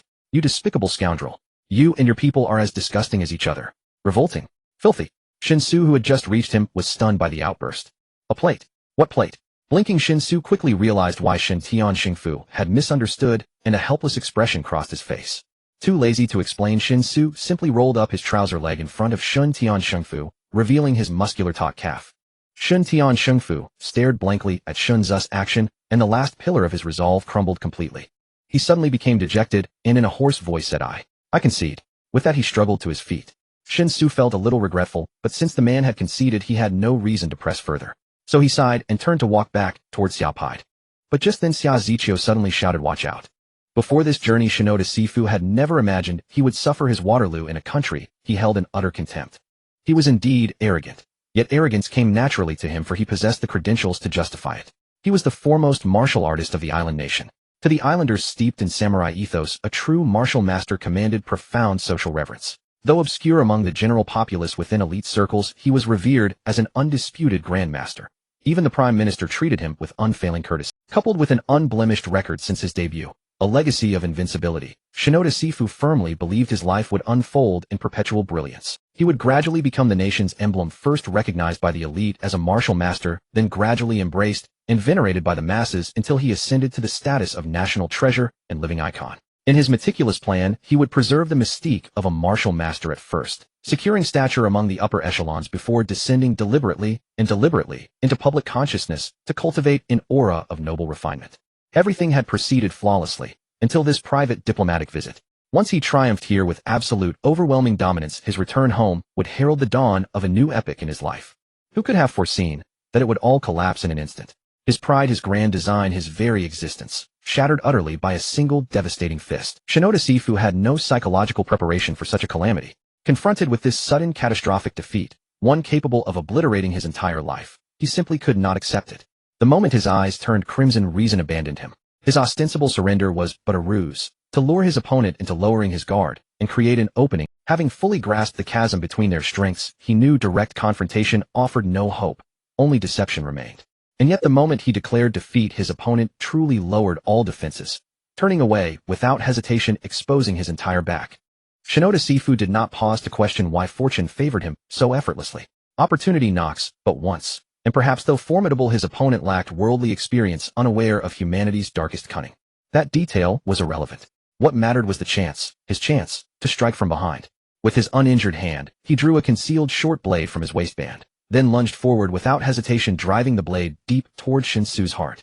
The blade bore a blood groove, designed so that even a single precise thrust, followed by a vicious twist, would ensure certain death.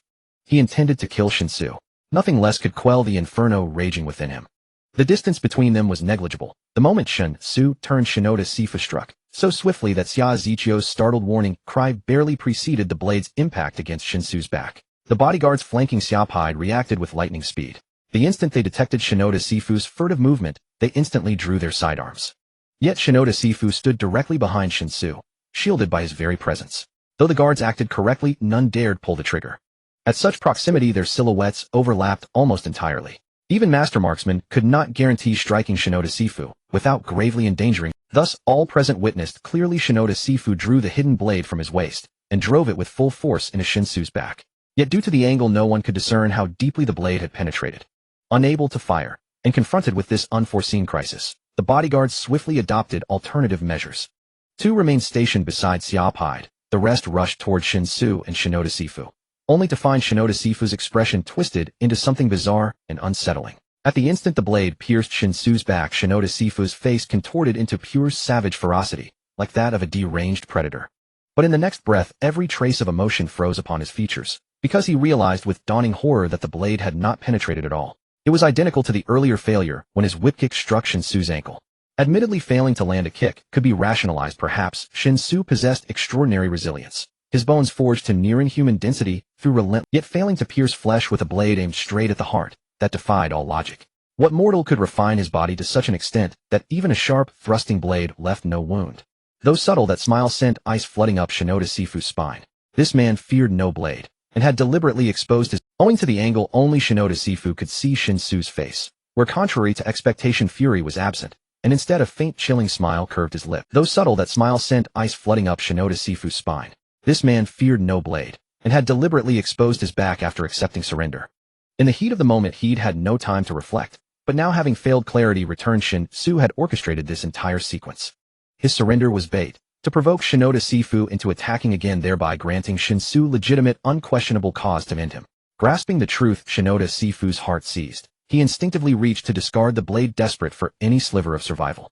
But Shen Xu granted him no such reprieve. Before Shinoda Sifu could react, Shen Xu unleashed the second form of his supreme dragon fist, Qijia, thunderous, where Jinglei, thunderclap, descended like a mountain, crushing with sheer immovable weight. Qijia moved like gale wind, swift, incisive, and fiercely aggressive. Though less thunderous in appearance, its destructive power far surpassed that of thunderclap. At the same cultivation level, Qijia delivered roughly twice the speed and lethality of thunderclap, though such immense power demanded correspondingly greater exertion. To achieve double the force of thunderclap, Qijia consumed triple the internal energy. Only after ascending to the third rank, upper tier, could Shen Xu wield it with any semblance of control. That blinding, merciless fist, devoid of flourish, stripped of artifice, crashed squarely into Shinoda Sifu's chest. Earlier, when struck by the thunderclap strike, Shinoda Sifu had still managed a piteous cry. Now, with countless ribs already shattered, the direct impact of the roaring strike left him utterly voiceless. His eyes rolled back instantly, consciousness fled entirely. His body, like a puppet severed from its strings, hurtled backward once more, then crashed heavily onto the ground. Logically, a master of grappling and throwing techniques would instinctively dissipate impact and protect vital areas upon falling, a combat reflex deeply ingrained in the nervous system. Indeed, when Shinoda Sifu had been hurled through the air earlier by the thunderclap strike, his unbroken arm had instinctively braced and cushioned the fall, sparing him from... But this time, as he flew backward again, Shinoda Sifu offered no reaction whatsoever, his body collapsing to the earth like lifeless sludge, utterly devoid of breath. Without question, Shen Xu's second blow had ended Shinoda Sifu's life on the spot. Though it seems drawn out in description, the entire sequence unfolded in the blink of an eye. As Shinoda Sifu soared backward and struck the ground, several bodyguards rushed forward in haste. One immediately examined Shen Xu's condition, searching for any grievous injury demanding urgent medical intervention. The others trained their firearms on Shinoda Sifu, moving in to assess his status. Xia Pai, standing nearby, possessed extraordinary perceptiveness. The moment Shinoda Sifu was flung airborne a second time, Xia Pai knew, beyond doubt, that the man was already dead. Though Shen Xu's second strike lacked the thunderous spectacle of the first, Xiaopai sensed, faintly yet unmistakably, the overwhelming power coiled within it. This acute intuition had been forged in the crucible of actual battlefield experience, honed through proximity to death and tempered by the profound terror of more. Seeing that Shen Xu was unharmed while Shinoda Sifu was undoubtedly deceased, Xiaopai erupted in fury, striding forward and bellowing at Sakamura Yuichi. Mr. Sakamura, you must explain this incident immediately. Your so-called greatest warrior of Japan resorted to despicable treachery. Is this truly the spirit of the Yamato Bushi you so proudly proclaim? Utterly shameless. He had already conceded defeat. My man ceased all aggression the instant your man surrendered, honorable and above board. From beginning to end my man conducted himself with impeccable grace, but yours.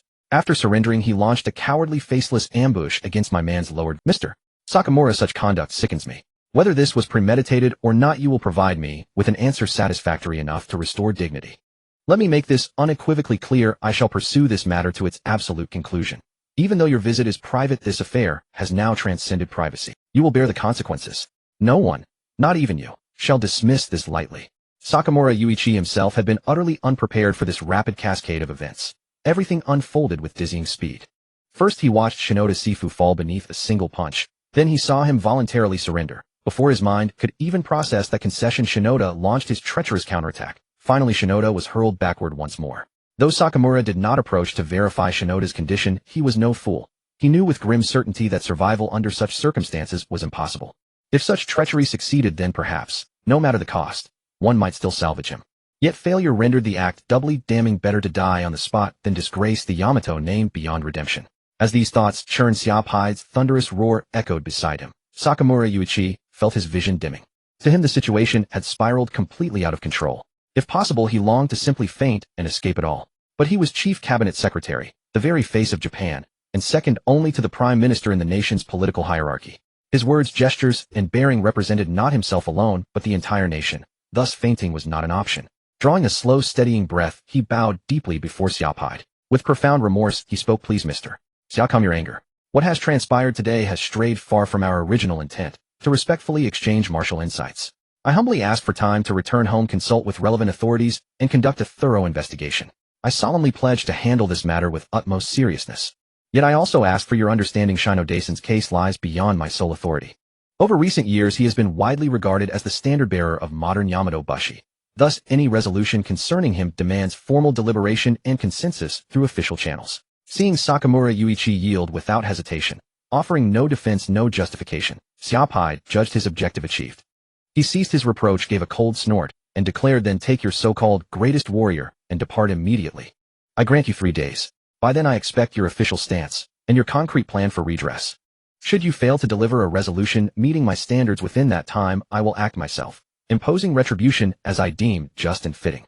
Make no mistake, this is an open threat. Consider this warning duly delivered." A flash of fury crossed Sakamura Yuichi's face, then vanished. He bowed again, full 90 degrees, then gestured sharply to those behind him. 3 men sprinted toward Shinoda Sifu's motionless form. Though they confirmed his death on the spot, they remained silent, lifting the corpse together and carrying it back wordlessly.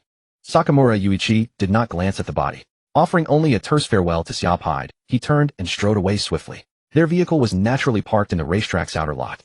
With Xiaopai refusing to escort them personally, and given the gravity of what had occurred, they had no choice but to leave on their own. Moreover, for Sakamura Yuichi, returning home meant confronting an immense political reckoning. He needed to summon a dedicated aircraft immediately, and use the flight time to devise a strategy that would shield him from excessive accountability. Watching Sakamura Yuichi and his entourage climb into their car, Xiaopai broke into a broad, satisfied smile. He beckoned Shen Xu from afar and called out cheerfully, "Come, let's go inside and talk. It's nearly noon. I'd planned to host them, but now we'll dine together instead. Let's eat and talk." It was the same dining table where they had dined together last time. However, this time the dishes laid out were far more sumptuous than before.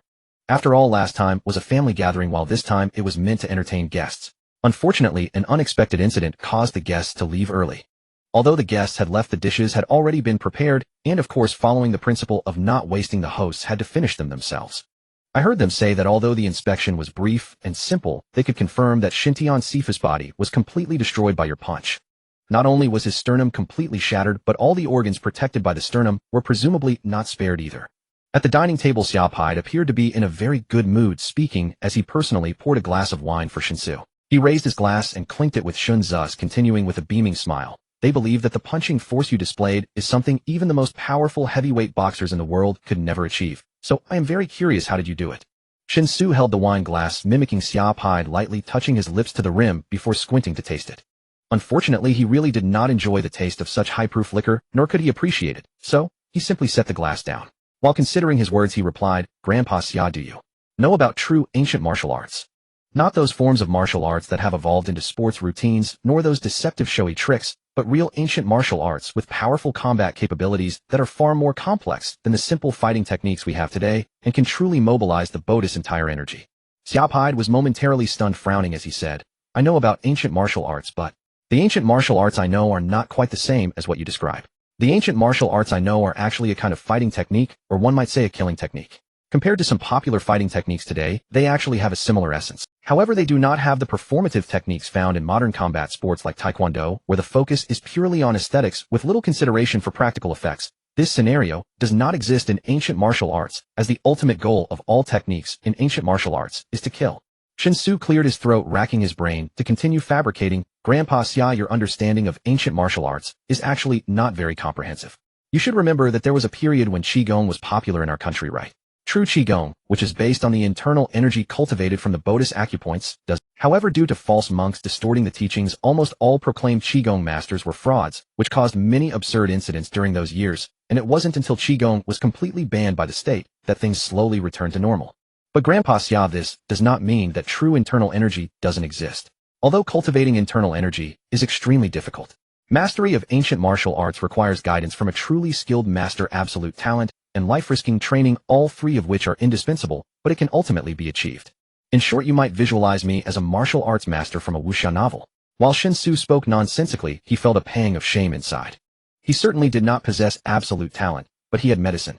The notion of life-risking training was nonsense, yet he did soak in hot baths every day. In conclusion, although he had not drawn a perfect character, he had at least sketched a stroke, so there was no problem. Xiaopide pondered. "You previously said that your calligraphy was learned from your master, and your medical skills were also learned from your master. Now, even this inhuman-like skill you displayed is also learned from your master." Shen Xu nodded, feeling embarrassed. "I have many masters." Xiaopide couldn't help but exclaim, "I never expected there would be such extraordinary people in the world like your masters. I truly hope to witness their prowess. Of course, I know you certainly won't agree to this request now. They possess such astonishing abilities, yet prefer to remain hidden, which must be due to unavoidable reason. Don't use excuses like preferring solitude to avoid answering me. Since we are to establish trust, we should first be honest with each other. And a major requirement of honesty is that you may remain silent, but try not to speak falsehoods. Alright, let's not discuss this further. Xintian Sifu is dead, and although it was his own fault, you still need to be cautious." Shen Xu raised his eyebrows, saying, "Cautious? Do you mean the people from the island might seek revenge on me?" Xiaopide nodded, saying, "Not possibly, but definitely. We have done extensive research on Sakakura Yuichi. He is a person who is extremely good at enduring, yet he is unwilling to suffer losses. On the surface, you can humiliate him as you please as long as you are stronger than him.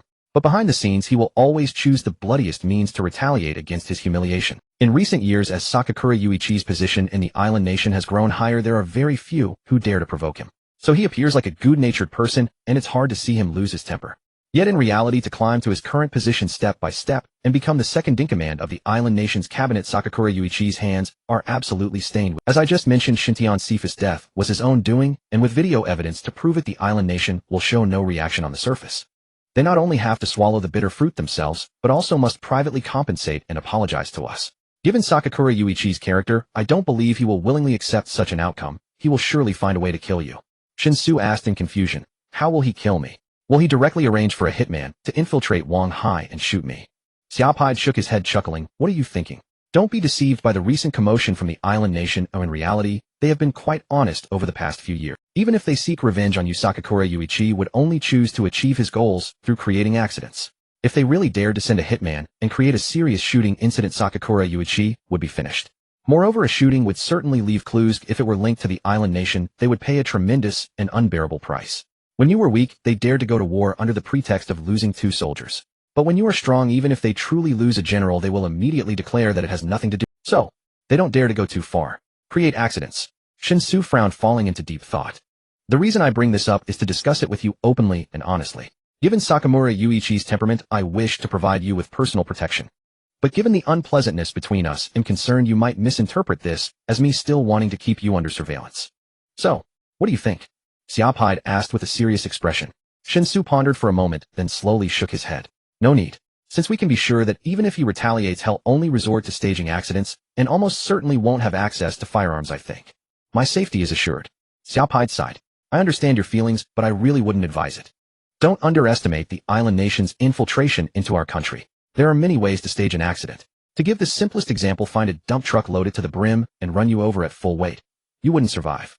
Of course, that's just an example. Such a crude method would be easy to trace and expose problems. Sakamura Yuichi wouldn't use it. But aside from that, there are far too many ways and opportunities to stage an accident. I truly just want to protect your safety. Shen Xu fell into silence. He believed Xiaopai had no ulterior motives, but his situation was too unique.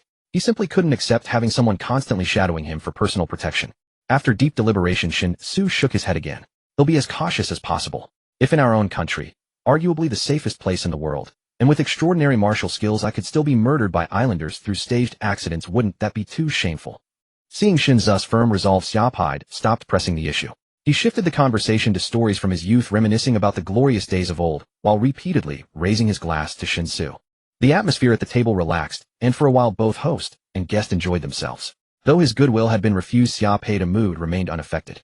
Seeing the islanders suffer a setback, without paying any price himself, and even being able to leverage the incident to demand compensation afterward, clearly around 1 o'clock in the afternoon, Xiaopai finally got drunk. With his rheumatism completely cured, he could once again dominate the drinking table, maneuvering with ease. This was the second happiest thing for him in recent days. Feeling it was about time, Shen Xu rose to take his leave. Xia Ziqiu naturally had to drive him back, so she followed him out of the horse farm. Although he disliked alcohol, clinking glasses repeatedly with Xiaopai meant he had consumed about half a gene of baijiu. Once the alcohol entered his body, Shen Xu discovered that he could completely refine all of it using his inner energy, converting it into part of the energy his body needed. Thus, even though he had drunk half a gene of high-proof liquor after getting into Xia Ziqiu's car, Shen Xu appeared as sober as if he hadn't drunk at all. High-proof baijiu can essentially be considered concentrated grain. By refining all of that half gene, Shen Xu greatly supplemented his daily energy needs, and even his lunch appetite was no longer astonishing. This made Shen Xu suddenly realize that he could store more high-proof baijiu in his portable subspace for emergencies. How did you do it? I clearly saw that Fukada Sio's short blade definitely stabbed you. There's even a clear tear in the back of your shirt. Yet you weren't injured at all. Could it be the legendary hard qigong? Xia Ziqiu asked curiously as she drove. Shen Xu curled his lip. He thought to himself, I'm wearing the 5-colored heavenly silkworm garment. Would I tell you? With this thing on, not just cold weapons, Shen Xu strongly suspected that even bullets, if lacking sufficient kinetic energy, probably couldn't breach his defense. At least the threat from pistol bullets shouldn't be too great. Of course, this was just his guess. He wasn't sure if it was really true. Perhaps he could find an opportunity to test it. Without the 5-colored heavenly silkworm garment, Fukada Sio's ambush earlier might have severely wounded him. His martial stage of 3rd grade upper had indeed made his Boda's toughness surpass human limits. But a sufficiently sharp blade combined with Fukada Sio's strength could then again, if he really didn't have the garment, he wouldn't have deliberately exposed a weakness to lure Fukada Sio into attacking. It's indeed the application of inner energy, but it can't be called hard qigong. True ancient martial arts are nothing like the so-called qigong. Shen Xu replied casually. Xia Ziqiu's eyes sparkled as she listened, filled with infinite longing for the skills Shen Xu had demonstrated earlier.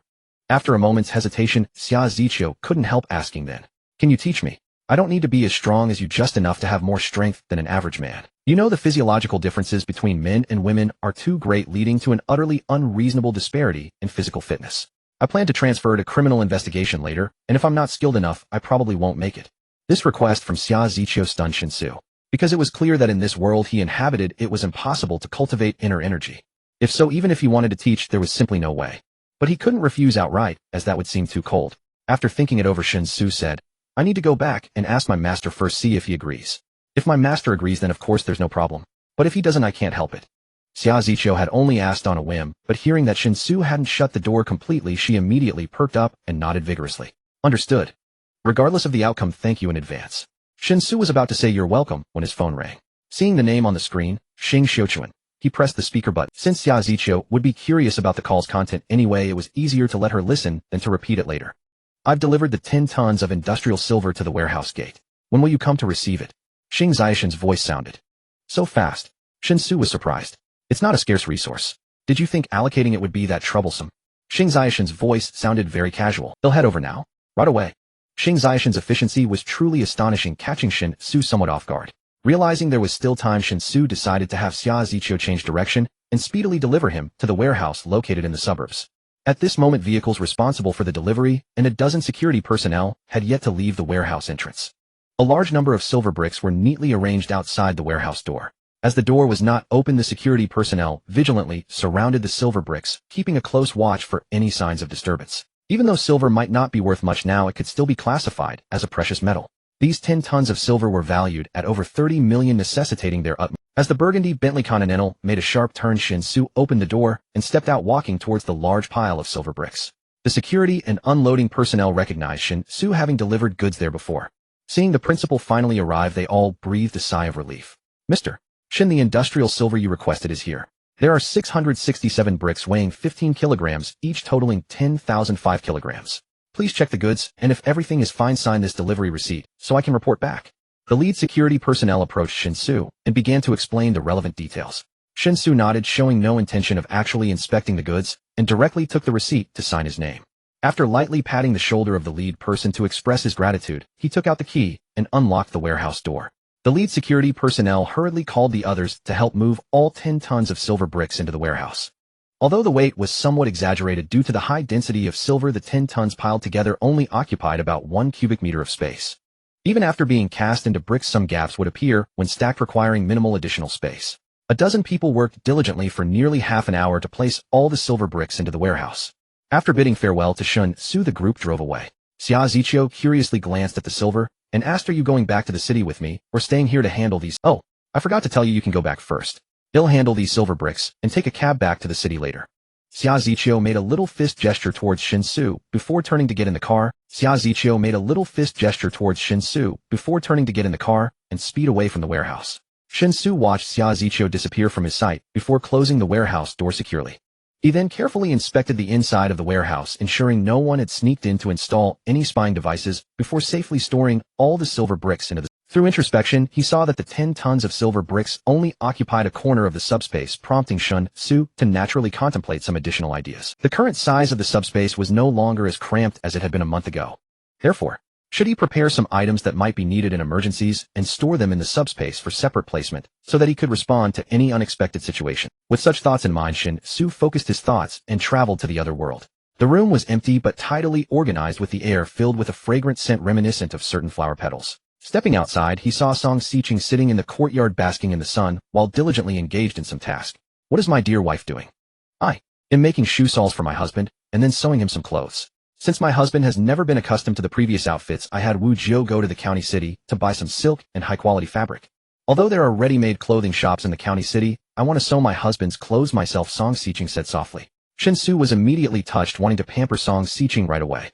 Feeling Shen Xu's increasingly restless hand, Song Xiqing could only blush, turning her head to give Shen Xu a quick kiss. "Stop it, I'm almost done, and you can... Didn't you say you wouldn't come today? Did something come up last minute?" Shen Xu chuckled, withdrawing his hands and standing straight, then pointed to the empty space in front of Song. Feeling Shen Xu's increasingly restless hand, Song Xiqing could only blush, turning her head to give Shen Xu a quick kiss. "Stop it, I'm..." Having witnessed the subspace technique before, she was somewhat mentally prepared. However, the main question was this amount of silver too much? "My dear, here are 200,000 taels of silver. I would like to use this silver to buy your company for a night right here, right now. Would that be acceptable?" Shen Xu somewhat frivolously reached out to lift Song Xiqing's chin, speaking in a rather playful tone. Song Xiqing, recovering from the immense shock, slightly raised her chin in response to Shen Xu's gesture, her eyes sparkling with charm as she said, "Does this gentleman only want to spend one night? 200,000 taels is enough to buy me outright. Just one night. Wouldn't that be a loss for you, sir?" "Huh, daring to provoke me." Shen Xu bent down, preparing to rectify Song Xiqing's misbehavior. Just as he and Song Xiqing were getting intimate, the courtyard door suddenly swung open. In came Song Xiu, her expression devoid of emotion. Shen Xu and Song Xiqing, as if electrocuted, immediately separated from their passionate state. However, Song Xiu did not glance at them. Her gaze briefly lingered on the 10 tons of silver bricks, and a trace of barely perceptible astonishment flickered in her eye. "I sustained a minor injury while hunting, so I came back to get some medicine. After I fetch the medicine, I'll stroll around the village. You two continue it, don't mind me." Having said this, Song Xiu stepped into the side room. At this point, Song Xiqing had completely regained her composure, lacking any trace of the alluring demeanor from earlier. After gently tapping Shen Xu's shoulder, Song Xiqing, her face flushed, reproached, "It's all your fault. I told you to go back to the room, but you refused. I really don't understand what your preference is, always wanting to be outside." Shen Xu laughed heartily, wrapping his arm around Song Xiqing's shoulder, and called out towards the side room, "Xiu, could you fetch Wu Jiao? This silver is for him." The silver bricks are too large, they can't be used directly, and need to be melted down and recast. I want him to discuss how to handle it. Song Xiqing no longer accompanied Shen Xu in his antics. She simply indulged him momentarily before adjusting her attire, presenting herself with a solemn and dignified demeanor once again. For a young and beautiful woman to wield powerful control over a formidable force as a leader is an exceedingly challenging endeavor. Even if this force possesses unparalleled cohesion, with every member from top to bottom harboring an absolute sense of belonging and unwavering support for the leader, without any ulterior motives, ensuring the stable operation of the force remains a complex task. After all, these are 2,000 living beings, not 2,000 thoughtless machines. The bond that Song Xiqing and her sister Song Xiu have forged to unite all the people of Songjia village relies not merely on their ancestors' legacy. Not long after Song Xiu departed, Yi Wujiao hurriedly arrived at the courtyard. Upon seeing the large pile of silver bricks, Yi Wujiao stood dumbfounded, shock painted across his face. Shen Xu approached, draping an arm around Yi Wujiao's shoulder. After a gentle pat, he cheerfully said, "Have a look. There's a total of 200,000 taels of silver all right here. Check the silver content of these bricks. Does it meet your requirements? Yesterday Xiqing told me that the village's funds were nearly exhausted, and you were worried about it, hoping I could think of a solution, so I set out to find one. Rest assured, this is just the first batch. No matter how much more silver you need later, I have ways to procure it."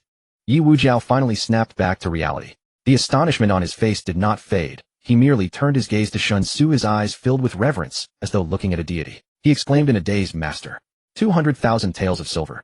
You just say you brought it. Then, why did you need gold before? This 200,000 taels of silver is equivalent to 20,000 taels of gold." Shen Xu coughed. "I know you're puzzled, but you don't need to figure it out. Just remember, obtaining silver is a simple matter, but acquiring gold is exceedingly difficult, at least for me. Do you understand?" Shen Xu's words were rather vague, and Yi Wujiao did not truly grasp it. However, Shen Xu's attitude was very clear, so even if he didn't understand, he could only nod in agreement, indicating he understood. Taking a deep breath, Yi Wujiao solemnly approached the pile of silver bricks and began his inspection. Shen Xu was not the slightest bit worried about the silver content of the 10 tons provided by Xing Xiuquan. According to the standards for industrial silver in his world, the silver content must reach 99.9%. Such a silver content can essentially be considered pure silver. In comparison to modern industrial silver, the silver circulating in ancient society limited by smelting technology could never reach the high standards of industrial silver. The silver circulated in many dynasties typically had a silver content of only around 90 to 95%. In some special periods, there were even instances of silver with only about 70% silver content. However, considering the peculiar nature of this world, it is likely that the silver content is significantly higher than that of ancient times. After all, when he sold all the gold obtained from this other world in his world, the buyers never expressed any concerns about the gold content. Whether it is that the smelting technology in this world is exceptionally advanced, or that the metal ores are far purer than those in his world, either way the purity of industrial silver should meet the requirements of this realm. Indeed, after a detailed inspection, the astonishment on Yi Wujiao's face was swiftly replaced by ecstatic joy. "Master, Miss, this silver is perfect. It's just too large. We must melt all the silver down and recast it into silver ingots before using it. Otherwise, using such large silver bricks directly would render most transactions impossible," Yi Wujiao said excitedly. Upon hearing this, Song Xiqing couldn't help but reveal a smile of satisfaction. This meant that given the current situation, as long as they had enough silver to support them, the development of Songjia village would continue to soar, just as it had over the past month. Simultaneously, the grand ambitions of the sisters and all the blood guards to rebel would gradually become clearer and more within reach. Thinking of this, Song Xiqing turned to glance at Shen Xu. The emotion she could not hide in her eyes made Shen Xu feel a bit dry in the throat. "Wujiao, how long will it take to recast the silver ingots?" Shen Xu forcibly pulled his attention away from Song Xiqing and asked. Yi Wujiao pondered for a moment, uncertainly replying, "Master, I can't say for sure right now, but we need to create molds, prepare sand casts, and cast iron ingot forms before we can begin the recasting of the silver ingots. Generally speaking, it should take at least about a month." Shen Xu thought for a moment and shook his head, saying, "A month is too long. The village already has no silver available, and Mr. Feng urgently needs silver to continue purchasing essential materials, otherwise many project studies will have to be put on hold, which is unacceptable for us. 1,000 years is too long. We must seize the day. Since this batch of silver has no issues, we won't recast it ourselves. We will take it directly to the bank in the county town and exchange the silver for silver notes. This back and forth won't take more than a few days. Just in time, I need to go to the county town to inquire about exchanging silver for gold. So prepare for it. Tomorrow won't work, but the day after. We should be able to leave the day after, directly bringing the silver to Chang'an County."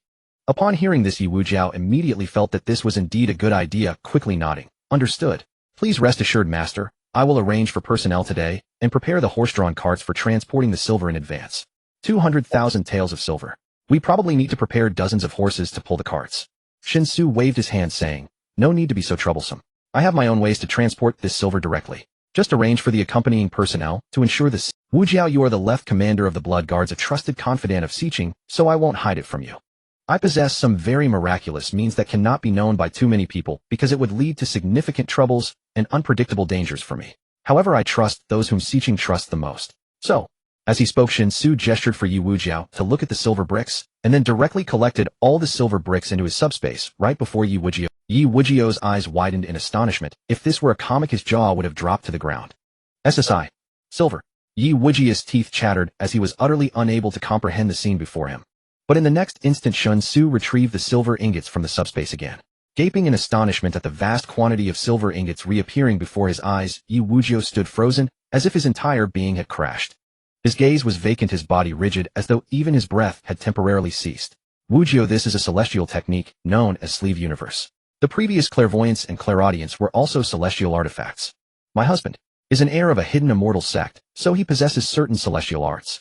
However, celestial arts are entirely different from our mortal martial arts. That's why my husband had no knowledge of mortal martial arts before. Later I will briefly explain the situation regarding my husband to the 5 elders and the 8 directions. Because as my husband provides us with more and more assistance, some things, at least for you all, cannot be concealed. Since my husband and I are married, I don't want everyone to keep guessing blindly in their hearts. Song Xiqing wrapped her arm around Shen Xu and continued, but all information about my husband is the most crucial secret of our Song family village. Apart from the 5 elders, you, the 8 directions, and my younger sister, no other blood guards should know. This is a strict order. It's not a matter of distrust. All blood guards are my most trusted companions. But my husband's situation is too special. The fewer people, I believe you and the 5 elders can understand this. Shen Xu smiled and gently patted Song Xiqing's hand that was holding his arm in reassurance. The reason he and Song Xiqing decided to reveal part of the situation was exactly what Song Xiqing had just said. As the village continued to develop, some things, at least in front of the village's high-ranking members, his peculiarities would inevitably be noticed. The reason the 5 elders Yi Wujiao and Zhan Bafang had never asked was mainly because Song Xiqing had previously issued a specific warning. But relying entirely on gag orders to bury one's head in the sand was clearly not a good approach. Therefore, appropriately explaining his peculiarities in a way that the village's high-ranking members could accept would actually help gain the trust and support of the entire village. Compared to Descended Immortal, the explanation of disciple of an immortal sect would be easier to accept. After all, legends and myths about immortals were abundant and widespread in this other world. And once the village's high-ranking members accepted the immortal sect disciple explanation, his future actions in this other world would become much more convenient. With the village's high-ranking members helping to cover for him, the number of people and matters he needed to worry about would also be greatly reduced. By now, Yi Wujiao had finally snapped out of his stupor, his face still filled with shock. He looked foolishly at Song Xiqing, then foolishly at Shen Xu, and murmured, "No wonder the young lady said the book given to Mr. Feng was a heavenly scripture. It really is a heavenly scripture. No wonder the things we derive from its contents don't seem like mortal items. Doesn't that mean that with the young master's help, our Song family village has almost received the favor of the heavens?" Shen Xu shrugged. If you want to think of it that way, there's nothing wrong with it. Yi Wujiao swallowed hard and gradually recovered from the tremendous mental shock. He stammered, "Understood. Then they'll go arrange the personnel to accompany the young master to the prefecture city the day after tomorrow. Go ahead. During dinner this evening, call the 5 elders and the 8 directions over. They'll explain my husband's situation to them. And if you have any questions, you can ask me. He'll answer what I can. For what I can, I'll have my husband answer when he's free." Song Xiqing nodded. Yi Wujiao acknowledged and swiftly left the courtyard. Song Xiqing waved her hand using her internal energy to close the courtyard gate tightly, then pulled Shen Xu into the side room. Shen Xu was mentally unprepared for this, because in such matters Song Xiqing was relatively conservative and had always been in a passive state. This was the first time Shen Xu had seen her take the initiative like this. "What's wrong? Be normal, you're scaring me." "Nothing. I just suddenly realized that having you is truly a blessing from the heavens. So, I want to cherish every..." A person who had always been conservative suddenly spoke such a touching confession. The impact was far greater than someone who was used to spouting nonsense casually saying "I love." At least facing Song Xiqing's genuine outpouring of emotion, Shen Xu found it truly hard to resist. Consequently, the session ended rather late. After soaking in a medicinal bath and cleansing his body, he also performed the cultivation that he had originally planned to skip for the day. By the time everything was completed, it was already evening. Seeing that the time was about right, Shen Xu intended to return to his own world to attend the class reunion. But before leaving, he suddenly remembered Xia Ziqia's request and asked, "Why are there any martial techniques that don't require a cultivation technique to support them? I mean techniques that can still achieve some effect without cultivating internal energy, just by learning the martial techniques themselves. Is there such a thing?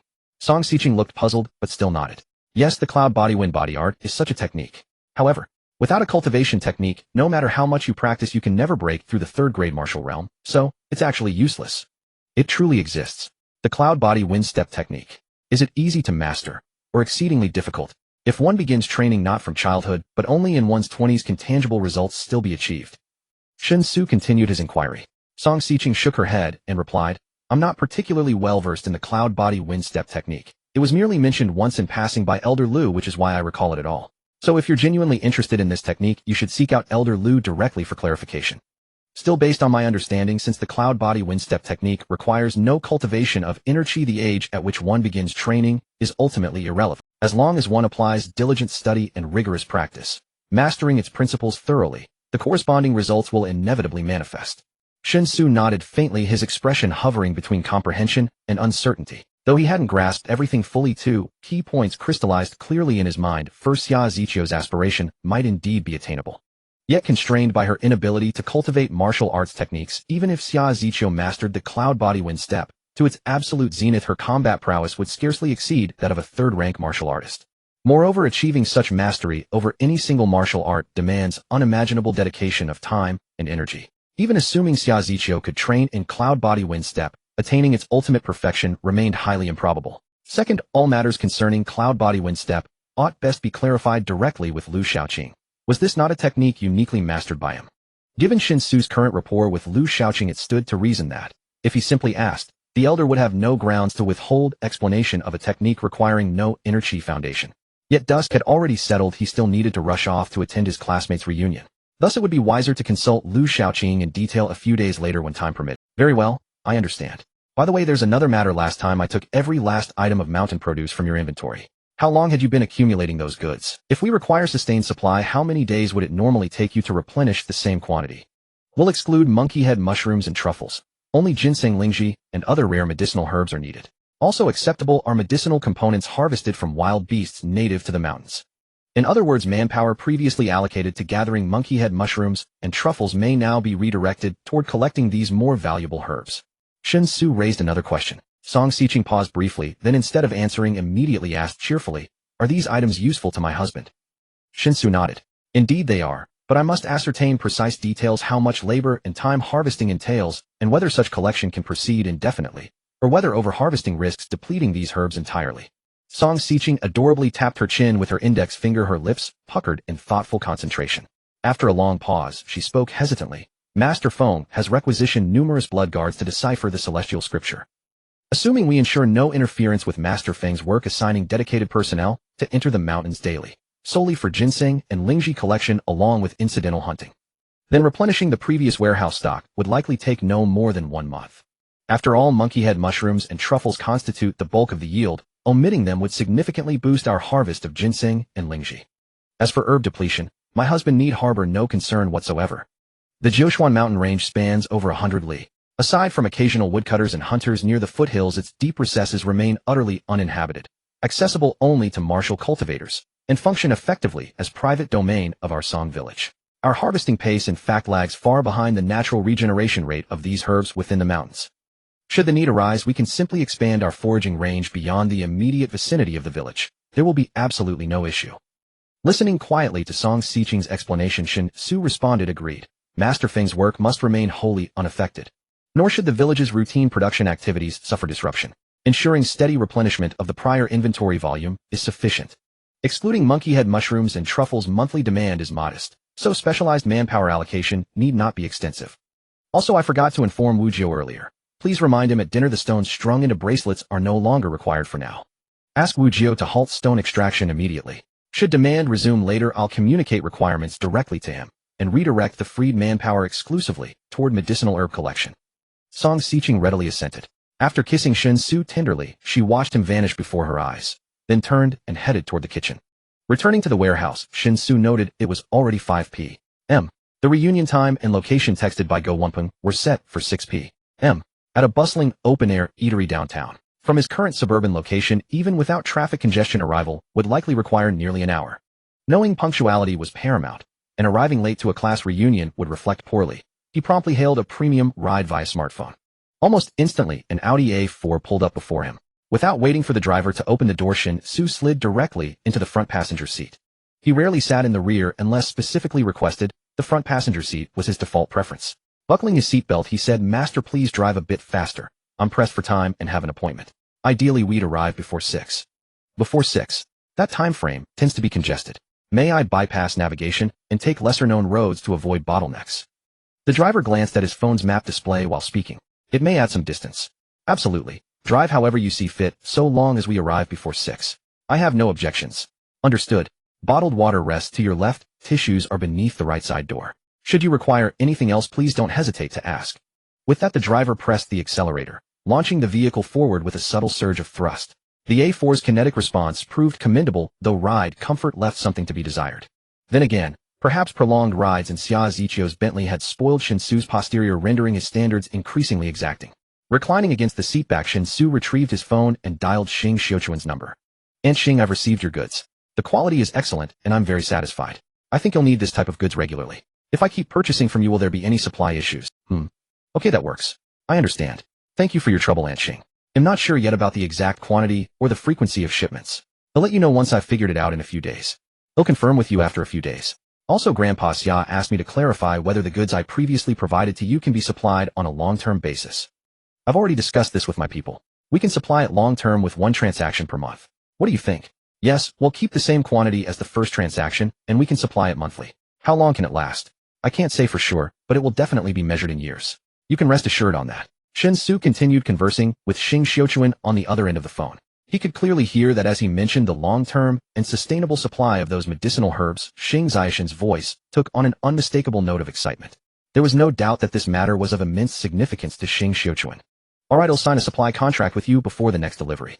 But what should the goods be named in the contract to properly present and bind the terms?" "Okay, I see. So it sounds like the contract doesn't have any restrictive clauses for me. If there's no clearly defined goods to trade, I could just fob you off with anything, couldn't I?" "Haha, thank you, Aunt Xing. Well, I'll sort out the financial issues as soon as possible, but it's hard to find the right people. I'll have to trouble you a bit longer, Aunt Xing." "Sure, I'm flexible on that. Let's set a fixed date for each month's transaction, whatever is convenient for you. Also, there's something important I need to discuss with you in person. When would you be available? How about I go visit you?" "Oh, you're free now?" Sorry, Aunt Xing, I have a class reunion tonight." "Tomorrow?" "No, I have some personal matters to attend to." "The day after tomorrow." "Well, if you're free anytime, how about I contact you before I come?" Finally reaching an agreement with Xing Xiuquan, Shen Xu hung up the phone with a look of embarrassment. He had only made a casual, polite remark asking about Xing Zixian's schedule, never expecting her to go off script and invite him over immediately. After all, she was the head of a massive conglomerate. Didn't she need an appointment? As for what he wanted to discuss with Xing Xiuquan, it was actually quite simple. He wanted to ask if she would accept gold. The reason he was going to the distant Chang'an County city the day after tomorrow, besides exchanging silver notes, was primarily to discuss with Qiu Anqing the matter of exchanging. Compared to the high value of gold, the most commonly used currency in the other world was still copper coins. Besides copper coins, silver was also far more liquid than gold. Ordinary people could meet all their daily needs with copper coins for everyday transactions. For large transactions, over 99% could be settled with silver. Only in the rarest of high-end transactions did gold find its use. Thus, no matter how valuable gold was, its practicality in the other world remained significantly limited. The vast majority of ordinary people might go their entire lives without ever seeing real gold. Under these circumstances, if he could supply silver continuously and exchange it for gold at the other world's conversion rate, Qiu Anqing would surely agree. Compared to gold, silver was far more convenient. So he needed to confirm with Xing Xiuquan whether the Spring and Autumn Group had a gold repurchase business. If so, that would be ideal. He could transport industrial silver from this side to the other world, exchange it for large quantities of gold, and have the Spring and Autumn Group handle the repurchase. That would be like creating a money-printing assembly line, without any risk concerns. No matter how much gold he brought back, he believed the Spring and Autumn Group had enough capability to absorb it all safely. But if the group didn't have a gold repurchase business, that was simple too. They could just add this new business. Xing Xiuquan, as the head of the Spring and Autumn Group, could easily order the group to start a new line of business. You have to shear the same sheep for all its wool. The Audi A4 kept twisting and turning through various small alleys. Although it occasionally stopped, it at least avoided the long, slow-moving traffic jams.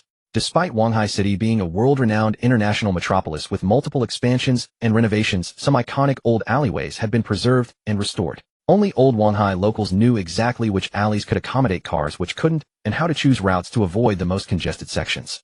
Finally, with 5 minutes to 6, the Audi A4 came to a steady stop in front of the designated street-side eatery for the reunion. True to being an experienced driver, the journey wasn't exactly lightning fast, but it arrived right on time. Shen Xu admired this, paid the fare through his phone, and even gave a 66 yuan tip on the order. Having become a truly wealthy man, he was gradually trying to change the lifestyle he had been accustomed to. Stretching, he was about to head into the restaurant when the corner of his eye caught a group of people gathered around a Bentley Flying Spur in the parking area, apparently live streaming with their phones. That Bentley looked familiar. The license plate. That's my car. Shen Xu's eyes widened. Instinctively, he changed direction and walked toward his car. In front of the Flying Spur stood a woman dressed in a somewhat fashionable but cheap-looking outfit, a tight skirt and stiletto heels, the kind often seen in nightclubs. Opposite her, another woman held up a phone, live streaming the scene. The woman half leaned against the Bentley's hood, one hand on the front cover, while the index finger of her other hand kept pointing at the phone camera. In a thick accent and broken Mandarin, she shouted with great force, "I came to this city at 18. With nothing. 1 year. Look, my folks." She turned halfway, using the hand on the hood to slap the Bentley's front end vigorously, while continuing to yell, "Look, my folks. 1 year. Bentley. My car." Shen Xu, now standing close by, was completely dumbfounded. This Bentley Flying Spur supports a fingerprint lock. When purchasing the car, Shen Xu had already registered all his personal information. Therefore, although he didn't carry the key, the car key was still kept by Go Wunpeng. He could unlock the door and start the car with just his phone. It seemed Go Wunpeng had arrived early, which was why he parked the car in the spot in front of the food stall.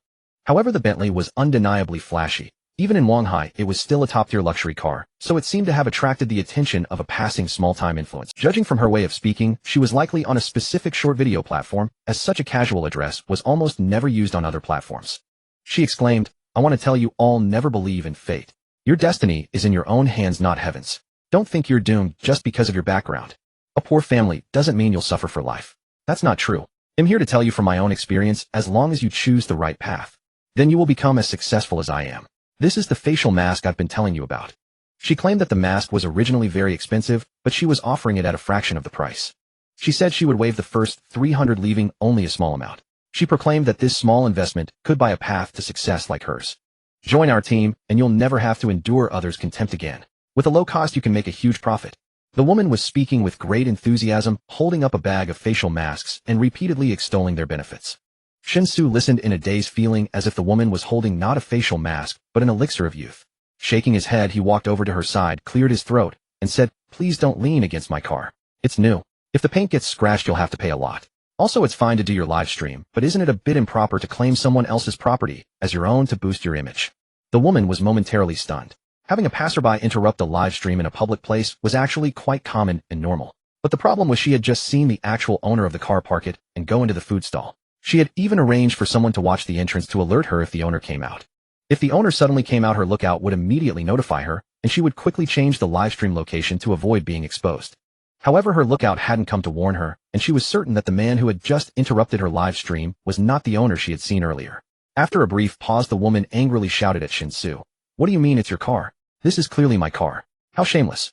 Coming to my live stream just to steal." Shen Xu rolled his eyes. Although he didn't understand why she was so confident, he was already late, so he had no time to waste with her. He reached out, pressed the driver's door handle, and unlocked it with the fingerprint sensor. As he sat in the car, the keyless ignition allowed him to rev the engine even without shift. The woman who had been leaning against the hood was startled. She jumped forward, staring in disbelief at Shen Xu in the driver's seat, unable to process what was happening. This man was clearly not the owner she had seen earlier, so how could he open the door and start the car? However, her confusion only lasted a few seconds before she snapped. She realized that she was still live streaming and the viewers had witnessed the entire incident. Without time to think further, she hurriedly gathered her team, grabbed her phone, and slunk away in embarrassment. She needed to figure out how to salvage the live stream disaster. Preoccupied with this, she even forgot about the lookout she had posted at the food stall entrance. Watching the woman and her crew run off, Shen Xu didn't bother to dwell on the trivial matter. Checking the time, he saw it was only 1 minute until the agreed 6 o'clock, so he quickly got out of the car and jogged into the food stall. Following the table number Go Wunpeng had sent earlier, he soon found the largest table in the food stall. Over a dozen people were already seated, leaving only the chair next to Go. "Brother Xu is here. See, I told you he wouldn't be late. Right on time, 6 o'clock sharp. Brother Xu over here." Go Wunpeng spotted Shen Xu and immediately stood up to greet him. Shen Xu walked over to Go Wunpeng's side, sat down, and apologized. "Sorry, I had some business to take care of in the suburbs. Traffic was heavy on the way back, so I'm a bit late." "Not late at all.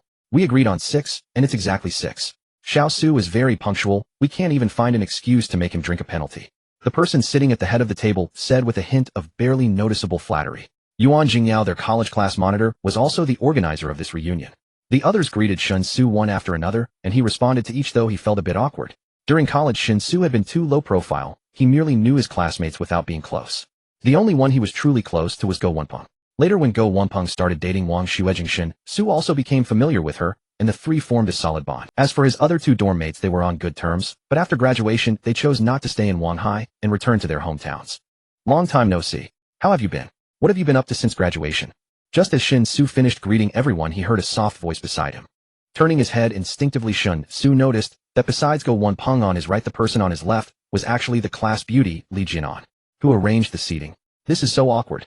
Ahem, it's quite good, just that I started a company, so I'm pretty busy, Shen Xu said vaguely. Everyone in the class already knew he had bought a Bentley, so if he was too perfunctory, it wouldn't mean much. It would be better to speak the truth and simply omit key information. Started a company. You're an entrepreneur now? How impressive. No wonder you can afford a Bentley. Did you attract angel investment? What does your company do? Li Jianan eagerly pressed on. Shen Xu felt a bit dazed, though, as far as he remembered, Li Jianan had never spoken to him this much. Even on the day he mustered the courage to confess, she had simply shaken her head and said, "We don't match." Usually, even in class, they had almost no interactions. I guess it's entrepreneurship, it's a trading company, and we did indeed attract angel investment. Shen Xu answered in line with Li Jianan's inquiries. The Xia family provided such a large amount of money, but only took a small share. Considering it as angel investment seems reasonable. The only difference is that his company will not accept any investments from other individuals or businesses in the future, and it will never go public for IPO financing. With the Xia family backing him, and given that his business can be considered a monopolistic exclusive trade with boundless profits lacking in funds, goods, or channels, his company's need for going public is practically zero. A trading company.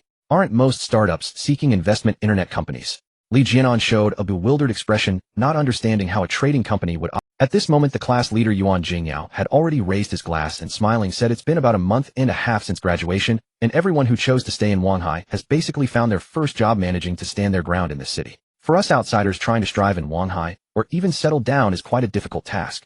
But since we are classmates with this bond of friendship, in the future, no matter who encounters difficulties, we will eventually help each other. This first toast is to wish everyone a bright future and smooth work, and may we all carve out our own territory in Wanhai. Like Xiao Su, who not long after graduation can afford a Bentley. From now on, Xiao Su will be our role model." Saying this, Yuan Jingyao tilted his head and downed his. The others also cheered and responded enthusiastically, similarly downing their first glass, including several girls, Li Jianan among them. With Yuan Jingyou's intentional lead, the atmosphere at the table quickly became lively. Apart from the initial collective raising of glasses and drinking 3 times, it transitioned into a rhythm of clinking glasses and drinking with those who were close. Under normal circumstances, Shen Xu should have quickly turned into a transparent state at such an event. However, today's situation was clearly different. Led by Yuan Jingyao, all the classmates attending tonight's gathering were surprisingly finding opportunities to get closer to him, wanting to clink glasses.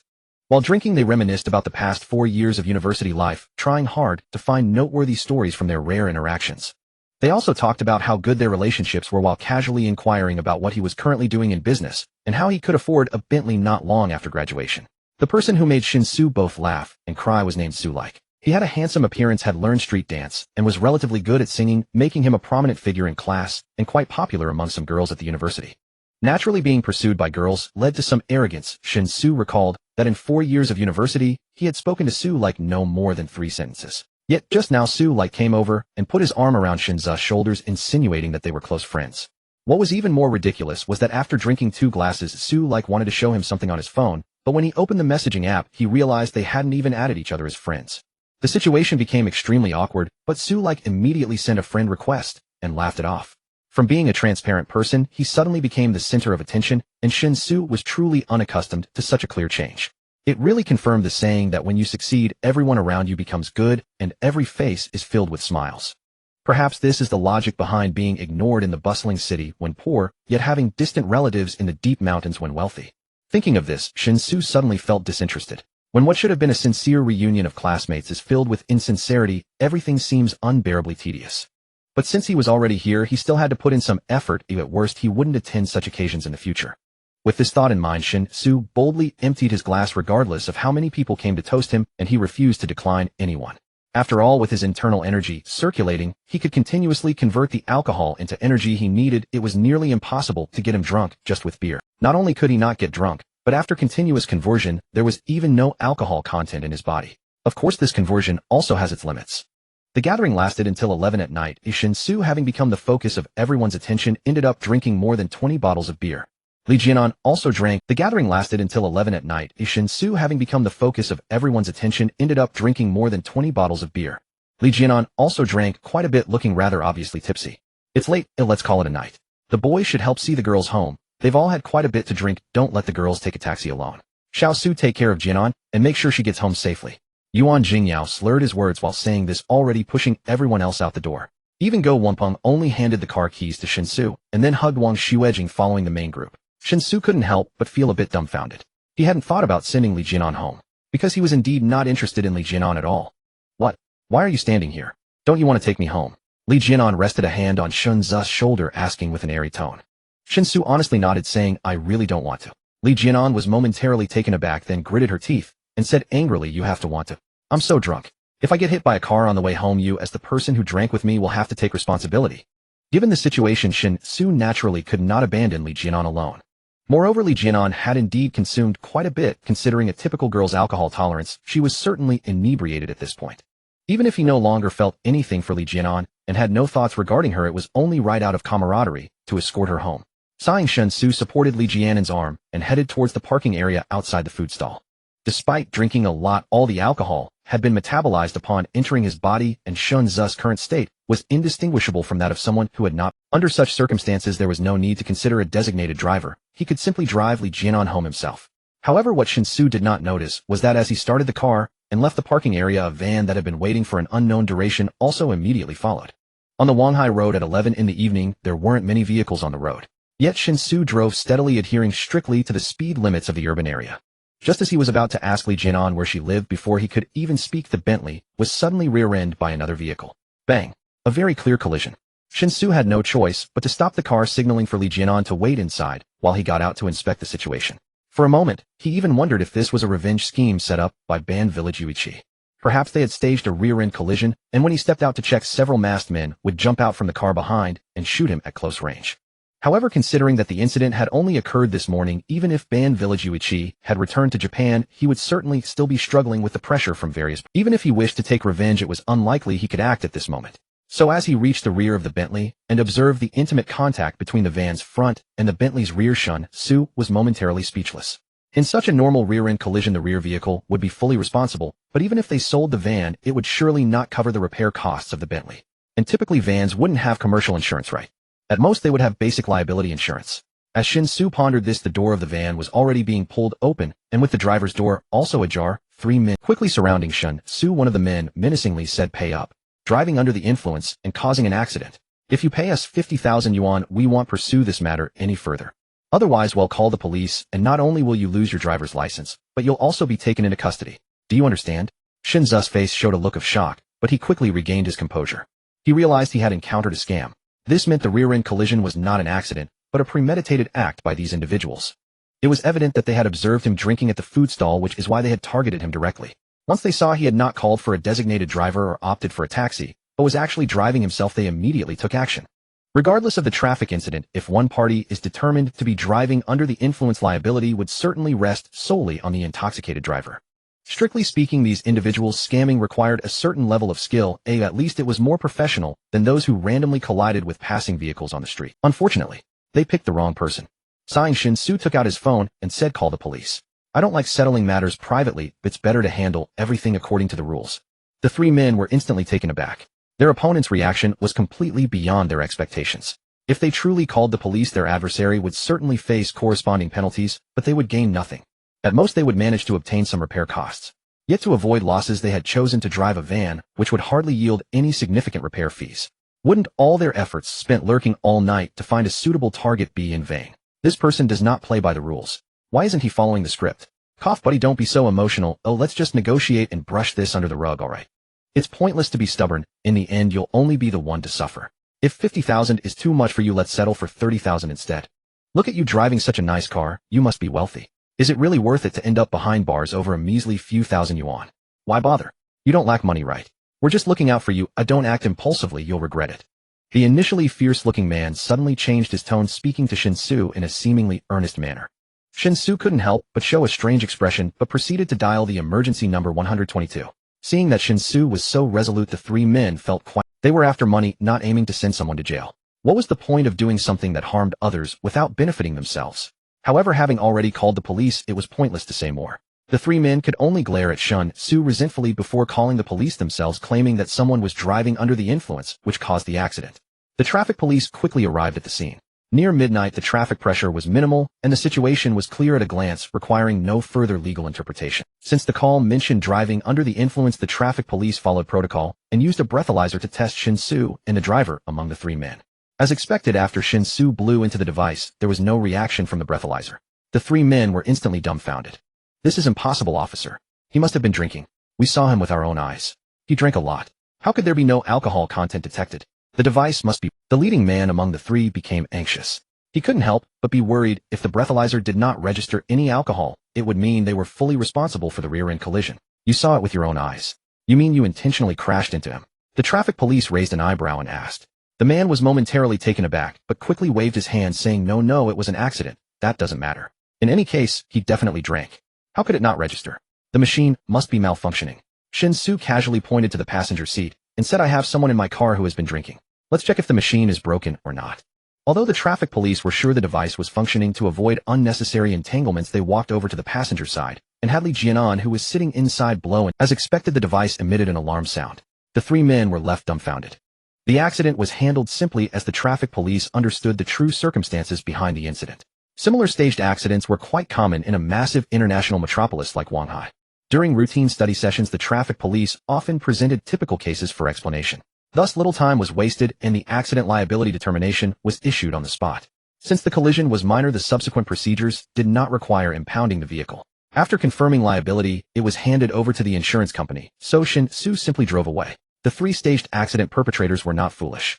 After deciding to embark on the great industry of staging accidents, they had purchased commercial insurance for their van. Although they believed that if the staged accident succeeded, they would never need to use their insurance, they knew the old saying, "He who walks by the river will eventually get his feet wet." As a precaution, buying insurance gave them peace of mind. And now it was being used. I wonder if the insurance company staff would cry out loud when they discovered the car hit was a Bentley. "Why did you drink so much but not get caught?" Li Jianan sat in the passenger seat, asking curiously. Shen Xu had asked for her address and was surprised to find it quite remote. The rented house was located in what could be considered the urban-rural fringe of Shanghai. Transportation was inconvenient, public security was far worse than downtown, and the only advantage was the low rent. "I didn't actually drink much, I mostly dodged the drinks without you noticing. Tonight, everyone was clearly trying to get me to drink. If I had honestly drunk every glass, I would have been asking for trouble," Shen Xu casually replied. Li Jianan was a bit confused. She had been focused on Shen Xu all night and hadn't noticed how he avoided the alcohol. But having drunk too much, her mind was hazy and she couldn't be bothered to think deeply. She half reclined in the passenger seat, her upper body accentuated by the seatbelt.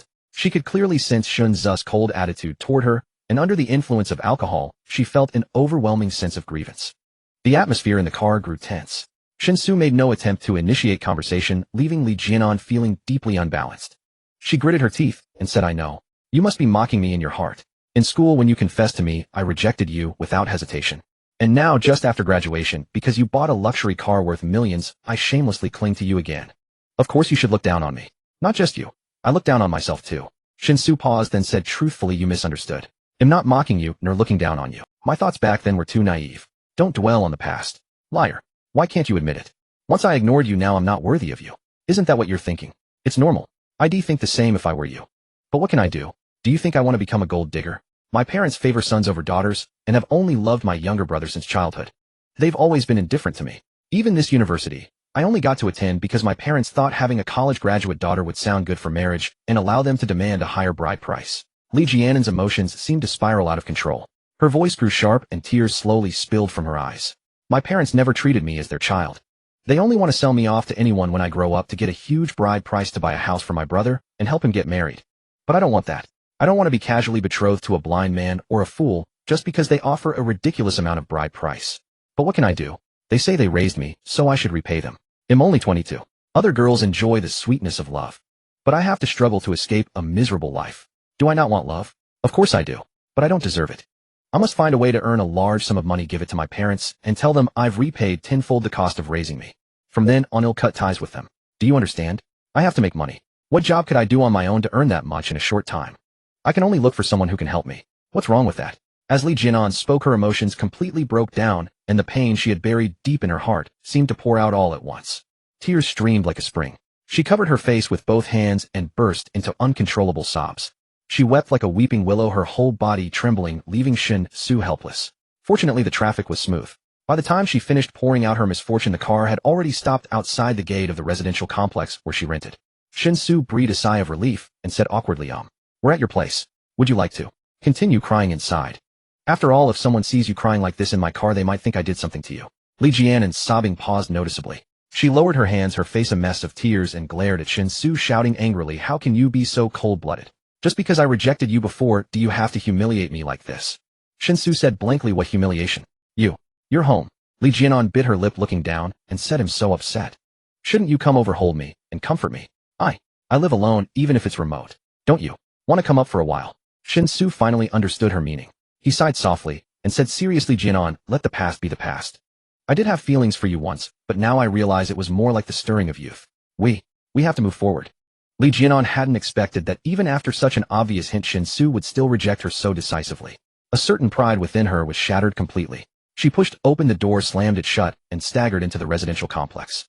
Shen Xu watched until her figure disappeared from sight, then waved his hand in her direction. He was saying goodbye to his youth. Upon returning to the rented house, Shen Xu discovered that his sister, Shen Xu, still chose to sleep with Zhang Min. The two young beauties stayed in one room, and once the door was closed, only the faint sounds of whispered conversations could be heard. Accompanied by the occasional sounds of playful scuffles and various cheerful noises, one couldn't help but indulge in a flood of imagination. Shen Xu had no idea when his sister had become so close with Zhang Min. The emotional development between women can sometimes be as elusive as their personalities, filled with a kind of uncertain quantum superposition. However, it must be said that with Shen Xu spending every day cozying up to Zhang Min, the objective reality was that it indeed reduced her obsession with him. This sense of relief mixed with a tinge of loss led Shen Xu to somewhat despise himself. But that's how people are. Everyone is a complex amalgamation of contradictions. To evaluate a person purely in terms of good or bad, black or white, will never yield a correct conclusion. A gentleman discusses actions, not intentions. In the realm of hearts, there are no true gentlemen. After a simple wash, Shen Xu returned to his bedroom. After completely removing Li Jianan from his mind, he silently began to plan the things he needed to do next. Regarding the other world, he needed to accelerate the transformation of Songjia village, ensuring that the basic living supplies were sufficiently abundant. Items that could be produced through the Transcender's manual would be produced by Songjia village itself. Anything that couldn't be produced, he would buy directly from his own world. As the volume of the subspace rapidly expanded, the convenience of transporting items back and forth between the two worlds continued to improve. As long as Song Xiqing could convince the higher-ups of Songjia village that he was indeed a descendant of the immortal sect possessing celestial means and heritage, then even if he produced even more exaggerated magical artifacts later, it would still seem entirely reasonable. However, considering the potential massive impact of various machines on the other world, he planned to strictly limit the scope of any major renovations in Songjia village to the valley for the time being. Aside from small gadgets like telescopes and intercoms that could be taken out of the valley by the villagers, no other sensitive machinery planned for future transport would be allowed to leave the valley's confines. And to lay a solid foundation for the rebellion in Songjia village, relying solely on the resources from his side, would certainly be insufficient. Therefore, leading a team back to Chang'an County City the day after tomorrow became incredibly important. Xiao Anqing, a major merchant from the southern Liang, risked danger to open a bank in northern Zhou, and Shen Xu didn't believe he was simply there to do business. Whether there exists any potential for deep cooperation would have to wait until after detailed discussions with Xiao Anqing. Of course, regardless of the troubles, the matters on the other side were actually in a state of absolute control for the time being. Until the grand transformation of Songjia village was complete, and Song Xiqing raised the flag of rebellion, all changes were confined within the valley, where Songjia village was. Since a small boat is easier to maneuver no matter how it operates, there is actually quite a bit of room for error. Therefore, Shen Xu felt very relaxed about the development planning for the other world, without feeling any pressure. However, putting aside the issues of the other world, the current situation in the main world was indeed somewhat troublesome. Ultimately, it was primarily because his identity and status in the main world were too low. Thus, he had to firmly cling to the huge support of the Xia family, using their power to achieve his own goals. Of course, this cooperation would certainly be a win-win situation. Strictly speaking, if only the benefits from the main world side were considered, the advantages the Xia family could reap would far exceed his own. However, Shen Xu didn't see any problem with this. At least for now, the Xia family was truly a behemoth in his eyes. Although he was trying hard to find ways to cooperate with the Xia family on equal terms, achieving complete equality would still require time. I should quickly talk to Aunt Xing about the issue of gold repurchase. Also, the deserted island mentioned by Grandpa Xia could be a good idea. The thought of having a private island was quite exciting. Therefore next the transformation of Songjia village on the other side needed to accelerate while he worked hard to elevate his own status and influence in the main world. In short, he had to grasp both sides firmly. He couldn't afford to be a crippled person. Shen Xu silently encouraged himself and slowly drifted into sleep. With books one grows, without books one shrinks. Early the next morning Shen Xu got up as soon as the sky began to brighten.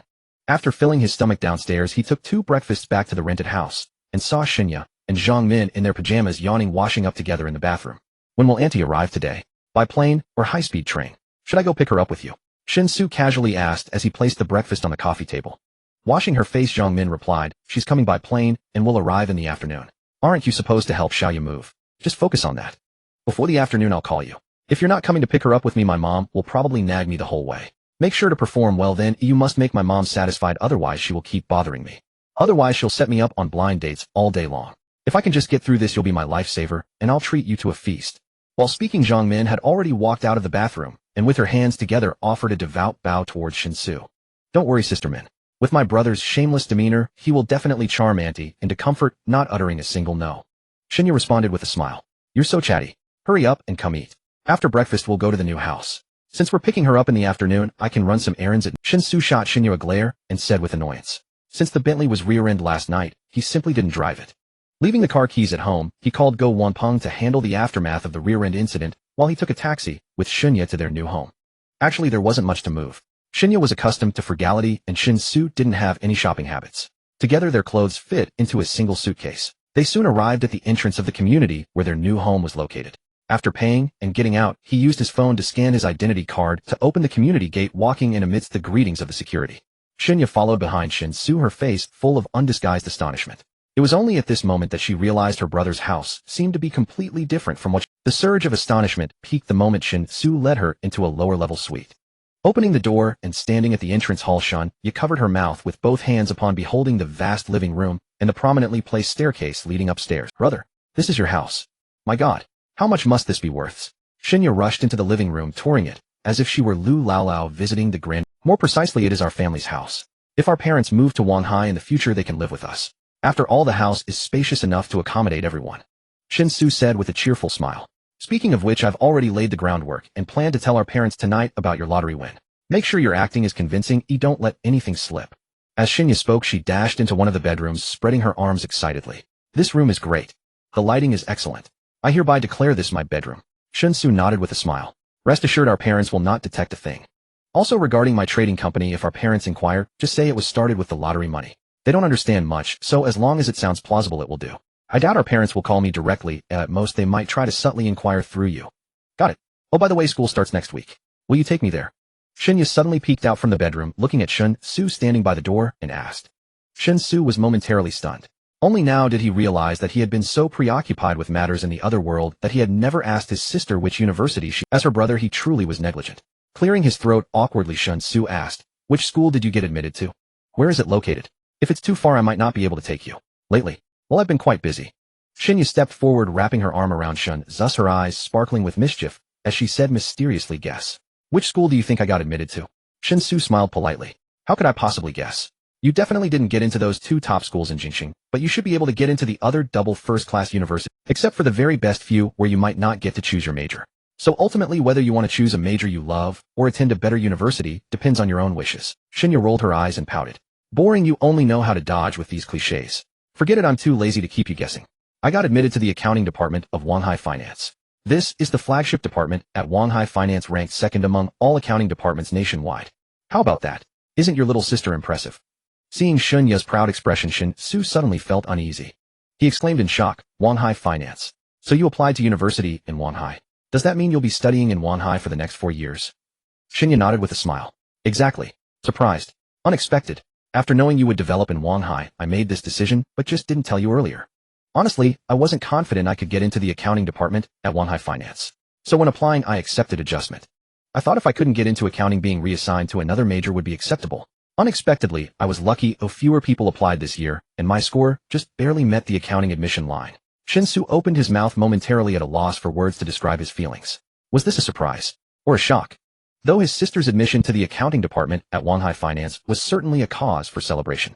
Him having to build his career in Wanhai made the whole situation somewhat peculiar. He had thought he only needed to endure the 2-month summer break before the danger passed. But who would have imagined this was merely the beginning far from the end? Alright then, for Wanhai Finance. I'll take you to register when school starts. I have something to attend to and need to go out. Check if there's anything you need for the house, and buy it yourself. I've linked you a family card, just use it to pay. Shen Xu sighed, quietly feeling helpless. Got it. Too bad our parents can't know about this house yet, it would be hard to explain. We must first tell them you started a company, then after a while tell them you've made a fortune so they can gradually accept these changes. I really can't wait. Shinya murmured excitedly. Shen Xu shook his head about to leave, but suddenly stopped as if resigned, and said, since you got into accounting once school starts, learn the basics of bookkeeping quickly. My company doesn't lack business, but lacks a trustworthy accountant. You can work there part-time handling the company's accounts. Upon hearing this, Shun Ya's eyes lit up with joy. No problem. Leave it to me. I'll make sure your company's books are perfectly organized. Shen Xu sighed, waved his hand at Shunya, and then wearily stepped out the door. A world where only he suffered seemed to have been completed. He called Xing Xiuchuan to ask if it was convenient for him to come over now. After learning it was fine, he requested the address from Xing Xiuchuan, then took a chauffeured car to the headquarters of the Chuanxiu Group in Wanhai. The location was somewhat remote, not in the city center, but not quite suburban either. After about half an hour, Shen Xu stood outside the grand gates of the Chuanxiu Group headquarters. The gates were magnificent, guarded on both sides by security personnel. Unlike ordinary company guards, the security staff outside the Chuanxiu Group appeared far more professional. They stood in pairs on either side of the electronic gates, their cold expressions vigilantly observing the surroundings. Shen Xu approached one guard to register as a visitor.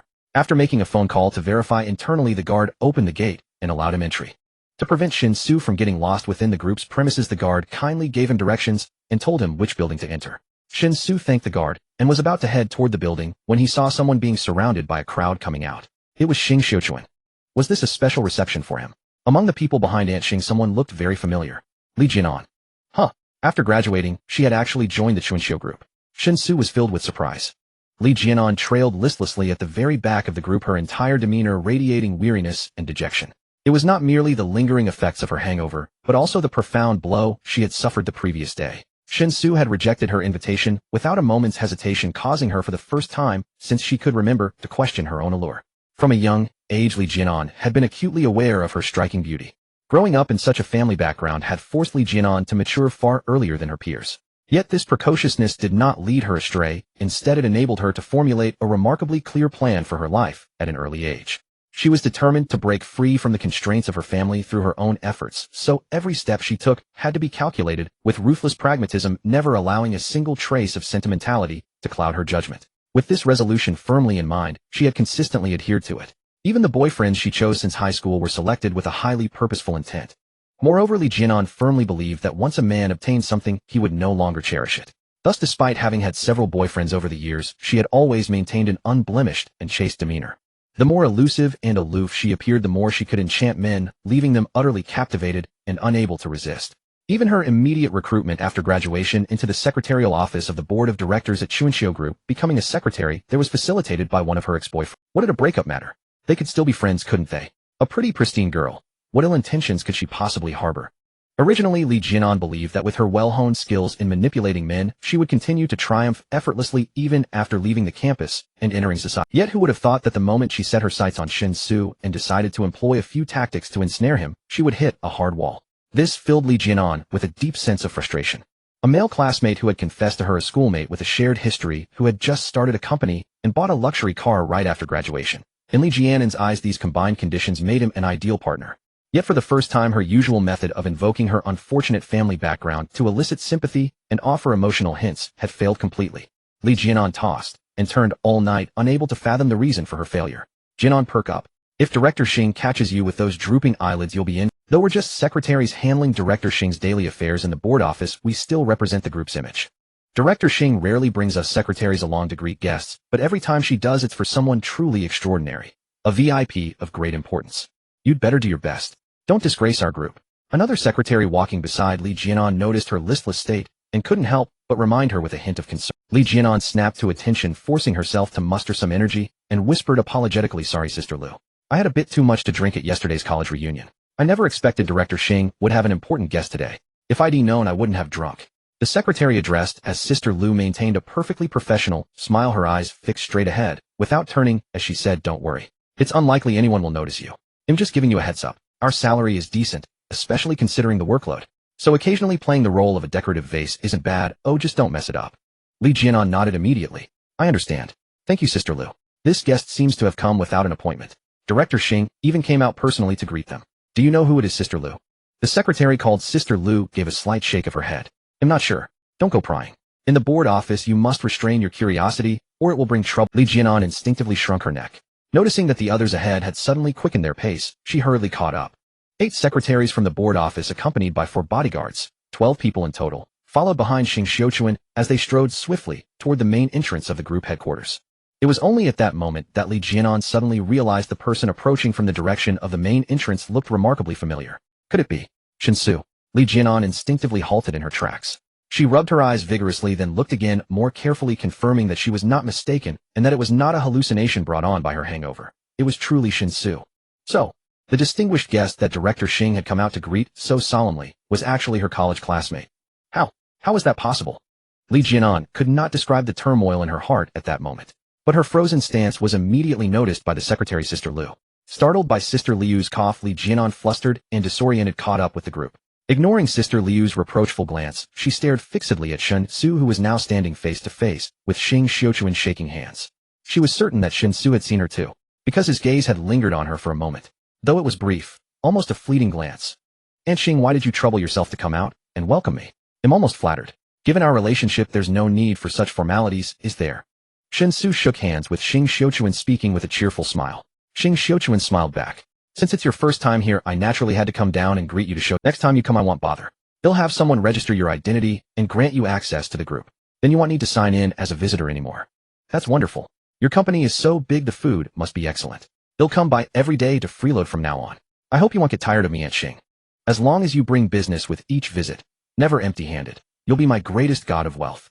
I'd be more than happy to worship you daily, so why would I? After exchanging a few pleasantries, Shen Xu was about to lead Shen Xu to her office when a voice suddenly rang out from the entourage behind her. Shen Xu, what are you doing here? Li Jianan had originally expected Shen Xu to greet her upon seeing her, but he merely swept a glance over her before ignoring her. This made her heart ache unbearably. Coupled with the resentment accumulated from the previous night, even though she knew speaking out at this moment was extremely rude, she could not help but blurt it out. Shen Xu frowned and turned to glance back, then asked Shen Xu with a look of confusion, do you know him? Shen Xu nodded with an expression of indifference. He was my university classmate. Just a classmate, not someone I'm close to. It's normal not to know much about others' private matters. I don't have a hobby of gossiping. To be honest, I was also quite surprised when I saw her just now. After speaking, Shen Xu nodded towards Li Jianan as a form of greeting. Li Jianan could only feel angry at Shen Xu's indifference, but dared not say anything further. Shen Xu, lost in thought, looked back and forth between Li Jianan and Shen Xu, then smiled, as if nothing had happened. Let's go to my office first. We need to discuss that important matter that requires my presence. After saying this, Shen Xu made a gesture inviting Shen Xu to follow her as they headed towards the main building. They took the elevator and soon arrived at the chairman's office. The secretary for the board had to go to the adjacent secretary office. Shen Xu instructed the bodyguards to wait outside the office, closed the large office door, and gestured for Shen Xu to sit on the sofa while she personally prepared a pot of tea. Give it a try. Although it can't compare to the tea from my father-in-law's place, it's still of excellent quality and can refresh your mind. Shen Xu sat across from Shen Xu, smiling as she spoke. Shen Xu picked up the teacup and took a sip, but indeed he couldn't discern the quality. Shaking his head helplessly, he put down the cup and said, Aunt Xing, I'm here today, mainly to discuss 2 matters with you. The first is that Grandpa Xia suggested I purchase a deserted island near Wanghai City on a long-term lease. Then we can renovate the island and all our transactions can take place there in the future. Both safety and privacy would be greatly improved. Shen Xu nodded. I'm aware of this matter and have already obtained detailed information about the nearby deserted islands from the Maritime Bureau. If you've made up your mind, you can directly choose an island that you like from the options. The lease contract can be signed for a maximum of 50 years, and the rent will follow the national regulations. As for the other rental procedures, I can take care of them for you. After all, dealing with units like the Maritime Bureau can be quite troublesome if you go alone. Even with my father-in-law's influence, things might not go smoothly. However, if I handle it, it might be a bit more convenient. Shen Xu, full of interest, asked, Aunt Xing, could you show me the data? I'm completely in the dark about the islands around Wanghai. Of course, just a moment. Shen Xu replied, rising to walk to her office bookshelf, retrieving a document, and handing it to Shen Xu. Shen Xu opened the document and found it to be a thick stack. There are so many islands around Wanghai, he exclaimed in surprise as he browsed through the files. Shen Xu nodded. Indeed, quite a few. I've marked off the islands that have residents, leaving only the information about uninhabited islands. There are a total of 23 islands, varying in size, with half being sandy islands and the other half rocky islands. However, there aren't many islands truly suitable for rental as a base, because many of them, while being called islands, are essentially just rocks. If it were up to me, I would suggest you choose Jining Island. Shen Xu said, pointing at the document Shen Xu was looking at. Jining Island has a total area of 0.23 square kilometers and is about 10 kilometers from the mainland. It used to have troops stationed there, but no longer. Since private landings are not permitted, Jining Island still retains its original natural beauty. There is only a simple dock that can be used to moor some small vessels. Strictly speaking, the infrastructure on this island is virtually non-existent. If you really want to rent this island, then the renovation and subsequent construction of various infrastructures will take at least a year, even if rushed, and the funds required will be in the hundreds of millions. Shen Xu nodded, focusing on the data Shen Xu pointed out. He had to admit that Jining Island was indeed quite good. Mainly compared to other islands, its advantages are obvious. Among the 23 deserted islands, some are either too close or too far from the mainland. Furthermore, the vast majority of the islands are too small to serve as a secret base due to limited space for renovations. After browsing through the basic situation of all the islands, Shen Xu had to admit that Xing Zhaishan's assessment was correct. Jining Island was indeed the most suitable. Then let's go with Aunt Xing's suggestion and rent Jining Island. What do I need to do from my side? Shen Xu raised his head and asked. Shen Xu replied with ease, you don't need to do anything. The procedures are quite simple. Let's see about the day after tomorrow. Once everything is ready, they'll have someone accompany you to the Maritime Bureau to sign the rental contract. You just need to sign and he'll take care of the rest. The day after tomorrow. I might not be able to make it. I have something to attend to and need to leave Wanhai for a while.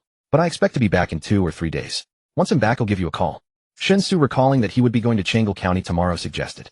Shen Xu seemed to misunderstand something and didn't ask further. Instead, she nodded with understanding. No problem. Just let me know when you're back.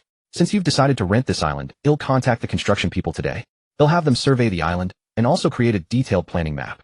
Once we have a preliminary project budget, you can confirm it. As for the funds, you can settle them with the goods you trade with me every month. Don't worry about transferring cash from your company.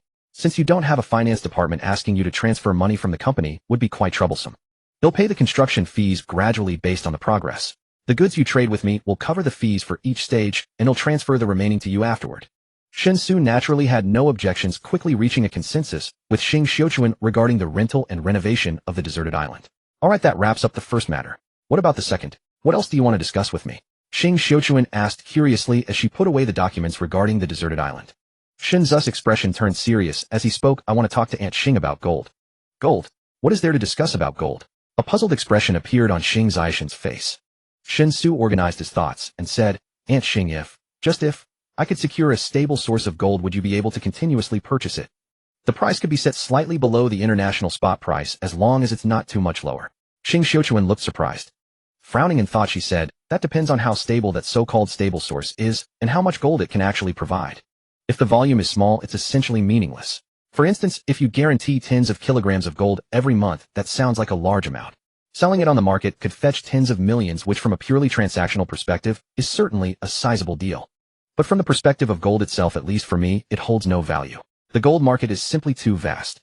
Take our country, for example. Over the past decade, the average annual total gold trading volume has been around 1,000 tons.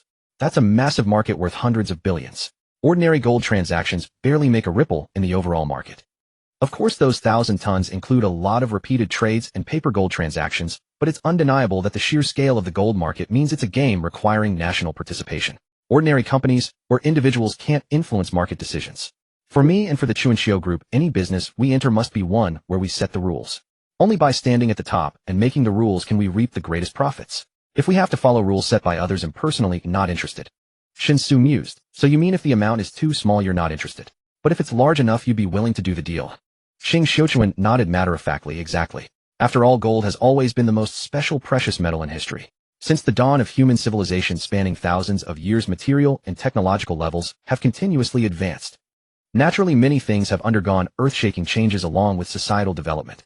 For instance, in the beginning, primitive people used shells as trade tokens, then later copper coins, paper money, and so on. Each new currency replaced the old.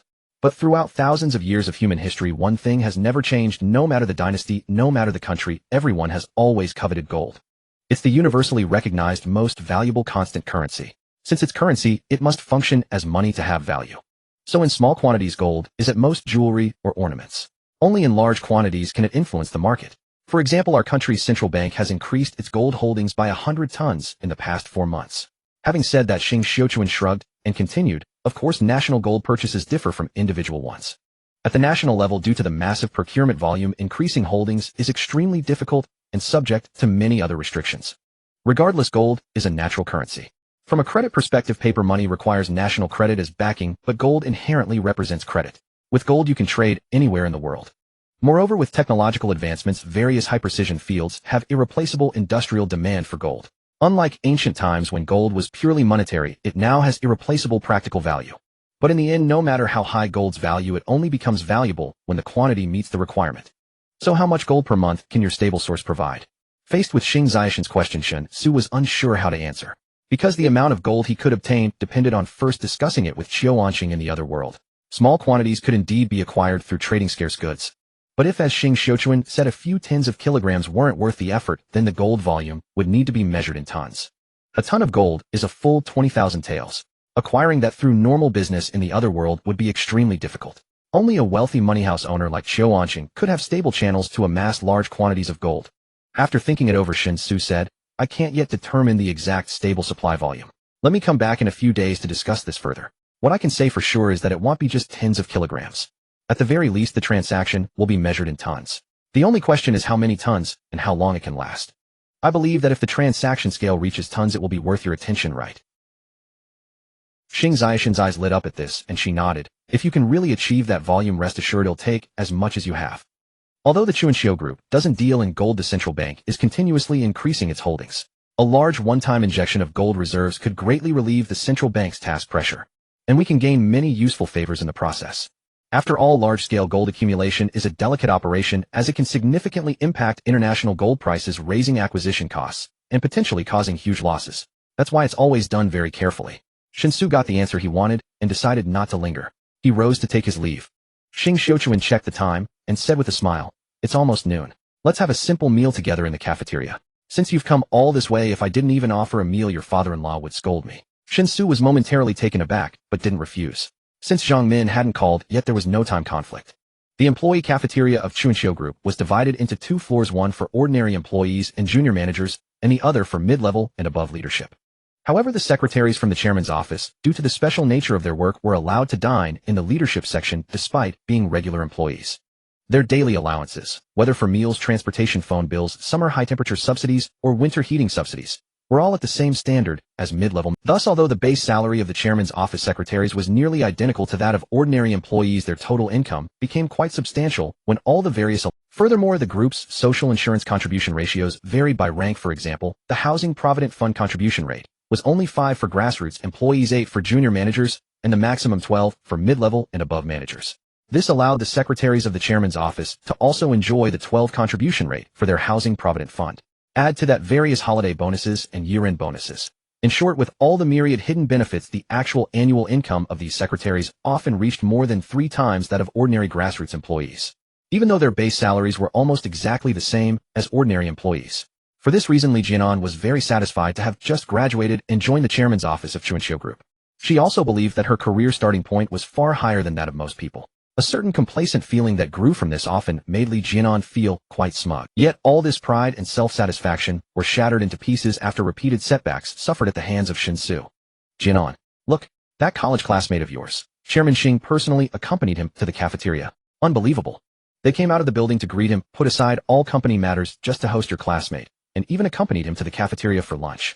The last time someone received such treatment was when the deputy mayor of Wanhai City came to inspect and guide our work. But that deputy mayor was at a high level, so of course Chairman Xing had to personally accompany him. Why does your college classmate get the same treatment?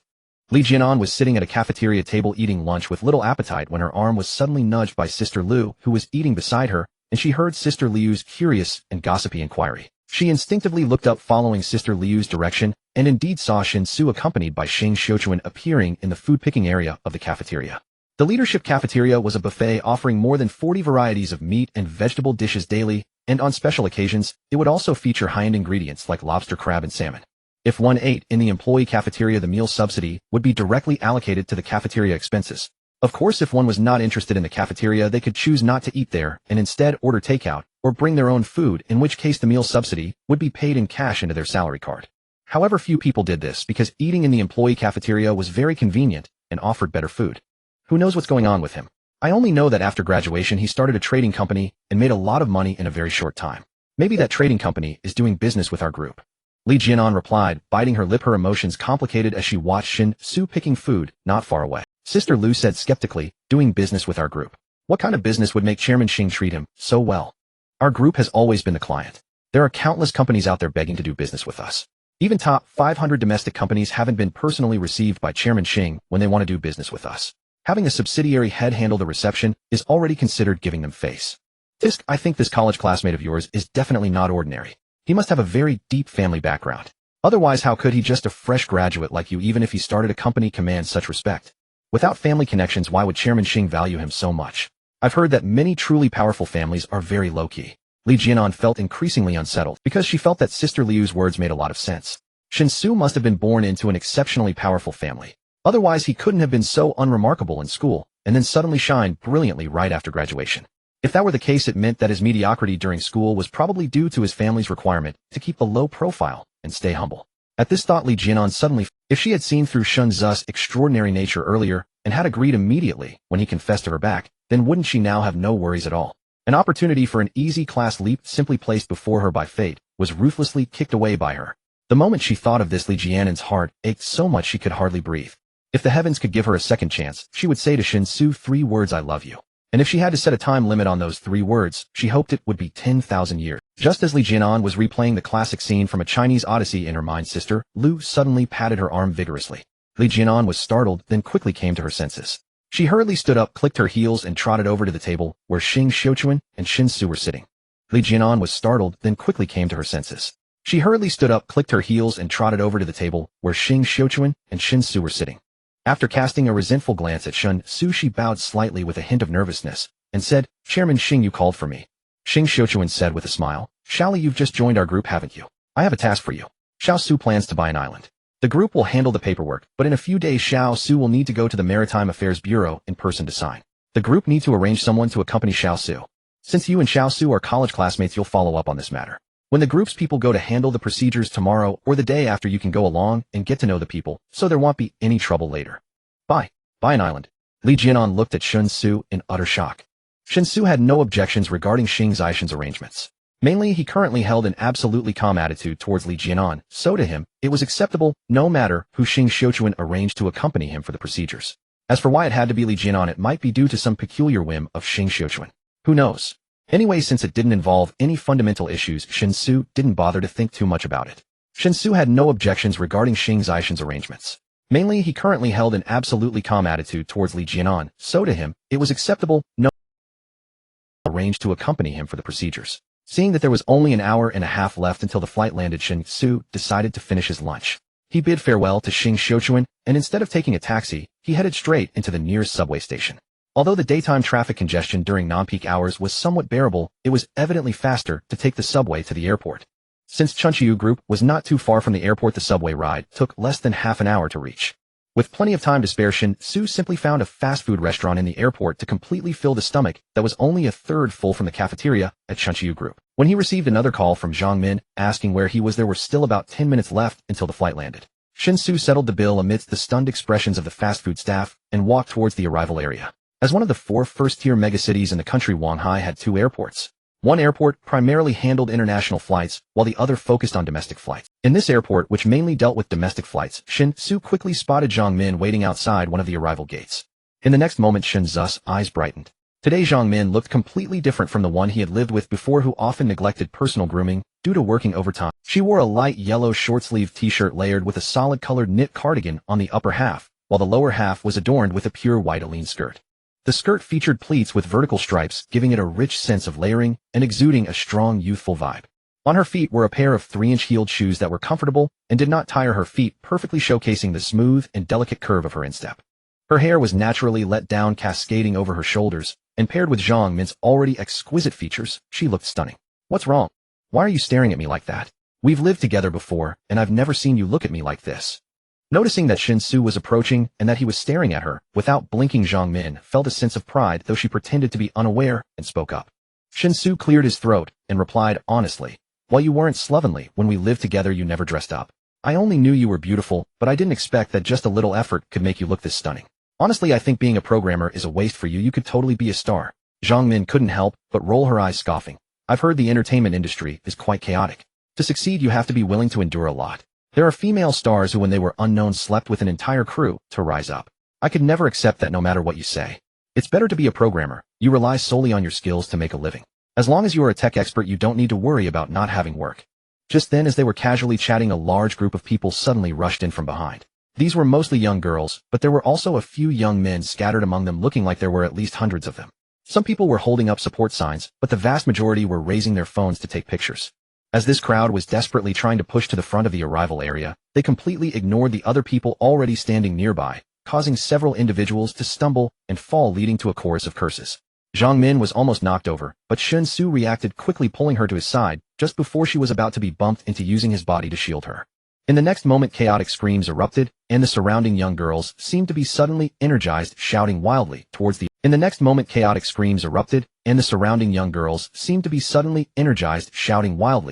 arrival area, needing assistance. In the next moment, chaotic screams erupted, and the surrounding young girls seemed to be suddenly energized, shouting wildly towards the arrival area, needing assistance. Amidst the screams of the young girls, the male star's name was repeatedly mentioned. Shen Xu clearly heard that the star was called Ji Xushen, one of the hot new generation. Even someone like Shen Xu, who had no interest in the entertainment industry and rarely paid attention to it, had heard Ji Xushen's name to some extent. Make way. Everyone step aside. Don't block the way. A few security personnel surrounded Ji Xushen, acting as a vanguard to push the somewhat frenzied fans aside. To Shen Xu's surprise, the security personnel actually guided Ji Xushen directly towards where he was standing. When they got close, they reached out to push him and Zhang Min, who was protected in his arms. This made Shen Xu unhappy. The airport space was public, there should be some order, right? I was standing here first, so if you want to pass, why don't you go around? A slight detour wouldn't take much effort, would it? What's wrong with being a star? Stars should also adhere to reason. Airports generally do not refuse requests from genuinely popular stars wanting to use the VIP channel to ensure smooth arrival. Airports generally do not refuse requests from genuinely popular stars wanting to use the VIP channel to ensure smooth arrivals and departures without causing crowd. So since Ji Xushen wasn't using the VIP channel, it was definitely intentional. He was creating news through the enthusiastic reception of fans to maintain his popularity. For a traffic star without standout works, the only way to ensure exposure is through various news hype. Seeing the security personnel's hand about to push against Zhang Min, Shen Xu swiftly and decisively grabbed the wrist of the security personnel. Then with a slight squeeze, the security personnel's face changed drastically as he screamed, "Ah, it hurts. It hurts. Let go. You're going to break it."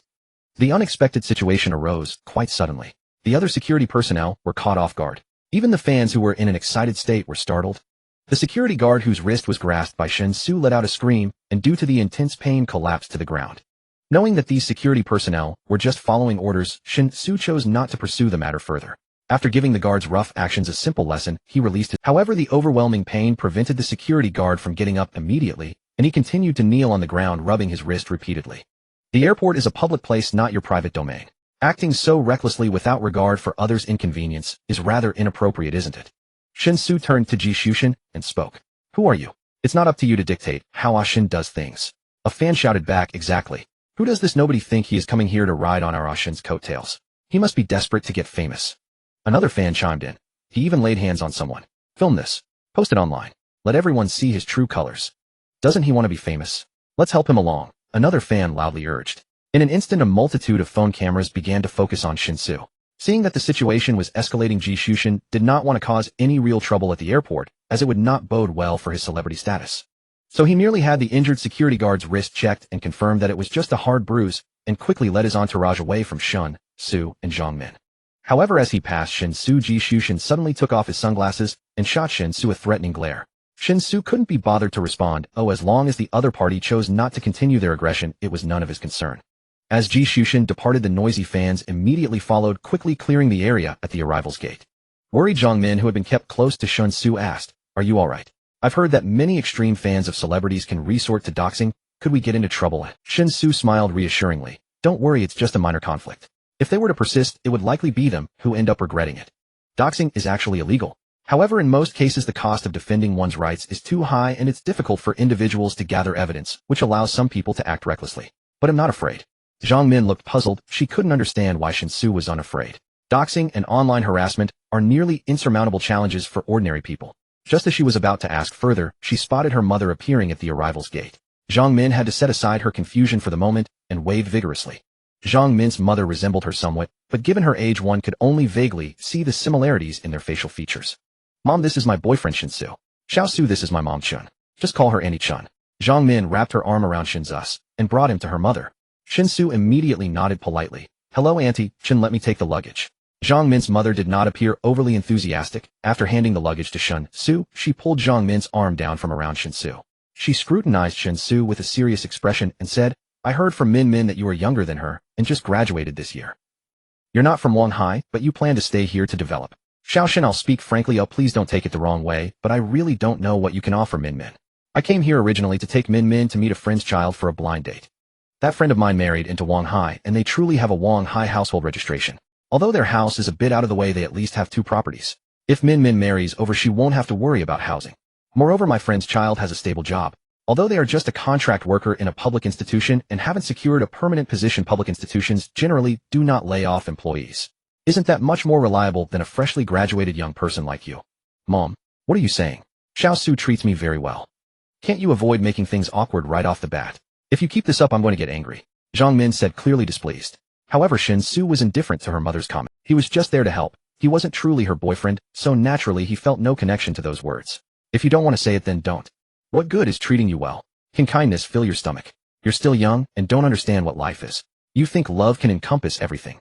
But mom will tell you. I've been through it. Mortgage, car payments, daily necessities, these are what life is. Having money is life. Without money, it's just existing. As Zhang Min clearly expressed her dissatisfaction, her mother noticed and lowered her voice. However, it seemed like she was whispering to Zhang Min, yet her voice was still loud enough for Shen Xu, who was walking ahead, to hear clearly. Remembering Zhang Min's request for him to behave well, just based on her mother's attitude, Shen Xu decided to take Zhang Min and her mother back to his duplex. Remembering Zhang Min's request for him to behave well, just based on her mother's attitude, Shen Xu decided to take Zhang Min and her mother back to his duplex. He figured that once her mother saw the duplex, she would likely stop pushing Zhang Min into blind dates. Still taking a taxi? What era is this? Who doesn't have a private car? Min, let me tell you, despite the poor transportation, now having a car is far more convenient than not having one. After they got into the taxi, Zhang Min's mother began to her voice was similarly low, resembling a whisper to Zhang Min. But it was still clear enough for Shen Xu sitting in the front passenger seat to hear. Such skill must have taken. The taxi smoothly arrived at the entrance of the community where Shen Xu lived.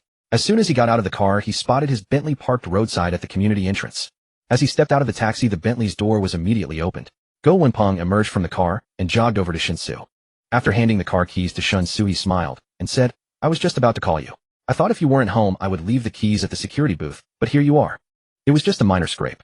I'll have it taken care of as soon as I return to the dealership. You don't need to worry about the subsequent accident processing. I will follow up on that. You've done well. You've even bought a house. This was the address our dealership boss got out of me, so I brought it straight over. I have things to attend to, so I'll leave first. Since you've moved, you should definitely have a housewarming, or remember to invite me. After saying this, Go Wenpeng appeared to be in a hurry and flagged down a taxi on the street. Go Wenpeng's fiery demeanor left Shen Xu somewhat bewildered. By the time he regained his senses, Go Wenpeng had already hopped into a taxi and sped away. Although unsure of what Go Wenpeng was busy with, Shen Xu figured it must not be anything bad. If Go Wenpeng were truly in trouble, he would definitely call. Thus Shen Xu felt no worry and casually tossed the luggage he had just retrieved from the hired car into the trunk of his Bentley. He then called Zhang Min and her mother to get in the car. Little Shen, is this your car? Zhang Min's mother approached, peering closely at the emblem with disbelief. Though women are generally not sensitive to machinery, Zhang Min's mother at her age had always paid attention to a high-quality lifestyle, so she was quite familiar with some famous luxury. Confirming that it was indeed a Bentley, Zhang Min's mother felt a wave of astonishment wash over her. Yes, Annie, why don't you and Min get in first?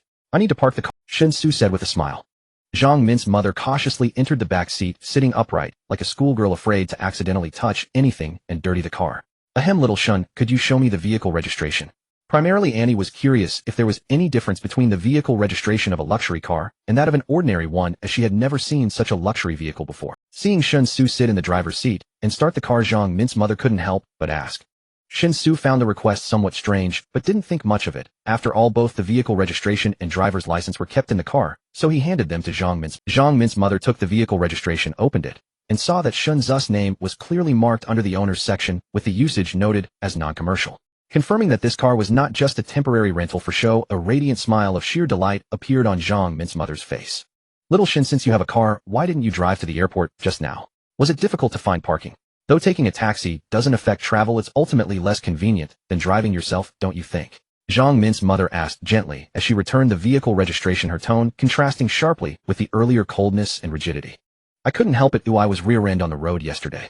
Although it wasn't serious and was merely a scrape, I still had a friend take it for a touch-up. I thought it would take at least 2 or 3 days to fix, but unexpectedly he returned the car to me within half a day.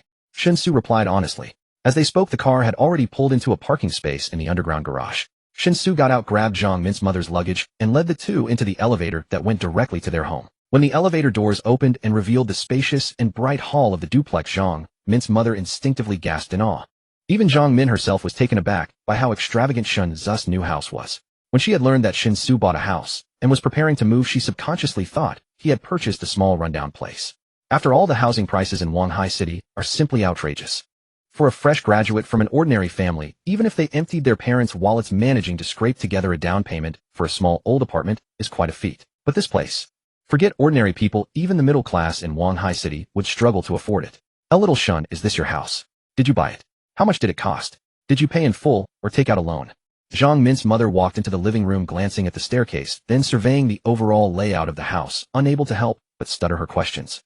It's my house. I just bought it not long ago, and the total price is 42 million paid in full. Hearing that number made Zhang Min's mother feel dizzy. Instinctively, she reached out to grip the sofa's armrest, swallowed hard, and tremblingly sat down on the couch. Even in Wanghai, a house worth 40 million would definitely be considered a luxury property. It might not reach the standards of top-tier luxury homes, but for ordinary people it's certainly a dream they would never dare to fantasize about.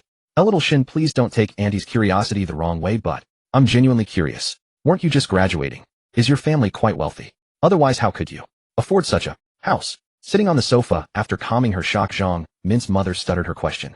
Compared to her earlier commanding demeanor upon disembarking from the plane, Zhang Min's mother had significantly lowered her stance, causing Zhang Min to roll her eyes in My family isn't wealthy, and my parents are still in our hometown in the county.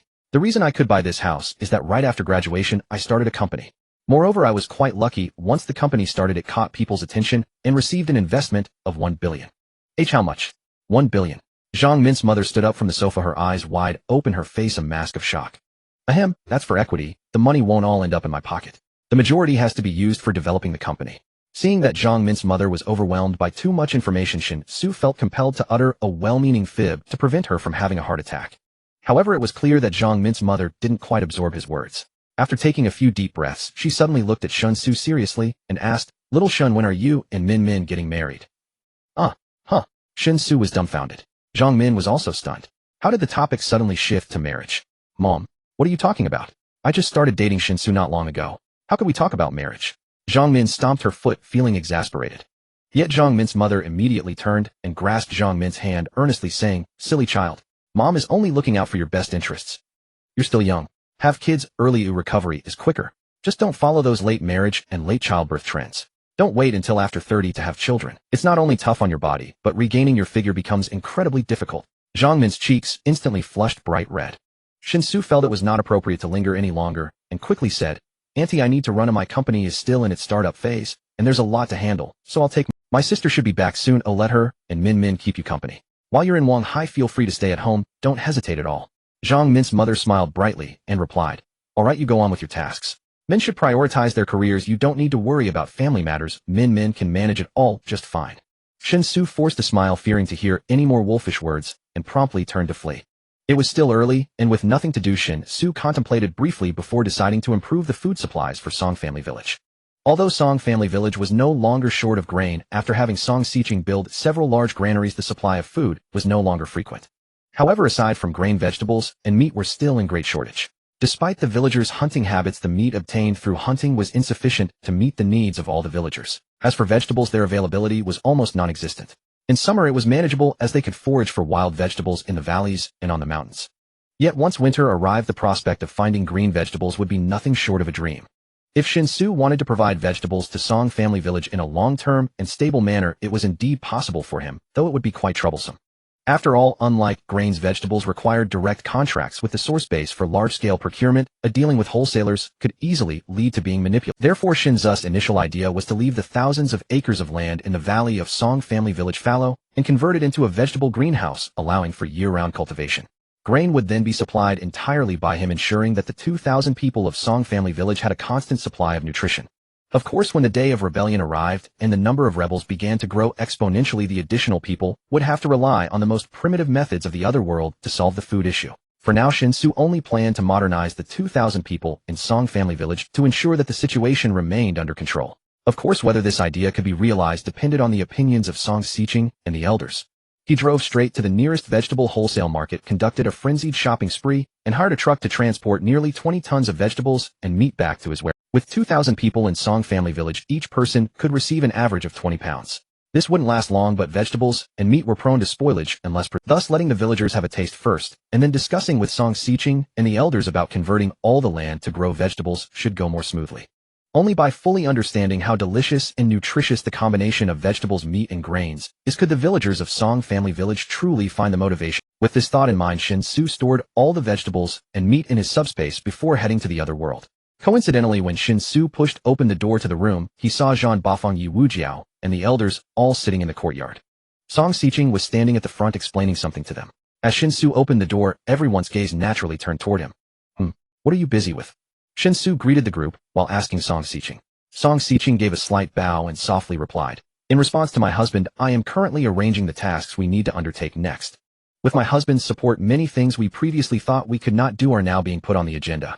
For instance, let Grandfather Lu lead the assassins from the Blood Guards to create chaos in the Three Kingdoms, preventing them from maintaining their fragile balance and accelerating the outbreak of conflict among them. Additionally, Grandfather Chao will use his connections to arrange for some capable Blood Guards to infiltrate the military, enhancing their combat command abilities through real battles rather than just talking theory. Moreover, we also need to begin collecting detailed intelligence across the Dongshan Prefecture. The strongest bandit army of the northern Zhou, the Tanlang Army, is stationed in Chang'an County of Dongshan Prefecture, posing a significant threat to us. Therefore, before we initiate our plans, we must create chaos in the Three Kingdoms, forcing northern Zhou to dispatch the Tanlang Army. As long as the military presence in Dongshan Prefecture is weakened, we will have our opportunity to act. Additionally, the most critical point is that there are currently no Grandmaster-level experts in the village. If it's just minor skirmishes, that's manageable. However, if we aim to establish a nation, that would be an absolute weakness. Thus, we now need Grandfather Mo to find a way together with Master Yin to see if we can cultivate a Grandmaster-level expert among the 9 ranks in the village. This is an indispensable foundation. Lacking it will inevitably lead to failure. Shen Xu listened to Song Xiqing's discourse in a daze, feeling quite astonished. He suddenly realized that he had underestimated the impact he had on Song Family Village during this time. When he first traversed here, although the villagers always harbored rebellious thoughts, those sentiments were clearly only at the stage of shouting slogans. Yet as a result of his presence, in less than a month and a half, the villagers were already gradually taking action towards rebellion. After a moment of thought, Shen Xu spoke. Could it be too early? My personal suggestion is that we should formulate a development plan, such as the first 5-year plan, the second 5-year plan, and so forth.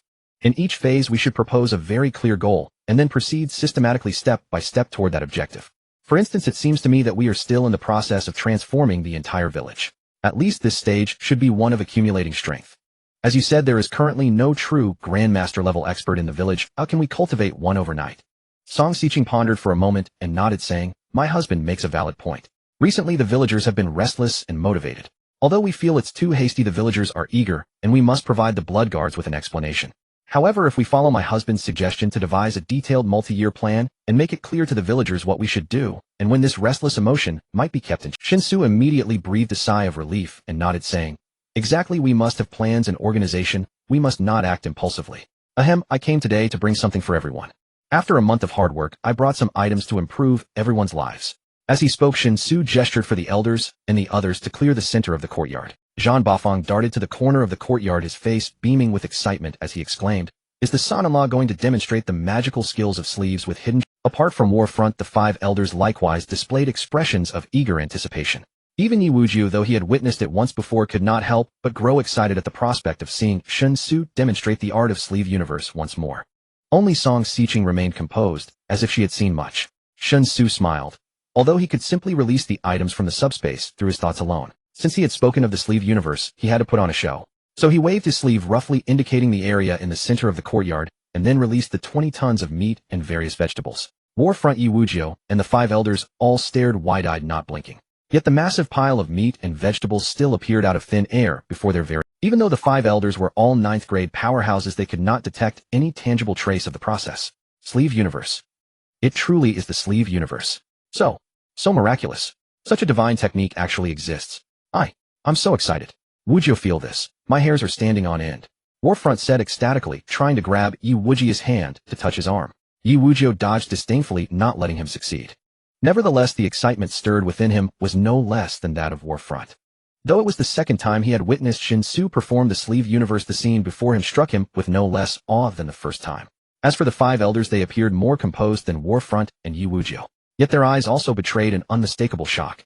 Even though Song Xiqing had explained it clearly to them the day before, hearing is not as reliable as seeing. No amount of elaborate description could compare to witnessing it. Alright, let's start distributing. The meat and vegetables total 40,000 caddies, so each person gets about 20 caddies. More or less. Wujiu, please gather some people to sort them first, so that each person's 20 caddies are roughly the same assortment. Shen Xu clapped his hands and said cheerfully. Warfront, full of curiosity, had already approached the mountain-like pile of vegetables. After examining it closely, he suddenly pulled out a cucumber from the pile and exclaimed incredulously, "Miss, look what I found. This is a cucumber, right?" "Yes, it must be. I saw the county prefect steward by cucumbers when I went to Chang'e County City with Wujiu." "Isn't that right, Wujiu? Remember, the steward even boasted to passers-by that a single cucumber cost 1 tael of gold." Yi Wujiu, upon hearing this, immediately stepped forward and stared at the cucumber in Warfront's hand. "Yes, it's a cucumber. It looks just like the ones the county prefect's office purchased, but maybe a bit longer. That time they only bought 10. They couldn't get more. But here how many must there be?" As he spoke, Yi Wujiu turned his head to look at the large pile of cucumbers crushed together in the vegetable mountain, his expression shifting from excitement to bewilderment. He could not understand why cucumbers worth 1 tael of gold each were being treated so roughly.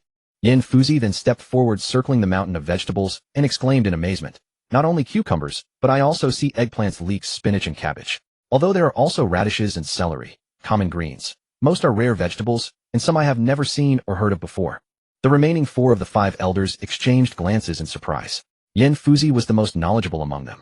In the others' impression, there seemed to be nothing Yin Fuzi did not know. So the greens that even Yin Fuzi had never seen nor heard of, they doubted whether they truly existed. Song Xiqing came to Shen Xu's side, instinctively holding his arm, and said with difficulty, "Husband, these greens are too abundant. Even the royal families of the 3 kingdoms cannot possibly eat so many greens." Leaving aside those greens that even Yin Fuzi has never seen, the cucumber alone is a tribute vegetable for the southern Liang royal court. That is why it is so rare in northern Zhou, selling for 1 tael of gold each. Similarly, eggplants are also a tribute vegetable for southern Liang. Cabbage, spinach, and leeks are found in both north and south, but they are likewise within the category of tribute items. We would be content just to have radishes and celery." Shen Xu looked down at Song Xiqing's cautious demeanor, then raised his eyes to observe the expressions of the 5 elders, Yi Wujiu and Warfront. He suddenly realized that although he had anticipated the Song family village needed vegetables, he had underestimated the impact these greens would have on the entire village.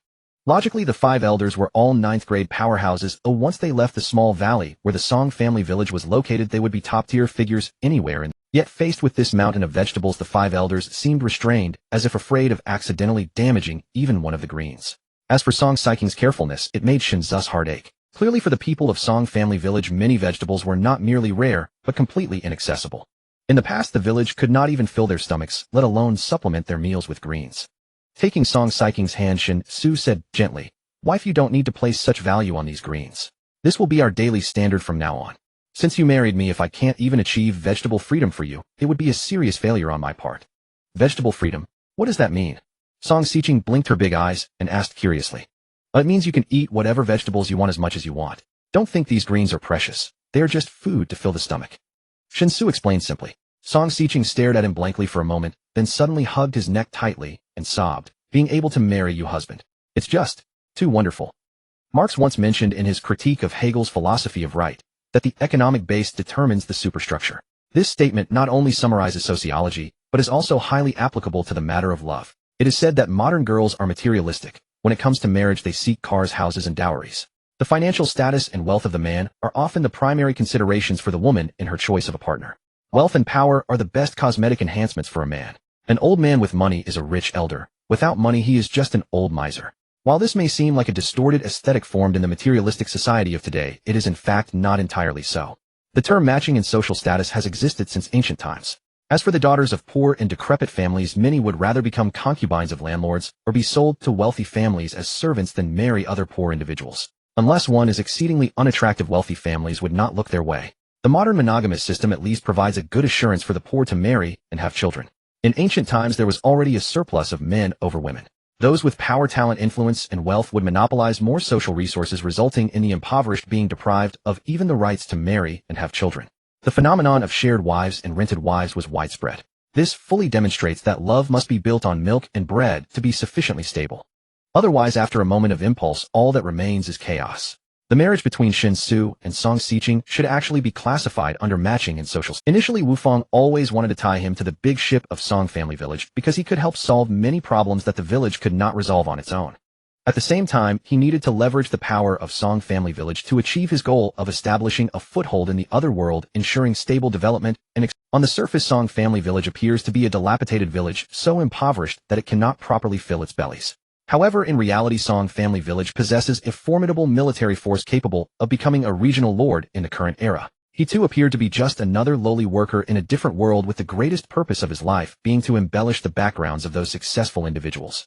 Yet the sudden ability to traverse worlds allowed him to leap through the Dragon Gate, instantly providing him with the foundation to potentially rise to the pinnacle of the world. After all, channels are king. He controlled the only channel connecting the two worlds, so he should become the ruler of both realms. From this perspective, his partnership with Song Xiqing can be seen as a matching in social status based on mutual benefits. However, as time passed, the benefit in this partnership began to fade. Shen Xu discovered that his feelings for Song Xiqing were no longer limited to shallow desires for her physique. He was Song Xiqing's man, thus he had the obligation and responsibility to provide her with the best life possible within his capabilities. Gently ruffling Song Xiqing's hair, Shen Xu leaned down and kissed her cheek, smiling as he said, "To be able to marry you as my wife is my fortune. Alright, we can talk about sweet words tonight. Quickly distribute the vegetables and meat. These items cannot be kept for long. Once they reach each household, let them eat as fresh. If there are leftovers, we can pickle them. Tell everyone not to be too reluctant. I will find a way for every person in Song family village to enjoy the vegetables they desire.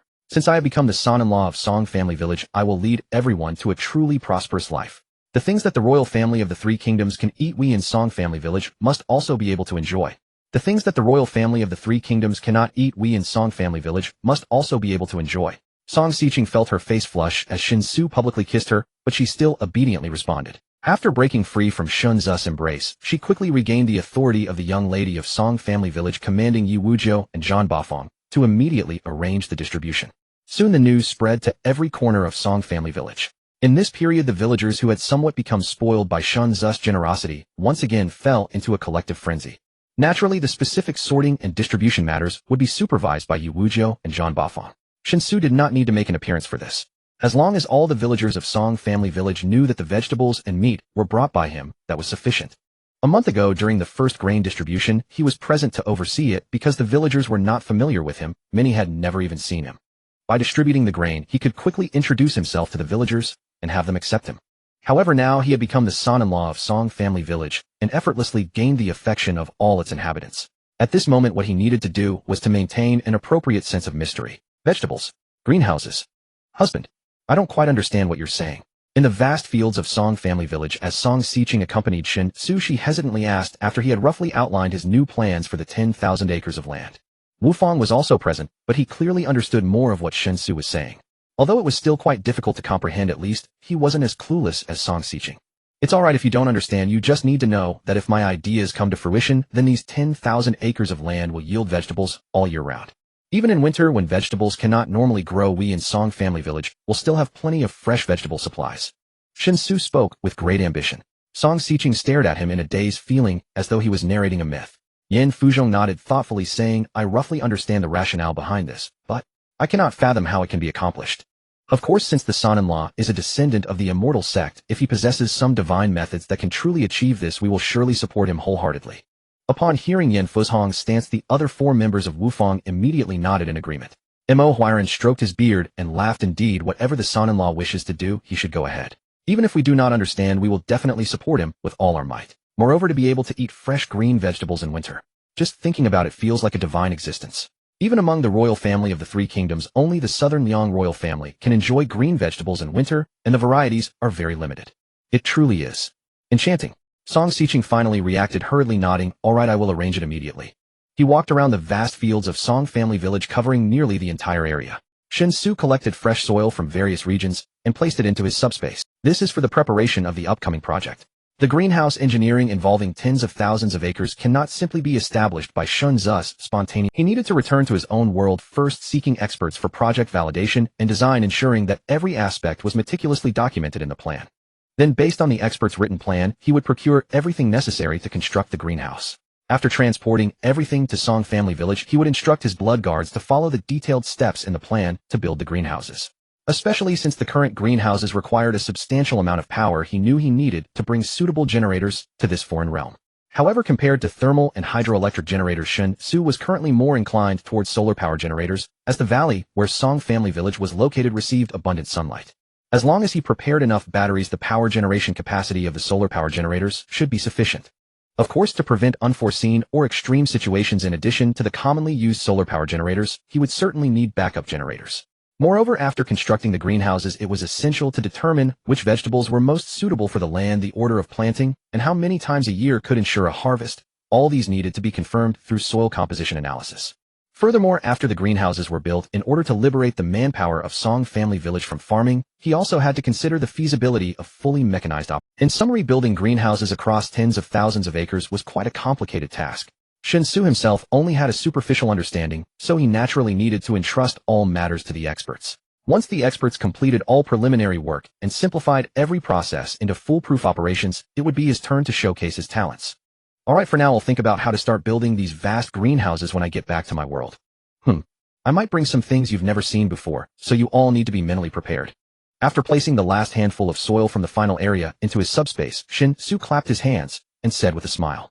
Yen Fu's eyes brightened, and he eagerly asked, "Son-in-law, is it a new treasure?" Shen Xu thought for a moment and nodded, saying, "You could consider it a treasure, but it's not the small kind I gave you before, it's a large treasure. In any case, you'll know when." By the way, have you been using the 1,000-mile eye and the wind listening ear?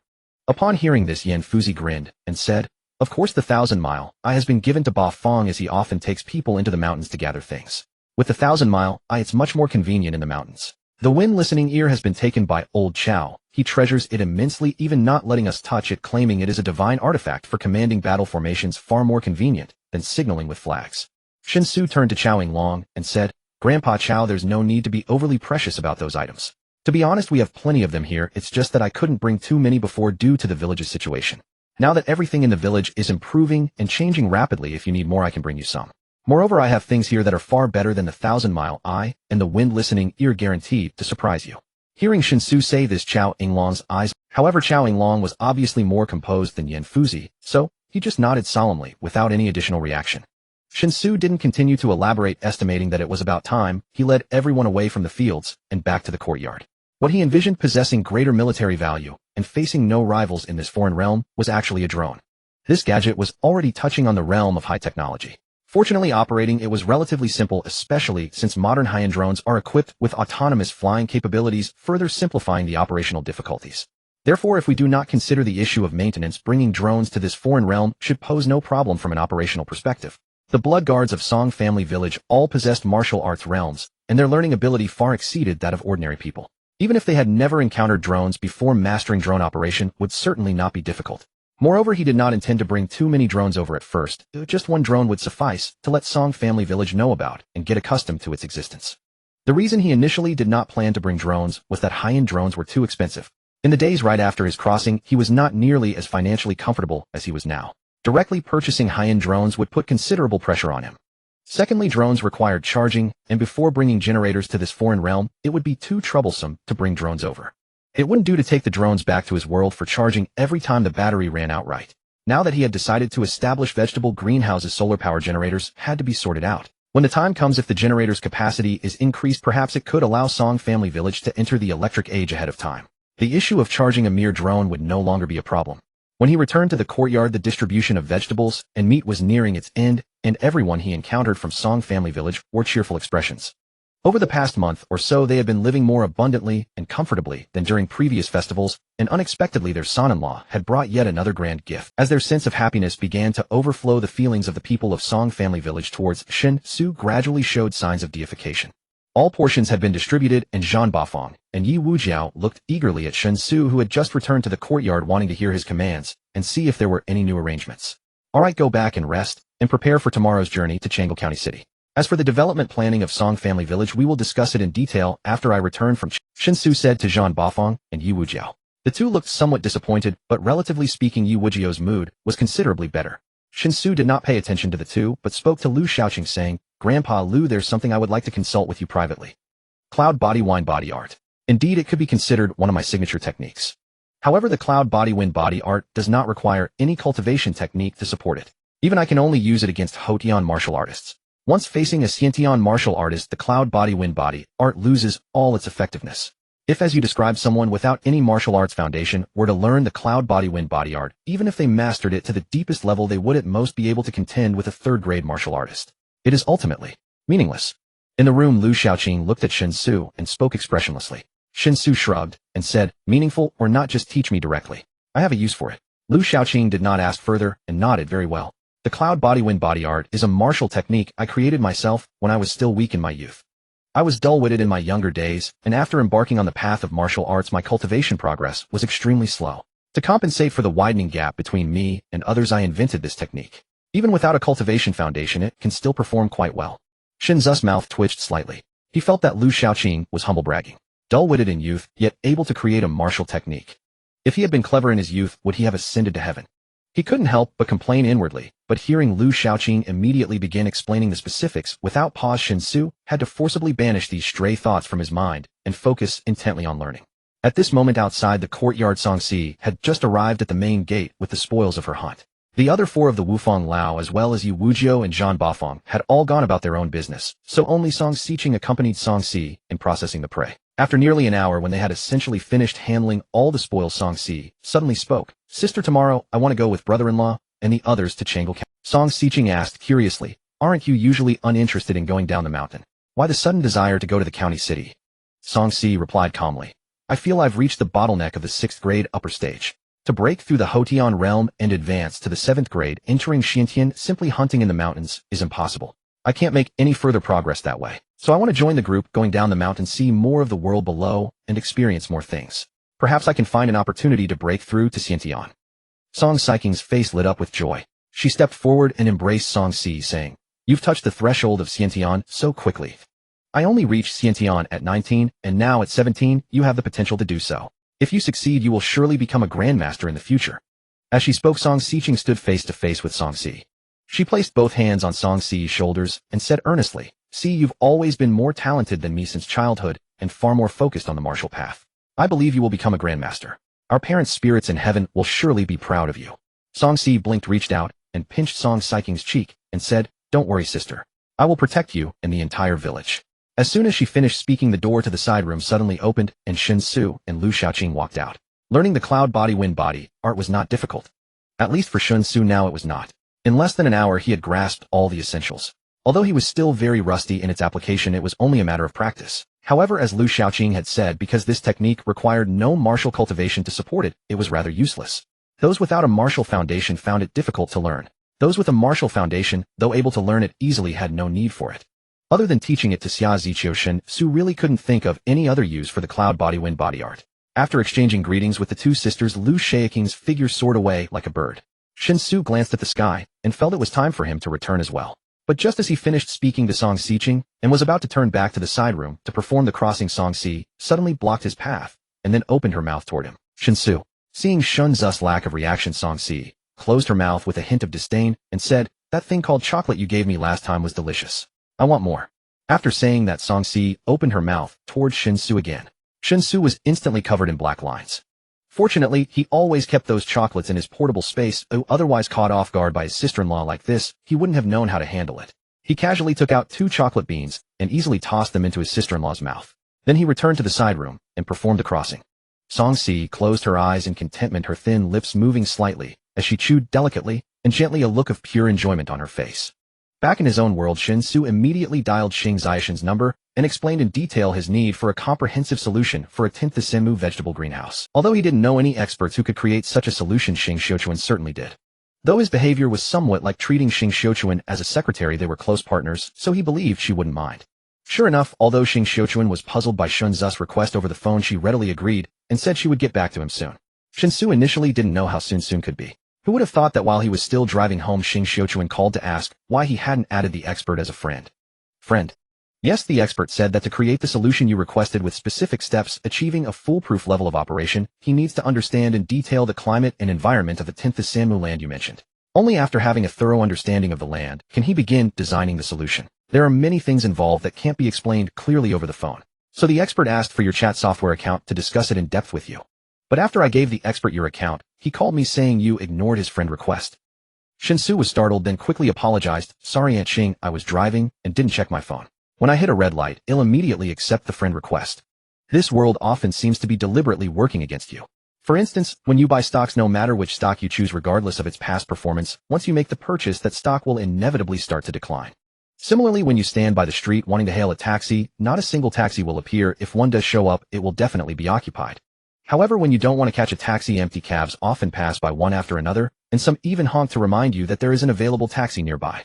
Specifically at this moment for Shen Xu during his drive home, he encountered no red lights at all.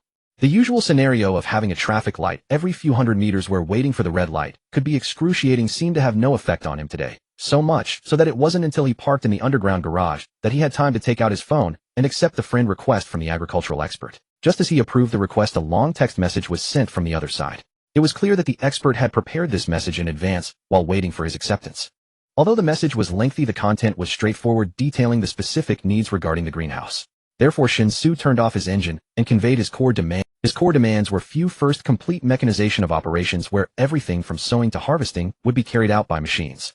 The goal was to manage a greenhouse of 10,000 acres with only 20 or 30 people overseeing everything. Second, all these mechanized operations should use electricity as the sole energy source. Moreover, citing environmental protection as the reason, he insisted on using only solar energy for power generation, hence the greenhouse needed to be equipped with solar power systems of sufficient capacity. As Shen Xu sent his core demands to the expert directly replied with a string of ellipses. Shen Xu found this somewhat puzzling, but soon after a call came in from an unknown number. Upon answering, a slightly aged voice resonated from the phone. Mr. Shen, your 2 core demands will cause the cost of this 10,000 acre greenhouse to skyrocket. As Shen Xu sent his core demands to the expert directly replied with a string of ellipses. Shen Xu found this somewhat puzzling, but soon after a call came in, along with a series of cascading effects, the final costs could potentially double. That's all right, Shen Xu said with a smile. You don't need to worry about the cost as long as the results meet my requirements. Money is not an issue. A moment of silence followed on the other end, then a somewhat emotional sigh was heard. It's rare to meet an entrepreneur like Mr. Shen who has such passion, or in the past those who sought my solutions always prioritize cost above all else. It's my first time meeting someone like Mr. Shen who is completely unconcerned about costs. Rest assured, I will turn your proposal into a typical case study. The 2 PhD students and 3 master students I supervise will join in, and through researching your proposal, they will gain invaluable experience. After exchanging a few pleasantries, the line finally went dead. Shen Xu glanced at his screen, increasingly satisfied with Xing Ziashen's ability to handle matters. Although the expert did not introduce himself, Shen Xu could tell that he was likely an expert in greenhouse studies. At the very least, he had reached the level of a doctoral supervisor, which qualified him to supervise PhD and master students. To find an expert of this caliber, mere money was far from sufficient. In summary, the solution for the 10,000 acre greenhouse that the other world needed could essentially be confirmed. It was just a matter of time now. The progress of this matter was indeed worthy of celebration. Shen Xu cheerfully took the elevator back home, but as soon as he entered the living room, he found Zhang Min sitting on the sofa with a despondent expression. Zhang Min's mother, on the other hand, was smiling brightly beside her. Seeing Shen Xu return, Zhang Min's mother immediately stood up and warmly said, "Little Shen is back. Come, dinner is ready. Min specially prepared a feast for you, just waiting for you to come home and eat." After speaking, Zhang Min's mother swiftly turned and walked towards the dining room. Shen Xu looked at Zhang Min in astonishment. During their shared living period, he had never seen her cook. Zhang Min approached Shen Xu and whispered, "Don't worry, it was actually my mom who cooked. I just helped out a bit. My mom believes that to capture a man's heart, one must first capture his stomach, so she insisted that I act a bit more like a good wife to keep you close." Now Shen Xu understood the situation and smiled wryly, saying, "It seems I performed too well. This approach has backfired." Zhang Min sighed, saying, "There's no use regretting it now. Well, just take it step by step, since my mom won't be staying for long." "When does your mom plan to leave?" "I guess in about a week." "Oh dear." After calling Shinya down from upstairs, the 4 of them gathered around the dining table. Zhang Min's mother's cooking was mediocre, and during the meal, she constantly found ways to praise Zhang Min, leading to a rather awkward atmosphere at the table. Especially Zhang Min, who felt a sense of social death, having no idea how to respond other than to bury her face in her food. Finally finishing the meal, Shen Xu quietly sighed in relief and said with a smile, "I'm quite tired these days. I'll head upstairs to rest. I have a business trip tomorrow and might be away for 3 or 4 days. Xiaya, you should go with Min and keep Annie company while enjoying the sights at Wanghai. You don't need to go to work. The school is starting soon, and if you don't enjoy a few more days, won't that waste the entire summer vacation?" Shinya glanced at Shen Xu and weakly agreed. "Go rest. Soon let Min come up and give you a massage." "Little Shen, let me tell you, Min's skills are inherited. Her father used to win me over with his massage skills." "Go rest. Soon let Min come up and give you a massage." "Little Shen, let me tell you, Min's skills are inherited. Her father used to win me over with his massage skills." After saying this, Zhang Min's mother lightly nudged Zhang Min with her elbow, reminding her to hurry and clear the table. Zhang Min looked exasperated while Shen Xu could only awkwardly smile and quickly ran upstairs. The master bedroom had been clearly tidied up with brand new sheets, bedding, and pillows laid out. Shen Xu closed the door, threw himself onto the bed, stretched comfortably, and began scrolling through short videos on his phone. This form of entertainment exclusive to the struggling working class required no cost other than wasting time. And time for those with power and wealth was naturally precious. But for ordinary people fighting to survive, it was their most worthless asset. Shen Xu felt he hadn't emptied his mind like this in a long time, letting his brain go blank, simply scrolling through short videos to kill time. If done only occasionally, it was undeniably a pleasant indulgence. Of course, doing it every day would never do. One could indulge in pleasure occasionally, but never remain a worthless slouch forever. Just as Shen Xu was enjoying himself, he suddenly came across a trending short video. Popular star Ji Xushan harassed at the airport by someone seeking fame. Ji Xushan handled it calmly and politely. What would you do if it were you? Shen Xu read the video title aloud. But the more he read, the more something felt off. After watching the video, he realized it was footage of the minor conflict between himself, Zhang Min, and Ji Xushan at the airport pickup area earlier that day. However, the video had clearly been edited and had frames removed, cutting out all content unfavorable to Ji Xushan. After these manipulations, the video gave the audience the impression that Shen Xu and Zhang Min were deliberately seeking fame. Sure enough, when Shen Xu opened the comment section, it was completely one-sided. Either they were cursing him and Zhang Min, or they were praising Ji Xushan. In short, aggressively hyping this incident only benefited Ji Xushan with no downsides. Shen Xu, in truth, didn't care much about such matters. With his current status and his ability to traverse between two worlds at will, the level he stood on was entirely different from before. Many things that could have hurt him in the past now only served to amuse him. But this incident affected not only himself. Zhang Min also appeared in the video. If he truly ignored it, Zhang Min might suffer unwarranted harm. With this thought, Shen Xu directly called Lu Tongchun. When the call connected, he briefly explained the real situation of the matter. Lu Tongchun didn't say much, merely indicating that he understood. He told Shen Xu he would handle the matter immediately, then hung up. At the same time, in a presidential suite of a high-end hotel in Wanghai, Ji Xushan sat on the sofa with a glass of red wine, squinting as he listened to his agent's report. Xushan, the hype is fully ignited. It's about to become a nationwide trending topic. Tomorrow, I'll contact the heads of the fan organizations to have them coordinate with our publicity push, aiming to keep this on the hot search list for 10 days or half a month. The agent spoke excitedly. Ji Xushan nodded with great satisfaction, took a sip of wine, and smiled. No need for 10 days or half a month. It's just a minor incident. Staying on the hot search for a week would be impressive. Once the heat dies down, remember to release a statement saying we didn't want to occupy public resources, which is why we stayed silent. We can squeeze one last wave of traffic out of it. This trip to Wanghai won't be a loss. The agent was about to agree when his phone suddenly rang. Seeing it was from the official superior supervisory department, the agent, though puzzled, quickly answered. He was about to offer some flattering words, but the caller didn't give him a chance. After a torrent of scolding, the caller rapidly issued a series of other demands. The agent's expression froze instantly, his face gradually turning pale. He hunched submissively like a grandson, listening obediently for over 10 minutes. Only when the voice on the other end finally stopped did he forcefully swallow his saliva and ask in a trembling voice, Could you tell me who exactly that young man is? At least let us die with clarity. Ji Xushan, who had been savoring his wine, had long noticed the agent's abnormal demeanor. But after the agent had listened obediently for over 10 minutes, he couldn't figure out what was happening. Now that the agent finally spoke, Ji Xushan instinctively sensed trouble. He stood up from the sofa, leaned his ear to the phone's receiver, and pressed his face against the agent's. But the next moment, the suggestive word from the phone caused the agent's body to jolt, nearly dropping the phone. The person on the other end had completed their notification task and hung up without hesitation. Before the agent and Ji Xushan could catch their breath, the agent's phone rang again. This time, not only the agent's phone, but also Ji Xushan's private phone rang. Both fumbled to answer, hoping there might still be room for reconciliation. Yet after picking up the content, only made their faces even more grim. The calls came one after another, almost nonstop for about an hour before everything finally calmed down. Ji Xushan and the agent seemed to have lost all their strength, collapsing weakly together onto the sofa. Both stared blankly at the ceiling of the presidential suite, their eyes completely hollow, lost in thought. After a long time, Ji Xushan spoke with difficulty, am told to clarify the whole truth. Sincerely repent, and expose my own shortcomings to disgust fans, completely destroying my current traffic. Even after doing all that, I only get a result of being permanently banned from the entertainment industry. And if I don't do it, they'll take action. Not only will I be banned, but they'll also arrest me based on my current illegal activities, making me repent in prison for what I've done. But the problem is, when did I break the law? I don't know. The agent replied woodenly, strictly speaking. We file taxes under the studio's name, which is actually tax evasion. Whether the authorities want to investigate, or whether to arrest or not, is entirely up to them. Ji Shushan was stunned, then seemed to age many years in an instant. His voice hoarse, he said, "I understand. Do as they ask." Lu Tongshun returned the call even faster than Shen Xu had anticipated. After learning that everything had been resolved, Shen Xu curiously inquired about what fate awaited Ji Shushan. When Lu Tongshun mentioned that Ji Shushan had been cooperative, so he was simply blacklisted across the board, preventing him from ever setting foot in the entertainment industry again, Shen Xu was quite surprised. He had assumed that Ji Shushan would be made to issue an apology statement and clarify the truth, and that would be the end of it.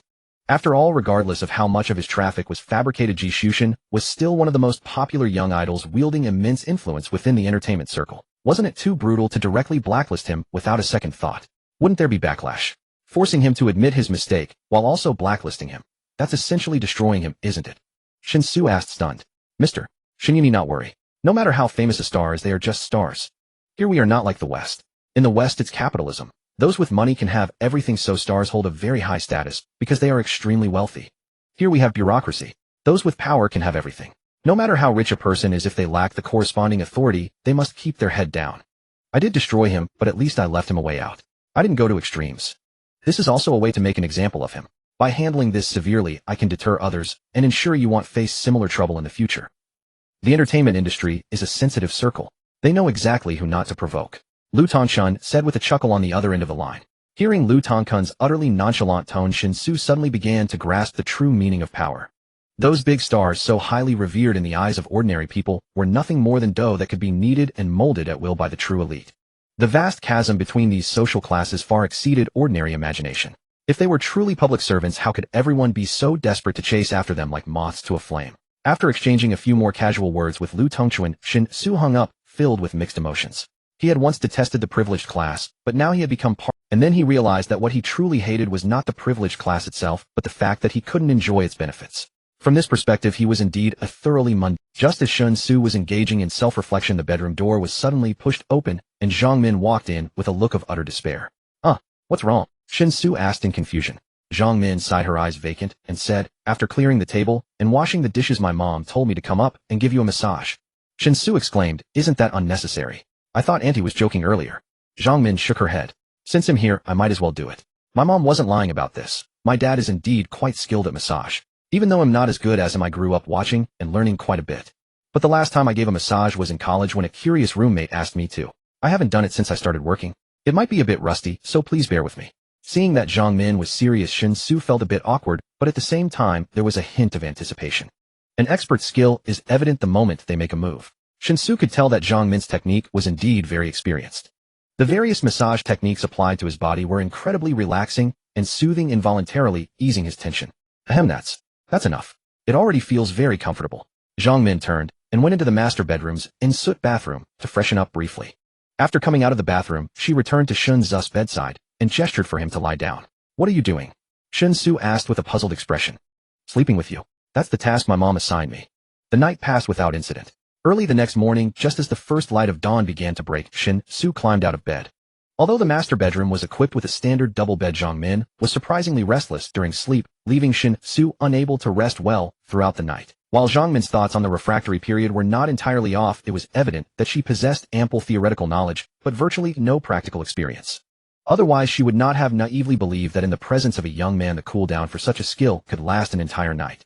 Thank goodness I have principles, or else I would have shown you the harshness of the world. After washing up, Shen Xu emerged from the bathroom, glanced at Zhang Min, who was still sleeping like a log on the bed, muttered to himself, then turned and pushed the door to leave. Since he had risen too early, both Shenya and Zhang Min's mother were still asleep. So Shen Xu left a note and tiptoed out of the house. He drove straight to his warehouse, parked the car inside, shut the warehouse door, tightly locked it from the inside, and after ensuring everything was secure, he performed the crime. In the other world, it was also early morning, yet the scene was already brimming with vitality.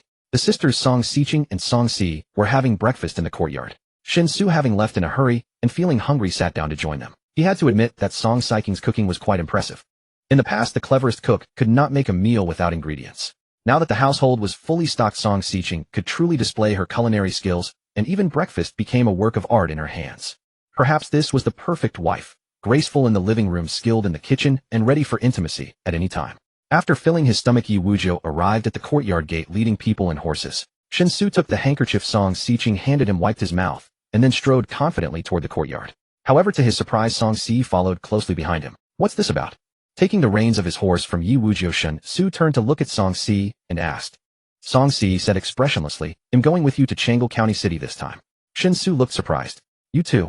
What will you do there? Be good. We're going on serious business. They'll buy you a toy when I come back, okay? Song Si did not speak, but the long sword at her waist suddenly a flash of cold light startled Shen Xu. Husband Si's skills are quite good. If she goes with you, she certainly won't hold you back. She is currently at a bottleneck in her cultivation realm and needs to travel to break through it. So please take her along. Song Sicheng walked out of the courtyard smiling warmly and continued, Si, put away your sword. What kind of behavior is it to brandish a blade at your brother-in-law? I can agree to let you go, but you must promise me that during this trip you will listen to your husband in everything and not act willfully. Song Si bit her lip, returned the sword to its sheath, and slowly nodded. Shen Xu felt speechless. A perfectly good trip was now burdened with his sister-in-law. Wasn't this just asking for trouble? But since things had come to this, he could not refuse, so he had no choice but to reluctantly agree. At the same time in Chang'e County City, the Baofenglong branch, which had opened only about a month ago, had not yet begun its daily operations. In the backyard of the branch, however, Qiu Anqing had already risen early, sporting two large dark circles under his eyes as he listened to the branch manager report the situation. He had not slept well for nearly half a month, to the point that he had lost a fair amount of weight. It was not that he did not want to sleep, but the pressure was too great, making it hard to rest soundly. Master, we can no longer accept Shui-Jis silver notes. They are clearly targeting us, adding many requirements for redemption. When we take their notes to Shui-Ji to redeem silver, we are lucky to get even 30%. If this continues, our branch's silver reserves will soon be exhausted. Transporting silver from the main house is a long journey. The originally agreed intervals for shipments simply cannot keep up. At the current rate of consumption, we have at most enough silver for 3 more days. After 3 days, all the silver will be gone. The branch manager spoke with extreme anxiety. Qiu Anqing shook his head solemnly. No. If we stop accepting Shui-Jis notes, then Baofenglong will never be able to establish its business in Chang'e County. If we push our own notes directly, no one will accept them. The reputation of a money house cannot be built overnight. Only by redeeming Shui-Jis notes, as well, can the people of Chang'e County City quickly accept us. As for Shui-Jis notes, no matter how many extra requirements they add, it will only delay our redemption. They will eventually have to honor them all. This is about Shui-Jis' own credibility. They cannot afford to sacrifice their reputation just to suppress us. If they were bold enough to do so, I would be even more. But Shui-Jis master is not that foolish, and we cannot rely on our opponent's mistakes to defeat them. The branch manager understood this reasoning, but he could think of no other solution at the moment. So hearing Qiu Anqing's stance, he could only smile bitterly. Master, the logic is sound, but we have no silver now. No matter how you put it, we must have sufficient cash silver to sustain your plan, right? We have been able to keep the exact situation of our silver reserves well hidden, so Shui-Ji cannot gauge our true strength, allowing us to hold out for 3 more days. If Shui-Ji finds out our exact remaining silver, they will maliciously force a run on us. Then we wouldn't last 3 hours, let alone 3 days. If a money house cannot produce silver, you know the consequences, master. Must we let it come to that? There is no need to stubbornly hold on like this. Qiu Anqing frowned deeply. My decision will not change. Besides, we are not at the end of our rope yet. We can still last 3 days, can't we? Do not speak of failure until the very last moment. Here is my plan, open for business today as usual, and I will go out and wander around to see if I can find a solution. If we still cannot solve the silver reserve shortage by tomorrow, then do as you suggested. Find a reason to announce that we will temporarily stop redeeming Shui-Jis notes, and that we will notify everyone when redemption resumes. The branch manager breathed a slight sigh of relief, cupped his hands, and bowed in acknowledgement. In the Chang'e Duke's residence, the father and son duo Zhou Tianxi and Zhou Zhenan sat facing each other in the study after having just finished breakfast. The atmosphere was relatively relaxed, but Zhou Zhenan maintained a stern expression, causing Zhou Tianxi to sit up straight, not daring to show any signs of negligence. Zhou Zhenan opened his mouth to ask how is the preparation for the birthday banquet going. Zhou Tianxi immediately replied, Father, rest assured, everything is ready. The invitations will be fully distributed today, and according to the list, everyone of note in the county will be invited to attend. Even the money merchant from Nanliang, who just opened a branch in our county a month ago, is on the guest list. Zhou Zhenan nodded, saying that's good. Keep a close watch on the arrangements for the banquet in Chang'e Garden. Make it as luxurious as possible, regardless of whether it will be used, as long as we can spend the money. Additionally, when sending out the invitations, clearly inform the invitees that the value of their gifts must not be less than 1,000 taels of silver. If anyone has trouble finding a suitable gift, they can simply send silver banknotes or gold. That would be acceptable. As long as the value does not fall below 1,000 taels of silver, we want to openly display our intent to profit from this event, allowing everyone to secretly criticize. Zhou Tianxi hesitated and said, Father, I know you want to sully your reputation, but His Majesty the Emperor has always held absolute trust in you. You don't really need to tarnish your name like this. Zhou Zhenan shook his head and said, you are still young and do not understand how fragile trust can be. In the past, I did not tarnish my name because the wars among the three nations were frequent, and our greedy wolf army undertook too many combat missions. I had no energy to consider the issue of tarnishing my name. However, now that there is effectively a ceasefire among the three nations, there are still minor border skirmishes, but all three nations are exercising restraint, hoping to recuperate and salvage the imminent collapse of their domestic situations. In this context, our greedy wolf army is no longer undertaking combat missions. If I continue to present myself without any flaws, even if the emperor does not suspect, the entire court will certainly have their doubts. Since I hold military power, I absolutely cannot afford to have the people's favor.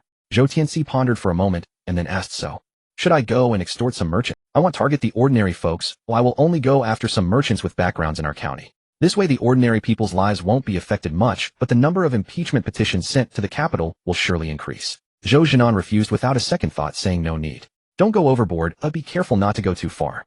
I don't mind being greedy for some silver, but if you harm those merchants, too many impeachment petitions will make our Chang'e County look like a place where the people are suffering. We can do a little to tarnish our reputation, which is beneficial to consolidate trust, but we cannot do too much, as that will also raise doubts about whether we are fit to remain. The ceasefire among the three nations is only temporary, not a permanent end to conflicts. This ceasefire may last a year or two, or it could extend to 3 or 4 years. Once the three nations have recovered, the wars that should happen will inevitably resume.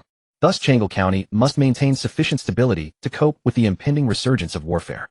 In summary, it is difficult to find the right balance, we can only try to select the less severe matters to act upon. Zhou Tianxi cupped his hands in respect.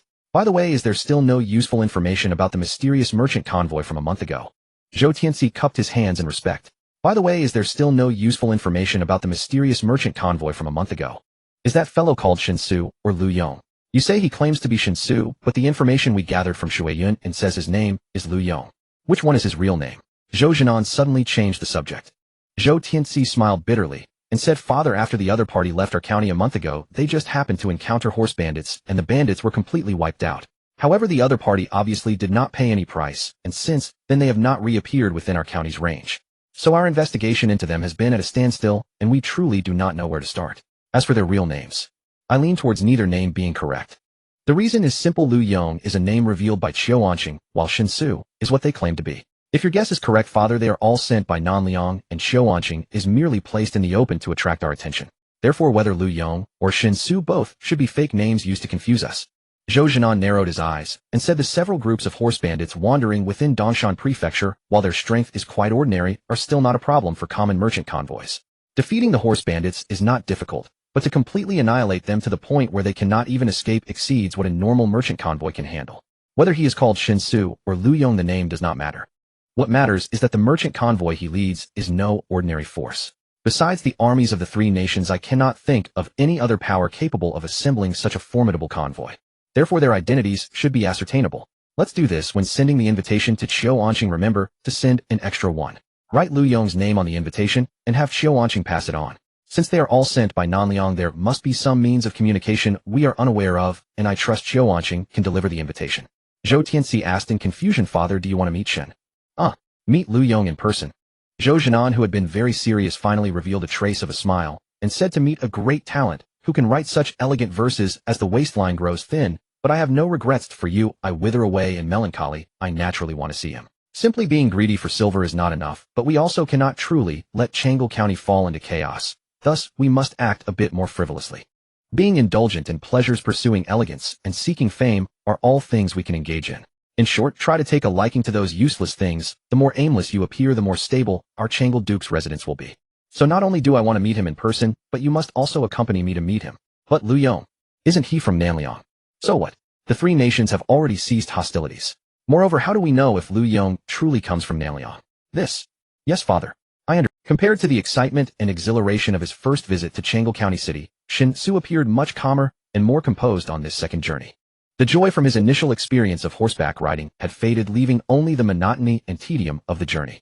However, unlike his previous trip to Chang'e County City, this time, just after descending the mountain, Shen Xu noticed a significant number of refugees crowding at the gates of Yongping. After all, it was merely a town. Although Yongping town had walls, they were simply earth-packed mud walls a little over 2 meters high, which an adult could easily leap over with a slight running start. And the population within the mud-walled Yongping town exceeded 5,000 residents. Centered around Yongping town, the jurisdiction radiated outwards, encompassing dozens of villages of various sizes, with a combined population of all the villagers nearing 10,000. Thus, undoubtedly from the perspective of population size, Yongping Town was undeniably a large town. The number of refugees crowding at the gates of Yongping Town appeared to be over 100. There were men, women, and children, all emaciated and haggard, their clothing in tatters, barely providing any coverage. Compared to the number of common folk living within Yongping Town, these over 100 refugees were not many, but their sudden appearance was certainly not a good omen. Is the grain shortage in Dongshan Prefecture already this severe? Shen Xu tightened the reins, halting his horse on the official road outside Yongping Town, turning to look at the hundreds of refugees outside the town gate, and asked. The others also reined in their horses. Yi Wujiao came to Shen Xu's side and said helplessly, "If we say it's serious, it's actually not too bad, but the grain merchants in Dongshan Prefecture are stirring up trouble. Originally there might have been only a 10% shortage, but under their manipulation it has at least increased to over 50%. The market was already somewhat tight on grains, leading to a rise in grain prices. The grain merchants were naturally sensitive to such matters. Upon seeing the increase in prices, they immediately began to restrict sales, exacerbating the grain shortage, causing prices to at least double compared to last year. The lives of the common people were already hard, with years of continuous warfare between the three kingdoms and various taxes as numerous as the hairs on an ox. During good years, they could barely make ends meet, but in less favorable times they could only pawn their daughters and borrow at exorbitant interest to scrape by. But how could they repay such debts? In the end, it merely resulted in families being torn apart and lives lost. Shen Xu nodded slowly, feeling a sense of unease.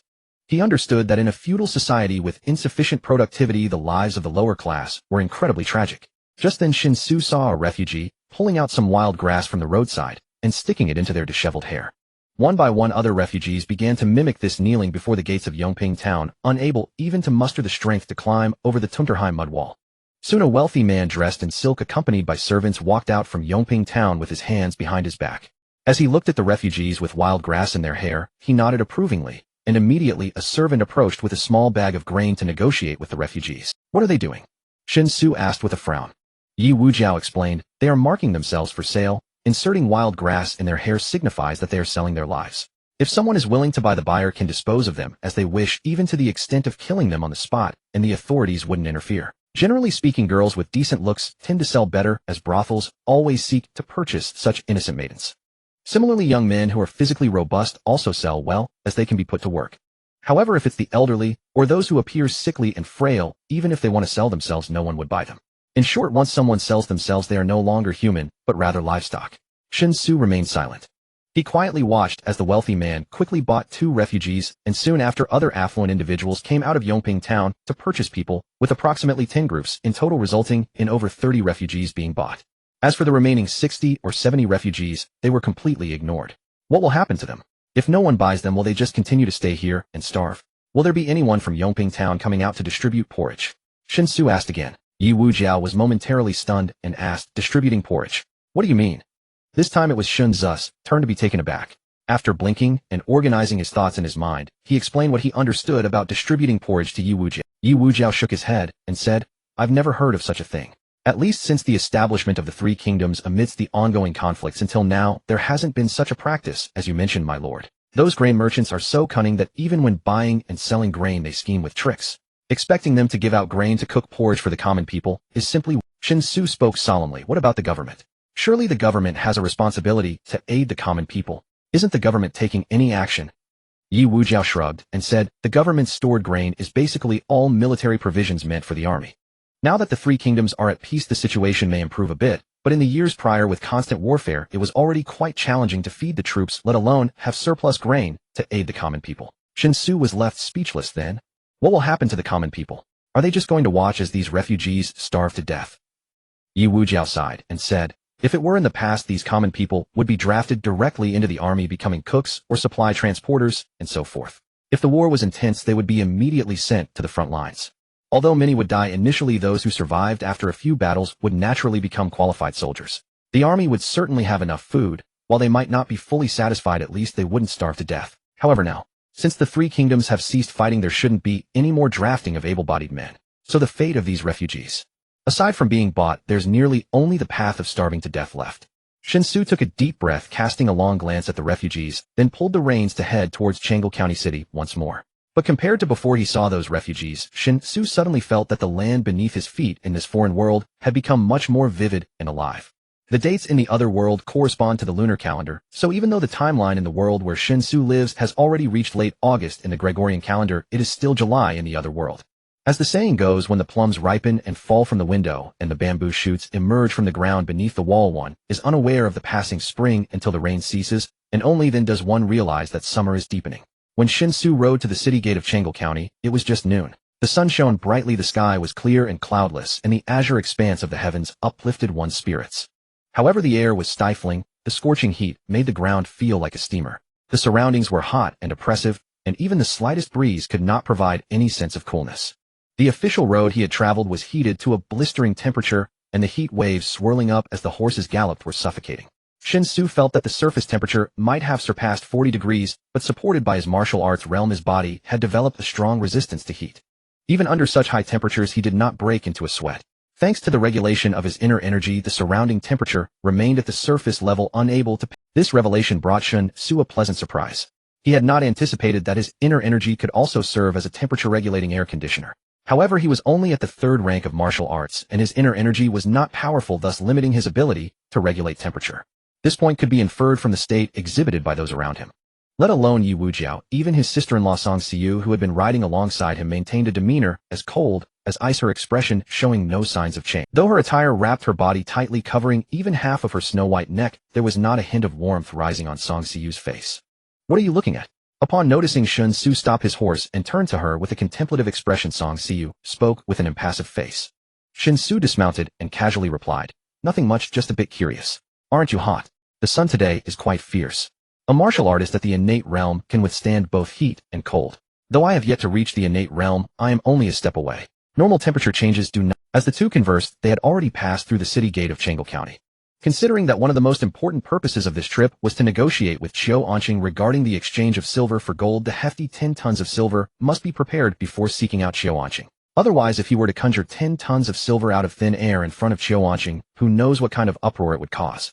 Thus Shen Xu decided to first find a suitable inn to settle down by a few boxes, and then take out the silver directly in the inn, dividing it into the boxes before transporting it to the bank run by Qiu Anqing. He did not specifically look for the inn he had stayed in last time, but chose one nearby. After leading the horses to the stable, he booked a row of rooms on the first floor of the inn and entered one of the rooms with Yi Wujiao and Song Xiu retrieving the 10 tons of silver bricks from the subspace. Soon the blood guards returned with large wooden boxes freshly bought from the county town, and they began to divide the silver bricks. Though they had no idea where the silver came from, their ingrained habit of obeying orders left them with no questions. They merely worked silently and diligently. In a bit, calculate how much silver Mr. Feng needs for the items he wants to purchase. Let's set aside this portion of silver first. The remaining amount will be used to find Qiu Anqing to exchange for gold. Sir, you say this as if the silver was obtained by you. You have the freedom to use it however you wish. However, rest assured, after discussing with Qiu Anqing and confirming whether the exchange of silver for gold can proceed, or if it can, how to carry it out, I will additionally prepare enough silver for the village to ensure Mr. Feng is not delayed. Sir, you say this as if the silver was obtained by you. You have the freedom to use it however you wish. Moreover, the items Mr. Feng wants to purchase are not expensive, and I estimate that a few thousand taels of silver would suffice for over half a year. Don't brush it off. The matters that Mr. Feng is responsible for are very important to us. No matter how much silver it takes, it's worth it. Yes, sir. I will take people to load the car and arrange for someone to inquire about that newly opened bank. It's called Baofenglong, right? He said, starting to instruct the blood guards to move the packed boxes of silver bricks outside.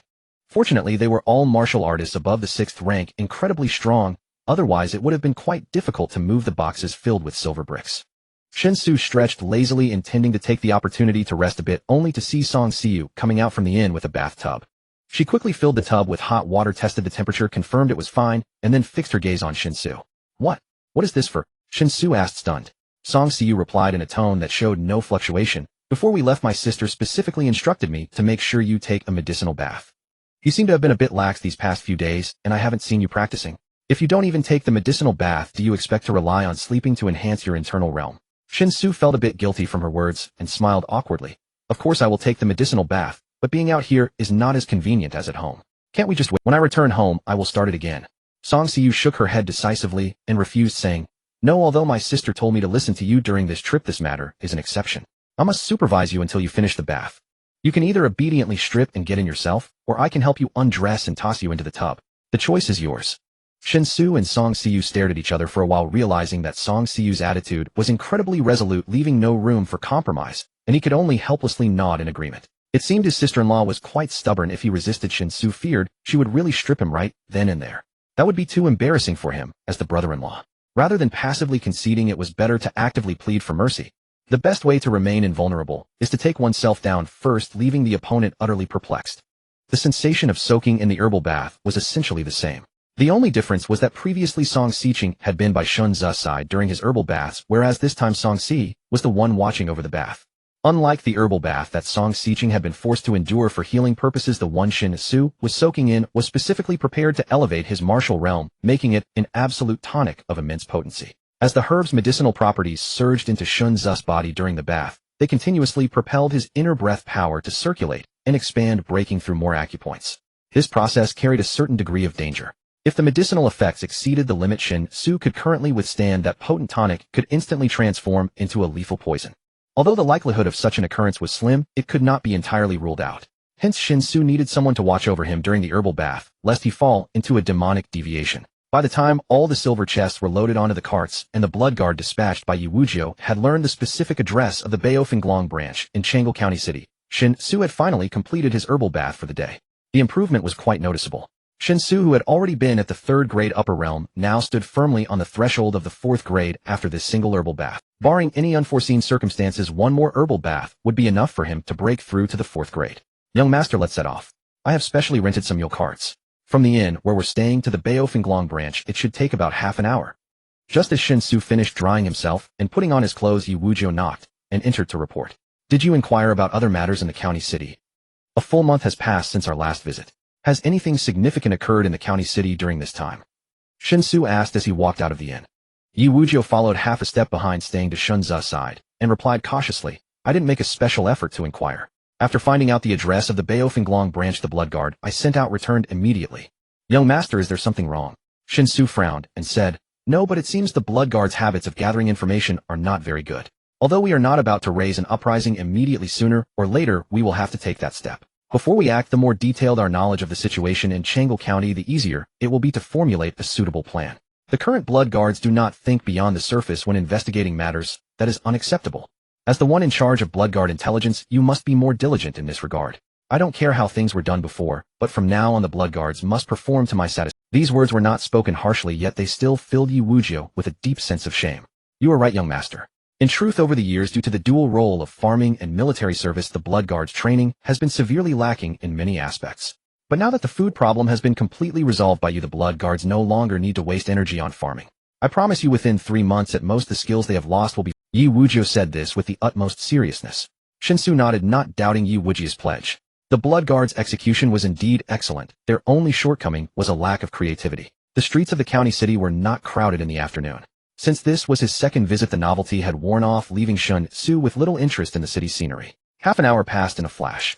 As the 3 large characters of Baofenglong finally came into view, Shen Xu also spotted Xiao Ansheng's remarkably conspicuous figure, his corpulent frame blocking the entrance of Baofenglong as he appeared to be engaged in conversation with someone. Proprietor Xiao, if your Baofenglong cannot cash the Xueji banknotes, just say so. Don't keep me waiting here. If Xueji hadn't imposed restrictions on cashing large notes, why would I bother coming to your Baofenglong? But now that I think about it, why did Xueji suddenly restrict the cashing of large notes? Isn't it because of your Baofenglong? If it weren't for your Baofenglong suddenly opening a branch in the county city, would Xueji resort to such underhanded tactics against Yue? So if your Baofenglong really has no silver on hand, then go back to your Nanliang early and stop making a fool of yourselves here in our dojo. You've even dragged honest merchants like me into this mess. Who did I offend? Just as Shen Xu reached the entrance of Baofenglong, a rather agitated complaint came from inside. Yet Xiao Ansheng, blocking the doorway, showed no anger and maintained his. He said amiably, Master Liu, how could our Baofenglong possibly fail to cash a mere 3 Thisantail note? It's just that Xueji has suddenly choked our supply, leaving us a bit short of ready silver. How about this? If you are not in a hurry, we will definitely have the silver ready for you by tomorrow. What do you think? If you truly need it today instead of silver, would you accept gold? 3,000 taels of silver is equivalent to 300 taels of gold. Although our ready silver is somewhat tight, our gold reserves are quite ample and will certainly meet your needs. Bah? I must have the silver today so I can distribute it to the weaving workshops in the villages. Otherwise, why would they give me the cloth? Tomorrow. Do you know how much silver I would lose by tomorrow? Would your Baofenglong compensate me for my losses? And don't even mention gold. If I take gold to the village weaving workshops, would they accept it? Silver is barely acceptable. Which village can handle gold? In any case, I don't care. If your Baofenglong can't produce silver, then put up a notice. As soon as you post it, Xueji will lift the restriction. Then I can still get my silver today. The agitated voice grew even louder. Xiao Anqing blocking the entrance could only force a bitter smile. He had originally thought the remaining ready silver would last at least 3 days, but unexpectedly, that morning a large cloth merchant had arrived and demanded to cash a 3,000. His branch's total ready silver inventory was only slightly over 2,600 taels. So clearly not 3 days, it had barely lasted half a day. With a sigh, Xiao Anqing in resignation decided to admit defeat. However, at that moment someone patted him on the shoulder. Xiao Anqing instinctively turned his head in the direction of the pat, and the next second a delighted expression spread across his plump face. Brother Lu, long time no see. Where have you been this past month? Let's catch up later. For now, how about we address your pressing difficulties? I just overheard something that suggests your bank is short on cash. Shen Xu asked with a cheerful smile. Xiao Anqing did not hide the truth and briefly recounted the predicament faced by the Baofenglun branch. The merchant sitting inside the branch waiting to exchange cash was evidently growing impatient. Seeing Xiao Anqing and Shen Xu chatting idly, the merchant was filled with rage and was about to erupt in curses. However, before the curses could escape his lips, Shen Xu had already waved his hand, signaling the blood guards to carry in the large wooden boxes filled with silver ingots, and then under the gaze of the merchant and Xiao Anqing, Shen Xu casually lifted the lid of the box, revealing the gleaming silver ingots inside. Hiss! The curse was stuck at the tip of his tongue, but the color of the silver ingots dazzled his eyes, turning into a gasp of surprise. Xiao Anqing was equally unprepared for this, staring blankly, as Shen Xu opened all the lids of the boxes, revealing that they were all filled with glistening silver ingots. I clearly heard it was a total of 3,000 taels of silver, right? Each of these ingots is 300 taels, so just take 10 at random. Once you finish your business, I'll hand over the silver to Brother Qiao, Shen Xu said with a smile, looking at the merchant. The merchant gulped hard and hurriedly began inspecting the quality of the silver ingots in the boxes. After confirming there were no issues, he immediately handed the silver notes to Xiao Anqing, completely changing his previously aggressive demeanor and becoming much more humble and friendly, quickly completing the exchange process for cash at Baofenglun. Before leaving, the merchant repeatedly apologized to Xiao Anqing, claiming he was just too anxious earlier and certainly did not mean to target Baofenglun, hoping Xiao Anqing would not take offense. After sending the merchant away, Xiao Anqing then led Shen Xu to the backyard where the remaining silver ingots were also transported. Brother Lu, you truly saved me from a dire situation. If you hadn't arrived just in time, I would have had to concede to Xueji. But now it's different. With these silver ingots you brought, I can definitely wait for the subsequent cash influx from home. Xueji in Chang'an County is merely a branch. Once I can circulate the cash in my hands, they will only be able to watch as I establish my footing in the county. Brother Lu, bringing so much cash here is truly saving me from peril. Upon entering the backyard, Xiao Anqing grabbed Shen Zu's hands excitedly and continued, Brother Lu, with so much cash you must have your own plans. Speak up. Do you want to keep it with us at Baofenglun? Or do you have other intentions? Whatever we at Baofenglun can do, Brother Lu, please feel free to mention. I won't hold back. As long as you are willing to keep all this cash at Baofenglun, any matter can be discussed. Shen Xu somewhat disdainfully shook off Xiao Anqing's greasy hands and did not directly mention the matter of exchanging silver for gold. Instead, he curiously asked, I can understand why Baofenglun is willing to honor Xueji's silver notes, but what reason does Xueji have for not redeeming its own notes with you? If there isn't a reasonable explanation, it would seriously affect Xueji's reputation, wouldn't it? Xiao Anqing scoffed disdainfully and replied, the reason is quite simple. The Xueji branch claims they need to audit their accounts, so during the audit period they can only process small denominations of silver note redemptions. Large denomination redemptions are temporarily halted to avoid disrupting their accounts. It's merely a temporary halt on large denomination redemptions from the Chang'an County branch. Given Xueji's credibility, there shouldn't be any issues at all. The goal of Xueji is also very clear. They want to use this method to squeeze me out while I am still on shaky ground. They almost succeeded. Shen Xu nodded, seemingly in understanding. He did not know much about how a bank should operate and manage. This, not much, meant he had basically no understanding. Thus, not intending to delve deeply into the topic of the bank with Xiao Anqing, Shen Xu pondered and said, Brother Qiao, since I brought so much cash to find you, I indeed have my own plans. I hope to exchange this silver for an equivalent value in gold from your bank. Moreover, this silver for gold exchange won't just be this time. There might be many more in the future. I just don't know if you can handle this much cash, Brother Qiao. Your stock of silver is almost depleted. Oh, what about your stock of gold? Is it enough to exchange for this silver? Xiao Anqing asked, somewhat surprised, closely examining Shen Xu. Not to store at Baofenglun, but to come here and exchange for gold. And it's not just this time. Brother Lu, may I boldly ask, how much silver do you have to exchange for gold? Shen Xu countered, how much silver can you handle? Xiao Anqing raised an eyebrow and confidently replied, I can handle as much as you have. Shen Xu coughed lightly and smiled, saying, I have as much as you can handle. Xiao Anqing looked at Shen Xu in confusion, frowning. Brother Lu, just who are you? How much silver is present here? 200,000 taels. 200,000 taels. That's 20,000 taels of gold. I happen to have that much gold in my storeroom, but it is indeed meant to be held as reserve. If I exchange all of it for you, I won't have a single gold tael left in this branch. Xiao Anqing looked at Shen Xu with an honest expression and continued, but to be serious, if you can continuously provide cash to me that would alleviate the pressure of transporting cash I would only need to keep transporting gold from home. One tael of gold is roughly half the size of one tael of silver, yet its value is 10 times that of silver. From the perspective of transport, it's certainly more convenient. So Brother Lu, I sincerely hope what you say is true. But involving such a large amount of gold and silver, I cannot act on emotion. I must ensure sufficient safety and no risks before making a decision. Shen Xu thought for a moment, and said, how about this time I will only exchange for half the gold, and the other half, let's consider it directly stored in your bank, and you can. However, for subsequent silver for gold exchanges, it would be best to proceed as quickly as possible, and the larger the amount the better. If the amount is large enough, I could even give you a 10% fee, which means for every 100 taels of silver, I would only exchange for 90 taels of gold. Upon hearing this, Xiao Anqing's eyes instantly lit up. Of course, the 10% interest is not given for free. You must exchange gold for me exceeding 200,000 taels each month to receive that interest. If the amount does not reach 200,000 taels, the exchange rate will remain as usual. Additionally, the channels of Baofenglong must be open to us. If we need to purchase certain scarce materials that are difficult to procure in the market, Baofenglong must assist us in procurement. Can this condition be agreed upon? Shen Xu asked with a smile. A cautious look appeared on Xiao Anqing's face. Hesitantly, he spoke, Brother Lu, there are some things we need to clarify in advance. There are certain items on the market that we at Baofenglong simply cannot procure. For instance, crossbows and armor. If we attempt to procure such items and get caught, it would result in execution no matter where we are in the Three Kingdoms. Similarly, salt is a crucial source of taxation for the Three Kingdoms. If one buys private salt instead of official salt, not only will the salt merchants be executed, but even the common people purchasing private salt will face flogging. Therefore, if what Brother Lu wants to buy falls into the category of prohibited items, I must apologize that Baofenglong cannot assist. Shen Xu shook his head and said, where is Brother Qiu's mind wandering? I will not engage in illegal activities, nor will I have Brother Qiu assist in purchasing prohibited items. However, there are always certain goods that are specialties of Liang or Wei, and acquiring them on the land of Dezhou is not an easy task. Besides, the Three Kingdoms have been in constant turmoil and trade routes are nearly severed, making it impossible to procure many items through normal channels. Generally speaking, we will only seek Brother Qiu's assistance when we need to purchase these items. Upon hearing this, Xiao Anqing finally felt relieved, and a cheerful smile returned to his chubby face. Since we've reached this point in our discussion, it would be too unreasonable for me not to agree. Brother Liu's request is not excessive. The exchange of 200,000 taels of gold each month is a high demand, but for Baofenglong we can manage it. As long as Brother Lu can provide sufficient silver, this transaction will certainly be sustainable and continue. The transaction is mutually beneficial for both of us. So, shall we tentatively agree to trade once a month? Shen Xu naturally had no objections. Calculated, this means ensuring a trade of around 10 tons of gold each month. The cost required is 100 tons of industrial silver, which based on the current market price is approximately 3 to 400 million. And 10 tons of gold, when handled by Xing Xiuquan, can be sold for at least over 4 billion.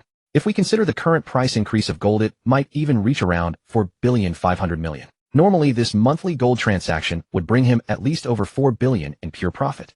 After silently calculating in his heart, Shen Xu suddenly realized he felt rather indifferent towards this figure. Of course, successfully reaching a transactional intention with Xiao Anqing was still very gratifying. Xiao Anqing quickly arranged for someone to verify all the silver. After confirming there were no issues, he took out 10,000 taels of gold from the warehouse, as per Shun Zu's request, along with a full 100,000 taels in silver notes. These silver notes were from Shueji, each worth 100 taels, totaling 1,000 notes. Although silver notes are generally not usable in the village and the city, trading directly with Zueji's silver notes would not encounter too many problems. Xiao Anqing was very pleased, as the problem of insufficient cash reserves was thoroughly resolved, and a large amount of Zueji's silver notes had been cleared. His worries were suddenly swept away, naturally warranting a good celebration. Thus he put his arm around Shun Zu's shoulder and excitedly said, Brother Lu, tonight at Shuyunji, and it's my treat. Shen Xu tensed up, feeling somewhat guilty as he stole a glance at Song Xiu, who had been quietly following him. After clearing his throat, he straightened his face and sternly said, Brother Qiu, please conduct yourself with decorum. I will not go to places like Shuyunjian. If you truly wish to treat me, just take me to Guishan Lintang for a meal. Xiao Anqing was taken aback and asked in confusion, Brother Lu, are you alright? Didn't we have a great time at Shuyunjian last time? Are you upset because Miss Lu only invited me? I was wondering why Brother Lu disappeared after coming out of Miss Liu's room. If that's the case, don't worry. Tonight, well, order 10. He'll not take any for myself, just send them all to Brother Liu's room. Shen Xu exploded, his eyes wide open as he glared angrily at Xiao Anqing and said, who went to Shu? Meals can be eaten casually, but words cannot be spoken carelessly. Otherwise I will sue you for defamation. Xiao Anqing was even more puzzled. However, he suddenly noticed that Shen Xu seemed to be subtly gesturing towards him. Following the direction of Shun Zu's gesture, Xiao Anqing finally noticed Song Xiu's presence and was instantly taken aback. He found it hard to understand why he had not noticed such a stunning beauty standing beside Shen Xu all this time. Was it because all his attention was on the money? That shouldn't be the case. After all, she was a living person, and a beautiful girl at that. There was no way she could be so easily overlooked. Qiao Wanqing felt that this was indeed rather strange. At that moment, the shopkeeper of the branch hurriedly came into the courtyard and handed 2 invitations to Qiao Wanqing. Boss, the Duke's residence just sent someone with invitations inviting you to attend the birthday banquet of the Changle Duke tomorrow evening. The shopkeeper said respectfully. Qiao Wanqing flipped the 2 invitations in his hand several times. Then he threw one to Shen Xu, keeping the other for himself, and said with slight dissatisfaction, an invitation to attend the Changle Duke's birthday banquet tomorrow evening. Why did they just send the invitation today? Isn't it customary to notify at least 10 days or half a month in advance? Isn't this last-minute notice lacking sincerity? This is purely to make me send a birthday gift. Shen Xu ignored Qiao Wanqing's complaints and simply looked down at the invitation that Qiao Wanqing had thrown to him. The invitation clearly stated to invite Lu Yong to attend the Changle Duke's birthday banquet. Strange.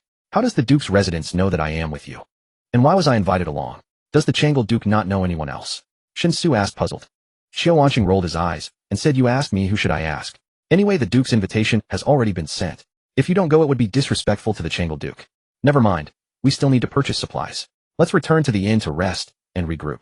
The birthday banquet isn't until tomorrow evening, so we'll deal with it then. As Shen Xu spoke, he gestured for Yu Wuzhou to instruct the blood guards to gather the gold ingots and silver notes they had just exchanged, while Shen Xu himself offered a respectful bow to Qiao Wanqing before taking his leave.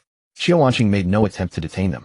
The sudden invitation from the Junwang residents had disrupted the rhythm of their casual conversation, so he merely accompanied Shen Xu to the money shop's entrance as they departed. Brother Lu, please attend to your affairs first. Tonight at the hour of you, I shall host a banquet in your honor at Guishan Lin Hall, both to express my gratitude for your timely assistance today and to welcome you properly. Do grace us with your presence. The hour of you. I shall arrive punctually. Shen Xu accepted casually. Yi Wuzhou's blood guards split into 2 groups. One returned the rented mule cart, while the other bore small chests brimming with gold. Shen Xu walked at the forefront, clutching the Junwang residence's invitation deep in thought, wondering whether it concealed some hidden significance. Why did that portly man keep addressing you as Brother Lu? Song Si asked, suddenly walking behind Shen Xu. Shen Xu replied absent-mindedly, a month ago we met in Junqing. When he asked my name, I withheld my true identity and told him I was Lu Yong. Lu Yong. Does the name hold any meaning? None whatsoever. It was purely improvised. And what is Shui Yunjian? When that portly man mentioned Shui Yunjian earlier, you clearly tensed up. Ahem. See, don't fabricate things. I wasn't tense. I simply felt profound disdain upon hearing Qiao brother speak of Shui Yunjian. So what is it? Air, the largest and most prestigious pleasure house in Junqing. You've never been there? Never. Absolutely never. I've always held such decadent establishments in utter contempt. The very name makes me nauseous. How could I possibly set foot inside? Huh. Impossible. Utterly impossible. Song Si found Shen Xu's reaction peculiar. Tilting her head, she peered sideways at him and asked, puzzled, then why do you seem so intimately familiar with Shui Yunjian? Shen Xu's expression stiffened. Then without hesitation he deflected the blame. All that came from Wuzhou. As he spoke, he surreptitiously signaled Yi Wuzhou with it. Yi Wuzhou blinked in bewilderment. He noticed second Mrs. gaze already fixed upon him.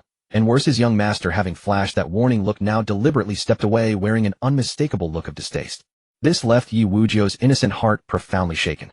With quiet resignation he nodded and said, yes. Second Miss. When young master first arrived in Junqing, he knew nothing of the city, so I gave him a thorough briefing. Song Si nodded impassively. Relieved that she harbored no suspicion, Shen Xu exhaled softly and swiftly changed the subject. This invitation from the Junwang residence is intriguing. The young prince has met me before. He knows my true name is Shen Xu. Yet this invitation addresses me as Lu Yong and was delivered directly to the Baofenglong branch. I doubt the Junwang residence's surveillance over Changle Commandery is so pervasive that they detected our arrival the moment we entered the city. In truth, if anyone had been shadowing us, it would be nearly impossible for them to evade our awareness entirely, leaving us utterly oblivious. Thus, this must be coincidence. The most plausible explanation is that the Junwang residence has mistaken the nature of my relationship with Qiao Wanqing. Qiao Wanqing bears ties to southern Liang. Perhaps the Junwang residence assumes we too are envoys from that realm. We cannot hastily judge, Shen Xu mused, shaking his head.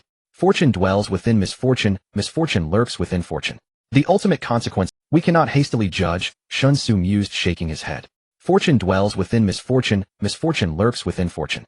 The ultimate consequence of any event resists simplistic evaluation. We can only proceed step by step, observing as we go. I'll accompany you to tomorrow's banquet, Song Si declared. Shen Xu frowned. What purpose would that serve? To map the Junwang residence's internal layout and observe its operations in detail. Zhou Jinan, Prince of Chang'e, commands the Bei Zhou Tanling army, and once our uprising begins he will be our inevitable primary adversary. Since we now have a rare opportunity to enter the Junwang residence openly, we must not squander it, Song Si stated matter-of-factly. Shen Xu recoiled in alarm and urgently cautioned, please don't act rashly. We're far from prepared for rebellion. If you were to assassinate Prince Zhou Jinan prematurely, the consequences would be catastrophic. Song Si regarded him with the pitying gaze one reserves for the mentally impaired and sighed. Who said anything about assassination? Zhou Jinan is not only commander of the Tanling army, but also among Bei Zhou's elite martial cultivators. His cultivation level has likely reached the 9th rank. I am merely 6th rank, still unbroken through the threshold of innate qi. How could I possibly assassinate him? Only then did Shen Xu relax, realizing his own misconception, and chuckled. Well, that's reassuring. Still exercise utmost caution during your observations. Don't let anyone detect your intent. The group soon returned to their own chambers. The chests, overflowing with gold, were set down. Yi Wujiu tucked the silver notes into his robes and led the blood guards back out to procure supplies for Song Village and Fengbo. Song Si requested 2 chocolate bars from Shen Xu, savored them contentedly, then retired to the adjacent room. Approaching innate qi breakthrough, she dedicated at least 1 hour daily to silent cultivation. For martial cultivators, transcending to innate qi represents a fundamental metamorphosis, a genuine tribulation transcendence. Should one's Tao heart harbor even the faintest flaw, the breakthrough risks spiraling into demonic corruption. Thus Song Si approached it with extreme vigilance. Each day's practice, refining the self, illuminating the mind, was performed with unwavering rigor, never diluted by negligence or laziness. Naturally, compared to others, Song Si's cultivation of the Bingxin art granted her exceptional mastery over mental equilibrium, rendering her innate qi breakthrough significantly less perilous than that of her peers. Shen Xu sealed all 500 kilograms of gold within his subspace pocket, then after brief contemplation returned to his native world. Since the Junwang residence had extended an invitation, he needed to prepare an appropriate gift. Yet procuring something truly valuable struck him as wasteful. So he decided instead to browse his own world for decorative trinkets, hoping to find something presentable enough to suffice. The warehouse Shen Xu rented was not far from the small commodity wholesale market in Wanghai City. Thinking that the other worlds still lacked glassware, Shen Xu decided to casually buy a glass bottle from the small commodity wholesale market as a birthday gift, hoping it would be enough to fool the Prince of Chang'e. For in that other world, which had no glass products, anything resembling glass would be regarded as an extremely rare and precious crystal. They came in various colors, all with poor transparency, yet in the eyes of the otherworldly people their value far surpassed that of jade. So buying a glass bottle was the most suitable choice, costing only a few yuan yet guaranteed to satisfy the Prince of Chang'e. It wasn't that Shen Xu was stingy, rather the invitation from the prince's mansion was simply too insincere. As Qiu Anqing had said, if it were a genuine invitation, wouldn't it be reasonable to notify someone about a major event like the Prince of Chang'e's birthday, at least half a month in? But instead the banquet was tomorrow evening, and the invitation only arrived today. It felt as if they were scrambling to fill seats just as the banquet was about to start, hoping to squeeze in a few more people and collect extra gifts. In short, it was infuriating. Driving his Bentley following the navigation on his phone, Shen Xu soon reached the main road outside the small commodity wholesale market. All he needed to do was wait for the left turn light at the intersection, make a U-turn, and he would arrive. But just as Shen Xu was patiently waiting in line for the traffic light, the left turn signal turned green, and the cars ahead began to make their turns. Unexpectedly, a Tina suddenly cut in from the adjacent straight lane, crossing the solid line at an angle. The sudden maneuver startled Shen Xu, who instinctively slammed on the brakes and honked the horn. The piercing horn sounded, but the Tina remained unfazed. Instead, the driver lowered the window and extended a middle finger toward Shen Xu. Shen Xu's eyes widened. What audacity, cutting in line and being so arrogant. And on top of that, you were crossing a solid line to force your way in. Seeing the Tina driver not only flip him off, but also lean out and deliberately spit in a provocative manner, Shen Xu's face turned cold. He released the brake and drove straight into the Tina. Bang! The impact was not loud, but because the Tina was already angled and Shen Xu's front bumper hit its left rear door, causing the car to slide sideways until it was almost perpendicular in front of Shen Xu. The Tina driver was stunned, clearly not expecting Shen Xu to actually hit him. After a few seconds of shock, he angrily pushed open his door and got out. He walked up and kicked Shen Xu's driver's door hard, shouting, "What the hell are you doing? I was already in position and you still rammed me. This is my new car. Do you know how much damage you've caused?" Shen Xu had just finished calling the police and then called Go Wenpeng. Only after that did he leisurely step out of the car. He glanced at the door and noticed a noticeable dent from the kick. "I'm talking to you. Are you deaf or mute? Can't you hear me?" Seeing that Shen Xu ignored him after getting out, the Tina driver grew even angrier. As he shouted, he reached out to shove Shen Xu. But before his hand could touch Shen Xu's shoulder, Shen Xu moved faster and grabbed his wrist. With a single hand, Shen Xu squeezed The anger on the Tina driver's face instantly vanished, replaced by a pallor of pain. Ouch! Let go! Let go, damn it! You're breaking my wrist. According to Chinese law, intentionally damaging another person's property valued at over 5,000 yuan gives the police the right to file a criminal case, which typically carries a sentence of up to 3 years in prison. My car is a new Bentley Flying Spur. The driver's door alone is worth about 100,000 yuan. The violent way you just destroyed my door will be reported to the police for— With that, Shen Xu released the driver and made a second call to the police. This time to the local police station rather than traffic police. Bullshit. Who are you trying to scare? My car only cost 200,000. A door for 100,000. Nonsense. I'm telling you hit my car. If you don't compensate me enough, including the depreciation, I won't let this go. The Tina driver continued to roar. However, after the wrist incident, he dared not try to physically assault Shen Xu again. Shen Xu couldn't be bothered to argue with such a person. He simply stood quietly waiting for the police to arrive and handle the accident. In truth, if the man hadn't been so egregious, flipping him off and spitting, Shen Xu would have let it slide. Being cut off was annoying, but it was a minor matter. He could have let it go. However, the other driver's arrogant and domineering attitude was utterly unacceptable. So Shen Xu decided to teach him a lesson. In this world, those who break the rules should not always benefit, while the law-abiding suffer. That is wrong. Those who do wrong should pay the price for their actions rather than having the loudest, most unreasonable person gain the upper hand. Soon the traffic police arrived at the scene. After examining the scene and the tire marks, the officer quickly assigned full responsibility to the Tina driver. The Tina driver was furious. Why am I at fault? I was already in position. He saw me. He stopped his car, then stepped on the gas and hit me. It should be his fault. He did it on purpose. The officer turned to Shen Xu and asked, "Did you hit him on purpose?" Shen Xu immediately shook his head. Of course not. He cut in suddenly, and I had no time to react. I instinctively slammed on the brakes. Then while he was changing lanes on a solid line, he rolled down his window and made threatening gestures and sounds. That frightened me. I'm a timid person. After being scared, I accidentally released the brake, causing my car to hit his. Everything I've said can be verified by the surveillance footage. Officer, in this situation, would I be held responsible? The officer shook his head without hesitation. Forcing a lane change on a solid line is the main cause of this accident. As long as you didn't intentionally hit him, you bear no responsibility. However, since there was a second start, I'll check the footage. Please wait a moment. As Shen Xu had said, the footage in the surveillance recording clearly documented every detail of the entire process. For a traffic accident with such clear liability, unless it could be proven that one party deliberately caused the incident, the absolute wrongdoer would bear full responsibility. Shen Xu did release the brake, but there was no evidence of him stepping on the accelerator. In this situation, unless he admitted it himself, it was nearly impossible to determine that his actions were intentional. Thus, the traffic police directly issued the accident liability determination. The driver of the Tina naturally disagreed with this determination and refused to sign the document. However, such refusal to sign only meant that mediation could not proceed, but did not affect the traffic police's liability determination. As the traffic police finished handling the accident, the police car from the 110 dispatch also arrived. Also arriving at the scene were the insurance company representative for the Tina driver's vehicle insurance, and Go Wonpeng. Brother Su, isn't your accident frequency a bit high, eh? Go Wonpeng leaned close to Shen Xu and whispered. Shen Xu shrugged and said, "Anyway, it's the other party's full liability, and your car dealership can make a profit from the repairs. Why not?" Go Wonpeng grinned and said, "Our dealership is certainly happy, but if your car keeps getting into accidents, it will greatly affect its value. I remember you used to have a very easygoing personality, believing in yielding one step for a broader view, and enduring a moment for calm. Why are you so irritable now?" Shen Xu replied with indifference. "How much is this car worth? Even if it's affected, so what? It's hard to buy my happiness. I've been too repressed before, so I need to change my ways. I can't continue being so pathetic. Endure a moment for calm. Why don't others endure? Yield one step for a broader view. Why is it always me who has to yield? From now on, I won't consider too many gains and losses. I'll only consider one thing, whether I feel satisfied in my heart." As the two were talking, the Tina driver had also finished speaking with the insurance company representative. The police officers had completed their investigation and evidence collection. Upon learning that the insurance company would not cover the full cost of the accident, but only up to a certain limit, and that he would have to bear the excess himself, the Tina driver completely lost his composure. Moreover, the police had determined that he had intentionally damaged another person's property and needed to take him in for further investigation.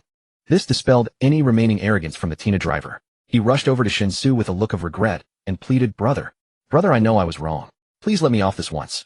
I promise I'll drive properly from now on and never violate any traffic rules again." Shen Xu glanced at the Tina driver, then turned to the police officer and said, "Officer, I have something else to attend to, so I'll entrust the entire matter to my friend to handle on my—" The case itself is very straightforward. My demand is also simple. I will not accept any form of mediation or compensation. I don't want a single penny. I just want him to be punished according to the relevant regulations. Having said that, Shen Xu patted Go Wenpeng on the shoulder, ignored the Tina driver completely, and turned to walk toward the nearby small commodity wholesale market. The Tina driver staggered and then slumped to the ground. Although he deeply regretted his previous actions, it was already too late. After browsing a few shops in the wholesale market, Shen Xu picked out a pair of hexagonal ribbed glass vases, spending a total of 15 yuan. Without asking for packaging, Shen Xu took the vases, hailed a taxi, returned to his warehouse, and then crossed over to the inn room. Yi Wujiu and the others were still out shopping. Shen Xu casually placed the vases on the table and found himself with nothing to do for the moment. It was still at least 2 hours before the appointed time of Yushur with Qiuanqing. Instead of sitting idly in the room, he might as well go out for a stroll to pass the time. Just as Shen Xu stepped out of his room and locked the door, Song Si emerged almost simultaneously from the adjacent room. "Where are you going?" Song Si asked in a cool tone. "I'm bored in the room, so I thought I'd take a walk nearby," Shen Xu replied honestly. Song Si didn't object, but immediately followed to Shen Xu's side and said, "He'll come with you." I'm just wandering around, no need to trouble yourself, right?" "What trouble? Or are you planning to visit Shuyunjian, and you think I'd be in the way?" Don't say that. I'm an upright person, how could I go to a place like that? If you want to follow, go ahead, but don't forget what your sister told you. When we're out, you must listen to me." Shen Xu rolled his eyes as he replied, and muttered under his breath, "What time is it? How could Shuyunjian be open?" "What did you say?" "Nothing, I said the weather is nice today, perfect for shopping." Song Si looked suspicious, but didn't press further, quietly following Shen Xu as they left the inn. The afternoon in Chang'an City had a lazy air about it. The scorching heat made the pedestrians on the streets look weary. As a result, Shen Xu quickly lost interest in walking. After walking for a short while, Shen Xu suddenly noticed a crowd gathered in front of what appeared to be a tea house. The plaque above the entrance bore the words Wangjiang Tower, and 2 men stood guard at the door. He grabbed a random man who was watching the commotion and asked what was happening. He learned that a literary society called the Qingxing Society had rented the entire Wangjiang Tower. Members of the Qingxing Society were composing poems and lyrics upstairs. Outside, they had set up a few lantern riddles. Anyone who could solve them would be allowed inside. In addition, the Qingxing Society had established a prize for the day's poetry gathering. Whoever produced the best poem would receive a reward of 100 taels of silver. Upon hearing this, Shen Xu immediately lost interest. "Are you kidding me? A man who makes tens of millions in a blink of an eye, it would waste time for a mere 100 taels of silver." But just as he was about to head elsewhere, Song Si suddenly grabbed his arm. "Let's go in and take a look. I've heard of this Qingxing Society. It was founded by the daughter of the prefect of Dongshan Prefecture. If we can get acquainted with the people inside, we might gain some unexpected benefit," Song Si said with a serious expression. "Founded by the daughter of the prefect of Dongshan Prefecture. Then why would she come to Chang'an County? Could it be that she is also here to celebrate the Prince of Chang'an's birthday?" Shen Xu's face showed a hint of confusion as he once again inquired among the crowd of onlookers. True to what Song Si had said, the Qingxing Society was indeed founded by the daughter of the prefect of Dongshan Prefecture. The society's members were primarily composed of the daughters of various officials in Dongshan Prefecture. In addition, some renowned young talents within the prefecture would also be recruited as honored guests of the society. Owing to the noble status of the official daughters within the Qingxing Society, there were many who wished to join it. This resulted in the society almost never accepting external applications, only issuing internal invitations upon confirming that a young talent met their requirements. Although the Qingxing Society was a literary society, and its gatherings discussed only poetry, essays, and miscellaneous tales, rarely touching upon other topics, the sensitive nature of its members' identities could not be overlooked. As Song Si had said, if one could establish a connection with someone from the Qingxing Society, it might indeed be possible to glean some hidden information about Dongshan Prefecture. The son of the magistrate of Chang'an County was also a member of the Qingxing Society. However, the onlookers outside Wangjiang Tower were unclear as to why the society had suddenly come to Chang'an County for a gathering. They only knew the rumors circulating among the common folk. Anything deeper was beyond their knowledge. Shen Xu stopped inquiring with the crowd, and along with Song Si approached the entrance of Wangjiang Tower. Cupping his hands toward the 2 men guarding the entrance, he said with a smile, "Gentlemen, may I ask what the riddle is? I wish to ascend the tower to witness the elegance of the Qingxing Society's talented members, and thus would like to try my hand at solving the lantern riddle. My friend and I hope to join the gathering and see the talented gentlemen and ladies of the Qingxing Society, so we would like to attempt the lantern riddle." Shen Xu's plan was simple. Solving lantern riddles was a matter of knowledge and life experience. The broader one's knowledge, the easier it was to deduce the answer. In ancient times, people found lantern riddles difficult because the channels for acquiring knowledge were extremely narrow. Their thinking patterns were constrained, making their associative abilities weak. Often they could not draw inferences from one instance, so solving a lantern riddle became exceedingly. However, such limitations did not apply to a modern person. Shen Xu did not believe that a lantern riddle from another world could stump him. Moreover, even if he could not solve it on the spot, he could simply return to the inn, cross over to his own world, and look it up using a search engine. Given that the cultural background was essentially the same, finding a similar answer should not be difficult. The 2 men guarding the entrance, upon hearing Shen Xu ask for the riddle, immediately said, "Sir, please listen carefully. Our riddle is, it has a face, but no mouth, has feet, but no hands that can eat rice and drink wine." Shen Xu was startled, then asked in confusion, "May I ask what the riddle is meant to guess? A thing, a person, or a character?" One of the men smiled and shook his head. "Apologies, sir, no hints can be given. If we told you what to guess, wouldn't it be too easy?" Shen Xu frowned upon hearing this. Simply stating a riddle without even specifying what it was about already seemed somewhat deliberately difficult. However, considering the composition of the Qingxing society, it was understandable that such a rigorous screening process was in place for those who wished to enter Wangjiang Tower and interact with the society without an invitation.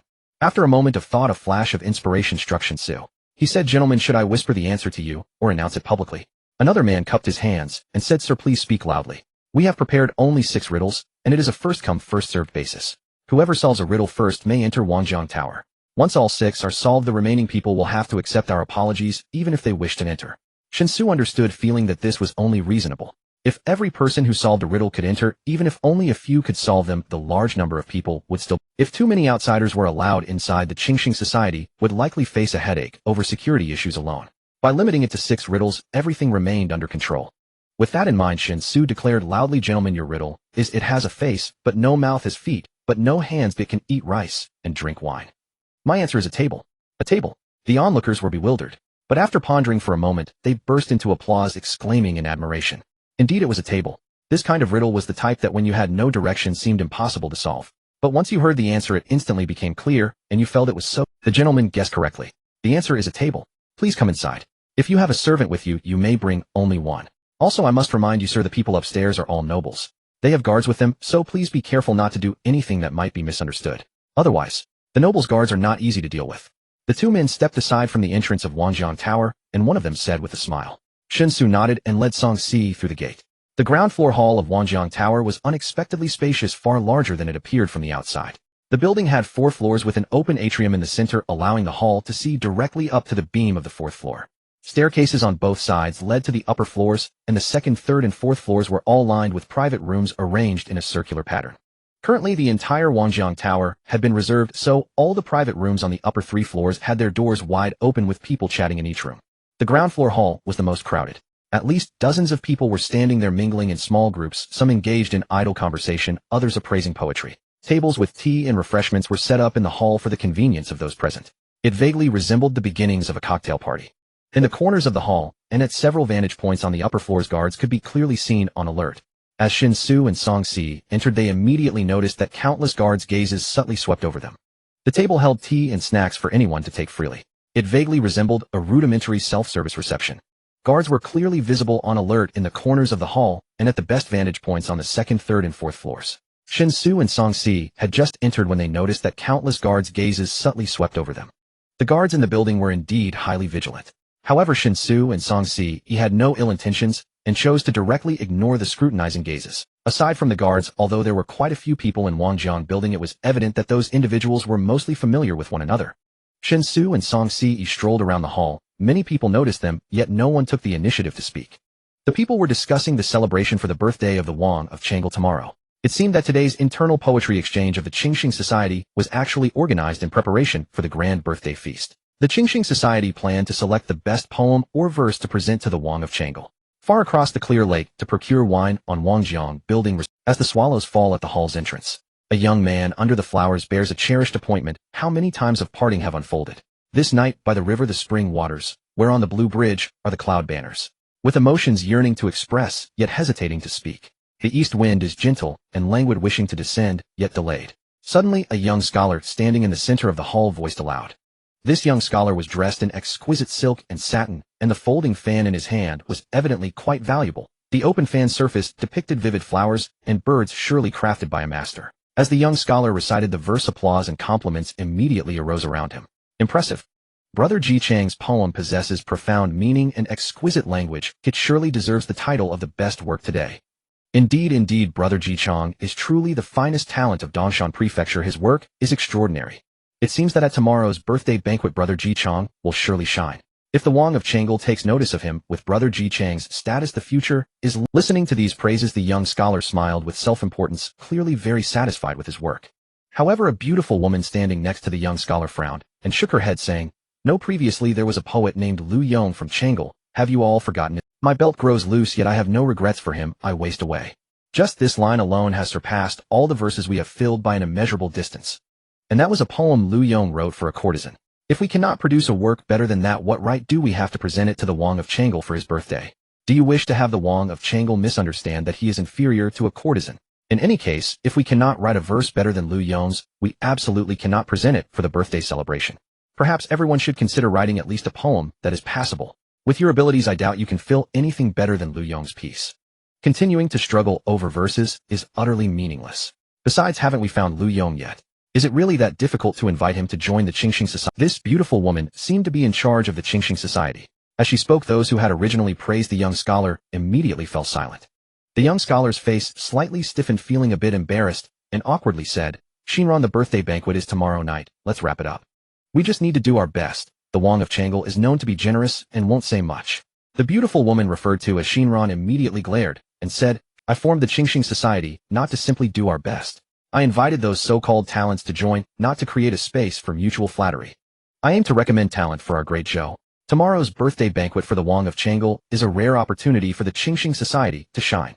We must present a work that is at least respectable. Forget about verses. You will never match Lu Yong. We must find Lu Yong and have him join the Qingxing Society." Having been reprimanded publicly once again, Shi Jichang couldn't help but feel a bit angry. However, he couldn't provoke the woman, so he had to find other outlets for his pent-up frustration. After glancing around the hall, Shi Jichang's gaze naturally fell upon Shen Xu and Song Si. The reason was simple: he didn't recognize them, indicating they were not members of the Qingxing Society.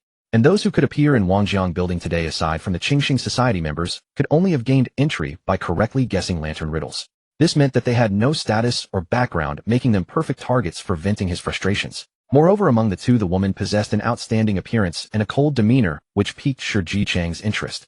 Without any hesitation, Shi Jichang directly approached Shen Xu and Song Si, looking at Song Si, who was standing slightly behind with a frivolous smile. He spoke, "This young man, my name is Shi Jichang. The governor of Changle County is my father." Shen Xu raised an eyebrow and cupped his hands, saying, "I have met young Master Shi. What is the matter?" Shi Jichang did not return the greeting, but gazed at Song Si with shining eyes, saying, "It's nothing serious. This young lady must be your maid, right? I wonder if you would be willing to part with her.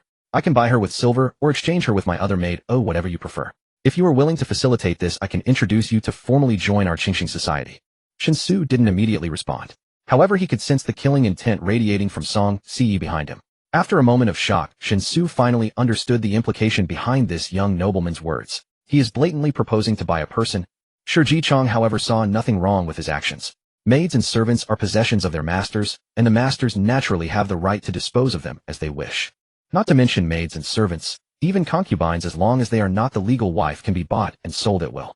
Shi Jichang initially just wanted to find something to vent his frustration, but after carefully observing Song Si, he was truly intrigued.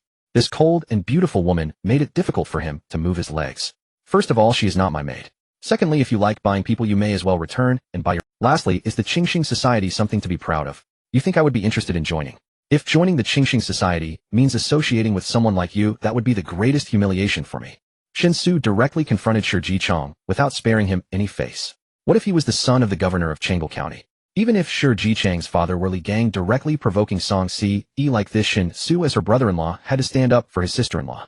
"You? Vulgar. I merely wanted to buy your maid. How can you speak such filthy words? This is a disgrace to us scholars." Shi Jichang's face turned red as he scolded. "Scholars? Tisk, if all scholars were like you, I wouldn't dare to call myself a scholar. I wouldn't want to lose that title." While speaking, Shen Xu took Song Si's hand and walked straight out of Wangjiang building. Although he came in order to establish a connection with the Qingxing Society, since they had publicly insulted his own sister-in-law, there was clearly no need for further pretense. However, just as Shen Xu held Song Si's small hand and was about to reach the entrance of Wangjiang Tower, they were suddenly stopped by two guards. At the same time, the beautiful woman previously referred to as Shinran approached with a slightly unpleasant expression. "My name is Ning Shinran, and I am the founder of the Qingxing Society. If Shi Jichang's words and actions have offended you, I apologize on his behalf. However, the matters between you and Shi Jichang should not involve the Qingxing Society. Is recommending you to join the Qingxing Society an insult? That is too much." Shen Xu noticed Song Si's intent to draw her sword and quickly patted her hand gently to calm her down. He turned to look at Ning Shinran. Since this beautiful woman proclaimed herself as the founder of the Qingxing Society, she was evidently the daughter of the governor of Dongshan. The one involved with the Qingxing Society is not me, but that young master Shi Jichang. He believes that recommending me to join the Qingxing Society would be an appealing condition. However, clearly I disagree with his viewpoint. Moreover, Miss Ning, you are also a woman. Do you agree with young master Shi Jichang's casual trade of women? Or do you believe that women should be treated this way? Shen Xu spoke without being humble or arrogant. Ning Xinran was momentarily taken aback and replied in a deep voice, women certainly should not be casually belittled, but the world is such. Sure, Jicheng's behavior is not particularly inappropriate. Instead, it appears that you are being overly aggressive. Ning Xinran's words seemed a bit forced. As a woman, she indeed disapproved of many people's practice of treating women as commodities. However, the world is such, unless one is born into prominence like her, women can hardly have any status. Thus, she actually admired Shen Xu's defense of Song Xiu. Yet as the founder of the Qingxing society, she could not overlook Shen Xu's dismissive attitude toward it. Shen Xu chuckled at Ning Xinran's persistence and said, you have your viewpoint, and I have mine. You think that young Master Shi's actions are normal, but I consider him offensive to my companion. What then? How do you propose to handle this? I can take it both by literary means or by force. Ning Xinran gritted her teeth and replied, our Qingxing society gathers here today to make friends through poetry. We certainly will not resort to bullying by force. Since you look down on our Qingxing society, why not compose a poem for us to see your skills? Although we have few compositions today, we have many poems. If your poem can surpass all those by our Qingxing society members, I will admit that you were right in saying that recommending you was an insult. Shen Xu thought for a moment and said, I am not very good at poetry, but I once found an ancient text that recorded many poems. I will randomly pick one from it and present it to you. If any of you can create a poem better than this one, I will publicly apologize to you.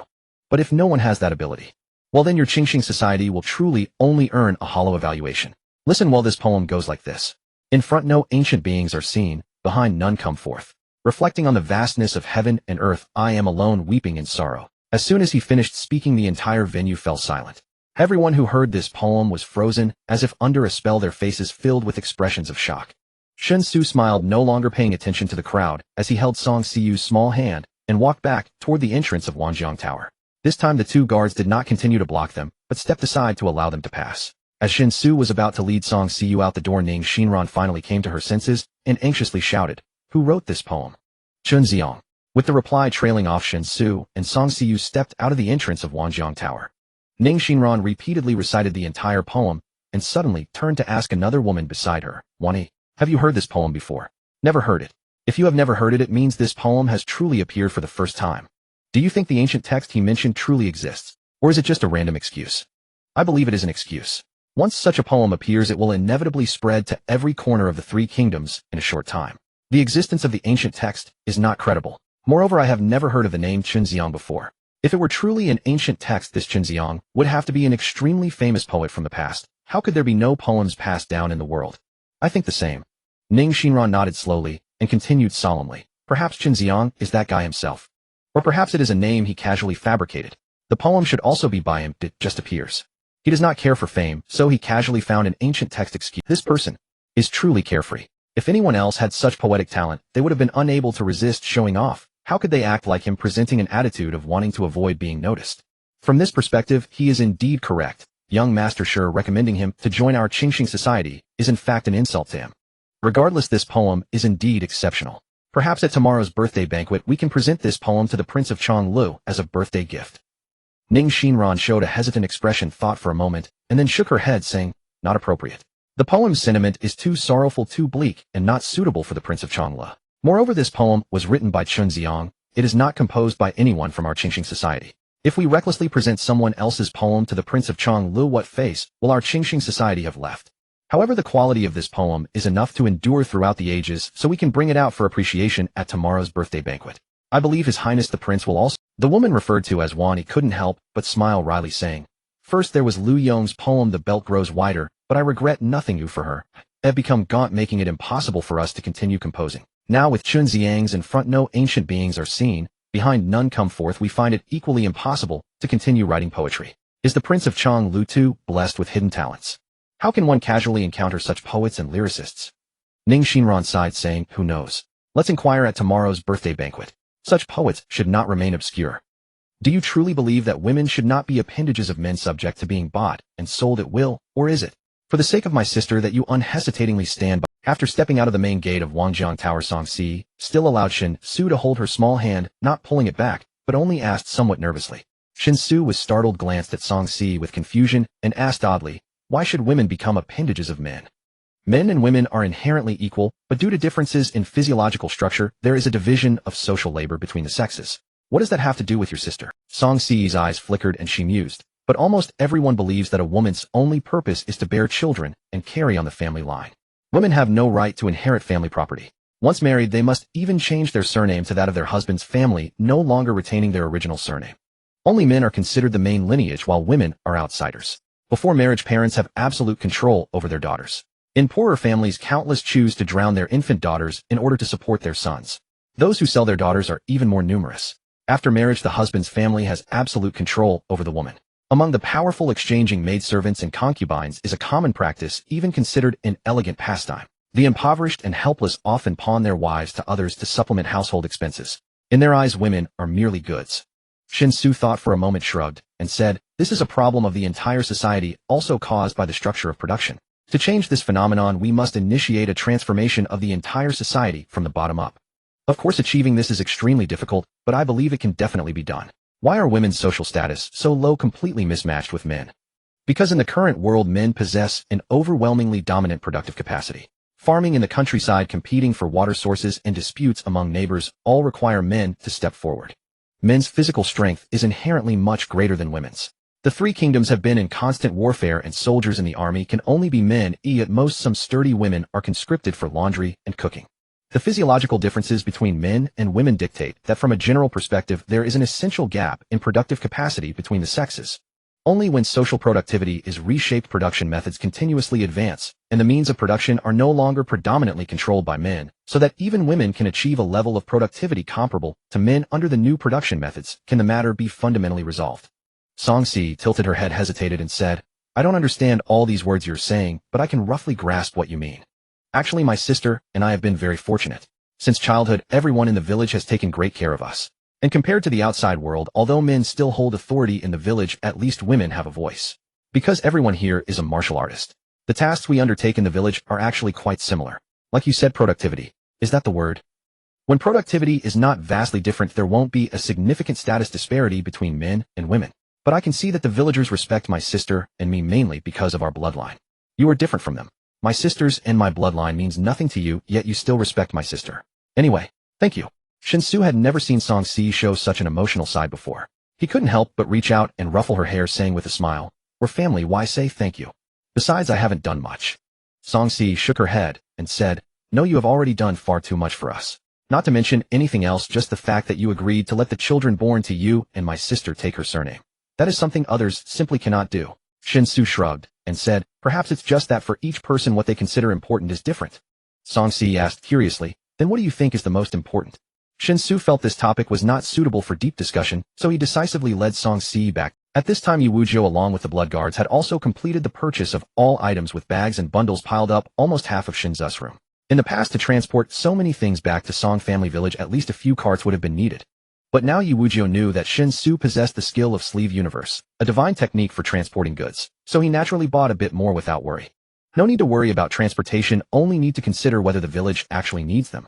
With both transport capacity and silver in abundance, of course, buy as much as possible. Seeing that the time was about right, Shen Xu told the blood guards to rest in their rooms, while he himself dumped all the items purchased by Yu Wuzhou and the others into the subspace. Gold's density is roughly twice that of silver. 10 tons of silver compacted together occupies about 1 cubic meter. But if it were gold, 1 cubic meter would weigh as much as 19.32 tons. Gold's density is roughly twice that of silver. 10 tons of silver compacted together occupies about 1 cubic meter. But if it were gold, 1 cubic meter would weigh as much as 19.32 tons. Therefore, half a ton of gold actually only occupies 1/40th of a cubic meter of space, which is utterly insignificant when stored in the current subspace. Let's go. Xiao Anqing is treating us to dinner. We must not be late. Since Baofenglong is the largest money house in southern Liang, it undoubtedly has very deep connections. Building a good relationship with Baofenglong is not a bad thing for us. Although we are definitely going to rebel at the very start when we raise the banner, our top priority is surely Northern Zhou. That is our main contradiction at present. There was no need to bring the other blood guards. In the future, if he was unavailable, Yu Wuzhou would certainly handle the transactions with Xiao Anqing on his behalf. So it was enough that there was no need to bring the other blood guards. In the future, if he was unavailable, Yu Wuzhou would certainly handle the transactions with Xiao Anqing on his behalf. So it was enough to let Yu Wuzhou get acquainted with Xiao Anqing. The time referred to as Yu is between 5 and 7 in the evening. Xiao Anqing was scheduled to gather at Yu, which clearly meant dinner was set for 5 o'clock at the Guishan Lin Hall. Generally speaking, unless from a wealthy family, most ordinary people in this other world can only ensure 2 meals a day. Every day around 3 in the morning as the fifth watch arrives, the common folk living at the lowest social strata rise to start a day of toil. By 7 or 8 in the morning, after several hours of work, the lower class folks will have a simple meal. This meal is meant to sustain them throughout the day until they eat again around 3 or 4 in the afternoon. Compared to breakfast, the second meal in the afternoon is often somewhat more substantial, yet still limited in richness. Many people are just concerned with filling their stomachs regardless of what they actually eat. Of course, the main reason is that they do not have the privilege to care. After finishing their afternoon meal, the sky gradually darkens, and the lower class folk begin their evening routines, falling into slumber around 7 o'clock. The lives of ordinary people are thus plain and monotonous, hustling daily just to stave off hunger, devoid of any enjoyment or spiritual pursuit. They work with the rising sun and rest with the setting sun. For them, life is a continuously repeating, numbing process. Their birth is meaningless and their death goes on. Amidst their mundane existence, they hastily pass through a few decades of life, and when all who knew them have passed away, no one will even remember they were ever there. All traces will fade into nothingness. The things they cared about in life become a joke. Everything turns false, with only death remaining as the sole truth. It is terrifying. More terrifying is the inability to change one's fate, forced to face it helplessly. Walking along the streets of Chang'an County, Shen Xu was suddenly lost in thought as he observed the hurried passersby. The lives of the lower class folks in this other world are undoubtedly very bleak, especially after witnessing the group of refugees gathered outside Yongping town, who just to seek a way to survive treated themselves like goods for sale. Such scenes deeply moved Shen Xu. Yet upon reflection, were the lower class folks in his own world truly living any better? Although the material conditions are considerably better than those of the lower class folks in the other world, it is due to a transformation in productivity. The 3 industrial revolutions fundamentally changed the way of life and living standards of humanity. With a substantial increase in social productive forces, humanity's basic material needs have been fundamentally addressed, leading to unprecedented prosperity in material. In such a context, the continuous leap in the total wealth of human society has allowed ordinary lower-class folks to barely live a life free from worry over food. However, if one looks beyond these superficial aspects and observes the core issues, they will find that the hardships and pressures faced by the lower-class folks have not fundamentally changed. It must be said, it is indeed a profound irony.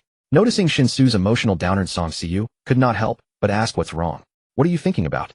"It's nothing, I just feel that sometimes life seems rather pointless." I once read a story about a character named Xiangzi who was a rickshaw puller. He believed until his death that the reason for his hardships was due to not working hard enough at pulling rickshaws, but is that really the case? Shen Xu chuckled self-deprecatingly and continued, "Of course life is like that. We must find some meaning for ourselves to avoid living aimlessly." So that saying is indeed correct. In life, happiness is what matters most. Song Siyu nodded, somewhat understanding, and pondered, "Don't dwell too much on things that are beyond your control. Regardless, my sister, and I hope you can live happily. Moreover, we have even loftier goals to accomplish. If you feel the common people are living poorly, then strive to give them a brand new life. A myriad of thoughts does not compare to a single action. Rather than indulging in idle speculation, it is better to do something useful." Shen Xu turned to Song Siyu in surprise, praising, "I thought you were not very talkative, but it turns out I underestimated you." Song Siyu replied, "I don't dislike talking because I can't. I believe that doing is more useful than talking. Moreover, I only speak to people I am close to." Shen Xu raised an eyebrow, feeling that he seemed to have gained a new understanding of Song Siyu. Previously, Song Siyu was merely a symbolic concept as his sister-in-law in this other world to him. However, the current Song Siyu began to take on flesh and blood, truly becoming a person in her own right. Taking a deep breath, Shen Xu shook off his earlier despondency and nodded vigorously, saying, "You're right. If I feel the common people are living poorly, then I should strive to give them a brand new life. A myriad of thoughts does not compare to a single action. Rather than indulging in idle speculation, it is better to do something useful." When arriving outside the gate of Guishan, Lintong Qiuanqing was already waiting at the entrance. Upon seeing Qiuanqing's well-fed figure, Shen Xu quickly took a few steps forward, patted Qiuanqing on the shoulder, and exchanged a few friendly words. Having just closed a significant deal during the day, their relationship had grown increasingly intimate, rendering any superficial pleasantries unnecessary. Thus, after a brief chat, they headed straight to the private room upstairs. Compared to the slightly desolate atmosphere during his first visit, Shen Xu found that the business at Guishan Lintang was quite thriving at night. Although the prices of the dishes were exceedingly high for ordinary people, even a year's worth of savings would not be enough to enjoy a simple meal at Guishan Lintang. However, there were indeed too many wealthy individuals in the city of Chang'an County. The rich had vast lands while the poor had no place even to stand. The wealthy amassed fortunes while the poor subsisted on scraps. The Pareto principle in economics evidently did not apply here, despite many economists believing that when 20% of the population holds 80% of the wealth, the gap between the rich and the poor reaches a certain limit. If exploitation and wealth disparity continued, the entire society would inevitably descend into chaos.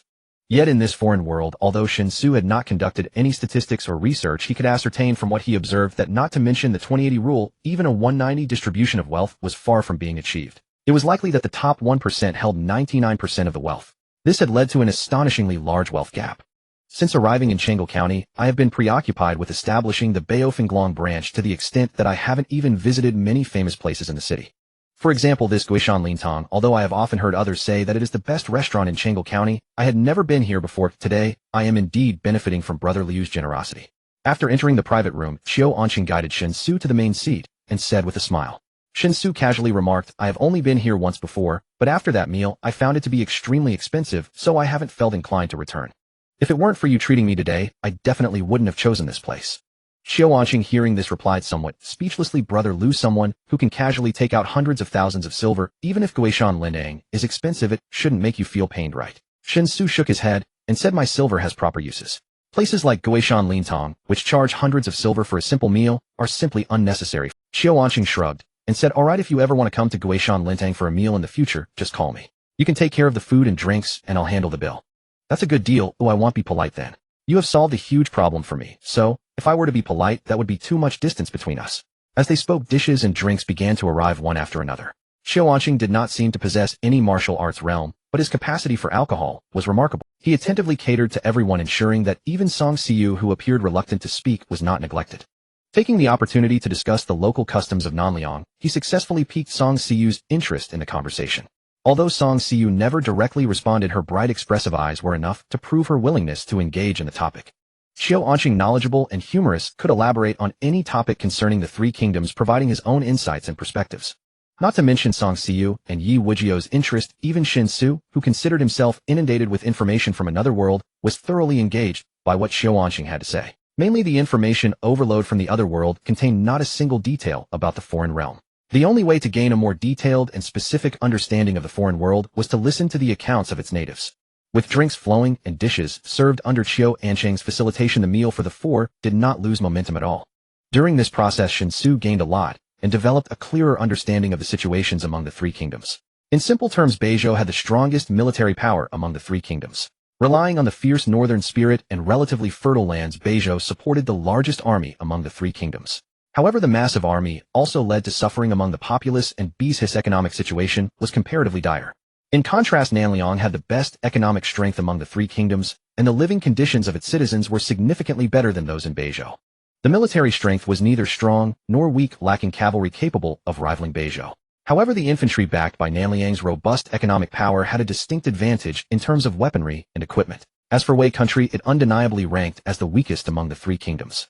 The northwestern territory it occupied was barren and harsh, with a fragile economy and military strength that was utterly unremarkable. Were it not for the presence of a master-level expert within their borders and the need for Nanliang to ally with Wei country against the military threat from Beizhou, Wei country might have long been annihilated. It was precisely because Liang country and Wei country supported each other, each situated on the southwestern sides of Zhou country, that when Zhou country launched an offensive, it had to face the dilemma of a two-front war, maintaining this fragile balance among the three kingdoms. Moreover, as Zhou country maintained a massive army causing excessive pressure on the livelihood of its citizens, and with no hope of unifying the three kingdoms in the short term, the only option was to negotiate a ceasefire and recuperation. Otherwise, if they continued to exert high-pressure rule over the populace, the taut strings would eventually snap. Brother Liu, I've had quite a bit to drink today, and my emotions are a bit hard to control. Oh, I hope you understand. There's actually been something troubling me lately, but I can't seem to find a suitable way to resolve it. You are a person of ideas, and I wonder if you could help me think of a solution. After raising a glass to Shen Xu, Xiao Anqing let out a burp and began to speak. Shen Xu raised an eyebrow and said, what is it? Speak freely. After all, we are partners now. If I can help, I certainly will. It's about dealing with the accumulated goods. Our Baofenglong, besides the money exchange business, also engages in pawnshop operations. While the pawnshop business is profitable, it tends to accumulate a lot of unredeemed items. Of course, the capital we receive for those pawned items is negligible. Baofenglong's branches across various locations provide absolute convenience for the pawnshop business. Anyone looking to pawn their belongings would typically choose to visit our Baofenglong branches if available locally. Even if our offers are comparable to those of other pawnshops, or even slightly lower, people are still willing to come to us at Baofenglong due to our reputation.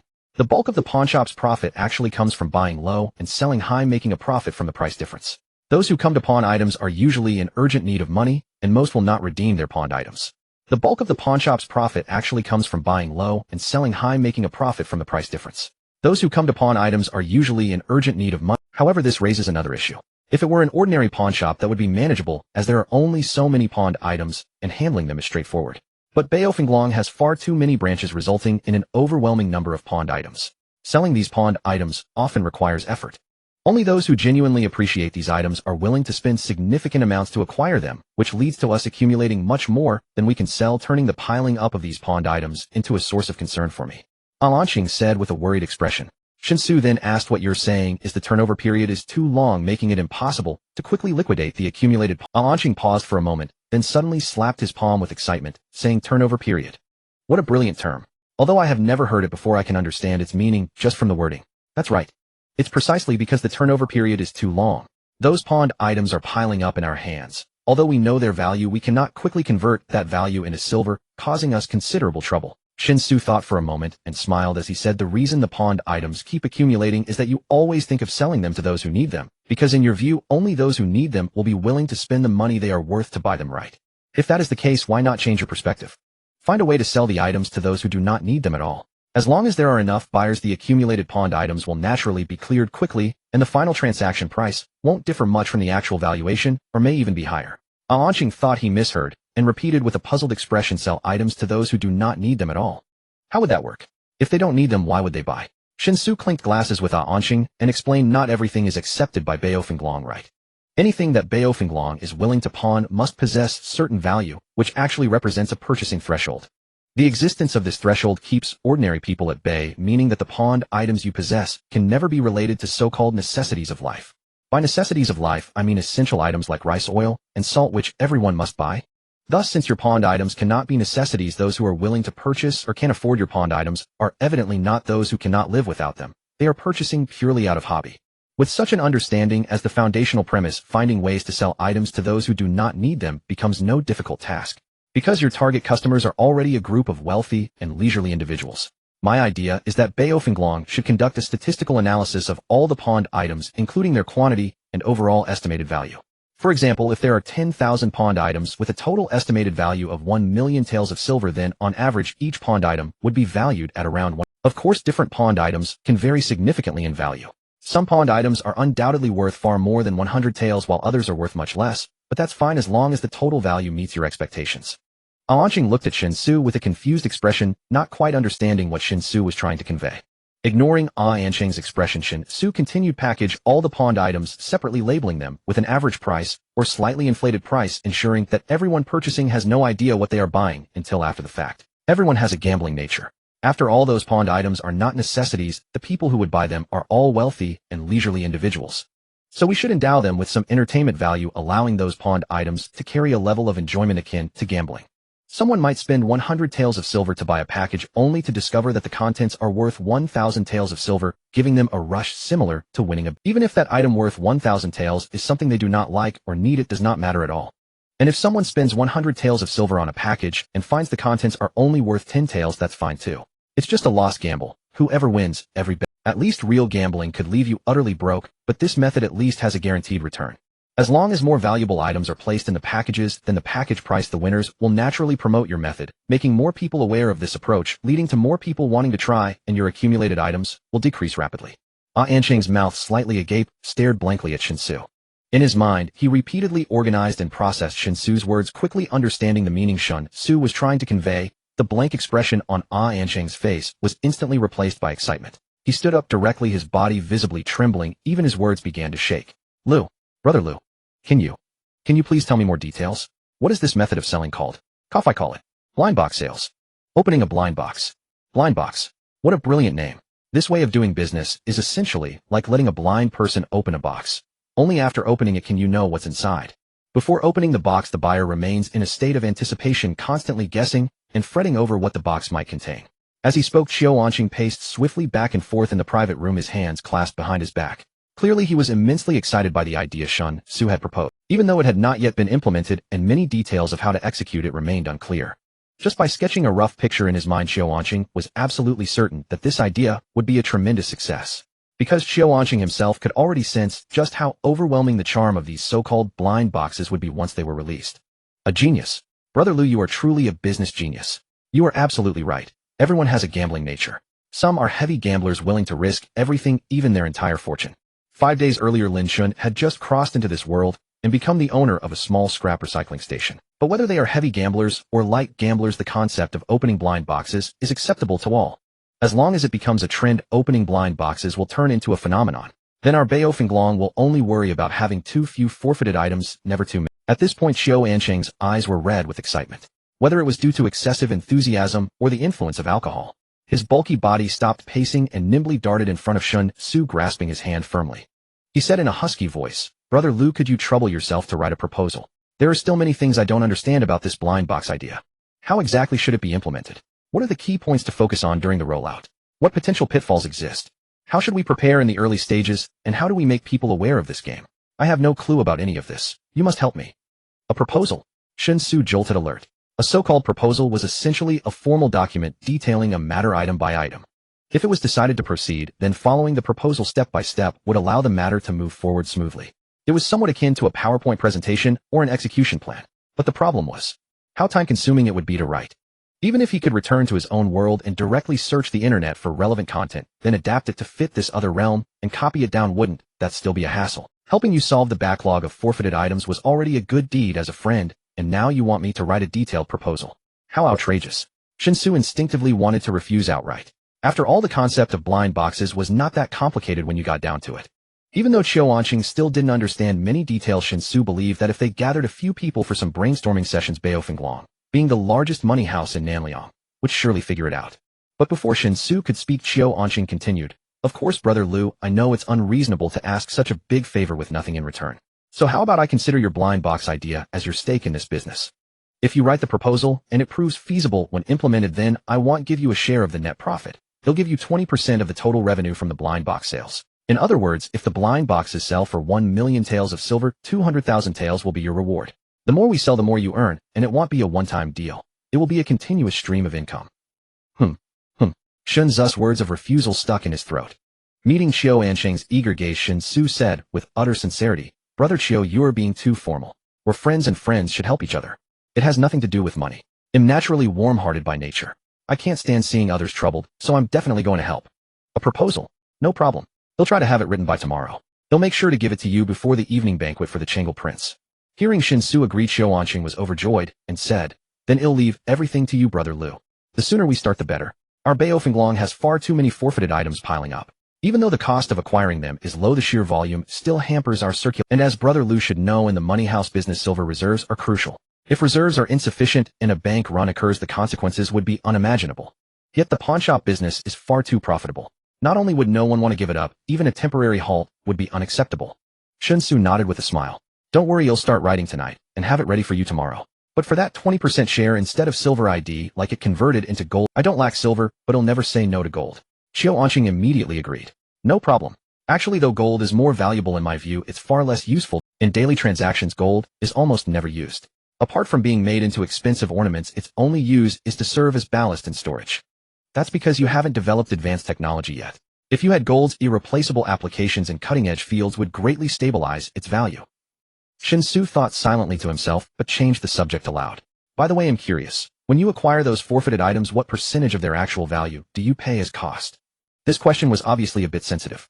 But after a brief hesitation, Qiu Anqing answered quite frankly, "The purchase price varies for different items. For those that are easy to sell, we generally pay about 50%. For items that are harder to sell, we pay at most 20 to 30%. So don't worry, Brother Lu. The 20% share I promised you will not be discounted. Even after accounting for the cost of acquiring the items and deducting your share, Beio Fenglong can still ensure a profit of about 50%. As long as we can significantly shorten the sales cycle, this will definitely be a very favorable deal." After discussing some details with Qiu Anqing, Shen Xu gained a more intuitive understanding of the exceptional items accumulated by Beio Fenglong. Seeing Qiu Anqing's impatient demeanor, Shen Xu tactfully suggested that the banquet come to an end. Then, under Qiu Anqing's urging, he left Guishan Lintang with Yi Wujiao and Song Si. It was evident that Qiu Anqing was genuinely anxious. The number of exceptional items piled up by Beio Fenglong was simply overwhelming. With the constant accumulation, it indeed placed considerable pressure on Beio Fenglong's cash reserves. Although there wouldn't be immediate issues, one must be wary of future troubles. If the exceptional items continued to pile up unchecked, it would inevitably lead to chaos. Thus Qiu Anqing needed to think of a solution, quickly ensuring preventive measures were taken to maintain Beifenglong's stable operation. No matter how large a ship is or how steady its voyage, it must avoid the hidden reefs beneath the water. If one is lost in the calm surface, who knows when they may face the calamity of shipwreck and loss of life. Qiu Anqing departed in a carriage. There were designated guards responsible for his close protection, but during the evening banquet Qiu Anqing's guards did not enter Guishan. They simply waited outside Guishan Lintong, which could be seen as a display of Qiu Anqing's sincerity. I have a question. Qiu Anqing promised me a 20% share of the profits as a reward for my suggestions. How will the contract be signed? Qiu Anqing is from Nanliang, and we do not have household registration correct. If we sign the contract at the government office in Chang'an County, they wouldn't provide any guarantees. On the way back to the inn, Shen Xu asked. Yi Wujiao looked puzzled and replied, why sign a contract? If we sign a contract for record at the government office, we would also have to pay a contract tax, and moreover the government of Beizhou doesn't oversee the people of Nanliang. Shen Xu was astonished, saying, not signing a contract. How can we ensure that Qiu Anqing will honestly give me the 20% share? Are we to rely solely on Isn't that easily revocable? Yi Wujiao's expression became even more astonished than Shen Xu's as he exclaimed, my lord, Beifenglong is the largest bank in Nanliang, and Qiu Anqing, as the young master of Beifenglong, is a businessman of such stature. His words are always as solid as a nail. Not just Beifenglong, but any merchant who has been in business for more than 10 years, their promises are absolutely trustworthy. Especially those time-honored brands who value their reputation above all else, so you can rest assured, my lord, there is no problem. The promises of great merchants are far more reliable than any so-called contract. Though contracts signed with the government have the government as a guarantee, with a bit of silver one could easily bribe officials to alter the contract, which is not as trustworthy as merchants' promises. Shen Xu did not expect Yi Wujiao to offer such reasoning. However, upon further contemplation, he began to understand why such a situation arose. Primarily influenced by the level of economic development, to ensure convenience in business dealings, a strong reputation must be established. For small vendors it matters little. In their daily transactions, the amounts involved are so small that there is no need for a reputation to back them. However, for large merchants, many transactions cannot be completed through contracts, making a trustworthy reputation a critical factor. Therefore, since Qiu Anqing mentioned he would provide 20% of the sales as a reward in the eyes of Yi Wujiao and Songxi, it was impossible for Qiu Anqing to play The reason is simple: the reputation of Beifenglong is far more valuable than the so-called 20% of sales. Soon they returned to the inn, and Yi Wujiao and Songxi each went to their respective rooms. To ensure Shen Xu's safety, Yi Wujiao and Songxi stayed in the rooms on either side of Shen Xu, so they could protect him at the first sign of any unusual activity. As for the blood guards, they did not have such single-room accommodations and shared the sleeping quarters. However, for the blood guards, even sharing a room was considered excellent lodging. Having already been somewhat candid with the higher-ups of Songjia village, Shen Xu no longer worried about suddenly disappearing from his room and alarming Yi Wujiao and Songxi. After a simple wash, Shen Xu headed straight back to his warehouse. He then took out his phone and began searching for information related to blind boxes. He needed to describe the logic of blind boxes and how to implement them using terms that Qiu Anqing could understand. For instance, the uncertain random gameplay of blind boxes, which is highly addictive. Additionally, the consumer mindset towards blind boxes, mostly buying the blind rather than the box. Setting some rare items among the many blind boxes would provide consumers enough emotional value. Thus, blind boxes possess a terrifying repurchase rate. While gambling, they also need to have the attribute of collecting, which continuously stimulates consumers and makes them pay for their emotional value. Of course, all of this must be based on a fundamental premise that material life is very affluent, so one can begin to pursue the emotional value on a spiritual level. This inevitably determines that in promoting blind box economics in another world, the target consumer group can only be the wealthy and powerful. As long as a trend of purchasing blind boxes forms among these individuals, or even a certain psychological comparison through blind boxes, the sales of blind boxes are sure to succeed. Looking at the information, he found Shen Xu recorded all the content that was relatively organized and comprehensive in analysis. He then took the recent printouts to a place where he could print them all out. Returning to the warehouse with the printed papers, Shen Xu completed the crossing, lit a candle in his room, found some ink and paper, and then started copying. However, after copying for about a quarter of an hour, Shen Xu grew somewhat impatient. Although the content wasn't particularly lengthy, he estimated it would take him 3 or 4 hours to copy everything by himself. Though there was the bait of promised profits from Qiu Anqing, the allure was relatively limited since the profits were not directly in front of him. After a moment of thought, Shen Xu got up and went to the wall separating his room from Songxi's, tapping on it. Soon Songxi's voice came from the other side of the wall. "What, can you come to my room? I need to discuss something with you." Songxi's bold and unrestrained words left Shen Xu somewhat unable to handle the situation. The crux was that Songxi herself was completely unaware of the extended meanings behind those expressions. This caused Song Si to speak those words with a serious air, which in turn stirred an inexplicable emotion within Shen Xu's heart. Soon a knock sounded at the door. Shen Xu opened it and invited Song Si in. Go ahead, what is it? Song Si asked, her expression impassive. Ahem, it's like this. During dinner I promised Qiu Anqing that I'd help him draft a memorandum. I've actually prepared the content, but I need to make a clean copy. And as for copying, I really can't manage it alone. So I thought maybe you could lend a hand. Shen Xu rubbed his hands together wearing an apologetic smile. Song Si turned her head to look at the candlelit desk. Stepping forward, she examined the printed sheets Shen Xu had produced, then glanced at the portions he had already transcribed. Frowning slightly, she said in a cold tone, the characters you've prepared are too simplified. While I can understand most of them, errors are inevitable. I can help you copy, but you'll have to stay by my side. If I'm uncertain about something, I'll need to ask you immediately. Shen Xu promptly agreed, no problem. He'll be right here to assist you. Whatever you need, just say the word.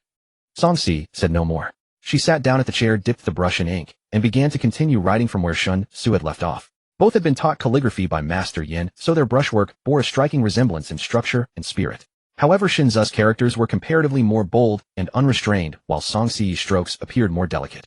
Not having to bear the burden of this task himself, Shen Xu was naturally quite satisfied. Although Song Si encountered many passages she couldn't grasp, especially modern expressions vastly different from the linguistic habits of this other world requiring Shen Xu to explain from time to time, it still significantly reduced his workload compared to writing everything by hand. The night passed without incident. The next morning, Shen Xu and Song Si, having worked through the entire night, decided to grab some breakfast before returning to continue their unfinished. Yet no sooner had they pushed open the door than they happened to run into Yi Wujiu, who was also emerging from his room. Shen Xu and Song Si had not slept a wink all night. Although their martial arts cultivation mitigated the impact of a sleepless night, their spirits were inevitably weary, leaving them looking somewhat listless. Yi Wujiu stared blankly as Shen Xu and Song Si walked out of the room together.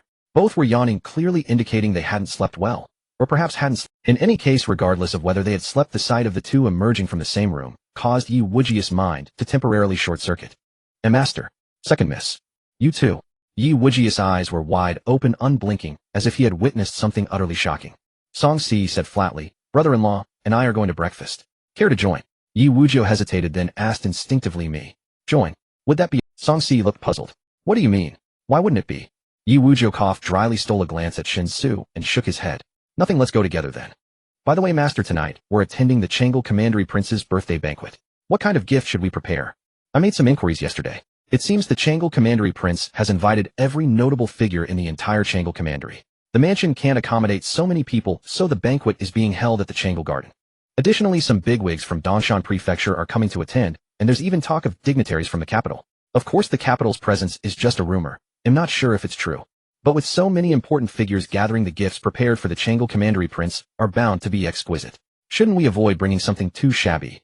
Yet, if we prepare too lavish a gift, I feel it's a waste.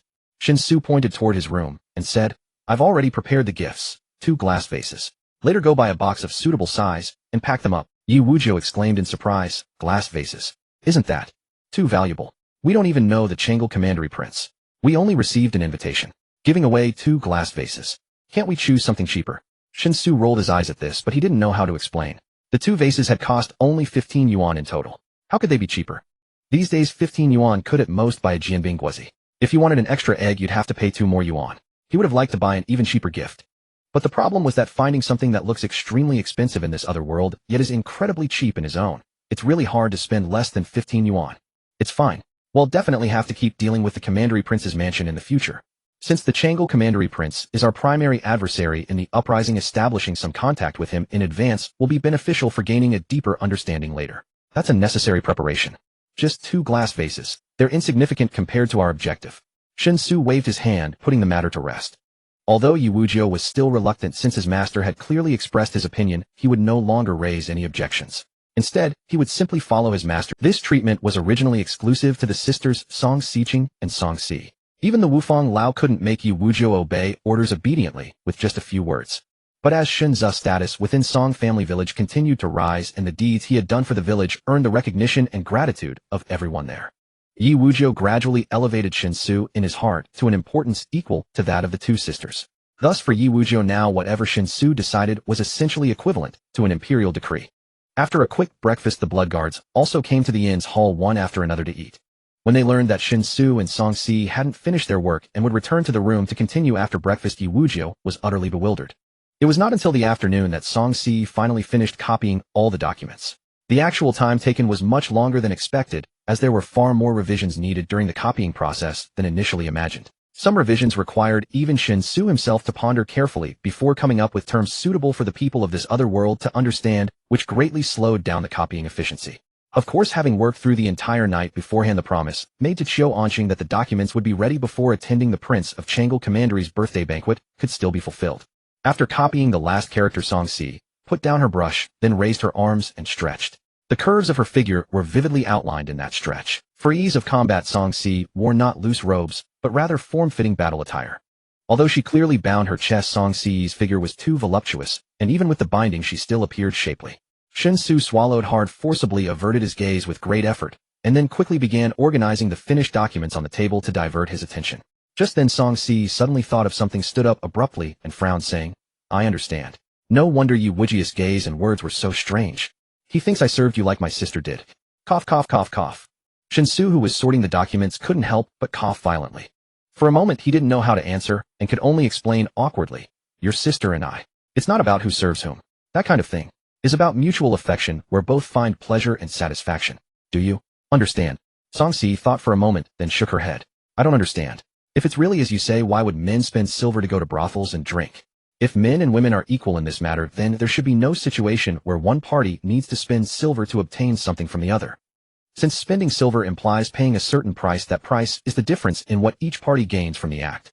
Only by compensating with silver can the difference in gains be balanced, ultimately achieving true equality of pleasure and satisfaction. Isn't that so?" Shen Xu stared blankly at Song Si, instinctively retorting, "Then women also spend silver to find men." Song Si tilted her head, puzzled. "Where has such a thing? I've never heard of it. Only men visit brothels. There's no such thing as women visiting brothels. Besides, brothels are full of women who sing and sell their bodies. When have there been men selling their bodies in brothels?" Shen Xu was left speechless by Song Si's question. His sister-in-law's way of thinking was truly different from normal people in this other world. Strictly speaking, quite insightful. Anyway, let's not talk about this. It's about time. Let's get ready to go. After all, it's the Prince of Changle Commandery's birthday banquet. As guests, we shouldn't be late. Shen Xu decisively changed the subject to avoid being further embarrassed by his sister-in-law's questions. Song Si didn't seem to intend to press further, but from the change in her expression, it was clear she might be somewhat displeased with Yu Wujio. Soon they arrived outside the inn. Yu Wujio had already rented a carriage and placed the 2 glass bottles in a specially purchased box. Upon learning that the box had cost a full 10 taels of silver, Shen Xu felt Yu Wujio was a bit extravagant. But Yu Wujia's reasoning also made sense. After all, they were glazed bottles. The box used to hold them couldn't be too shabby, or how could it match the stature of the bottles? However, before entering the carriage, Song Si said to Yu Wujio with a serious expression, "From last night until now I've been helping my brother-in-law write documents, not doing marital things with him like my sister does." Yu Wujio was taken aback, then awkwardly defended himself, "Second Miss, I didn't think too much." Song Si shook her head. "Your mind is heavier than Bafang's. If it were Bafang, he truly wouldn't think much, but you definitely would.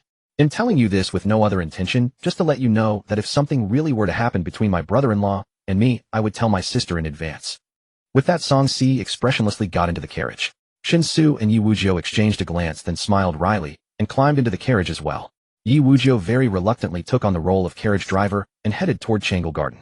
The invitation sent by the prince's mansion had a clear requirement: each invitee could bring at most 2 attendants. Because there were so many invitees tonight, without a limit on the number of accompanying personnel, even the largest imperial garden in Changle Commandery City, Changle Garden, would probably not be able to accommodate all attendees. "See, you just said, if you really were to have something with me, you would tell Siqing in advance. What does that mean?" Shen Xu sat opposite Song Si and hesitantly asked. Song Si glanced at Shen Xu, then turned her gaze back out the carriage window. In a flat tone she said, "I am devoted to martial arts and have no intention of considering anything outside of the martial path. At the same time, I will not be separated from my sister. We will always live together. In that case, it's natural that whoever my sister marries, I will marry as well. But it's still too early to talk about this now. Since my sister is already married to you, the 5 elders won't be too eager to have me married off as well. I can focus on martial arts without being distracted by external matters. But if in the future I am to marry, you will be my only choice. I've already discussed this with my sister before, and she supports it. We are definitely going to take the path of rebellion. If we succeed, we will establish a brand new nation, and a nation ultimately needs an emperor whom everyone can accept. A woman cannot become emperor. Neither my sister nor I will be candidates for emperor. When that time comes, no one is more suitable than you to sit on the throne. In that case, I will marry you as well, so that at least my sister won't be too lonely in the harem. Besides, you promised the 5 elders that the children you have with my sister will bear the surname Song, to continue the Song family line. This is ultimately too unfair to you, so, if I marry you, the children I bear will take your surname as a compensation to you. Shen Xu listened dumbfounded to Song Ci's explanation, feeling somewhat dazed. Good heavens, the two of you have thought this through. Far too far ahead, haven't you? Changlu Garden is located in the southwestern corner of Changlu County. Due to its vast area, it is naturally impossible to be arranged in the core of the county. However, the Duke's residence is situated in the central area of Changlu County, quite far from Changlu Garden. This results in the people of the Duke's residence rarely visiting the garden for leisure. Nevertheless, Duke Zhou Jinan of Changlu has a relatively good reputation among the common folk. At his request, the spacious Changlu Garden is occasionally open to the common citizens. Although the time it is open each year is quite limited, usually only during major festivals when citizens are allowed to enter and enjoy the garden. Furthermore, during their visit to the garden, they must endure strict supervision and restrictions from the soldiers. However, for the people of Changlu County, being able to enter the royal garden to admire its beauty is a remarkable experience worthy of bragging about to friends and family. As for the lack of freedom during the process, no one cares at all. Of course, the bustling atmosphere is always temporary. Usually Changlu Garden is in a closed state. This vast royal garden occupies nearly 150 acres, most of the time serving to display the royal's majesty and solemnity. However, today outside Changlu Garden, there is a flow of traffic. The once closed garden gates have been completely opened. On either side of the gates stand a row of 10 elites. In total, 20 soldiers led by a lieutenant are responsible for maintaining order in front of the garden gates, directing the carriages that arrive one after another to park in the designated stable area. Although the invited guests attending the birthday banquet are all prominent figures in Changlu County, none of them dare to show any sign of dissatisfaction when faced with the lieutenant and soldiers' commands, all obediently following orders as if they are all mild-mannered gentlemen. These are the wolf soldiers of the Greedy Wolf Army, 2 squads of 10 men each, but the leader is not a squad leader, rather a lieutenant. With the Greedy Wolf Army on guard tonight, indeed no one dares to act recklessly. Because these wolf soldiers only recognize their leader Zhou Jinan, if anyone dares to offend them, they will truly kill on the spot. Knight Wujiao drove the carriage to outside Changlu Garden. After peering through the carriage window at the situation at the garden entrance, Song Si said expressionlessly. Shen Xu curiously surveyed the wolf soldiers and asked, "Are they strong? How do they compare to our blood guards? Who is stronger?"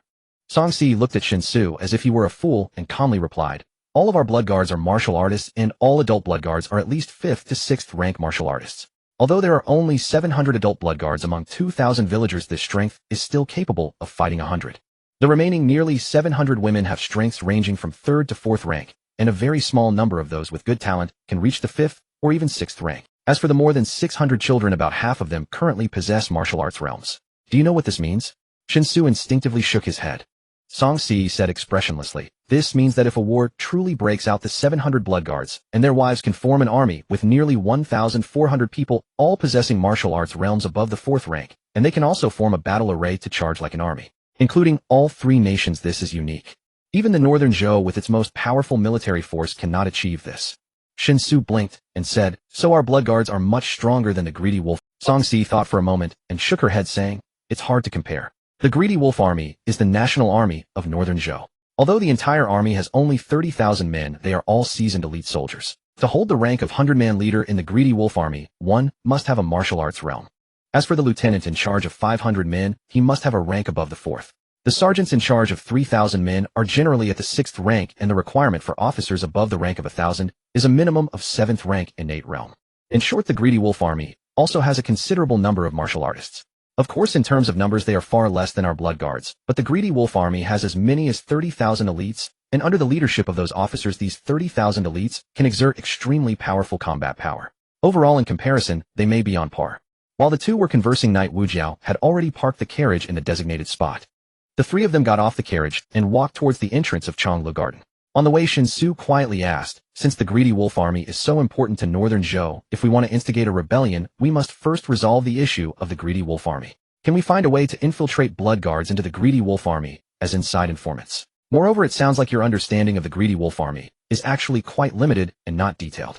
Even if we can't sabotage the Greedy Wolf Army from within, just for the purpose of gaining a more detailed understanding of the Greedy Wolf Army, infiltrating blood guards into the Greedy Wolf Army would still be very worthwhile, right?" Knight Wujiao, who was beside them, shook his head and said, "That's not possible, young master. We have considered this matter before. Grandpa Chao even specially inquired about it, only to find out that the selection process for the Greedy Wolf Army fundamentally eliminates the possibility of infiltrating spies or scouts. The Greedy Wolf Army in northern Zhou never directly recruits soldiers, Instead, they draw the best-performing soldiers from other elite border armies of northern Zhou to supplement their ranks. Moreover, the soldiers being drawn must have their household registrations checked for 3 generations. Those with any issues are completely rejected. Shen Xu was somewhat astonished. He had always associated such ancient conscription methods with drafting laborers, and had not expected northern Zhou to be so strict in controlling the recruitment of the greedy. Of course, to achieve this, the treatment for the greedy wolf army must be the best among all armies in northern Zhou, and it certainly has to be significantly better than other armies. They quickly arrived at the entrance of Changlu Garden. Shen Xu took out the invitation card given by the duke's residence and handed it to the butler responsible for checking invitations. After the butler confirmed that the invitation was valid, he noticed the sword that Song Si was carrying and bowed politely, saying, "Miss, at tonight's birthday banquet weapons are not permitted. Please leave your sword here, and we will take good care of it. When the banquet is over and you leave Changlu Garden, you can retrieve your sword from us." Song Si tightened her grip instinctively, wanting to refuse. However, the butler's request was quite normal, so she restrained her instinctive thought, handed over the sword, and said coldly, "This is a family heirloom sword. Please take good care of it. If it is lost, the consequences will be yours. I thought you would stubbornly argue with him. After all, I've never seen you part with that sword. However, I didn't expect you to be so obedient." Handing the sword over to him without any hesitation. Stepping into the Changel Garden, Shen Xu cheerfully said. Song Si glanced at Shen Xu and replied expressionlessly, "I am just a bit cold in nature. It doesn't mean I am naive to the world. Although I rarely interact with people and spend my days diligently cultivating martial arts, I still understand the basic principles of human nature and social conduct. Tonight is the birthday banquet of the Prince of Changel, and the guests invited are all prominent figures from the county and the capital. Naturally, the prince's residence cannot allow anyone to bring weapons into the Changel Garden. Even if there are wolf soldiers ensuring safety, it has to look good on the surface." Shen Xu nodded. "Indeed, but you don't seem like someone easy to talk to at all.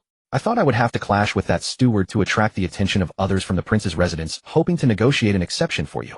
I remember you mentioned that the Prince of Changel Zhou Jinan possesses the 9th grade realm. Even if you really brought the sword in, Zhou Jinan would have enough capability to ensure the safety of the banquet."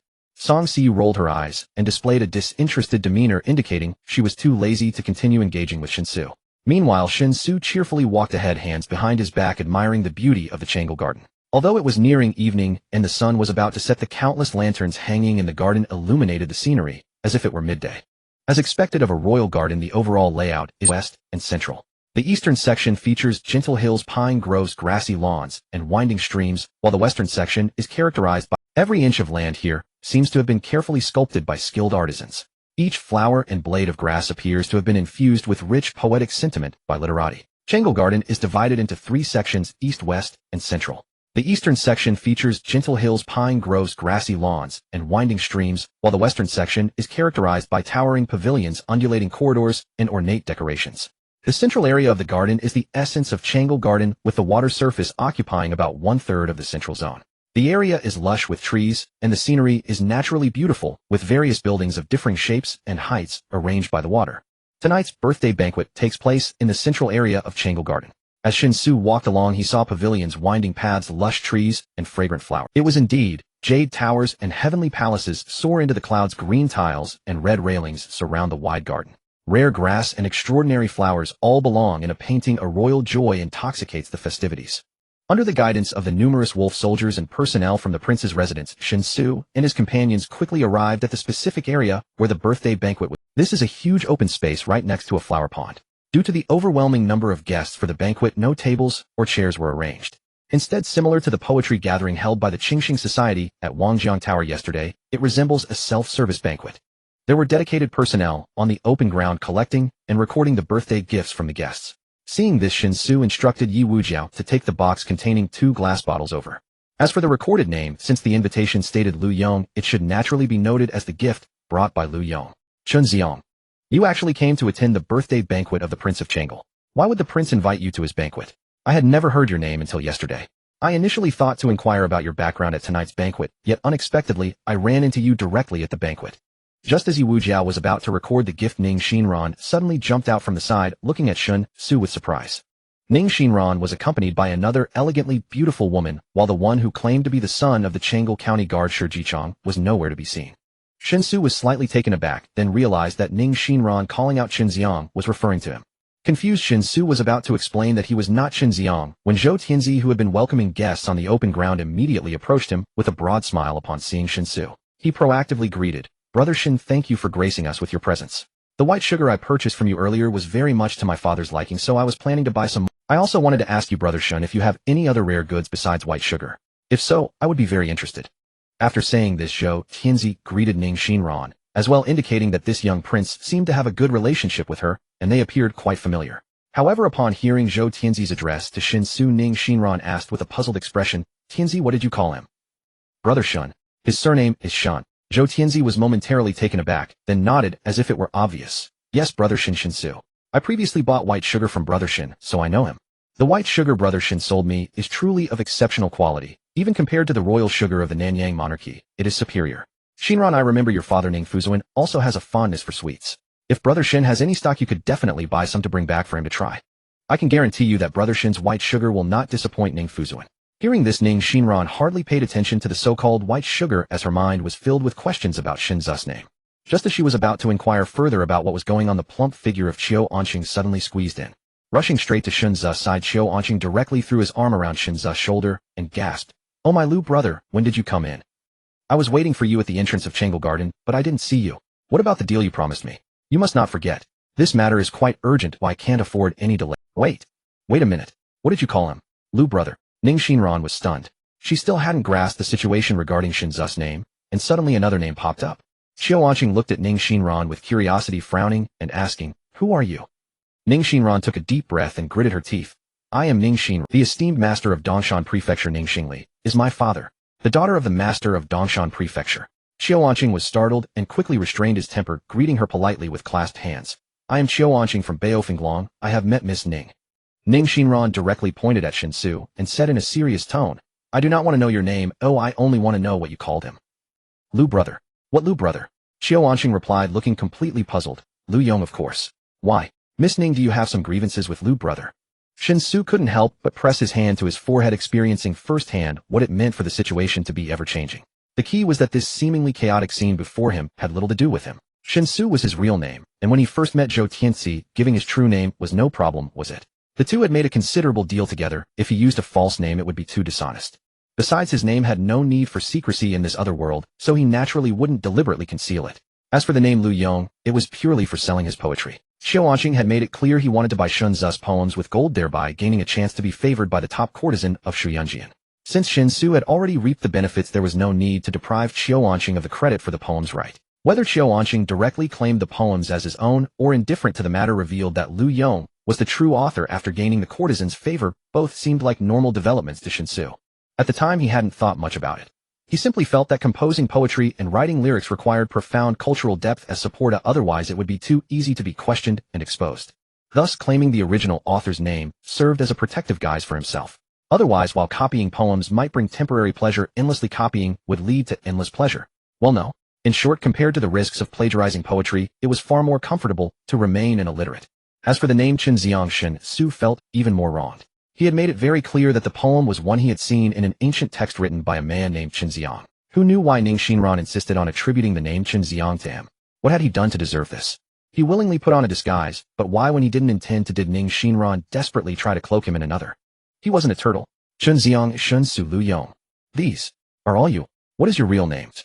Ning Xinran's eyes widened as she stared at Shen Xu, her voice low and accusing. Zhou Tianzi, baffled, blurted out, "Wait, Xinran, I know Lu Yong. That's indeed the pseudonym Shen used when he visited the courtesans at Shuyuanjian. But what's this about?" The moment Zhou Tianzi finished speaking, Song Si, who had been standing quietly behind Shen Xu, suddenly sharpened her gaze. Her right hand instinctively moved to draw, but halfway through the motion, recalling that her sword was left outside Changle Garden, she had to withdraw her hand with a sigh. Expressionless, she said, "Shuyuanjian. Visiting courtesans. Didn't you say you'd never been to Shuyuanjian, and all your knowledge of it came from Wujiu? You always held such establishments in contempt, saying even the name disgusted you. Earlier you claimed that the name Lu Yong was arbitrary and had no special meaning, but it turns out it was a pseudonym for visiting courtesans, wasn't it? I will recount this to my sister in full detail. You can explain it to her yourself." Yi Wujiu, who had already delivered his gift and returned to stand on the other side, immediately looked up to admire the dim starlight, gazing at a 45-degree angle of bright melancholy, silently lamenting his sorrows flowing like a river. Shen Zu's body stiffened, feeling a prickling sensation on his back, and he turned to Zhou Tianzi with a look of utter despair, on the verge of tears. He never imagined that the first betrayal he would encounter in this other world would come from this seemingly noble young prince. After hearing Song Si's words, Zhou Tianzi realized what he had said wrong. He looked at Shen Xu with deep apology, forced a smile, and quickly changed the subject. Brother Shen, who is this young lady? Shen Xu replied weakly, my wife's younger sister. Zhou Tianxi exclaimed in surprise, Brother Shen, you are already married. Shen Xu nodded dejectedly, married not long ago. And I might soon be single again because of you. Zhou Tianxi paused, then said awkwardly, Brother Shen jests. Visiting a brothel is no great matter. Would it really lead to divorce over such a trivial issue? Listening to the continuous exchange, Qiu Anqing finally came to his senses and exclaimed in shock, Brother Liu, your real name isn't Liu Yong. It's Shen Xu. And what about Chen Xiang? I want to know about Chen Xiang too, Zhou Tianxi immediately chimed in. Brother Shen has too many names. I thought it was just Shen Xu and Liu Yong, but now another one popped. Ning Xinran, who had initially wanted to clarify Shen Zu's name, now felt utterly confused. She looked blankly at Qiu Anqing, then turned to Zhou Tianxi, composed herself, and recounted everything that had happened at Wangjiang Tower the previous day. After finishing, Ning Xinran hesitated. Although he said that poem was from an ancient text written by a man named Chen Xiang, such a masterpiece, once revealed, would surely spread across the world immediately. It's impossible for it to have never been heard of before. Wani shares my thoughts, which is why we believe Chen Xiang is him. With that, Ning Xinran reached out and pulled the graceful, serene woman beside her to affirm her words. The woman seemed well known, at least to Zhou Tianxi. Hearing Ning Xinran's explanation, Zhou Tianxi clasped his hands to the woman and said, if even Miss Wani has never heard this poem before, then it certainly proves it was composed on the spot. If it were truly recorded in an ancient text, such a poem could never have remained obscure, unless it was a rare, unique copy that no one had ever seen and Brother Shen happened to stumble upon it. Such coincidences are impossible in this world. For a unique copy to survive, someone must have preserved it carefully, or otherwise it would have long decayed. Therefore, if the poem were indeed from a unique copy, the keeper would have seen it, and it would have spread to the world, earning praise. As Xinran said, the quality of that poem is so high that once it appears, it will inevitably be celebrated across the land. Zhou Tianxi then turned back to Shen Xu, his eyes gleaming, and continued, Brother Shen, it's obvious that you are a master of poetry and lyrics with extraordinary talent, but you are too indifferent to fame, hence your roundabout methods. Am I right? Shen Xu was taken aback. Facing Zhou Tianxi's expectant gaze, he could only look up at the sky, filled with a sense of melancholy. Brother Shen being indifferent to fame and fortune is not a bad thing, but there's no need to hide it too much. No matter how deeply you conceal it, your talent will eventually reveal itself, just like now. So, why not let it flow naturally? A true man born between heaven and earth should live freely and according to his own desires. Zhou Tianxi continued with a cheerful. Shen Xu raised his eyebrows and said, fish is what I desire. Bear's paw is also what I desire. If I cannot have both, I would rather give up the fish for the bear's paw. Life is what I desire. Righteousness is also what I desire. If I cannot have both, I would rather give up my life for righteousness. Zhou Tianxi was momentarily. He stared blankly at Shen Xu, his mind instantly engulfed in chaos. Meanwhile, Ning Xinran and the young lady Wani instinctively covered their small mouths. His eyes flickered, hinting at a stir of emotions. Song Xiu noticed the change in the atmosphere and immediately cast a dangerous glance at Ning Xinran and the young lady. She did not fully understand the meaning of Shen Zu's words, but she could tell that those words had caused a tremendous shock to both Zhou Tianxi and the others, Ning Xinran and Wani. Only Qiu Anqing looked completely lost, glancing around, as if wanting to interject, but unsure of what to say. After a brief silence, Zhou Tianxi took a deep breath and seriously looked at Shen Xu, asking, are you saying that although you have many desires, those desires conflict with a life of indifference, so you must abandon them? But why must it be so? A true man should build achievements in the world. Especially at this time of the Three Kingdoms contention, it is the perfect opportunity for a man to showcase his abilities and pacify the world. Does Brother Shen not wish to make a name for himself to be remembered through the ages? If you allow your talent to be buried, wouldn't that be a pity? Looking at Zhou Tianxi's regretful expression, Shen Xu genuinely found him a bit annoying. However, personalities like Zhou Tianxi's are quite common. Most people only need someone to guide their choices in life, yet many insist on pointing fingers. After a moment of contemplation, Shen Xu feigned indifference and sighed, as if seeing through the mundane world, saying, without indifference, one cannot clarify one's aspirations. Without tranquility, one cannot achieve far-reaching goals. Zhou Tianxi's eyes widened instantly, his previous passionate fervor abruptly interrupted, causing his breathing to become rapid. Ning Xinran and the young lady Wan Yi were equally shocked. Their hands that were covering their mouths instinctively moved down to cover their hearts. Their small mouths slightly opened, unconsciously repeating Shen Zu's words. Song Xiu bit her lip and took a step forward, moving from her previous position behind Shen Xu to stand in front of him, as if declaring her territory. Only Qiu Anqing still looked clueless. Without indifference, one cannot clarify one's aspirations. Without tranquility, one cannot achieve far-reaching goals. I've learned something. Brother Shen is of noble character. I am not as good. Zhou Tianxi sincerely bowed to Shen Xu, his deep 90-degree bow immediately drawing the attention of others around. As a young prince of the Duke's residence before Duke Zhou Jinan arrived, Zhou Tianxi was undoubtedly the center of attention for everyone. Zhou Tianxi's initiative to greet Shen Xu had already sparked much speculation, prompting many to inquire about Shen Xu's background. However, Shen Xu's origins seemed quite mysterious to them, and after inquiring no one knew who Shen Xu truly was. At this moment, seeing Zhou Tianxi actually bowing to Shen Xu, everyone present was left in shock. Aside from Duke Zhou Jinan, who else in the entire Dongshan prefecture could make the young prince Zhou Tianxi willingly bow? With such strong doubts, they stole glances as Zhou Tianxi, after bowing, continued to smile and chat amiably with Shen Xu, causing the crowd to fervently inquire. If they were merely curious about Shen Xu's identity before with a hint of gossip in their minds, now their inquiries had escalated to an almost political mission. They had to find out when such a person appeared in Chengdu County capable of making the young prince Zhou Tianxi bow. This clear shift in attitude among everyone led to an increase in noise in the area. Although Shen Xu could not hear clearly, he knew what was happening. After glancing at Zhou Tianxi, he helplessly said, "Aren't you putting me on the spot? In public, in front of everyone, you, a young prince of the Duke's residence, bowing to me. Wouldn't they dig up my ancestral lineage?" Zhou Tianxi chuckled and clasped his hands, saying, "It was out of emotion that I couldn't help myself. Ooh, I hope Brother Shen can forgive me." Mainly that phrase. Without indifference, one cannot clarify one's aspirations. Without tranquility, one cannot achieve far-reaching goals was so well said that it stirred my heart, causing me to lose my composure. "I don't believe you. You with your thick eyebrows and big eyes are quite cunning." Shen Xu ignored Zhou Tianxi, reaching into his pocket to retrieve the notes that Song Xiu had transcribed, then handed them to the still clueless Qiu Anqing. Qiu Anqing instinctively took the notes, glancing down at them, and his face immediately lit up with a look of ecstatic joy.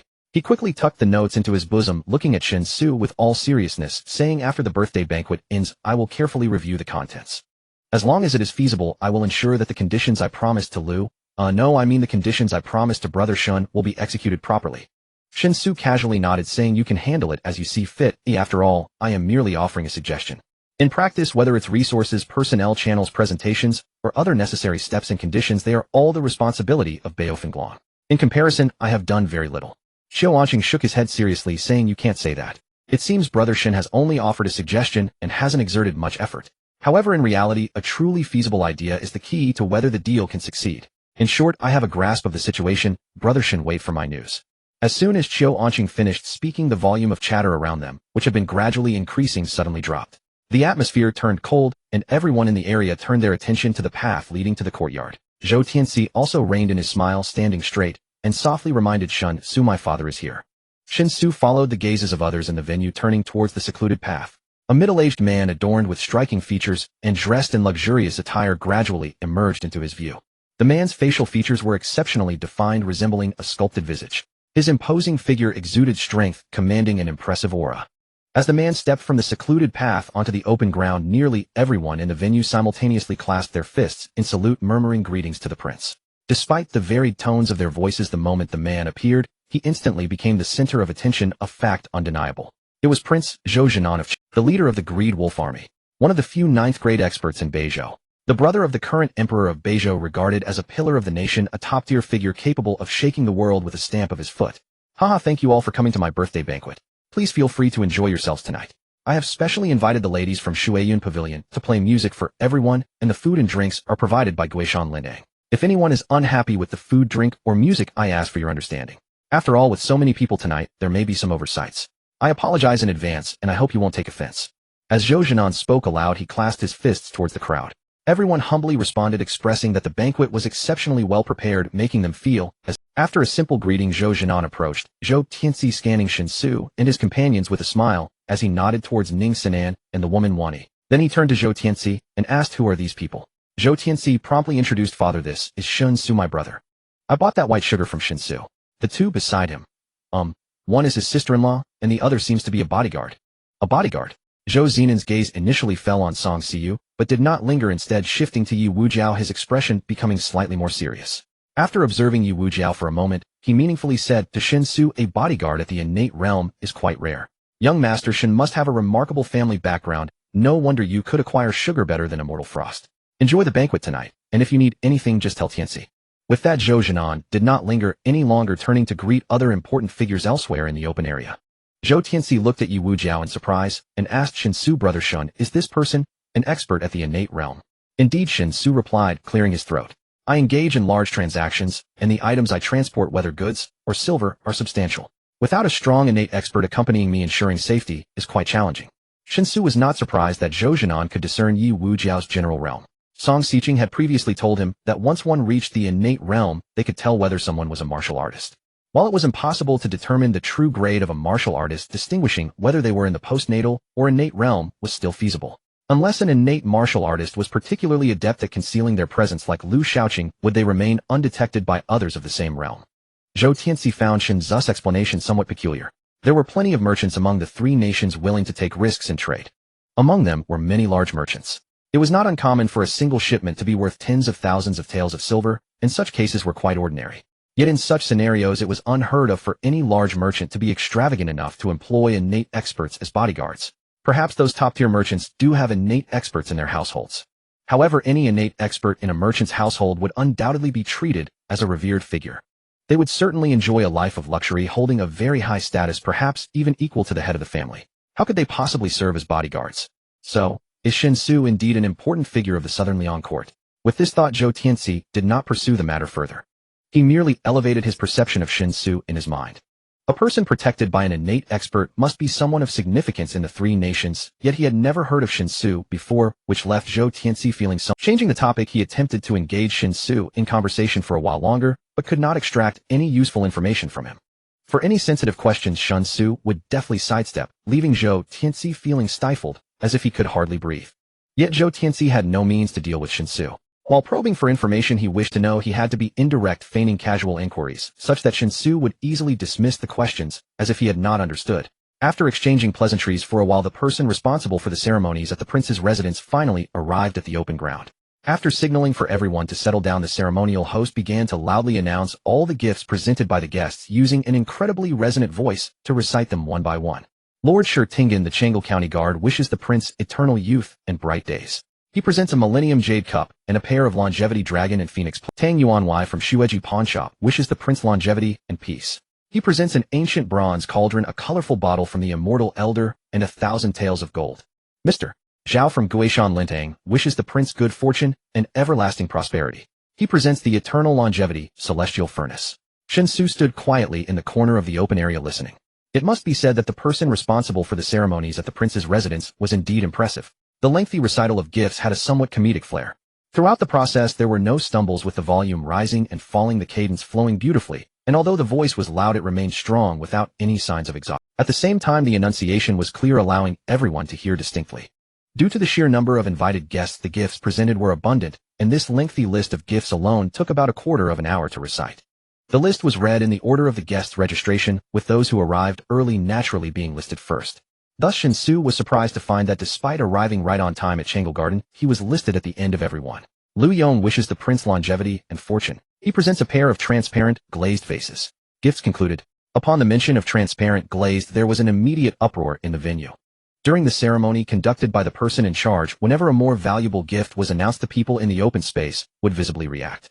For instance, the painting Crane Pursuing the Sun, gifted by Ning Xingli, the lord of Dongshan Prefecture, is a true masterpiece from the renowned painter Zhang Taiyan of the previous dynasty. When this painting was mentioned by the announcer, it truly caused a small commotion among those present. This is because Zhang Taiyan was a figure renowned alongside the literary sage Yuan Tianyu of the previous dynasty.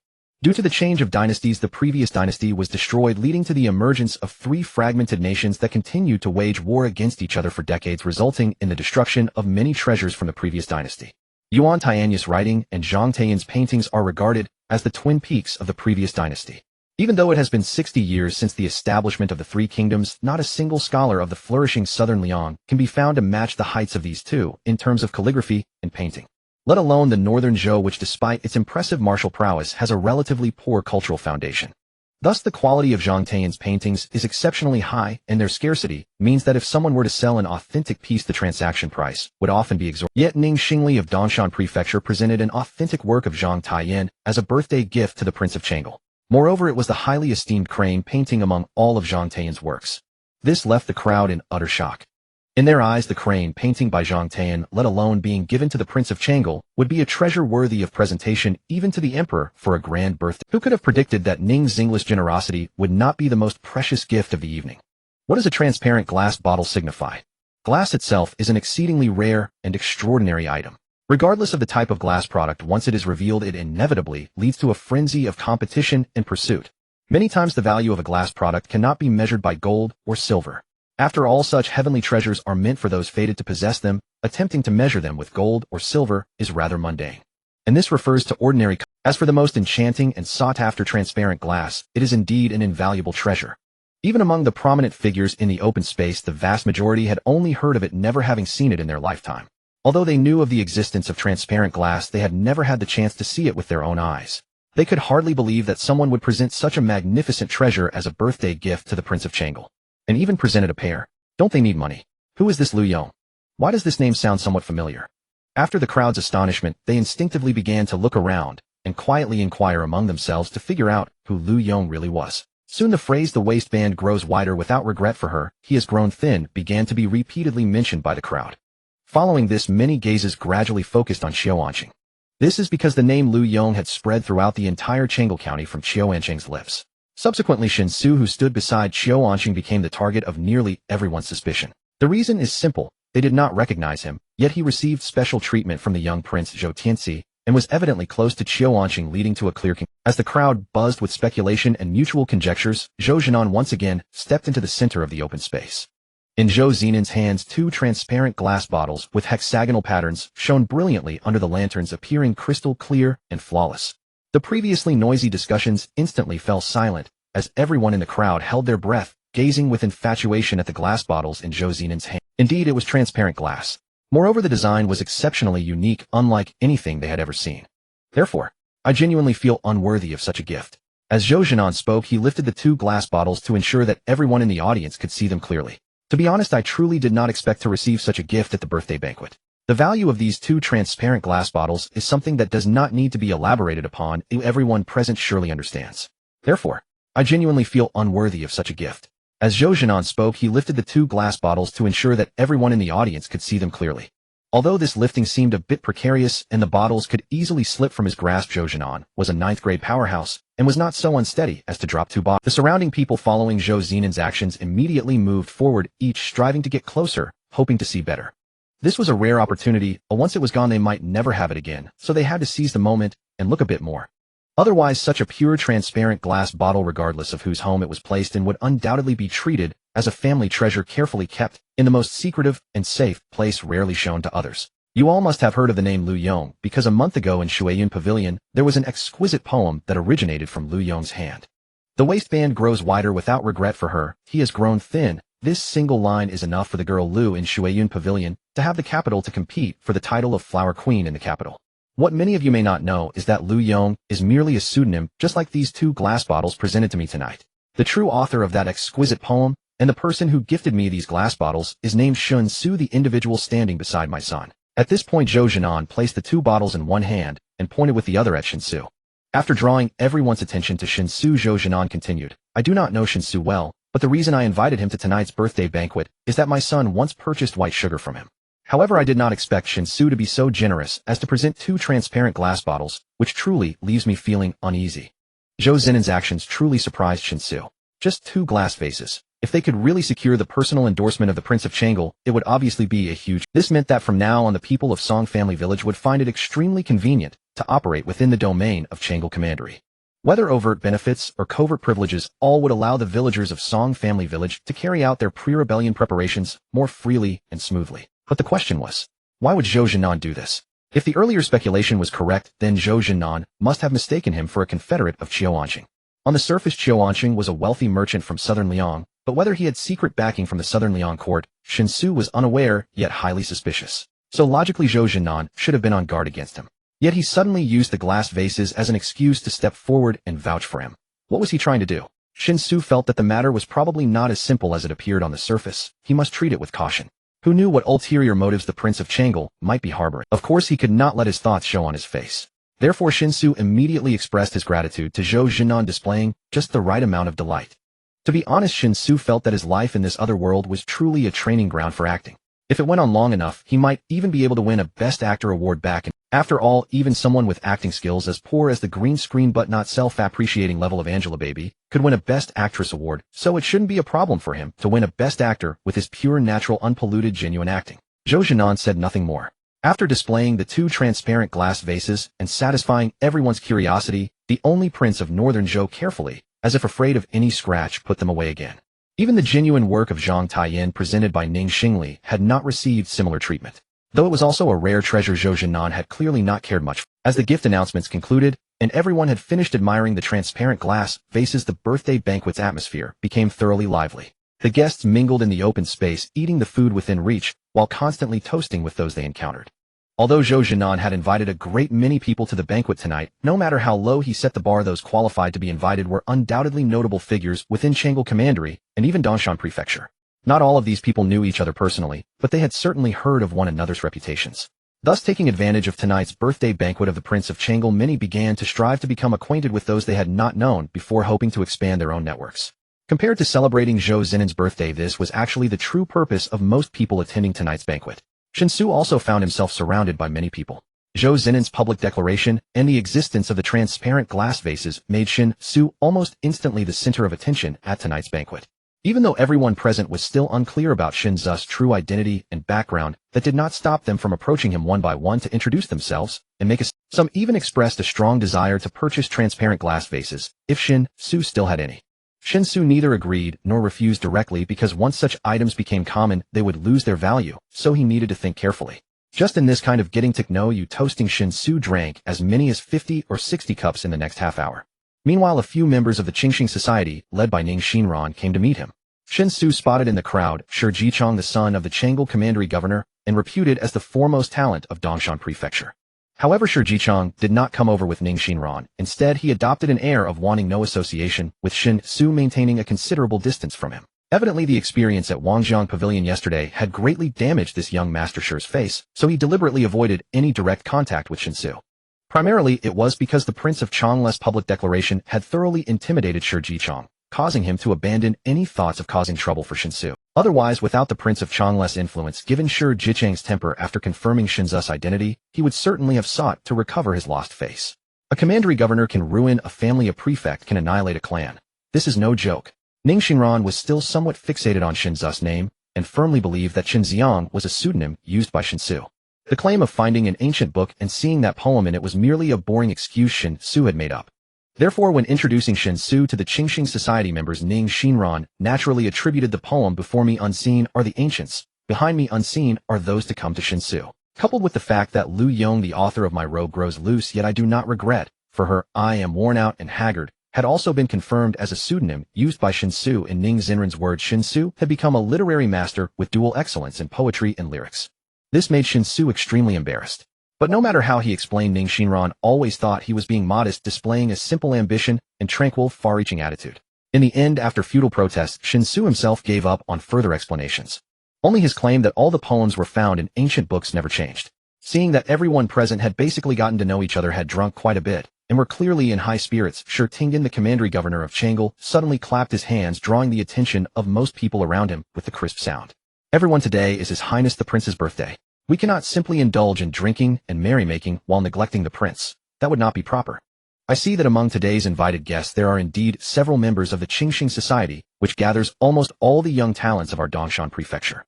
My son is also a member of the Qingxing Society, and I have always been proud of that. Therefore, I propose that the Qingxing Society members present today compose poems and lyrics for the prince to add to the entertainment, and also let us broaden our horizons and witness the elegance of the talented scholars and ladies of the Qingxing Society. What do you all think?" Shi Tingyan said with a smile. Before his words had fully died down, voices of agreement arose one after another. Most people had drunk quite a lot, and under the influence of alcohol they naturally loved to watch all kinds of excitement. "My lord, most of us are just simple folks, and while it's fine for us to indulge in some entertainment at a brothel, asking us to compose poetry is akin to asking for our lives. Thus it is no problem for the young members of the Qingxing Society to write poetry, but we shall not meddle. We will cheer from the sidelines and observe the talents of the youth from Dongshan Prefecture. How about that?" A plump middle-aged man chuckled as he spoke. His face was flushed and reeking of alcohol, clearly having drunk too much. Clearly, Shi Tingyan had stated that only the members of the Qingxing Society present were to compose poetry for the Prince of Chang'e, yet the middle-aged man misinterpreted it as an invitation for everyone to participate. Unfortunately, there were quite a few like him who had poor hearing.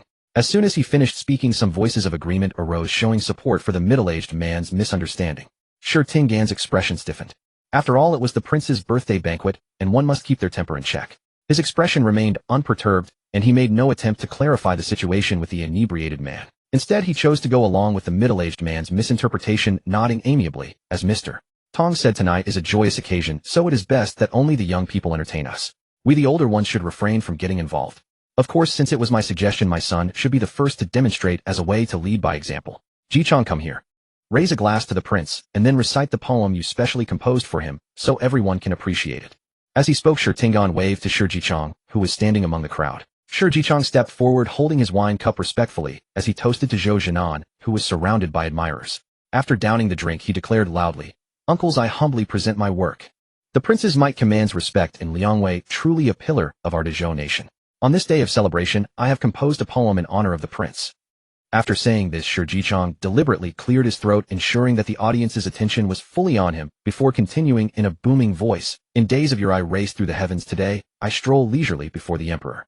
Mountains high and waters long, the dragon and tiger reign, neither human nor ghost, but true immortals. In the midst of a million soldiers, I slay the general returning with a white head to guard the frontier.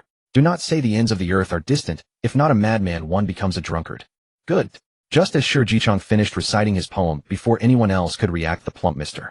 Tong had already begun to applaud vigorously, calling for more. Most of the surrounding attendees were already quite tipsy, and many had barely understood what Shi Jichang had recited. However, due to Mr. Tong's exaggerated reaction, others began to follow suit, instinctively applauding and cheering. The atmosphere in the open space instantly became fervent. Shi Jichang with a rosy face bowed to everyone, repeatedly claiming he had embarrassed himself and expressing his humility. Shi Tingan smiled, with satisfaction, feeling proud of his son. However, Zhou Jinan, the main character, showed no extraordinary reaction, merely nodding politely and offering a few encouraging words to Shi Jichang. This attitude was enough to prove that Zhou Jinan was not particularly impressed by Shi Jichang's poem. In fact, it was quite mediocre. However, with Shi Tingan personally endorsing him, as long as Shi Jichang's poem was not completely unbearable, there would be many willing to support him without reservation. The county magistrate of Chang'e, such a parental figure, is considered by many to be even more important than their biological parents. My son's playful work may have many forced connections. I hope you all forgive me for this. There are other young members of the Qingxing society present. Let's have a few of them showcase their talents as well. If the prince can remember their names, it would be an excellent opportunity for them. Shi Tingan said with a cheerful demeanor. His words received strong agreement from those around him. However, as the founder of the Qingxing Society, Ning Xinran appeared. Although a poetry exchange meeting was held yesterday to obtain a presentable piece for tonight's banquet to present to the Prince of Chang'e, the results were far from satisfactory. Other than a line about seeing no ancient people before and no successors after, none of the other poems were even worth glancing at. In this case, rather than presenting poems for ridicule, it would be better to feign ignorance and do nothing. Yet Shi Tingan, in order to highlight Shi Jichang, completely disregarded the potential embarrassment for the Qingxing society and sprang this situation without any prior. Ning Xinran felt very displeased, but at that moment, she couldn't find a suitable reason to refuse, so she could only nod sternly at the young members of the Qingxing society, urging them to present the poems they had composed yesterday. Even if they were not works worthy of the stage, there was no choice. With the pressure mounting, the Qingxing society had no other option. Seeing Ning Xinran's approval, the members of the Qingxing society could only brace themselves and step forward one by one, reciting the poems they had written the day before, and they were indeed quite mediocre. Not even comparable to Shi Jichang's utterly ordinary piece, making it no wonder that Ning Xinran felt embarrassed. The crowd clapped in a rather perfunctory manner, and some even couldn't help but chuckle softly after hearing the poems. Zhou Jinan, however, maintained the same attitude as before, warmly encouraging and comforting the members of the Qingxing society. Ning Xinran felt quite frustrated, mainly because this matter had nothing to do with the Qingxing society. It was evident that Shi Tingan wanted to create momentum for Shi Jichang, allowing him to solidify his reputation as the foremost talent of Dongshan Prefecture through the opportunity of the Prince of Chang'e's birthday banquet. This would clear the way for recommending Shi Jichang for an official position. Truthfully, Ning Xinran understood Shi Tingan's intentions. In Dezhou, a dual system of imperial examinations and recommendations is practiced, and for someone like Shi Jichang, who was unlikely to achieve a good ranking in the examinations, having a county magistrate as a father-made recommendations the more suitable option. However, understanding or not, Shi Tingan's approach of using the Qingxing society as a stepping stone without any prior notice still infuriated Ning Xinran. Thinking of this, Ning Xinran instinctively glanced at Shen Xu, who was nearby. "What is it? Something on your mind?" Suddenly caught in Ning Xinran's gaze, Shen Xu felt a stir and instinctively turned his head to meet her eyes, asking with confusion. Ning Xinran let out a mischievous smile, which left Shen Xu utterly bewildered. "Master Shen, I know you're not one for the limelight. After all, you value tranquility and clear ambition. But many things in this world don't go as we wish. With your talents, obscurity is simply not an option. Take today, for instance. Governor Shi wanted to bolster his son's reputation, which is understandable. But what he absolutely should not have done was set his sights on our Qingxing society. Others may fear Governor Shi, but I certainly do not. So Governor Sure uses our Qingxing society as a stepping stone to highlight his son's poetic prowess. And since his son is already a member of our society, it makes him appear as the most talented among us.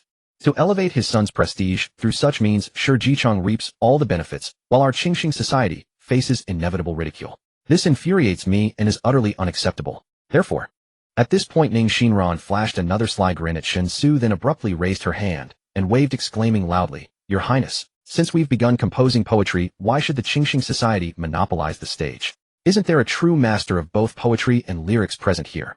Shen Xu, Master Shen. He is also a young man, not a member of our society, but the one poem and one lyric he has shared with the world are masterpieces that will echo. Since Master Shen is here tonight, it would be a pity not to invite him to participate in the poetry composition, would it not?" Hearing Ning Xinran thrust him into the spotlight, Shen Xu was somewhat dumbfounded. He couldn't help but mutter under his breath, "Miss Ning, this matter of the Qingxing society has nothing to do with me. Besides, even if I produce something good, won't your society still face ridicule? I'm not a member of your society. If I overshadow all of you, what good does that do you?" Ning Xinran humphed and replied softly, "No good at all. But no matter what, the Qingxing society will be ridiculed anyway. I'd rather it become a stepping stone for you to gain fame. At least you have genuine talent. As long as your poetry surpasses Shi Jichong and leaves him far behind, all the glory will fall on you, and he won't get a shred of it. Governor Shi's plan will be thwarted." Shen Xu stared blankly at Ning Xinran, his face a mask of despair. "The problem is I never intended to seek fame. And I've told you before. Those two poems were from an ancient text I read, not my own compositions." Ning Xinran reached out and patted his shoulder, coaxing him like a child. All right, I understand. Then please pick a suitable verse from that ancient text you mentioned and present it to His Highness. That should work, right? Go on now, everyone is watching you." With that, she pushed him forward with both hands, sending him stumbling a few steps. As Ning Xinran had said the moment she called out Shen Xu's name, all eyes in the gathering turned toward him. Even Zhou Jinan, who had been showing only polite interest in the Qingxing society's poetic offerings, now looked at Shen Xu with keen curiosity. As Shen Xu was pushed out from the crowd by Ning Xinran, Zhou Jinan immediately spoke with a cheerful smile. "If Master Shen is willing to display his talents, I would be delighted. But I wonder, would Master Shen be willing to compose a poem for me?" Shen Xu was speechless. Put that way, even if he didn't want it, he had no choice. To offend the Prince of Chang'e at his own birthday banquet, the consequences were truly unimaginable. The Songjia village was still in the early stages of preparing for rebellion. They were not yet in a position to act arbitrarily. Heaving a sigh, Shen Xu helplessly cupped his hands toward Zhou Jinan and said, "Your Highness, I swear that the poems I previously recited were truly from an ancient text, not my own work. The pseudonym I used was the original author of those verses. This is no lie. As for myself, I know almost nothing of poetry. But since your Highness is in such a fine mood tonight, I cannot spoil it. Therefore, I shall once again borrow a poem from that ancient text to offer you my birthday wishes." Zhou Jinan nodded with indifference. "A poem from an ancient text is fine. Since you are the only one who has seen it, calling it your own composition would pose no problem." Shen Xu quickly shook his head. "That would be quite problematic. Credit belongs where it is due. I lack the talent and dare not claim the glory." Zhou Jinan said with a sly smile, "Is that so? I wonder if Master Shen would be willing to bring that ancient text for me to see.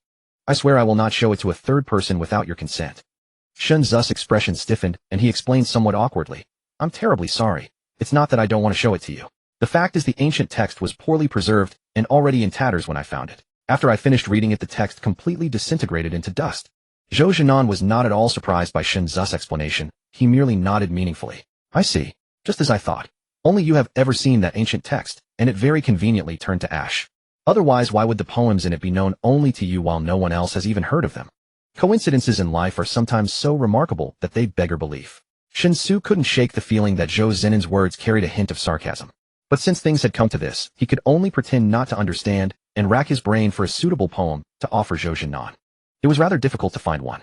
Given Zhou Zinan's identity as a renowned general of the northern Zhou, any poem about sorrow spring or flower gazing would be inappropriate. Yet the poems most deeply etched in his mind were all about romance and moonlight. After long deliberation, a relatively obscure poem surfaced in his thoughts. It was a poem by Qi Jiguang. Of high quality, yet not excessively extraordinary. It would be just right to present now. Taking a deep breath, Shen Xu glanced around and found that everyone present had their eyes fixed on him. But unlike the others who wore expressions of obvious amusement, Shi Tinggan's face was difficult to read. Meanwhile, Shi Jichong made no effort to conceal his hostility, though his demeanor also carried a hint of worry and wariness. There was no helping it. According to the plan the father and son had devised, as long as they could use the banquet for Prince Changle's birthday to outshine the Qingxing Shi and gain fame, then the subsequent recommendation for an official post would face no further obstacles. Compared to the imperial examinations, the recommendation system required a person to have a prominent family background and, more importantly, sufficient renown. Thus, Shurtingan had orchestrated the current situation, building a platform for his son. Everything had been going smoothly despite his son's poem being quite mediocre. After all, the poems from the Qingxing, she were even worse. If the banquet ended tonight, his son's poem might not become widely known, but the news of his son's brilliant performance at the prince's birthday feast would, through his arrangements and efforts, quickly spread throughout the entire Dongshan prefecture. Unexpectedly, to Shurtingan's great surprise, Ning Xinran had pushed Shen Xu forward without any warning. If Shen Xu's upcoming poem turned out to be far superior to his son's, then tonight he would truly be making a wedding dress for someone else. Before knowing who Shen Xu was, Shurtingan certainly wouldn't have considered this a problem. But now that he had learned that Lu Yong was Shen Xu's pseudonym, Shurtingan felt the situation spiraling out of control. Your Highness, as you said, many things in this world are indeed too coincidental. I just recalled a poem that suits your Highness perfectly. Its author is Qi Jiguang, and the full poem is as follows: South and west I ride, serving my lord's command, river flowers and border grass laugh at my life. 360 days in a year, most of the time I wield my spear on horseback. Shen Xu cupped his hands toward Zhou Zhennan and spoke with a smile. Zhou Zhenan's eyes lit up after hearing the poem. Although his smile seemed unchanged, those familiar with Zhou Zhennan could tell that the perfunctory tone had vanished, replaced by a genuine expression of heartfelt emotion. After pondering for a moment, Zhou Zhennan nodded with immense satisfaction. Excellent poem. Though it cannot compare to your before me, I see no ancients behind me. I see no comers from yesterday. The entire piece is grand in momentum and stirring in tone. It reads like my own confession or a eulogy to me. The words brim with an irrepressible pride and passion for battle. I like it very much. Hearing Zhou Zhenan's unequivocal stance, the others immediately began to chime in with praise for the poem. For it was clear that earlier, including Shi Jicheng's poem, Zhou Zhennan had only offered perfunctory words of comfort and encouragement for the poems presented by the Qingxing, she showing no inclination to say more. But for the poem Shen Xu had offered, Zhou Zhennan expressed his appreciation without hesitation. Everyone else also had to read Zhou Zhenan's expressions, whatever he liked they naturally had to like as well. Thus, if the superior has a liking, the subordinates will follow suit. Shen Xu, however, found the praise somewhat awkward. Whether it was Zhou Zhennan or the others, when praising the poem, they all directly ignored the name Qi Jiguang, and everyone tacitly assumed that he had composed it on the spot. As for the claim of an ancient text, it was unanimously regarded as a pretext. The poem is good, but it doesn't seem particularly stunning. Compared to the poems you wrote under the pseudonyms Lu Yong and Shen Xiang, the gap is obvious. Mr. Shen, today is the prince's birthday feast. Please don't hold back. That would be like fooling the prince, wouldn't it? Ning Xinran stepped forward and said with a smile. Shen Xu glared fiercely at Ning Xinran and asked in a less than friendly tone, "What do you want?" Ning Xinran put on a frightened expression and said pitifully, "Mr. Shen, don't be so harsh. I just think that with your talent you can certainly produce even better poems. Besides, you are a master of both poetry and lyrics. Since you've already written a poem, why not compose a lyric piece as well? Xinran's suggestion is excellent. Those lines, I have grown thin and weary, yet I regret not, for her I pine and waste away, are the best I've ever heard. If I could have the fortune to hear another lyric from Mr. Shen today, my birthday feast would be utterly complete." Zhou Zhennan suddenly chimed in. Now everyone present without exception followed Zhou Zhenan's lead and began urging Shen Xu. Shen Xu knew that if he couldn't produce another lyric, he wouldn't be able to get out of this situation. But being directly put on the spot like this made him deeply reluctant. Why should it be? He couldn't be the only one upset. He had to think of a way to make others suffer along with him. After a moment of thought, Shen Xu had an idea. He announced loudly, "Then I'll offer a lyric. It's also from an ancient text I saw. The author is Xian. As for whether the tune name has been passed down, I'm not sure. If not, we can compose a new melody." Upon hearing this, everyone pricked up their ears. Shen Xu cleared his throat and began, "Where to look for the divine land? The northern tower is filled with scenic views. How many dynasties have risen and fallen? Endless. The rivers and streams roll on forever." The original line was "The endless Yangtze rolls on forever," but Shen Xu recalled that in this other world there was no river called Yangtze, so he changed it to rivers and streams. As for the allusion to the Northern Tower, it didn't matter whether or not the Northern Tower existed in the Three Kingdoms period, it was easy enough to force a connection. Zhou Zhennan listened with narrowed eyes, leaning forward slightly. He was deeply moved by the first half of the lyric and eagerly anticipated the second half. Shen Xu did not keep them in suspense. After a brief pause, he continued. Young as he was, he commanded 1,000 armored men holding the southwest and fighting without cease. Among the heroes of the world, who could rival him?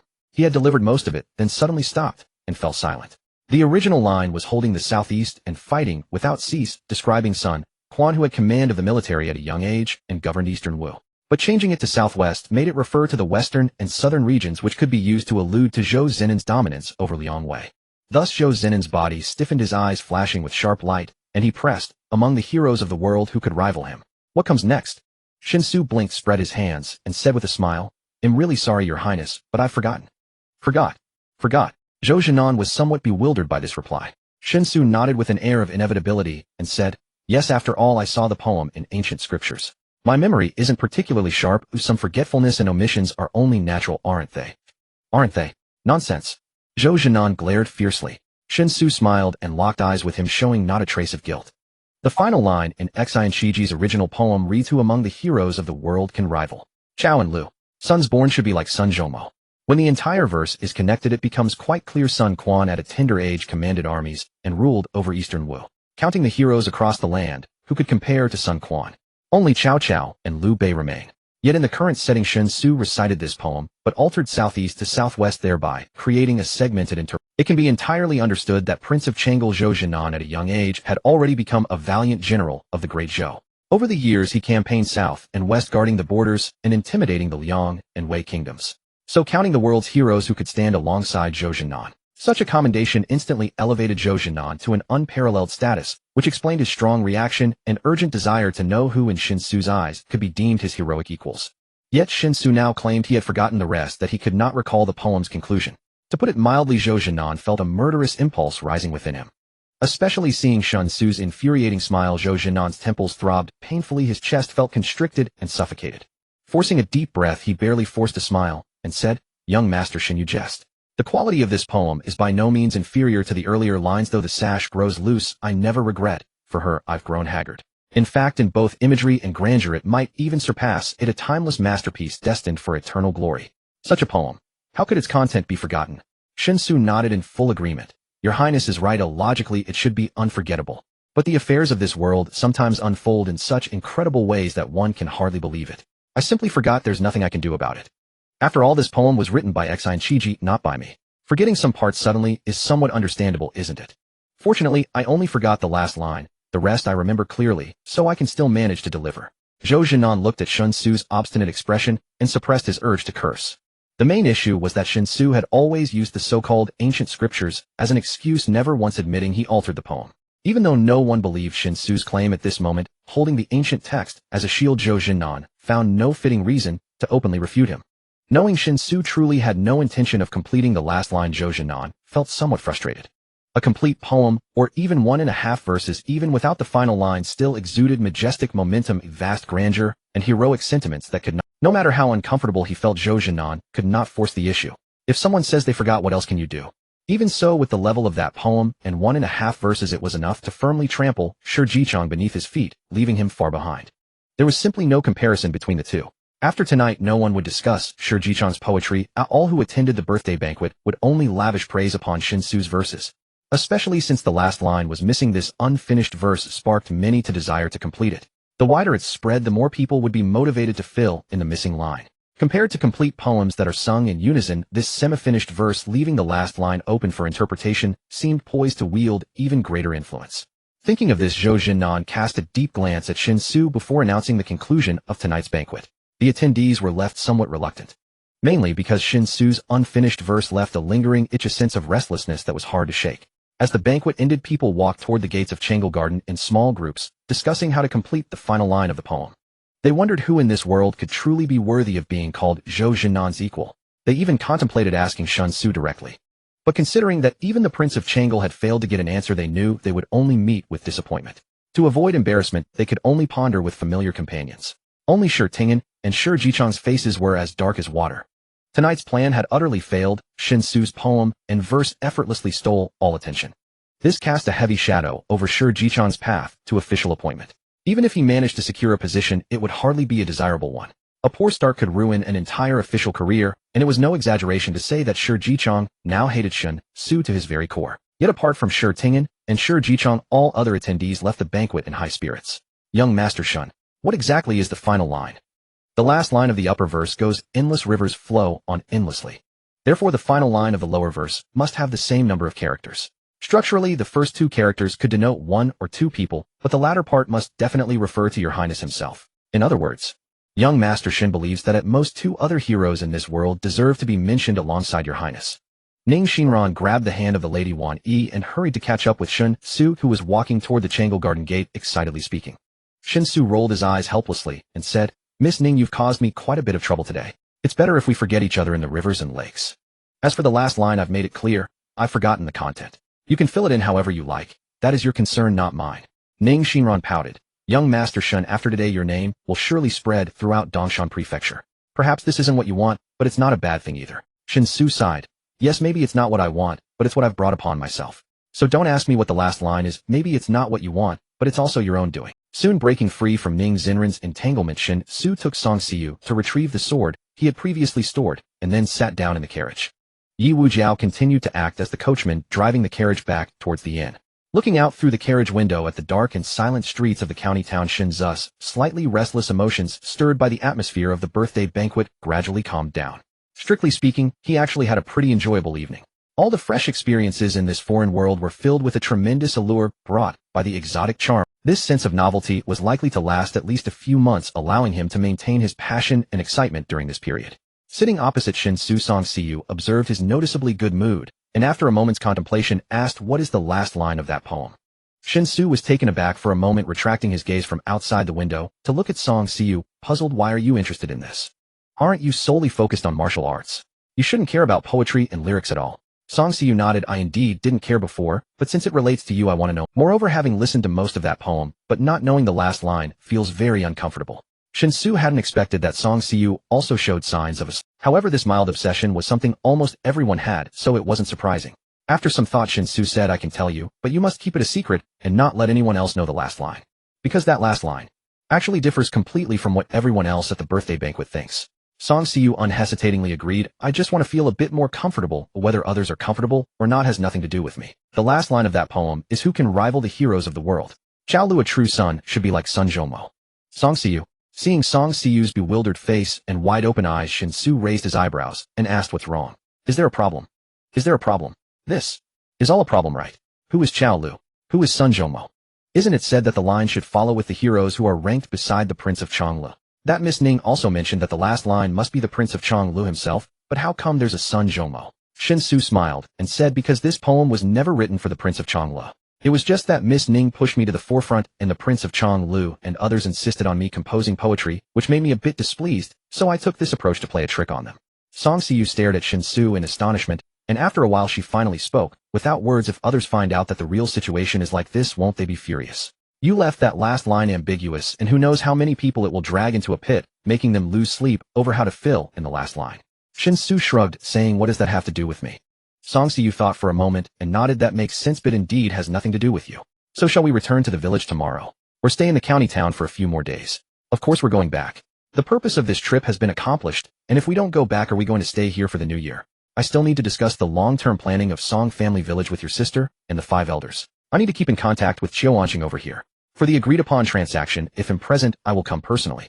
If something comes up and I can't make it, then let Wu Jiao handle it. In any case, we must keep a hold on this line with Qiuanqing, as it is very important for us," Shen Xu said earnestly. Song Xiu stopped asking further questions and began to gaze out at the night scenery of the county town with Shen Xu. In the cramped carriage, Song Xiu felt a sense of security. Many things seemed to be the same as before, but Song Xiu knew that far too many things had already changed with Shen Xu's arrival. In the past month, the smiles she had seen on her sister's face were more than all those from the past 10 years combined. She could also clearly feel that it wasn't just her sister. Everyone in Song Family Village, including the 5 elders, had begun to feel more relaxed and happy due to Shen Xu's. It was also because of Shen Xu's arrival that Song Family Village began to seriously contemplate the great matter of rebellion, rather than merely treating rebellion as a slogan to maintain the close-knit state of the village as before. All of this was brought by Shen Xu, and Song Xiu was well aware of it. Even if she had not interacted with Shen Xu much during this period, deep down, she had already fully accepted him. Inside the prince's mansion, lanterns and various candle holders illuminated the night, making the mansion bright as day. While there appeared to be no issues in the front yard, it became clear upon reaching the backyard of the mansion that it was heavily guarded. The visible guards almost blocked every path and corner of the backyard. With guards every 3 steps and sentries every 5 steps, even a fly would find it impossible to enter the backyard of the mansion at this time. This was still the visible guards. The number of true experts hidden in the shadows using the cover of night to conceal their figures was unknown. Prince of Changlu Zhou Jinan and the governor of Dongshan Prefecture Ning Xingli passed through these layers of guards to arrive in the backyard. Ning Xingli lagged half a step behind Zhou Jinan, maintaining absolute silence the whole way, slightly hunching his body to better highlight Zhou Zinan's towering stature. Prince of Changlu Zhou Jinan and the governor of Dongshan Prefecture Ning Xingli. At the entrance of the study stood a pale-faced, beardless, and effeminate eunuch. My Lord Ning Prefect, His Majesty has instructed that upon your arrival there is no need for announcement, you may enter directly. The eunuch bowed respectfully to Zhou Jinan after brushing off the dust, and said courteously. Zhou Jinan nodded while Ning Xingli hurriedly clasped his hands, and said, "Thank you, Eunuch Jiang. No need to mention it, it is my duty." Ning Prefect is overly polite. The eunuch smiled and returned the gesture. Without lingering, Zhou Jinan and Ning Xingli entered. Inside the study sat a handsome middle-aged man dressed in casual clothes engrossed in a book. This middle-aged man was none other than the current Emperor of the North, Zhou Zhongyang. From a purely facial perspective, Emperor Zhou Zhongyang of Northern Zhou bears at least a 50 to 60% resemblance to Prince Zhou Jinan of Chang'e. However, compared to Zhou Zinan's imposing and fierce demeanor, Zhou Zhongyang, as the Emperor of Northern Zhou, possesses a somewhat scholarly and frail aura. Your Majesty, Zhou Jinan cupped his hands in greeting. Ning Xingli, however, bowed at a 90-degree angle and said, "I pay my respects to your Majesty." Zhou Zhongyang set down the scroll in his hands and cheerfully replied, "Please sit down. There's no need for such formalities since it's not a court assembly. How was the birthday banquet? Did you have fun?" Zhou Jinan sat up straight in his chair, his upper body erect, and seriously answered, "It was quite good. Following your Majesty's instructions, I found a reason to support the prominent figure from Southern Liang, Shen Xu, and observed what he would do next here. However, I initially thought that finding an excuse would appear too contrived, yet unexpectedly Shen Xu was quite generous and gifted me 2 transparent glass bottles. The purity of the glass was even better than that in the palace. Please take them back, your Majesty."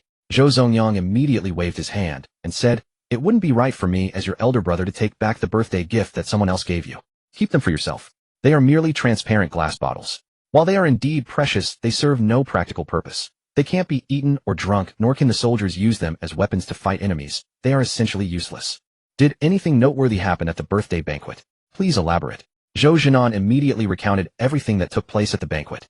This included Shi Tingdan wanting to recommend Shi Jichang and using the Qingxing Society as a stepping stone during the banquet, as well as Ning Xinren's subsequent anger, where she pushed Shen Xu forward and composed poems on the spot, all of which he relayed. Zhou Zhongyang listened with great interest, and when Zhou Jinan finished, he curiously asked, "Who can rival the heroes of the world? Did you forget the next line? TSK. This Shen Xu must be doing it on purpose, right?" Zhou Jinan sighed in frustration and said, "I too believe he is doing it on purpose, but he has continuously used so-called ancient texts as an excuse, leaving me with no real way to counter him. Even though I know he is speaking nonsense with his eyes wide open, I can only let it be." Zhou Zhongyang asked with great interest, "What do you think the last line should be? Are there any renowned generals from the Liang and Wei nations who can compare with you?" "It seems there aren't. But if we compare you to the masters and strong figures of the Liang and Wei nations, it just feels a bit off." Zhou Jinan shook his head and said, "Although I have some study in poetry, I am not proficient. Even if I were to pull out all my hair, I would never be able to compose a piece." Zhou Zhongyang turned to Ning Xingli and said, "What about you, Xingli? Your daughter's Qingxing Society has quite a reputation in Dongshan Prefecture. I've heard there are many talented individuals there. Can they come up with the last line?" Compared to Zhou Jinan, sitting comfortably in his chair, Ning Xingli only occupied the corner with more than half of his posterior actually resting in empty space. Upon hearing Zhou Zhongyang's inquiry, Ning Xingli hurriedly stood up and replied, "Your Majesty, those are just children playing around. They can't be taken seriously. At today's birthday banquet, my daughter did have a few people from the Qingxing Society compose poetry on the spot, but to be honest, the quality of those poems was truly unbearable.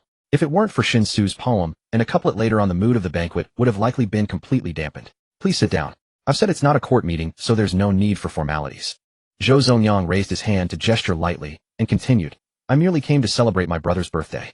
This departure from the capital is a secret known only to a few trusted ministers. I'm not here to inspect your governance in Dongshan Prefecture, so you needn't be afraid." Ning Xingli accompanied him with a smile, responding somewhat awkwardly, and carefully sat back down in his chair. However, like before, he only dared to sit on the edge of the chair, leaving about 2/3 of the chair's surface empty. Zhou Zhongyang looked back at Zhou Jinan, smiling as he said, "In fact, you needn't demean yourself in this way. You should know that regardless of the circumstances, there is no suspicion between us brothers. If in this world we cannot even trust each other, then what significance does life hold?" Ning Xingli shuddered in fear, quickly lowering his head like a quail with beads of sweat appearing on his forehead. Zhou Jinan, however, did not rise, but simply smiled and shook his head, saying, "This isn't meant for your Majesty, but for those court officials. If they can't find anything to use against me here, they will surely be restless. I hold military power, and although the number of the greedy wolf army is few, their combat strength is exceedingly formidable. If I were to maintain an appearance of a benevolent ruler in my fief, one who has no flaws, what would the court officials think?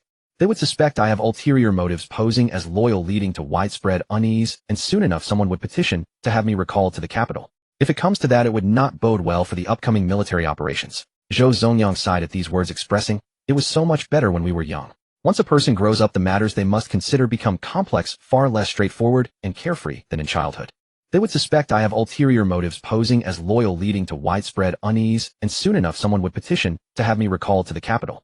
If it comes to, from what I know of those in southern Liang, while they may not excel in warfare, they are exceptionally skilled in intrigue. Their court is far from the directness of our great Zhou, full of unpredictable winds and clouds, and just thinking about it gives one a headache. If that Xiao Anqing and Shen Xu are indeed pieces sent by southern Liang to test us, then let Tianci interact with them more. The Wei nation has few people and is not a concern. Even after a ceasefire, they will not pose too much trouble for us. Our focus must remain on southern Liang. Thus, in these years following the ceasefire, you will have to endure some hardships. Zhou Jianan replied nonchalantly, "It's all family business. Oh, what's hard about it? The only trouble in the Wei nation is that Master A. As long as we can resolve the threat he poses, the rest of the Wei soldiers are merely insignificant. However, the main issue now lies in that the threat from the Master cannot be resolved.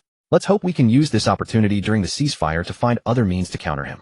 Otherwise, breaking this stalemate among the three kingdoms will be quite difficult." Zhou Zongyang nodded in agreement, and then pondered for a moment, murmuring, "Who can rival the heroes of the world? What is the continuation exactly? It seems that no matter how I think about it, it doesn't fit." Zhou Jinan's expression remained unchanged, but his heart sank instantly. By the time they returned to the inn, it was already nearing the hour of the pig. Song Xiu did not enter her own room, but stayed in Shen Xu's room preparing the bathwater for him. Originally, the medicinal bath should have been taken during the day. Unfortunately, both Shen Xu and Song Xiu were too busy with writing their reports during the day, leaving no. Moreover, Shen Xu could not take the medicinal bath alone.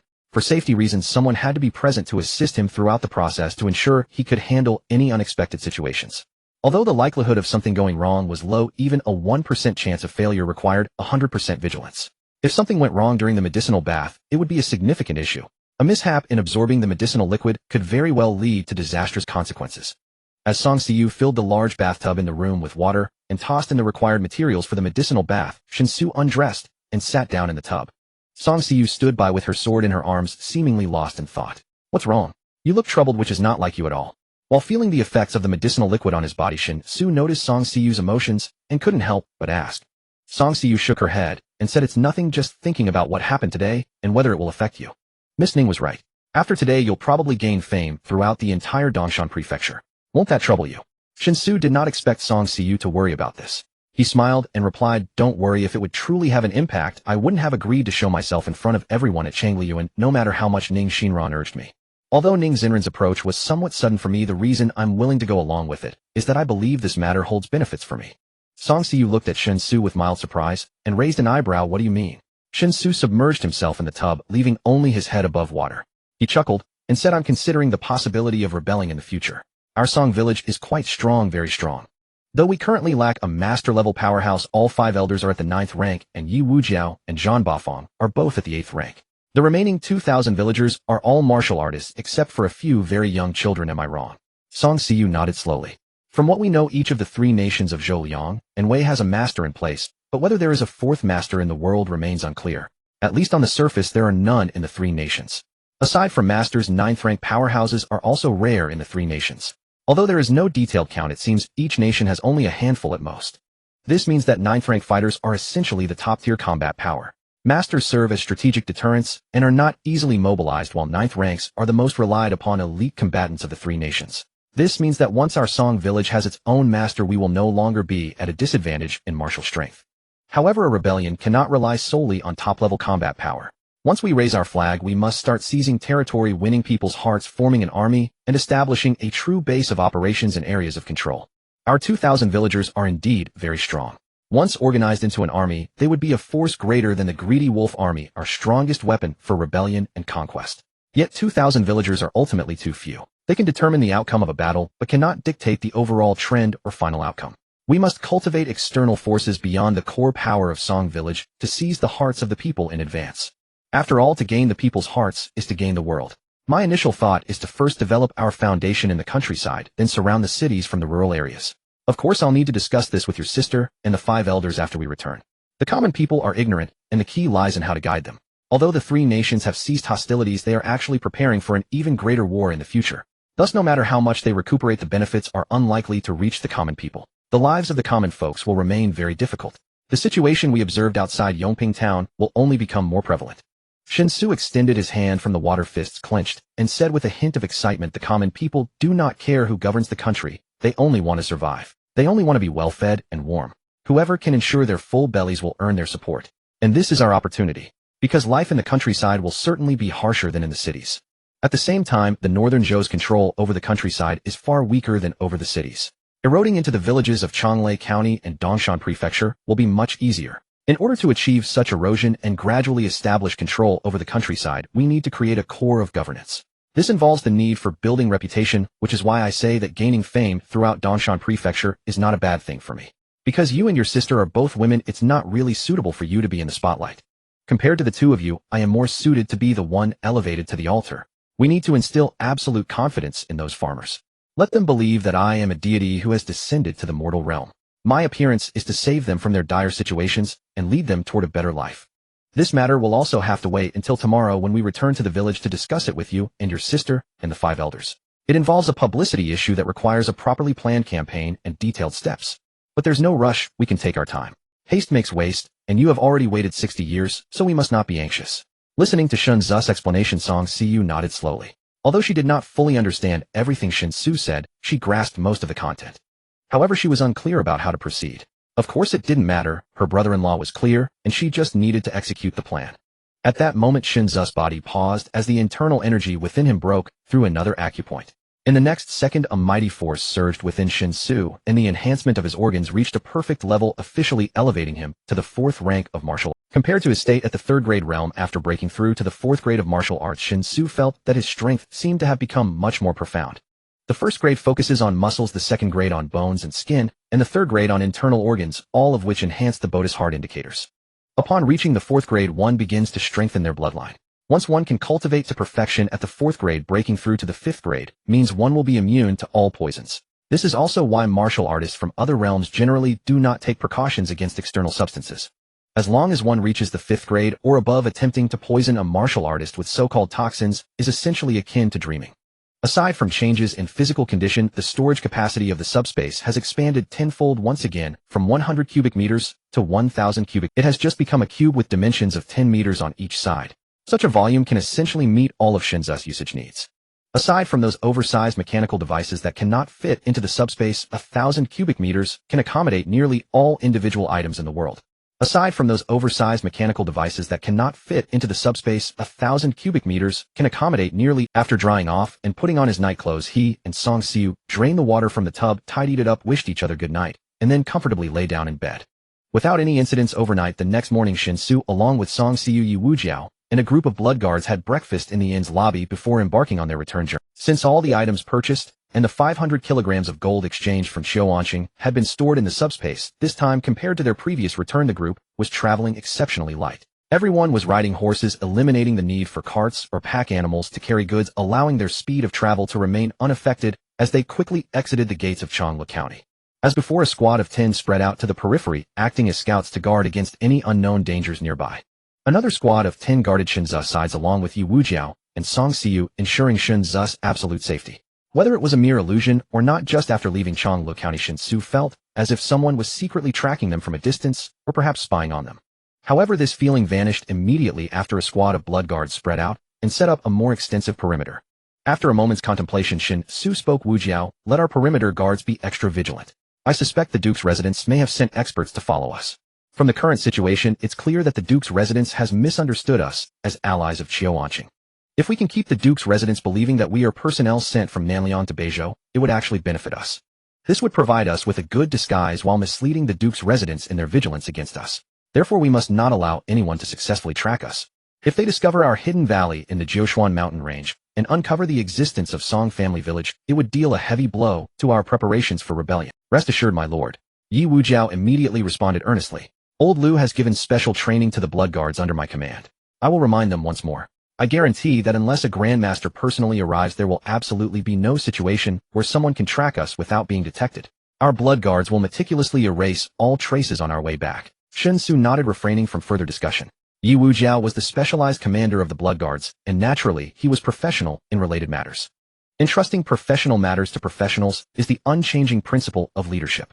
As Shen Xu and his group gradually moved away, disappearing quickly outside Changlei County in the study belonging to Zhou Zhengnan within the Duke's residence, a solemn-looking man stood in the study reporting to Zhou Zhengnan and Zhou Zongyang. Once the report was finished, Zhou Zhengnan and Zhou Zongyang fell into deep thought simultaneously. After a while, Zhou Zongyang waved his hand, signaling the man to leave, and turned to Zhou Jingnan, who was seated.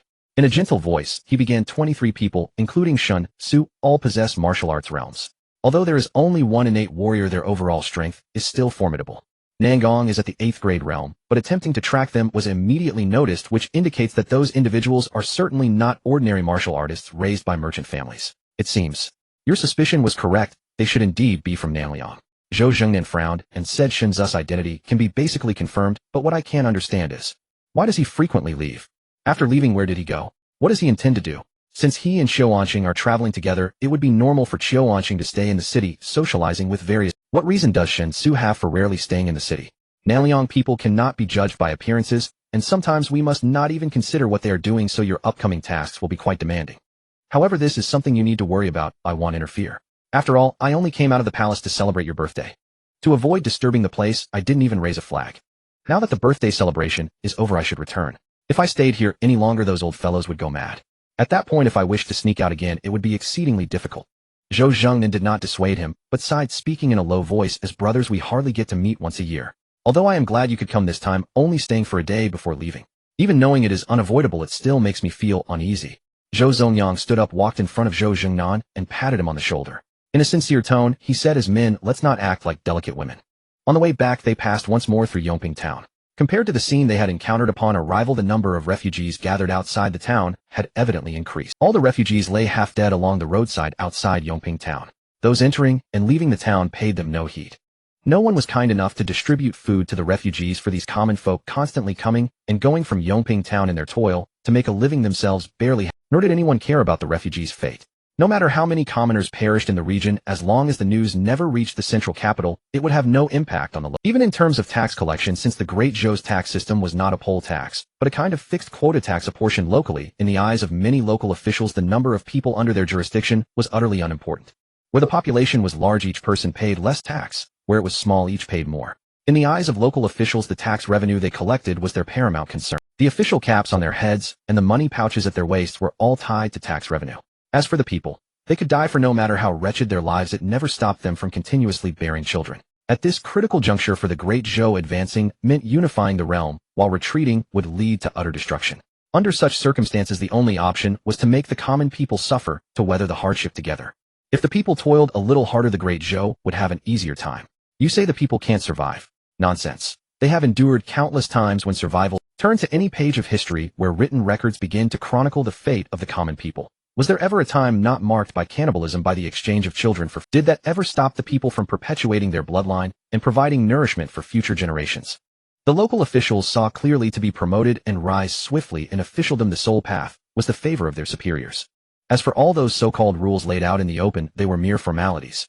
Shen Xu reined in his horse once more and stood silently for a while, gazing at the wretched plight of the refugees. A torrent of thoughts surged through his mind, making him vaguely feel that he ought to shoulder some responsibility. How long will this disaster last, roughly? You've encountered similar situations before, haven't you? Based on your experience, how many people might starve to death? After watching quietly for a while, Shen Xu suddenly asked. Song Si did not reply. Instead, she turned to look at Yi Wujiu beside her. Clearly being focused on the martial path, she had barely paid attention to such matters.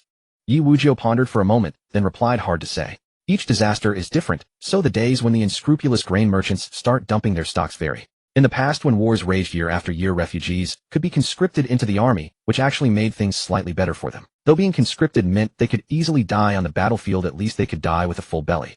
This year there's no conscription. Looking at the current situation, counting all the towns and villages under the various prefectures of Dongshan Prefecture, I reckon at least tens of thousands will starve to death one way or another. Hearing the uncertainty in Yi Wujiu's tone, Shen Xu frowned. Tens of thousands. That exaggerated. If it were just dozens, or even hundreds starving to death, I could see local officials not caring. But tens of thousands. That could trigger a revolt, couldn't it? Would the local officials still not care? Yi Wujiu shrugged. Why would they care? Over the years, the three kingdoms have been locked in chaotic warfare, with people dying every moment. Both officials and common folk have grown numb. For those local officials, even if tens of thousands starve across the entire Dongshan Prefecture in their own jurisdictions, it might only be a few hundred or 1,000. Shen Xu fell silent. After a long moment, he picked up the reins again, stopped looking at the refugees, turned his horse around, and headed straight back toward the valley where the Song family village lay. His capabilities were limited now. Even if he wished to intervene in these human tragedies, he simply lacked the means. Hence dwelling on it too much was merely inviting unnecessary trouble. Soon they returned to the valley. Handing the horses over to the blood guards to take to the pasture, Shen Xu along with Yi Wujiu and Song Si went back to the courtyard compound. He retrieved all the items Yi Wujiu had purchased from the subspace. Seeing Song Si approaching, Shen Xu took the initiative to wrap his arm around her waist, then bent down and kissed her on the lips. Song Si's cheeks flushed. Though deeply embarrassed, she did not push him away, allowing him to hold her this way. My dear, go summon the 5 elders. I have some ideas about the future development of our Song family village and need to discuss them with the elders and with you, Shen Xu said with a smile. He'll go. Let sister keep you company. Song Si spoke. Before Shen Xu could respond, she turned and left the courtyard. But just as her figure disappeared through the courtyard gate, her voice came again from outside. Oh, by the way, sister, I learned during this trip to the prefecture city with brother-in-law that last time, when Wujiu took him there, they visited the finest brothel in the city. Brother-in-law even composed a poem for a courtesan there. I heard that courtesan has taken that poem to the northern Zhou capital to compete for the title of Flower Queen. Shen Xu stiffened and looked at the woman in his arms with a tense expression. My dear, let me explain. Si misunderstood. Before he could finish, Song Si reached out, and husband, when a man goes out, whatever he does is normal. Besides, visiting a brothel is no big deal, you don't need to explain anything to me. But as for courtesans, casual dalliances are fine. If you become attached and wish to marry one, I would not agree. I hope you understand. I am not a jealous wife, but in the end we will have to rebel. If we succeed, you will surely become emperor. As an emperor, having a courtesan in the harem would be mocked by the world.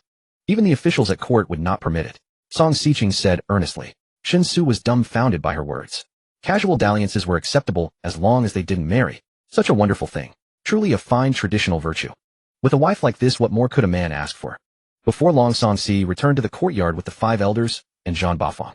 By then, Yi Wujiu had already finished organizing everything and summoned several blood guards to haul all the items away from the compound. Shen Xu and Song Si brought out a few chairs from the side chamber. Then, except for Shen Xu himself, everyone else took their seats. Master, do you have something you wish to discuss with us? Yan Fuzi inquired. The other 4 elders regarded Shen Xu with equal curiosity, though none spoke. Typically, when all 5 elders were present, Yan Fuzi naturally assumed the role of spokesperson. However, the final decisive voice often belonged to Chao Long. Only when Yan Fuzi was absent did Feng Bo and Mo Huirand become more animated. Lu Shaoqing, on the other hand, remained silent, in all circumstances almost never volunteering an opinion. Shen Xu clasped his hands and spoke with a smile. Our trip to the county city went smoothly. We have established a long-term cooperative relationship with the Baofenglong money house there. Shen Xu clasped his hands and spoke with a smile. Our trip to the county city went smoothly. We have established a long-term cooperative relationship with the Baofenglong. This connection is crucial. We must treat it with the utmost importance and maintain a good relationship with Baofenglong. At the same time, during our 2 days in the county city, and on the journey back, I've been contemplating the long-term development plan for our Songjia village. I now have some preliminary ideas that I need to discuss thoroughly with everyone. With these words, Shen Xu deliberately paused. The expressions of the 5 elders grew solemn. The 2 sisters sat attentively beside the 5 elders while Yi Wujiu stayed quietly at the back, looking as humble as a mere minion. Only Zhang Bafang wore a look of complete bewilderment, shifting uncomfortably in his seat, scratching his head and ears. Before leaving for the county city, I mentioned that we should formulate a long-term plan. In this plan, we must clearly define the phased goals we aim to achieve at each stage. Then, based on actual circumstances, we will make timely adjustments within the plan. My initial idea was to create a 5-year plan with 5 years as the milestone for each phase. But after careful consideration for our Songjia village and the current situation, 5 years is far too long. I believe 1 to 2 years might be more appropriate. After all, we have only about 2,000 people in the village, a small boat that can turn easily. With our modest scale, the early development strategy will be relatively simple, and we can see results in a short time without needing to stretch the timeline. Shen Xu paced back and forth before the 5 elders, articulating his thoughts as clearly as possible. In the initial phase, let's set a 1-year term. At the Lunar New Year, each year, we will outline the development requirements for the entire year ahead. Then at the end of the year, we will review and reflect how far have we progressed, and have all the planned objectives been met. What went well, and what fell short? It is now early July. There are exactly 6 months left until the end of the year. So let's first craft a short-term development plan for half a year to adapt to this model and lay the groundwork for the future annual planning. It will also help everyone understand what development planning truly means. Shen Xu continued. When he mentioned the month, he almost blurted out August. But the moment the word reached his lips, he caught himself. In his original world, it was indeed late August, but that was by the solar calendar. In this other world, however, the lunar calendar was used. Judging by the month, the current date lagged behind his original world by nearly a month and a half, synchronizing with the lunar. Thus in this realm, he had to constantly switch back to the lunar month. My preliminary plan is that by the end of this year we must accomplish the following tasks. First, the infrastructure of Songjia village, all roads within the residential area must be paved with cement, ensuring complete cleanliness and order. At the same time, we will extend the cement roads beyond the residential area. At the very least, a transportation network of cement roads should be formed throughout the entire valley where we live, making travel within the valley more convenient and efficient. All houses must be rebuilt into cement brick houses. By the end of the year, I do not want to see a single person living in a thatched hut. Change must begin with clothing, food, housing, and transportation. These are the foundations of basic happiness. Shen Xu stated his first requirement. The cement produced in Songjia village was of rather ordinary strength. Although it was certainly sufficient for building houses, when used for paving roads, it would likely fall short of even the standards of a fourth-class highway. Nevertheless, considering the valley's own needs, it didn't matter much if it failed to meet those standards. In Shen Xu's original world, fourth-class highways were mainly used for roads connecting towns and villages. Despite the extremely low standard when introduced to this other world, it could already satisfy all current demands. Second, dietary improvement. By the end of the year, the planned greenhouses must be built and at least yield the first batch of vegetables so that everyone in Songjia village can truly enjoy an abundance of vegetables. As for meat, if hunting cannot meet the demand, I will find ways to supplement it. Third, changes in lifestyle habits. Once our planned vegetable greenhouses are established, a form of energy you have never seen before will emerge. The emergence of this energy will revolutionize your current way of life. You must be mentally prepared for it. I cannot yet explain the specific changes because without a tangible example, it's impossible to articulate clearly.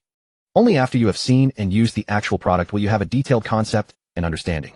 I can assure you that you will be amazed. With these words, Shen Xu paused again, allowing the others time to digest, then continued. Fourth, we must start working on propaganda from now on. I have discussed this with C before. If we want to rebel, the best strategy is to encircle the cities from the countryside. Because the northern Zhou has a strong grip on the cities, but once you enter the village's governance is largely left to the local gentry. The imperial power does not extend to the towns. This is a widespread problem, and it presents an opportunity for us to intervene. During this trip to the county city, I saw many refugees outside Yongping town. The number of refugees I saw on my way back was at least double what I saw on my way there. You all know what those refugees are like, so I won't elaborate too much here. What I want to say is that for the common people at the bottom, simply surviving is their most basic demand. Their standards for survival are very low. As long as they have something to eat, they can live. But now they can't even meet that standard. The common people are in a state of chaos, especially those living in the rural areas of Guangzhou. The vast majority have never received an education, they are illiterate and lack understanding. Their material conditions are extremely dire, and their spiritual world is barren. They exist as if they are mere walking corpses. At this point, Shen Xu sighed and said with a bitter smile, although I know this way of thinking is wrong, I must say that the more suffering the people of Beizhou endure, the greater our opportunities become. Only when the people of Beizhou can no longer survive will we be able to easily incite them. If the emperor and local officials of Beizhou truly care for the people as their subjects, providing them with a good life and a fair environment, allowing them to live and work in peace and have enough to eat, then in reality, we won't find many opportunities to intervene. In short, this fourth point is of utmost importance to us going forward, and it will continue to be iterated and revised in our future annual planning. We need to form a dedicated propaganda team to subtly influence all the villages within the Dongshan prefecture.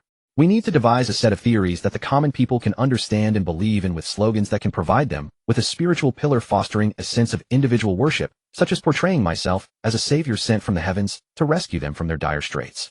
To achieve this, we must simultaneously build trust with the people, allowing them to feel our goodwill toward them. My idea is to start activities in every village while Dongshan Prefecture is suffering from disaster. I will quickly formulate a specific action plan and guiding principles in the next couple of days. What you need to do is, Wujiu, first select 100 people from the village, both men and women, pairing them into teams of 2 to go to the surrounding villages and assist those villagers. Later I will provide you with a batch of medicines. Everyone must bring food. In severely affected areas, we will distribute porridge to ensure the villagers do not starve. For those not as severely affected, we will provide other forms of assistance while continuously promoting our ideas and thoughts. Wu Jiu, who had been sitting quietly at the back, immediately stood up in response. However, he evidently did not fully understand some of the words. Thus he hesitated and asked, "Young master, I can roughly understand the action plan, but what do you mean by guiding principles? And how do we promote our ideas? What are our ideas?" Shen Xu waved his hand and said, "We'll discuss this later. I will prepare a detailed document for you." At that time, the selected individuals must memorize all the content while also understanding it so they can convey it to others. Here Shen Xu's gaze swept over the 5 elders and the 2 sisters, then he continued solemnly, "Since we are planning to rebel, we must have appropriate guiding ideology. Our rebellion must have faith, discipline, ideals, and aspirations. We need to be the 4 capable rebels of the new era. Not those who strike wherever they please with no demands on themselves. Those are bandits, not rebels. The five elders exchanged glances, feeling as if they understood what Shen Xu was saying, but also sensing that they did not fully grasp it. Although everyone is a novice in this matter of rebellion, none of them have actually practiced it. However, based on the five elders' understanding of rebellion, particularly with respect to the establishment of some new dynasties in history, it doesn't seem to be as complicated as Shen Xu described. Nevertheless, regardless, since this requirement was put forth by their own young master, they would do their utmost to fulfill it. After some thought, Master Yin spoke up. Understood. The 4 requirements for the next 6 months are: first, the transformation of villages and valleys; second, ensuring our people have better food; third, our lives should undergo significant changes; fourth, infiltrating all the villages within Dongshan Prefecture to win over the common people. Shen Xu nodded. That's right. As for the issue you mentioned before about cultivating our own masters, that should be considered a long-term task and will not be reflected in the development. After all, I don't have much knowledge about martial arts, so how to cultivate them will definitely need the 5 elders to decide. This matter is also a crucial part of our development plan, just not specifically emphasized. Master Yin smiled and replied, all right, then we will wait for the young masters. Guiding principles. That's the term, right? Once the young master organizes this material, we will have everyone in the village study it together, ensuring that every single person in the village can memorize. Compared to those ordinary villages, there won't be anyone in Song family village who cannot read. I have enforced that every single person in the village must read and write along with me over the years. I do not expect them to reach the level to participate in the imperial examinations, but at the very least, they should be able to read and write fluently. Fortunately, they have all achieved. Shen Xu clasped his hands toward Master Yin, sincerely praising Master Yin has a lofty vision, which is truly admirable. Master Yin smiled appreciatively. You flatter me, young master. It's all part of my duty. After complimenting Master Yin a few more times, Shen Xu then turned to the others and said, let's keep it like this for now. Each of you is responsible for your own tasks, so the direction and content of today's resolution will be conveyed by you to the others. Rebellion cannot be rushed. We must work together, advancing step by step. As long as we are moving in the right direction, one day we will reach the endpoint of victory. Therefore, direction is far more important than speed. One cannot be too eager. Patience is necessary. According to the planned steps, we will gradually realize our vision and everything will fall into place. With that, Shen Xu concluded today's discussion on the development plan. Since it was the first time conducting such a matter, and only adapting and getting used to it for half a year, it did not need to be overly complicated. As the 5 elders led Yi Wujiu and Zhan Bafang to busy themselves with conveying the spirit of the meeting, Shen Xu remained in the courtyard, having a hearty lunch. Afterward, he shared a tender moment with Song Xiqing before returning to his own world. Emerging from the warehouse, he used his phone to hail a ride to the Chuanxiu group. While waiting for the car, Shen Xu called Go Wenpeng. The call was quickly answered. Shen Xu asked cheerfully, how's it going, Go Ge? When will the car be fixed? And what's the verdict on that guy? And how is the compensation determined? Don't worry, it's not too serious. Just need to replace the headlight, repair the door, and touch up the paint elsewhere. The shop has the parts in stock, no need to wait for imports. By tomorrow at the latest, they'll bring the car to you. Go Wenpeng's boisterous voice came through the phone. Since the headlight was covered by that bastard's insurance, our shop didn't give a discount. The repair order is at the original price, 100 for the headlight, 100 for the door repair, plus the paint touch-up, and other minor fixes along with labor costs, totaling 25000. Since the bastard was fully at fault, the other party's insurance company said the repair costs exceeded the compensation limit, so he'll have to cover part of it himself. Plus the increase in next year's insurance premium. You should have seen it, Su Gu. That bastard was almost in tears when he got the result. Go Wenpeng's tone sounded somewhat gleeful. Shen Xu was satisfied with this outcome. In this world, there are many who consider themselves clever and thus refuse to follow rules. But their actions often infringe upon the legitimate interests of the vast majority who are willing to abide by rules or moral standards. Moreover, they influence many who originally followed rules to stop doing so. This is wrong and unreasonable. At least in Shen Xu's view, if a person fails to adhere to moral standards or corresponding public order and good customs, the negative consequences arising from that should be borne by the violator, not by those who abide by moral standards and public order. Of course, the severity of the consequences depends mainly on the negative impact of the behavior itself. The person who recklessly changed lanes across a solid line and cut in line suffered a significant financial loss due to his own actions. This seems a fair punishment. After this incident, I believe that person will have many reservations when trying to cut in line while driving again, and is unlikely to continue being as reckless as before. By the way, Su Gu, I'm not sure about your current financial situation, but it seems you're really not short on money. So why not consider buying another car? Given your current temper, I have a feeling you might get into traffic accidents quite often. One car might not be enough for you. Go Wenpeng's voice came through again. Shen Xu thought about it briefly and found Go Wenpeng's suggestion quite sensible. Given his current situation of getting into accidents every few days, one car was indeed a bit tight. Makes sense. Show me the cars available in your shop. They'll see if I might as well patronize your business. Shen Xu said casually. Go Wenpeng naturally had no objection. After chatting a bit more they hung up, and the ride-hailing car just pulled up. After getting in the car, Shen Xu contacted Shen Xu and confirmed that she was at the headquarters of the Chuanxiu group, and told her he would be there soon to discuss the matter of gold in person. The call had just ended when a strange number suddenly came in. Shen Xu glanced at it, and saw it was a landline number. In an era where mobile phones are almost universally used, such landline numbers were indeed rare. Slightly curious, Shen Xu answered. The next second, Xia Pei's voice came. Xiao Shun, is it convenient to talk? Yes, I've taken a car, and am heading to the Chuanxiu group. I've made an appointment with Annie Xing to discuss something. What orders does Grandpa Xia have? Nothing much, just to give you a heads up. There's already a result regarding Shun Xingfu. In the past few days since returning to Japan, Ban Siyuan Xiongyi has been trying to contact various parties hoping to completely shift the blame for Shun Xingfu's death away from himself. But Shun Xingfu, though not particularly significant himself, he was just a martial artist, had a great reputation and a high status in Japan's upper circles. With his death, Ban Siyuan Xiongyi could never wash his hands of it completely. Currently, Ban Siyuan Xiongyi has been severely reprimanded, and Shun Xingfu's death is regarded as a great humiliation by Japan's upper echelons. Although they can't say anything openly, they are secretly preparing to avenge Shun Xingfu and save face. We will step up scrutiny of incoming personnel, but as you know, truly dangerous individuals often don't use normal entry channels. If the Japanese want to sneak in via illegal means, it's not that difficult. So you must be very careful these days. Although you refused my offer to arrange personal bodyguards for you, I think your family members probably don't possess your extraordinary skills and will lack the ability to handle emergencies. They'll arrange for people to protect them. Of course, you don't need to worry too much. Even if the Japanese send people, and the likelihood of them targeting your family is extremely low. After all, it's a retaliation at the national level. Targeting you personally should be enough. I'm just making these preparations as a precaution. After listening to Xia Pei, Shen Xu narrowed his eyes and asked, that Mr. Ban Siyuan was only reprimanded. No other punishment. There is. He won't be reappointed as chief cabinet secretary. After his current term ends, he will retire early due to health reasons, and his political career will be over. In the view of Japan's upper echelons, half of the blame for Shun Xingfu's death lies with Ban Siyuan Xiongyi. His failure to control the situation ultimately led to Shun Xingfu's death. As for Shun Xingfu himself, he bears 30% of the blame. His impulsive nature cost him his life. Based on the study of the video footage, Japan's upper echelons believe you bear the remaining 20% or so. Under the premise of having absolute strength advantage, you deliberately provoked Shun Xingfu and then killed him. However, regardless of how the blame is apportioned, the Japanese will inevitably seek revenge against you.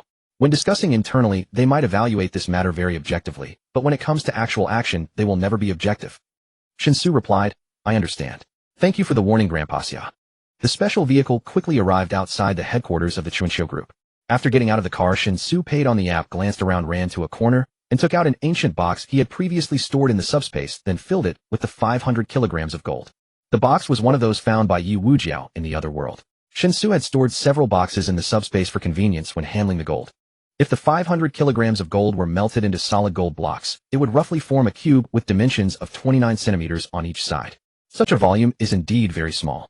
However, the gold he exchanged from Baofeng Lun was all in the form of gold ingots, which led to some waste in space. So one box, holding the box, Shen Xu greeted the security guard at the entrance, and then walked directly into the headquarters of the Chuanxiu group. He decided to suggest to Qiu Anqing next time they met that the gold exchanged for him should not need to be cast into the form of gold ingots. According to weight, whether cast into large gold bars or gold bricks, it would not be a problem. In any case, it would definitely be more convenient than gold ingots. Upon entering the headquarters building of the Chuanxiu group, he spoke to the receptionist, and then a dedicated secretary took Shen Xu to the elevator, heading straight to Xing Zishan's office. Originally, when the secretary saw Shen Xu carrying a small box, she intended to take it from him. But Shen Xu rejected her offer for help. With a weight of 500 kilograms, Shen Xu worried that if he handed it to the delicate secretary, she might faint on the spot. Arriving outside Xing Zishan's office, the secretary knocked on the door, and after hearing a response from inside, she pushed the door open with a smile and let Shen Xu in. At this moment, Xing Xiuquan was sitting behind her desk reviewing documents. As Shen Xu walked in, she casually pointed to the chair opposite her desk. Without looking up, she said, you sit first. I'll finish this document, and then we can talk. It's quite important. I should take about 5 more minutes. Shen Xu nodded, placing the box at his feet, and then began to idly admire the decor of Xing Zishan's office. After a moment, Xing Xiuquan finished reviewing the document, set down her pen, picked up the teacup beside her, took a sip, and then turned to Shen Xu. With a cheerful smile, she asked, has there been any result regarding the gold? How much can you provide specifically? Shen Xu leaned over, placed the box on Xing Zishan's desk, opened it, and revealed the gold ingots inside to her. He then spoke, this is the first batch of gold with a total weight of 500 kilograms, considered a trial transaction. If everything goes smoothly, and there are no issues based on the current situation I have confirmed, I can ensure a supply of around 10 tons of gold each month. A flicker of meaningful intent flashed in Xing Zishan's eyes. She stood up from her office chair, walked to the box, and casually picked up a gold ingot to examine it closely. I've contacted some friends at the central bank. Our country's goal for increasing gold reserves is currently 20 tons per month, which amounts to a task of 240 tons a year, and it should be a long-term increase. In the coming years, it is unlikely to reduce gold reserves. According to my friend, they are under a lot of pressure to increase their reserves. Last year, the net purchase of gold by central banks worldwide reached a record-breaking more than 1,100 tons, which greatly impacted the trend of international gold. Our country wants to purchase a sufficient amount of gold without letting the price rise too much to reduce costs, and fulfilling such requirements is very difficult. However, if you can indeed ensure a supply of 10 tons of gold each month, it would mean that my friend's task would be significantly reducing the pressure on them to increase reserves, and the difficulty of completing the task would also decrease dramatically. He would owe us a favor. Shen Xu placed the gold ingot back into the box, smiling as she continued, "They'll have someone test the purity of this gold. You won't mind, will you? As long as the purity is fine, these gold ingots will be melted down and cast into internationally recognized gold bars, and you will be paid according to the international gold. Currently, our country's gold reserves are not substantial, only ranking 6th in the world. The total gold reserves of all central banks globally is around 36,000 tons, with the United States holding over 8,000 tons. Our central bank's reserves are less than 2,100 tons, so for a significant time ahead, it is expected to increase gold reserves. At the very least, it should exceed Germany's reserves of 3,350 tons, right? Even Russia's official central bank's gold reserves exceed 2,300 tons. Our central bank's gold reserves are mismatched with our country's international status and demand for gold." Shen Xu raised his eyebrows and said 36,000 tons. So much? Xing Xiuquan shook her head and replied, "Is it a lot? It's really not much.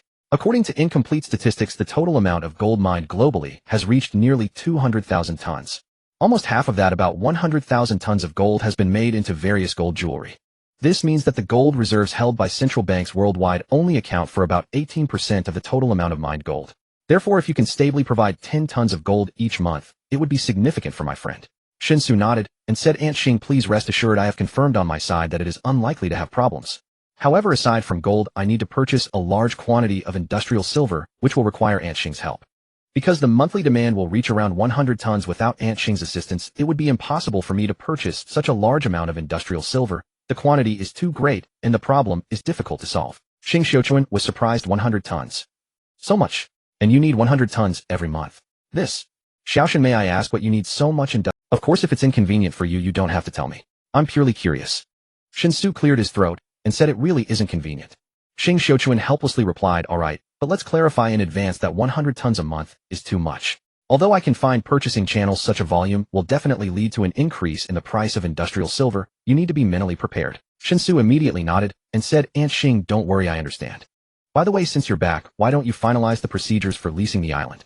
I've already handled every step. Only your signature remains." With that, Shen Xu finished speaking, and before Xia Ziqiu could urge him to stay, swiftly dashed out of her home. Shen Xu paused thoughtfully and asked, "Does construction and development on the island have to wait until I sign and confirm the contract?" "Not necessarily," Xing Xiuquan replied, shaking her head. "I've already dispatched surveyors to the island. Before any infrastructure work begins, architects must produce a comprehensive master plan detailing the island's complete redevelopment. This preliminary planning phase alone will take some time. So long as all contractual formalities and administrative procedures are completed before the engineering teams arrive, everything will proceed smoothly. Strictly speaking, there's no urgent deadline. I'm merely concerned you might forget about it given how extraordinarily busy you seem to be."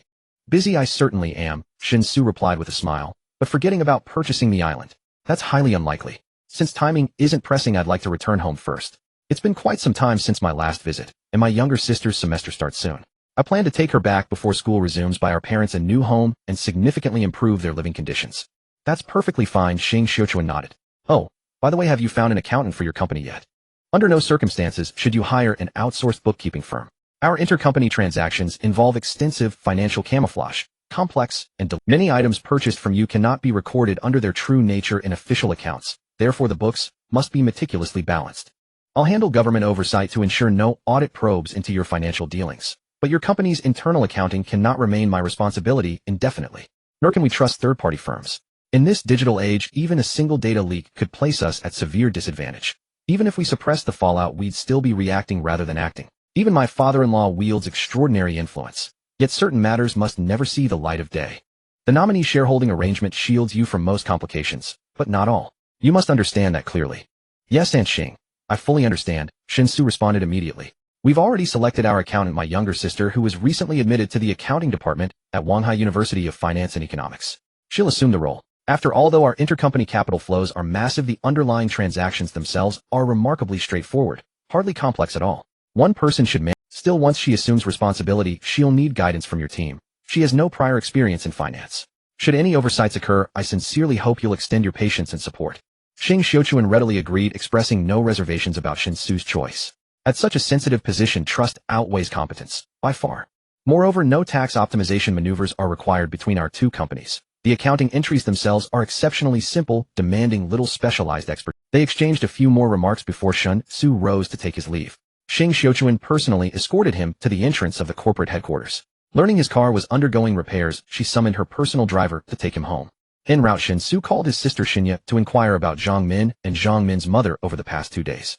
Upon learning Zhang Min's mother would remain hospitalized for several more days, he instructed Xinya to inform Zhang Min briefly that they needed to return temporarily to their hometown on urgent family matters.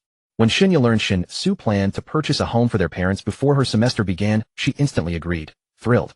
Shen Xu then explained the situation to Shen Xiuquan's driver, requesting him to wait briefly at their residential complex entrance for Xinya, then drive both siblings directly to the airport. Having finalized these arrangements, his phone rang. A call from the agricultural scientist who had designed the greenhouse solution for him. Shen Xu answered promptly. The expert's aged voice emanated warmly from the receiver. Mr. Shen, I've drafted a preliminary proposal. However, since you haven't disclosed the precise location of your 10th Sanmu plot, I cannot yet determine transportation costs or other site-specific variables.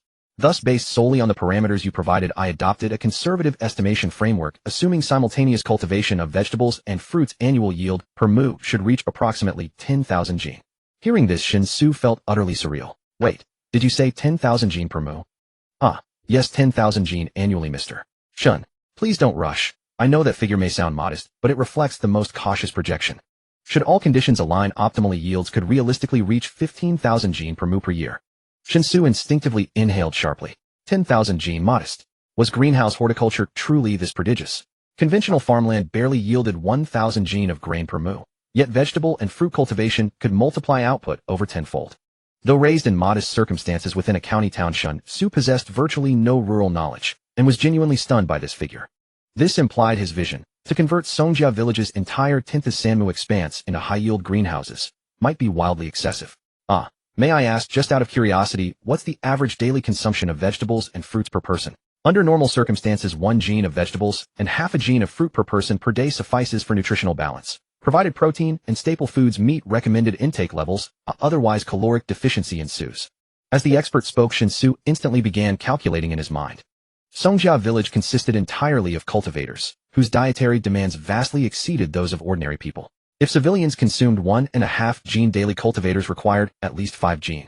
For 2,000 residents, that totaled 10,000 jin, 5 metric tons, per day. Annually, roughly 2,000 tons would suffice. If each mu yielded 10,000 jin of vegetables and fruits, then only 400 mu of greenhouse space would satisfy Songjia village's entire annual requirement. If the entire 10,000 acres of land in Songjia village were converted into greenhouses, the vegetables and fruits produced would certainly go to waste for the vast majority. Even if the blood guards were to transport those vegetables and fruits for sale, they wouldn't yield much profit in the limited purchasing power of the other world. Moreover, it would unnecessarily consume a lot of the blood guards' time and energy, making it truly not worth the cost. With this thought, Shen Xu felt like crying. Having boasted about the project and being praised by the agricultural expert on the phone as a passionate entrepreneur, he turned around only to realize that the fool was himself. I'm really sorry, there has been a change on my side, and we might not need as much as 10,000 acres for the greenhouse, so when you draft the plan you might want to scale down the size of the greenhouse accordingly. Shen Xu said awkwardly. The tone from the other end of the phone was clearly somewhat surprised, but they promptly responded, by how much do you want to scale down? To 9,000 acres. 8,000 acres. If it's just a reduction of 1 or 2%, then the plan actually wouldn't need any changes, just a simple adjustment of the corresponding values. Shen Xu rubbed his temples. Although he was communicating through his phone, he still forced a smile, and said, how about scaling down to 500 acres? The other end of the phone immediately fell into silence. Clearly the drastic drop from 10,000 acres to 500 acres was quite a shock for the agricultural expert. Shen Xu hurriedly continued, rest assured, although we have scaled down to 500 acres, I will still settle the payment based on the 10,000 acre greenhouse plan you provided. A long sigh of resignation came from the receiver. The agricultural expert's voice finally resumed. It's not about the fee for the plan. I've actually been researching fully mechanized greenhouse cultivation, but due to cost concerns, fully mechanized, especially fully electric mechanization, has always been difficult to promote. This time encountering Mr. Shen's corresponding demand has excited me somewhat. However, scaling down is fine. Starting with a pilot project to see the ratio of costs to benefits to see if it meets requirements is a prudent approach, and Mr. Shen is doing the right thing. As for the fee for the so-called greenhouse plan, there are fees for 10,000 acres and fees for 500 acres. Since you are a friend of Director Xing, I certainly won't charge you extra, but scaling down to 500 acres simplifies many things, and I will draft the plan as soon as possible. Hearing the agricultural expert's somewhat disheartened voice, Shen Xu suddenly thought of something else. He couldn't help but remind. Although the area of the greenhouse has been reduced to 500 acres, I hope that the configuration for the solar power generator will still be designed according to the needs of the 10,000-acre greenhouse. The agricultural expert found this somewhat strange, but did not ask further. After confirming some details with Shen Xu, he hung up the phone. At this point, the car had already stopped at the entrance of the community, and Shinya quickly ran out from the front gate. Shen Xu rolled down the window, greeted Shinya, and after she got into the car, they headed straight for the airport. On the way, Go Wenpeng sent all the available car information to his phone. After briefly scanning, Shen Xu skipped over the sedans and looked directly at what sports cars were available. Since he had already purchased a Bentley Continental, there seemed to be no reason to buy another sedan. It would be better to buy a sports car to indulge in. Although Shen Xu had not researched cars much before, he still had a certain fondness for sports cars. If it weren't for the high cost, which man could resist the allure of a sports car? Soon Shen Xu's gaze fixed on a Lamborghini Aventador. The Lamborghini Aventador, also known as the Lamborghini Bull. The iconic scissor doors are enough to make anyone look incredibly stylish. The dealership quoted an unmodified price of $8,800,000. But according to the notes added by Go Wenpeng, the dealership owner was willing to give a discount of $500,000 since he knew Shen Xu wanted to buy another car, so the net price was only $8,300,000. Such a discount made Shen Xu instinctively recall that joke. Am I short of your $500,000? I'm short of that $8 million. Shaking his head with a smile, Shen Xu sent a message to Go Wenpeng asking him to reserve the Aventador SVJ for him. After he returned from his hometown, he would go to the dealership to handle the paperwork. Although the bare price was only $8,300,000, various options and other fees would definitely add up to more than $10 million. Previously, this was definitely a luxury car that Shen Xu would never have dared to dream of. However, now for Shen Xu, spending $10 million on a car felt completely unremarkable. Before long, they arrived at the airport, and Shen Xu bought 2 first-class tickets home at the last minute. After thanking the driver, he and Shinya began checking in. Their home was in Xinjiang County, a county under the jurisdiction of Xanadu City. Due to a series of rather special reasons, the super city of Xanadu did not build the airport within the urban area, but rather in the subordinate Xinjiang County. Thus, for the citizens of Xinjiang County, flying is a very convenient option. Moreover, during times of considerable disparity in early and late hours, discounted tickets are often cheaper than train tickets, further increasing the likelihood of citizens from Xinjiang County choosing to fly. After nearly 2 hours of flight, the airplane landed at Xinjiang Airport. First-class passengers disembarked first, and there was a dedicated business vehicle for transportation, so they did not have to wait for the shuttle bus, allowing Shen Xu and Shinya to quickly exit the arrival hall. Shall we go home first? If Mom and Dad see us suddenly return, they will definitely be very surprised, Shinya asked with sparkling eyes, her face filled with eagerness. In Xinjiang County, fully furnished residential complexes ready for immediate occupancy were relatively scarce. After only a brief survey, Shen Xu selected one that unequivocally ranked among the most upscale developments in the county. Xinjiang Ufu, a low-density Western-style residential community, boasted a floor area ratio of merely 0.93 and a lush green space covering 35% of its total area. All buildings stood at 4 stories with unit sizes ranging from 140 to 190 square meters, each featuring private elevator access directly in. Delivered fully renovated and available as re-added moving properties. The development's low-rise design minimized common area deductions, thereby maximizing usable and priced at 9,000 yuan per square meter. Even the largest unit, approximately 190 square meters, cost only around 1.7 million yuan. Such a price would be considered astonishingly affordable, even laughably so, in first-tier cities. Yet for Xinjiang County, it represented genuine luxury. This disparity epitomized societal stratification. Though all lived beneath the same sky, they inhabited entirely separate worlds. Earth could be either paradise or purgatory. The sole distinction lay in which social stratum one occupied. Accompanied by Shinya, Shen Xu hailed a taxi straight to the Xinjiang Ufu sales center. He casually approached a sales representative who then guided them on an on-site tour of the community. Shen Xu was profoundly impressed. Without hesitation, he paid the full amount on the spot and signed the purchase contract, registering Shinya as the sole property owner. His decisiveness left the sales representative utterly astounded. In her experience, purchasing a home was invariably a momentous, gravity-laden decision for most families, requiring meticulous deliberation. It demanded repeated contemplation, exhaustive research, careful comparison, and prolonged discussion before any final commitment. Shen Xu, however, had visited the site for the very first time, merely strolled through the neighborhood and inspected a few completed units, yet immediately sealed the deal. Such a client was unprecedented in her career. As the contract was being finalized, the sales representative gazed at Shen with undisguised envy. "Are you two buying this as your matrimonial home? Ma'am, your husband truly dotes on you. In all my years selling real estate, I've rarely seen newlyweds where the groom pays the full price, yet registers the property solely under the bride's name." After signing and settling payment, the representative spoke to Shen, half sincerely, half flatteringly. Shen Xu paused, about to clarify, only to have Shen swiftly loop her arm through his and pinch his side firmly. "That's really the only good thing about him. If there's nothing else, we'll take our leave now. Please oversee the remaining formalities for us." With a radiant smile, Shen concluded her exchange with the representative before gently guiding Shen Xu out of the sales center. Shen Xu understood Shen's subtle intentions perfectly and saw no reason to expose them. With the purchase complete and dusk descending, the sun sinking behind the horizon, they hailed another taxi and gave the driver their home address. The last time Shen Xu had returned home had been during Spring Festival. After winter break ended, he'd gone back to university. Upon graduation, he'd remained in Wanghai City, renting an apartment while job hunting. Half a year had passed, and now finally returning, his heart swelled with quiet excitement. Meanwhile, at Shen Xu's home, his mother Liang Xiaoyun sat chatting with his paternal aunt Shen Xu on the living room sofa. His father Shen Xu was busy preparing dinner in the kitchen.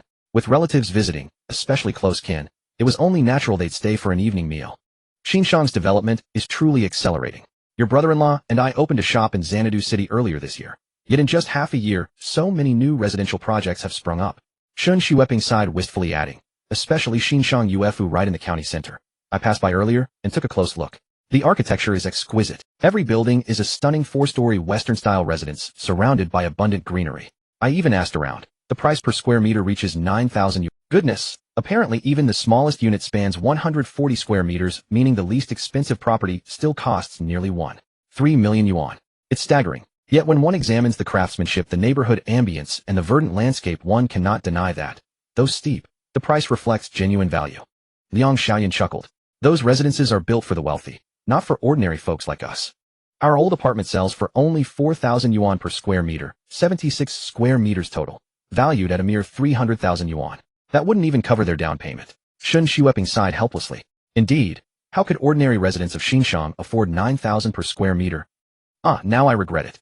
Had I not followed your brother-in-law to Xanadu City this spring to open that shop, and instead kept the money, I could have bought a unit at Xinjiang Ufu. Liang Xiaoyun consoled her. "Don't dwell on what's done. Since the shop is already established, focus on making it succeed. Regret changes nothing. Besides, though the shop isn't profitable, yet your husband mentioned it isn't losing money either. With persistence, things will surely improve over time." Shen Xu smiled bitterly. "I hope so. Your brother-in-law and I work ourselves ragged in that shop, dizzy, exhausted, yet earn next to nothing. Sometimes I wonder what exactly we're striving for. Still, business should pick up considerably in the second half of the year. Consumer activity has rebounded somewhat. We anticipate profitability beginning then and hope to recoup our investment within 2 or 3 years." Liang Xiaoyun nodded firmly. "Absolutely. Your brother-in-law is hard-working and resilient, and so are you. With such dedication, failure simply won't find its way to you. Keep your spirits high." Shen Xu hesitated, glanced at Liang Xiaoyun, and finally said, "Xiaoyun, I came back unexpectedly today because I need your help." Liang Xiaoyun straightened slightly, her expression earnest. "Sister, say the word. Whatever we can do, we will." Shen Xu exhaled deeply, her face clouded with sorrow. "It's Xiao Chao. After graduation, he went to Pengcheng to seek his fortune, but recently called me frantic. His credit cards are maxed out, cash flow has dried up, and he owes a substantial sum. If unpaid, his credit record will suffer irreparable damage. Yet your brother-in-law and I have invested every cent into the shop, which itself requires working capital. We simply have no spare funds. With no alternative, I've come to borrow from you." Liang Xiaoyun asked quietly, "How much does Xiao Chao owe?" Shen Xu replied heavily, 150,000 yuan. Shen Xu's home was in a very old residential complex, comprising only 12 buildings in total. All were 6-story structures without elevators. Naturally, there was no planned underground parking lot, because when the complex was built, there were hardly any motor vehicles on the roads, let alone many motorcycles. Most families were considered well off if they could afford a bicycle for transportation. The complex initially had a whole row of garages, but since very few people could afford cars, the garages simply wouldn't sell. They were eventually demolished to increase the green space of the complex, a form of recycling. He wondered if the person who made the decision to flatten the garages had ever regretted it. The taxis stopped at the entrance of the complex. Shen Xu paid and got off, and together with Shunya, they went to their building, climbed to the second floor, took out the house key from his pocket, and opened the door. A familiar aroma immediately wafted out. It was already mealtime and his parents were likely cooking at home. To Shen Xu's surprise, as he pushed the door open and stood at the entrance, he found his mother sitting on the sofa chatting with his second aunt Shen Xu. Xiao Xiaoya, why are you back suddenly? You didn't tell us beforehand. Did something happen? Seeing her son and daughter suddenly appear, Liang Xiaoyan was not pleased. Instead, she immediately stood up, walked around the coffee table, and asked with a worried and concerned expression. Nothing happened. Xiaoya is about to start school, so I thought we'd come back to see you before she goes. We wanted to surprise you, so we didn't notify you in advance. After saying this, Shen Xu looked at his second aunt, who had also stood up from the sofa, and greeted her with a smile. His father Shen Xu was the youngest in the family with 3. The 4 siblings had always been close, especially the second aunt, who was the best off among them. Since Shen Xu was the only son, she took special care of his family. In Shen Xu's childhood memories, his second aunt would often secretly buy him delicious food and toys and take him out for better meals. Especially during elementary school, every winter and summer vacation, Shen Xu would go stay at his second aunt's house for about 10 days to half a month. Those were the happiest days of his elementary school years. Later, when he got into university, although his second aunt gave the same amount of money as the other 2 aunts, 6,000 yuan each, she secretly took him to the mall, bought him a new phone and a new set of clothes. Therefore, from childhood to adulthood, Shen Xu was very close to his second aunt. Now, upon returning home and seeing that his second aunt was also there, Shen Xu was naturally. In the blink of an eye, Xiao Xu has graduated from university. That's great. When are you planning to find a partner and bring them home to meet us? Second aunt Shen Xu asked with a smile. Hearing this, Shinya immediately pouted. Shen Xu felt a headache coming on and quickly changed the subject, asking, Second aunt, how come you have time to visit today? I remember you and second uncle opened a shop in Xanadu City this year, right? You are usually busy at the shop, so you can't usually get away, can you? As soon as he finished speaking, a troubled expression appeared on Shen Xuping's face. Liang Xiaoyan sighed and said helplessly, Xiao Xu and Xiaoyu are grown up now. There's no harm in telling them about family matters. It's your cousin. Something happened, and he urgently needs money. But your second aunt and uncle have already invested all their money in the shop and can't come up with it right now. So they came to ask if we have any. A total of 150,000. I'm still worrying about it. We can only come up with 50,000 at home. It's a bit short. Shen Xu was taken aback, then smiled and said 150,000. I have it. You do? Liang Xiaoyan was stunned. Then, as if she thought of something, she frowned and said, Xiaoyu said earlier that you won the lottery. Is that true? Shen Xu said in astonishment, What do you mean? Mom, you never believed it. Liang Xiaoyan glared and said, Nonsense. Who doesn't know by now that the lottery is a scam? The big prizes are all pre-arranged by the people at the Welfare Lottery Center. They only occasionally release 1 or 2 big prizes to real lottery buyers to deceive others who don't know the truth into continuing to buy tickets. In that case, if you could win the lottery, why didn't you get the top score in the National College Entrance Exam? Focusing on such unrealistic things, I don't know what you and Xiaoyu are up. Anyway, you're both grown up now. I can't control you and I don't wanna. Finding that his mother was quite hard to fool, Shen Xu and Shinya exchanged bewildered glances. He wondered what his mother had gone through over the years. She used to be the type who believed whatever others said, but now she had learned to question things. It's truly a case of living and learning. People grow at any age. Ahem, Mom, you're really clever. I didn't actually win the lottery, but I was appreciated by a big shot who invested a large sum of money in me to start a company. Although it's still early days, the company has already gotten on track and started making a profit, so I'm quite well off now. The reason I asked Xiaoyu to tell you and Dad that I won the lottery was mainly because I didn't want you to worry. I thought you might not understand why a big shot would suddenly appreciate me and invest in me to start a company. So I resorted to this strategy and had Xiaoyu play along with me. Shen Xu coughed to hide his embarrassment, explaining half-truthfully. Unexpectedly, Liang Xiaoyan glared again and said, What nonsense. My son is outstanding. It's perfectly normal for someone to see your potential and invest in you to start a company. But what kind of company did you start? Nothing illegal, right? Mom, what are you thinking? We wouldn't do anything illegal. It's just a trading company, mainly buying and selling goods. It's perfectly safe. Anyway, let's not talk about this. What I want to say is that your son is now very rich. Since second aunt needs 150,000, just give it to her. You don't need to worry about such a small amount. Second aunt will transfer it directly to your bank card, okay? There's a withdrawal fee for messaging apps, so it's unnecessary. As he spoke, Shen Xu took out his phone, opened the mobile banking app, and prepared to transfer money to his second aunt. Anyway, let's not talk about this. What I want to say is that your son is now very rich. Since second aunt needs 150,000, just give it to her. You don't need to worry about such a small amount. Second aunt will transfer it directly to your bank card, okay? Xiao Xu, you've just graduated. Even if you started your own company, you must be under a lot of pressure. Don't transfer me the money. They'll go ask your eldest aunt and youngest aunt. With the 50,000 your parents can come up with 150,000 should be no problem. Shen Xu hurriedly stepped forward to persuade him, reaching out to stop Shen Xu from transferring the money. Truly, there's no pressure at all. Not even 15,000 yuan, let alone 150,000. This time I've returned not only to take Xiaoyu home for a visit before she starts school, but mainly to buy a house for Mom and Dad. Please accept it without hesitation. Though I don't know what's happened to cousin, don't rush yourself. Any problem solvable by money is never worth fretting over or losing sleep. As Shen Xu spoke, he had already transferred the funds into Aunt Shen Xueping's bank account. Shen Xueping received the mobile notification of the incoming deposit, and her eyes instantly grew slightly moist.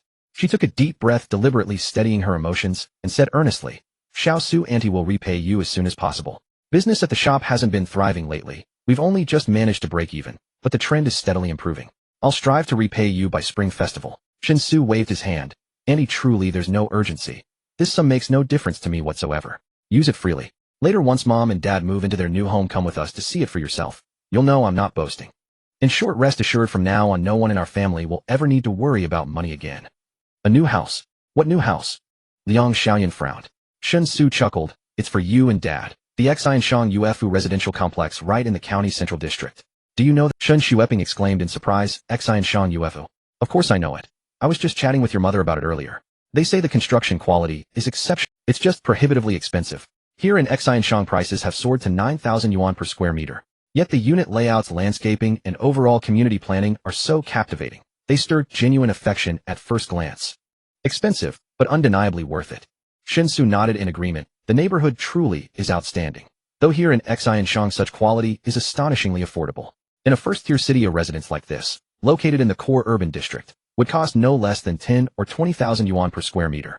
When something is costly, there's always profound justification behind it. Perhaps its sole flaw is its price. Everything else is pure merit. Whereas something inexpensive possesses only one virtue, its low cost, and every other attribute falls short." Shen Xueping nodded approvingly. "Xiao Su speaks wisely. If it's indeed a Xianshang Ufu property, I'd have absolutely no objections if you purchased it. Xiaoyan Yu and Xuegong are about to enter a life of comfort. Xiao Su has barely graduated, and already achieved such distinction. Your best years lie ahead." Liang Xiaoyan, still dazed, stared at Shen Xu for a long while before asking, "Was it bought on loan, or outright?" "Your aunt mentioned the cheapest units there start at 1.3 million yuan. You've only run your company for less than 2 months. How could you possibly earn so much?" Shen Xu laughed it off. "Fully paid, of course. Mom, you simply don't grasp capital operations. Not only is my company already profitable, but even if it were losing money, it wouldn't matter.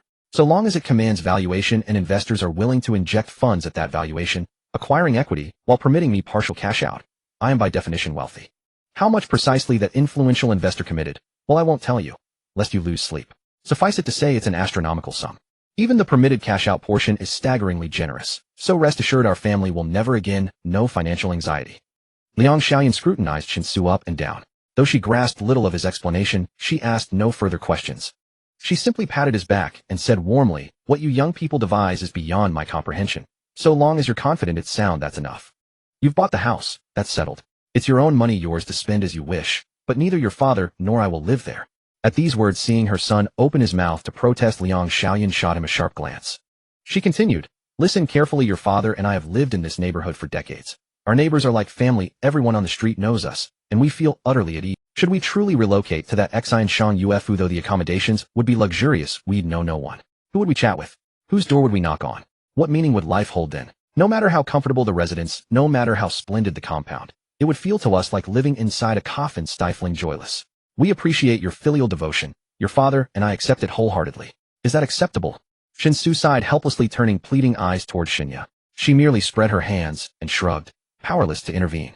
"Don't look at your sister. In our family, once I decide, your father will never object, and your sister certainly won't oppose me. Enough, your father should be nearly finished preparing dinner. Let's eat. It's been ages since you came home. Tonight you'll share drinks with your father and auntie." Liang Xiaoyan sealed the matter decisively. Shen Xu reluctantly acquiesced. Shen Xuegong, visibly overjoyed by Shen Xu and Shunya's sudden return, Shen Xueping, relieved of her 15th Yuan debt burden, felt an immense weight lift from her heart, and breathed easier than she had in months. Shinya sat close beside Shen Xu, grinning broadly as she repeatedly refilled his and Shen Xuegong's glasses, pouring herself a cup too, reveling in the warmth. Only Liang Xiaoyan, their mother who never drank, remained sober throughout the evening, ceaselessly serving dishes to Shen Xu and Shinya, urging them to eat more lest excessive wine burn their stomachs. As for Liang Xiaoyan herself, she barely touched her chopsticks, especially avoiding the very dishes her children loved most, leaving them almost untouched. Shen Xu noticed this. With his cultivation realm continuously ascending, his perception sharpened ever more keenly. Details once effortlessly overlooked now registered clearly in his awareness. Yet he said nothing, not even attempting to coax his mother to eat more. He knew such efforts would be futile. For elders of her generation, this was love. expressed not in words, but in silent self-effacing acts. And for those advanced in years, altering habits and mindsets forged over decades proves profoundly difficult. Thus, rather than endlessly insisting upon abstract notions of correctness rather than persistently striving to reshape parents or other elders, it is wiser where no principle is compromised to seek understanding instead. Alas, the elderly truly struggle to embrace novelty, not due to unwillingness, but because aging bodies and minds inevitably falter, rendering such adaptation physically and cognitively impossible. Shen Xu ate heartily. Every dish his mother placed before him vanished without remainder. He consumed not merely food, but love, quiet, unspoken, yet profound. His mother's belly was vast, capable of holding his entire being. His mother's belly was small, sated by a single bite of delicacy. Only then did he comprehend what she gave him was not abundance, but the world itself. After only staying at home for one night, Shen Xu took Xinye back to Wanhai by plane the next noon. However, before leaving, he transferred a sum of money into his mother's bank card. It wasn't much, 500,000, enough for his parents to improve their lives without causing them too much worry. Of course, Shen Xu was quite skeptical about whether his parents would actually spend this money after it was transferred to their account. More likely, they would simply save it, thinking to use it for his wedding when the time comes. The habits of the elderly are hard to change, and Shen Xu had no intention of forcibly correcting them. In comparison to material enjoyment, being able to achieve great spiritual fulfillment, living more comfortably, and no longer having any real worries might be more important to them. After all, the level of physical health often has a direct correlation with one's mental state. If a person can maintain a cheerful mood without bearing any pressure, living each day worry-free, then it is highly likely that this person will enjoy a long life. In fact, Shen Xu did not plan to drastically change his parents' lives during this visit with Xinye. Firstly, he hadn't been back for over half a year and genuinely wanted to see his parents. Secondly, it was an opportunity for his parents to know that he was making good money outside alleviating their concerns about his well-being. In summary, even if it was just to put his parents' minds at ease, he had to make this trip back. Naturally, he forcibly left the key to the new Shango mansion with his parents. It was easy to find an excuse. He needed to stay in Wanhai to develop, and Xinye would be attending university in Wanhai for the next few years. But having bought the house, it couldn't just remain empty, could it? So even if his parents usually lived in their old neighborhood, they could still spend a few days at the new Shango mansion to ensure that the place always had some activity. The flight back to Wanhai was different from the one he took back to Xinshan County. This flight back to Wanhai offered Wi-Fi service. However, only passengers in first class and business class were eligible for free use, while economy class passengers who wished to use it had to pay or redeem airline points after a 10-minute trial period. Having to stay on the plane for about 2 hours, Shen Xu, feeling quite bored, decided to search for information about drones on his phone. He didn't know much about drones. Previously, in another world, he had a sudden whim, thinking that since drones could be remote-controlled and capture clear aerial photographs and videos, they would definitely be a military game-changer in an era of cold weapons. Thus, he was interested in drones. Now that he had some free time, it was only natural to investigate whether drones could be taken to another world. After searching for a while, Shen Xu discovered a critical issue. The vast majority of drones actually require GPS navigation for positioning and remote control, and they need a network for image or data transmission. If there was no network, it wouldn't be a major problem. A GPS positioning could still control the drone, keeping it stable. However, if there was no GPS either, most drones would have to declare a strike. Of course, truly high-end drones can still be manually controlled even without GPS positioning and network connection. But to achieve real-time image and video transmission, other technological means would be required. For example, some high-end drones can use their own inertial navigation systems for positioning and navigation, and can transmit images and videos through their own data transmission or image transmission equipment. However, these devices typically consume a large amount of power, so the drones need to carry sufficient batteries or fuel to ensure long flight times.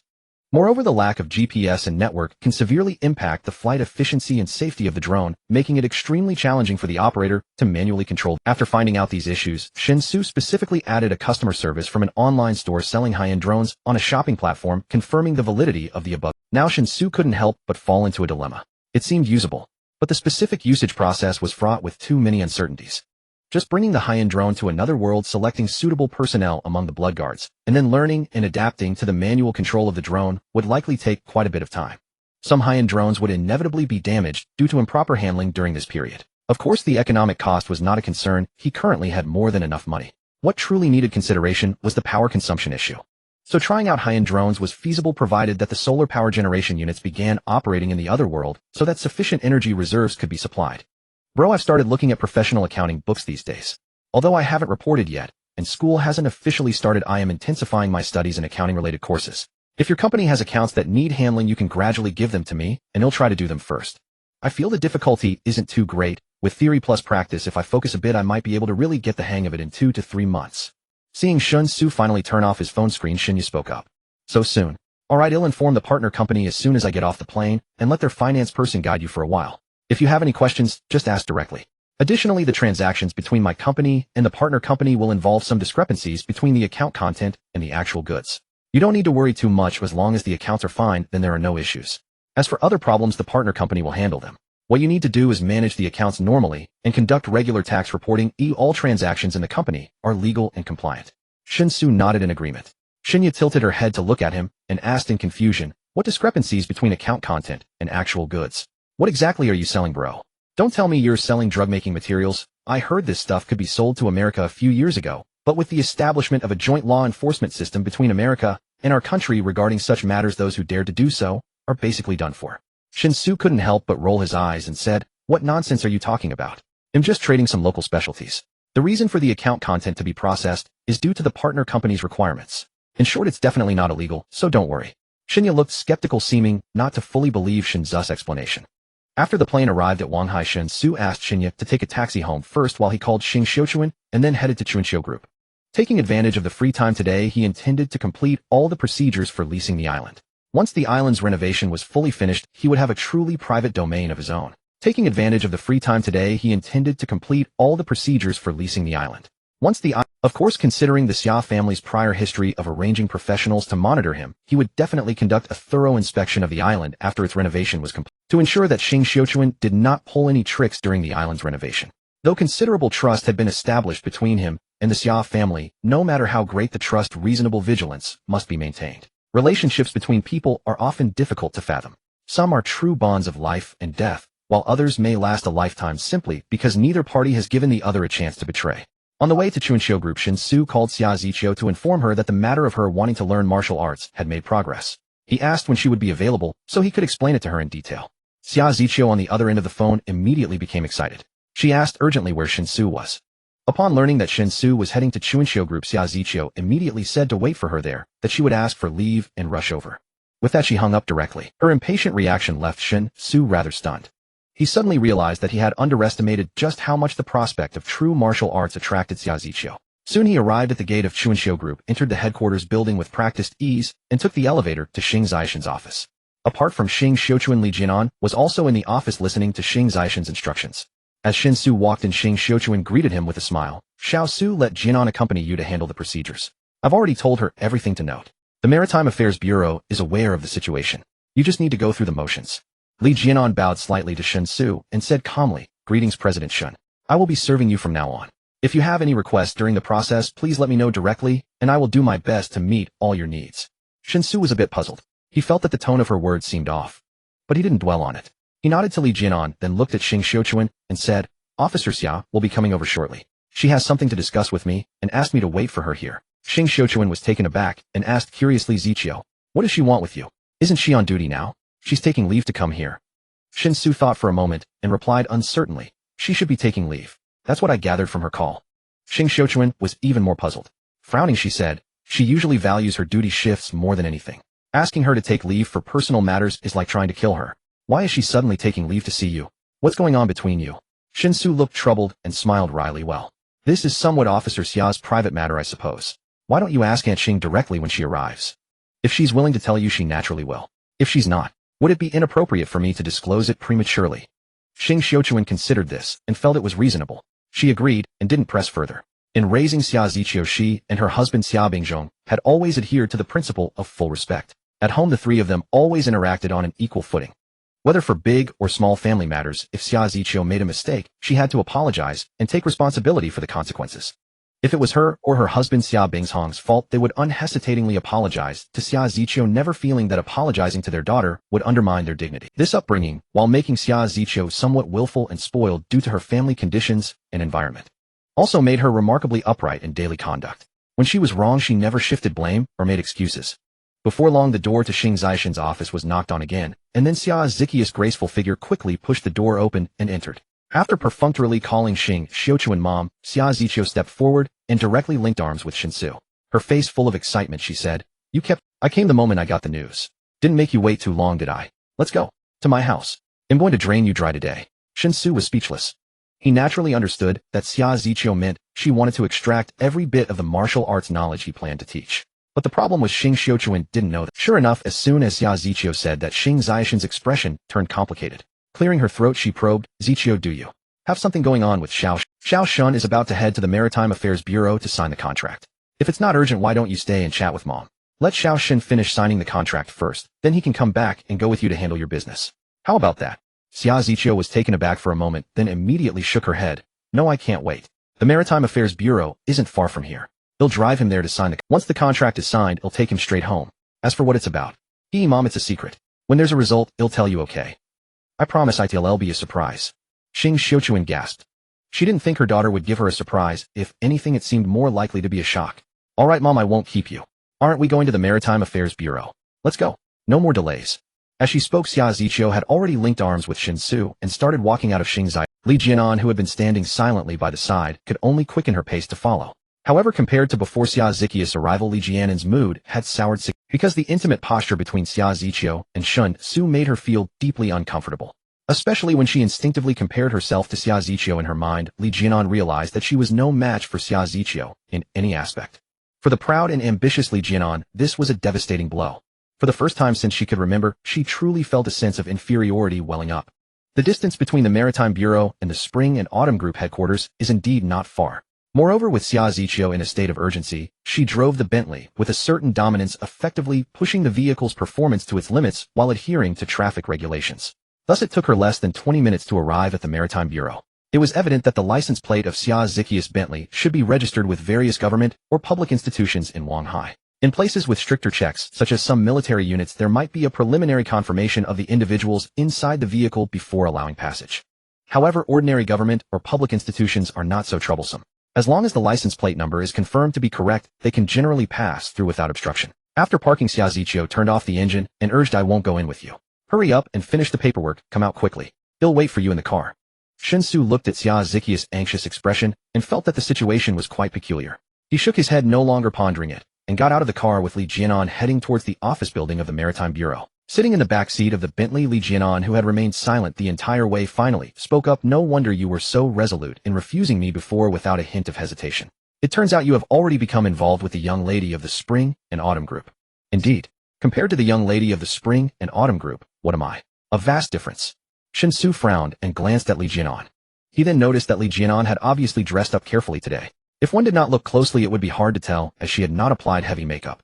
Her makeup was very suitable, and with her fitted professional attire it highlighted her advantages exquisitely, making her quite attractive to the opposite sex. Jianan, I want to say, I made it very clear that night. I once liked you, but that doesn't mean I will always like you. People change, that the life after stepping into society is vastly different from life in school. We are both adults now, we need to learn to look ahead. Shen Xu did not explain his relationship with Xia Ziqiu. There was no need. Although he knew Li Jianan had misunderstood, explaining it now would only give her new hope. He did not want Li Jianan to think he still had feelings for her, which would explain her urgency in seeking clarification. Hearing Shen Xu reiterate his previously expressed attitude, Li Jianan knew her little hopes had once again fallen to nothing. Feeling even more upset, she pouted and led the way ahead. Shen Xu had already completed all the necessary preparations. Li Jianan brought Shen Xu here merely to sign a contract and go through the motions. Everything went smoothly, and it took only about 15 minutes to complete all the procedures, including the time Shen Xu spent reviewing the contract. After exiting the office of the director responsible for this matter at the Maritime Bureau, Li Jianan seemed to have finally made up her mind. She spoke with difficulty. What if I take a step back? I don't require a romantic relationship with you. How about we become lovers instead? No matter how much you dislike me now, you can't deny that you were once attracted to me. Now that we have this opportunity, you don't need to be responsible and can have me whenever you want. Isn't that somewhat appealing to you? Shen Xu was taken aback. He instinctively stopped in his tracks and turned to look at Li Jianan. Li Jianan met his gaze without flinching, her eyes filled with determination. In a serious tone, she continued, I previously told you about my family situation. Though I aim to elicit your sympathy, I at least did not lie to you. My family background is indeed, so I really need money, and you seem to have no shortage of money. If that's the case, would you be willing to keep me? We've been classmates for 4 years, we know each other quite well. I'm still a virgin as of now. If you don't believe me, I can go to the hospital for a checkup with you. I won't ask for a romantic relationship, you just need to give me money without any responsibilities. During the time I'm being kept by you, I promise I won't see any other men. Or do you have any other conditions? We can negotiate. Of course, the premise is that you are willing to support me. Shen Xu, I have stripped away all my dignity and thrown it at your feet, allowing you to trample on it. I know that I am not worthy of you now, so I do not ask for much. Just to be lovers, is that okay? Shen Xu stared blankly at Li Jianan. He could feel that she was serious. However, the development of this situation was still somewhat outrageous. If it were about a romantic relationship, he certainly would not date Li Jianan. Yet if it were just to vent desires, Li Jianan was not wrong. After all, he had been attracted to. For a man, the feeling of having once desired something unattainable may lose its allure after obtaining it. However, before acquiring it, the attraction remains. Thinking of this, Shen Xu almost agreed with tears in his eyes. However, he had not yet become a purely dissolute man. After a period of change, he was now at best a half-step dissolute man. Thus, he ultimately restrained his instinctive thoughts. Clearing his throat, he spoke, "Jianan, there are many good men in this world. I believe there are plenty who meet your requirements. You don't need to do this. Since I joined the spring and autumn group, there have been far more people pursuing me.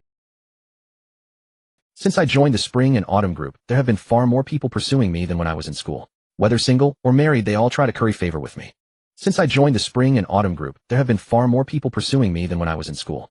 But those who are sincere have little money. They are just regular employees of the group. Those with money are merely looking for fun. As for the married ones, it's even more disgusting. Especially a few mid-level leaders of the group who always hint at me in a roundabout way, wanting me to be their mistress. Of course, they don't know that they are all flirting with me. You see, the reality is so helpless, and it is vastly different from school. I want to change my fate in life by seeking a wealthy partner, but currently it seems those rich people are too clever. The wealthier they are, the less they lack women, so it's naturally unlikely for me to charm them. The most realistic approach is actually to be kept. Rather than being kept by some disgusting old men, why not be kept by you?" Shen Xu blinked. After a struggle of thoughts, he smiled wryly. "Can you give me some time to consider this?" When they returned to the car, Xia Ziqiu noticed that Shen Xu seemed a bit unsettled. Feeling curious, she couldn't help asking, "What's wrong? Did it not go smoothly?" "That can't be. Since my mother asked you to come, she must have arranged everything in advance. You just need to go through the motions, right?" Shen Xu realized his emotional fluctuation and quickly calmed himself, saying with a smile, "It's nothing. I was just thinking about what that island will be transformed into. All right, let's drop Jianan off at the company first, then we'll go back to your place. They'll see if I can actually teach you." "No problem, master." Hearing Shen Xu mention martial arts, Xia Ziqiu's spirits lifted. She replied excitedly, then started the car and quickly began the return. Li Jianan, sitting in the back seat, was quite puzzled. Although she had zero practical experience in this age of information and the internet, it was very easy to find relevant videos. That meant, from now on, she would also have to call him master. Though she found it somewhat baffling, Li Jianan still filed this matter away in her mind. No help for it, these were all things she needed to know. Being a mistress wasn't easy either. You had to love what you do, and only by loving it could you excel at it. Even if she was to be Shen Xu's mistress, she was determined to set the benchmark in her field. Li Jianan silently thought to herself. Soon they arrived at the entrance of Chunqiu Group. After dropping off Li Jianan, Xia Ziqiu turned the car around and drove home as fast as possible. Since Xia Ziqiu's house was right above his own, a duplex spanning the 3rd and 4th floors with a large terrace, Shen Xu, after getting out of the car, kept carefully observing the surroundings. This was to avoid accidentally running into Zhang Min's mother, which might lead to a situation where he couldn't explain himself clearly. After all, he had promised Zhang Min to act as a high-rated perfect boyfriend. If something went wrong in this regard, it would seem a bit unfair to Zhang Min, who had specially thanked him before. He successfully entered Xia Ziqiu's house, and as the door closed, Shen Xu couldn't help but let out a long sigh of relief. His sneaky behavior made Xia Ziqiu laugh and ask, "What are you doing?" "Let's be clear up front. Although I'm grateful that you can teach me real martial arts, there are many ways to repay you, and this kind of repayment is definitely not in my consideration." Shen Xu rolled his eyes upon hearing this and said speechlessly, "You wish?" "Mainly, I promised a friend earlier to help her fool her mother. Now my friend and her mother live in the apartment downstairs. I'm afraid if her mother sees us coming and going together, it'll be hard to explain." As he spoke, Shen Xu briefly told Xia Ziqiu about pretending to be Zhang Min's boyfriend. Xia Ziqiu listened with great interest, but ultimately learning martial arts held a greater appeal for her. So as soon as Shen Xu finished, she immediately dragged him into the spacious living room, pulled the curtains, turned on the lights, and looked at him seriously, asking, "How are you planning to teach?" Shen Xu thought for a moment and said, "The ancient martial art I'm going to teach you is called Cloud Body and Wind Spirit Art. It's the most suitable one for girls among the ancient martial arts my master taught me, but learning it is extremely difficult. The hardship and pain involved are beyond words. If you start training but can't persist to the end, the consequences of giving up halfway will not only turn all your previous efforts to dust, but also likely cause great harm to your body. Have you prepared yourself mentally?" Xia Ziqiu's expression immediately turned serious upon hearing this. She took a deep breath and nodded firmly, saying, "Rest assured. I know what I want and I understand. True ancient martial arts are already legendary. At least from what I know so far, there are no ancient martial arts traditions with strong practical combat capabilities within the folk circles of this country. The so-called martial arts sects only practice routines that lack real combat power. Apart from looking good in a fight, they are essentially useless. Meanwhile, any techniques with practical combat ability basically fall into the category of fighting skills. To master them, physical fitness is a crucial foundation. This puts girls at a natural disadvantage because the gap in physical fitness between women and men is just too huge. And now I finally have such an opportunity. If it weren't for you, I might never have encountered this chance in my lifetime. So I will definitely seize it. Seeing Xia Ziqi's resolute attitude, Shen Xu stopped persuading her. The initial instruction for Xia Ziqiu lasted an entire afternoon. Though progress was painstakingly slow, strictly speaking the results were remarkably gratifying.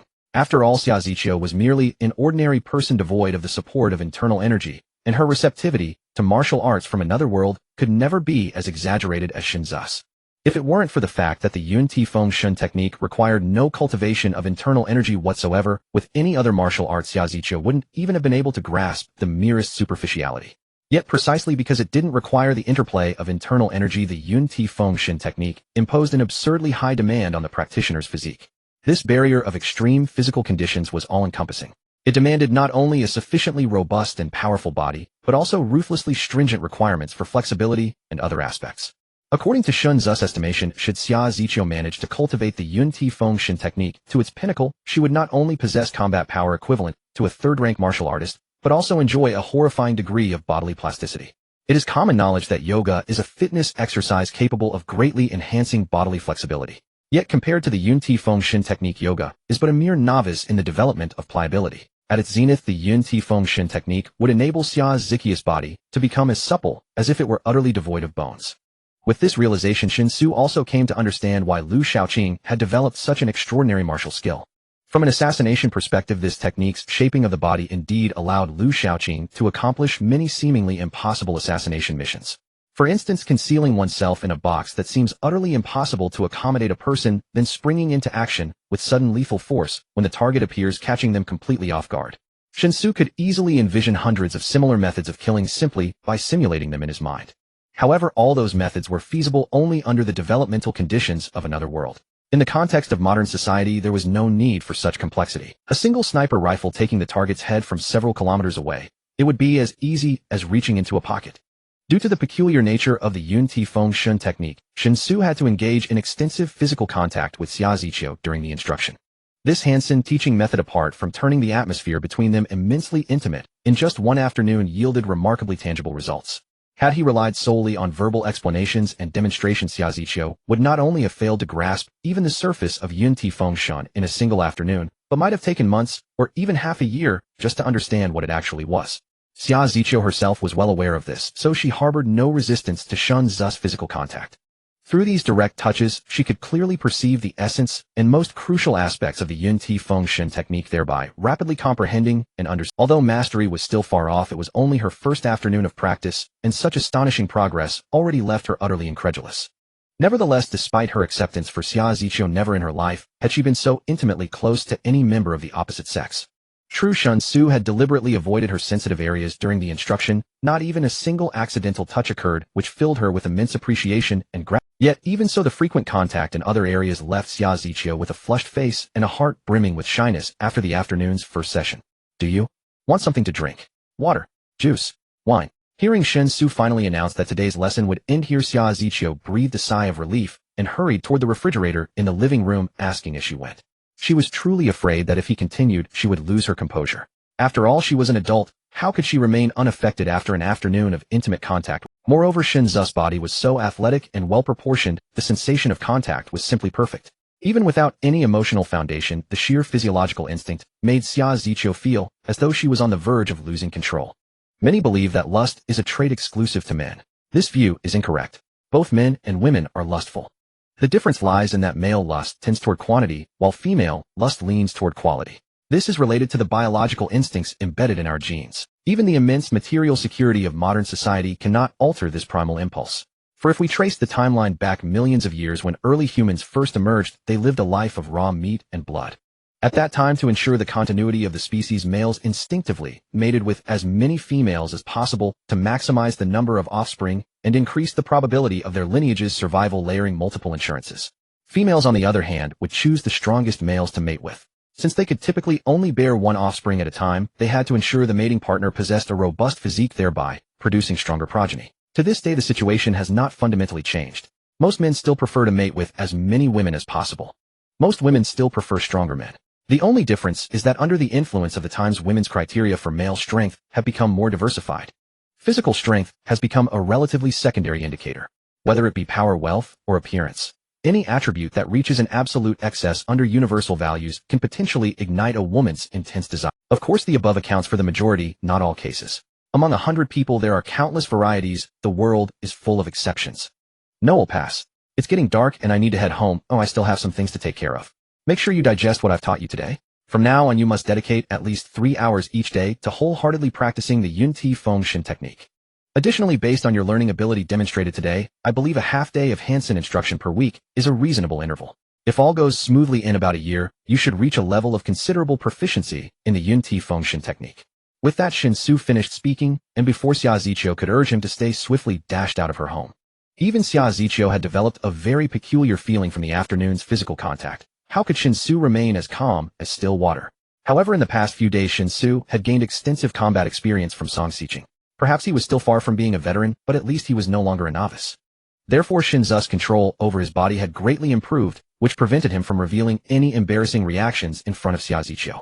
When he returned home, Xinya and Zhang Min were busy in the kitchen. Meanwhile, Zhang Min's mother stood by, attentively instructing Zhang Min on some matters to be mindful of while cooking. Obviously, because Shen Xu had performed so well before, Zhang Min's mother was going all out to guide Zhang Min into the role of a virtuous wife and caring mother. Although the standard for good performance currently manifested only one trait, the power of money, this single trait was worth more than 1,000 troops and horses. Without disturbing the three busy in the kitchen, Shen Xu tiptoed back to his bedroom. Without any delay, he directly ordered a full 10 high-end drones on an e-commerce platform, each costing over 80,000, totaling nearly 900,000. Because Shen Xu planned to first use some drones for practice, and only after the blood guards truly learned to manually control the drones would he purchase the top-tier products. He did not max out the budget right away. Otherwise, for drones, even civilian ones, the top-tier products could easily exceed $1 million in unit price. The e-commerce platform Shen Xu chose had its own logistics system. Any product purchased from the platform's self-operated stores would be shipped directly from the nearest warehouse, so the estimated delivery time was extremely fast. Today's order was placed too late for same-day delivery, but next-day delivery was absolutely no problem. At most by tomorrow noon, Shen Xu would receive the drones he bought.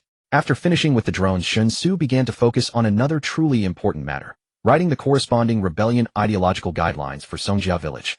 This was a very difficult task, certainly not something that could be accomplished by simply copying. Because the ideological guidelines had to conform to the characteristics of the era, taking into account the world's productivity and the level of enlightenment of the people. They also had to incorporate the relationships and situation among the 3 kingdoms of the other world, as well as the many internal problems within those kingdoms. Only then could the ideological guidelines be ensured not to be a castle in the air and have full feasibility. This was absolutely not a simple copying job. It required specific analysis of specific problems. Shen Xu found paper and pen in his bedroom, sat down at his desk, and while using his phone to conduct relevant searches, he also did his own summarizing and research. Although a complete set of detailed strategies could be easily found online, that set of things was actually not suitable for the rebellion needs of a feudal imperial era. The people's wisdom had not yet been enlightened to that degree, forcing it would only result in a mess.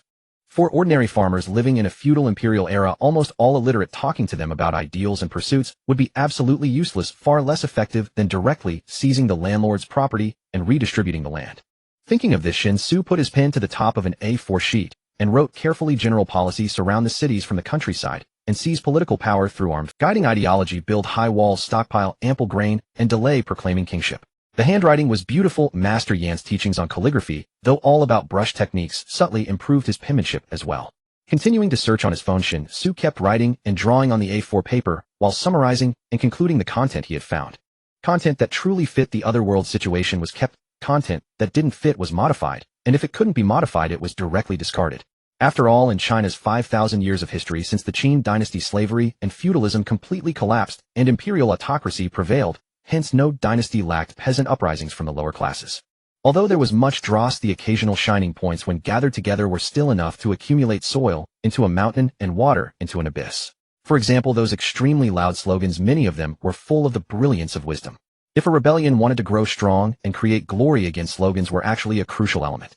Whether it be, can kings and nobles be born with a special destiny, or stone man with one eye stirring the yellow river to rebel against the world, or the blue heaven is dead, the yellow heaven shall stand, the year is Jiazi, all under heaven shall be great, or even, expel the barbarians, restore China, establish laws and disciplines, save the people, and further, eat his mother, drink his mother, open the city gate to welcome the rebel king. when the rebel king comes no grain tax, and so on. These widely spread, catchy declarations all left a deep impression in the long river of thousands of years of history. Shen Xu determined that the rebellion of Songjia village also needed such a slogan, but that would have to wait until the banner was actually raised. As for now, rebellion from village chief to emperor, the dragon-slaying manual necessary for conquering the world, Shen Xu wrote earnestly below the header. Occasionally being playful like this brightened Shen Xu's mood. Grinning, he continued writing 1. Prerequisites for rebellion. The common people needed to face a clear, irresolvable survival crisis. This was the only way to incite them to rebellion. Therefore, severe land annexation created a huge gap between the rich and the poor, meaning the unfair distribution caused by the monopoly of production resources by the powerful landlord class would inevitably bring about a massive survival crisis. Frequent natural and man-made disasters, including, but not limited to floods, droughts, locust plagues, epidemics, oppression by corrupt officials, persecution by greedy officials, etc., that were not properly handled by the government, would also create a survival crisis. Above all, by establishing a religion and subtly guiding ideology, social contradictions could be greatly aggravated, and it could become a fuse waiting to be ignited. Where there is oppression, there is resistance. One must strive to discover the pain points of the common people's survival, dig out their rebellion needs. No matter how great a peaceful and prosperous era, there will always be people who are desperate and unable to survive. They are the clear target users. Where there is oppression, there is resistance. Every country has its margins of governance where administrative efficiency is extremely low, such as rural areas. One should choose places where the landlord class is relatively weak and full of contradictions. The farmers there are less bound and have heavier grievances. The people who were forced into corvée labor, not only receiving no wages, but also having to bring their own food, who worked on river management, palace, and city wall construction, suffering from hardship and oppression, with grievances soaring to the sky. Such places were very suitable for carrying out revolutionary endeavors. Shen Xu wore a self-satisfied expression as he continued writing. 3rd, what distinctive and impressive qualities should a professional rebel possess? 1. Huang Chao was domineering and brutal. Li Ziqing strategized well, but lacked decisiveness. Qin Yuliang was harsh and ungrateful, and Hong Xiuquan was greedy and lustful. All of them were short-sighted. To succeed in rebellion, one must minimize the weaknesses in one's character and maximize the strengths. 2. Have a team worthy of absolute trust. Rebellion is never a solitary endeavor. It requires a group of like-minded individuals who think and act in unison, each performing their duties while supporting and encouraging one another. 3. Getting along with potential social agitators may seem difficult, but in practice, it is quite simple. Just become a social agitator yourself. If you can't beat them, join them. 4. Prepare a one-eyed stone statue or a fox that can speak human language. Having written this far, Shen Xu stretched and reviewed what he had penned, falling into deep contemplation. After a moment of thought, he slowly wrote again. 4th, effectively utilize tools of ideological dissemination. 1. Religion is a typical low-cost, high-efficiency tool. Using religious characteristics for agitation can yield remarkable results. For the vast, ignorant populace, nothing is easier to believe than playing tricks with ghosts and gods. 2. Religion must suit local characteristics, and its doctrines must strike at the heart. Since the ultimate rebel leader is often not the religious founder himself, an additional deification campaign is needed to complement it. Using feudal superstition to oppose feudal monarchy is perfectly reasonable. 3. Always remind yourself that religious power should only be used in the initial stages of rebellion. Once the rebellion is on track, it must be abandoned without hesitation. Otherwise, the nature of our team will change. From a righteous, progressive peasant movement against oppression, exploitation, and slavery, it will rapidly degenerate into a backward cult riot. Once that happens, our team will quickly lose mainstream social recognition. This is crucial. 4. Although communist ideology is far superior in progressiveness and internal organizational capacity, the extreme lack of an industrial working class in an agricultural society makes it nearly impractical. It should only be used for reference. 5th, establish my own leadership position within the team. 1. Why would others follow me? Because I can provide the right direction and grasp the team's future. I have the ability to formulate complete plans and oversee their execution. I can offer solutions to ensure the team's survival. 2. The core of leadership lies in knowing what the team needs to do, assigning reasonable tasks to everyone, and achieving the results we all desire. This is a positive feedback. 3. In this process, I need to clearly define each team member's role, understand their strengths, know where their abilities are focused, and identify their work priorities. I must even have a detailed understanding of their personalities and family situations so as to assign the right person to the right task. This is difficult, but I must learn. As a rebel, I must also train my own abilities to keep pace with the team. Toward the end of his writing, Shen Xu unconsciously shifted from an objective narrative tone to a self-reflective summary. Between the lines, it was all about how he should lead the Song family village in an orderly rebellion in the other world. Having organized 5 necessary guidelines, Shen Xu, from the content he had searched and the conclusions he had drawn, if he could perfectly implement all 5 guidelines coupled with the material reserves that required no worry, the prerequisites for rebellion would essentially be met. As for subsequent considerations and action plans, they would only need to be organized, thought through, and executed once the rebellion actually began. Reading through his own writing, Shen Xu felt that some wording was problematic, but he did not intend to correct it. Especially the 5th point, where he explicitly stated the need to establish his leadership position. Although written in the first person, it was still something he could show to Song Xiqing. He had to reach an immediate consensus with the upper echelons of the Song family village on this matter. Only then could the deification campaign and corresponding propaganda efforts proceed in parallel. Song Xiqing would certainly have no objection to the 5th point, while Yi Wujiu and Zhang Bafeng clearly followed Song Xiqing's lead. The key was the attitude of the 5 elders. Their loyalty was to the Song family, which could extend to the sisters Song Xiqing and Song Si. However, whether that loyalty could extend further along the sisters' relationship to Shen Xu himself was a question mark. What if the 5 elders only wanted him to be a tool or a mascot? This matter had to be resolved first. Even though he initially approached the other world with a game-like mindset, as time passed his bonds with that world deepened and that playful attitude was gradually fading. Since he was truly considering doing something, establishing his personal leadership became a top priority. In governing a country or a family, having only one voice is taboo. An autocrat can hardly steer a nation steadily forward. But raising a rebellion is the opposite. Too many voices only lead to internal division and disunity. He folded the paper full of writing and stored it in his subspace, then rose with satisfaction and left the bedroom. The future of the other world seemed bright. Although he and the Song family village were still in the early stages of their venture, just starting out, as the saying goes, some are born in Rome, others are born as cattle and horses. Given the conditions he and the village possessed, it was no exaggeration to say their startup was equivalent to being born directly in Rome. Joy brightens one's spirit, and Shen Xu had a hearty appetite at dinner, eating a great deal. At least 70 of the dishes made by Zhang Min and Shen Yu went into his stomach. This was even after he deliberately restrained himself, otherwise having broken through to the 4th rank and increased his appetite, he could have competed with the world's top eater. Zhang Min's mother was very pleased, believing her guidance and training had improved Zhang Min's cooking skills so much that Shen Xu ate so much. Zhang Min herself had reservations about that, but she still had to listen to her mother, so that evening she once again came to Shen Xu's bedroom. I must remind you, when you stayed overnight in my room before, I did not touch you, not because you were prepared in advance, but because I still have principles and refuse to take advantage of someone in a vulnerable state. In fact, for a man of my age, your so-called preventive measures might not hold for even half an hour. Watching Zhang Min push the door into his bedroom with casual composure, Shen Xu could only stare in speechless exasperation. Zhang Min shrugged helplessly. Then I can only continue to trust your principles, otherwise I won't be able to answer to my mother. To put an end to it once and for all, so I won't have to endure her matchmaking any longer. Sometimes one must take risks. Shen Xu rolled his eyes and asked, when does your mother plan to return? Zhang Min answered uncertainly, tomorrow. At the latest the day after. So I hope your sense of decency can hold for another 2 days, please. After speaking, Zhang Min clasped her hands and made a mock devout bow to Shen Xu. Shen Xu, torn between amusement and incredulity, felt an unexpected flush of heat rise in his chest. He cleared his throat and said, then you'll probably have to use your preventive measures tonight. It won't solve the root problem, but it may at least reduce the chance that I lose control. Zhang Min sighed in resignation. I knew it would be like this. But haven't you considered being involved with Xiaoya? Huff cough, what did you just say? Shen Xu momentarily lost his composure. Zhang Min replied matter-of-factly, I'm not blind. It's been nearly 2 months, I can see how Xiaoya feels about you. She added, besides I asked her, and she admitted it. If you ask me why worry so much. Life is short, don't let it slip away. Shen Xu fell silent.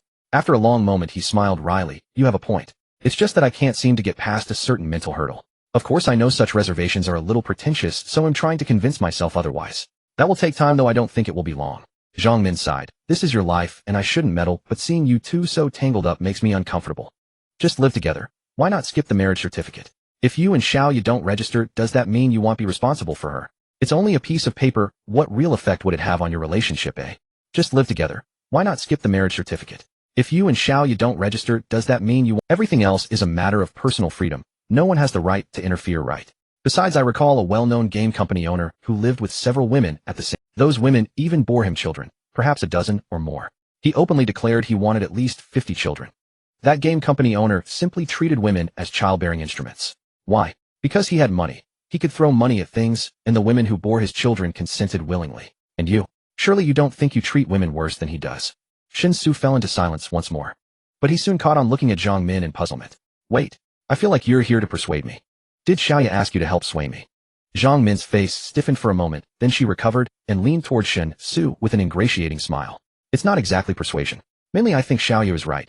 She has liked you for a long time.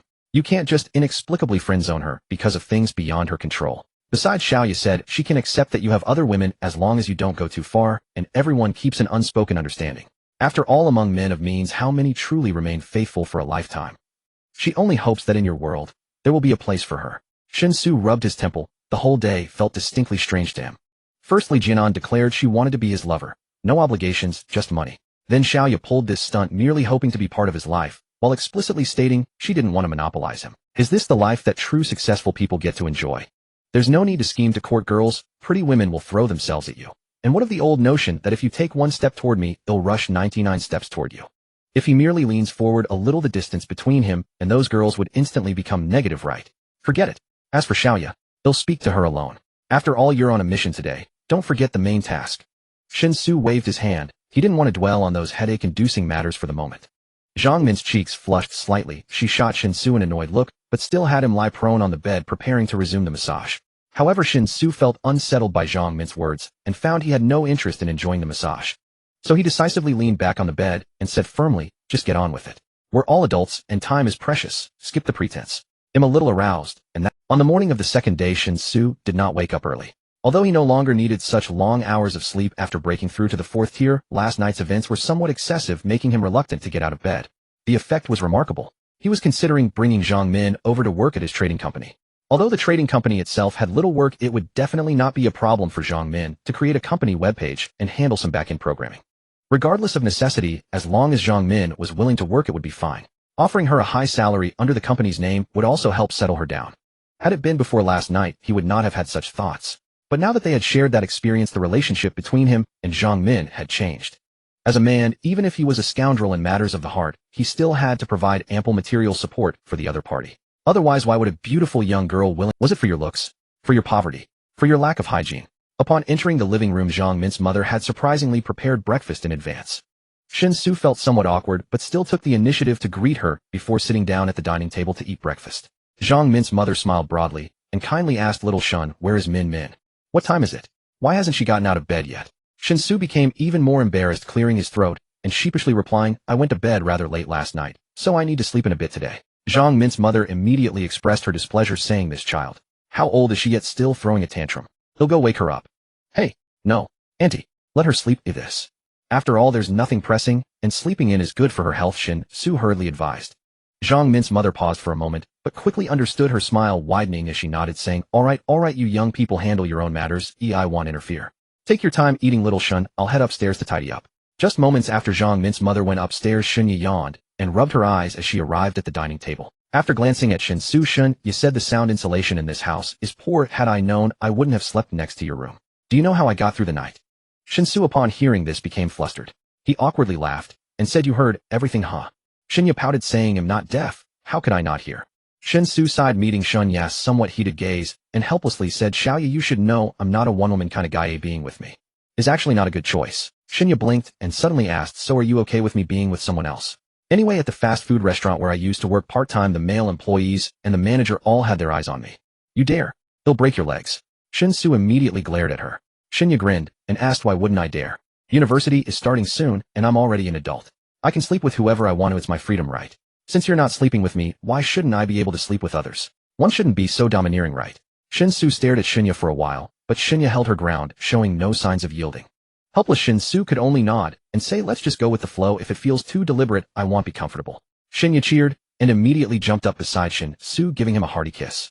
This kiss did not land on her face, but rather was a direct mouth-to-mouth. Shen Xu, with a complex mood, kissed Shen Yu.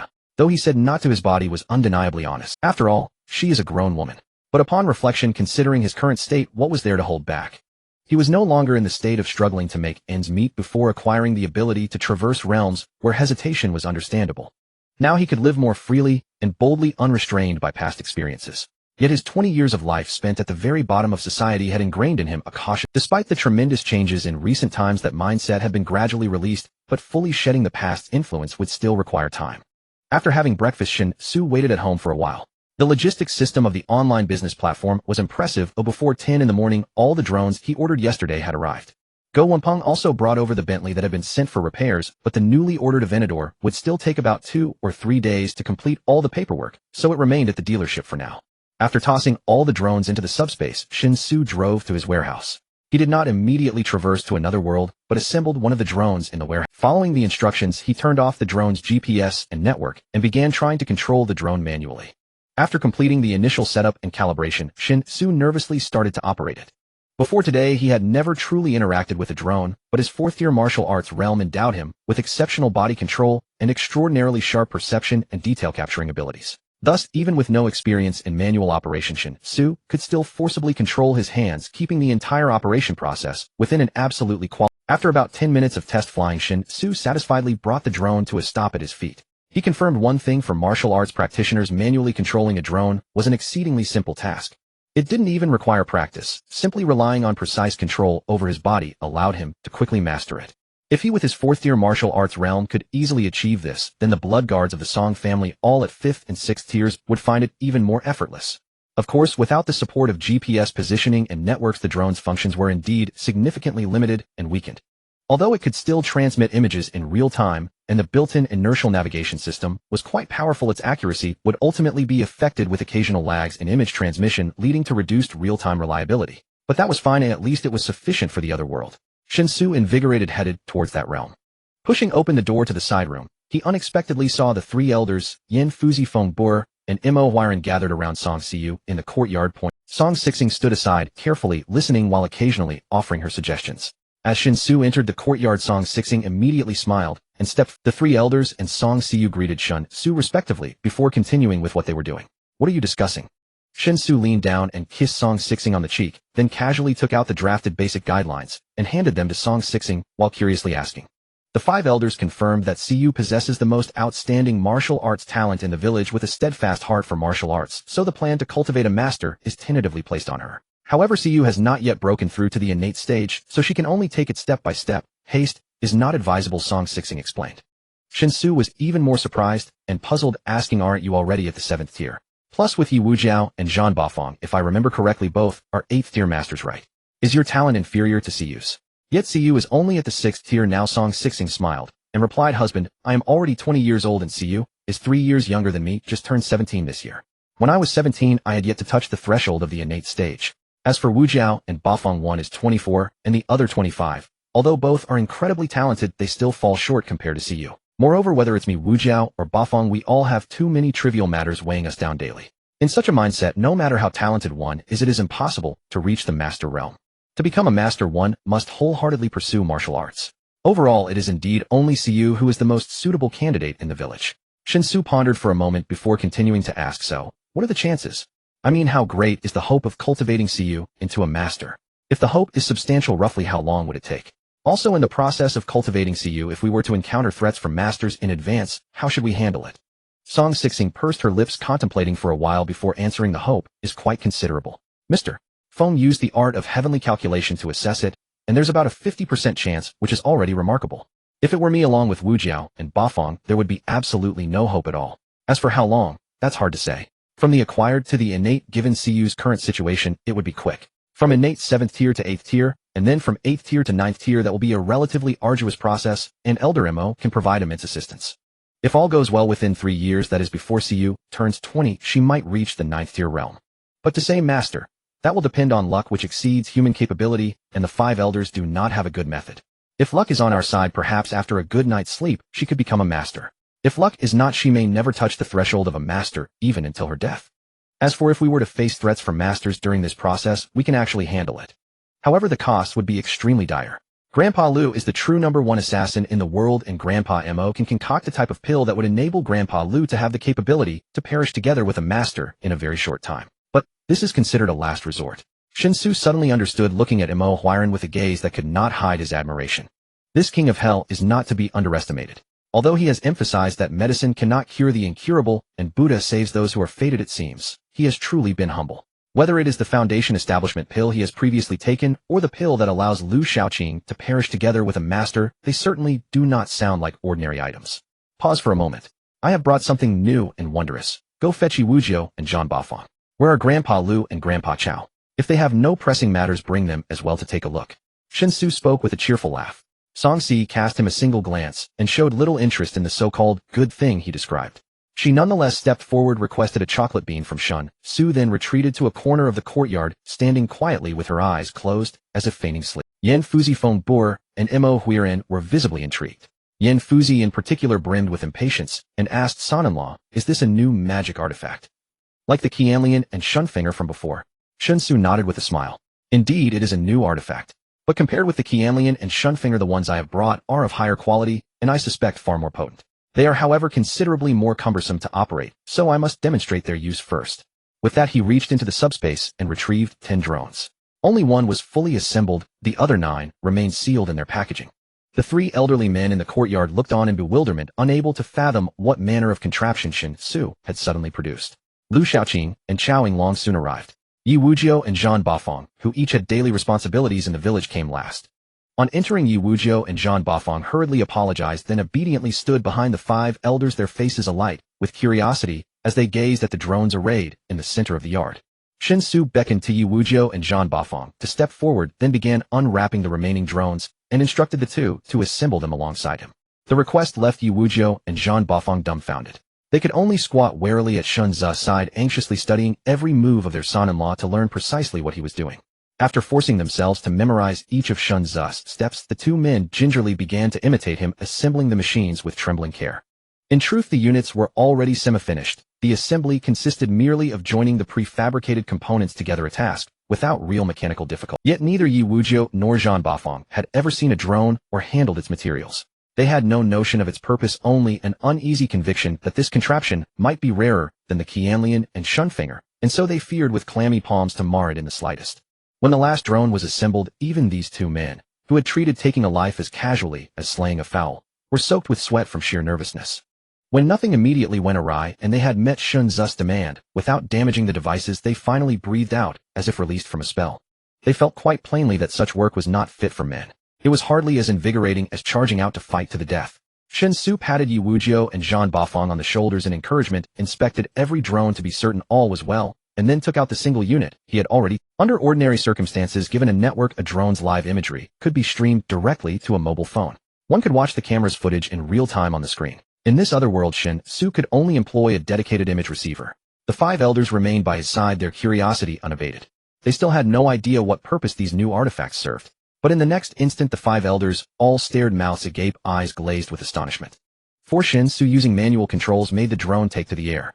Even the 5 elders, men who had seen much in their decades, had never witnessed such a thing. What strange misshapen devices could actually soar? Yi Wujiu and Zhan Bafang wore identical expressions. Their jaws seemed on the verge of unhinging as they struggled to comprehend how what they had assembled could lift into the sky.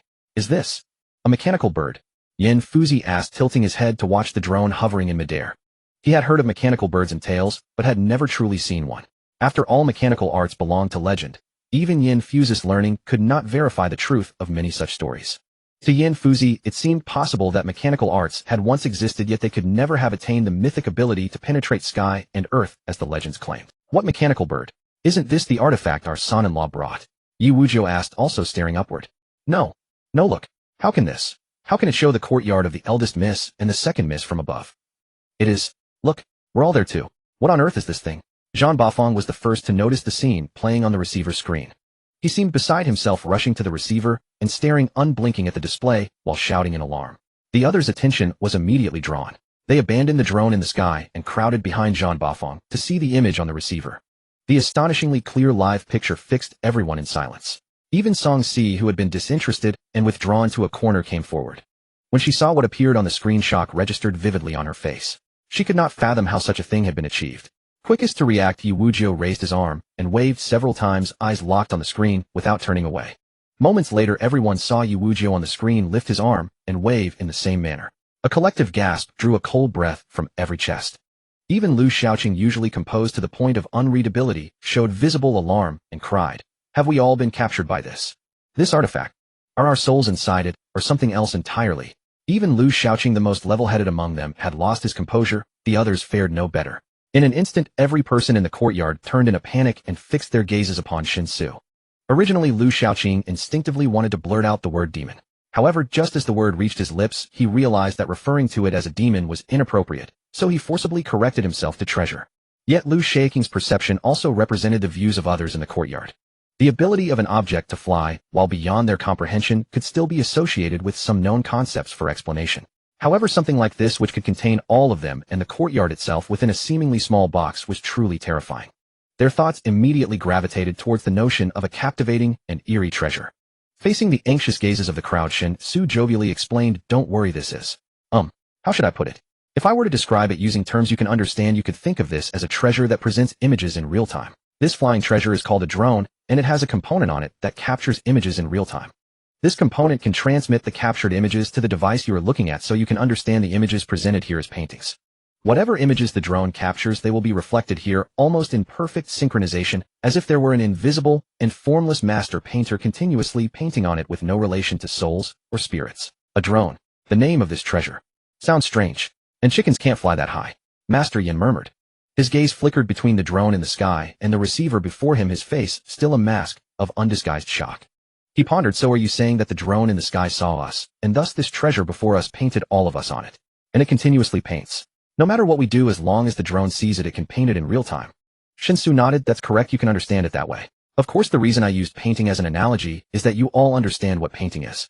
As for the connection between these two treasures, I can only say that their effect is similar to continuous painting, but the actual process of presentation is not like painting. Do you?" After exchanging glances, the five elders looked at each other. Master Yin hesitantly nodded. "I suppose we understand." Xiao Yinglong, suddenly recalling something, asked with a gleam in his eye, "How high can this treasure fly? And how far can it go? No matter how high it is, can this treasure before us paint whatever it sees in real time?" Shen Xu continued to nod. "As for how high and how far it can fly, I'm not entirely sure at the moment. You can try it out when you have time. Once it exceeds the control range, the drone will naturally go out of control. As for your second question, I can assure you that no matter what it sees, the treasure in front of you will capture it perfectly, ensuring that there are no mistakes." Shen Xu's answer made Xiao Yinglong's breathing grow heavy. He reached out his hand, cautiously caressing the receiver, and trembled, saying, This is the true eye compared to the previous eye of heaven. This is simply astonishing. If used in military operations, having such a treasure as support could undoubtedly lead to knowing oneself and the enemy achieving victory in every battle. If I hadn't seen it with my own eyes, I truly couldn't imagine such a treasure exists in the world. Shen Xu shrugged. It can indeed be considered an eye of heaven, but its function is not that simple. Moreover, it has certain limitations which I will slowly explain to you. Now what you need to do is select a few people specifically to learn and adapt to the control of the drone. While it isn't particularly difficult, it does require a certain amount of practice to wield it, as if it were an extension of your own body. As soon as Shen Xu's words fell, Zhan Bafang excitedly raised his hand and said in a rough voice, Master-in-law, can I try it? I see you are using that thing in your hand to control the treasure in the sky, right? It seems quite easy. Shen Xu smiled, allowing the drone to land before handing the controller to Zhan Bafang. At the same time, he carefully explained how to use the controller. Not only did Zhan Bafang listen intently, but others in the courtyard also paid close attention. Once Shen Xu finished speaking, Zhan Bafang confidently stated that he had memorized everything, then took the controller and eagerly attempted to control it. The drone, which had originally been stationary in the courtyard, suddenly shot upwards, rising at a speed several times faster than when Shen Xu was controlling it. This caused others in the courtyard to instinctively strain their necks to follow the rhythm of the drone's ascent. A flicker of panic appeared on Zhan Bafang's face. Although supported by his 8th grade realm, giving him superior control over his body compared to Shen Xu, he was still entirely unfamiliar with the drone. He regarded it as a divine treasure, instilling a sense of awe that rendered his actions rather stiff. Despite Shen Xu having thoroughly explained everything, listening and operating were two entirely different matters. At least Zhan Bafang had found it very simple while listening. However, as soon as he got Hansen, he panicked. If he could have remained calm, his absolute control from the 8th grade realm would have allowed him to regain control of the drone. Yet Zhan Bafang held the drone in such high regard that during his first attempt, after applying a bit too much force, he instantly became tense. His actions became increasingly erratic. The drone, having soared high into the air, seemed to receive some command, and after a fierce ascent suddenly began to plummet. In the astonished gaze of everyone in the courtyard, the drone whizzed downward, crashing solidly onto the roof of one of the side rooms in the courtyard. The now completely out of control drone, rebounding from the impact, fell to the ground. The main structure seemed to be intact, but all 4 wings were shattered, and the scattered parts lay across the courtyard, leaving the fallen drone's body looking quite tragic. Zhan Bafang was instantly petrified. Others also wore expressions of shock, staring blankly at the scene, as if frozen in place. The courtyard fell into an instant silence. Master, I didn't mean to. It's so hard to control. The silence in the courtyard lasted only a moment before Zhan Bafang snapped back to his senses. The others also reacted. Xiao Yinglong dashed to the damaged drone, his hands trembling slightly as he picked up. The others also reacted. Xiao Yinglong dashed to the damaged drone, his hands trembling slightly as he picked up the barely intact fuselage. Flames of fury seemed to burn in his eyes. Without turning around, he roared, "Jean Bafang, kneel!" Thud. Jean Bafang knelt immediately, his pale face etched with profound self-reproach. Such a divine artifact. And you destroyed it through sheer carelessness. Do you want to become the sinner of the entire Songjia village? Xiao Yinglong turned around, veins bulging on his forehead. His wrath was almost tangible, as if he wanted to tear Jean Bafang apart on the spot. Jean Bafang had nothing to say. He hung his head low, dejected, like an abandoned stray dog, completely resigned to whatever punishment came. Seeing Xiao Yinglong advancing toward Jean Bafang with murderous intent, Shen Xu sensed danger and quickly stepped forward, blocking his path. With a helpless smile, Shen Xu persuaded, "Grandpa Qiao, please calm down. There's no need for this. It's just a drone. If it's broken, it's broken." Bafang has never seen such a thing before. Making mistakes is perfectly normal. No one is immune to errors. What matters is learning from them and not falling into the same pit. Though livid, Xiao Yinglong couldn't maintain his stern expression, with Shen Xu blocking him directly. He could only say in a low voice, "Master, Jean Bafang must be punished. Such divine artifacts must be scarce in your hands as well. These 10 pieces we have now, even if they aren't all you possess, should represent a significant portion. If we utilize them well, when we raise our rebellion relying solely on the aid of these divine artifacts, I am confident we can carve a huge chunk out of Northern Zhou before they are fully prepared. With clear battlefield control through these divine artifacts, we can catch Northern Zhou off guard. This will secure a considerable territory for us in the early stages of our—" But who would have thought? Jean Bafang carelessly broke one. He has always been somewhat reckless. As the right commander of the Blood Guards, he acts like a brute. I've been too lenient with him all along. I never expected him to cause such a disaster today. If I don't discipline him, how can I command respect? Hearing Xiao Yinglong's reprimand, Jean Bafang could not help but knock his head on the ground remorsefully, saying, "Master, old Qiao is right.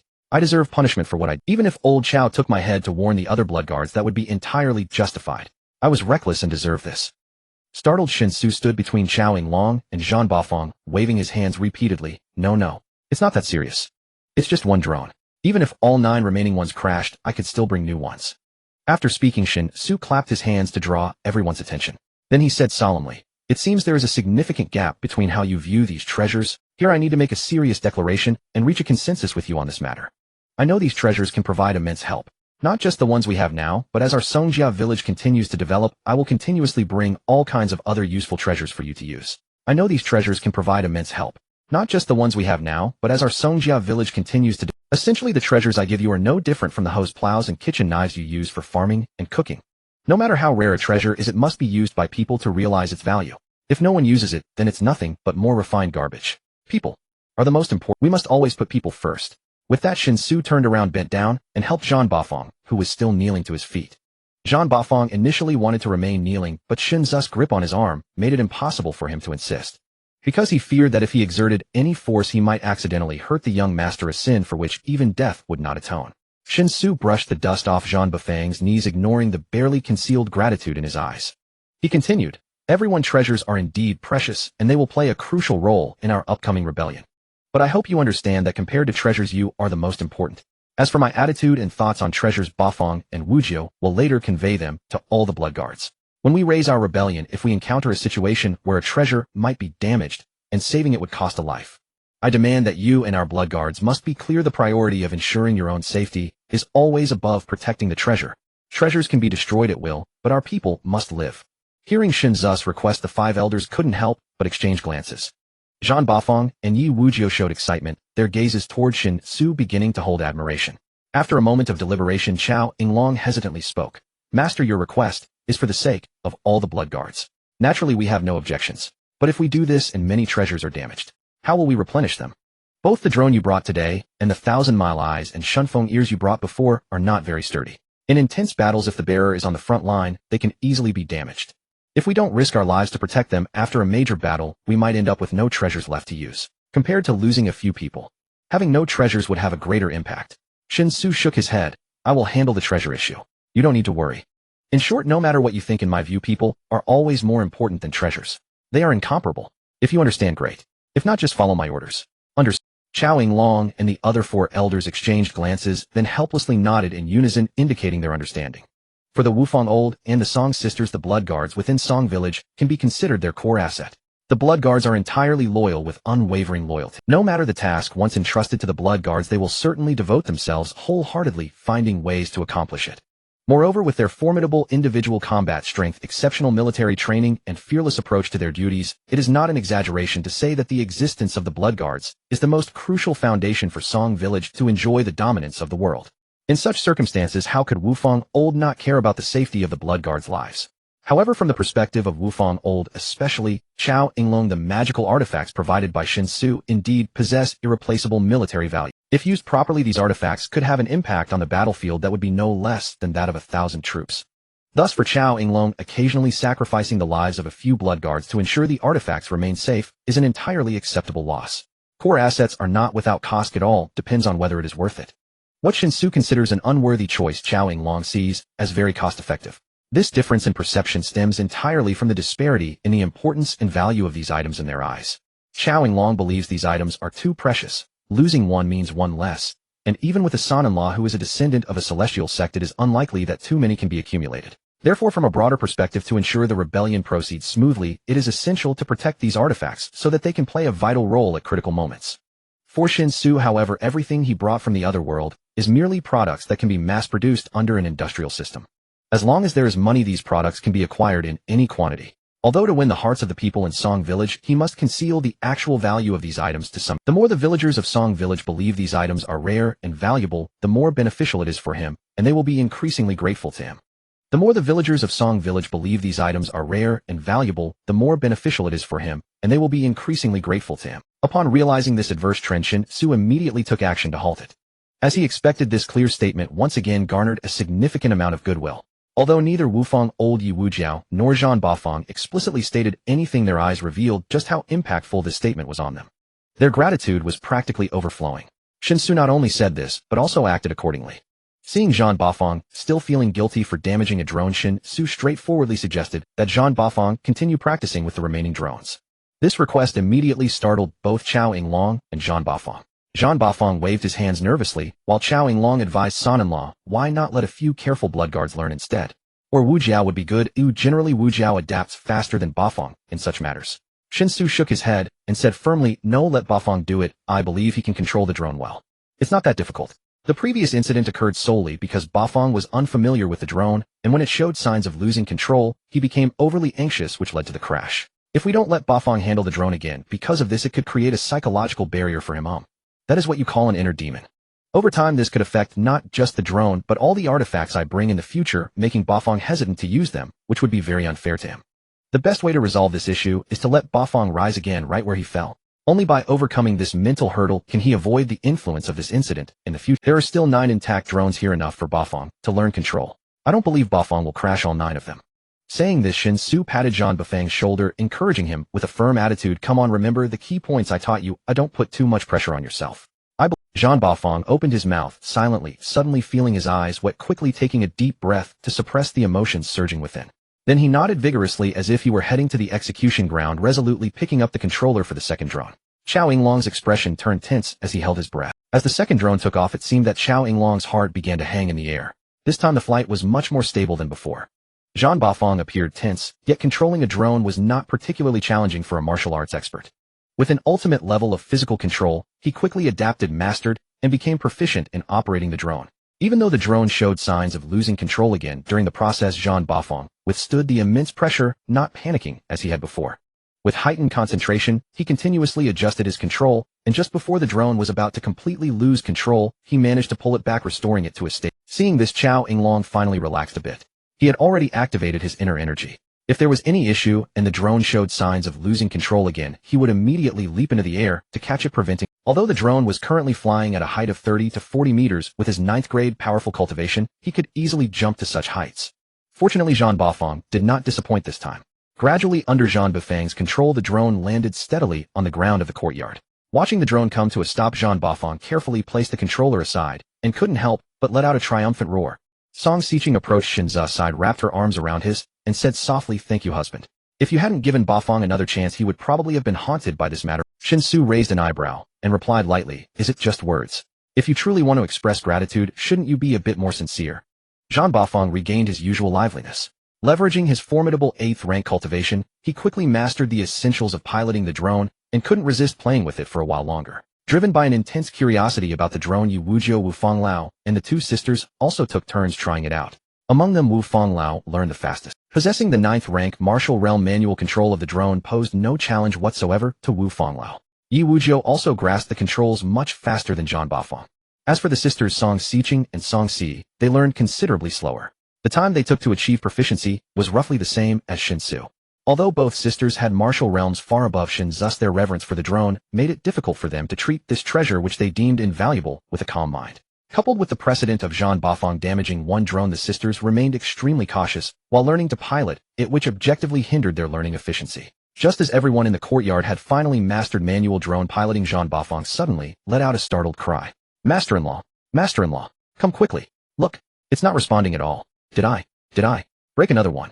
Zhang Bafang looked panic-stricken. The others followed his gaze and saw that the drone he had been controlling had now landed safely back on the ground of the courtyard. But no matter how Zhang Bafang manipulated it, the drone showed no reaction. Qiao Yinglong's eyes once again turned dangerous. Shen Xu noticed the indicator light on the drone and said with a smile, "It's not broken, oh, it's just out of battery. It needs to be charged before it can be used again." "That's perfect." "Out." "What?" Zhang Bafang asked blankly. The others also looked puzzled. "Out of electricity. You can't understand what electricity is yet. It's a force. How shall I put it? Similar to a martial artist's inner energy, but manifested and existing in a different form. Just like the lightning that strikes in the sky during a thunderstorm, it's the exact same force. This drone, a magic artifact, requires lightning as its power source. Once it's used up, it needs to be replenished. In a few days, it'll start leading everyone to transform some of the fields and build greenhouses. The entire operation of the greenhouses will require electricity, and it'll bring magic artifacts that generate electricity. For now, I still have to take the drone back to recharge it. But once the greenhouses are set up and our Songjia village has its own generator set, the drone can stay in the village and charge here." Shen Xu explained briefly. Although his explanation was clear, most of the people in the courtyard still didn't understand. Song Xiqing suddenly recalled something, her eyes brightening as she said, "Husband, you said before that if the planned vegetable greenhouses could be built, a new source of energy we've never seen before would emerge.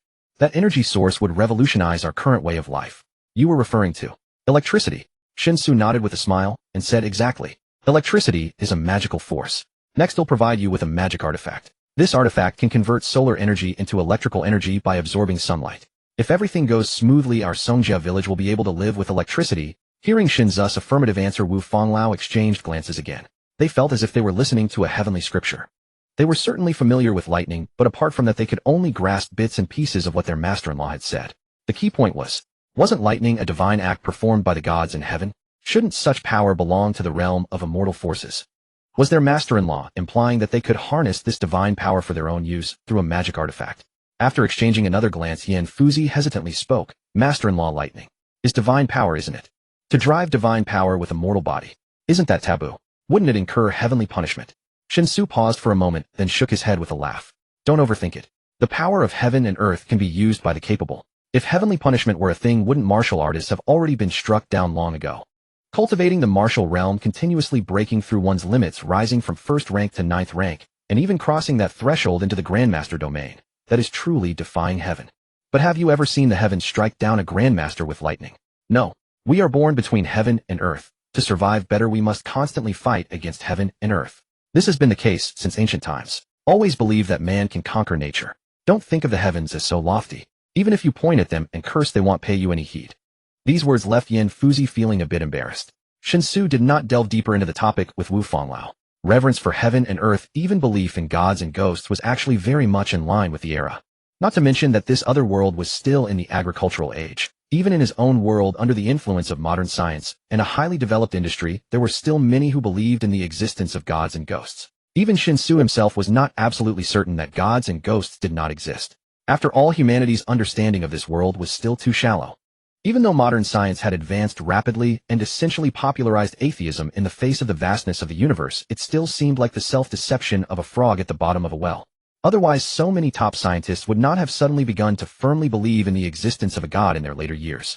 Shen Xu did not know if gods existed in this world, but perhaps at the moment he gained the ability to traverse worlds, a god had indeed passed by. In any case, regarding such matters, Shen Xu adhered to the principle of believe, and they exist, disbelieve, and they don't, neither trying to change others' views nor letting his own be. Alright, let's set the drone aside for now. Wujiu, remember to select some suitable blood guards to also learn manual drone control. Don't worry about damaging the drone. Although this kind of artifact is hard to come by, and I don't have many on my side, artifacts are tools meant to be used. Let's talk about something else. I've written down the preliminary preparations, guiding principles, and action plans for the rebellion. They're in Psyking's hands. This involves a very important issue, the determination of the core leader. Shen Xu clapped his hands, wiped the smile off his face, and said seriously, "Core leader." The 5 elders straightened their backs. Zhang Bafeng and Yi Wujiao also gathered around. Song Xiyu clearly showed little interest in this topic. After asking Shen Xu for another chocolate bean, she squinted and returned to the corner of the courtyard. Song Xiqing took out the A4 paper that Shen Xu had handed her earlier. She unfolded it before her eyes and began to read the contents word by word. Just as she finished reading the beginning, the 5 elders displayed expressions of surprise. Especially Yen Fizi, who after repeating the lines several times increasingly felt that the words were succinct and directly articulated the key requirements for rebellion. Song Xiqing did not stop and continued to read through the 5 basic guidelines that Shen Xu had written. Most of the content was comprehensible to everyone present in the court. As for the individuals mentioned inside, such as Huang Chao, Li Zicheng, and Xun Yuliang, although they had never heard of them, they were not concerned. After all, the crux of the content was not about these individuals, but rather the meaning intended through their descriptions.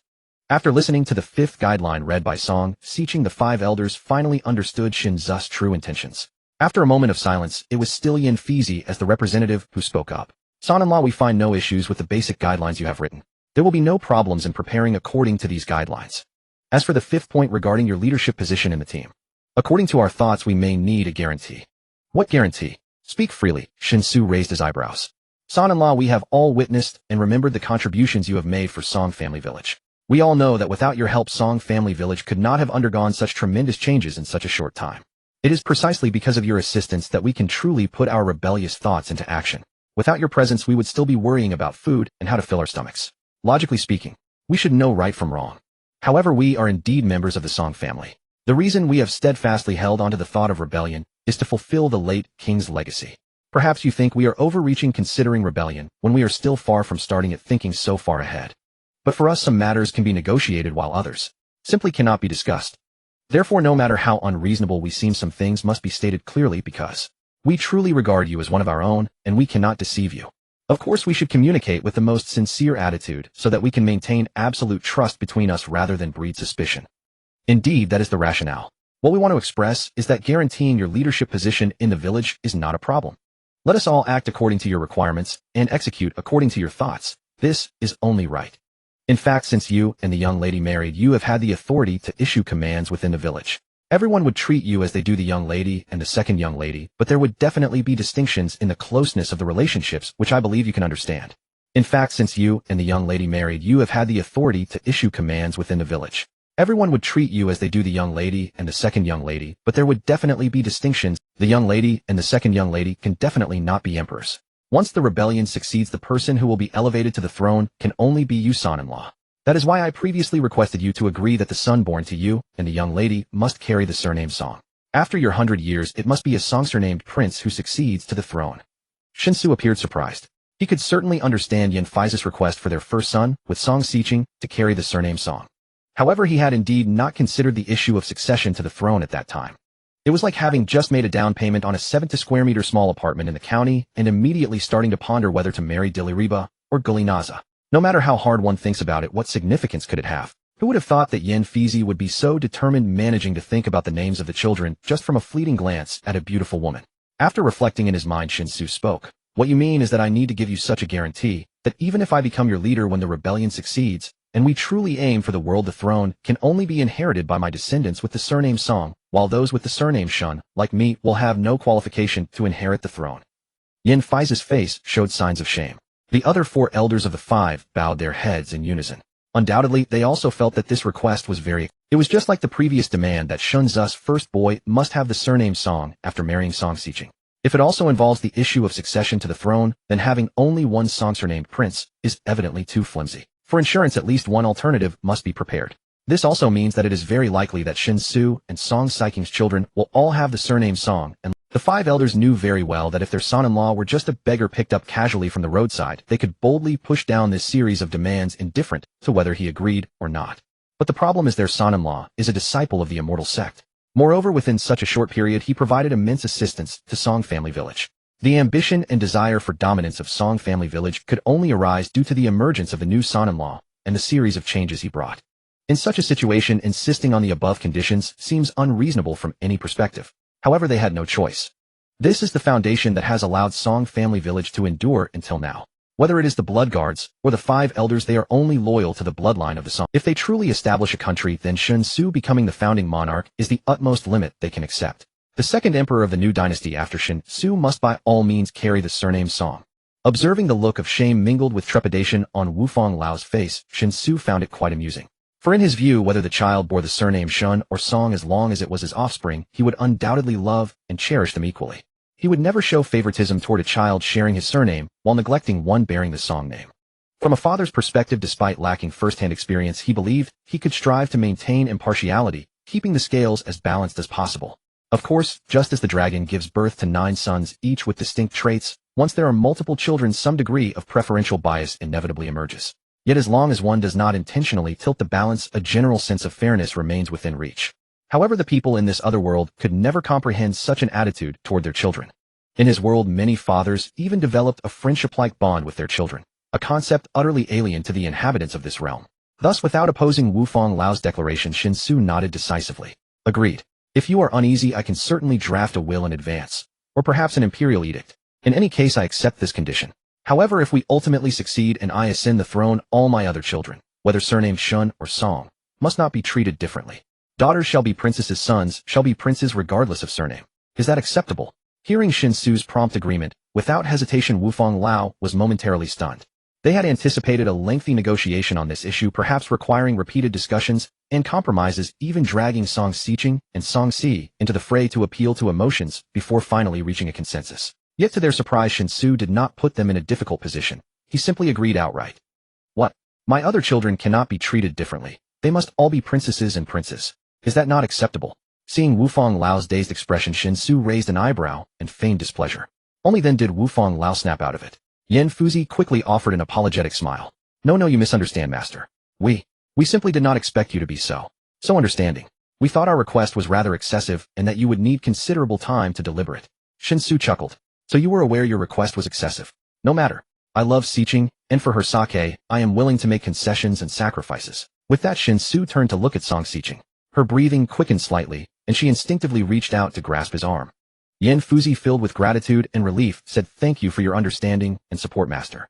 We 5 old men have nothing more to say. From this day forth, the Song family village shall follow your lead, without question." As Yan Fuzi uttered these words, the other 4 elders clasped their hands in salute, then in unison knelt before Shen Xu in a grand ceremonial bow. This time Shen Xu did not step aside, he accepted their profound bow with a clear conscience. Seeing this, Yi Wujiu and Zhan Bafang also knelt alongside Wufang Lao before Shen Xu. This kneeling signified absolute submission from this point onward. Rise, please. Spare me the formalities. We are truly one family. Let us not speak with divided tongues. From now on we shall work together, united in purpose, and march forward toward that single goal. After a few seconds, Shen Xu finally spoke with a smile, making a gesture as if to lift them. The 5 elders accepted this with equanimity, harboring no. Standing up again, Yan Fuzi said respectfully, "Master, we shall now go and convey the fundamental principles you mentioned to all the blood guards. Additionally, the second miss has informed us that you have broken through to the 4th grade, so your instruction can proceed to the next stage. You must continue to train diligently to grow even stronger." Continue training diligently. Shen Xu's scalp tingled at the thought. Heaven knew how he had endured the past month. Without Song Xiqing's midday herbal baths to soothe him, he doubted he could have lasted even a week. Now, having finally broken through to the 4th grade, he was told that this was merely the first step of a 1,000-mile journey, that he could not afford to relax thereafter. This realization cast a shadow over Shen Xu's spirits. After Wufang Lao, Yi Wujiu, and Zhan Bafang left the courtyard, the sisters Song Xiqing and Song Si began preparing hot water for Shen Xu's herbal bath. Noticing that Song Xiqing seemed hesitant to speak, Shen Xu wrapped his arms around her slender waist from behind and asked with a smile, "What's wrong? Something on your mind?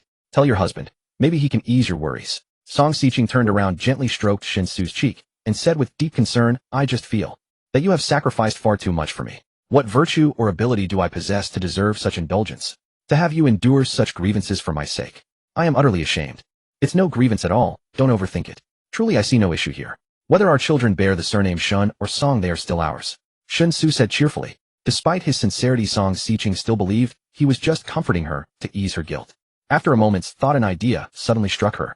She said excitedly, "Husband, how about this? We agree to the elders' demands publicly, but once things are truly settled, and you become emperor, by then the elders will likely be advanced in age. We will surely outlive them, so whatever promises we make after they are gone, the final say will be ours. If we install a crown prince you dislike, we can simply replace him." Shen Xu was taken aback. He had never expected Song Xiqing, who had always seemed so proper and conventional, to harbor such a rebellious streak. Ahem, they say a daughter's heart belongs to her husband. My dear, your display is a bit too obvious. The elders act for the good of the Song family. If the Song bloodline were to end with your generation, they would have no face to meet your grandfather in the afterlife. Their insistence on the Song surname inheriting the throne stems from this very concern. I don't see anything wrong with their approach. Of course, I am deeply moved that you think of me this way, but to me your happiness is paramount. So, rest assured, Shen Xu said gently. Song Xiqing's eyes glistened with tears as she lowered her head. I shall scrub your back for you, husband. The two quickly climbed into the bathtub together. Seeing this, Song Xiu gracefully walked out of the room and firmly shut the door behind her, standing guard outside. In fact, discussing the throne and the crown prince at this moment is too premature. We don't even have children yet, so why think about such long-term matters? As long as we establish the tone in advance, we just need to ensure that the subsequent actions do not contradict the already confirmed direction. Shen Xu sat comfortably in the spacious bathtub, allowing Song Xiqing to wash his back as he continued. The reason I want to establish my leadership position is not because I care so much about the so-called throne, but because when it comes to rebellion, there can be no disagreements. Conquering a land and governing a nation are two different matters. When governing, it is essential to listen to different voices and not become a tyrant. Managing a great nation is like cooking a small fish. One must carefully control the heat and not stir too much, for too much stirring will ruin it. This is for internal matters, so we must act cautiously. However, in the process of conquest, what is needed is unity. All 5 fingers must tightly clench together to become a single fist. If there are too many voices at this time, leading everyone to have different opinions, the situation will become dire and fingers will be broken apart. This is for external matters, and decisive action must be taken. Therefore, I must establish my leadership position, ensuring that after our rebellion, there will always be only my voice and my thoughts in Song family village. Even if my ideas are wrong, everyone must charge forward without hesitation rather than becoming fragmented due to too many opinions. Song Xiqing softly said, whatever my husband thinks he should do. Regardless, I will fully support you. As for the throne, whether you value it or not, it will certainly be for you to decide. Of course, just as you mentioned, it's still too early to think about these things. We should formally raise our banner, occupy a certain territory, and then consider the matter of ascending the throne. Shen Xu comfortably closed his eyes and asked, have you never considered sitting on the throne yourself? Song Xiqing was taken aback for a moment, and then playfully scolded, what nonsense are you talking about, husband? Where in this world can a woman be an emperor? Is that so? Let me tell you a story. The protagonist of this story is a female emperor named Wu Zetian. Wu Zetian, whose name was Wu Zhao, entered the palace at the age of 14. Soon only Shen Xu's rhythmic narration remained in the room. Outside the door, Song Xiu heard the content of Shen Xu's storytelling. Curious, she focused her internal energy in her ears, wanting to hear the sounds from the room. The story of the female emperor was incredibly compelling for Song Xiu. Before today, she had never thought that a woman could also become an emperor. Since she understood things, she had always been indoctrinated with the idea that women are merely appendages to men. If it weren't for the very special status of her and her sister, they could never have such a position. Yet now her brother-in-law says that women can be emperors. This is truly shocking. In fact, Shen Xu doesn't remember many details related to Wu Zetian. His impressions of Wu Zetian were quite vague. However, she was the only true female emperor in the 5,000 years of history in his world, so he might have some understanding even if it's limited. Moreover, although he hadn't studied history extensively, he had watched Legend of Wu Meinyang. Even though that drama eventually turned into Legend of Wu Data, the unedited version is not hard to find. Even if the plot was dragged out and the dialogue was rough from a content perspective, it was practically worthless, yet this did not hinder the visual impact brought about by the cinematography. Fan Yu was the only motivation for Shen Xu to persist in watching the entire drama. This also gave him a clearer impression of Wu Zetian's life in the show. Even if the drama surely had many adaptations and dramatic embellishments, it would not affect his storytelling to Song Xiqing. On the contrary, because the drama intentionally added many conflicts and contradictions to heighten the dramatic tension, using Legend of Wu Meinyang as a basis to tell Wu Zetian's story is far more engaging than the official history. This led to Song Xiqing being very focused and quite invested in the story. Not knowing how much time had passed, Shen Xu felt that he had finally absorbed the last trace of medicinal effect from the herbal bath. The story he had been narrating suddenly hit a snag, and his voice came to an abrupt halt. Uncertain if it was because the story had been stalled for too long, Song Xiu, who was attentively listening outside, couldn't help but ask, why did you stop? What happens next? Did Pei Yin petition Wu Zetian to return power to the monarch only to be executed? What happened afterward? Is Meinyang going to ascend the throne? But her close associates are almost all dead. What significance does that ascension hold? As she inquired, Song Xiu had already pushed open the door to the room, continually urging, hurry up and tell me what happens next. Shen Xu was persistently pressured to finish telling the story of Wu Zetian, and only then did Song Xiu finally let him go. The reason the two sisters were so captivated by this story was not only due to Wu Zetian's remarkable deeds, but also because they were like blank slates, having never heard a true story, filled with contradictions and dramatic conflicts. Although there were many storytellers in this foreign realm, the tales they told were relatively smooth and unchallenging. Neither the twists of the plot nor the density of the exciting points could compare to even a fraction of the mature stories from Shen Xu's world. Though Shen Xu found the legend of Wu Meinyang rather crude, with content lacking any highlights for the sisters, it was purely a dimensional crush. Thus their reaction was entirely normal. After generally finishing the tale of the legend of Wu Meinyang, Shen Xu intended to stop there, but under Song Siyu's earnest pleas, he reluctantly shared some achievements of Wu Zetian after her ascension, mixing in what he knew with fabricated content he could invent. For instance, the strong crackdown on the Guanlong aristocracy, the support for the commoner landowners and bureaucrats, and the development of the imperial examination to select talents from across the nation. For example, the reform of the officialdom, employing strict officials, punishing corrupt ones, clearly distinguishing rewards and punishments, and promoting capable individuals. Additionally, he mentioned the opening of communication channels being receptive to advice, reducing burdens on the people and allowing them to rest. He spoke of military achievements like pacifying the western regions, defeating the Tubo, and combating the Xiongnu. Of course, aside from these relatively positive achievements, Shen Xu did not deliberately conceal Wu Zetian's later years of debauchery, tyranny, and bloodthirstiness, but rather aimed to present an objective account of Wu Zetian as he understood her to the sisters. However, during the narration, Shen Xu forgot most of the details, resulting in a rather muddled recounting. In many descriptions, he merely touched upon the surface, making it seem much more monotonous compared to the previous tale of the legend of Wu Meinyang. There was no helping it. He was not a history major. Remembering what he did was already impressive enough. Although Shen Xu felt he spoke poorly about the events after Wu Zetian's ascension, Song Xiqing and Song Siyu still listened with great interest. Once he finished telling everything, Song Xiqing frowned and said, "Indeed remarkable to become an emperor as a woman. Even if many coincidences played a part, Wu Zetian can still be considered a formidable ruler." Furthermore, her governance strategies after ascending the throne displayed great foresight and determination, which were simply beyond what one would expect from a woman.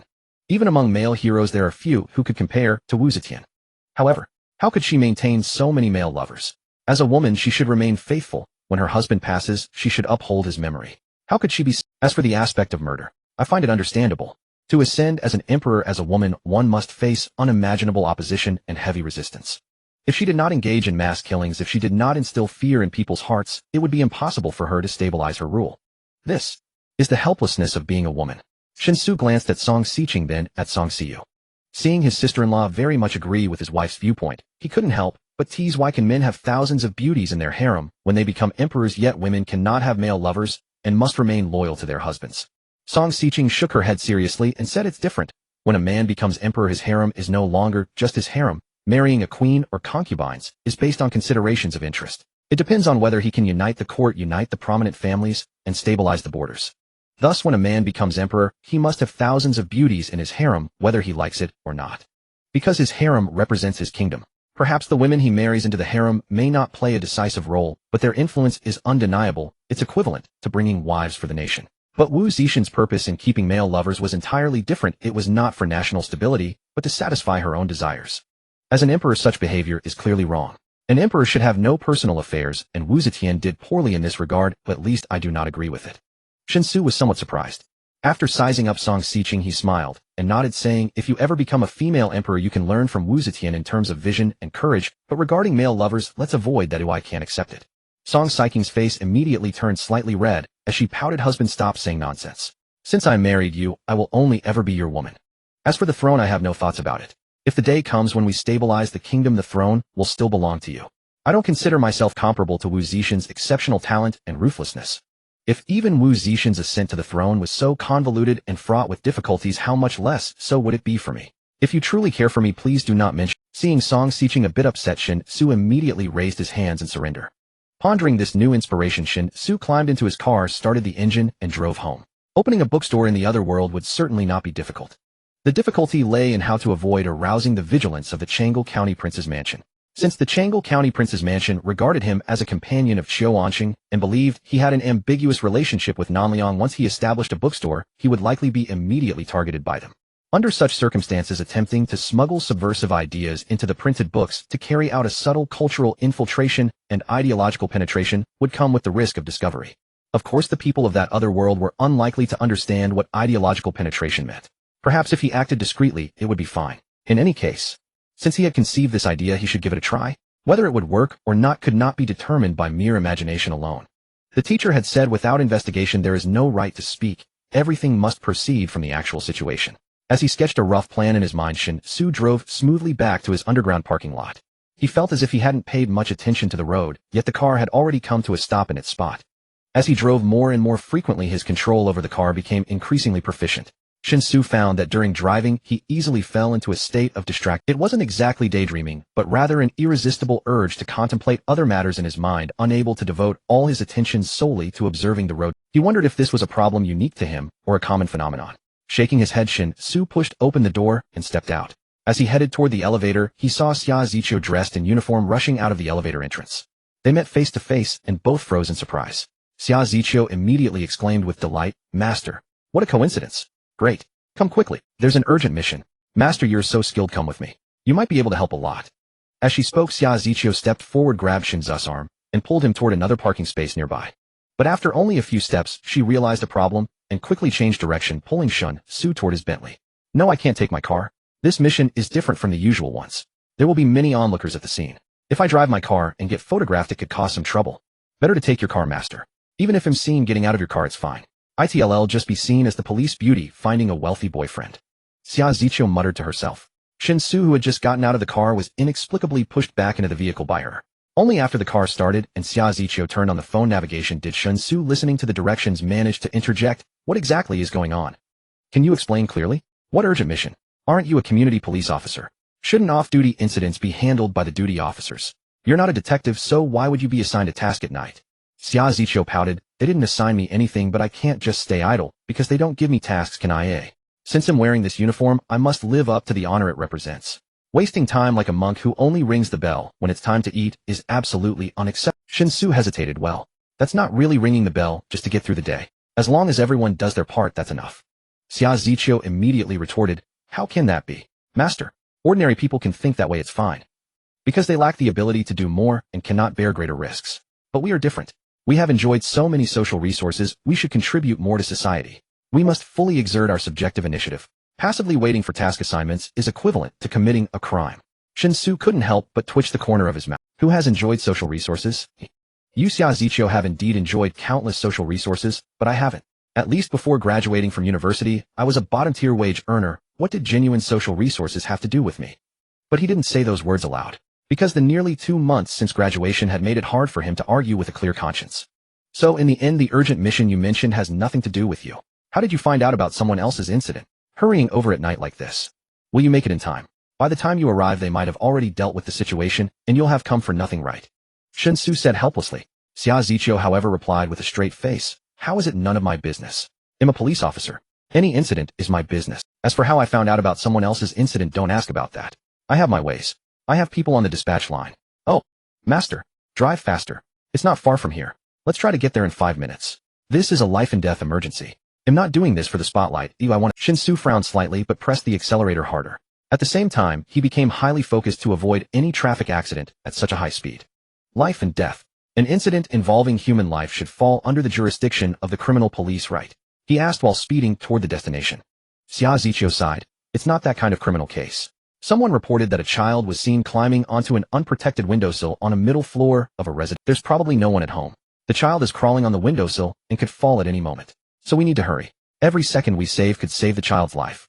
I hope the responding colleague has already arrived and taken precautions to prevent the child from falling.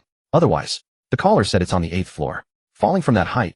As soon as Xia Ziqiu finished speaking, Shen Xu floored the accelerator.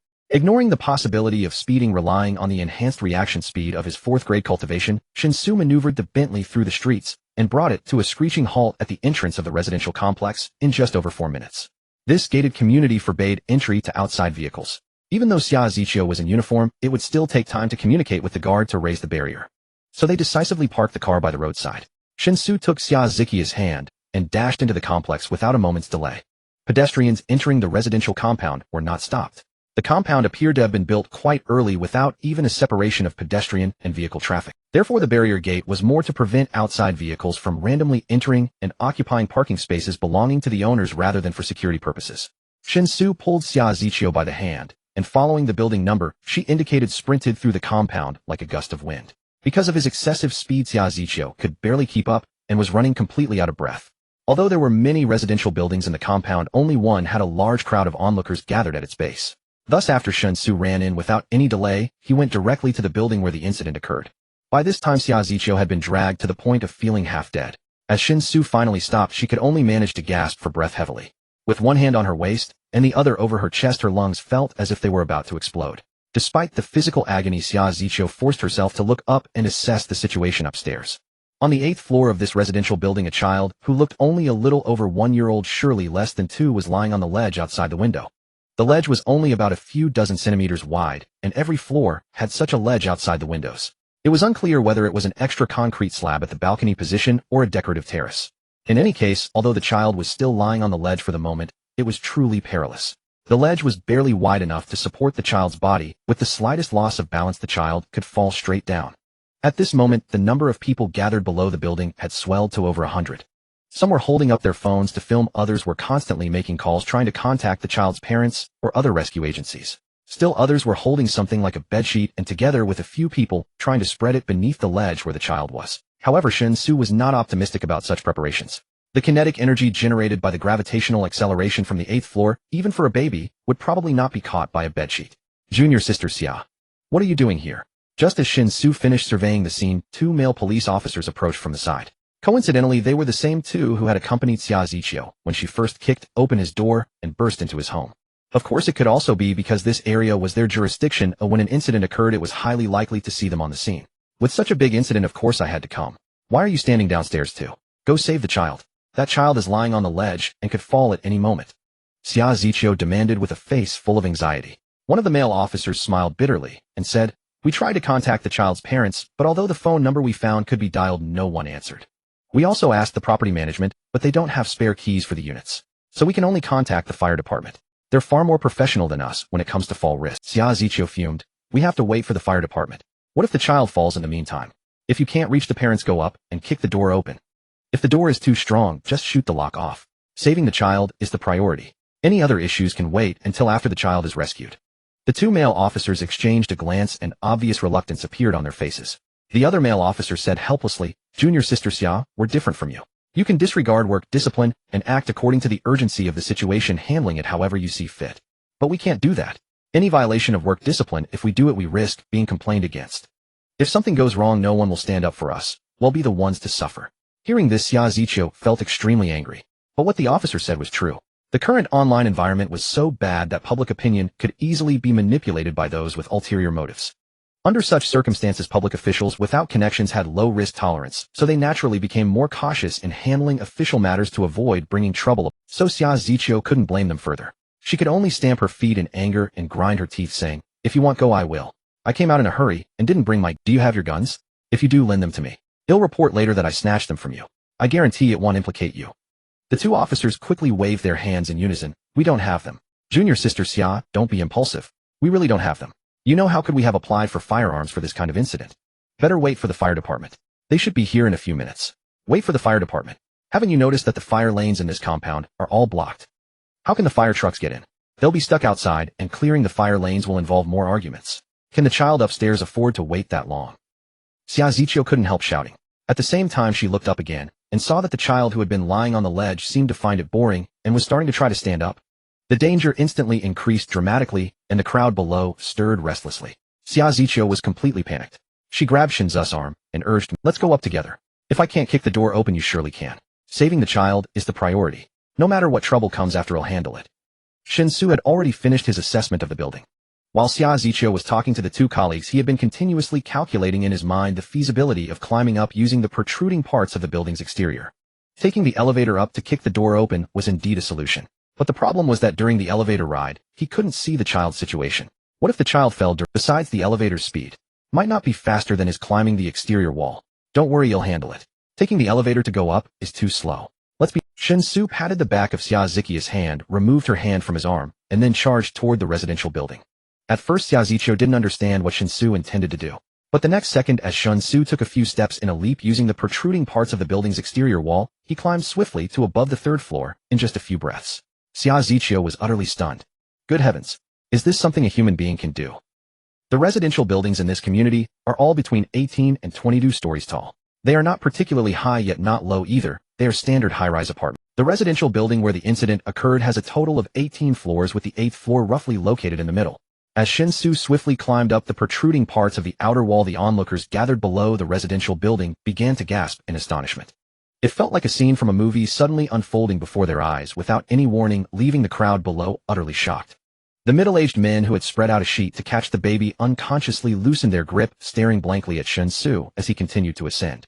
Even the sheet that fell to the ground went unnoticed. Those holding smartphones instinctively pointed their cameras at Shen Xu, eager to capture this astonishing moment from start to finish. Xia's Zikius gaze was also fixated on Shen Xu, watching him agilely climb the outer wall of the residential building, feeling as if she were in a dream. The narrow platform outside the window was at least 3 meters apart in height. Yet Shen Xu, using his physical strength, climbed as if it were flat ground, reaching the window of the 7th floor in less than half a minute.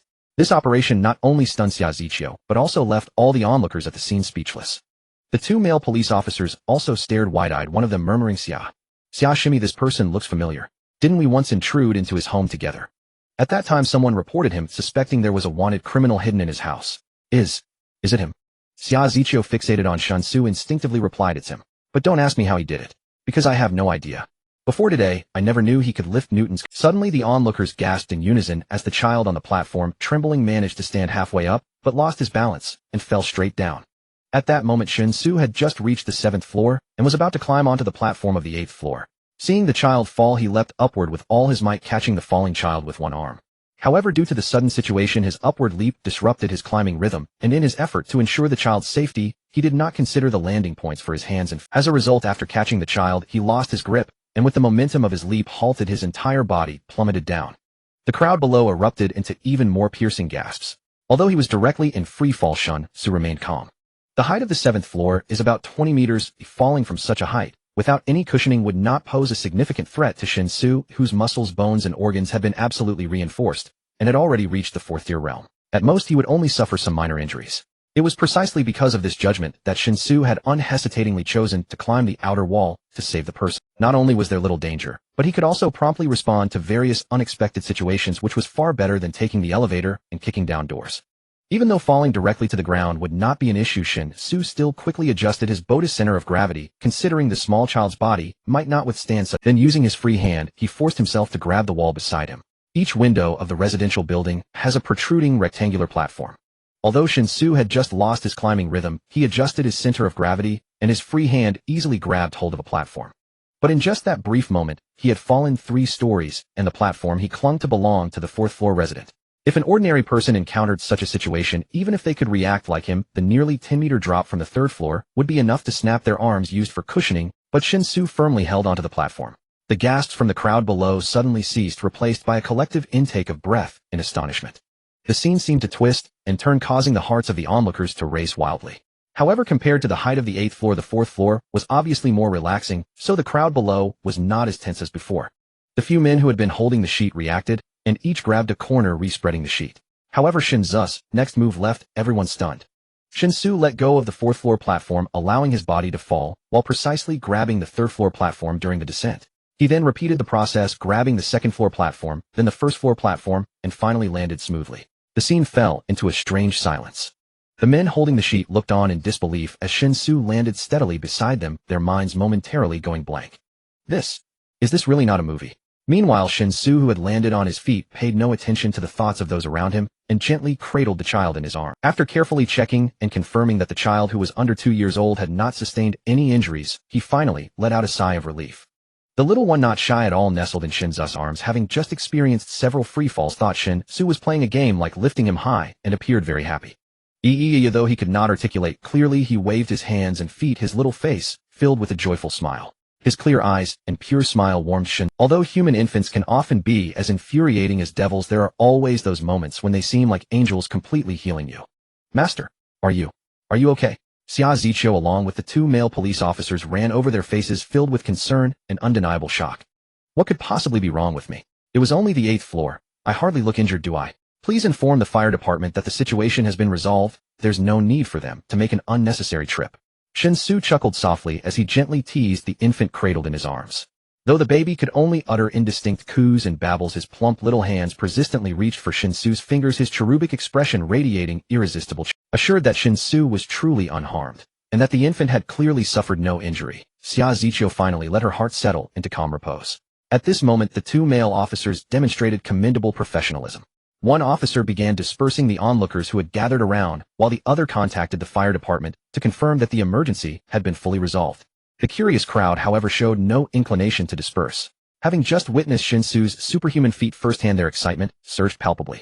Especially those who had filmed the entire incident on their smartphones now hurriedly edited and uploaded their clips, applying basic visual enhancements and swift cuts, eager to ride the wave of virality and boost their online visibility. Xia Ziqiu answered a call upon hearing the details relayed on the other end. An exasperated expression flickered across her face. After hanging up, she lightly pinched the infant's rosy dimpled cheek and muttered irritably, "What kind of people are these? Master, can you guess where the child's parents went?" Shen Xu arched an eyebrow and replied, "Where did they go?" Xia Ziqiu huffed indignantly, "To watch a movie. They'd left the infant asleep and dashed off to the cinema, claiming that ever since the baby's birth they'd lost all personal space and longed to recapture the romance, of course. Because they were inside the theater, both had silenced their phones and remained completely unaware of our repeated attempts to reach them. Only after the film ended did they finally notice the barrage of missed calls flooding their screens." Shen Xu frowned slightly. "They put the child to sleep, then went to that is understandable enough. Yet cribs are fitted with safety rails. How then did the infant manage to climb over them? And more astonishing still, how did he even reach the windowsill? Why wasn't the window securely latched?" Xia Ziqiu sighed. According to their explanation, it was unusually hot, so they opened the window for ventilation.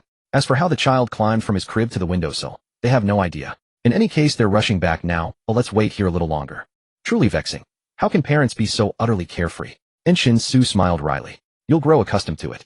While the vast majority of parents are deeply responsible and profoundly devoted to their children, there remains a small minority whose fitness for parenthood falls woefully short. After all, parenting is the sole profession in this world requiring neither formal training, nor certification, nor specialized expertise. Only personal desire is needed to begin work immediately. Without rigorous vetting, the emergence of unfit parents is regrettably inevitable. What sustains competence across the broader population is not technique, but love. After spending a few more moments playfully engaging the infant with Xia Ziqiu, most onlookers had already dispersed, leaving only a handful still capturing additional footage for short-form videos. Although the initial clip had already been uploaded to short video platforms, virality hinges far less on being first and far more on emotional resonance. So long as one doesn't lag excessively, say waiting 10 or 15 days until the trend has long peaked, one may still seize relevance. Arriving merely a day or two late bears little consequence, provided the video stirs hearts more powerfully. Shortly thereafter, a young couple arrived breathlessly, their faces etched with urgent anxiety, accompanied by a property management staff member. Both were gasping for air as they rushed up to Shen Xu and Xia Ziqiu. Upon spotting their son, happily giggling in Shen Xu's arms, the woman burst into tears instantly. Her husband stepped forward with profound gratitude. "Thank you.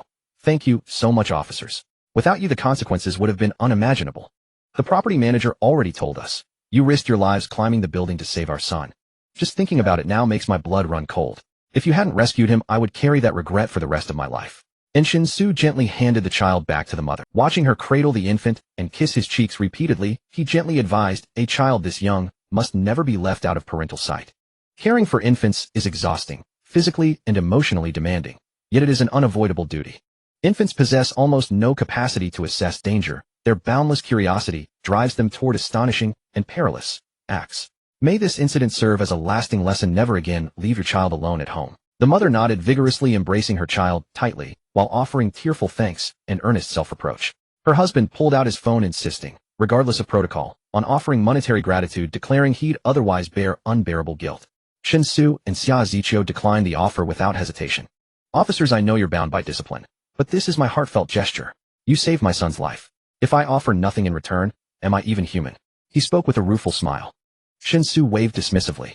"If you truly wish to express gratitude, write a formal letter of appreciation and present a banner of honor to her. Her name is Xia Ziqiu, a local community officer. Such recognition would greatly benefit her professional evaluation. As for money, it's absolutely unacceptable. Well then, this matter is settled. Just remain vigilant going forward. Raising a child is undeniably arduous and rarely brings instant joy, yet it remains indisputably a profoundly joyful journey. Wishing you peace, happiness, and may your child grow strong, healthy, and thrive in all endeavors. And thank you. Thank you. We promise, we'll never let such a The young couple carried their child and escorted Shen Xu and Xia Ziqiu all the way to the residential compound's main gate, expressing heartfelt gratitude at every step. Settling into the vehicle, Xia Ziqiu wore a serene, fulfilled smile. "This is why I love being a police officer," I want to protect these radiant, joyful smiles. Although you may sometimes act too impulsively, having this intention is ultimately a good thing. Perhaps one person's strength is limited, and there is only so much they can do, but as long as we can continuously influence others' face life with more kindness and positivity, I believe this world will become better and better. Shen Xu cast a gentle glance at Xia Ziqiu as he spoke, starting the car and heading home. I know I'm not steady enough in my actions. I often remind myself to stay calm when things happen, but every time something actually occurs, I can't control my temper, afraid that if I don't handle it in time, it will spiral out of control. But mainly it's because they always refuse to assign me real tasks, treating me like a child, afraid I might encounter any danger. So I desperately want to prove to them that I am capable, that I can handle cases. Xia Ziqiu said with a pout. Shen Xu said helplessly, with your background, it would be strange if they dared to give you real tasks. If something happened to the little princess of the Xia family in their unit, would they even if you prove you're very capable, it's useless. Your identity is clear, and your family must have put in a word. No matter how capable you are, they'll only treat you with kid gloves and never let you work. Xia Ziqiu sighed and nodded. Indeed, it's not their fault. But if I can show my family that I'm no longer a little girl, and that I can excel as a police officer, then maybe they'll trust me more. As she said this, Xia Ziqiu suddenly thought of another question. A look of excitement appeared on her face as she eagerly changed the subject. By the way, master, the way you climbed the outer wall just now was incredibly cool and agile. If I mastered the cloud body wind body art completely, could I do what you did?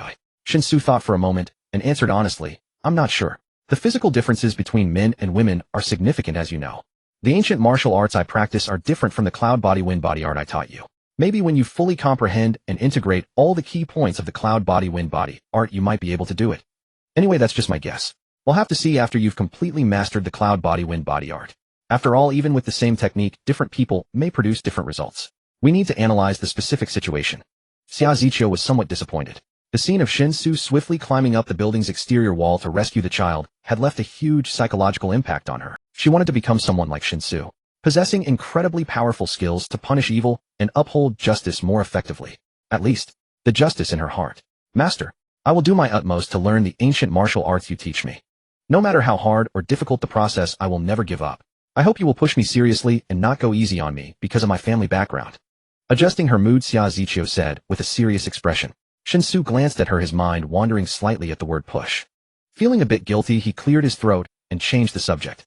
Actually, you don't have to be a police officer at all, especially with this eagerness to get involved in cases. I understand your grandfather and parents' thoughts. Why must a girl go to the front line to handle cases? Although our country's public security is relatively good, being a police officer is still undoubtedly a high-risk profession. In terms of casualties, our police officers are even more dangerous than firefighters. Every year, hundreds of officers and auxiliary police sacrifice their lives in the line of duty. Compared to this dangerous profession, you can choose a safer job. I understand your desire to do things, but doing things doesn't necessarily mean handling cases right. You can still shine in other positions, like supervising corruption, for example. That's also possible, isn't it? Xia Ziqiu was silent for a moment, then shook her head. Of course I can go to better places, but I don't want to. Master, the class structure in our country is solidifying. This solidification is reflected in every aspect of society, in every unnoticed corner. For example, jobs. The truly comfortable ones that let you enjoy life are like AIDS, only transmitted through child blood and sex. Outsiders wanting to join and get such jobs through their own abilities is simply impossible. I can't change this situation. It's the trend of the times. Individual strength is like a negligible joke in the face of such a trend. So I won't go to those places. I'd rather be a police officer. At least working frontline cases gives me peace of mind. Shen Xu was a bit surprised and didn't pursue the topic further. The Bentley soon drove back to the underground parking lot. Xia Ziqiu thanked Shen Xu, briefly asked a few small questions she had encountered while practicing the cloud body wind body art, then bid him farewell and went home. Before heading home, Shen Xu received another call from the agricultural expert. After reducing the greenhouse plan to 500 mu, the difficulty of making the plan had obviously. The purpose of the agricultural expert's call was to ask whether Shen Xu wanted to purchase the materials himself or have the specially formed team handle the procurement. The amount involved in purchasing materials for a fully mechanized greenhouse of 500 mu was no small sum. The frames, plastic film, solar power generators, and various automated electrical machinery. Combined, these items were estimated to cost over 100 million. Shen Xu knew there would be considerable profit margins.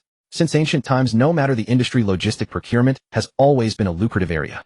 However, since the demand had dropped from 10,000 mu to 500 mu, Shen Xu already felt guilty toward the agricultural expert. Therefore, allowing the expert and his team to make some money from the procurement seemed like a fair compensation. After all, with Xing Zhaishan's connection, the expert would certainly be responsible for the plan and materials. Even if they made money, it would be the portion they deserved. The possibility of substituting inferior goods was unlikely. With that thought, Shen Xu didn't hesitate and told the expert to handle everything directly. Once everything is ready, ship it all to my warehouse at once. The cost will be at market price, no discounts needed. This response clearly pleased the agricultural expert. Making money wasn't shameful. Experts also needed to eat. Upon returning home, dinner was already prepared. However, only Zhang Min and Shen Yu were at the dining table, while Zhang Min's mother was nowhere to be seen. Noticing Shen Xu looking around, Zhang Min smiled and explained, "There was an urgent matter at home that required my mother to go back and handle, so I bought her a ticket for this afternoon, and she has already left." Shen Xu immediately breathed a sigh of relief and took a seat at the dining table, asking, "You bought her a first-class ticket, right? Don't put on an act for so long. If you bought her a return ticket in economy class, you can bet your mother would be cursing me for being stingy." Zhang Min stood up and served Shen Xu a large bowl of rice, rolling her eyes and saying, "Of course it was a first-class ticket. Besides, I had to say it was your money, otherwise my mother wouldn't even consider it. But the issue is I've swiped my card, the compensation from the company has nearly run out, and I need to find a new job quickly, or I'll be eating dirt next month." Shen Xu looked at Shunya and then back at Zhang Min, cautiously suggesting, "Why don't we cancel the lease on our rented apartment? You can move in with me. There are plenty of rooms, so it will definitely work. As for work, why not join my company? Currently the personnel structure is very simple, just me and a silent shareholder who never shows up. Xiao Yu will eventually become the company's accountant, handling the financial accounts. If you come in, how about being responsible for building the company's website?" "Great. I was just thinking once I start school, you'll definitely have to live on campus, at most coming back for a couple of days on the weekends. What if you get into trouble while I'm away? With Sister Min here watching over you, at least it can keep you in check." Before Zhang Min could respond, Shen Yu nodded in agreement. However, Zhang Min appeared hesitant and said, "Moving in together and working at your company, doesn't that mean I'd essentially be kept by you?" Shen Xu shrugged nonchalantly, stating, "What's the matter with that? I think with your personality, you wouldn't care about superficial things, right?" Zhang Min pondered for a moment, shaking her head. "I truly don't care about being kept, but isn't your company a trading company? It feels somewhat unrelated to my skill set. Just building a website and creating a simple backend system is something anyone could do. I still want to engage in things I'm genuinely interested in." Shen Xu curiously asked, "What are you interested in? What do you want to do? Tell me about it." Zhang Min gestured widely with her hands and said, "I want to work in the field of pan-entertainment technology, games, VR, virtual reality, and so on. Remember the buzz around the metaverse concept earlier? Although from a technical standpoint it seems a bit deceptive, the idea of creating a virtual world is something that excites me just thinking about it. So even if current technology can't reach that level, we can still strive in that direction." Although from a technical standpoint it seems a bit deceptive, the idea of creating a virtual world is something that excites me just since it was something his woman was interested in. As a man, he certainly had to offer full support. Thus Shen Xu nodded without hesitation, saying, "All right, you can directly join the company and then create a department for the pan-entertainment technology under the trading company, and you will be the head of that department. You will decide on personnel recruitment, salary and benefits, and which projects to undertake. Although I don't know much about the gaming industry, I at least understand that to create a good game, or the VR and virtual reality things you mentioned, requires substantial funding. The development of quality games often takes years, and without enough financial backing it is absolutely impossible to accomplish. Therefore, initially your department will be under the trading company to draw necessary funds from its accounts. Once your department develops enough to be self-sufficient, we can separate it and establish a company to operate independently. How does that sound?" Zhang Min never expected Shen Xu to respond this way. Staring blankly at his calm demeanor, she confirmed that he was not joking, making her feel a bit unreal. Stunned, she said, "Are you crazy? While I have such ideas, I was only planning to apply to a game company first and gradually explore more areas. But you want me to directly establish a department? Do you have any idea how much that will cost? And I've never held a management position. You want me to take full responsibility?" Shen Xu chuckled and replied, "So what? My trading company currently has nothing but money. I know developing games is costly, and that's fine, I can afford it. Forget about a few billion or 10 billion. Even if you were to spend 10 billion a year, I could manage it. Besides, in this day and age, even if you wanted to spend 10 billion in a year, it's not an easy feat. Simply making games won't exhaust that money. Let's take it slow, alright? As for not having management experience, that's also irrelevant. Who is inherently good at management? We all need to learn and grow gradually. Don't be afraid of making mistakes or losing money. We are not a small company. We don't have the luxury of room for error. We have plenty of liquidity to allow you to experiment, fully understand." Zhang Min blinked. She had to admit she was indeed tempted. Under such conditions, any normal person would be. Moreover, it was more than just temptation. Zhang Min knew Shen Xu was doing this for her, which made her feelings for him naturally more intense. What woman wouldn't like a man willing to spend lavishly for her? "All right, then we'll give it a try." Zhang Min responded somewhat uncertainly. Shen Xu encouraged her, "Don't put too much pressure on yourself. There isn't much difference between people. Since you have a clear passion for something and are extremely enthusiastic about it, there's no reason you can't succeed. Go ahead and do it boldly. No matter how much it costs, the company will give you 100% support." Zhang Min nodded vigorously, and then began to whisper with Shen Xu beside her. Shen Xu ignored the two girls whispering to each other, managing to fill his stomach to about half before putting down his utensils and heading upstairs to his bedroom. Go ahead and do it boldly, no matter how much it costs. The company will give you 100 support. Zhang Min nodded vigorously, and then began to whisper with Shen Xu beside her. Just as he was browsing, he suddenly came across a video that looked very familiar. Upon closer inspection, he realized it was the video of him rescuing the baby just moments ago. The text has been blurred, so it does not affect the content presented in the video. The text has been blurred, so it does not affect the content presented in the video. The video has undergone some editing clearly aimed at speeding up the introduction to avoid viewers scrolling away due to a slow pace. Strictly speaking, the production quality of this video is quite ordinary. However, based on the front-end data of likes, comments, and shares, the video has clearly gone viral.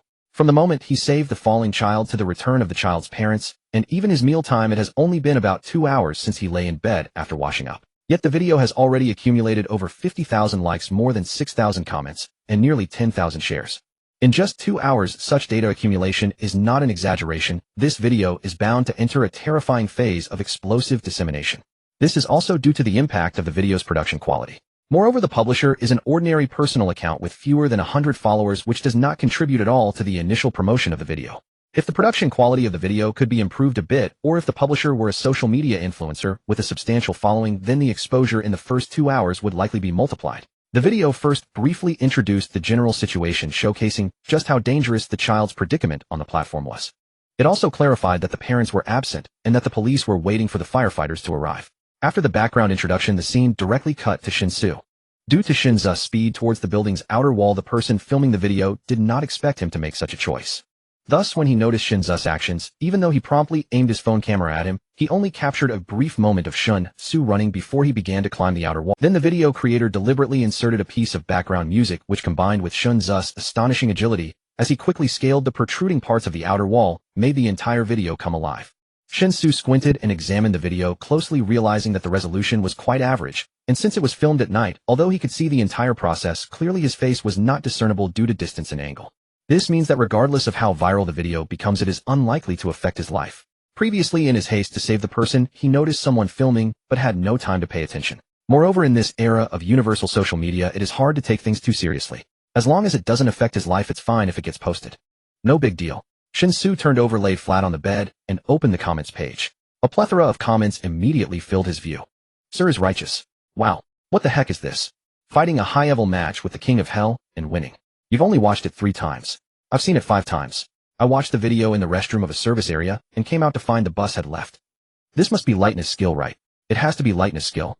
Awakened from a dying illness, Newton is actually me. Indeed, there are many immortals on the land of Shenzhou. Is the video's warning a joke? Professional moves, please do not imitate. How can one imitate this? Hello everyone on the new waste. Shen Xu chuckled as he scrolled through the comments. Is the video's warning a joke? Professional moves, please do not imitate. How can one imitate this? Hello everyone on the new waste. Just as Shen Xu was grinning behind the screen, the bedroom door was pushed open from the outside, and Zhang Min gracefully walked in. Shen Xu was somewhat surprised, turned around, and saw Zhang Min skillfully going to wash up in the bathroom inside the bedroom, and couldn't help but ask, didn't your mom go home already? She's not here, so no one should be supervising you to stay overnight in my room, right? What? Don't you want me to sleep with you? Zhang Min's voice came from the bathroom. That's not it. It's just that I remember someone saying this morning that yesterday was enough, and at least needed 2 or 3 days to recover. So in the next 10 days or so, I definitely won't think about that kind of thing, so I really didn't expect that someone couldn't even hold out for a day and plan to break their promise. Shen Xu said with a grin as he had already stepped into the bathroom. The master bedroom's bathroom was not small, designed with wet and dry separation, and had a huge massage bath. Zhang Min was standing at the sink removing her makeup, and said with annoyance, who can't hold out? Haven't you already kept me? Shouldn't it be a bit professional? Otherwise, if I upset you and the major financier doesn't give me funding, how will I fulfill my dreams? Shen Xu nodded in approval. Good young comrade, you have a sense of awareness. How about sharing a bath with me? I haven't used this bathtub since moving in. Trapped in a bind. If I had known you were this kind of person, I shouldn't have rented with you in the first place. Isn't it a bit late to regret now? Yes, it's late, so I'm just accepting my fate, but please take it easy this time. I really haven't recovered, and if you don't restrain yourself, I might have to go to the hospital. You can't blame me. You could always use other means to make me surrender in advance. After all, your massage skills are quite professional. This should be easy for you. Even if my massage skills are professional, I've never massaged a man before you. Your body is as strong as a beast. How is that not difficult? As the two bantered, they filled the massage bathtub with water. Although it could accommodate 2 people, the space in the bathtub was still not filled. As Zhang Min massaged him in the water and activated the bathtub's massage function, the experience was truly indescribable. It was indeed like drinking water, knowing the warmth and cold. Tisk Min Min, although your educational background isn't particularly high, your emotional intelligence is not low. As soon as you open your mouth, it feels very comfortable. He had a pleasant night with Zhang Min. Shen Xu did not indulge as he did the first time. He needed to be cautious and protective of Zhang Min's fragile body. A body at the 4th grade realm is already exceptionally powerful. According to Shen Xu's estimation, once he consumed the Foundation Establishment pill and successfully broke through to the 1st grade martial realm, his physical quality and strength would have risen to the level of a professional fighter. The 2nd grade martial realm roughly corresponds to the level of a select few elite combat experts. Upon reaching the 3rd grade realm, one would almost stand at the pinnacle of human physical strength. Even with modern technology enhancing the body's potential, bringing every bit of latent power to fruition, one could at most achieve the height of the 3rd grade martial realm. As for Shen Xu's current 4th grade realm, it had undoubtedly surpassed the limits of the human body, entering a brand new domain. Shen Xu was temporarily unsure how to measure the power of the 4th grade martial realm in his own world, especially since the martial skills he practiced were a notch above even the most secret techniques. He could fully unleash the internal energy cultivated within his body. In this state, he was indeed far more powerful than an ordinary 4th grade martial artist. Zhang Min, on the other hand, only possessed the physical quality of an ordinary person. Moreover, her profession as a programmer left her considerably lacking in exercise. Even among ordinary people, Zhang Min's physical condition would rank towards the lower middle.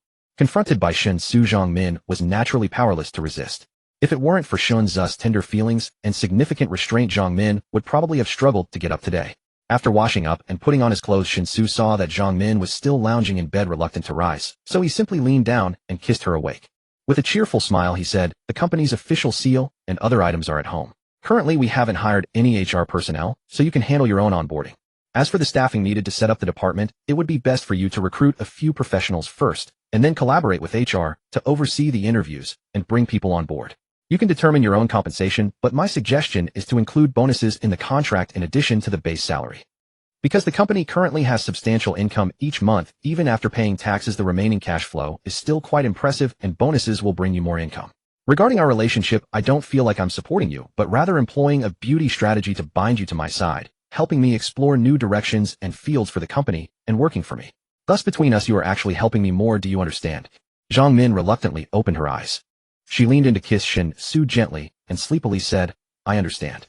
You don't have to worry about me feeling embarrassed or having my pride hurt. This is nothing to be ashamed of. There are many girls being supported. Many young women are not angry about being kept, but rather that they feel they have not sold themselves for a good price despite already being kept. While I don't think it's something to boast about, I also don't feel there's anything to criticize. Everyone has their own choices and definitions of life, vary greatly. Ultimately, everyone's life is their own, so there's no need to care about others' judgments. In any case, I will strive to live my life well." Shen Xu appreciatively kissed Zhang Min's cheek. There are very few people in this world who can see things clearly. This is because the vast majority of people live under the judgment of others, placing the opinions of those around them in an incredibly important position, not daring to be negligent. Friends, acquaintances, relatives, parents. Each casual comment uttered from their mouths has imprisoned countless souls. In a society where groups gather and interact, no one is free from gossip. This vast net ensnares every individual, making it hard to break free. I have things to attend to, so I must leave. Please pay more attention to the company matters. The original office location was just a random virtual address set up during registration, so if you are establishing a department, it would be best to rent an office space first. Of course, everything depends on your mood. I will only handle the finances and won't interfere further. When hiring, be generous with the salaries. Since we are not short on money, let's not discuss ideals and futures with the employees. People nowadays have low appetites. Always painting a bright future is likely to cause indigestion. Not only is it annoying, but it also dampens their work enthusiasm. As a boss, one must have the awareness of being a boss. In this day and age, everyone has it tough. Don't ever think about saving money. For me, money is meant to be spent. Only the money that is spent has actual significance. If the company's money just sits in the account, it is merely a string of numbers. Shen Xu reminded him. He was genuinely worried that Zhang Min would be too frugal with money. Though there are examples of achieving great things with little money, the main reason those people do so is that they actually lack funds. If one has sufficient capital, who would want to exhaust their brains thinking of ways to save money? You get what you pay for. This principle applies universally to both matters and people. Exiting the bedroom, Shunya had not yet gotten up. It is unclear whether it was because she overheard too much last night, causing her to not rest well. Shen Xu tiptoed to avoid waking Shun. He skipped breakfast at home and headed straight to the underground parking lot, then drove towards his warehouse. Today he actually had nothing pressing, but he needed to be punctual to receive guidance from the 5 Directions elder in the other world. He also needed to discuss the issue of ideological invasion with Yan Fuzi to see if his previous ideas were feasible in the other world. If it is not feasible, then it can be set aside for now. They can revisit it when the time is right. But if it is feasible, perhaps they could nurture some progressive youths before the uprising in Song family village. Since he left relatively early and was driving from the city to the suburbs, the traffic was naturally very smooth. In contrast, the main roads heading from the suburbs to the city had already begun to show signs of congestion. Living in such a megacity, commuting has always been an unavoidable nightmare and pain point for office workers. He quickly arrived at the warehouse entrance and prepared to open the. However, just as he pulled out the key, Shen Xu's movements instinctively paused, for he sensed that someone was currently lurking inside his warehouse. After a brief pause, Shen Xu continued to insert the key into the lock without any hesitation. His movements were remarkably natural, as if he had not sensed any unusual circumstances. However, while unlocking the door, Shen Xu's body was relaxed on the outside but tense on the inside, with his muscles solidified and internal strength fully mobilized, ready to respond to any sudden situations. The dragon-scale dagger appeared from his sleeve, and beneath his outer clothing, he wore the multicolored celestial silkworm garment. Coupled with his fourth-tier cultivation, it provided Shen Xu with ample security. Unless the person hiding in the warehouse confronted him with an RPG, he might face a deadly ambush upon opening the door. Otherwise, with his current strength and equipment, even if the opponent wielded firearms, it would be difficult for them to pose a lethal threat. As he unlocked the door, Shen Xu pulled open the warehouse entrance, while simultaneously sensing the exact locations and numbers of the ambushers. Inside the entrance, there was one ambusher on each side. Additionally, there was another ambusher concealed in the overhead beam of the warehouse. Moreover, less than 2 meters directly in front of the entrance, an ambusher raised his hand with a knife, attacking fiercely at Shen Xu's head, just as he opened the warehouse door. Without a word, the attack was swift and decisive, showing no concern that the strike might miss its target. Clearly, in the ambusher's mind, it did not matter who opened the door, they all had to die. Even if they killed the wrong person, it wouldn't matter as long as they eliminated everyone who entered the warehouse. There were a total of 4 ambushers, one primarily responsible for the attack, 2 providing support, and the ambusher on the beam was likely the backup prepared by the opponents. If the 3 ambushers could not resolve the situation, the one hiding on the beam would become the trump card. It seemed they were well prepared. If their target was not Shen Xu, then ambushing in this stealthy manner would almost guarantee success. Unfortunately, there are no ifs in this world. Facing the incoming long knife, Shen Xu's feet seemed to give him wings as his body instantly formed several after. Before the ambusher could react at all, Shen Xu had already closed the distance, and the dragon-scale dagger swiftly slashed across the ambusher's neck. The 2 ambushers hidden on either side of the entrance had originally planned to wait until the target appeared, taking advantage of the distraction caused by their comrade's frontal attack to launch a pincer move for a double insurance effect. However, they never expected that the target would achieve a quick kill on their comrade the moment the warehouse door opened. With no restraint whatsoever, the 2 ambushers had to act immediately. In their haste, what should have been a flawless ambush became riddled with flaws. While quietly lying in ambush, they had considered that regardless of who the target was, they would launch their attack the moment the warehouse door opened. In the absence of any psychological preparation, facing such a sudden situation would inevitably lead to a delay in their reactions. Even if this delay lasted only a moment, under the coordinated double attack of the 3 of them, the target would have no chance of survival. Yet they completely failed to anticipate how fast the target's reaction would be. The warehouse door had just opened and the target had already responded. It was as if the target had foreseen their ambush within the warehouse. Moreover, the agility, speed, and response capabilities displayed by the target exceeded all their expectations. Based on the intelligence they received before departing, the target was merely at the peak level of a modern fighter. They believed that even without firearms, relying on their cooperation, they could certainly take him down on the spot. However, upon engaging, they realized that their expectations were far too optimistic.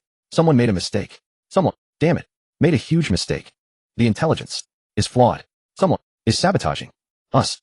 The 2 ambushers on the sides could not possibly have any effect in their rushed attacks. Shen Xu's dragon-scale dagger struck, one to the left and one to the right, piercing the hearts of both in a flash. One of the ambushers, as the dragon-scale dagger was pulled from his chest, immediately covered his wound with his hand, staring wide-eyed at Shen Xu, using all his strength to shout before dying. From his tone, one could hear a strong sense of unwillingness, as if he felt that the sudden failure of the mission was entirely unjust. You all really thought too much. Looking at the 3 fallen ambushers, Shen Xu sighed, then bent his legs and leaped powerfully from the spot. In just a breath, he jumped 7 or 8 meters high, maintaining a parallel position with the beam above the warehouse. The ambusher hiding on the beam was left. Having just witnessed Shen Xu instantaneously kill his 3 companions with ease, and hearing his comrade's furious shout before dying, he immediately abandoned the idea of continuing to ambush Shen Xu. The error in the intelligence was simply too outrageous. The target's displayed abilities were astonishing. In this situation, if he continued to attack, the chances of success would be minuscule. It would be better to preserve his life and return with a complete account of the situation so that they could devise a more targeted strategy based on the target's extraordinary individual. The ambusher hiding on the beam had been thinking along these lines silently, remaining hidden without any intention of attacking. He swore that he absolutely was not feeling cold feet or afraid of death. He genuinely believed he had made a more calm and advantageous judgment.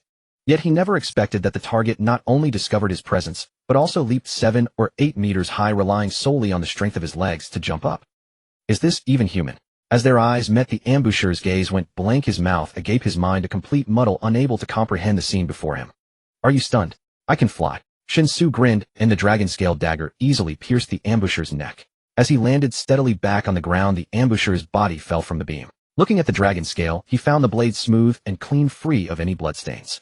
Shen Xu nodded in satisfaction, put away the dragon scale, and took out his phone to dial Xiaopei's a private number. These 4 were likely assassins dispatched by the island nation, probably entering the country through illegal means, so it was certain that Xiaopei would need to arrange for people to handle the subsequent issues. However, the words shouted by one of them before his death were not in a foreign tongue, but in perfectly standard Mandarin, which made Shen Xu somewhat doubt his own judgment. Judging solely by the skills displayed by the 4, the one on the beam was unclear, but the other 3 lurking figures were definitely in the category of experts. It was just their misfortune to have encountered him, so they were all instantly killed, never even having the chance to showcase their full abilities. In particular, the lurker on the beam died the most unjustly. Whether he could even be considered an expert was impossible to determine, and he lost his life in a state of shock filled with confusion. Shen Xu briefly searched the bodies of the 4, but as expected found nothing. Searching bodies was a delicate skill, and those with bad luck truly weren't suited for it. Apart from the cold weapons they had prepared, the 4 were as clean as a poor. It was roughly equivalent to having soloed 4 elite enemies only to loot 4 white-tire weapons, not even a single silver coin. Although he suspected these 4 were arranged by the island nation, judging by their precise methods, there must have been corresponding liaison and logistics personnel supporting them besides the 4 operatives. So in the end, it had to be left to Xiaopei people to investigate and drag out all the relevant individuals. Shen Xu wasn't particularly worried about his own safety. In fact, he needed to constantly hone himself through some controllable dangers. According to Song Xiqing, to climb sufficiently high and far in the realm of martial arts, it was impossible to achieve through mere secluded cultivation. One must have ample practical combat experience, constantly walking the line between life and death, to gradually break through one's limits and step by step reach the pinnacle of martial arts. And when he was in the other world, the protection provided by Songjia village was simply too good. At best, he could spar with the people of Songjia village. If he truly wanted to experience the feeling of facing life and death in the other world, it would essentially mean that the protection of Songjia village had failed, and he would most likely die on the spot, unless he logged off immediately. Therefore, relatively speaking, relying on the hatred of the islanders, who lived a fairly decent life here in his own world, could to some extent make up for his lack of practical combat experience. He might as well treat it as grinding monsters to level up. As for his family and friends, Xiaopei would handle that. Given Xiaopei's status and position within his own country, consciously providing comprehensive protection to certain people essentially meant absolute safety. Checking the time and estimating that the people Xiaopei had arranged wouldn't arrive for a while, Shen Xu felt a bit bored, so he took out his phone and opened a second-hand goods trading app to see if there was anything worth buying. With this sudden incident today, he probably wouldn't have time to go to the other world. He might as well use the spare time to think about whether Songjia village still lacked any daily necessities. Although with his current wealth he didn't need to buy second-hand items anymore, seeing the app he used to frequently open in his phone, he couldn't help but want to take another look. However, after opening the app, the recommended local transactions appeared rather strange. For example, a girl had posted a full-body photo without showing her face, and she had been long-term listing various socks and underwear. All items had 2 different prices, one for brand new unopened goods and the other for used second-hand items. The absurd thing was that the second-hand price was at least 3 times higher than the brand new price. I buy second-hand because it's cheap. Your second-hand items are more expensive than new ones. What exactly are you selling? Shen Xu muttered, swiping his finger down, and saw another trading post. It was also posted by a girl, also a full-body photo without showing her face. But beside this girl's full-body photo there was another picture. The picture showed a fountain pen accompanied by a caption, "Selling pins in my spare time, making friends through pins, genuine, offer sincere, price only $998. If you're interested, please click I want it, and message me privately. Heart." Shen Xu twitched the corner of his mouth and said speechlessly, "You'd better really be selling a pen." Continuing to browse for a while, he found that the items being sold were more and more outrageous, and compared to when he first started using this app, the content had long since become completely different. Sighing deeply, Shen Xu silently closed the app, then long pressed the icon and deleted it from his phone completely. Many things when they first appear are good, but over time, influenced by various real-world factors, they always gradually become unrecognizable. People and objects are the same. Feeling a bit melancholy, Shen Xu reopened the short video app. Soon he stumbled upon the video of him saving the baby from yesterday. However, this time the video was posted by a different person than the one he saw last night. The video this time was noticeably more polished in production, with some follow-up street interviews spliced in, and the background music was more fitting, making the overall video more enriched and exhilarating. Of course, in terms of popularity, this video was far more explosive than the one he had seen last night, reaching a level of nationwide virality. The number of likes had exceeded 10 million, comments over 1 million, and shares had reached hundreds of thousands. The comment section was filled with all sorts of outrageous remarks dazzling to the eye. The most upvoted and highlighted comment was a plea from a user begging for the hero's true identity. Below there were countless people queuing up to call him husband. The hype was truly overwhelming, and there were undoubtedly countless people trying to ride the trend. After all, in the current era of rampant self-media, popularity often equals money. Shen Xu estimated that Xia's Zikius unit would definitely be approached by various legitimate or illegitimate media outlets hoping to use the unit to find out his true identity. Once his identity was exposed, he would be in a far worse situation than the duck-head boy from before.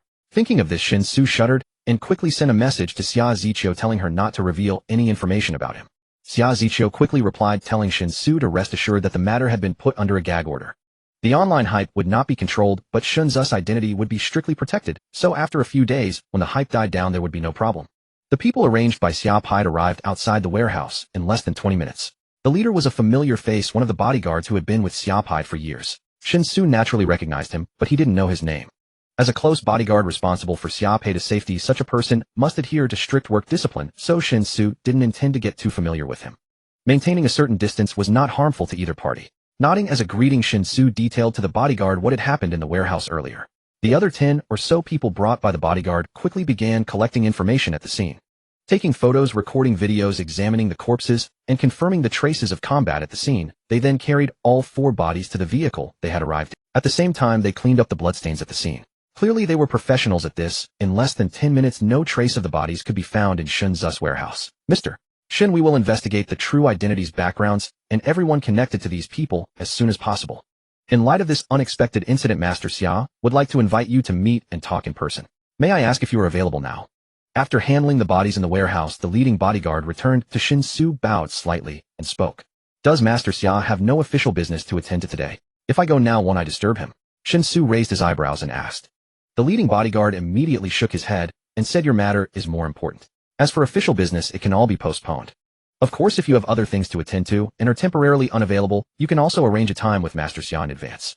However, Master Xia's opinion is that the sooner the better, because the Japanese have already started to act. Master Xia believes this might be an opportunity.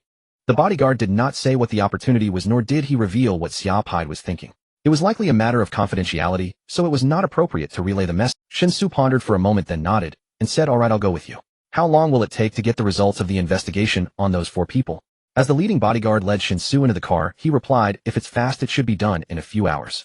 In fact, ever since the confirmed news came from Japan, Master Xia issued a strict order to strengthen the control over the entire city of Wanhai. Although ordinary people may not notice any difference, Wanhai is actually in a state of loose exterior but tight interior. It is now impossible to enter Wanhai through normal channels with forged identities. As for illegal immigration, it is absolutely impossible as well. Therefore, Master Xia attaches great importance to the sudden attack on you today, because according to the current screening intensity, in Wanhai the 4 people who attack you are unlikely to have entered secretly from outside. This means that they might have been lurking in Wanhai for a long time. Hearing the leading bodyguard's explanation, Shen Xu showed a look of sudden understanding and roughly guessed what Xia Pai wanted to talk to him about. They sped all the way and arrived unimpeded at the parking area of Xia Pai's villa. Following behind the bodyguard, Shen Xu entered the villa. Under the bodyguard's guidance, he arrived at Xia Pai's study, only to find that there was not only Xia Pai himself, but also another dignified and solemn old man sitting opposite him drinking tea. From that old man, Shen Xu could clearly sense a military aura. Xiaoshen, come and have a seat. Try the newly arrived Longjing tea. This is premium Westlake Longjing, extremely rare in production. Fresh, smooth, and mellow with a fragrant taste. I guarantee you'll have an endless aftertaste. Xia Pai did not stand up. He sat steadily on the sofa and warmly greeted Shen Xu without any formality. The dignified and solemn old man looked over at the sound, his eyes as sharp as a hawk's. After scrutinizing Shen Xu up and down, a hint of confusion appeared on his face. When Shen Xu sat down on the sofa, the old man finally spoke. You just killed 4 people. I can detect a trace of blood aura on you, but you give me a strange feeling. You seem somewhat inexperienced, yet my intuition tells me you are extremely powerful. I'm afraid even the most formidable soldier under my command would be no match for you in unknown combat. Shen Xu was somewhat surprised. Having just killed 4 people in a row, he was indeed feeling a surge of blood and qi.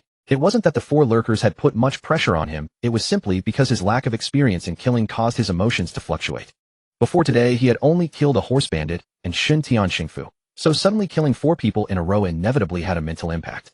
This emotional fluctuation caused his aura to not be perfectly retracted into his body after the killings. Yet even so, it was no easy feat for the old man before him to sense his aura. I told you Xiao Shun is someone who can overwhelmingly kill Shen Xu. This is nothing. If you don't use firearms in pure cold weapon combat, every single one of your young men would be no match for Shen Xu. Xiao Shun has real kung fu, not just a showy pillow. As he spoke, Xiao Pai poured a cup of tea for Shen Xu, and continued. This old fellow's surname is Yin, full name, Yin Xinkong. He's an old friend of mine for decades, currently the second in command of the military. You can address him the same way you address me. He has the same ailment as me. The tiger bone you gave me earlier, I shared some with him, and now he's basically recovered. So he came specifically to thank you, and was very eager to meet you. Coincidentally, you had this incident, so we're meeting together. Don't be fooled by his aloof appearance. This old fellow is actually very lively, and likes to cheat. When I play chess with him, if he doesn't retract his moves a dozen times in a game, it's not considered a proper game. In short, he's an old rascal.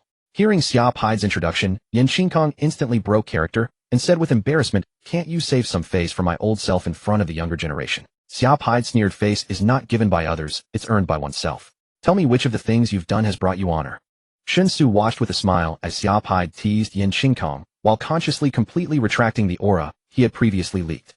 In Lu Shaoqing's teachings, concealing one's aura should be an assassin's instinct. He was still lacking in skill, so he had to take it slowly. But just as he perfectly retracted his aura into his body, Yin Xinkong suddenly turned his head and stared fixedly at him again. At the same time, a hint of unconcealable surprise and doubt flashed in his eyes.